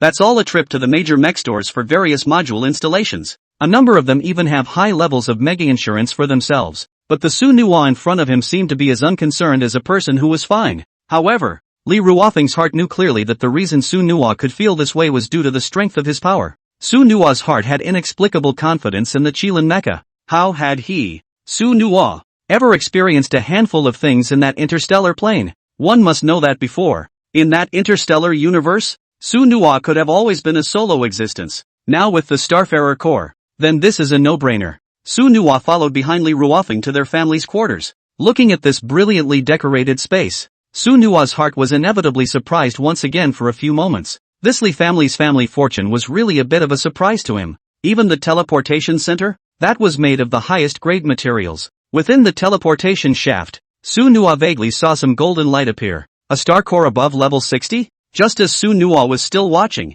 Li Ruoyan's voice transmitted over. As Li Ruofeng's elder brother, his aura was clearly a bit more composed. Brother Suno, it's a pleasure to meet you again. I'm leaving this interstellar voyage mission entirely in your hands. When this trip is complete, I will apply for a higher level of reward from you on behalf of the clan. Because the mission of this trip, that's quite dangerous. Li Ruoyan's words introduced Su Nua to the various precautions for this mission. For Star Escort, Su Nua's mind was not particularly clear. But after Li Ruoyan's introduction down the line, Su Nua had a rough idea. This time, the escort mission. That's traveling through several prestigious dark galaxies. Su Nua's mind was naturally partially informed about the mission of the interstellar escort. The most dangerous time of all is traveling through the dark star system. In the various galaxies, they were all filled with star beasts of various colors, and the role of them, the Star Escort Corps, is then full defense, kill all the incoming enemies. Although it sounded as if it was very simple, in Su Nua's mind he also understood very well that it was by no means something that could be accomplished by one or two people.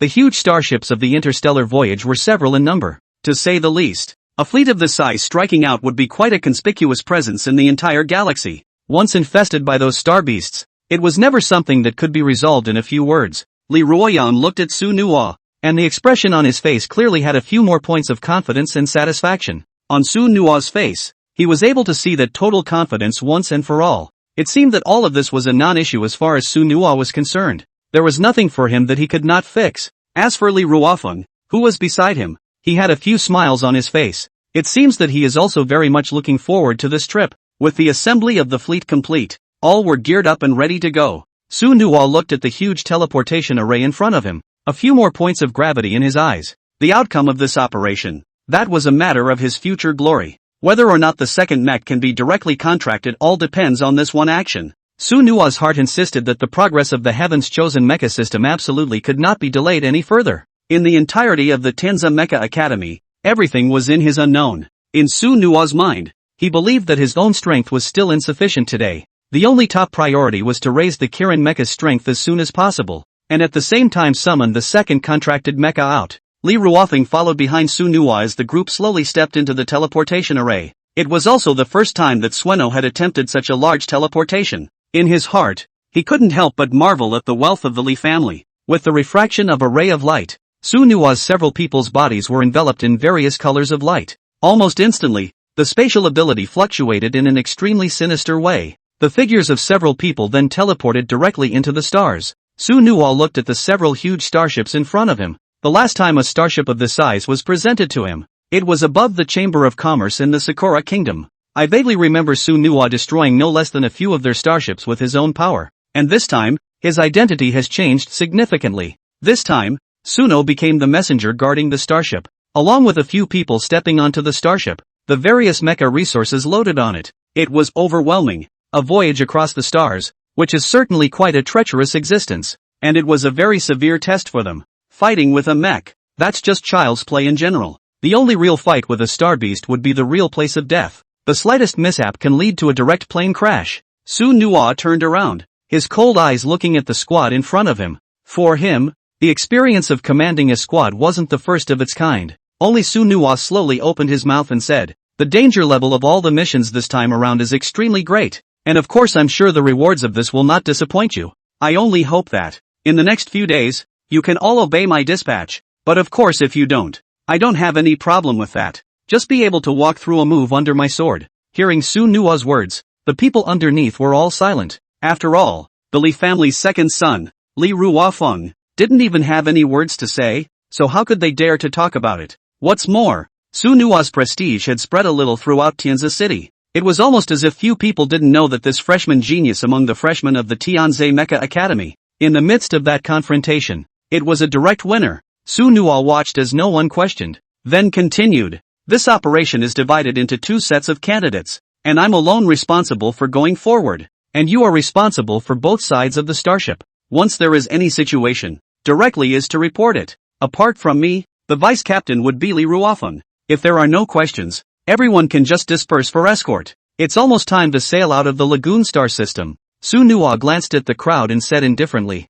"Well, I'm off, so get yourselves ready." As the words fell, Su Nua directly took a step in the direction of the bridge. With that, his figure disappeared into thin air. Li Ruofeng stood still and was silent for a moment before he said softly, "Let's go." With that, his gaze swept around. There was a bit of gravity in his eyes. It was because he was already sensing that the level of danger of this starship was definitely beyond his imagination. Su Nua, on the other hand, did not think so at this time. On top of the starship, that level of danger was definitely too much stronger than before. And this was the first time Sueno had tried this kind of action. In his mind, that was playing for keeps. For him, however, this one was very important, because it was about whether or not he would be able to contract a second mech, as well as being a continued upgrade of the Kirin mech. The opening of Sequence 3 must also be on the agenda. On top of the starship, Su Nua stood at the bow place. looking at the scene in front of him with a grave expression between his brows. Depart! Su Nua's mouth let out a light cry, and then his paws stomped hard on the ground. Rumble! The starship veered off to one side of its trajectory under Sueno's control. Su Nua stood at the edge of the ship's bow, looking into the distant starry sky. Around him were rows of mechs. The size of each mech was immense. These mechs were all hand-picked elites by Su Nua, and each one of them was a first-rate good fighter in the interstellar world. And their equipment is even better and more exquisite. Not only did they have super-powered light guns, but they also had giant light cannons. Su Nua stood at the bow of the ship, looking at everything in front of him, and secretly pondering in his heart. This one looks like it's going to have a bitter fight. Moreover, this bitter battle must also be incredibly difficult. I hope you all make it through. Su Nua took a deep breath and muttered a sentence. There was no doubt in Hirono's mind that Starfarer was facing two great challenges. One is the star beasts from various galaxies. They are very hostile to human mechs. Once you enter their domain, you will be strangled by them without fail. On the other hand, it is from the treacherous and volatile galaxies of the universe. There are more than just star beasts and ordinary humans that exist here. There's another group of people Sueno has been in contact with before. That is the so-called cosmic star pirates. What they are practicing is even more horrific. Specialized in hunting down mecha squads in the middle of the galaxy, or even intercepting these so-called starship fleets. So once you meet them, it will be a grueling battle as well. After all, these cosmic star pirates, their experience and means were by no means comparable to these people. Su Nua looked at the azure planet behind him, and the expression on his face gradually became serious. It's up to them to go forward and fight in this next journey. Its usefulness in successfully accomplishing this task is absolutely remarkable. Su Nua didn't want to start off by directly thwarting this interstellar voyage. In that case one would not want to continue mixing within Tianze City. This interstellar voyage was just the beginning for Sueno. In the course of his subsequent career, he must have been associated with this voyage mission, with the starship team heading out into the deep space of the universe. Su Nua's Qilin Mecha was also directly contracted out and flew directly to the very front of the fleet.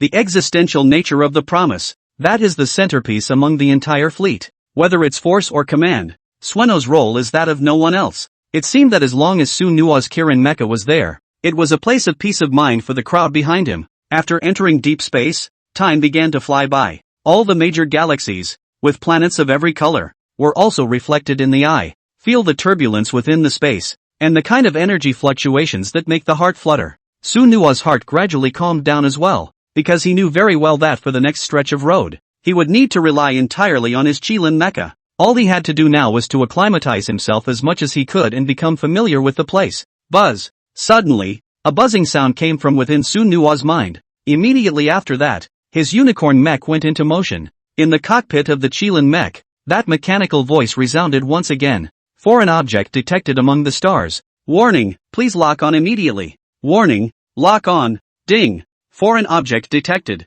Please lock on immediately. Along with the voice of the Qilin mech constantly echoing in Su Nua's mind, that individual mech gradually stopped functioning. Su Nua's eyes, on the other hand, opened instantly, looking at the vortex formed by the interstellar storm ahead. Those whirlpools were filled with a terrifying energy aura. Su Nua knew in his heart that it was the storm between the starfields. These vortices are formed by the storms in that galaxy. These whirlpools can be storms between starfields. Although the threat level isn't really high, it's still extremely terrifying. Su Nua looked at the form of the storm and couldn't help but open his mouth towards Li Ruofeng. In the previous action, Su Nua had been hit by that interstellar storm just once. If it wasn't for the Qilin Mecha, I'm afraid he would have fallen long ago. And this mission is facing the same kind of storm. This time, however, Su Nua didn't just need to take care of himself. He also had to look out for the safety of the entire fleet. At this time, only a huge interstellar mecha could be seen, weaving through that storm. Su Nua's gaze flickered as he looked at the star mech that was traversing the storm,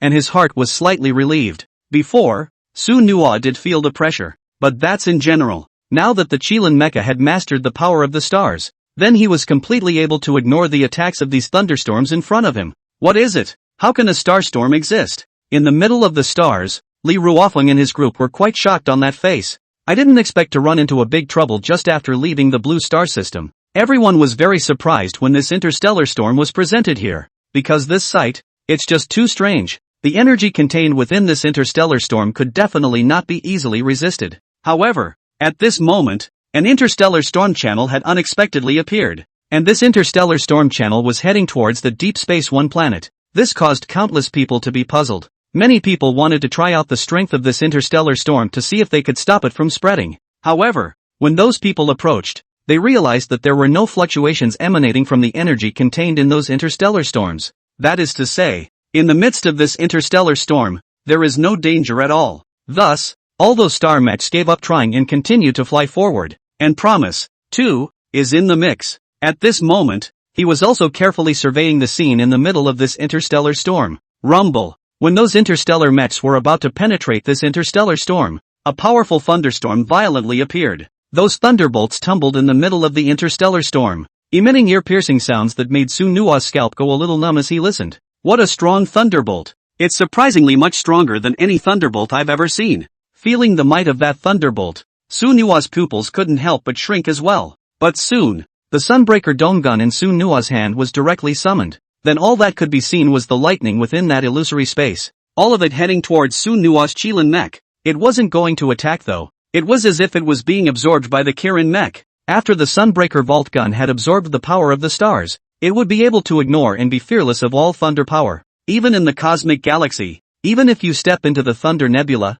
it's all creation. So for the Kirin mech, as long as he was here there was no lightning or thunder that could infest the entire fleet. Li Ruofeng and his group stood on both sides of the fleet, and the figures of the mechs were as fast as they were flying. However, when they saw the Qilin mecha in action, a thick sense of shock was still left on that face. The scene imposed a deep imprint on their minds. Only the red and white body of the Kirin mecha was a faint blue light at this time, and the lance in the mech's hand was at that moment held high and straight into the thundercloud in the starry sky. A thick thunderbolt was directly swimming on the tip of the lance, and then entered the body of the Qilin mecha. This piece of thunder was as if it was baptizing the Qilin mecha, along with Su Nua exhaling a mouthful of turbid breath. The fierceness of this thundercloud storm had already decreased. One by one, the starships began to leap towards the center of the storm. However, at this moment, Su Nua's heart was faintly uneasy. This interstellar escort mission may not be so simple. After the center of the storm left, the cosmic starry sky that was presented in front of Su Nua calmed him. As for Li Ruofeng and the others on the side of the starship, their hanging hearts stopped at this moment. Such a strong storm would have inevitably caused some damage if there hadn't been a promise to be here. However, since the moment his lance came out, it directly absorbed the thousands of thunder. Li Ruofeng looked at the tall body of the Kirin mecha in front of him, and a few more moments of admiration grew in his eyes. In his opinion, Su Nua's Qilin mech was simply the best thing he could have hoped for in his mind. A mech of this caliber. That was exactly what his young self yearned for. However, Li Ruofeng's mind was also divided. Even if one possessed a mecha with qualifications like the Qilin mecha, I'm afraid that it would still be difficult to exert the same strength as Su Nua. After all, no matter how one looked at it, that Su Nua guy was just like a demon. In every way, it was flawless. With this interlude over, the major starships once again kicked into high gear and headed out into the deep space of the universe. Su Nua had already turned on the radar of the Qilin mech, to the extreme. In Su Nua's mind, he could vaguely feel some crisis coming. Li Ruofeng and his group were also constantly patrolling around. After stepping into this chaotic interstellar space, everything was already out of the realm of the Alliance. As for the assistance of the family or the Alliance, that could never be brought. So it's a load of tests for them. The starry sky was crisscrossed with one star after another. Each one exuded a strange glow. Su Nua's fleet was like a drop in the ocean of stars. Not worth mentioning at all. But what worried Su Nua was instead the supplies and resources on top of the starship. These things would inevitably attract the attention of some star beasts. The red and white body of the Kirin mecha was now glowing with a faint blue light. The electric awnings on his body seemed to be exactly that. Countless messages. And the lance in his hand, again held upright, flew through the starry sky as if it were a trailblazer. All the enemies in front of him, it is as if they can be destroyed with a single shot. In the midst of the stars, time is like a shooting star that just rushes by. The fleet also managed to wander the stars for as much as a day. Although Su Nua's heart had a few moments of pressure, but thankfully it just ran into a couple of minor storms. Storms of this level are still quite simple to deal with. 1/3 of the way through the journey, it's all hands on deck next. Promise's words reached every ear. A flush of weaponry was then heard. In an instant, the entire field of vision dimmed as the starship sailed into another galaxy. When Su Nua saw this, a familiar feeling inexplicably appeared in his heart. The galaxies here were the same as the dark galaxies one had encountered before. Everything here was instantly turned to darkness as it was not illuminated by the solar system, and the individual glowing stars are similarly unable to shine their light here. It seemed as if this place was like a no-holds-barred place, restricting the entry of all creatures. Su Nua's eyes gradually became serious. After coming to this place, the radar information of the Kirin mecha also began to become active. As for Li Ruofeng and his group, at this time, they had long since aimed their mecha's weapons out. There seemed to be a premonition that something existed in that darkness. Roar! Suddenly, a huge shadow flashed out right in front of Su Nua's Qilin mecha. It was a behemoth with a pair of huge fleshy wings spreading out, directly tearing through space and coming at an extremely fast speed. And it was during this moment that almost everyone noticed the movement in front of them. That's Star Beast. How is this possible? This isn't an ordinary Star Beast. It's a Star Beast mutation. Looking at the attributes of these guys, I'm afraid they've already reached the level of a level 20 Star Beast. After seeing that huge shadow, the crowd couldn't help but cry out in shock. They saw not just this Star Beast, but a herd of them. And at the same time as they exclaimed, in this dark starry sky, it was densely packed with dozens, even hundreds of heads, as dense as rain. How could there be so many? It's a swarm of star beasts. Li Ruofeng and the others' faces turned a little pale. The star beasts they had seen before were already very large, but now, it was a direct swarm of hundreds of star beasts. Moreover, its strength was even more terrifying. These star beasts had huge bodies and were extremely fast, as if they were pervasive and impossible to defend against. Li Ruofeng's eyes flashed with a flash of gravity. He knew that the greater the number of these star beasts, the more unfavorable it would be for them. These few starships of theirs, if they were to let them attack, then I am afraid that in less than half an hour, they would directly fall. Su Nua's gaze sank slightly as he looked at the group of star beasts. He also had a sense of familiarity in his heart when he saw these star beasts. This was the group of star beasts that he had encountered back when he first traveled through the universe. When those star beasts swarmed in the beginning, they also looked like this, covering the sky and obscuring everything. Looking at it again now, these star beast clusters had obviously mutated quite a bit as well. Su Nua's heart, vaguely, had a bad feeling. These star beasts, they don't look like the ones from before. Li Ruofeng and the others looked at these star beasts with a strong look of horror in their gazes. Su Nua, on the other hand, ignored their words and instead looked at the group of star beasts, a hint of coldness emerging from the depths of his eyes. Kill! With Su Nua's furious shout, the entire starship violently erupted with bright and dazzling flames. The super energy light guns in the hands of each mecha were emitting that purple tongue of fire. Deafening gunfire rose and fell in the roiling blackness of the night. The starship's perimeter defense. It's all yours. Help me draw fire. I'll take care of them. After Su Nua's order was conveyed, only the figure of the Qilin mecha was seen directly disappearing into the darkness. Vaguely, he could feel the electricity coming from the air, only to see the Qilin mecha's hand holding the Sunbreaker Vault gun, directly cutting through the void and charging into the Star Beast group. At the same time, the information of these star beasts had been synchronized in the mind. Dark Mordant Worm. Qualification, Secondary Order. Rank, 20. Introduction, a star beast that hides in the darkness, specializing in the use of covert tactics, holding a strong hostility towards human mechs, with a swarming nature, and attacking with a half of the fire. As Su Nua learned about these star beasts, the expression on his face gradually relaxed. It was just some level 20 star beasts, which was a piece of cake for him. Only the figure of the Qilin mecha, holding a long spear, was seen directly disappearing into the beasts of the dark endworms. Ho!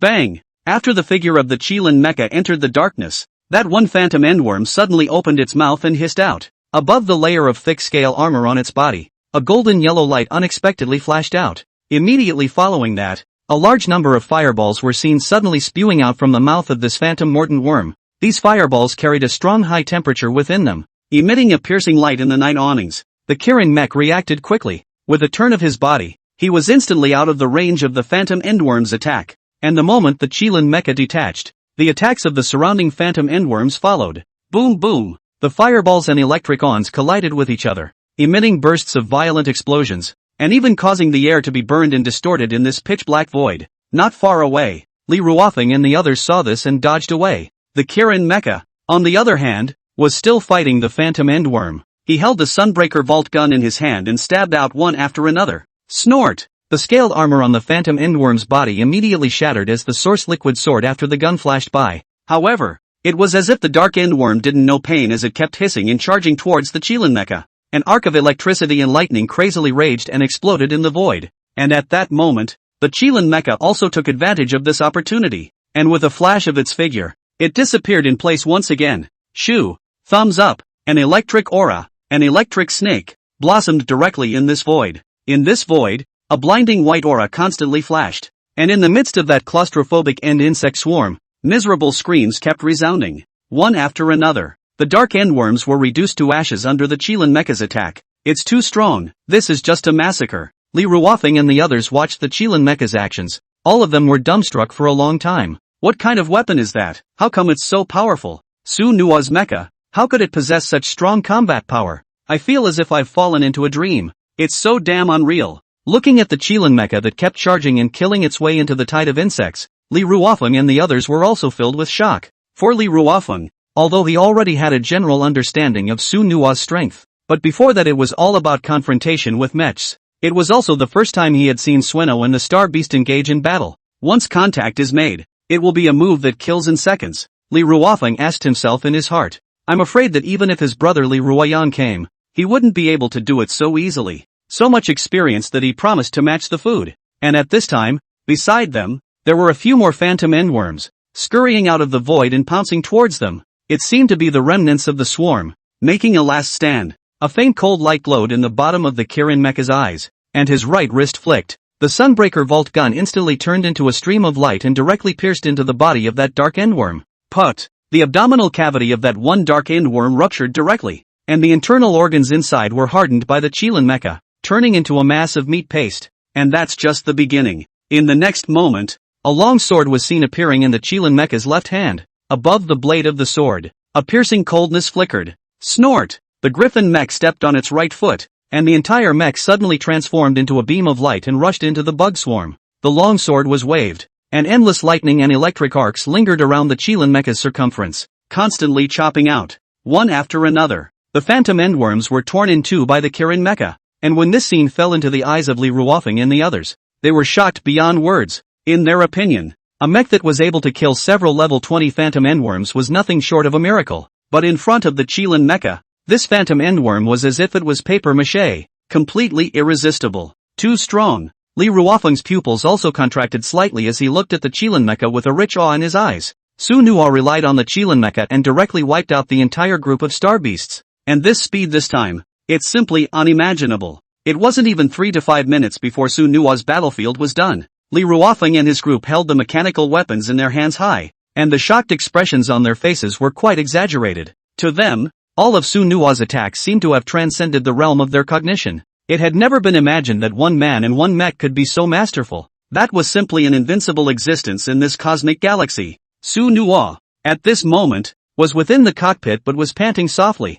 The spiritual energy that had been consumed had also been replenished at this moment. The body of the unicorn mech did not suffer half the damage. Then soon after, Su Nua discovered the Kirin mecha's renewed upgrade. Hundreds of level 20 star beasts. Although their level was not high but their number was indeed quite large. That was a total sustenance for the Kirin mecha. After this short battle, the Chilean mecha's level rose directly to level 28. Various attributes. That again, skyrocketed. With the blessing of the divine skill talent, the attributes covered by the Chilean mecha were hard to suppress with every level up. Su Nua put away the two divine weapons in his hands, then returned all of the floating star cores within the mecha space. After the battlefield was cleaned up, Su Nua's gaze once again regained its sparkle. It was as if everything here had been lightly erased. Li Ruofeng had followed Su Nua around for a long time. That naturally knew a few more points about him. The Kirin mecha, he had also seen it out a few times. But those players beside him, this is the first time they've seen Su Nua make a move. Though it had been known for a long time that Sueno was tough,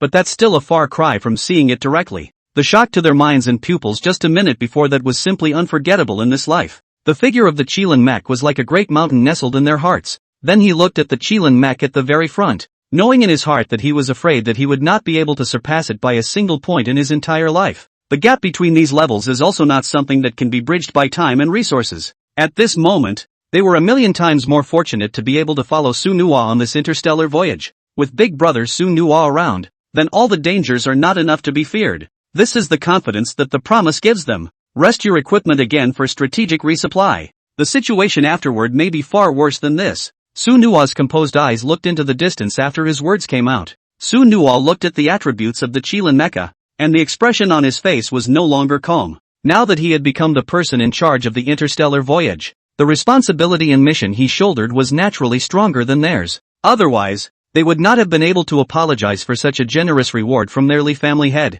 Li Ruofeng arrived in front of Su Nua at an unknown time. No, I am really feeling so different compared to you now. I've never dared to imagine that people outside this world can still be so strong. It seems that I was still blinded by a leaf in the family before. Listening to Li Ruofeng's exclamation, Su Nuo merely smiled lightly. This was followed by a pat on the shoulder. Ruofeng, old brother. In fact, I'm not growing up day by day. The hardships and efforts I've put in that you haven't seen. Even though talent is quite important, it doesn't mean that it can determine everything. After this expedition, return to the academy and work hard. Listening to Su Nuo's admonition, Li Ruofeng that was very happy to nod his head. It was a rather reassuring and powerful feeling to follow behind Su Nuo. As the Starfarer fleet set off again, several deep imprints were once again left in deep space. Beyond the major stars, a few rays of light were gradually filtering through. This also means that they are going to make this dark galaxy. When we come into the stellar galaxy and enter the light, we will be able to respond quickly to any further emergencies. Su Nuo was still standing at the very front, looking at one of the mechs behind him. They were heavily armed, and that battle intent was still as monstrous as the heavens. Without realizing it, another day was spent sailing through the stars. Although there were sporadic star beasts attacking, this had long been child's play for them and did not pose any threat at all. Not even Hirono had the time to make a move. As long as the journey continues peacefully, we will be able to reach our destination in less than 5 days. Streaming cloud formations in the starry sky moved around. Explosions like thunder, as swift as meteors, replayed around them all the time. Suddenly there was an audible alarm from the rear of the fleet. The figure of the Qilin mecha quickly swept towards the back, and at the same time, Li Ruofeng was leading a group of people to quickly head towards the rear for defense. Since the alarm was sounded, there was bound to be something going on. Before he even got close, Su Nuo vaguely saw something in the mech's pupils. A few dozen star miles away, a starship emitting a dark glow was rapidly approaching their side. Looking at that stance, it seemed to be coming from a bad place.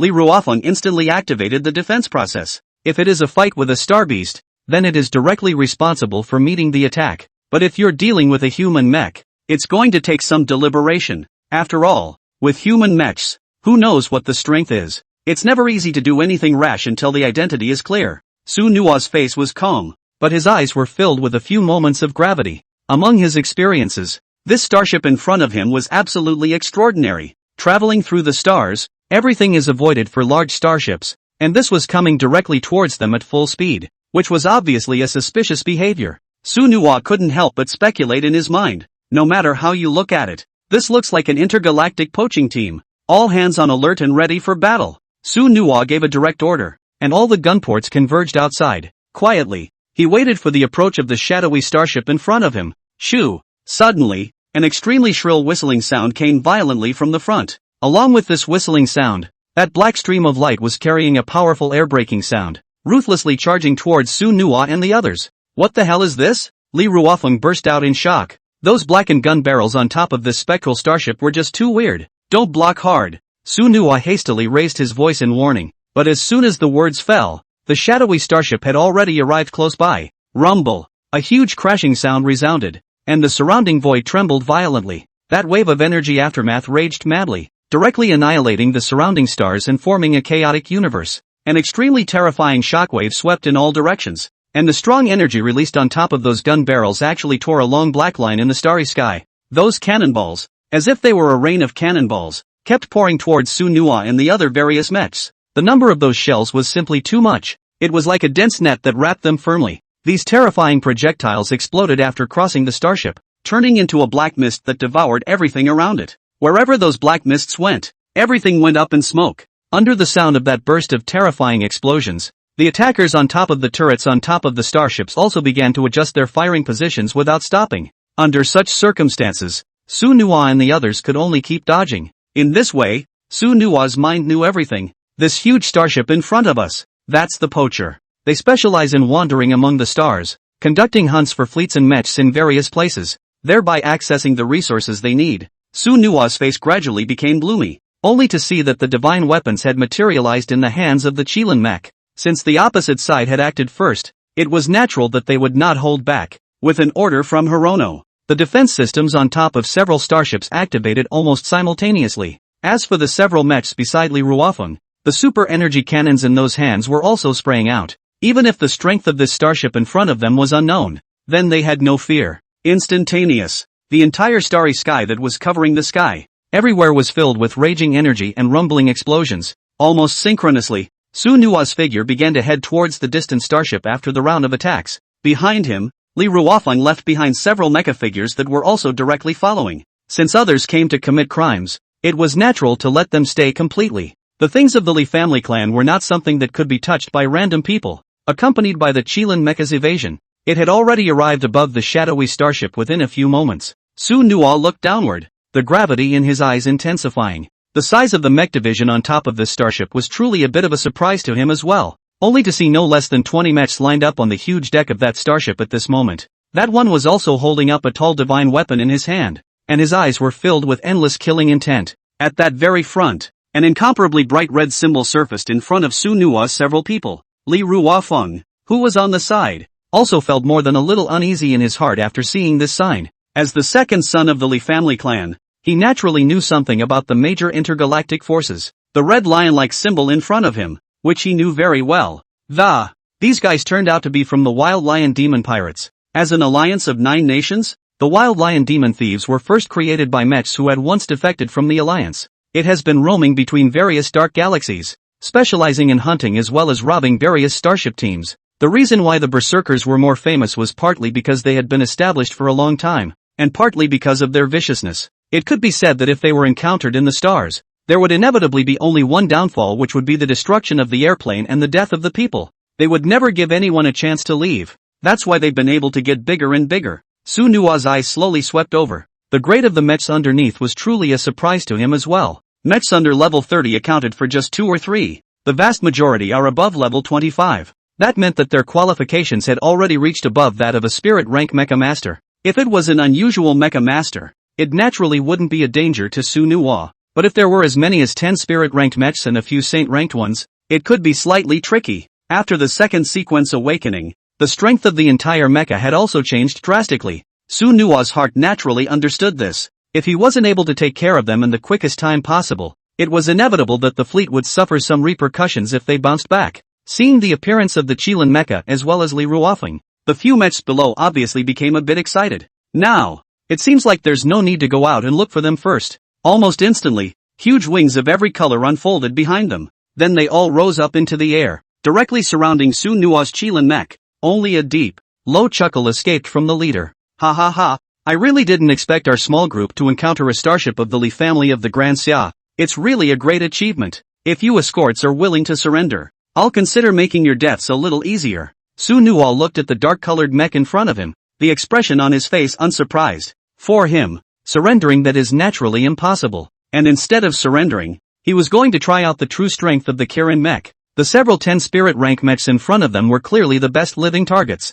Although Su Nua's Qilin mecha had yet to awaken the third sequence, but the attributes of the Qilin mecha that had long been transcendent. The attributes of a god-level mecha you could not be compared to these mechs of theirs. Although it was only level 28, I'm afraid that the attributes of the Qilin mech had long surpassed the level 35 of unusual mechs above. So for Su Nua, there was a foolproof plan in his mind. That confidence, naturally, is unmatched. Oh, that's hilarious. Want to snatch the mecha resources from my hands, but not even a door. Ruofeng, in a moment, you'll be directly behind me to conduct a blockade. If anyone dares to come forward, shoot on sight. These guys in front of us, it's enough to leave them to me alone. Listening to Su Nua's words, Li Ruofeng nodded heavily. For some reason, there was always an inexplicable belief in his heart that supported him in believing in Su Nan. At the same time, the several dark-colored mechs in front of them let out a burst of roaring sounds. Almost instantly, the bodies of all the mechs were flowing with extraordinary material properties.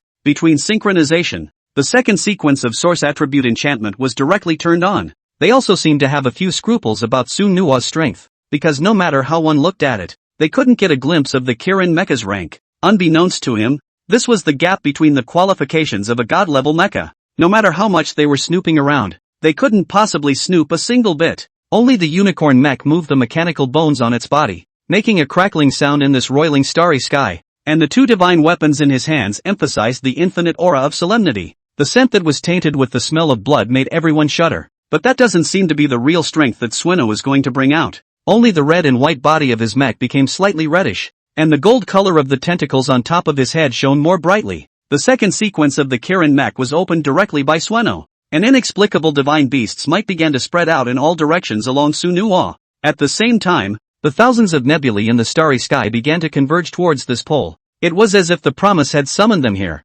All of a sudden, above the head of the Qilin Mecha, that majesty of the overwhelming world was directly pulled full. It was as if within this corner of space, he, Su Nuwa, was the true lord of space here. The several 10 dark-colored mechs in front of them, one by one, continued to let out a snorting, light hum. It seemed that the promised means seemed like a joke to them. What thunderclouds rolled over and the stars were turned upside down was simply a trick to fool people. Wisps of a divine weapon's aura emerged, and dozens of dark-colored mechs began to surround Su Nuwa's Qilin mech. A cold smile appeared at the corner of Su Nuwa's mouth, but a cold light glowed in the depths of his eyes. A bunch of mole crickets, how dare they provoke me? In that case, I will show you what true power is. As he spoke, the dozens of mechs were already rushing in front of Su Nuwa, and Su Nuwa was also unfazed as he flipped his wrists, and the 2 huge divine weapons were directly held above his palms. As he waved his arms, the 2 divine weapons directly cut through the void, bringing out gusts of sharp whistles. A fierce and overbearing sword chi began to wreak havoc.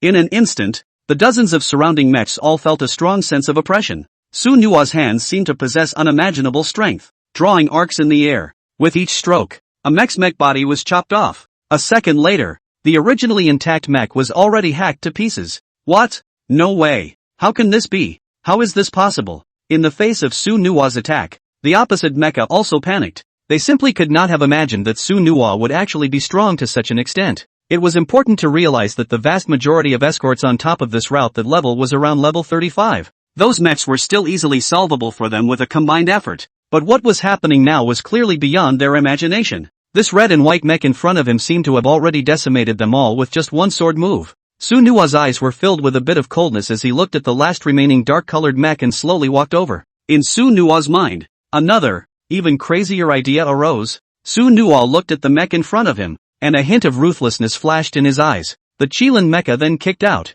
directly sending him dozens of meters away. With then fell heavily to the deck of the starship off to the side. Li Ruofeng and his group quickly brandished the divine weapons in their hands, and they directly surrounded them. As for some of his companions beside him, by now they had long since been destroyed. Only Su Nuwa flew directly in front of him, and a Xian heavenly sword directly destroyed its mecha core. Subsequently, under the gaze of many people, Su Nuwa pulled the Mecha Master inside straight out. Along with the present of the Mecha Masters, Su Nuwa's eyes did not have a few surprises in them. Looking at this blonde-haired, blue-eyed fellow, Su Nuwa several people's faces that were filled with faint anger. This demon pirates group in front of him was clearly not from the Great Xia. Looking at their images, they seemed very much like people from the West in the Union. Su Nuwa was also no nonsense, and after disarming the Qilin mecha, he directly greeted them with a punch. I'll only give you one chance. If you can't speak clearly, you'll die directly. After saying that, looking at Su Nuwa's face that was filled with majesty,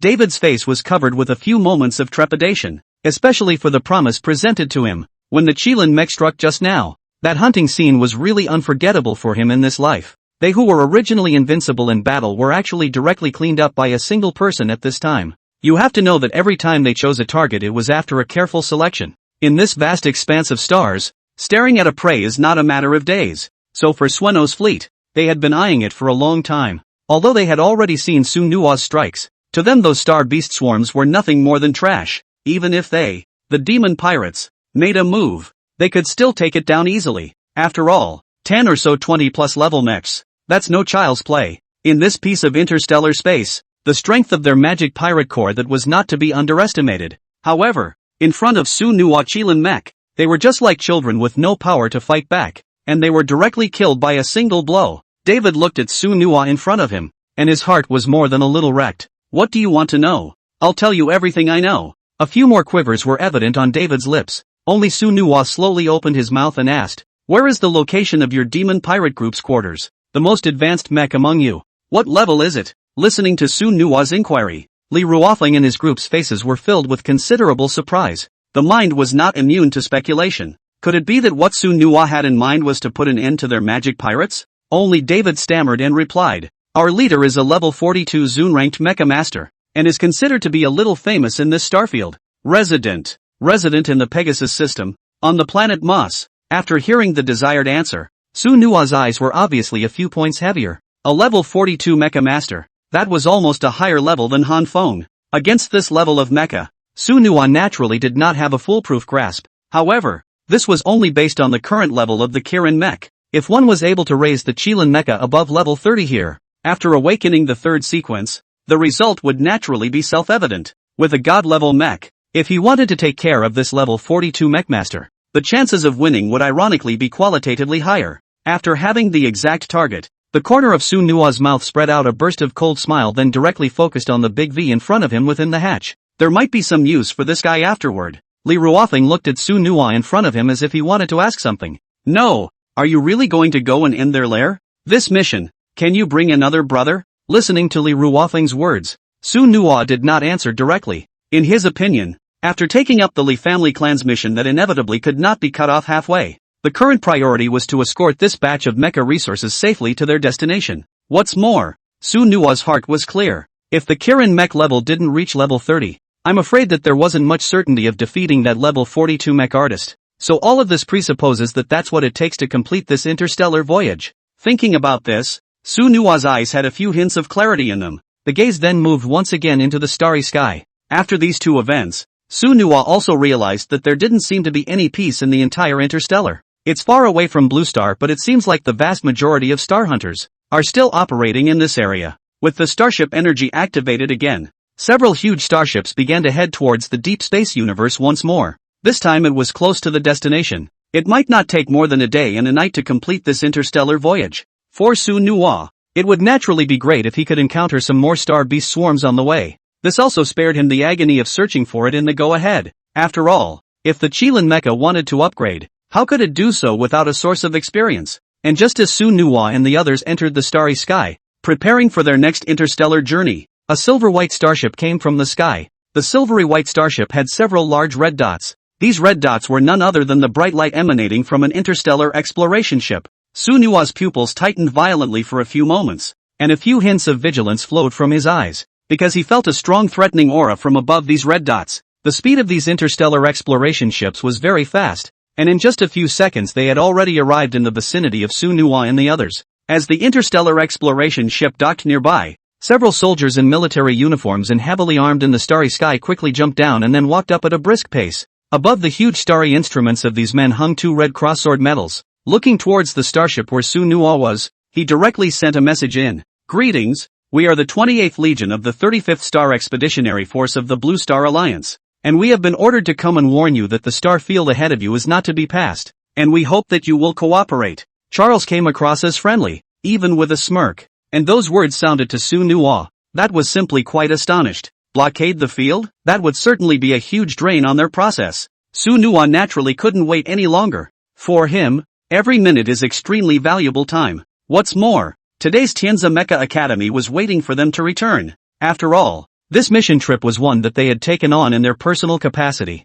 If you miss class for too long, then inevitably you will be disciplined by the academy? Oh, what's this about? Sir? After Li Ruofeng put on his single mech, he directly rose up in the air and confronted them. Although this place was already far away from the Blue Star, as the Star Expeditionary Force of the Blue Star Alliance, they naturally had some starspace discourse power. However, it's not reasonable to stop yourself without any evidence. At the same time, Su Nua was also wearing a single-armed mech that rose directly into the air. He'd also like to see what these Expeditionary Corps guys were up to. Only a faint smile could be heard on the face of the man in charge of that Charles, who did not seem hostile to the excitement of the two men. Two friends, the Starry Sky Expeditionary Army is acting in this starfield, so I hope you won't obstruct it much. Otherwise, even though this place leaves Blue Star, it can still punish Blue Star subjects. After hearing Charles's words, Li Ruofeng directly let out a light hum. Out of the control of the Blue Star Alliance, these expeditionary corps seem to have gotten used to arrogance long ago.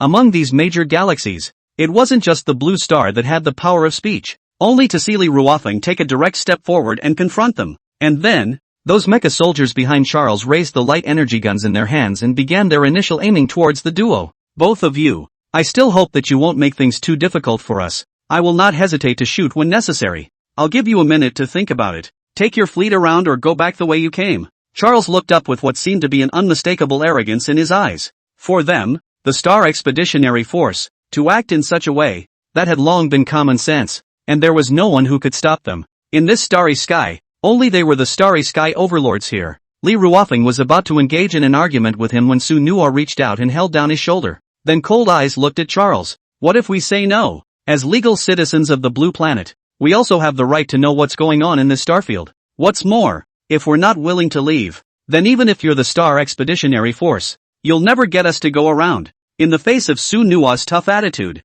Charles froze for a moment. Obviously, he didn't expect that a small star pirate would actually dare to play rough in front of him. In that case, then only offense. Brothers, fight me. Charles's eyes glittered with a morose murderous intent. Yes, with a command. Those star exploration ships directly aimed at Li Ruofeng and the others. With that, those beams instantly erupted and shot towards Li Ruofeng and the others. And just then, a voice rang out abruptly. Slow down. Su Nua's figure shifted and appeared beyond these light rays. Are you so indiscriminate? Or is that just how powerful you Star Expeditionary Forces are? Could it be that in this universe, everything is at your disposal? Hearing Su Nua's questioning, Charles's face just smiled lightly, but it remains unheeded. It seemed to be about to directly kill Su Nua's several people on the spot. Su Nua's eyes flashed with a strange light, and then his figure turned and the Qilin mech directly materialized across the sky. Since others did not give themselves a living, there was naturally no need to be theorizing with them. Then it's just a mech manifestation,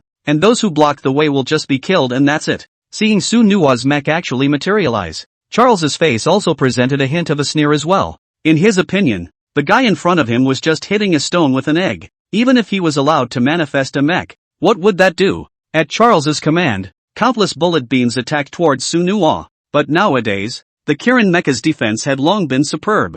These attacks simply couldn't do any bit of damage. Along with the Kirin mecha's punch, the several dozens of mecha fighters in front of him directly flew backwards. The top of that body was full of grooves. The cold smile on Charles's face instantly froze as he watched such scenes. He had never expected that the guy in front of him would actually dare to make a direct move. Although they were merely a subordinate unit of the Expeditionary Corps, the volume was by no means comparable to a fleet. How dare he, a mech, engage them in a duel? In almost an instant, Charles finished the mech embodiment. In the middle of the stars, Su Nua's red and white Kirin mech was preceded by Charles's body blue mech. A faintly flowing fluorescent light glowed on it. Su Nua probed the attributes of the blue mech in front of him. A level 32 mech was still manageable for him. From inside the blue mech, Charles issued an ultimatum to Sueno. Now I have allied 3 of the 8 prohibitions to judge you extraterrestrially. Currently your Inquisitor is the 35th Star Expeditionary Corps, 3rd Class Battle Order Officer Charles. After today, you will thus be removed from this universe.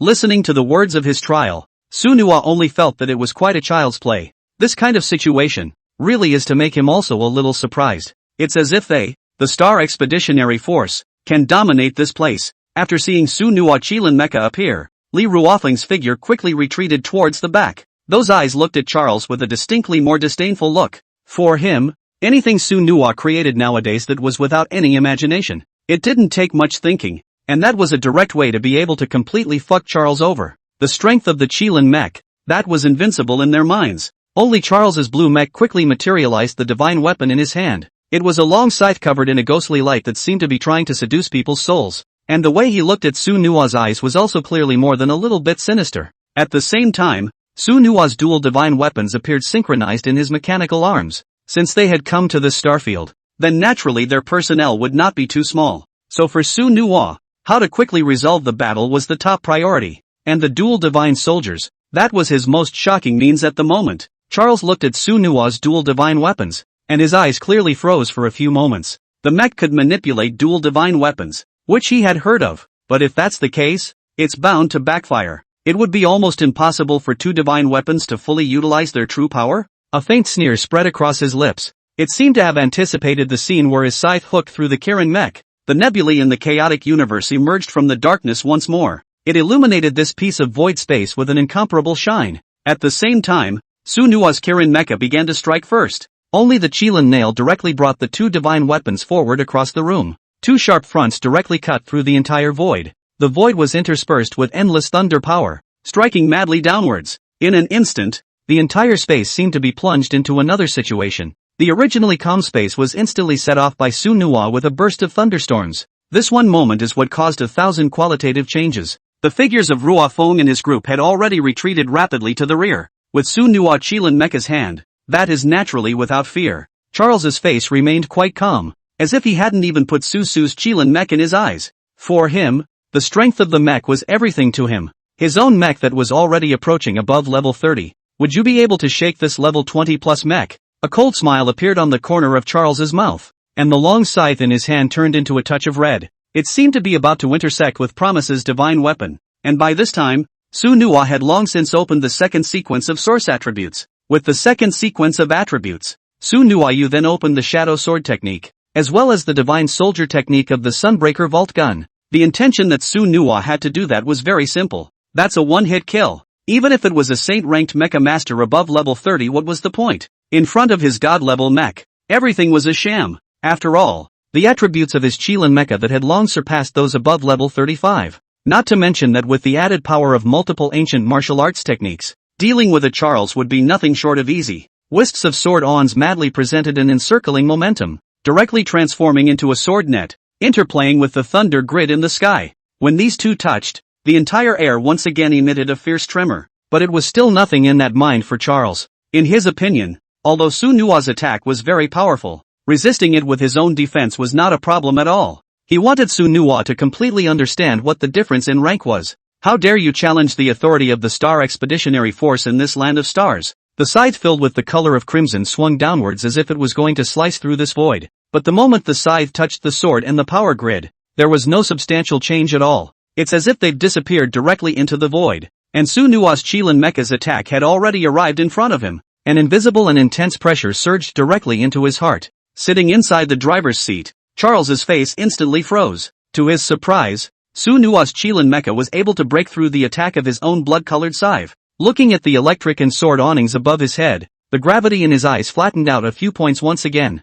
Somehow, on top of that, he could vaguely feel that invisible and substantial pressure. This was a far cry from the strength he had expected to promise before. Just as he was about to switch sides and launch himself into the air again, the attacks of the Suno Kirin mecha had fallen as far as they could go. A sword blade pierced through the void and directly struck the bones of his body armor, and the electric awnings in the air followed, intertwining from the sky into groups of grids that surrounded them from all sides. Endless star power filled this space. After the initial attack was locked, Su Nuwa's next attack that was the Sunbreaker Vault Lance in his hand, only to see that above the tip of the gun, a very intense blue electric aura was emitted, and it was also mixed with a faint golden star. With a sharp whistling sound, the void was slashed as far as it could go. The figure of Su Nuwa's unicorn mech violently pierced forward. This shot was coordinated with the various attacks in the air, and it directly pierced through Charles's mecha. After this strike was completed, the figure of the Kirin mech stood behind Charles's mech without turning back at all. Su Nuwa had 1000% confidence in his attacks, even if this guy's level was higher than his own. That was fearless. Li Ruofeng, who was not far away. After seeing such scenes, the light in his eyes is hard to suppress. Su Nuwa's confidence in his strong strength made him never look back after he struck. This incomparably grandiose temperament could be said to have shocked them exceptionally. What is talent? Su Nuwa's Kirin mecha fear is a perfect illustration. A scowl covered Charles's face, and within the cockpit, he could feel the mech's fall. There was resignation in his eyes. Obviously, I haven't even gotten around to opening the third sequence myself. Only Su Nuwa made a sharp turn, and the figure of the Qilin mecha returned to Li Ruofeng's several people. In waiting for him to look to the rear, Charles's mech had been reduced to nothingness by now. The core unit at the center of the mech had also been destroyed as much as possible. Along with Su Nuwa's appearance, Li Ruofeng and his group couldn't stop exclaiming. The shock that this kind of scene caused in their hearts was just too much. I'm afraid that this kind of invisible means of pretending to be an X is something that Su Nuwa's Qilin mecha is capable of using. After seeing Su Nuwa return to her side, Li Ruofeng's face clearly had more than a hint of anticipation and worry. While the immediate situation has been temporarily resolved, but what Charles said about closing off this starfield was also a bit puzzling to him. As for the Star Expeditionary Corps, that's bound to be in the eye of the beholder as well. After all, a huge army, if all of them were to be deployed, it would by no means be something that these people could withstand. Su Nuwa was able to kill a level 30 plus mecha master in seconds though, but it doesn't mean that the Qilin mech can defeat that level 50-60 mech. In this Star Expeditionary Corps, I'm afraid that the highest level mechs are of this level. At this moment, Li Ruofeng was only able to silently wish in his heart, promising that the matter of beheading Charles had better not be revealed, otherwise their entire starship team, then I'm afraid they will face an extremely severe test. Wanting to kill in the middle of this vast expanse of stars, it was simply without chance. The Kirin mecha stepped forward, and the promised voice transmission reached Li Ruofeng's ears. Ruofeng, the mecha resources in the starship can no longer be procrastinated. They must be sent to the designated location as soon as possible. So what if it's the Star Expeditionary Corps? This galaxy is a free galaxy. There is no right to restrict us. Call down and prepare for a full advance. After Su Nua's voice fell, Li Ruofeng nodded heavily. The heart of Su Nua's idea that is more and changed a few points. Promise isn't just strong in strength. It's also quite responsible on top of treating all kinds of things. This starry sky voyage, Li Ruofeng only felt that he had come to the right place. Looking at the back of the Qilin Mecha, the pair of divine weapons held in the mechanical arms was exceptionally handsome. After the crowd returned to the cluster of starships once more, that light in their eyes came to life. Su Nua's move could be said to have completely ignited the wariness in their hearts. After all, this kind of scene was something they had never imagined. Now it was a matter of waiting for the starships to cross this blockaded starfield peacefully. No one knows what kind of things are going on in there, but that's not so important to them anymore. Mech resources must be delivered to the destination within a specified time frame. Even if there were thousands of dangers within the starfield in front of them, they would still have to risk their lives.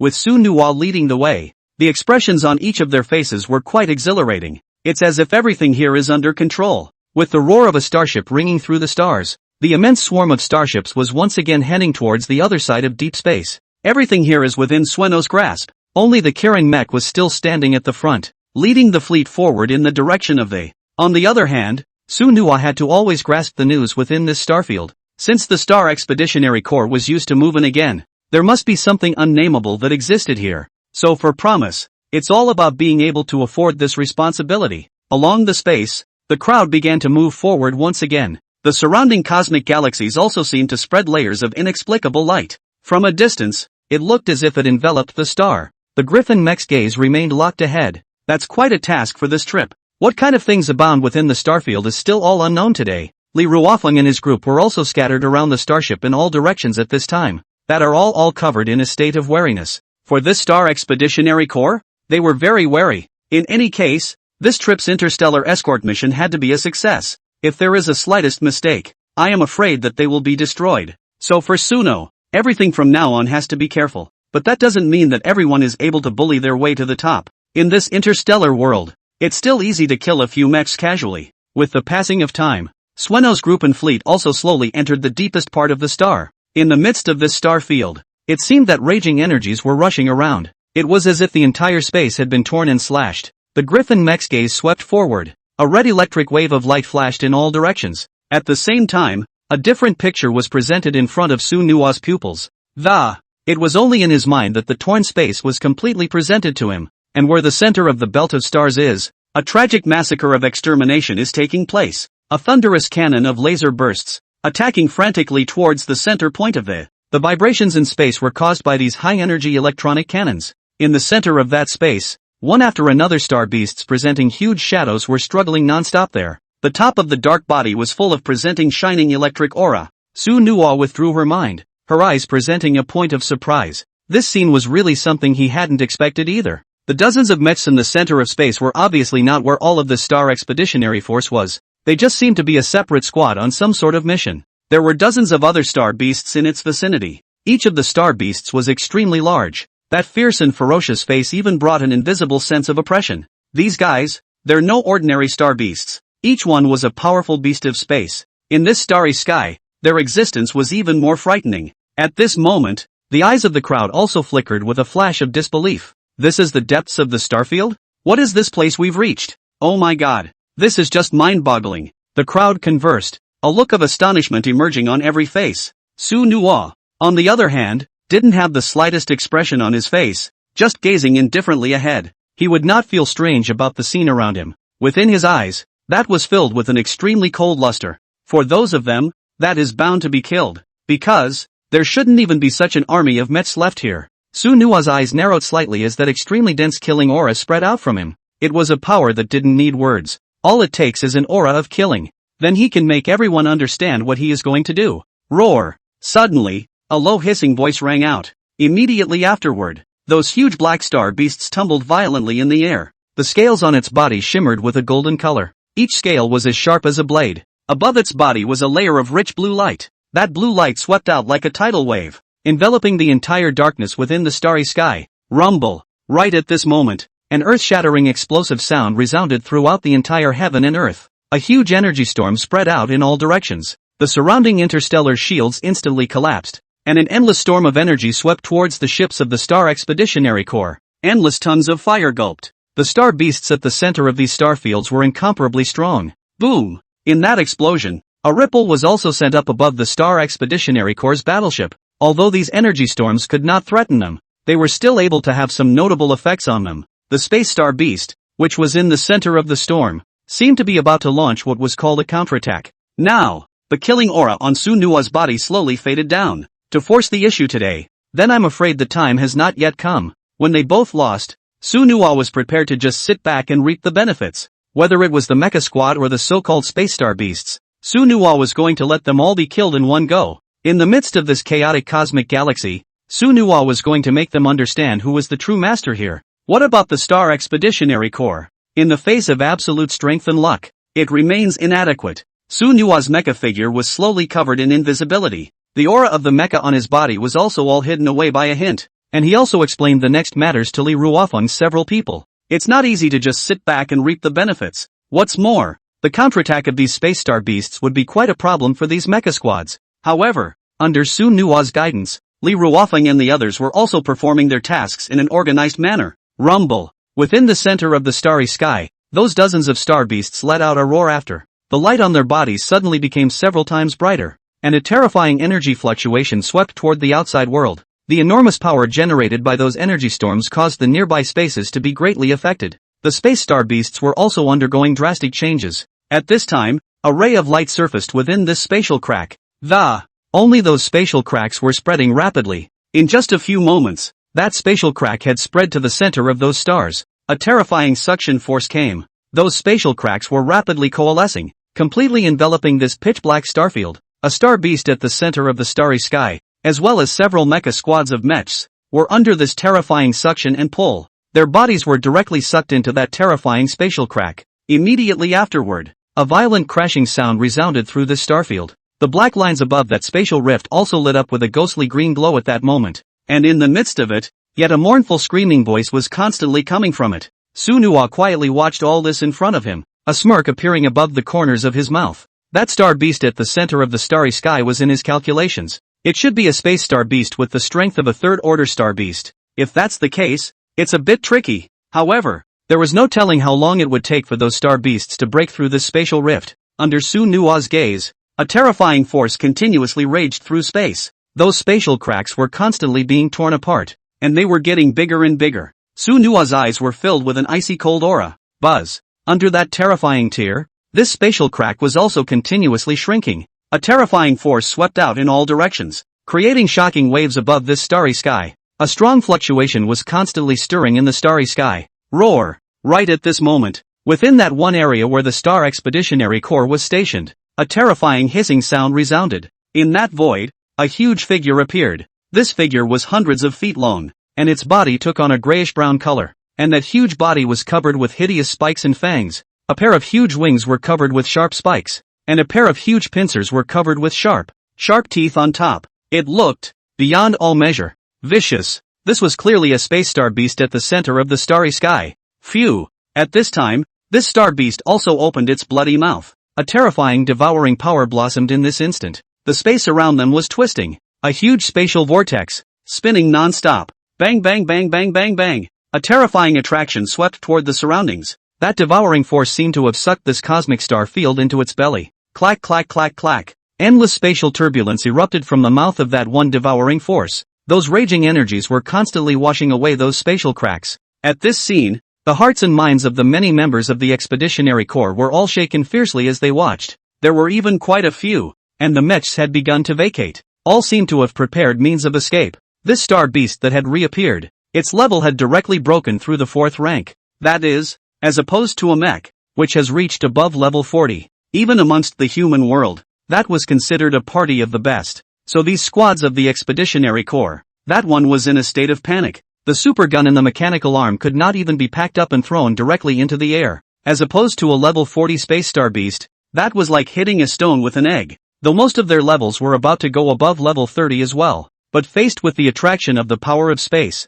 they simply had no choice. It was a baptism of soul power that was hard to escape even within the cockpit of a mech. Just as they were about to leave, the vortex in the air began to change drastically. the Space Star Beast's action started quickly and steeply. At this moment, Su Nuwa stood in the distance, quietly waiting. The second time a Space Star Beast was summoned, that means was also beyond his imagination. Tearing the void directly is to chop everything. This kind of cruel means, really is to let him also have some surprise. The Starry Sky Expeditionary Corps Squad, looking at the blocked space, that one was ashen, only to see them turn around, with the determination of certain death in their eyes. If you wanted to break through the blockade of this space, you had to face a giant Space Star Beast. One could only see all sorts of divine weapons appearing in the hands of those colorful mechs. It then turned into a dazzling light and killed towards the figure of the Space Star Beast. It's their only chance and their last chance. The failure to hunt the Space Star Beast had instead led them to this place of no return. A level 40 Space Star Beast, that tactic was simply not something they could afford.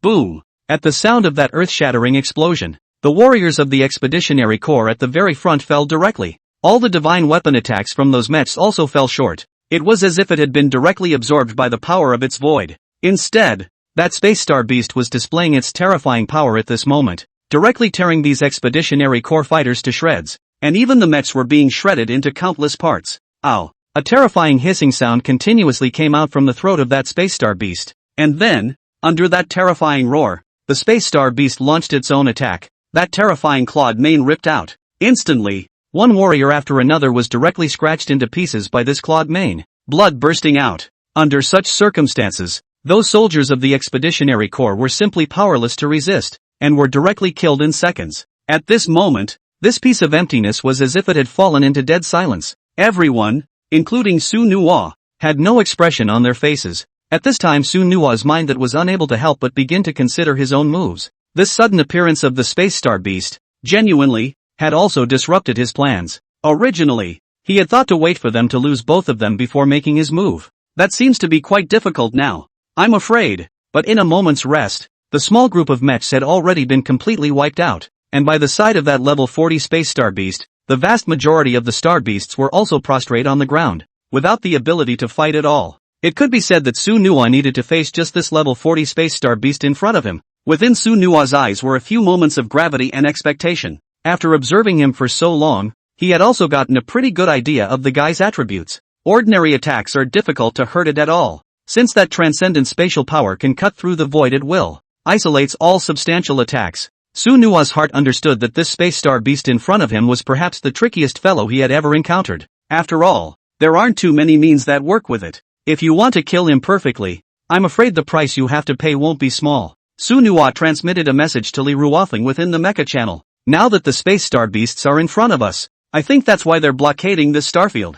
This starfield space seems to be the territory of this Star Beast in front of us. If we want to get through this peacefully, then I'm afraid it's never going to be easy either. Follow my tactics in a moment. As Su Nuwa's words fell, Li Ruofeng directly interviewed replied received. Su Nuwa's gaze gradually locked onto the center point of this starfield. Just after a gruesome massacre, gruesome debris filled everywhere. Those so-called mechs, at the moment, were left without a piece of armor. For Su Nuwa, the shock this caused for him was undoubtedly huge as well. After all, it was as if that space behemoth hadn't bothered with a bit of effort, directly utilizing the suction force of space to strangle them all. This undoubtedly seemed to Su Nuwa to be causing a great deal of pressure on himself as well. However, the biggest difference between Su Nuwa and them was above the mecha. The divine level qualifications of the Qilin mecha, that was far beyond what they could compare. So everything is unknown for Sueno. Even if the brute spatial power was so what? In the end it was still a star beast. Then there are natural weaknesses to be found. Su Nuwa slowly raised the dual arms of the Qilin mech.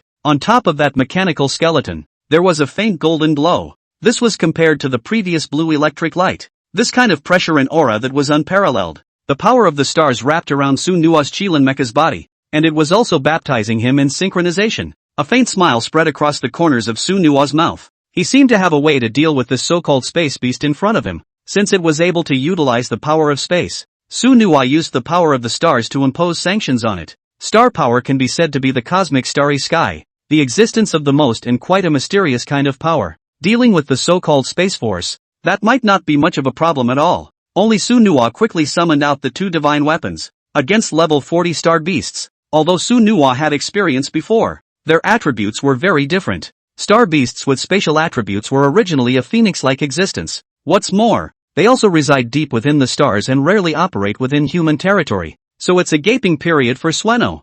He didn't have the so-called experience of fighting space star beasts. Only the Sunbreaker dome gun was held in the Chilean mecha's hand, emitting a gust of the gun's sword sound. The Xian Tian sword in the other hand, at this point, had long been unable to press the light on that blade. Along with the lifting of Su Nua's mecha stealth radar, his figure quickly swept towards the center point. His target was quite unique, and that was the star beast at the center point. The starry sky beast let out a heavy roar as it felt the endless sternness coming from the distance. Its scarlet eyes stared fiercely at the rapidly flying Chilean mecha. There seemed to be a bit more greed and destruction in those eyes, only to see it waving its huge palm. It wanted to clash with the divine weapon of the Chilean mecha. However, before they even got close, endless purple lightning erupted around that Chilean mech. Snort! The currents intersected, and that strong attack instantly pierced through this spatial force directly. Although this spatial force was strong, for Su Nua, it was not a threat at all. That huge palm was instantly pierced through. Inside the cockpit of the Chilean mech, Su Nua's gaze was cold and stern. His right hand held the hilt of the Chilean mecha's gun, while the Xian Tian sword was held within his left hand. Above the Xian Tian sword, a faint silver-white color emanated. On top of this sword body, it was engraved with various kinds of lines, densely packed and extremely complicated. Go! As Su Nua flicked his wrist, the Xian Tian sword that was suspended in the void steeply shot out countless brilliant sword-ons. There was a powerful destructive force contained within the sword blade. The rain of swords transformed by those sword-ons shot directly toward the starry sky beast. In front of these sword rains mixed with the power of the stars, the spatial barriers formed by these spatial powers were simply unbeatable. Wherever those sword rains passed through, all the power of space directly collapsed. Bang! With a loud bang, that countless rain of swords instantly blasted into the starry sky beast's body. The moment the rain of swords entered his body, the face of that starry sky beast had become distorted. Outside of its body, large strands of black mist immediately emerged. Su Nua's arm, which was controlling the mech, swung violently. That mass of black mist directly dispersed in all directions. Su Nua's mecha, on the other hand, was continuing forward at the moment. Rumble! Under that endless rain of swords, the body of that starry sky beast unexpectedly began to gradually shrink. In a few short breaths, the torso of that starry sky beast unexpectedly disappeared, completely annihilated. Su Nua's gaze froze. That strange fluctuation in his mech became clearer and clearer. Indeed, looking at that strange fluctuation above the mech, Su Nua's brows furrowed. He had underestimated the star beast's ability after all. Previously, Su Nua had thought that he would also be able to directly decimate this star beast with this sword rain move. Now that I think about it, I'm afraid this is the result of my own imagination. Though the sword-ons mixed with the power of the stars were able to deal fatal damage to it and could break through its spatial barrier, but this star beast was clearly not that simple. Although its body was faintly degraded, its aura was undiminished. A berserk-like cry rose and fell in the center of this space. The scarlet eyes once again locked onto the Kirin mech directly in front of them, and the black mist emanating from its body at that moment seemed to be slowly condensing together. The figure that was originally huge had become even more extremely large. Su Nua's gaze was filled with infinite gravity. Those two divine weapons in the hands of the Kirin mecha were also held tightly. No matter how one looked at it, after this black mist receded, the starry sky beast seemed to transform into another form. Is this side the strength that a fourth-order star beast truly contains? Su Nua's mind couldn't help but surface with a question. But the way things are now, there's no chance to explore that answer. The starry sky beast's attack seemed to have brewed. Bang! Accompanied by a loud bang, that star beast violently swung that huge claw and grabbed in Su Nua's direction. Bang! The Kirin mecha's right foot slammed above the ground. The body directly rose up in the air, dodging the blow from the starry sky beast. The star beast's claws slapped the ground. That thick rocky floor was directly torn apart, leaving a long gully. That scene caused Su Nua's pupils to contract slightly. Fourth-ranked star beasts were truly terrifying. That kind of destructive power could even compare to a mecha powerhouse at the same peak. Su Nua sighed in his heart. Swish! The Kirin mecha held the divine soldier in both hands and charged towards the star beast with the sound of whistling winds. That one sword blade directly chopped on top of the body of the starry sky beast, erupting into a large amount of sparks. Su Nua's divine weapon was incredibly sharp. Even the skin of that starry sky behemoth would have a crack appear under the divine weapon's chopping. However, the starry sky behemoth seemed oblivious to all of this, still maintaining its offensive posture. Su Nua's face became more and more stoic. He knew that in the midst of such a battle, any delay would perhaps bring danger to himself. Whoosh! Su Nua harnessed the Chilean mech and slammed it directly into the back of the starry sky behemoth, and the star beast's thick and powerful tail was flung at Su Nua. Su Nua's mech reacted very quickly, directly using the metal armor on his mech to parry the blow. However, on the surface of the mech's body, there were still quite a few cracks appearing. Boom! The battle between the two men suddenly hit a fierce point. The huge body of the star beast surprisingly did not lose the slightest bit of ground under the attack of Su Nua's such a high-grade mecha. This was something that surprised Su Nua a little. Bang! Bang! Bang! That starry sky behemoth's attack was extremely ferocious, even if Su Nua had already reduced the mech's recoil to its weakest. But still, a strong force was felt to pass through. That kind of power is enough to shake an entire mountain range. Roar! A roaring sound emanated from the mouth of that starry sky beast, seemingly demonstrating to Su Nua. Su Nua's eyes narrowed and a cold smile spread across the corners of his mouth. A dazzling light erupted from his mecha, and his mechanical arms waved wildly. Ka-ching! The sturdy and incomparable mechanical arm clamped onto the Xiantian sword, surprisingly leaving a deep scratch on the body of the starry sky beast. Hiss! The star beast sucked in a breath of cold air. Above its huge body, it was instantly covered in scars. The eyes of that starry sky beast became crimson. Within its body, a terrifying aura continued to climb, and at the same time, that aura that had been weakened to only 2/3 of its original strength had actually begun to grow again. Above Su Nua's mecha,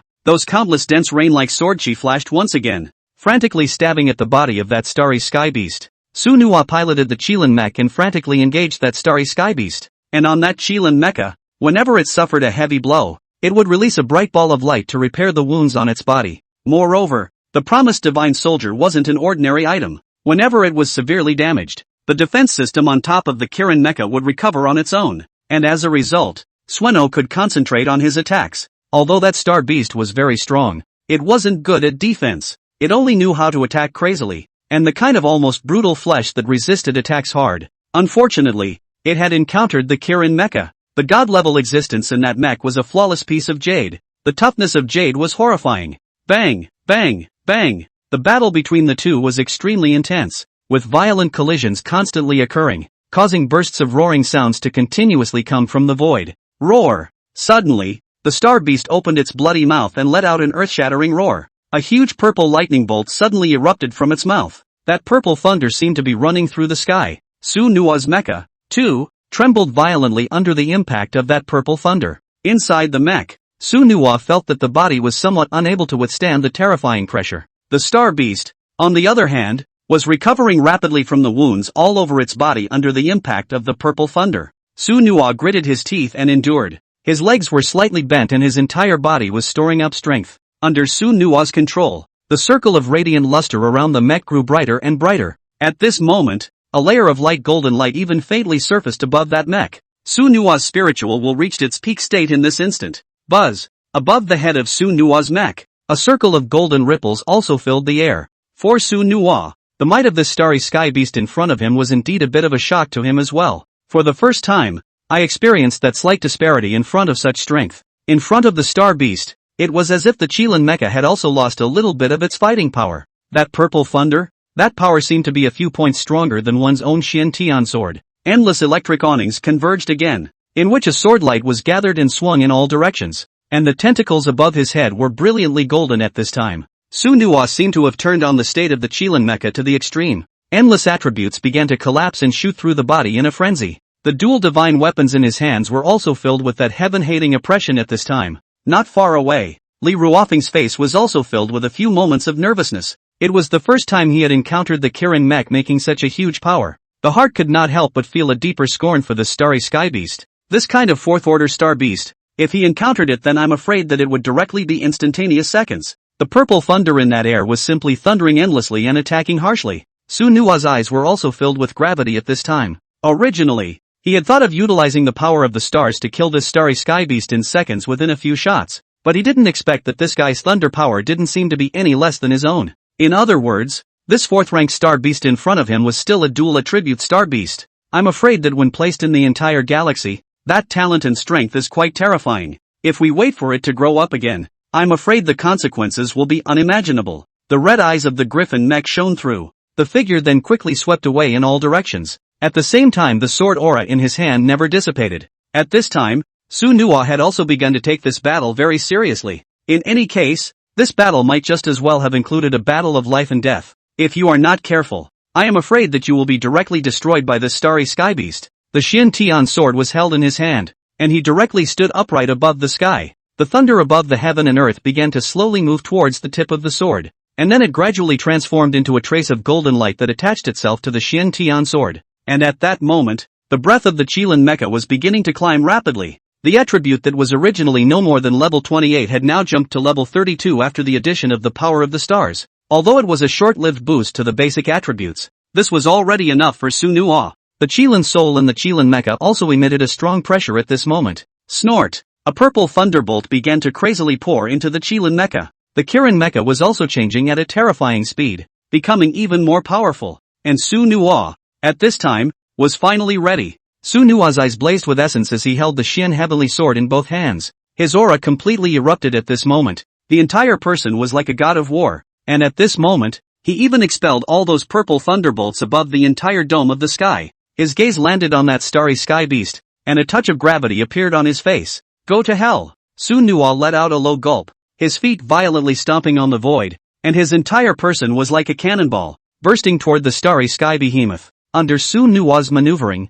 the speed of the Qilin Mecha also steeply skyrocketed. A stream of golden light burst out from the blade within that mech. Su Nuo's figure transformed into a golden stream of light at this moment. He was extremely fast. In this instant, it had already arrived at the top of that starry sky beast's head. The star beast's pupils shrunk. Purple electric awnings above its body instantly exploded out. It drew an arc in the air, heading straight for Su Nuo. Boom! The two collided the moment Su Nuo was about to arrive. The Xian heavenly sword in Su Nuo's hand intertwined viciously with the tail of that starry sky beast. A majestic force exploded, and the entire world suddenly began to shake. The ripples of energy spread out like water ripples, and on the opposite side of Su Nuo, the body of that starry sky beast was also trembling non-stop. Through the infusion of star power, many of the attributes have long been transcendent. Dealing with the starry sky giants again had long since become a non-issue. With the addition of this Xian Tian sword, the combat power of the Qilin Mecha had sort of doubled. Su Nuo looked at the trembling star beast, and the entire space seemed to be trembling with it. The volatility of space was also becoming particularly significant in this moment. It could be said that since Su Nuo's sword strike, the energy fluctuations caused for the entire space far exceeded the end of the fight between the two. The major starships in the distance also had a few moments of shaking at this time. Sueno's gaze then shifted to the center of the field. At that place of space distortion, the figure of the starry sky beast was prostrate on the ground at that moment. The purple thunder on his body was also slowly dissipating. It seems that all of this has reached the point where the dust has settled. Only Su Nuo put away the Xian Tian sword and then moved the wrist of the Qilin Mecha. In the middle of this void, there were bursts of crackling sounds, and at that moment, Su Nuo's gaze was all over the core of that starry sky beast. Such a strong fourth-rank star beast, and with dual attributes. Su Nuo's heart naturally knew clearly that this guy's body was feared to be by no means simple. Along with the lance blasting out, it directly turned the starry sky beast into ashes completely, and in the center of space, a star core glowing with a two-tone light appeared in front of Su Nuo. The purple thunder in the sky began to converge towards the star core. At the same time, the repair of the originally broken space was gradually completed. The Qilin Mecha reached out its hand and directly took that star core in its hands. Feeling the rich energy contained within, Su Nuo's eyes were filled with a hint of surprise. This level of star core, then I'm afraid that directly serving as the foundation of the awakening sequence would not be enough. What's more, it was a dual attribute star core. For the Kirin Mech, it might be able to bring about a more profound effect. After putting away the star core of the space behemoth, Su Nuo raised his head to look ahead again. Within this astral space, at this time, it had already returned to a state of calmness as before. It's like nothing ever happened here. But on top of that ground, it was indeed filled with star beasts as well as pieces of mechs at that moment. A squad from the Alliance Star Expeditionary Corps was completely wiped out directly here. A faint smile spread across the corners of Su Nuo's mouth, and then the mech rushed downwards. In Su Nuo's mind it seemed that he had already anticipated some of the secrets of these Star Expeditionary Corps. Maybe they're not here for any mission at all. Instead, it's more like coming out to do some poaching. These space star beasts, in the entire galaxy that was also quite a mysterious and strong existence. Being able to obtain their star cores would be of great benefit to the opening of sequences and the creation of various mech modules. But there is a distinct military discipline among the legions. That was why Su Nuo guessed that these guys might have sneaked into the starfield in between their missions, accompanying Su Nuo to the ground. The individual mecha fragments that were shocking to the eye. Relying on the index of the Qilin Mecha, Su Nuo searched for the mecha space devices of these fallen mechs one by one. After all, with so many resources, wouldn't it be a waste to put them here? Along with the spatial devices being put away one by Su Nuo, a satisfied smile appeared on his face. This line, that's a sure thing. With so many space devices, I'm afraid that the mech resources inside won't lie in the minority. After returning to the team of the starship, the faces of Li Ruofeng and his squad were all filled with endless admiration. A fourth-ranked star beast, Su Nuo was surprisingly able to deal with it comfortably. This is simply too much to contemplate. They simply couldn't imagine. Was this guy really a level 20 plus mech? And in his heart, he couldn't help but admit that this was the difference between the original body of the mech. Suno ordered the starship's energy to be turned on full blast and headed for its destination at full speed. Along with a strand of spiritual energy, Su Nuo arrived in mecha space. After this battle ended,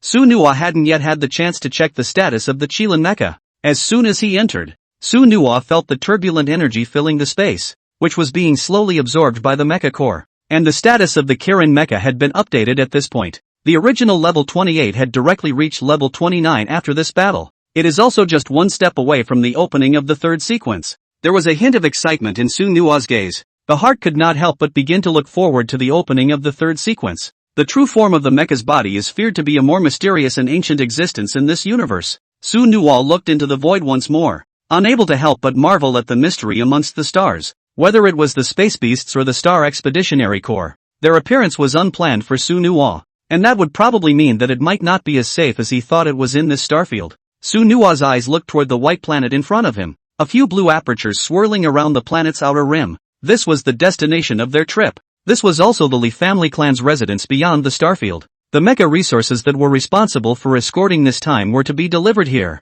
Li Ruofeng quickly flew from the back of the starship. Even though he was inside the mech bay, it was hard to suppress the excited smile on his face. After sailing for so long, it's finally the end. As long as they could complete this interstellar voyage mission, it would be invaluable to Su Nuo and Li Ruofeng. The promise is that you can reap the rewards of the task for a good amount of money. Li Ruofeng, on the other hand, would be able to gain the favor of the family, and for him to have a family deacon in the future. That would all be of great help. And at this moment, Su Nuo once again returned to his mecha space. For him, the state of the Kirin mecha was now at its peak. It was just one step away from the final third sequence of awakening. Su Nuo's heart was convinced that if he encountered some more star beasts, then he would definitely be able to save up the rest of his experience value. As for the star cores needed for the third sequence, Su Nuo that had already been collected long ago, and among them, this dazzling one was the star core of the starry sky beast that had just been acquired. A dual attribute star core of this level might play a crucial role in the awakening of the sequence.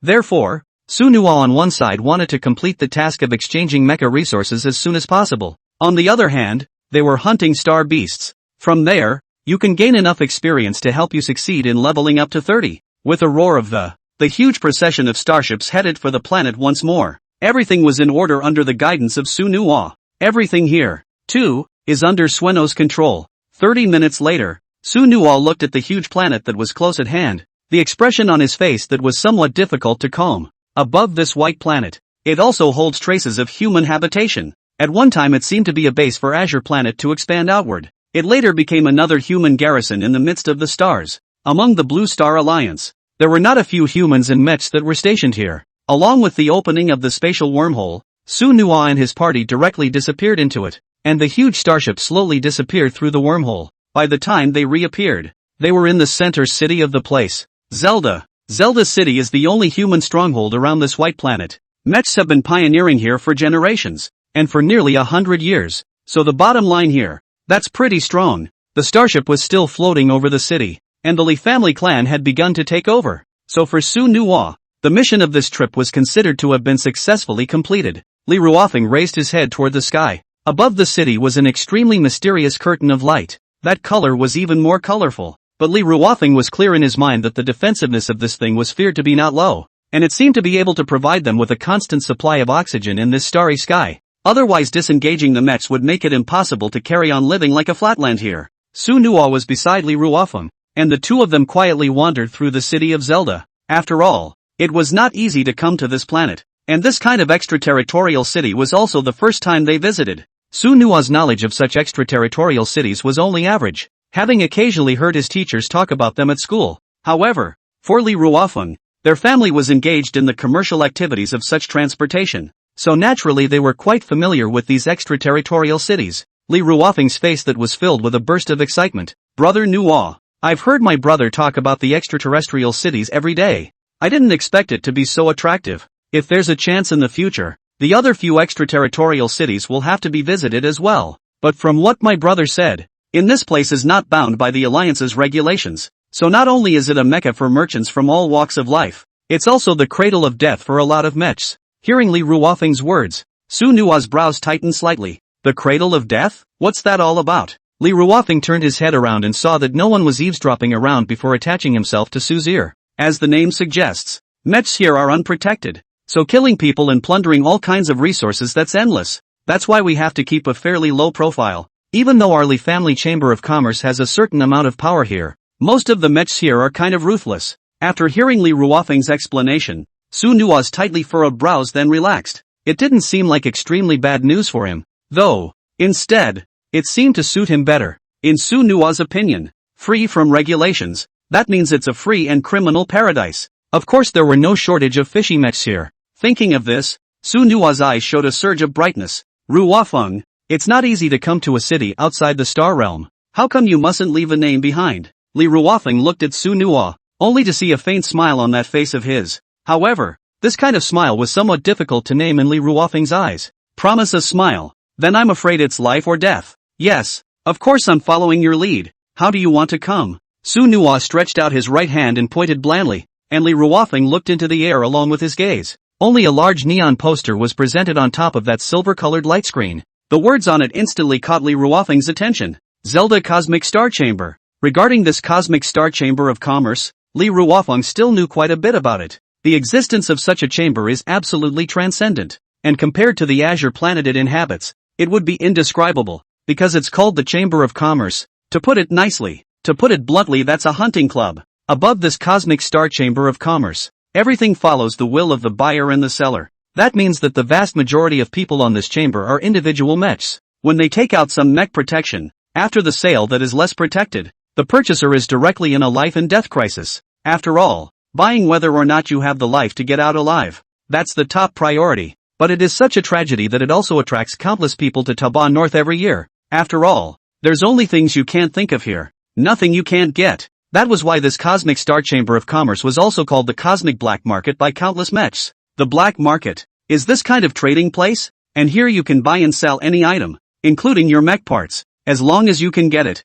It only costs a certain price to obtain it, so the appeal of such a venue can be immense. There were even many strong people who would bring along one or two mechs or mercenary corps when buying things within this kind of black market. However, there was a rule in the black market. All mercenaries and mechs who participated in the black market, once they entered such a place, then they had to abide by the rules of the black market. Otherwise, they will be put on the wanted list. Of course, if you can defeat those mechs or mechs henchmen, you are also exempt from the wanted list. The black market, after all, is supposed to be a kind of chamber of commerce. It was just that the transactions between the black market were not between normal merchants and mercenaries. Rather, they are conducted in certain special ways. This black market, then, belonged to the kind of chamber that specialized in certain special transactions. Li Ruofeng and Li Ruofeng's family were considered one of the top forces in the entire empire though. But when you look at this galaxy, it's not even a mole cricket. In this case, they couldn't even set foot in such a black market, let alone talk about going on an expedition.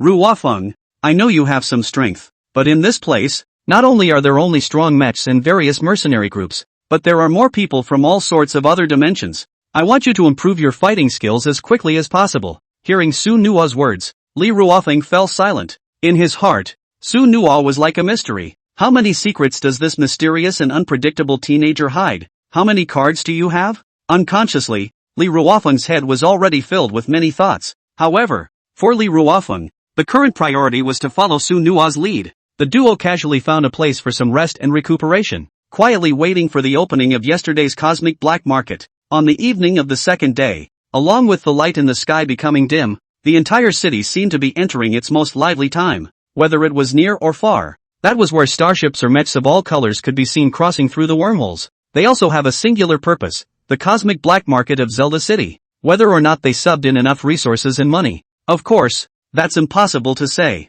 However, the people here were clear in their minds that those who were able to go to the cosmic black market that were carrying more than enough strength. Otherwise, even if you buy something, you won't be able to bring it out alive. As the duo centered the grounds, they came to a huge curtain of light. Even before he entered, he felt the great pressure contained within. Only the two of them looked at each other, and the expressions on their faces were no longer bleak. For them, this scene is more like a bit of growth. After all, this kind of city outside the starfield was not something they could casually reach. Along with entering the curtain of light, what came into view was an extremely large downward concave field. The center of the field was divided by various colors of light that seemed to isolate some parts of it. Su Nuwa and his duo's figures directly entered it, but just as soon as he entered, Su Nuwa felt as if his back was a little chilly. It's like being watched. Su Nuwa's eyes showed a hint of surprise. How could he be so targeted when he clearly hadn't even bought anything yet? Could it be that some identity of his own has been revealed? But on second thought, this is not at all possible.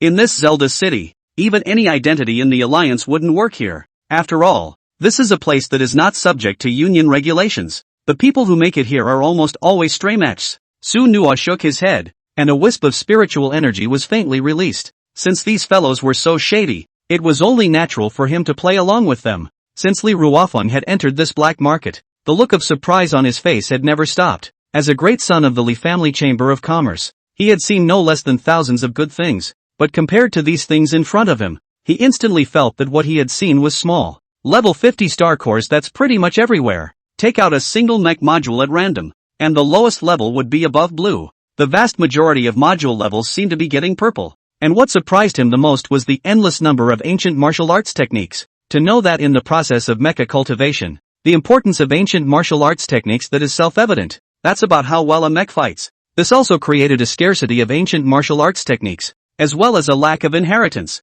However, Li Ruofeng swept his big eyes over. Most of the ancient martial arts techniques here were above the Xian rank. Putting it on the blue planet would cause a huge sensation. But here, it's like a cabbage to linger over. Su Nuwa's spiritual power was released, and everything here was under his control as well. Although there was also a slight surprise in his eyes, Su Nuwa's mind was indeed quite set. Although the number of ancient martial arts techniques was quite large, that quality could be described as uneven. Although it was above the Xian rank, most of them were the kind of residual scrolls. I'm afraid it would take quite a bit of work to get it all together. This now created a few moments of anticipation in Su Nuwa's heart. After all, the ancient martial arts techniques of the Qilin Mecha all still had a few that were crippled today. If the rest of the techniques could be found here, then I'm afraid that the battle power of the Qilin Mecha would be in a direct and crazy surge. Thinking of this, Su Nuwa's figure began to wander between the various stalls. Crowds of mechs clashed with each other's mental powers. There seems to be no order to anything here. Whenever you see something,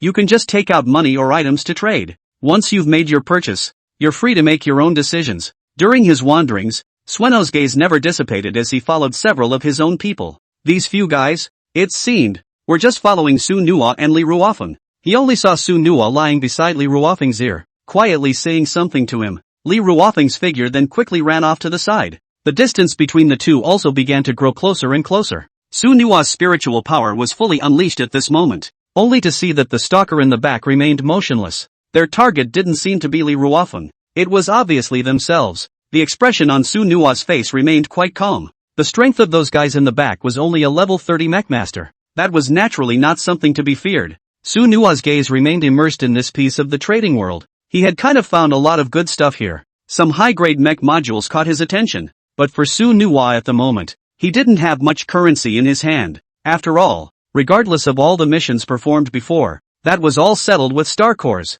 That's why these alliance coins are the most scarce thing he has. Here, though, it does allow for bartering. He doesn't have to worry too much. After all, within his mecha space, there existed quite a few good things. Power ring, qualification, orange. Features, after wearing this module, it can increase the ultimate power of the mech and the chance of hitting the bludgeon damage. Description, crafted from the star core of a 5th order berserker star beast, which can be hard to come by. Divine soldier, sword of returning heart. Qualification, metaphysical order. Features, after assembling, increase the speed attribute of the source mech by 20%, with additional wind damage. Description, the exclusive sword of the returning heart sword technique, which can be invincible at the same level under the same match. Su Nuwa looked at these mecha resources in front of him, and that heart was a little hard to say since this thing was indeed as Li Ruofeng had said. Casually taking out a piece of that was a sensational existence. In the midst of a small town, it might be able to become a party of supreme treasure. But here, it seems to be all over the place, and there is no way to mention its value. The reasons for this aspect are too many. The other reason is because these babies are quite unorthodox. Who knows where these things come from? But all of them are also heartfelt. Killing and looting, Isn't that the norm in extraterritorial cities? Li Ruofeng followed Su Nua's side with a bit of caution in his eyes. No, just tell me if you see something. Although the alliance coins taken out are not much, I do have quite a few goodies on me. A few dozens of leveled star cores. It shouldn't be a bit of a problem to exchange something out. Listening to Li Ruofeng's words, Su Nua just smiled blandly and didn't seem to take it to heart. For him, he himself has the ability to do this. Just that dual attribute space giant star core of his. I'm afraid it could create a storm here. These mech modules and divine weapons had lost a considerable amount of their usefulness to Su Nua's Qilin mech. After all, no matter how one looked at it, these were hardly comparable to one's own Xian Tian sword. The Xian Tian sword was one of the 10 great sacred swords, and it was where the key to a party's guardian land was located. As for those ancient martial arts techniques, although they looked very bluffing, Su Nua's heart was clear if he wasn't able to learn them in sets. That's simply hard to play as strong as he should. The silhouettes of the two men kept wandering around in the midst of this, seemingly seeking the right thing. In Su Nua's eyes, only those star cores seemed to be of more interest now. Now the level of the Qilin Mecha had reached level 29, just one step away from the awakening of the third sequence. The true power of the Beast State Mecha is the third sequence that serves as a watershed moment. Only after the third sequence was successfully awakened could the native bloodline within the mech be activated. In other words, the mech can be transformed into the form of a beastly state. If that was the case, there was no way an unusual star beast would be a match for the Qilin. As a divine beast, that kind of oppression from the depths of the bloodline could not be compared to these novices. Unconsciously, Su Nua's duo had already walked to the center point of this market. What exists here is far more potent than the outer reaches of the. Su Nua's big eyes swept over, and he found quite a few goodies. Most of the mech modules are also orange or higher. However, to Su Nua, the sole purpose of his visit today was to obtain star cores. Sequence 3 awakening is a minimum of 5 star cores, and Su Nua's hands were currently high-grade star cores, but there were still only a handful of 2 or 3. That's clearly not enough. Suddenly, Su Nua was attracted by a glow a few meters away. Before he even came to the front, he felt the deep and terrifying power that flooded over him. Li Ruofeng followed, and the two of them struggled to squeeze through the crowd before they made it to the front. Straight away, he saw 2 star cores glowing with various colors displayed on the stall in front of him, and one of them was exactly glowing with the greenish-colored light of the wood attribute. That deeply hidden power was subtly influencing Su Nua. It seemed like it fit perfectly with his Kirin mech. It's as if it's tailor-made. Su Nua's gaze was filled with a hint of delight, for this star core that was naturally very favorable. After all, the Qilin Mecha itself belonged to the wood attribute, and if it was possible to use the star core of the wood attribute as the source of the activation sequence, the great potential it would exert was even more self-evident. The other star core, however, was glowing with a dark light that seemed to permeate the entire space with darkness. Regarding this star core, Su Nua vaguely also felt that it wasn't simple. I'm afraid that even if it was compared to the star core of my own space behemoth, it would still be on par. Just as Li Ruofeng was about to call for the price, the lively sound beside him that was instantly resounded. I'll offer 3 ancient martial arts techniques of the Xian rank, and a whole set at that. Orange mech modules, a straight full body set. Su Nua's brows furrowed as he listened to the bidding of the people beside him. For him, that was naturally not such a bold stroke. You can't just gouge the mech module out of yourself. But Li Ruofeng seemed to see that Su Nua liked it very much, still relying on individuals who want to call the shots for him. But before he could start, he was stopped by Sueno. Since these people want to seize these star cores, let them have them first. Don't worry, I have a feeling it's not that simple. Hearing the words coming from Su Nua, Li Ruofeng calmed down. Along with the growing number of onlookers, the masked stallholder didn't seem to be in a hurry, nor was any of the options pointed out in this crowd of callers. It was as if there was nothing here that he had favored as a target. You know, for these 2 star cores most people had even pulled out their family's money. At the time of sequence awakening, the use of a high-grade star core that is useful to the mech is self-evident. That's why countless people, even quite a few clans, wanted it at all costs. A cool voice came out of the masked stall owner's mouth. Fellow mecha masters, these 2 star cores of mine are a family secret, and I wouldn't have thought of selling them if it wasn't necessary. Moreover, these 2 star cores are not as simple as you see them. They are ancient beasts, the 9 heavenly wood jiao as well as the star core of the skeleton Saint Lord. These 2 foreign beasts, I'm sure everyone will have heard of them, right? So please weigh for yourselves if what you are exchanging is up to that value. As the stall owner's words fell, the surrounding clamor instantly became silent. Those 2 things came out of his mouth that caused quite a stir. The ancient exotic beast star core was right in the middle of the entire extraterrestrial city, and it was a treasure that could be ranked. After all, the existence of those ancient beasts had long since been gradually dying out. It's safe to say that the vast majority of these star cores have faced extinction, and the attributes it can emanate are unknown. So for them, the redemptions taken out were indeed not quite enough. Then to what extent can these 2 star cores actually be exchanged for something? But it doesn't seem simple to me. Not bad. The properties of this thing can be said to be extremely rare, to the point that even I have never heard of it. Then let's wait and see who will be able to obtain these 2 star cores. A crowd of people were murmuring, but they were also temporarily resisting the urge to wait for what was to come. These 2 star cores, which contain a very large wood power, will be of great help to our mechs. If you're able to fuse it off perfectly, you might be able to possess the combat ability of the wood attribute. And let me also advise you, this thing is left behind by an ancient beast, and it might be an excellent opportunity for mechs. But don't be fooled by immediate difficulties. Well, my friends, I won't dwell on this nonsense any longer.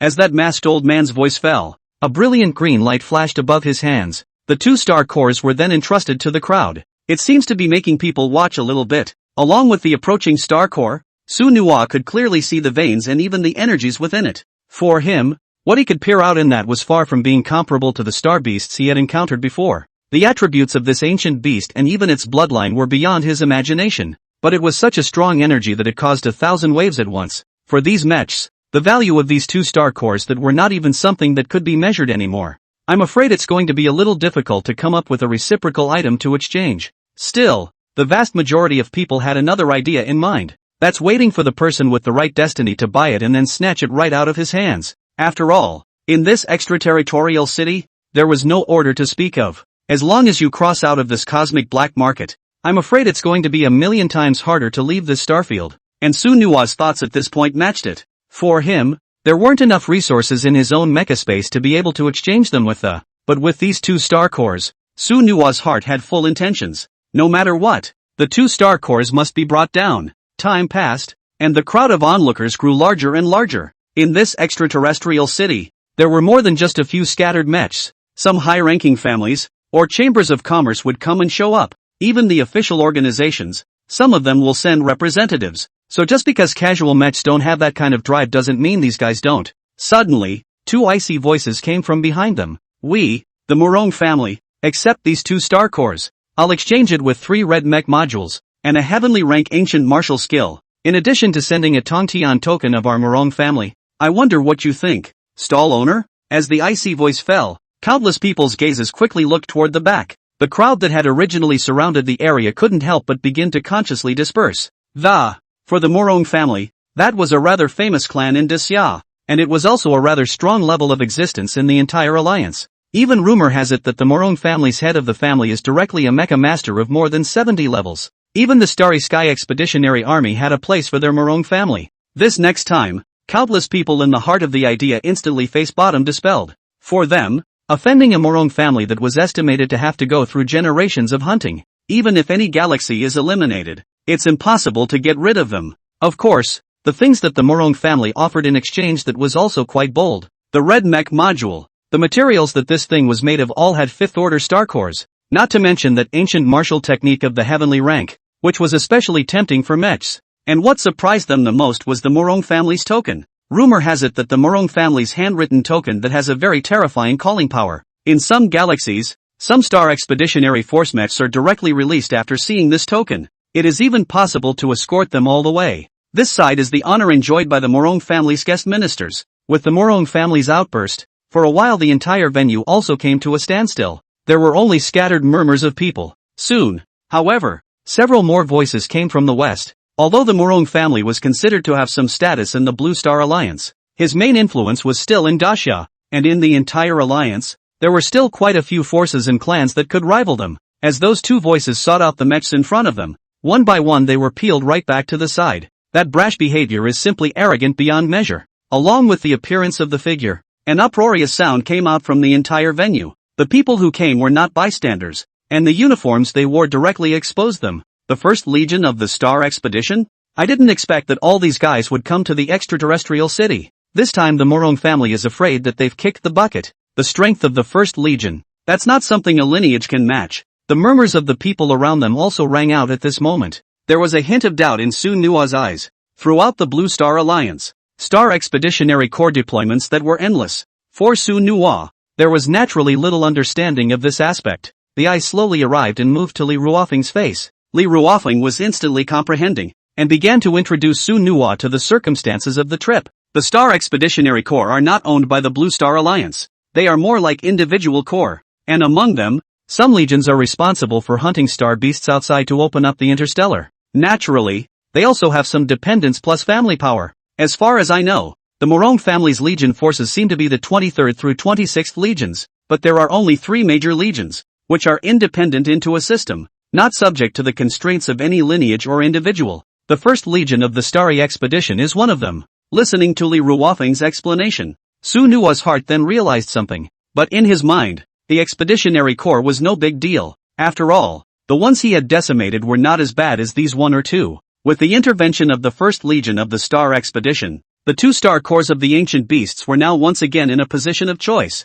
The Morong family did have some say in the entire alliance. However, the heart of the 3rd Morong prince was clear that offending the 1st Legion of the Starry Space Expedition was not a wise move. After all, as the main core members of the Blue Star Alliance, they could by no means remain stuck above the Blue Star. The power of the Expeditionary Corps that they, the Morong family, had cultivated was, on the one hand, the pursuit of those extreme planets. Therefore, once there was a conflict with the 1st Legion, it was inevitable that there would be some kind of trouble in the middle of the stars. In this vast universe, the Interstellar Expeditionary Force was the most vocal existence, only to see Morong Baifei slowly walk up, with a few smiles mixed on his face. Now, everyone's hearts understood something. Morong Baifei was directly compromising with the Star Expeditionary Force. In front of absolute power, their Morong family that is not enough to look at. With Morong Baifei's retreat, this next 2 star corps of ancient beasts that was unrivaled. A heavy sigh of relief was also evident above the stall owner's face. For him, in this way this is just like a best result. Brother Morong, I'm really sorry. The main reason is that our deputy leader needs these 2 star corps very much. Thank you for your favor. In my name, 1st Expeditionary Army Squad 6 Lieutenant Commander Yi Chen. Yi Chen looked towards Morong Baifei, and both of their faces were filled with a flat smile. For Yi Chen, he naturally didn't want to be too flashy in this extraterrestrial city. Although the status of the 1st Expeditionary Corps can bring it supreme honor, but also, at the same time, it could raise some potential dangers for him. After all, in this starry sky, there were quite a few forces that went against their 1st Expeditionary Corps. After this deal, the whole black center of the city reached its climax. Endless clamor filled Su Nuwa's ears. Unconsciously, a strand of Su Nuwa's divine knowledge had been quietly released. These 2 star corps, in Su Nuwa's opinion, were also imperative. On the other hand, the few people following Su Nuwa and Li Ruofeng still failed to disappear. It seemed to have ulterior motives for the 2 of them, and it was like a dogskin plaster that could not be shaken off even if they wanted to. But this was not a bad thing for Su Nuwa. This was obviously also an indication that one didn't seem to be very popular when one came to this extraterrestrial city. It's like someone's got their eye on them. A hunter hidden in the night? That was an unknown danger for Su Nuwa as well. Only Su Nuwa's eyes flashed with a clear light. The figure had once again disappeared into thin air. The entire Black City Center seems to have only wandered 1/2 way through the process. Before Yi Chen had left, Su Nuwa still had a lot of time to trade with him. A steady stream of people were still teleporting towards this place from the spatial wormhole. This extraterritorial city, too, was at his most lively. At the same time, it also meant that the mechs here had their most tragic moment. The identity of the hunter and the hunted may be shifting in tandem. Sueno made his way along the center grounds, stopping at quite a few goodies as he encountered them. However, like the last time, those 2 ancient exotic beast star cores were already clearly difficult to encounter again. From a distance, the protective light shield in the middle of the city seemed to be becoming especially strong.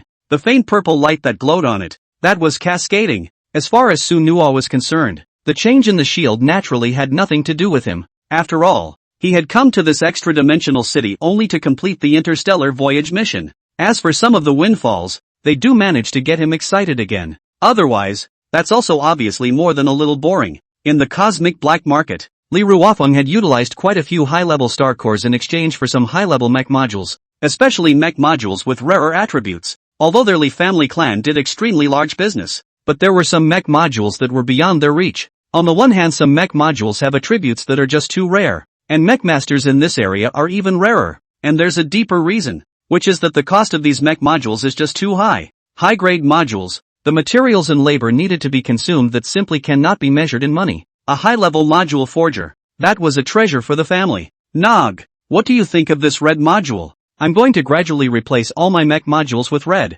Hearing Li Ruofeng's words, Su Nua just shook his head, and the heart can't help but marvel at this Li family is worthy of the family. Li Ruofeng clear orange module that is no longer satisfied. Sure enough, it goes along with that. In some ways, the rich do rely on technology. The two of them wandered around the cosmic black market for an unknown amount of time again. Su Nua's spiritual power that never stopped. Whether it was the few mysterious people that followed them, or the Yi Chen that he himself was thinking about that was in his divine sea. After receiving a few mech modules, Su Nua also stopped his actions in the cosmic black market. Feeling the hustle and bustle of the place, Su Nua's mind couldn't help but conjure up a voice. To make a move here, that just wasn't a wise move. So at this moment, he then could only wait quietly for Yi Chen to appear. On the other hand, for Su Nua there was another matter that needed to be resolved by him as soon as possible. That's a group of mysterious people not far from there. These guys have been in the underground level, and if they are allowed to stay in the shadows then the operation will be quite passive.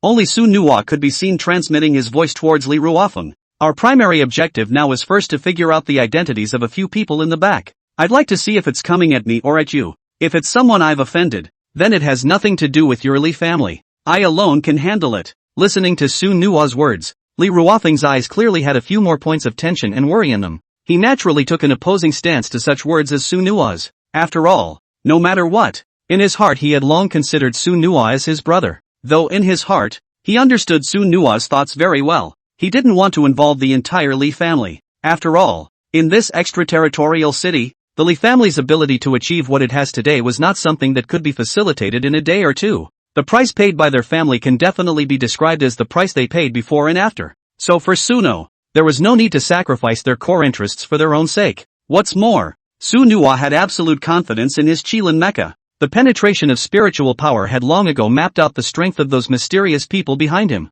A mechmaster of around 30-odd levels would also be easy for the current Kirin mech to handle. After all, a body full of ancient martial arts techniques and mecha modules were not meant to be watched. Su Nua and Li Ruofeng both then directly left the boundaries of the extraterrestrial city. If you want to eliminate these mysterious people in one fell swoop, then you have to leave this area of the city. Otherwise, with their habits, they would never take it easy. And it was a perfect opportunity for Sueno. It had been missed by certain people, and that was a knot in his heart for him as well. What's more, nowadays, he urgently needed to ascend to level 30. This is naturally nothing and more important than the experience. As the figures of the two of them left the extraterrestrial city, they came back to the outside of this masterless starfield. The brilliant radiance of the starry sky is still glowing brightly.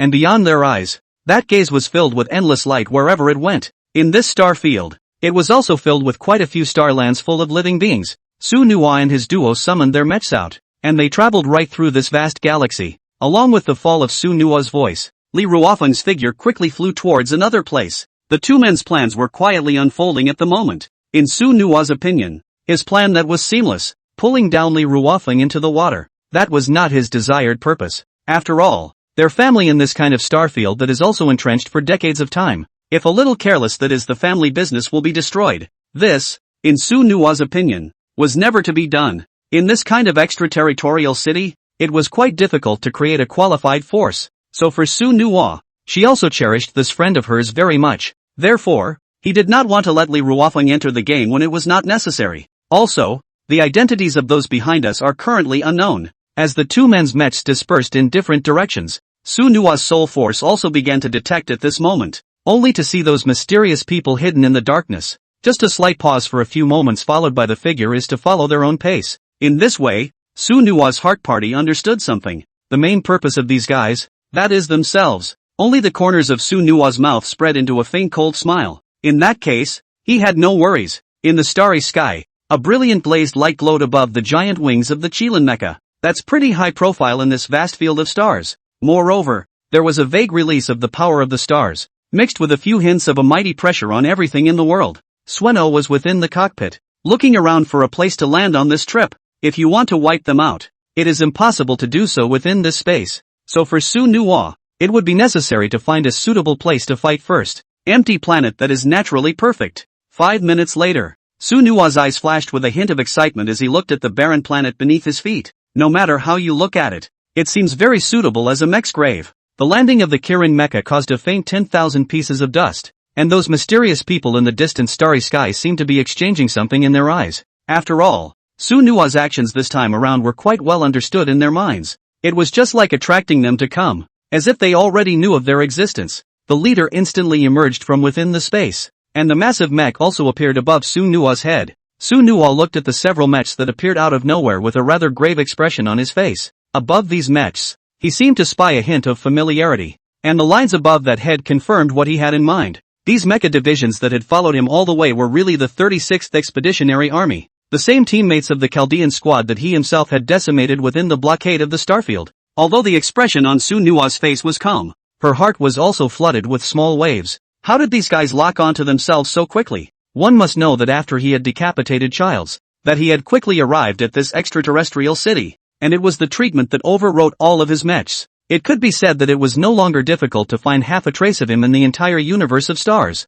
By all accounts, even if they were to conduct an investigation, it would take at least a week long. He locked himself in so quickly? It was really a bit unbelievable to him. Su Nua looked at the several mechs above his head and slowly opened his mouth to ask, "Your Excellency has been sneakily following behind me? Could it be that you have something to do?" Only a few grim chuckles could be heard coming out of the air.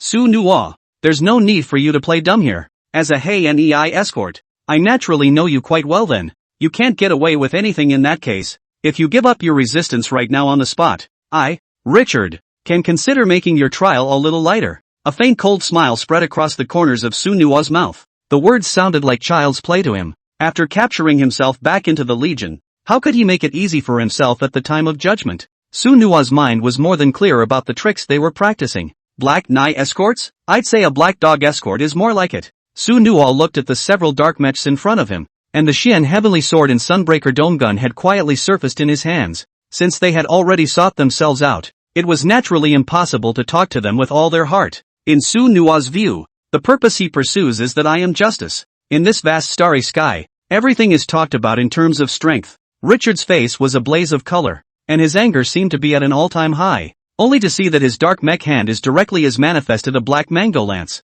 far from looking extraordinarily oozing, and those mechs behind him were almost synchronized to manifest divine weapons as well. The clear color of the lances caused a few doubts to arise in Su Nua's eyes. Mecha soldiers are obtained through awakening training with personal talent and mecha qualifications, so for the vast majority of mechs, that is characterized by non-uniqueness, and these NEI escorts in front of them, it was simply unimaginable that their divine weapons could be so identical. Su Nua's eyes couldn't help but stare. These guys probably possess some kind of secret method to create the divine soldier synchronization today, and that's a no-brainer for Sueno. With such divine weapons of the same attribute coming together, I'm afraid that the power would never be at the level of a 20 or 30 level mecha master. Su Nua's source attribute was also quietly released at this moment. He had to do his best in this battle. Suno, watch the move. Richard's lanky and tall mecha figure directly shot out explosively, bringing up gusts of violent wind. Under this strong wind, Su Nua only felt a chill around his body, and that feeling of being enveloped by the danger of death became stronger and stronger. Bang bang bang, only to see the Sunbreaker Vault gun in his hand collide with that pitch-black lance, and a series of dense metallic collision sounds erupted. Rumble! That powerful force caused the body of the Chilan mecha to be slightly shaken as well. Su Nua's pupils contracted violently. The power of these people is just too terrifying. Based on the confrontation of power alone, one felt the slightest bit of suppression. Worthy of being the 36th Expeditionary Army's Black Nirvana Guard, it's really tough enough, Su Nua secretly said in his mind. That Richard, on the other hand, seemed as if he did not notice Su Nua's change, but instead, a morose smile spread across the corners of his mouth during the attack. Their 36th Expeditionary Force was arguably the most elite escort. In terms of comprehensive strength alone, it might even surpass ordinary first-class forces, and it was renowned throughout the entire starfield. If not, they would have never chosen to come on this mission, even going so far as to send half of their escort team over. Boom! Su Nua's figure suddenly fell back 100 meters away. Ha ha ha! Su Nua, you've finally fallen into our trap. Today, we will let you know what it means to be truly afraid. Go to hell! Richard's figure once again attacked Su Nua, roaring angrily as he brandished the dark lance in his hand. Swish! A pitch-black gunlight flashed out like a poisonous snake, frantically attacking Su Nua. It's a trick of the 36th Expeditionary Force. Their mechs are supposed to be good at manipulating mechs, so when it was cast in such a state, it was also twice as powerful, only to see a sky full of gunlight, as dense as raindrops, each time pointing straight at Su Nua's vitals. Su Nuo didn't dare to be slow. Flipping his wrist, the Xian Heavenly Sword and the Sunbreaker Vault gun simultaneously stabbed at that streak of gunlight. Bang bang! Violent collision sounds resounded. Rumble! Su Nuo and Richard's mechs once again intersected, and the two mechs kept colliding in the void, erupting into countless dazzling sparks. Su Nuo, won't you admit defeat yet? Richard's cross-faced face carried a scowl above it. Sueno's eyes narrowed and her wrist flicked again. The click, click, click. The Xian Tian sword and the Sunbreaker dome gun once again let out a piercing sound. Sueno's arm jerked and a silver-colored light instantly sparked out from his hand. The Xian Heavenly Sword and the Sunbreaker dome gun flew and swirled in midair at the same time. Shoo! Two rays of light shot straight up into the sky. The Xian Tian sword turned into thousands of sword chi whistling out, and underneath that sword chi was the tip of that one-star glowing spear. Although the black nether lance was even more domineering than the Xian Heavenly Sword in terms of its attack method, it was still no match for Su Nuo's dual divine armaments. Those thousands of gun bodies instantly collapsed away. Su Nuo's brows stretched, his feet stomped fiercely, and his figure abruptly scurried out. The red eyes of the Qilin mecha also emitted gleams of light at this moment. The strength of Richard's black mech in front of him was clearly beyond Su Nuo's imagination. Originally, I thought these guys were just 30+ levels, but after this exchange of hands, many were able to clearly perceive the extremely rich power contained in his body. This guy seems to be hiding his strength, only to see the figure of the Qilin mecha quickly swept towards the back. The Xian Tian sword in his hand once again emitted a burst of sword light, converging into a formation, seemingly to defend against the continued attack of this black mecha. And in that instant, those mechs behind Richard began to launch their own attacks. Only a single dark gun body was seen, and an eerie black aura emanated above that gun tip. Above the surface of this ground, their appearances were like the kind of ghosts that demanded their lives, causing one's heart to palpitate. Now Su Nuo's mind realized something. It wasn't that one's soul power was wrong. Rather, these guys had used their unique secret method to force their strength up. For Su Nuo, the severe challenges facing him at this time are, I'm afraid, unparalleled. Although they were only level 35 after their leveling up, the spectral power emanating from the black lance in their hands amongst them seemed to be able to resist their own star power. This also meant that it would be difficult for one's dual divine warriors to utilize their true strength at all. Watching Su Nuo's retreating figure,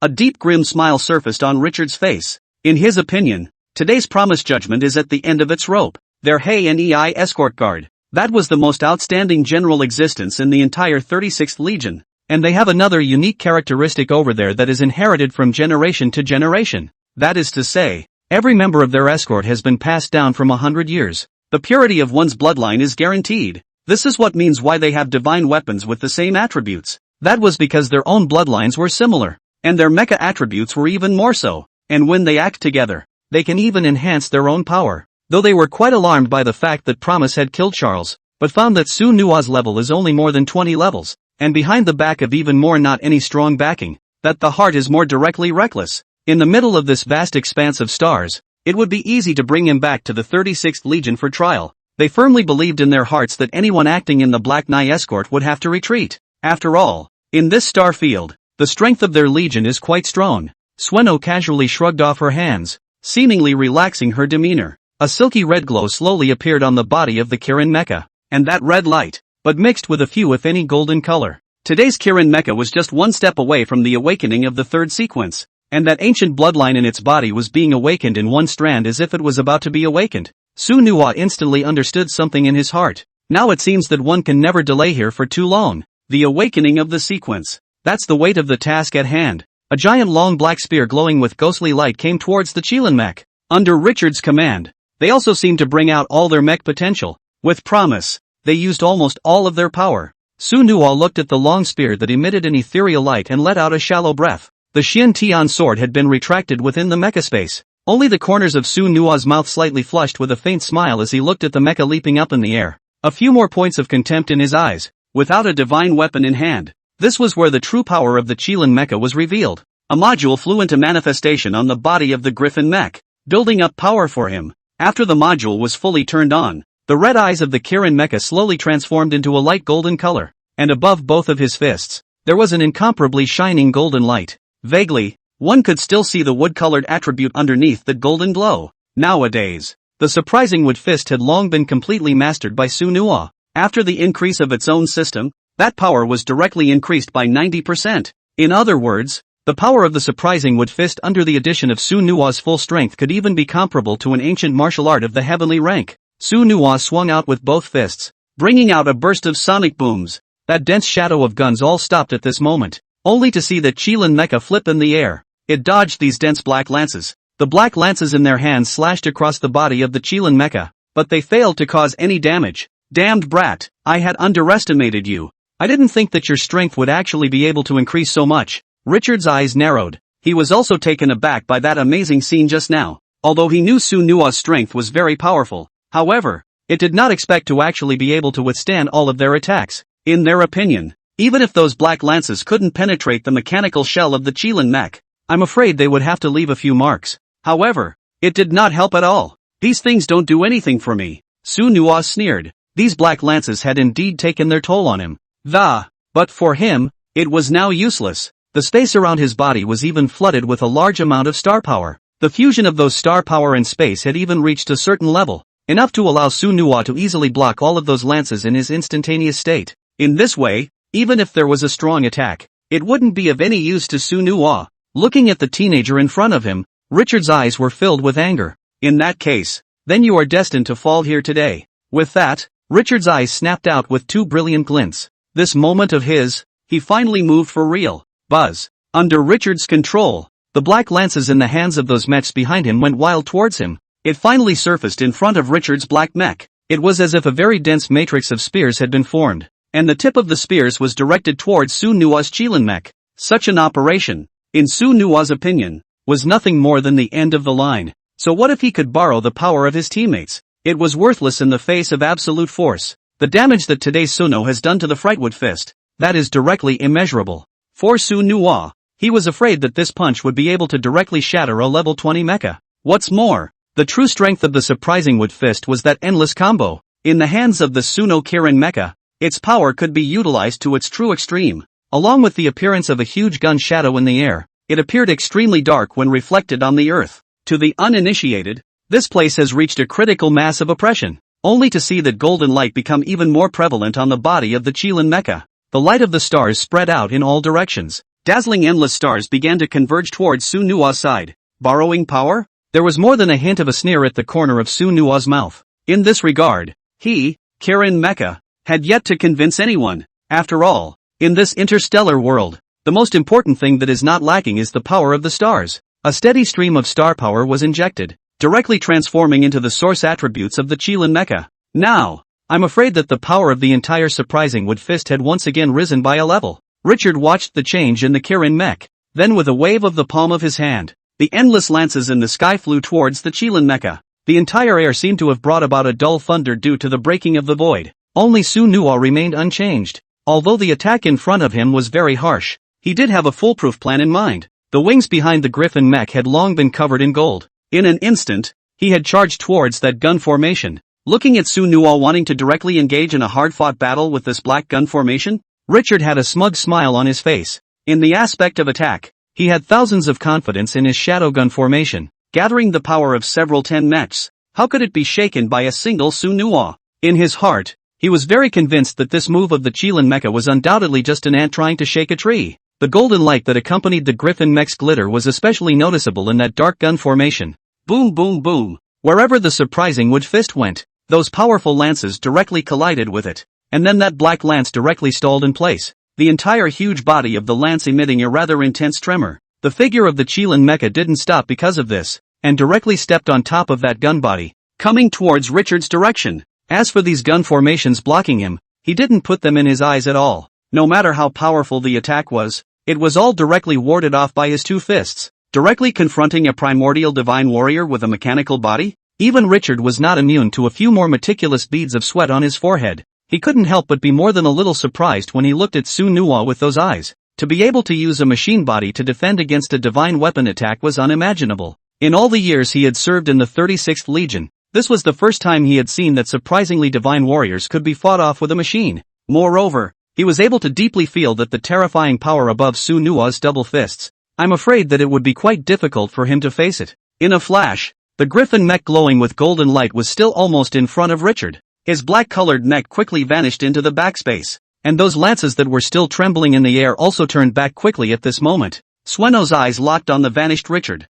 and the Chilean mecha was now still in space, and its originally light golden eyes were suddenly closed. Suenua's idea was very simple, and that was to directly lock onto Richard with his heavenly great ancient martial technique Divine Sea Pupil. In front of the heavenly great ancient martial technique, a small 30+ level mecha that simply had nowhere to hide. As the martial skill brewed and came to life, the Chilean mecha's eyes snapped open. Two extremely sharp golden rays of light directly broke through the void and blocked the entire land. And there in the air, Richard, who had been speeding along, instantly came to a standstill. There was more than a little panic in his eyes. He felt as if his mech had lost all kinetic energy in that instant. At this moment, it was as if he had been reduced to a fish to be slaughtered. The griffin mech raised both fists once more, glowing with a golden light as it blasted towards his black mech. And this time, it was clear that Sueno didn't retain an ounce of his own strength. Treating this dark-colored mecha in front of him was like exerting all the strength of one's entire body. The entire body of the Kirin mecha also glowed with a faint stream of light.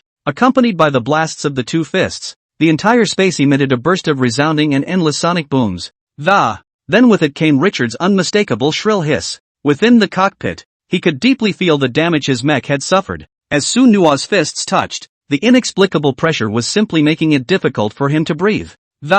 He couldn't fathom how Suenua, a mech that was no more than a level 20 or so, could possibly achieve such a feat. Such a powerful fist attack was simply not something he could deal with. At this time in his mind, deep doubts could not help but arise. Was this guy's level really just 20-something? That's a bit unlikely no matter how you look at it. Unfortunately, Sueno wouldn't give him any more chances. A series of punching attacks were directly casted towards his body in all directions. The originally dark-colored mech was now covered in a patchwork of potholes. From a distance, it looked like a mountain peak that had been gouged out of its angles. Richard's eyes were filled with a color like death. His mech's source energy value was disappearing at a rapid rate. At this point, no matter what kind of god descended again, there was no way to stop the result of his plane's destruction. Richard turned his stiff face to look at the hull of the Kirin mech with horror on his face. He had never imagined that he would die in such a horrible way. You have to know that as Black Knight escorts, the training they have received since childhood that is high intensity and high precision, and the mechs they were contracted to were warped among the commoners,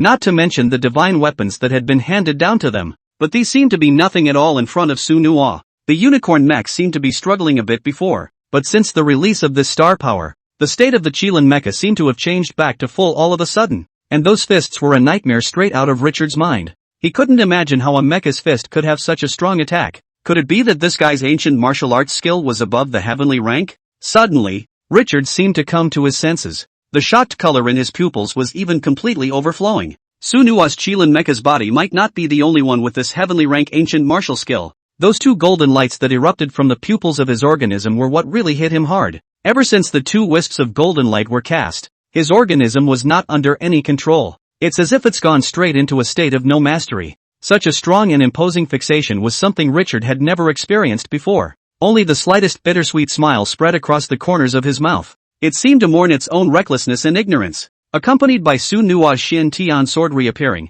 the sharp longsword directly pierced through Richard's body. And then an instant later, the star power in the air began to infuse. With the sound of a violent explosion, silence once again returned to the top of this planet. As for those minions that Richard had brought with him, Suenua naturally wouldn't let them go. After Richard fell, these guys were directly killed one by one. A minute later, Suenua's face was filled with calm as he looked at the scattered pieces of airframe. For him, this battle could be said to have made him more familiar with his ancient martial arts. It also made him realize how tough these potential opponents were. If they didn't have dual heaven-ranked divine techniques in their hands today, with their dark gun formation they might actually be able to minimally injure the Chilean mecha. After Suenua cleared the battlefield, his eyes once again looked into the distance. One by one, the star cores were directly put into the addition slots of the chosen mecha system. In a matter of moments, Suenua felt the entirety of his expended spiritual energy recover. The progress of the chosen mecha system, on the other hand, was still stagnant. These star cores around level 20 could no longer meet the needs of the chosen mecha system.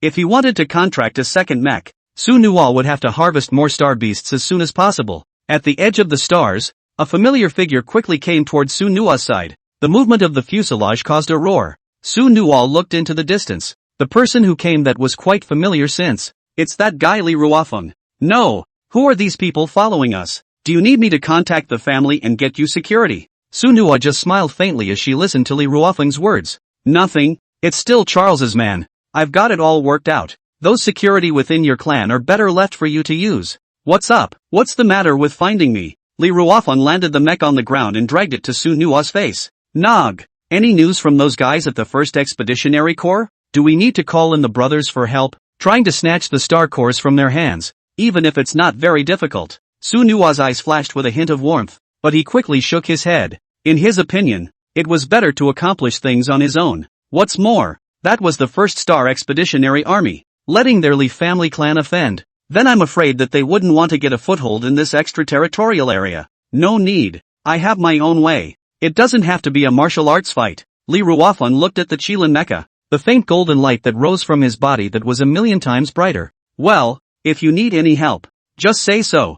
Ruofeng, you can go back to the extraterrestrial city first. I still have some things to do. Li Ruofeng nodded heavily, and then 2 red flames emerged from the body and disappeared into the starry sky. He never questioned or asked questions about Sueno's decisions. He knew in his heart that Su Nua naturally had his reasons for doing so. Looking at Li Ruofeng's back as he left, Su Nua moved his mechanical skeleton and let out a burst of thunderous noise. At the same time, the fuselage's radar was turned on at full speed by him. He was going to start a charge towards a level 30 mech. Searching for it, a wave of light began to spread outward along itself. In a moment, it was all over this part of the planet. But soon, Su Nua's face was more than a little disappointed. Because of the proximity to the extraterrestrial city, the ordinary star beasts here didn't have any chance of surviving. It had long since been hunted out by all types of mechs. That was why Su Nua had to go looking for those high-grade star beasts. Of course, this also means that the danger in that will be doubled. However, it is natural that the experience gained will not be few.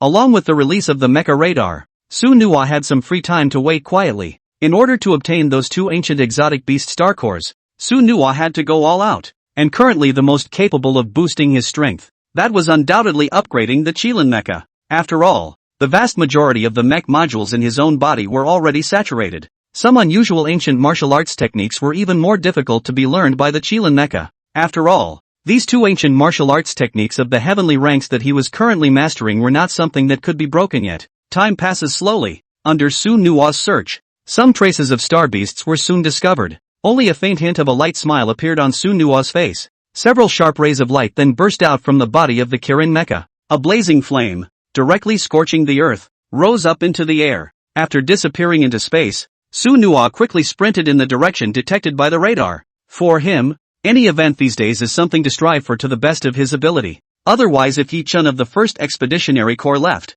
then his efforts would go down the drain. In wanting to get the star core of an ancient beast, I'm afraid it's just quite difficult. You can't just go to someone's compound and directly rob them. The 1st Expeditionary Corps, that was the overlord of this cosmic starry sky. Even the unusual families didn't dare to offend easily. Time flew by. The Qilin Mecha's eyes had also long been transformed into red, and at this moment it was looking downwards with infinite sharpness. Only the blazing heat was everywhere above the planet below. The land above that planet was as fluid and hot as lava. Seeing this, Su Nua's mind could not help but have a minute of doubt about this mecha radar. Can a star beast exist in this place? No matter how you look at it, it just seems like a shithole. And with such blazing heat, it wasn't exactly a favorable area for the Kirin mech. After all, the main attribute of the Qilin Mecha that was wood. On top of this endless fire domain, it was inevitable that the battle power would be somewhat affected. The serial number on the mech's radar continued to flash on and off. It also seemed to signal the strong star beasts that existed here.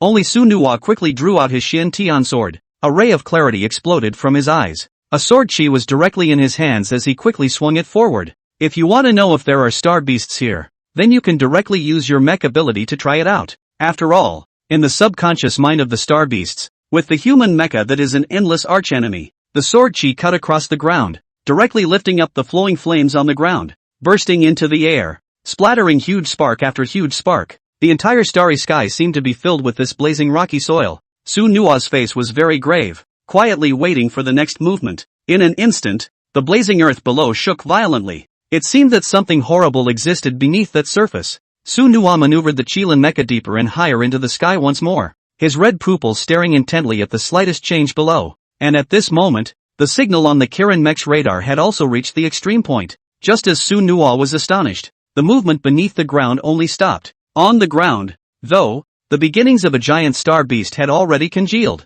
The fiery red giant with a body covered in brown raw stone was like an impenetrable defense, and the head of this giant, but also by a deep flame and gathered into, from a distance to see as a volcano is being ejected generally. Su Nua's eyes flashed with a hint of a smile. In this planet, to be able to encounter a flame giant was indeed a bit of a surprise to him. A star beast like the flame giant was an elemental type of existence, and the time that they have existed, that is all eternity. That is to say, once these guys exist, that is at least a few hundred years old. Su Nua's mind floated with information about this flame giant. Flaming giant, qualification, spirit-breaking rank, 35, characteristics, possesses pure fire attribute and rock attribute, extremely rare in the entire extraterrestrial planet, but ordinary mechs are difficult to break the defense. Description: an elemental star beast with mystical nature since thousands of years of inheritance. After Su Nua finished understanding the information, the idea in his heart fell into place. If you let yourself come across it like this, then you will never let it go easily.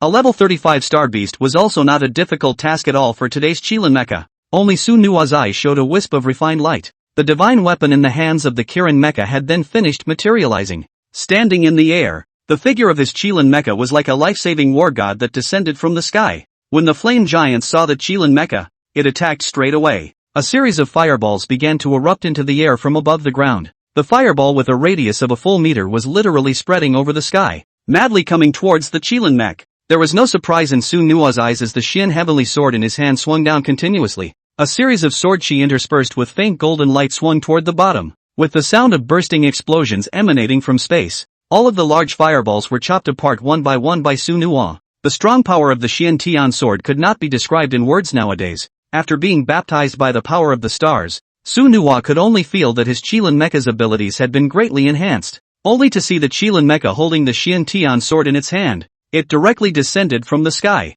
Wherever they passed, endless air-breaking sounds resounded through the sky. The flame giant's reddened eyes were also filled with thousands of anger. For humans, they, the star beasts, have a philosophy that they have always adhered to. That is absolutely impossible to make peace with. Meeting is either death or injury. After millions of years of inheritance, the two had long since become immortal archenemies. So to the flame giant, Su Nua had become a nail in its flesh. Unfortunately, with what it can do, it doesn't seem to be enough. A direct series of intertwined webs of fire spread out from the ground. It seemed to want to envelop the Kirin mech. In this instant, a long golden light erupted above the blade of the Shin heavenly sword. It directly touched it, and almost at the same time, the Kirin mecha's other hand, the Sunbreaker dome gun, had finished appearing. For the battle-hardened Su Nua, it was naturally impossible to waste more time here. After understanding the habits of the flame giant, that was to directly run towards its weakness. With the dual divine soldiers in hand, the golden sword blades directly cut through the intertwined web of fire,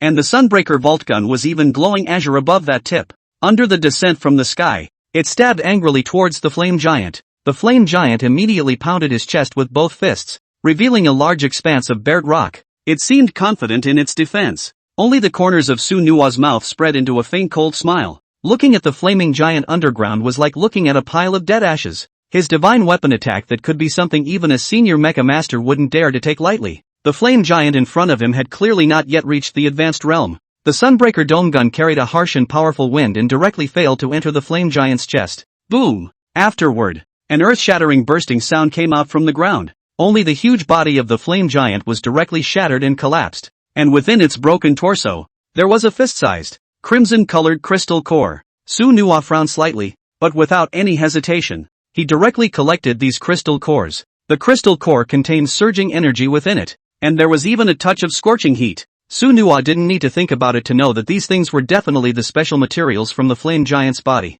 Using this kind of crystal core to forge divine weapons or modules, it would simply be like adding wings to the fire attribute. It looks like these flame crystal cores are really treasures, Su Nua said darkly, and his mood was quite pleasant. This kind of treasure was not rare in the universe, and it was still a flame crystal core, which, in Su Nua's opinion, should also be considered some good treasures.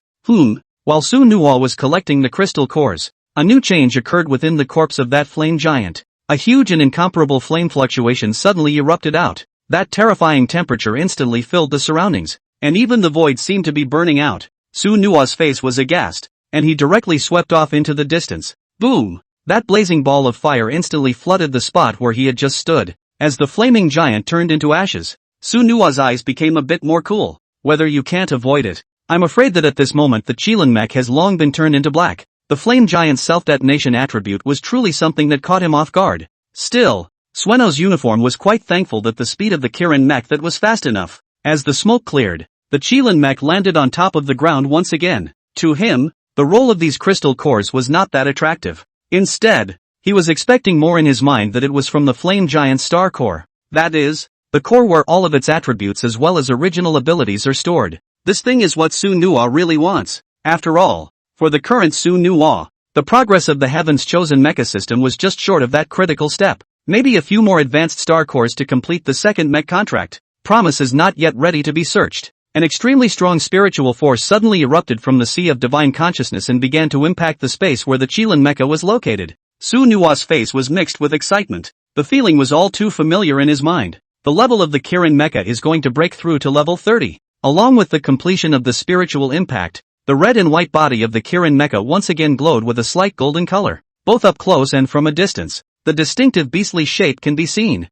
Although he had not yet awakened the third sequence, it seemed that in that subconscious mind the Qilin mecha had already begun to take the shape of a sequence. An inexplicable pressure began to erupt outward from the tentacles on top of his head. Beast Mecha, Kirin, Companion Qualification, Divine, Current Level, 30, Source Energy Value, 5600, 500, Functional Value, 5700, 600, Ancient Martial Skills, Shocking Wood Fist, Heaven, Shadow, Sword Technique, and Pupil of the Divine Sea. Sequence, second sequence activated. Source Attributes, Wood, Star, Gold. Equipment, Shin Tian Sword, Right Hand. Divine Warrior, Sunbreaker Gun, Divine. Su Nuwa looked at the current information status of the Qilin mecha and was satisfied in his heart. After level 30, the various attributes of the Qilin mech were directly like an airplane and began to grow violently. Su Nuwa's heart couldn't help but begin to look forward to what would happen after the third sequence awakening. After the sequence awakening succeeds and the bloodline completes its return to its ancestor,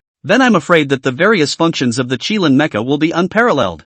For Su Nuwa, how could this not be his biggest card? Kirin Divine Beast. One ancient beast for hundreds of billions of years, and its own attributes and abilities were no less than the lord of 10,000 beasts. Only Su Nuwa's eyes projected a ray of light. Above the ground, a blazing ball of fire in a huge deep pit attracted the attention of the fireball was as if it were static, with nothing more than unspecified flames running through its body. Su Nuwa's spiritual power quickly penetrated. The interior of that fireball seemed to possess some kind of barrier, directly isolating him. Sueno's face smiled a little more. The Kirin mecha then reached out its hands and gently cupped the fireball in its hands. It didn't scorch his mechanical hands as he thought it would. Instead, it possesses a very soft power in the hand. This is the Flame Giant Star Core. Looking closely, I'm afraid the grade won't be low. Su Nuwa looked at the star core in his hand and couldn't help but mutter to himself. For him, whatever star core it was today was crucial. After all, the chosen mecha system had now reached a critical point. After storing away this flame star core, Su Nuwa's eyes once again looked into the distance. Above this barren planet, it seemed to have once again returned to a state of tranquility. Everywhere is filled with barren rock and molten lava. It's like nothing ever happened here, only to see the Kirin mecha rise up and vanish right into the air, overlooking the land. A hint of clarity came from the red eyes. Although the flame giant has now been destroyed, for Su Nuwa, though, it seemed that his mission was just beginning. The next fight with Yi Chen, that I'm afraid is the top priority. After all, against the star cores of those two ancient exotic beasts, Su Nuwa had 1000% certainty. Even if he paid an extremely large price, he had to take those two star cores. After the Griffin mech stepped into level 30, its attributes were greatly improved. But this was not enough power for Su Nuwa, so he had to complete the third sequence of awakening before returning to the city. Otherwise, I'm afraid that it would never be easy to get a secure foothold in the Tianza Mecha Academy. Although the contact was only for a few days, Su Nuwa's mind was quite clear.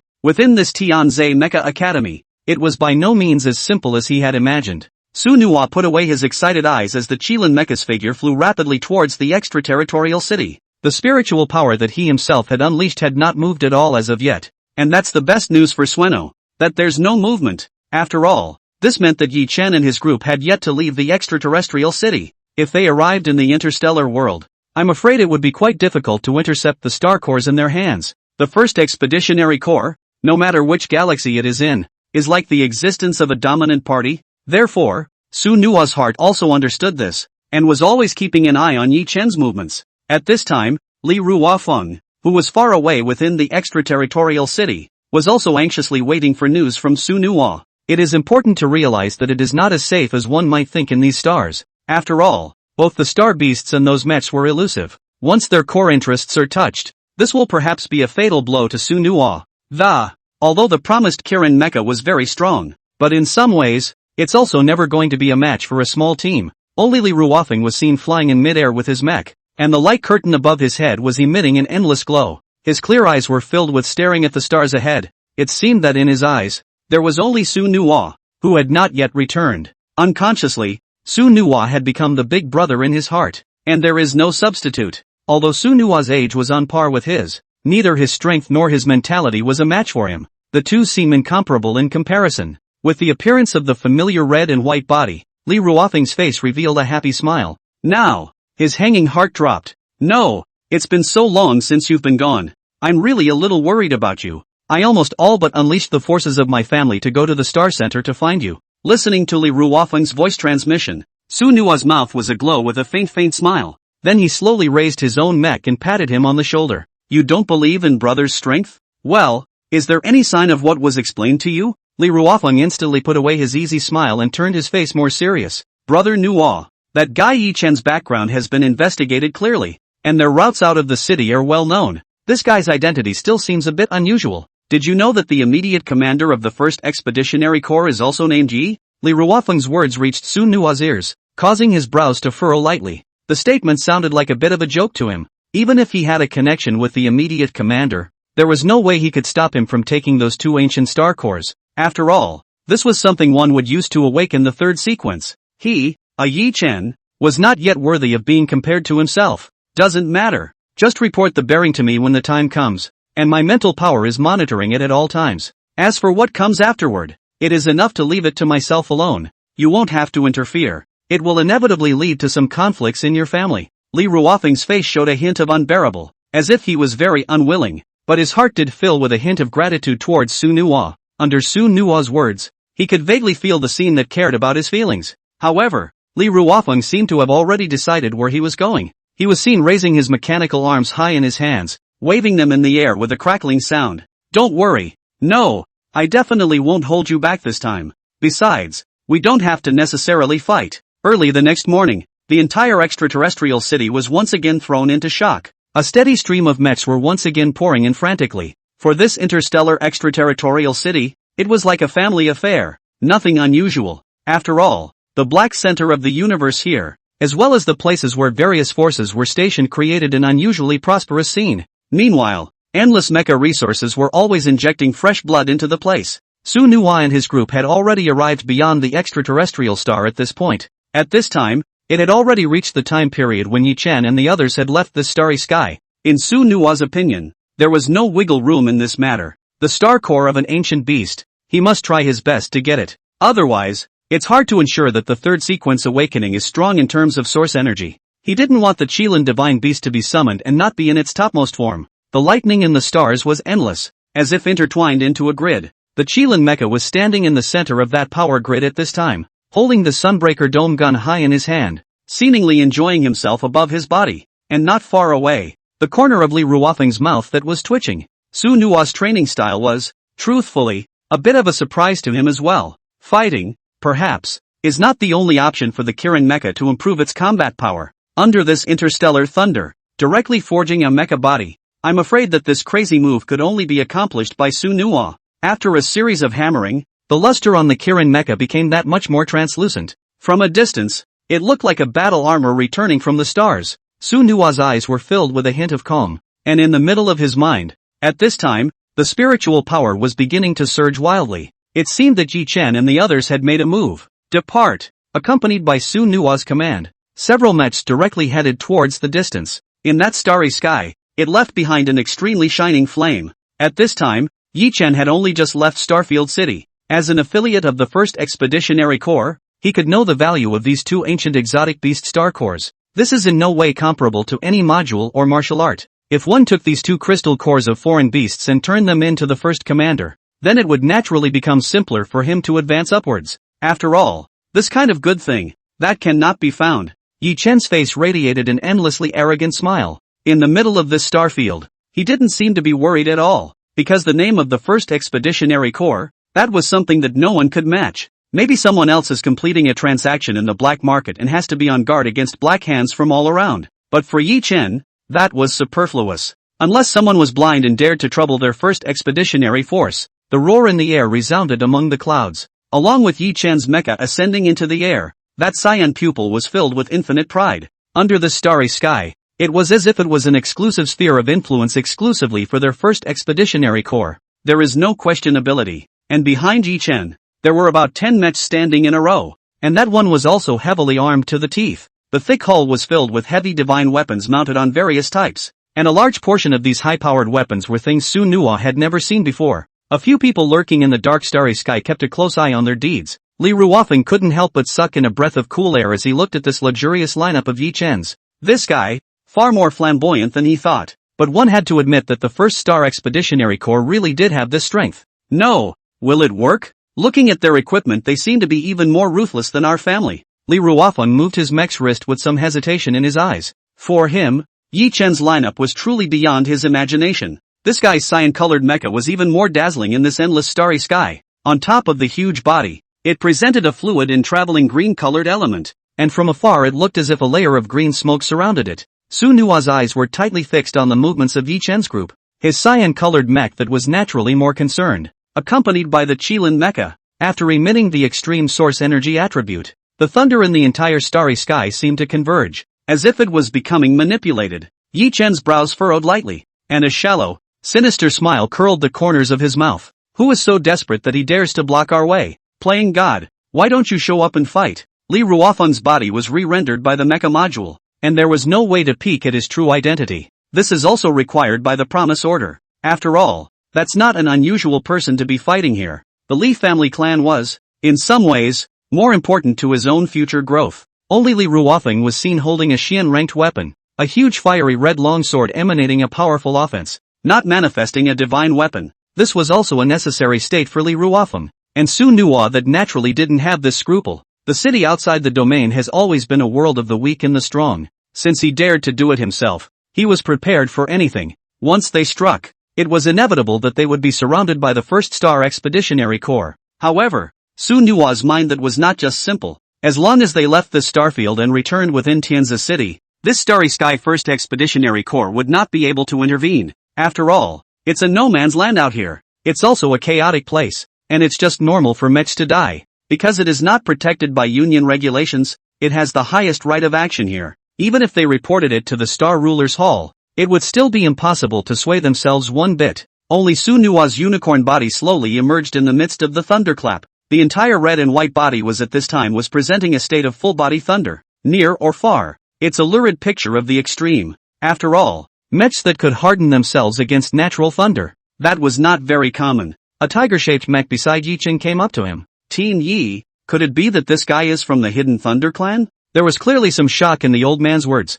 and one could vaguely hear that intense fear. 6 hidden families? Isn't that the legendary Mecha family? It's been out of existence for so many years. How can it be? Maybe this guy is just a thunder attribute mecha that can absorb thunder. Yi Chen raised his eyes, and a ray of light shone through his cyan-colored mecha eyes. Kid, I don't care who you are. If you leave now, I'll consider forgetting about it. You should know that offending the Starry Sky First Expeditionary Army, that price is never something you can afford. Without saying a word, Su Nuwa directly materialized the Xian Heavenly Sword in his right hand. The top of the sharp sword blade was filled with filaments of furious electricity. Hand over the star core of the ancient exotic beast, and I can consider letting you leave painfully. Listening to the words coming out of Sueno's mech, Yi Chen instantly burst out laughing. Although it was impossible to spy out the rank of Sueno's mech, however, in his heart, he had already searched for all the mecha masters that could exist under this starry sky. There simply weren't any high-level mechs that were absorbing the power of thunder. Not to mention this body of Su Nuwa's, which he had never seen before. So he was certain in his heart that the guy in front of him must be a rash person who didn't know how to die. Only the slightest hint of a sneer spread across the corners of his mouth. It seemed that in his eyes, Su Nuwa's death was already destined. Under this cosmic starry sky, their first expeditionary corps that was the exclusive overlord. Here, there is no one who can match it. Yi Chen hadn't even opened his mouth to speak. Only the old man beside him still seemed a bit scandalized. The mech appeared out of nowhere, arriving in front of Su Nuwa in almost an instant. However, compared to Yi Chen, his behavior was quite elusive. He was only seen clasping both fists together, and his words were filled with respect. This little friend, the ancient exotic beast star core is still on your mind. Our first star expeditionary core is simply not something you can shake. If you want to leave now, we can forget about it, and we'll also give you some star cores as a gift, and our legion will make you our guest of honor. Su Nua's eyes were filled with a hint of surprise. This old man's words clearly left no small amount of doubt in his mind. But for him, that was no one who could stop him from moving forward. Now that the third sequence awakening was imminent, he had to get his hands on these two ancient exotic beasts star cores. Otherwise, I'm afraid the best time for awakening will be missed as a result. Only Su Nua smiled happily as his body in the midst of the thunder slowly drew away. Unfortunately, that's an offer I won't accept. Either you leave the two star cores, or you leave the body. A few more moments of anger were evident in the old man's eyes. The Starry Sky Expeditionary Corps had given so much face, and this guy was surprisingly not afraid at all. But now, this was even more elusive to this Fong San guy. The red and white body in front of him didn't seem to be afraid of the prestige of their first Star Expeditionary Corps. It was as if the Star Expeditionary Corps didn't care in his mind either. Now in his mind, he began to speculate even more about Su Nua's strength and background. Even at his own level of 36 level Mech Master, this single was unable to peak the slightest bit. However, he was in agreement with what Yi Chen had in mind. Underneath this starry land, they would naturally include any high-level powerhouse, and the promises in front of them were clearly not within the scope of what they had included. The corners of Fong San's mouth swirled with a terrifying smile. Well, young man, you've got guts. That depends on whether you have the skills. Wanting the star core of an ancient beast is not as simple as moving your lips. Let the old man meet you first. Fong Shan's words had only just fallen, and the attacks in that hand had already begun to be executed with vigor. As Yi Chen's guard, he was carrying an extremely heavy responsibility. For this challenge from Su Nua, that must no longer be tolerated. As the first expeditionary corps, their divine majesty was not to be desecrated. Even if this guy's identity was unknown, it wouldn't have affected his choice. That kid, toast to the world. Behold the power of my sword-shaped mecha. Only to see Fong San's mecha hand quickly appeared an extremely bright long sword. That stern sharpness is really make people's hearts rise up a faint chill. And this just happened to become a stark contrast to Su Nua's Kirin mech. The Xian Tian sword in the Qilin mecha's hand was also covered in electricity at this time. The sword intent hedge between the two seemed to have begun to kick off at this moment as well. Only Yi Chen stood in the distance. A hint of a sinister smile sketched out at the corners of his mouth. In his opinion, with Fong Shan out of the way, then everything was no problem. After all, this old guard that had been in 100 battles, although his own mech level was only 36, the experience of controlling the mech had to be as much as 40 to 50 at least. It's even too much of a Judas. So for Yi Chen, this matter had also announced Su Nua's death. Above this territory, there was no one who could shake the majesty of their first expeditionary corps, only to see the Cyan longsword in Fong Shan's mecha's hand slice through this void, just like a Cyan waterfall, heading madly towards the Qilin mecha. As for Su Nua's Qilin mecha, that was naturally unwilling to show any weakness. Interspersed with the power of thousands of thunderbolts, the Xin Tian sword shone with blue lightning. The sword chi attacks of the two mechs instantly rushed together. In that instant, it was as if the sky above the dome of heaven was blossoming with endless splendor. The entire starry sky trembled with it. Boom! Only to see the two mechs, surprisingly, frozen in the void in such a hard manner. A huge energy ripple, like a shocking wave, kept raging above the sky dome, and as time passed, the energy ripples became more and more intense. The power that erupted from the two mechs was also getting stronger and stronger. Such a scene, however, made Yi Chen feel quite surprised, because in his understanding, the main thing to look for in a fight between mechs was skill. Moreover, in his opinion, this Su Nua's strength should be inferior to Fong Shan's. However, the performance of Su Nua's Qilin mecha was really a bit of a surprise to him. After all, in his perception, that Fong Shan's strength wasn't very low. It's at least level 36. It was reasonable to say that even if he couldn't be cut down at extreme speed, he was by no means idle. However, the reality of the situation was completely out of his expectation. How is it possible? How can you be so strong? Your mecha skills are surprisingly better than mine. Are you really only level 30? Fong Shan's face revealed a thick expression of disbelief, and his mouth continued to ask question after question. Instead, Su Nua just smiled coldly at these questions and did not intend to answer them. He didn't bother to explain. He also never had any doubts about his own strength. The old man still doesn't believe it. Watch the move. The essence in Fong Shan's eyes surged out. With a twist of his wrist, the green longsword in his hand instantly transformed into hundreds of green longswords. Shoo! A dense sound resounded out, and in this instant, The sword light of this void completely shrouded the entire sky. Sueno's eyes narrowed. This Fang Shan's combat experience was indeed more than a step above those mechs he had encountered. Even if it was him, facing this kind of sword light attack, it would take him a while to be able to resist it. But there wasn't the slightest bit of fear in his eyes. I'd like to see how long you can hold out. I'll show you what the real gap is. Sword intent. Kill. Fang Shan's eyes were tightly closed. His mouth bellowed, and his wrist shook violently. At once, countless long swords, just like raindrops, headed straight for Su Nuo. Between these sword lights, there was actually a trace of bizarre green-colored sword intent hidden. Amidst the sword light, those sharp blades were surprisingly able to become more flexible. This subtle gap made Su Nuo feel a little tricky as well. Oh, fun. Since you like to have fun, let's have some fun with you. At the corners of Su Nuo's mouth, a flash of morose curvature suddenly surfaced. One could only see a piercing purple thunder light abruptly erupt above the Xian Tian sword in his hand. With one swing of his sword, he instantly tore those sword lights apart completely. How? A look of disbelief sprang up in Fang Shan's eyes. He didn't expect his moves to be cracked by Su Nuo with a single sword strike. And in his opinion, Su Nuo's strength was only level 30 at most. Under the face of these sword chi, there was not the slightest resistance at all. However, Su Nuo was the one who broke it completely. This was a scene that even he had never seen before. Ha ha, whatever else you have in your repertoire, feel free to use it. This time, let's have a good match. After saying that, Su Nuo took a big step forward, and the long sword in his hand was swung forward violently.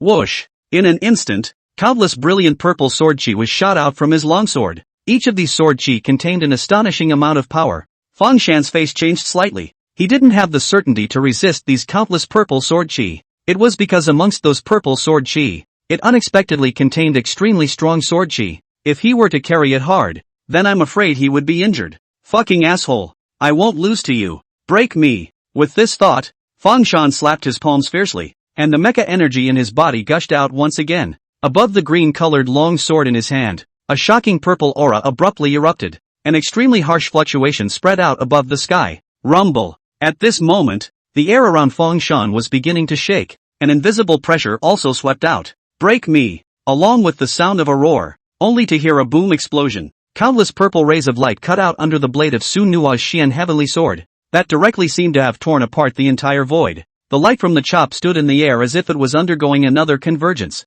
It formed an extremely large web of sword blades, and now this overpowering attack was flying towards the place where Fang Shan's mech was. Only a hint of panic filled Fang Shan's pale face. For some reason, there seemed to be a few scruples in his heart in front of this kind of attack. Only a few bright orange glows began to fill his body. The mech module's usefulness began to go wild at this moment. In Fang Shan's opinion, if he didn't use his full strength this time, I'm afraid that the whole thing would definitely be a plane crash. Only Yichen stayed quietly in the distance, and those eyes were also filled with unbelief. With regard to Su Nuo's attack, this speed and this manner of attack was indeed a bit difficult for him to digest as well. As a junior squad member of the 1st Expeditionary Corps, that can be said to have seen countless scenes among the stars, but such a powerful sword blade, this was the first time he had seen it in his life. Only one voice filled his mind at the moment. This fellow in front of me is definitely not simple. Unfortunately, many didn't give them anything to think about. For him, every opportunity has to be seized extremely momentarily.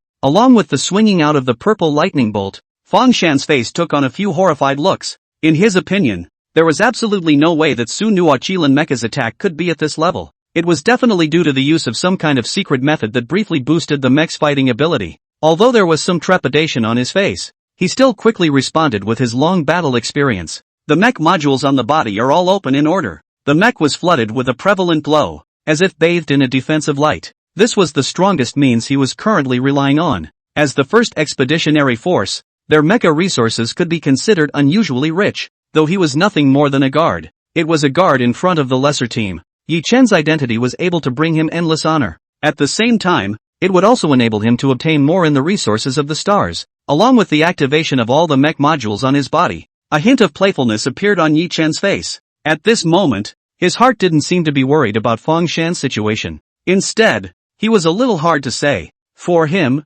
manipulating and watching the fates of others is in keeping with who he is. That's what has always been taught about mechs. The few people beside him, that were good to hear, were their own guards. Not good point that is his Yi family raised dead soldiers, raised a dog. Yi Chen looked at Fang Shan in the field with interest. No tension in his brows at the moment. Although Su Nuo's attack, it was one that surprised him a few times. However, He was even more categorical in his mind that this guy's strength was just a 30-odd level saint rank. It hasn't become much of a fire yet. Even if Fang Shan wasn't able to defeat him, at least he would be able to buy them a lot of chances after consuming them. After all, these guards at his side, that was not a simple character. The energy of Fang Shan's mech was almost fully turned on. The entire space was filled with palpitating energy spillage, and his face, at the moment, was livid. That expression was as good as a face. A faint light smile spread across the corners of Su Nua's mouth. The sword awnings released by the Xian Tian sword had already completed convergence by now. Under the starry sky, purple sword awnings emerged endlessly.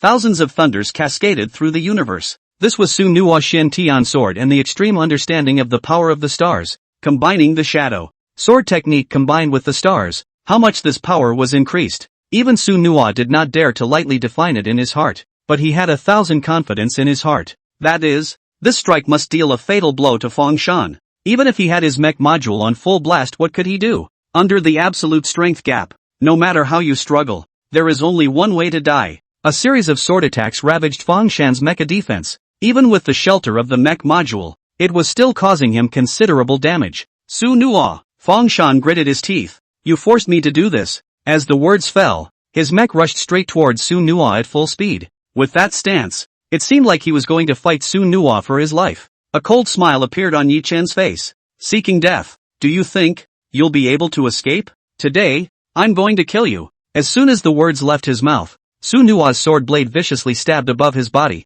A huge force instantly erupted, directly blasting Fang Shan's mecha out. By the time Su Nua's sword blade pierced into his body, the defense of that mech had already been destroyed by him. At this time, Fang Shan was almost half wasted. Ah! A pained howl came out of Fang Shan's mouth, and his body crashed down towards the ground aside. Bang bang! A violent crash resounded. A faint smile also surfaced on Su Nua's face at this moment. Seeing this image, his body shook slightly. His essence, too, seemed to have disappeared a bit at this time, but it was quickly made up for by a few star cores being brought in. The cold color in those eyes, however, became even more intense. His lips were also trembling slightly. You lose, accompanied by an icy voice. Fang Shan's originally huge body collapsed onto the ground with a loud bang. Seeing this scene, Yi Chen was also slightly relieved. Soon, however, he realized that something didn't seem quite right. That Fang Shan, who had fallen to the ground, unexpectedly did not move at all. His mech, on the other hand,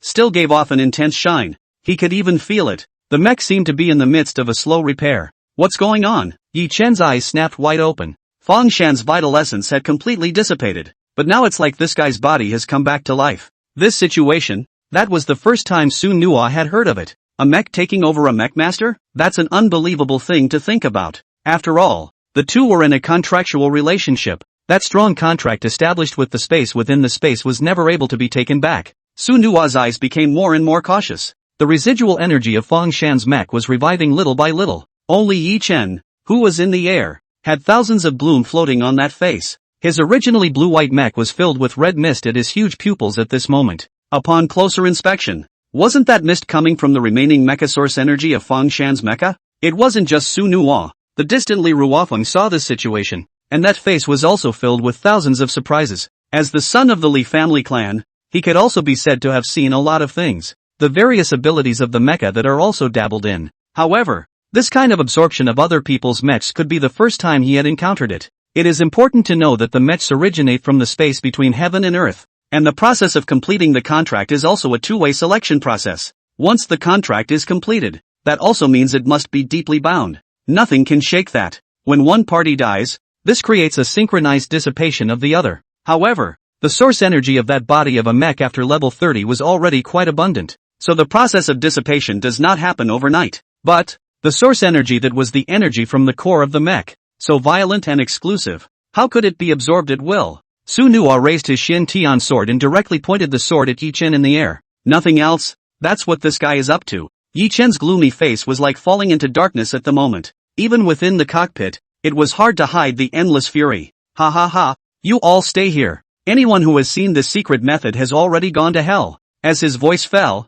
several mechs behind him began to move. With extremely swift and neat movements, they quickly rushed towards Su Nua. A clear, standardized lightsaber with an eerie black glow. Su Nua looked at the direction they were coming from, and his face instantly transformed. the Xian Tian sword in his hand began to complete its defense almost simultaneously as well. Behind Yi Chen was every single mecha master. That was not something Su Nuwa could carry out with contempt, though the mech level was slightly higher than his own, and their equipment was clearly not mundane. However, for Su Nuwa, what he was most worried about at the moment was the so-called mecha source energy. This very marvelous secret method could be said to have left quite a mark in his heart. This stuff, apparently, is a little elusive, and it was also quite clear in Su Nuwa's mind. Once the mech completed its fall, then the direct beneficiary would be Yi Chen behind that. He seemed to be able to absorb all this source energy in his mech pupils. Su Nuwa was still unclear about the cause of all this though, but probably could have guessed a thing or two. Yi Chen's heart that can be described as very sinister and venomous.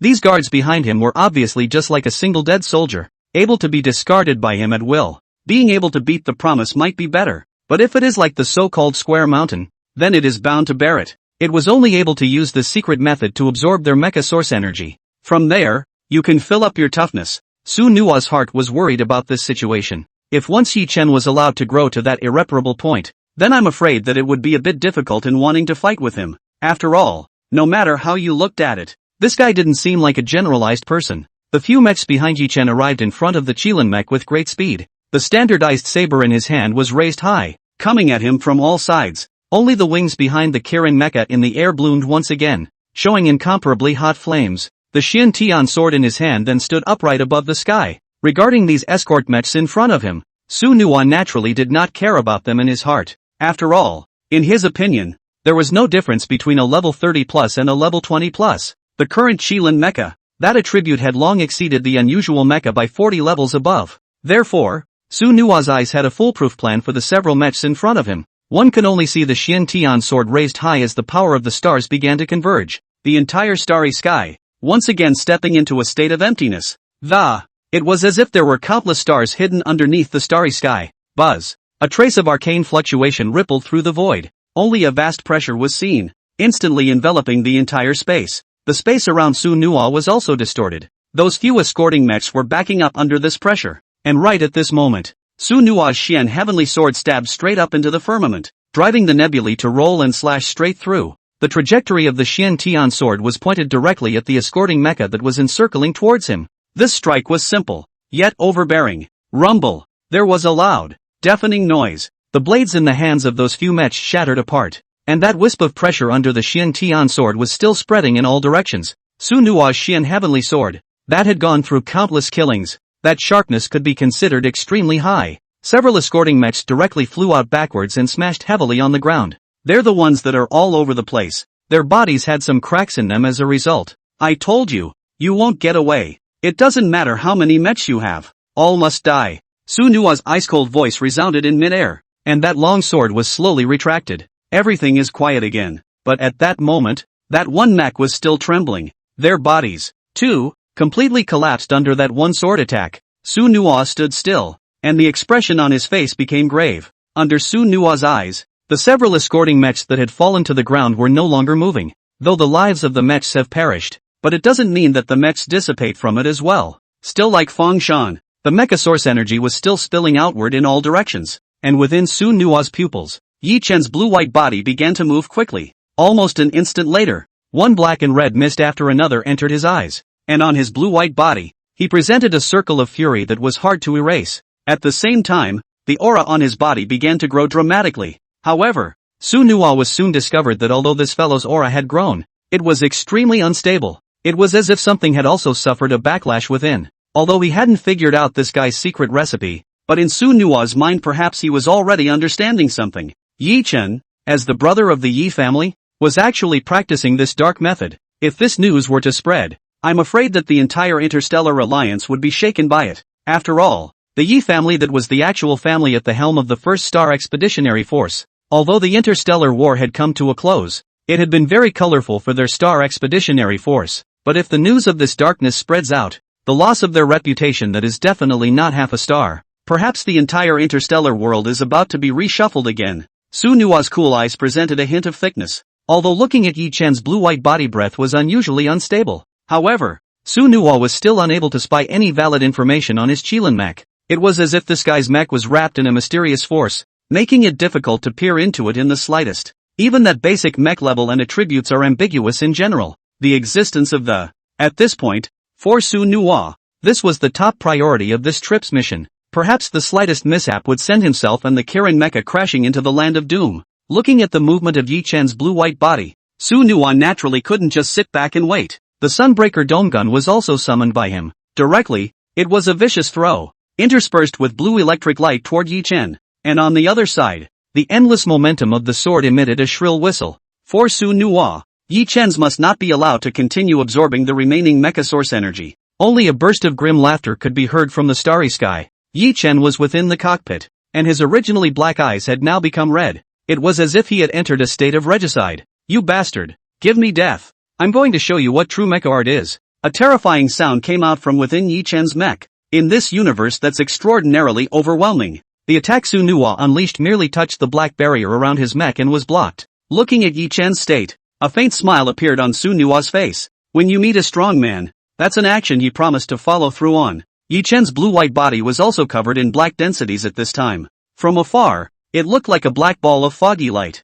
And this ball of light was extremely large. All of Su-Nuwa's attacks were all blocked by him one by one. It didn't even make much use of the mech's abilities. It all relied on that so-called black defense against it. This was also an extremely puzzling situation for Su-Nuwa. Even that knowledgeable Li Ruofeng was in a state of confusion at this time. This guy's behavior was truly beyond what he had in mind. No matter how one looked at it, this Yi Chen's mecha was not on the same level as them. This also meant that it could be quite difficult for Su-Nuwa to defeat Yi Chen. After all, how can you treat your opponent right when you don't even know what he's doing? Only Su-Nuwa's eyes condensed, and the Sunbreaker Dome Gun had returned to the Qilin mecha's hands. With dual divine weapons in hand, this was the same strength Su-Nuwa relied on in himself. Even if Yi Chen's mech evolved even more terrifyingly, then he could never retreat from this. There's no going back from this. So Su-Nuwa had to do his best or else that would be the end of it all. Retaliation from the First Star Expeditionary Corps. That was not something he could afford. Yi Chen once again began to laugh maniacally.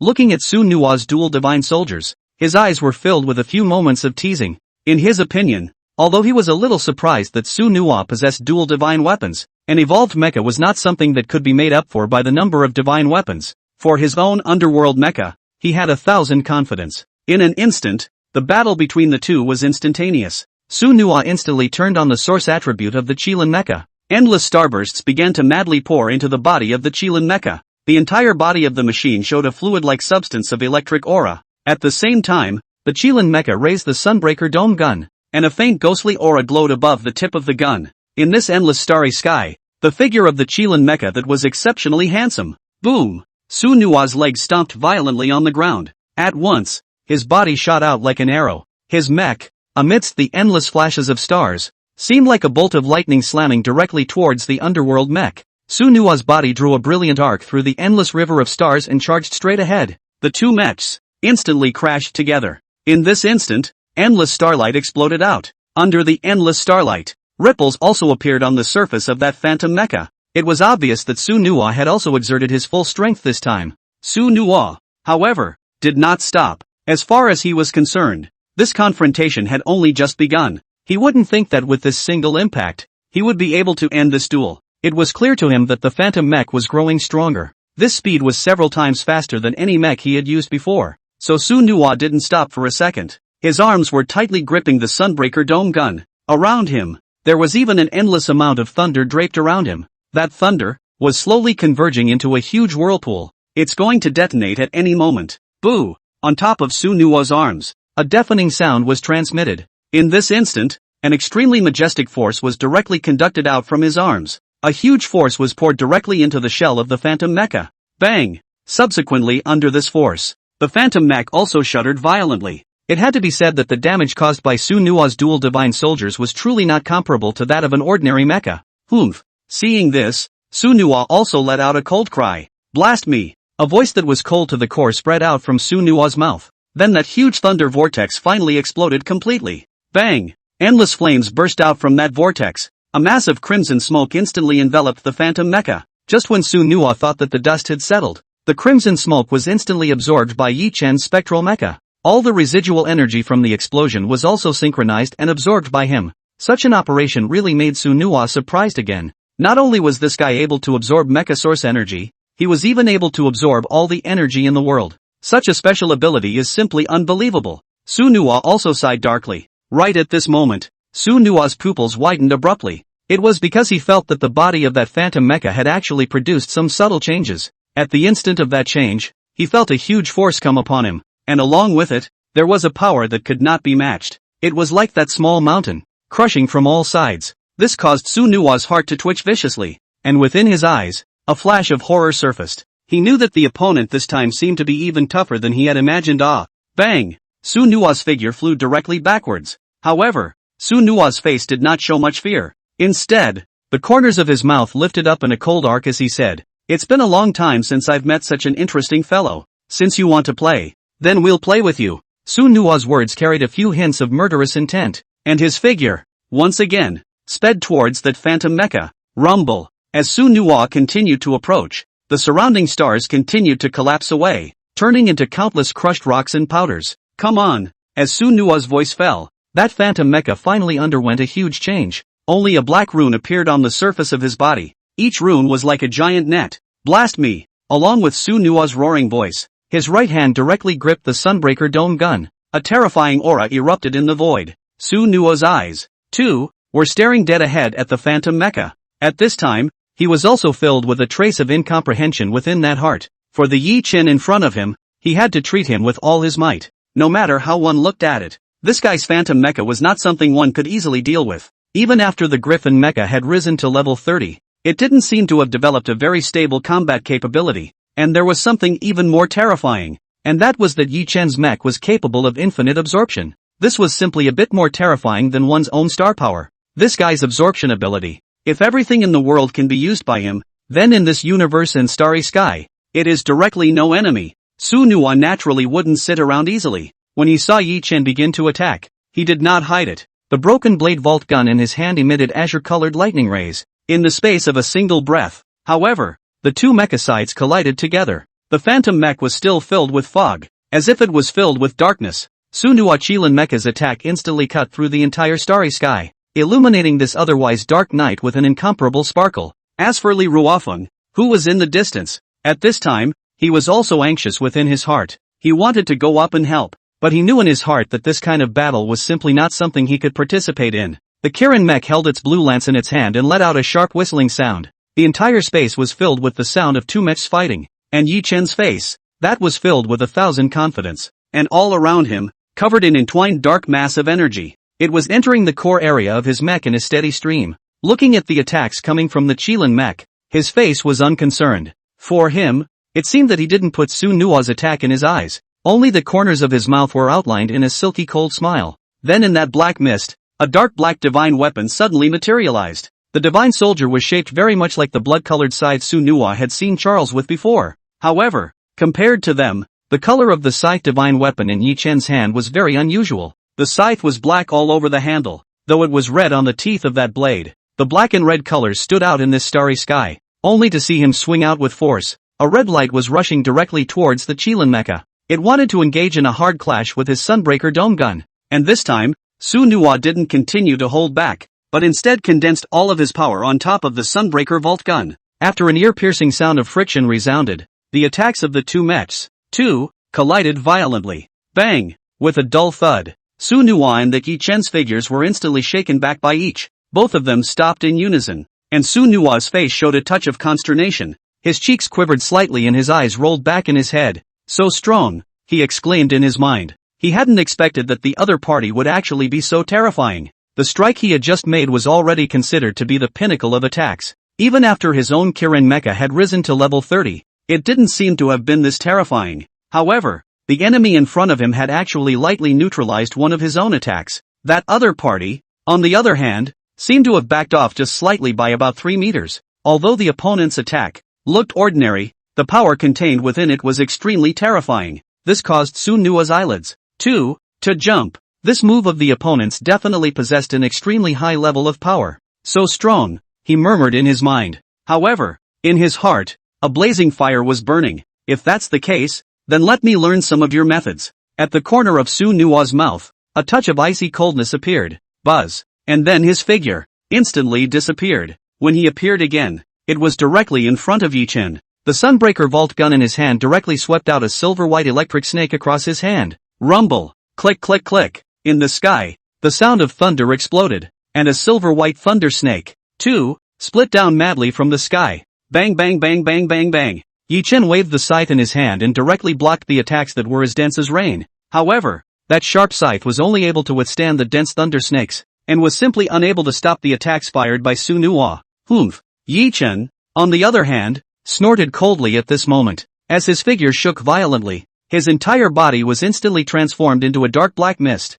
Swish! When Yi Chen's dark black mist had completely solidified, a scythe, then, directly appeared in his hand, and he, in that instant, directly swung the scythe in his hand and slashed towards Su Nuo's head. At this moment, the entire starry sky was filled with a suffocatingly terrifying killing opportunity, and the moment Yi Chen waved the dark black scythe in his hand, a circle of ripples emerged above his circumference. This layer of circling pattern looks very mysterious, and the moment this layer of mysterious ripples appeared, his speed instantly increased by more than several times. The black scythe in that hand seemed to have gotten one size bigger. Su Nuo was also at this moment, a hideous smile appearing on his face as he directly swung the blood-colored giant sword in his hand. Die for me! A furious cry resounded through the sky. Clang! A sound of gold and iron clashing spread through this starry sky. Su Nuo's blood-colored giant sword and Yi Chen's dark black scythe collided with each other after that. Su Nuo unexpectedly flew out directly backwards. As for Yi Chen's dark black scythe, although it didn't suffer any damage, his body, however, was smashed down hard in mid-air. Moreover, the black mist above his body was also directly bursting apart. A dense black aura radiated out from above his body surface. Su Nuo could hardly contain the expression on his face when he saw the effect of his attack. Against this Yi Chen in front of him, he had used almost all of his strength. Even the source attributes of the second series of awakenings had been consumed at this moment. In a flash, however, Su Nuo had already finished adding points to the Heaven's Chosen Mecha system. The spiritual energy that had originally dissipated then quickly recovered, and Su Nuo's originally turbulent aura also became calm at this moment, only to see the body of the Qilin Mecha. After this battle that was also covered with layers of black mist, it was as if it had been tainted by Yi Chen's spectral mecha. Su Nuo's eyes looked towards Yi Chen. This guy's situation was as he had imagined. The wear and tear suffered by that is also quite significant. The black mist on his body, which was originally very ample, had now dissipated for the most part. The light of that originally black and red scythe had also dimmed at this moment. Yi Chen's face was filled with a hint of unwillingness, as well as there was that extreme hatred towards Su Nuo. The Kirin Mecha's methods really surprised him a bit as well. In Yi Chen's heart, he was very confident in his own secret method from the purple underworld mecha.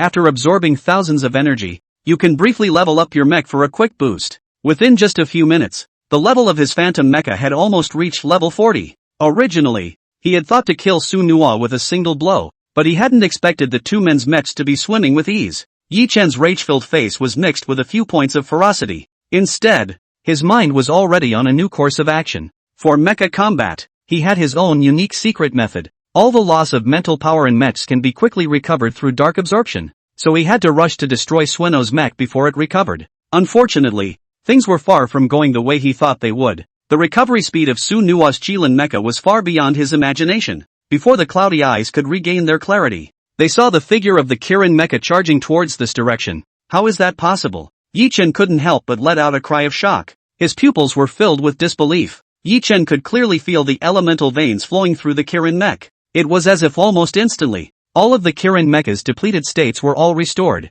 Su Nuo within the cockpit, at this moment is once again high spirits. It was as if the spiritual power had never been released, returning to its peak state once again. Yi Chen's eyes were filled with an unbelievable look. For him, it wasn't even something he could visualize in his mind. In any case, the Su Nuo in front of him was not an opponent he could imagine. It was important to know that the reason why one spectral mecha was able to absorb everything was due to the dual effects of the secret method and the attributes of the mecha. And that side effect is pretty significant. Although it is able to briefly enhance one's strength, it is extremely harmful to the wear and tear of the body and the spirit of the driver. It could be said that every time it was upgraded, for Yi Chen, it would reduce his lifespan accordingly. So he had to look for more and better quality star cores. Try to go as far as possible to maintain the balance in each attribute of your own mech. But what happened within this minute was really a shock to his heart. It had never been imagined that there was anyone else in this mecha age who could perform as well as he could as well. Only the corners of Su Nuo's mouth were outlined in a light smile.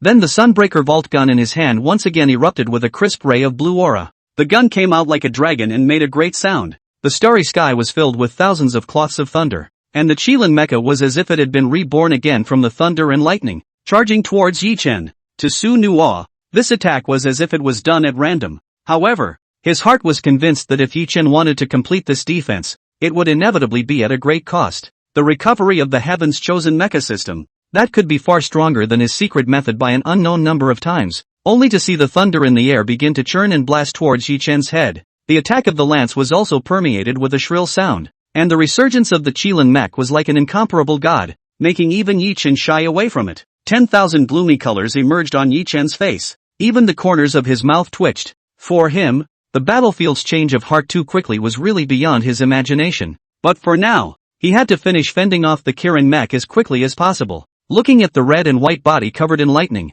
his eyes were filled with gravity, and his underworld mecha that body even began to haunt layers of black mist. Various energies not far away began to be sucked up by him at an extremely high speed. Yi Chen's spectral mecha, that body was also constantly expanding, as if it was going to split the entire world apart. Die! Su Nuo let out a soft cry under his breath, and then a dazzling blue aura exploded from the gun. The blue aura cut through the air, bringing up a ripple. A destructive might filled the void. A look of horror appeared on Yi Chen's face, and without any hesitation, he directly urged the spectral mecha at his side to meet the challenge. With a roar, the two mechs instantly collided. Boom boom! A loud noise passed out. Those lightning powers had already dissolved away partially when they collided together, but the remainder is still not to be underestimated. The spectral mecha controlled by Yi Chen was able to block some of the lightning, though, but after all, he still relied on secret techniques to enhance his abilities. When those thunderbolts hit the mech, they smoothly passed through the mech's shield protection. A burning sensation passed out from above Yi Chen's mech.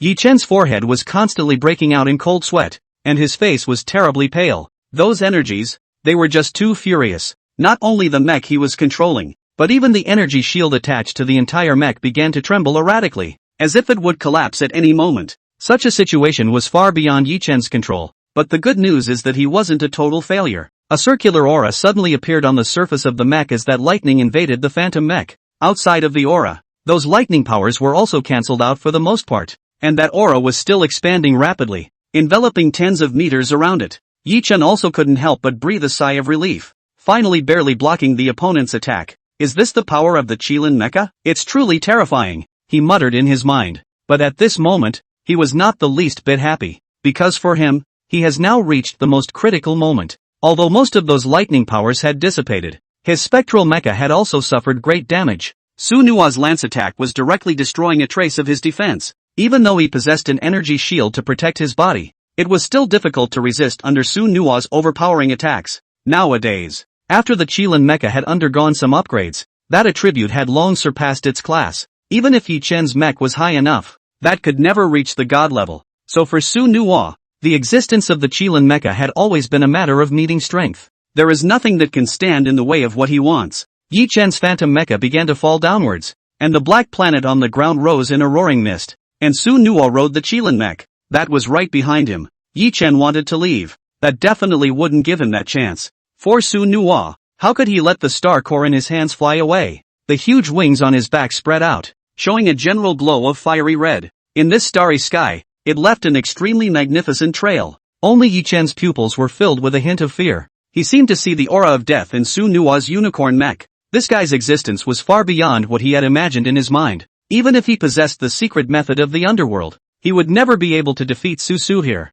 simply because Su Nuo's attack damage as well as recovery ability was simply unbelievable. Not at all what he could have imagined. As a direct subordinate officer of the 1st Expeditionary Army, and a core figure of the new generation of the Yi family, Yi Chen was therefore exceptionally scared at the moment. He feared he had this to fall again. Under the absence of bones, I'm afraid that the people of the Yi family will have nowhere to go if they want to take revenge. The phantom mech landed on the ground, a faint light emanating from its huge black pupils. Compared to before, the scene at this moment is quite tragic. Under Yi Chen's gaze, the Qilin mecha quickly descended from the sky. The Shen Tian sword came down at extreme speed, interspersed with thousands of lightning bolts and fixed directly in front of the phantom mecha. And the Sunbreaker Vault gun was also a synchronized move, nailing the spectral mecha directly and fiercely behind it. The two divine weapons presented a pincer attack, directly blocking all of the spectral mecha's movements, and the sense of oppression contained within that caused a deep scorn to arise in Yi Chen's heart. looking once again at Su Nuo.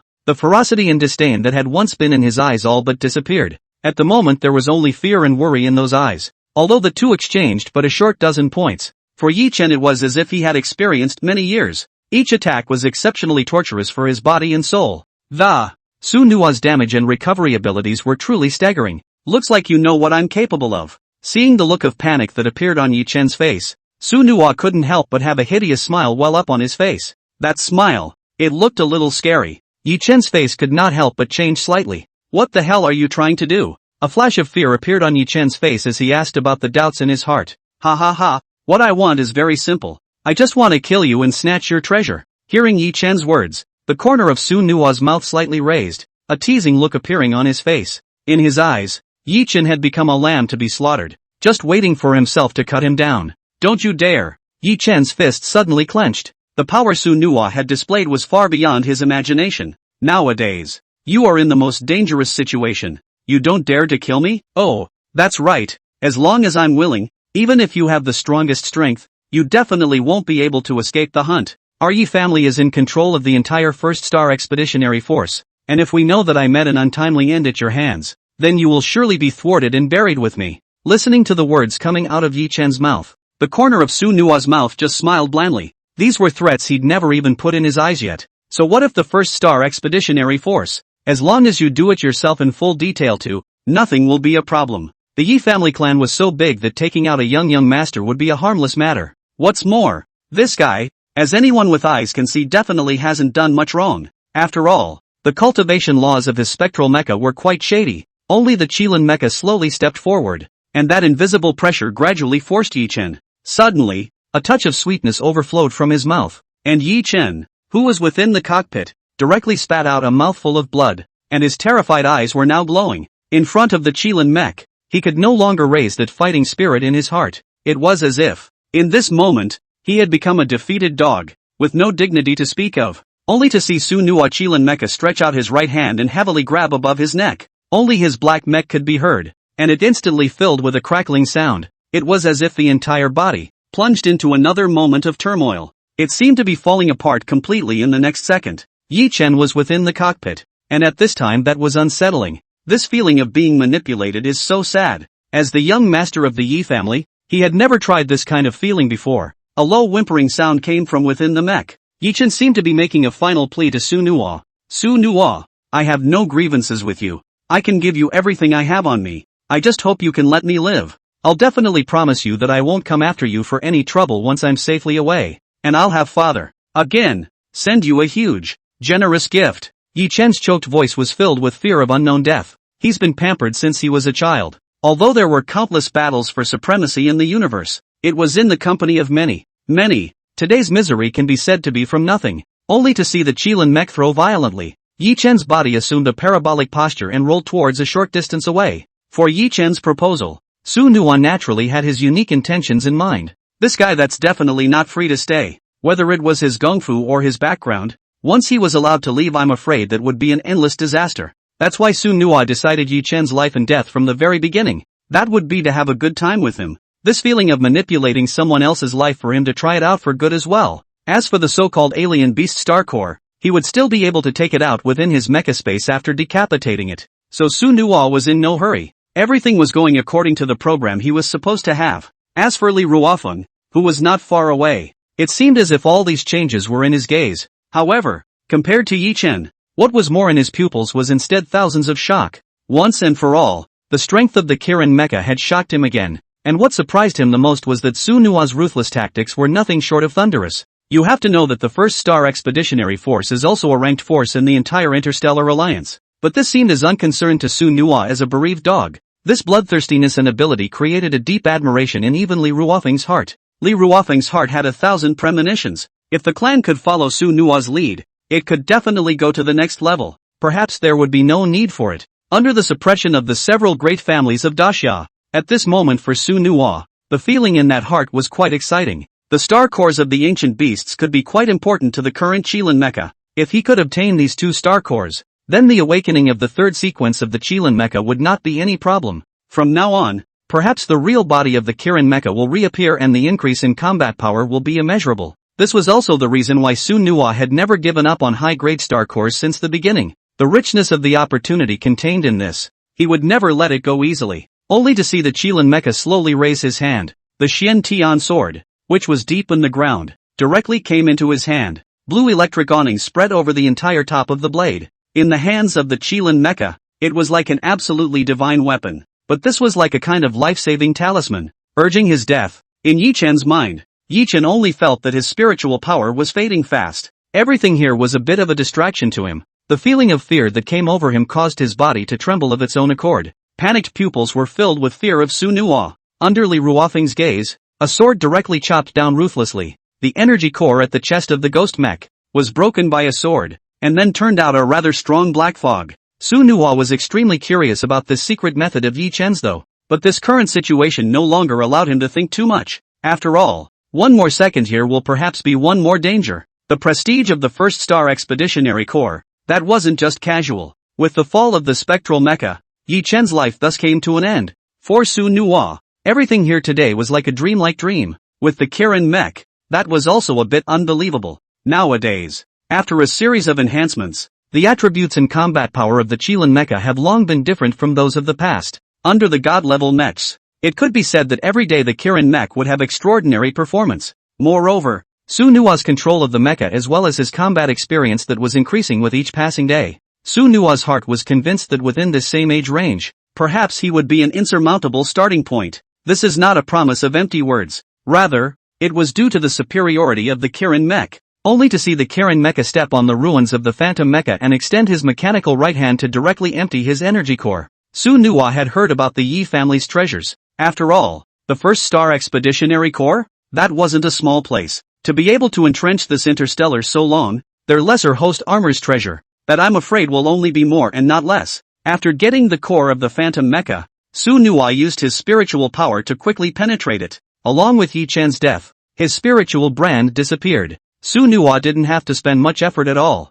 and directly entered it, along with the injection of spiritual power. In his mecha space Su Nuwa can be said to be greatly amazed. There were all kinds of mech resources densely displayed everywhere. It could be said that in this mech warehouse, there was not a single puissant material at all. The next best thing is a star core above level 30, and the number of mech modules in that mech is even greater. What surprised Su Nuwa the most were the piles of star beast materials. This guy is like a moving treasure. A faint cold smile spread across the corners of Su Nuwa's mouth, and then without any ceremony, he directly received his core into his mecha space. Looking at the endless black planet in the sky, Su Nuwa's eyes became a little more calm. Afterwards, the wings behind the Qilin Mecha took off into the air, turning into a blazing flame towards the distance. At the same time, the mecha transmission to Li Ruofeng had also reached his ears. Ruofeng, I need to awaken the third sequence now, so you go back to the extraterrestrial city first. Remember, you didn't see anything happen today. After I complete my awakening, we can depart back to Tianzi City. Listening to Su Nuwa's explanation, Li Ruofeng did not have half an objection in his heart. Watching Su Nuwa's back as he left, that red and white body was exceptionally dazzling in this universe. A faint happiness also appeared on Li Ruofeng's face. For him, perhaps this will be a pace he will never try to catch up with in this life. The dazzling level of the Qilin mech was by no means something he could easily shake. In his mind's cognizance, it was that no family's son could be compared to its. Su Nuwa's talent and strength. Li Ruofeng's heart was 1,000 times more confident. As it flew through the air, the Kirin Mecha was also paying attention to the changes around it at any given moment. Although the extraterrestrial galaxy is out of the control of the Cosmic Alliance, and free from the encroachments of the first expeditionary corps, but that doesn't mean it's safe enough. In Su Nuwa's opinion, ever since he had killed Yi Chen, then he didn't want to be in a lull. Though at the moment they can't find out who they are. Su Nuwa's heart also knew that the first star expeditionary corps was quite capable, so it's probably just a matter of time before the investigation reaches you, and that time is the deadline for the promise to grow fast. The star core of an ancient beast, Su Nuwa, that was bound to be obtained. Otherwise, it would be difficult for the Qilin Mecha to inspire its own ancient bloodline. As a divine beast bloodline, if one is not able to ensure the purest, then the third sequence awakening is simply like child's play. That combat power is directly greatly reduced. Su Nuwa traveled along the Star Track passageway, during which he didn't know how many galaxies were located. Above almost every planet, there are footprints left by him. Trying to find the perfect place of refuge is not an overly simple task. However, although the shelter had not been found for the time being, his gains were not small. Almost every time he reached above a planet, he would hunt quite a few star beasts, thus filling up the number of their star cores. In the midst of this retreat, Sunuwa's plans had already been mapped out long ago. On the one hand, Sequence 3 must complete the awakening, and on the other hand that was the second mech contract successfully completed. Once the second mech contract was completed, it would be an immeasurable miracle for Sueno and for the planet.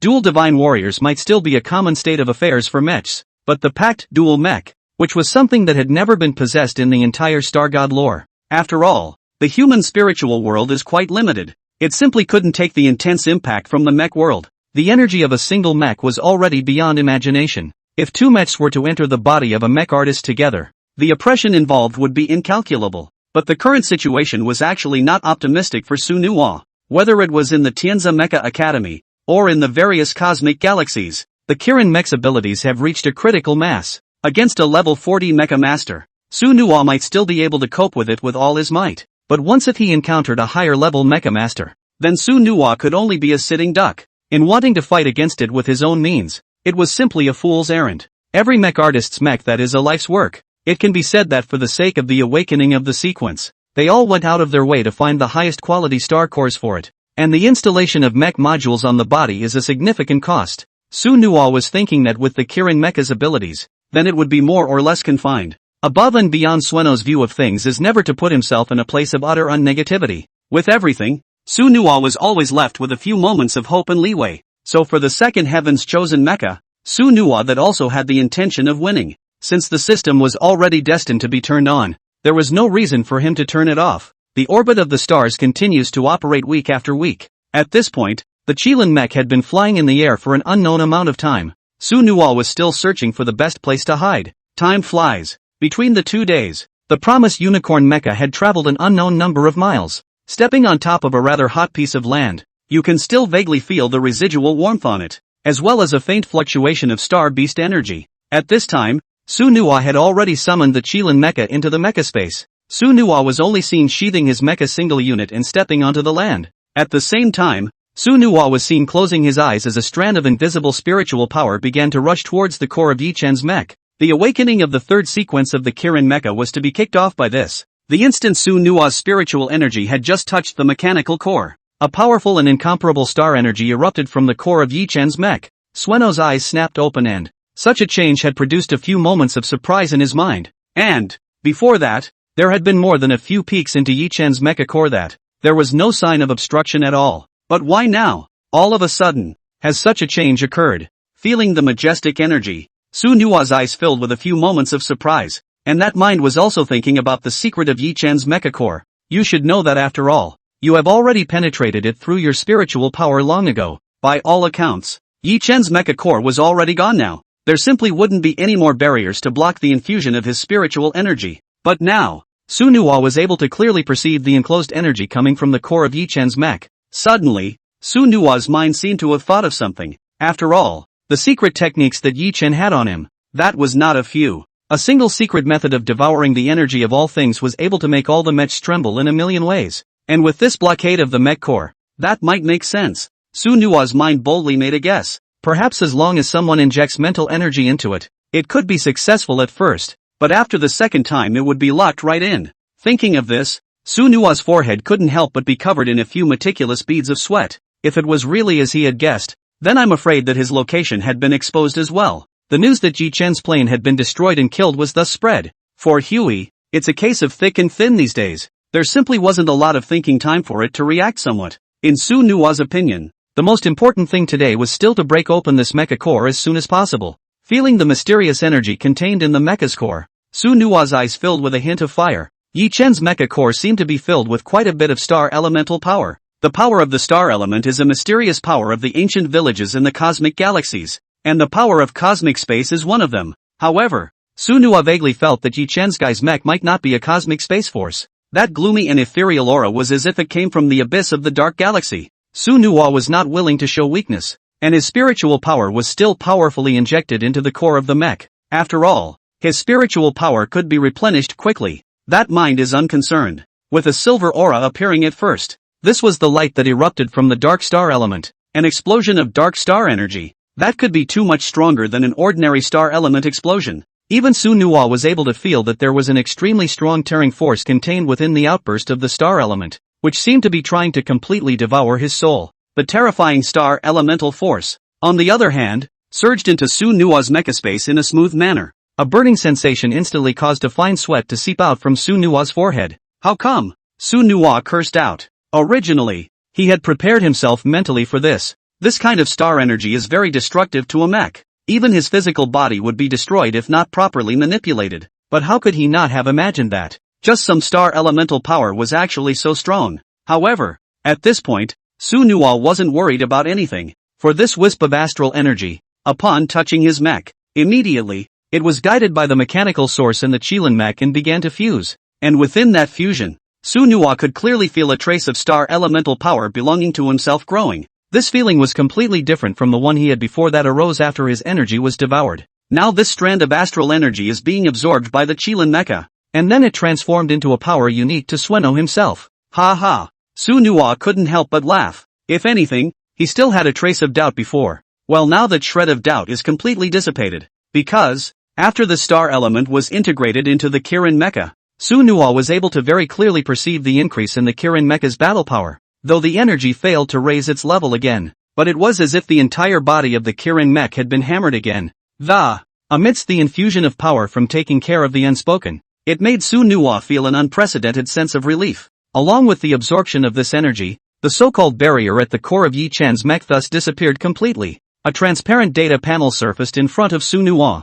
Beast Mecha, Kirin, Companion Qualification, Divine, Current Level, 30. Source Energy Value, 5,600, 500. Functional Value, 5,700, 600. Ancient Martial Skills, Shocking Wood Fist, Heaven, Shadow, Sword Technique, and Pupil of the Divine Sea. Sequence, second sequence activated. Source Attributes, Wood, Star, Gold. Equipment, Shin Tian Sword, Right Hand. Divine Armor, Sunbreaker Gun, Divine. Su Nuwa once again checked the attributes of the Qilin mecha, and a few moments of confidence once again flattened out in his bright eyes. Along with the injection of spiritual energy, Yi Chen's mecha core was instantly solved. This time, a very dazzling light filled Su Nuwa's mind. Almost synchronously, all the items within Yi Chen's mecha core were presented in front of him. Following the original familiar vein, Su Nuwa quickly searched for the two star cores of the ancient beasts. It was a lot of work for these two alien beast star cores. Only Su Nuwa held it in his hand, feeling the majestic energy coming from it. The Qilin mecha within the mecha space had also opened its red eyes at this moment. The gold color on the tentacles on top of his head also became more brilliant. Su Nuwa gently exhaled a mouthful of cloudy air. Spiritual energy was then injected into its own mecha space. The griffin mech instantly appeared above the land. As soon as it appeared, it caused a tremor in the slices of stars. At the core of the Kirin mech, a star slot like a hexagram symbol slowly emerged. And where there is a vacancy is the star core needed for the third sequence awakening. The dazzling light seemed to proclaim the extraordinary bloodline. Before the star core of the ancient beast was even put into it, it was already lest the heavens and earth lose their colors. Everything here was far beyond Su Nuwa's imagination. But a third sequence awakening was actually causing such a huge stir. Su Nuwa also didn't hesitate and directly put two star cores into it. These two star cores of ancient beasts, that had grown over millions of years, neither the bloodline nor the attributes were comparable to today's star beasts. Su Nuwa's eyes were tightly closed. His brows knitted tightly as if he was suffering from the impact of the energy within his body.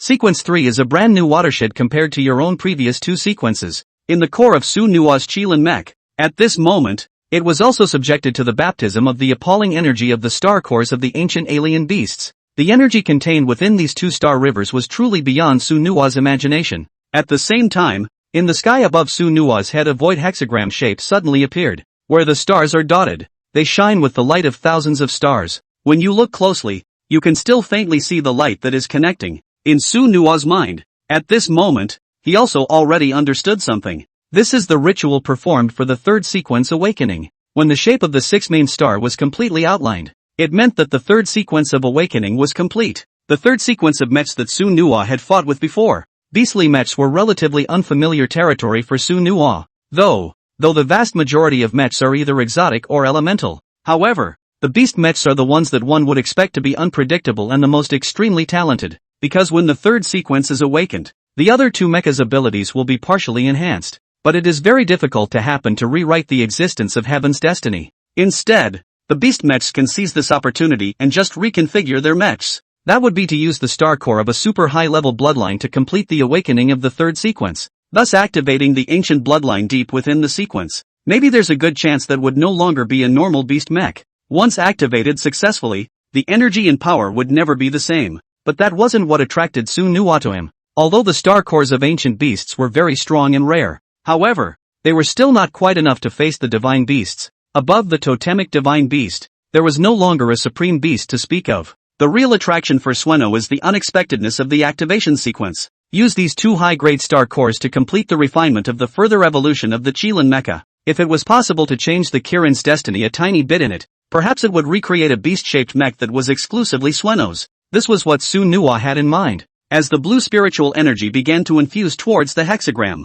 wisps of blue light began to swirl through it. At the same time, Su Nuwa's eyes snapped open and, within those originally black eyes, they were unexpectedly filled with a few bright red colors at this time. And within the mecha space itself, the situation at this moment was even beyond Su Nuwa's imagination. The mecha space was filled with raging energy. That was almost many times that of the previous two sequence awakenings. An entire space was covered in white energy. As soon as Su Nuwa's spiritual energy entered, it was directly blocked. It was important to realize that after a series of growths, much of the spiritual power had long been different. But that's how it was. It was difficult to directly enter the true inner core of mecha space. The energy of these two ancient exotic beasts was simply too vast. Su Nuwa had no choice but to withdraw his spiritual power, but his hands never stopped. A strange rune flew in his hands toward the hexagram in the air. If you want to complete the sequence awakening, you must first complete the suppression of these two star cores, ancient beasts, that were more or less stained with endless blood and killing,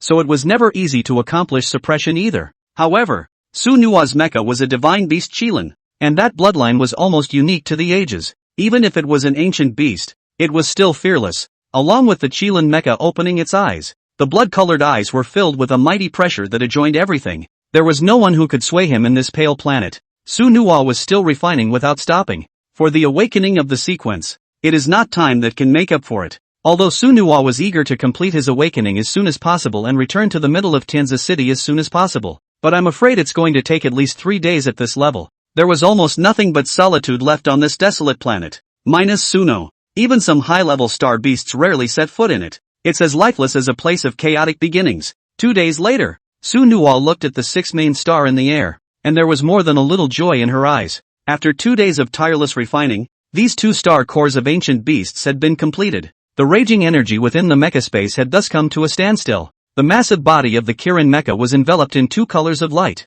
as if it was being baptized in a mystical ritual, and in the uppermost part of the entire planet. At this time, thunderclouds were also scattered and thousands of thunder moved. Thanks to the Kirin mech being there, it seems that everything here has once again become less ordinary. Su Nuwa couldn't care less, his eyes staring straight at the last series of awakenings coming together, and he was looking forward to the third sequence of the Kirin mech. Once the real Qilin's true body was revealed, it would perhaps shine throughout the Grand Xiao once again. The might of a divine beast is not something that mortal mechs like you can touch. Only Su Nuwa's eyes erupted with a ray of light. Then he took out all the star cores that Yi Chen had collected. Looking at the star cores that were almost everywhere, Su Nuwa's mouth just twitched a few more times. With so much, I'm afraid that completing the progress of the chosen mecha is no longer a problem. Su Nuwa's strength nowadays has risen superbly though, but it's still not quite enough for the whole of Interstellar at the moment. After all, no matter how, there are countless talented youngsters in this universe. With just a Kirin mech, it might still be far from enough,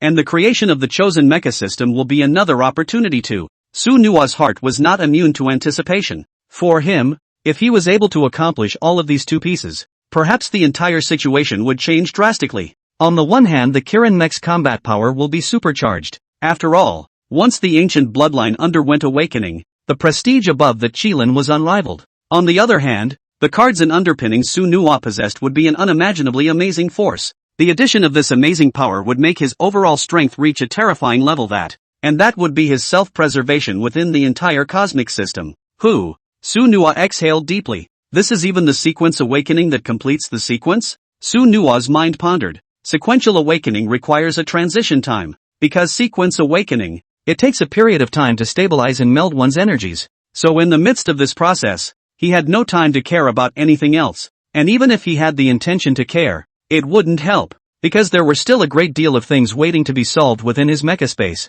Su Nua took a deep breath, his eyes taking on a bit of a pensive look. The information from the Kirin mech also began to synchronize at this moment. The entire body of the Kirin mech had also undergone a very conspicuous change. The original red and white body was at the moment becoming even more dazzling. Within that chaotic battle light, there seemed to exist a mysterious power that hadn't changed for ages. Su Nua's spiritual energy was also feeling quite thick at this time, as if it was a feeling that had never existed before. Such rapid growth caused Su Nua's heart to produce a few moments of surprise. After the third sequence of the Kirin mecha's awakening, it seemed to be beneficial to Su Nua's own. After all, the mech artist and the mech that was deeply bound. Once the Qilin mech had completed its metamorphosis, then the promise was naturally synchronized. As the light dissipated, the Kirin mecha itself was revealed.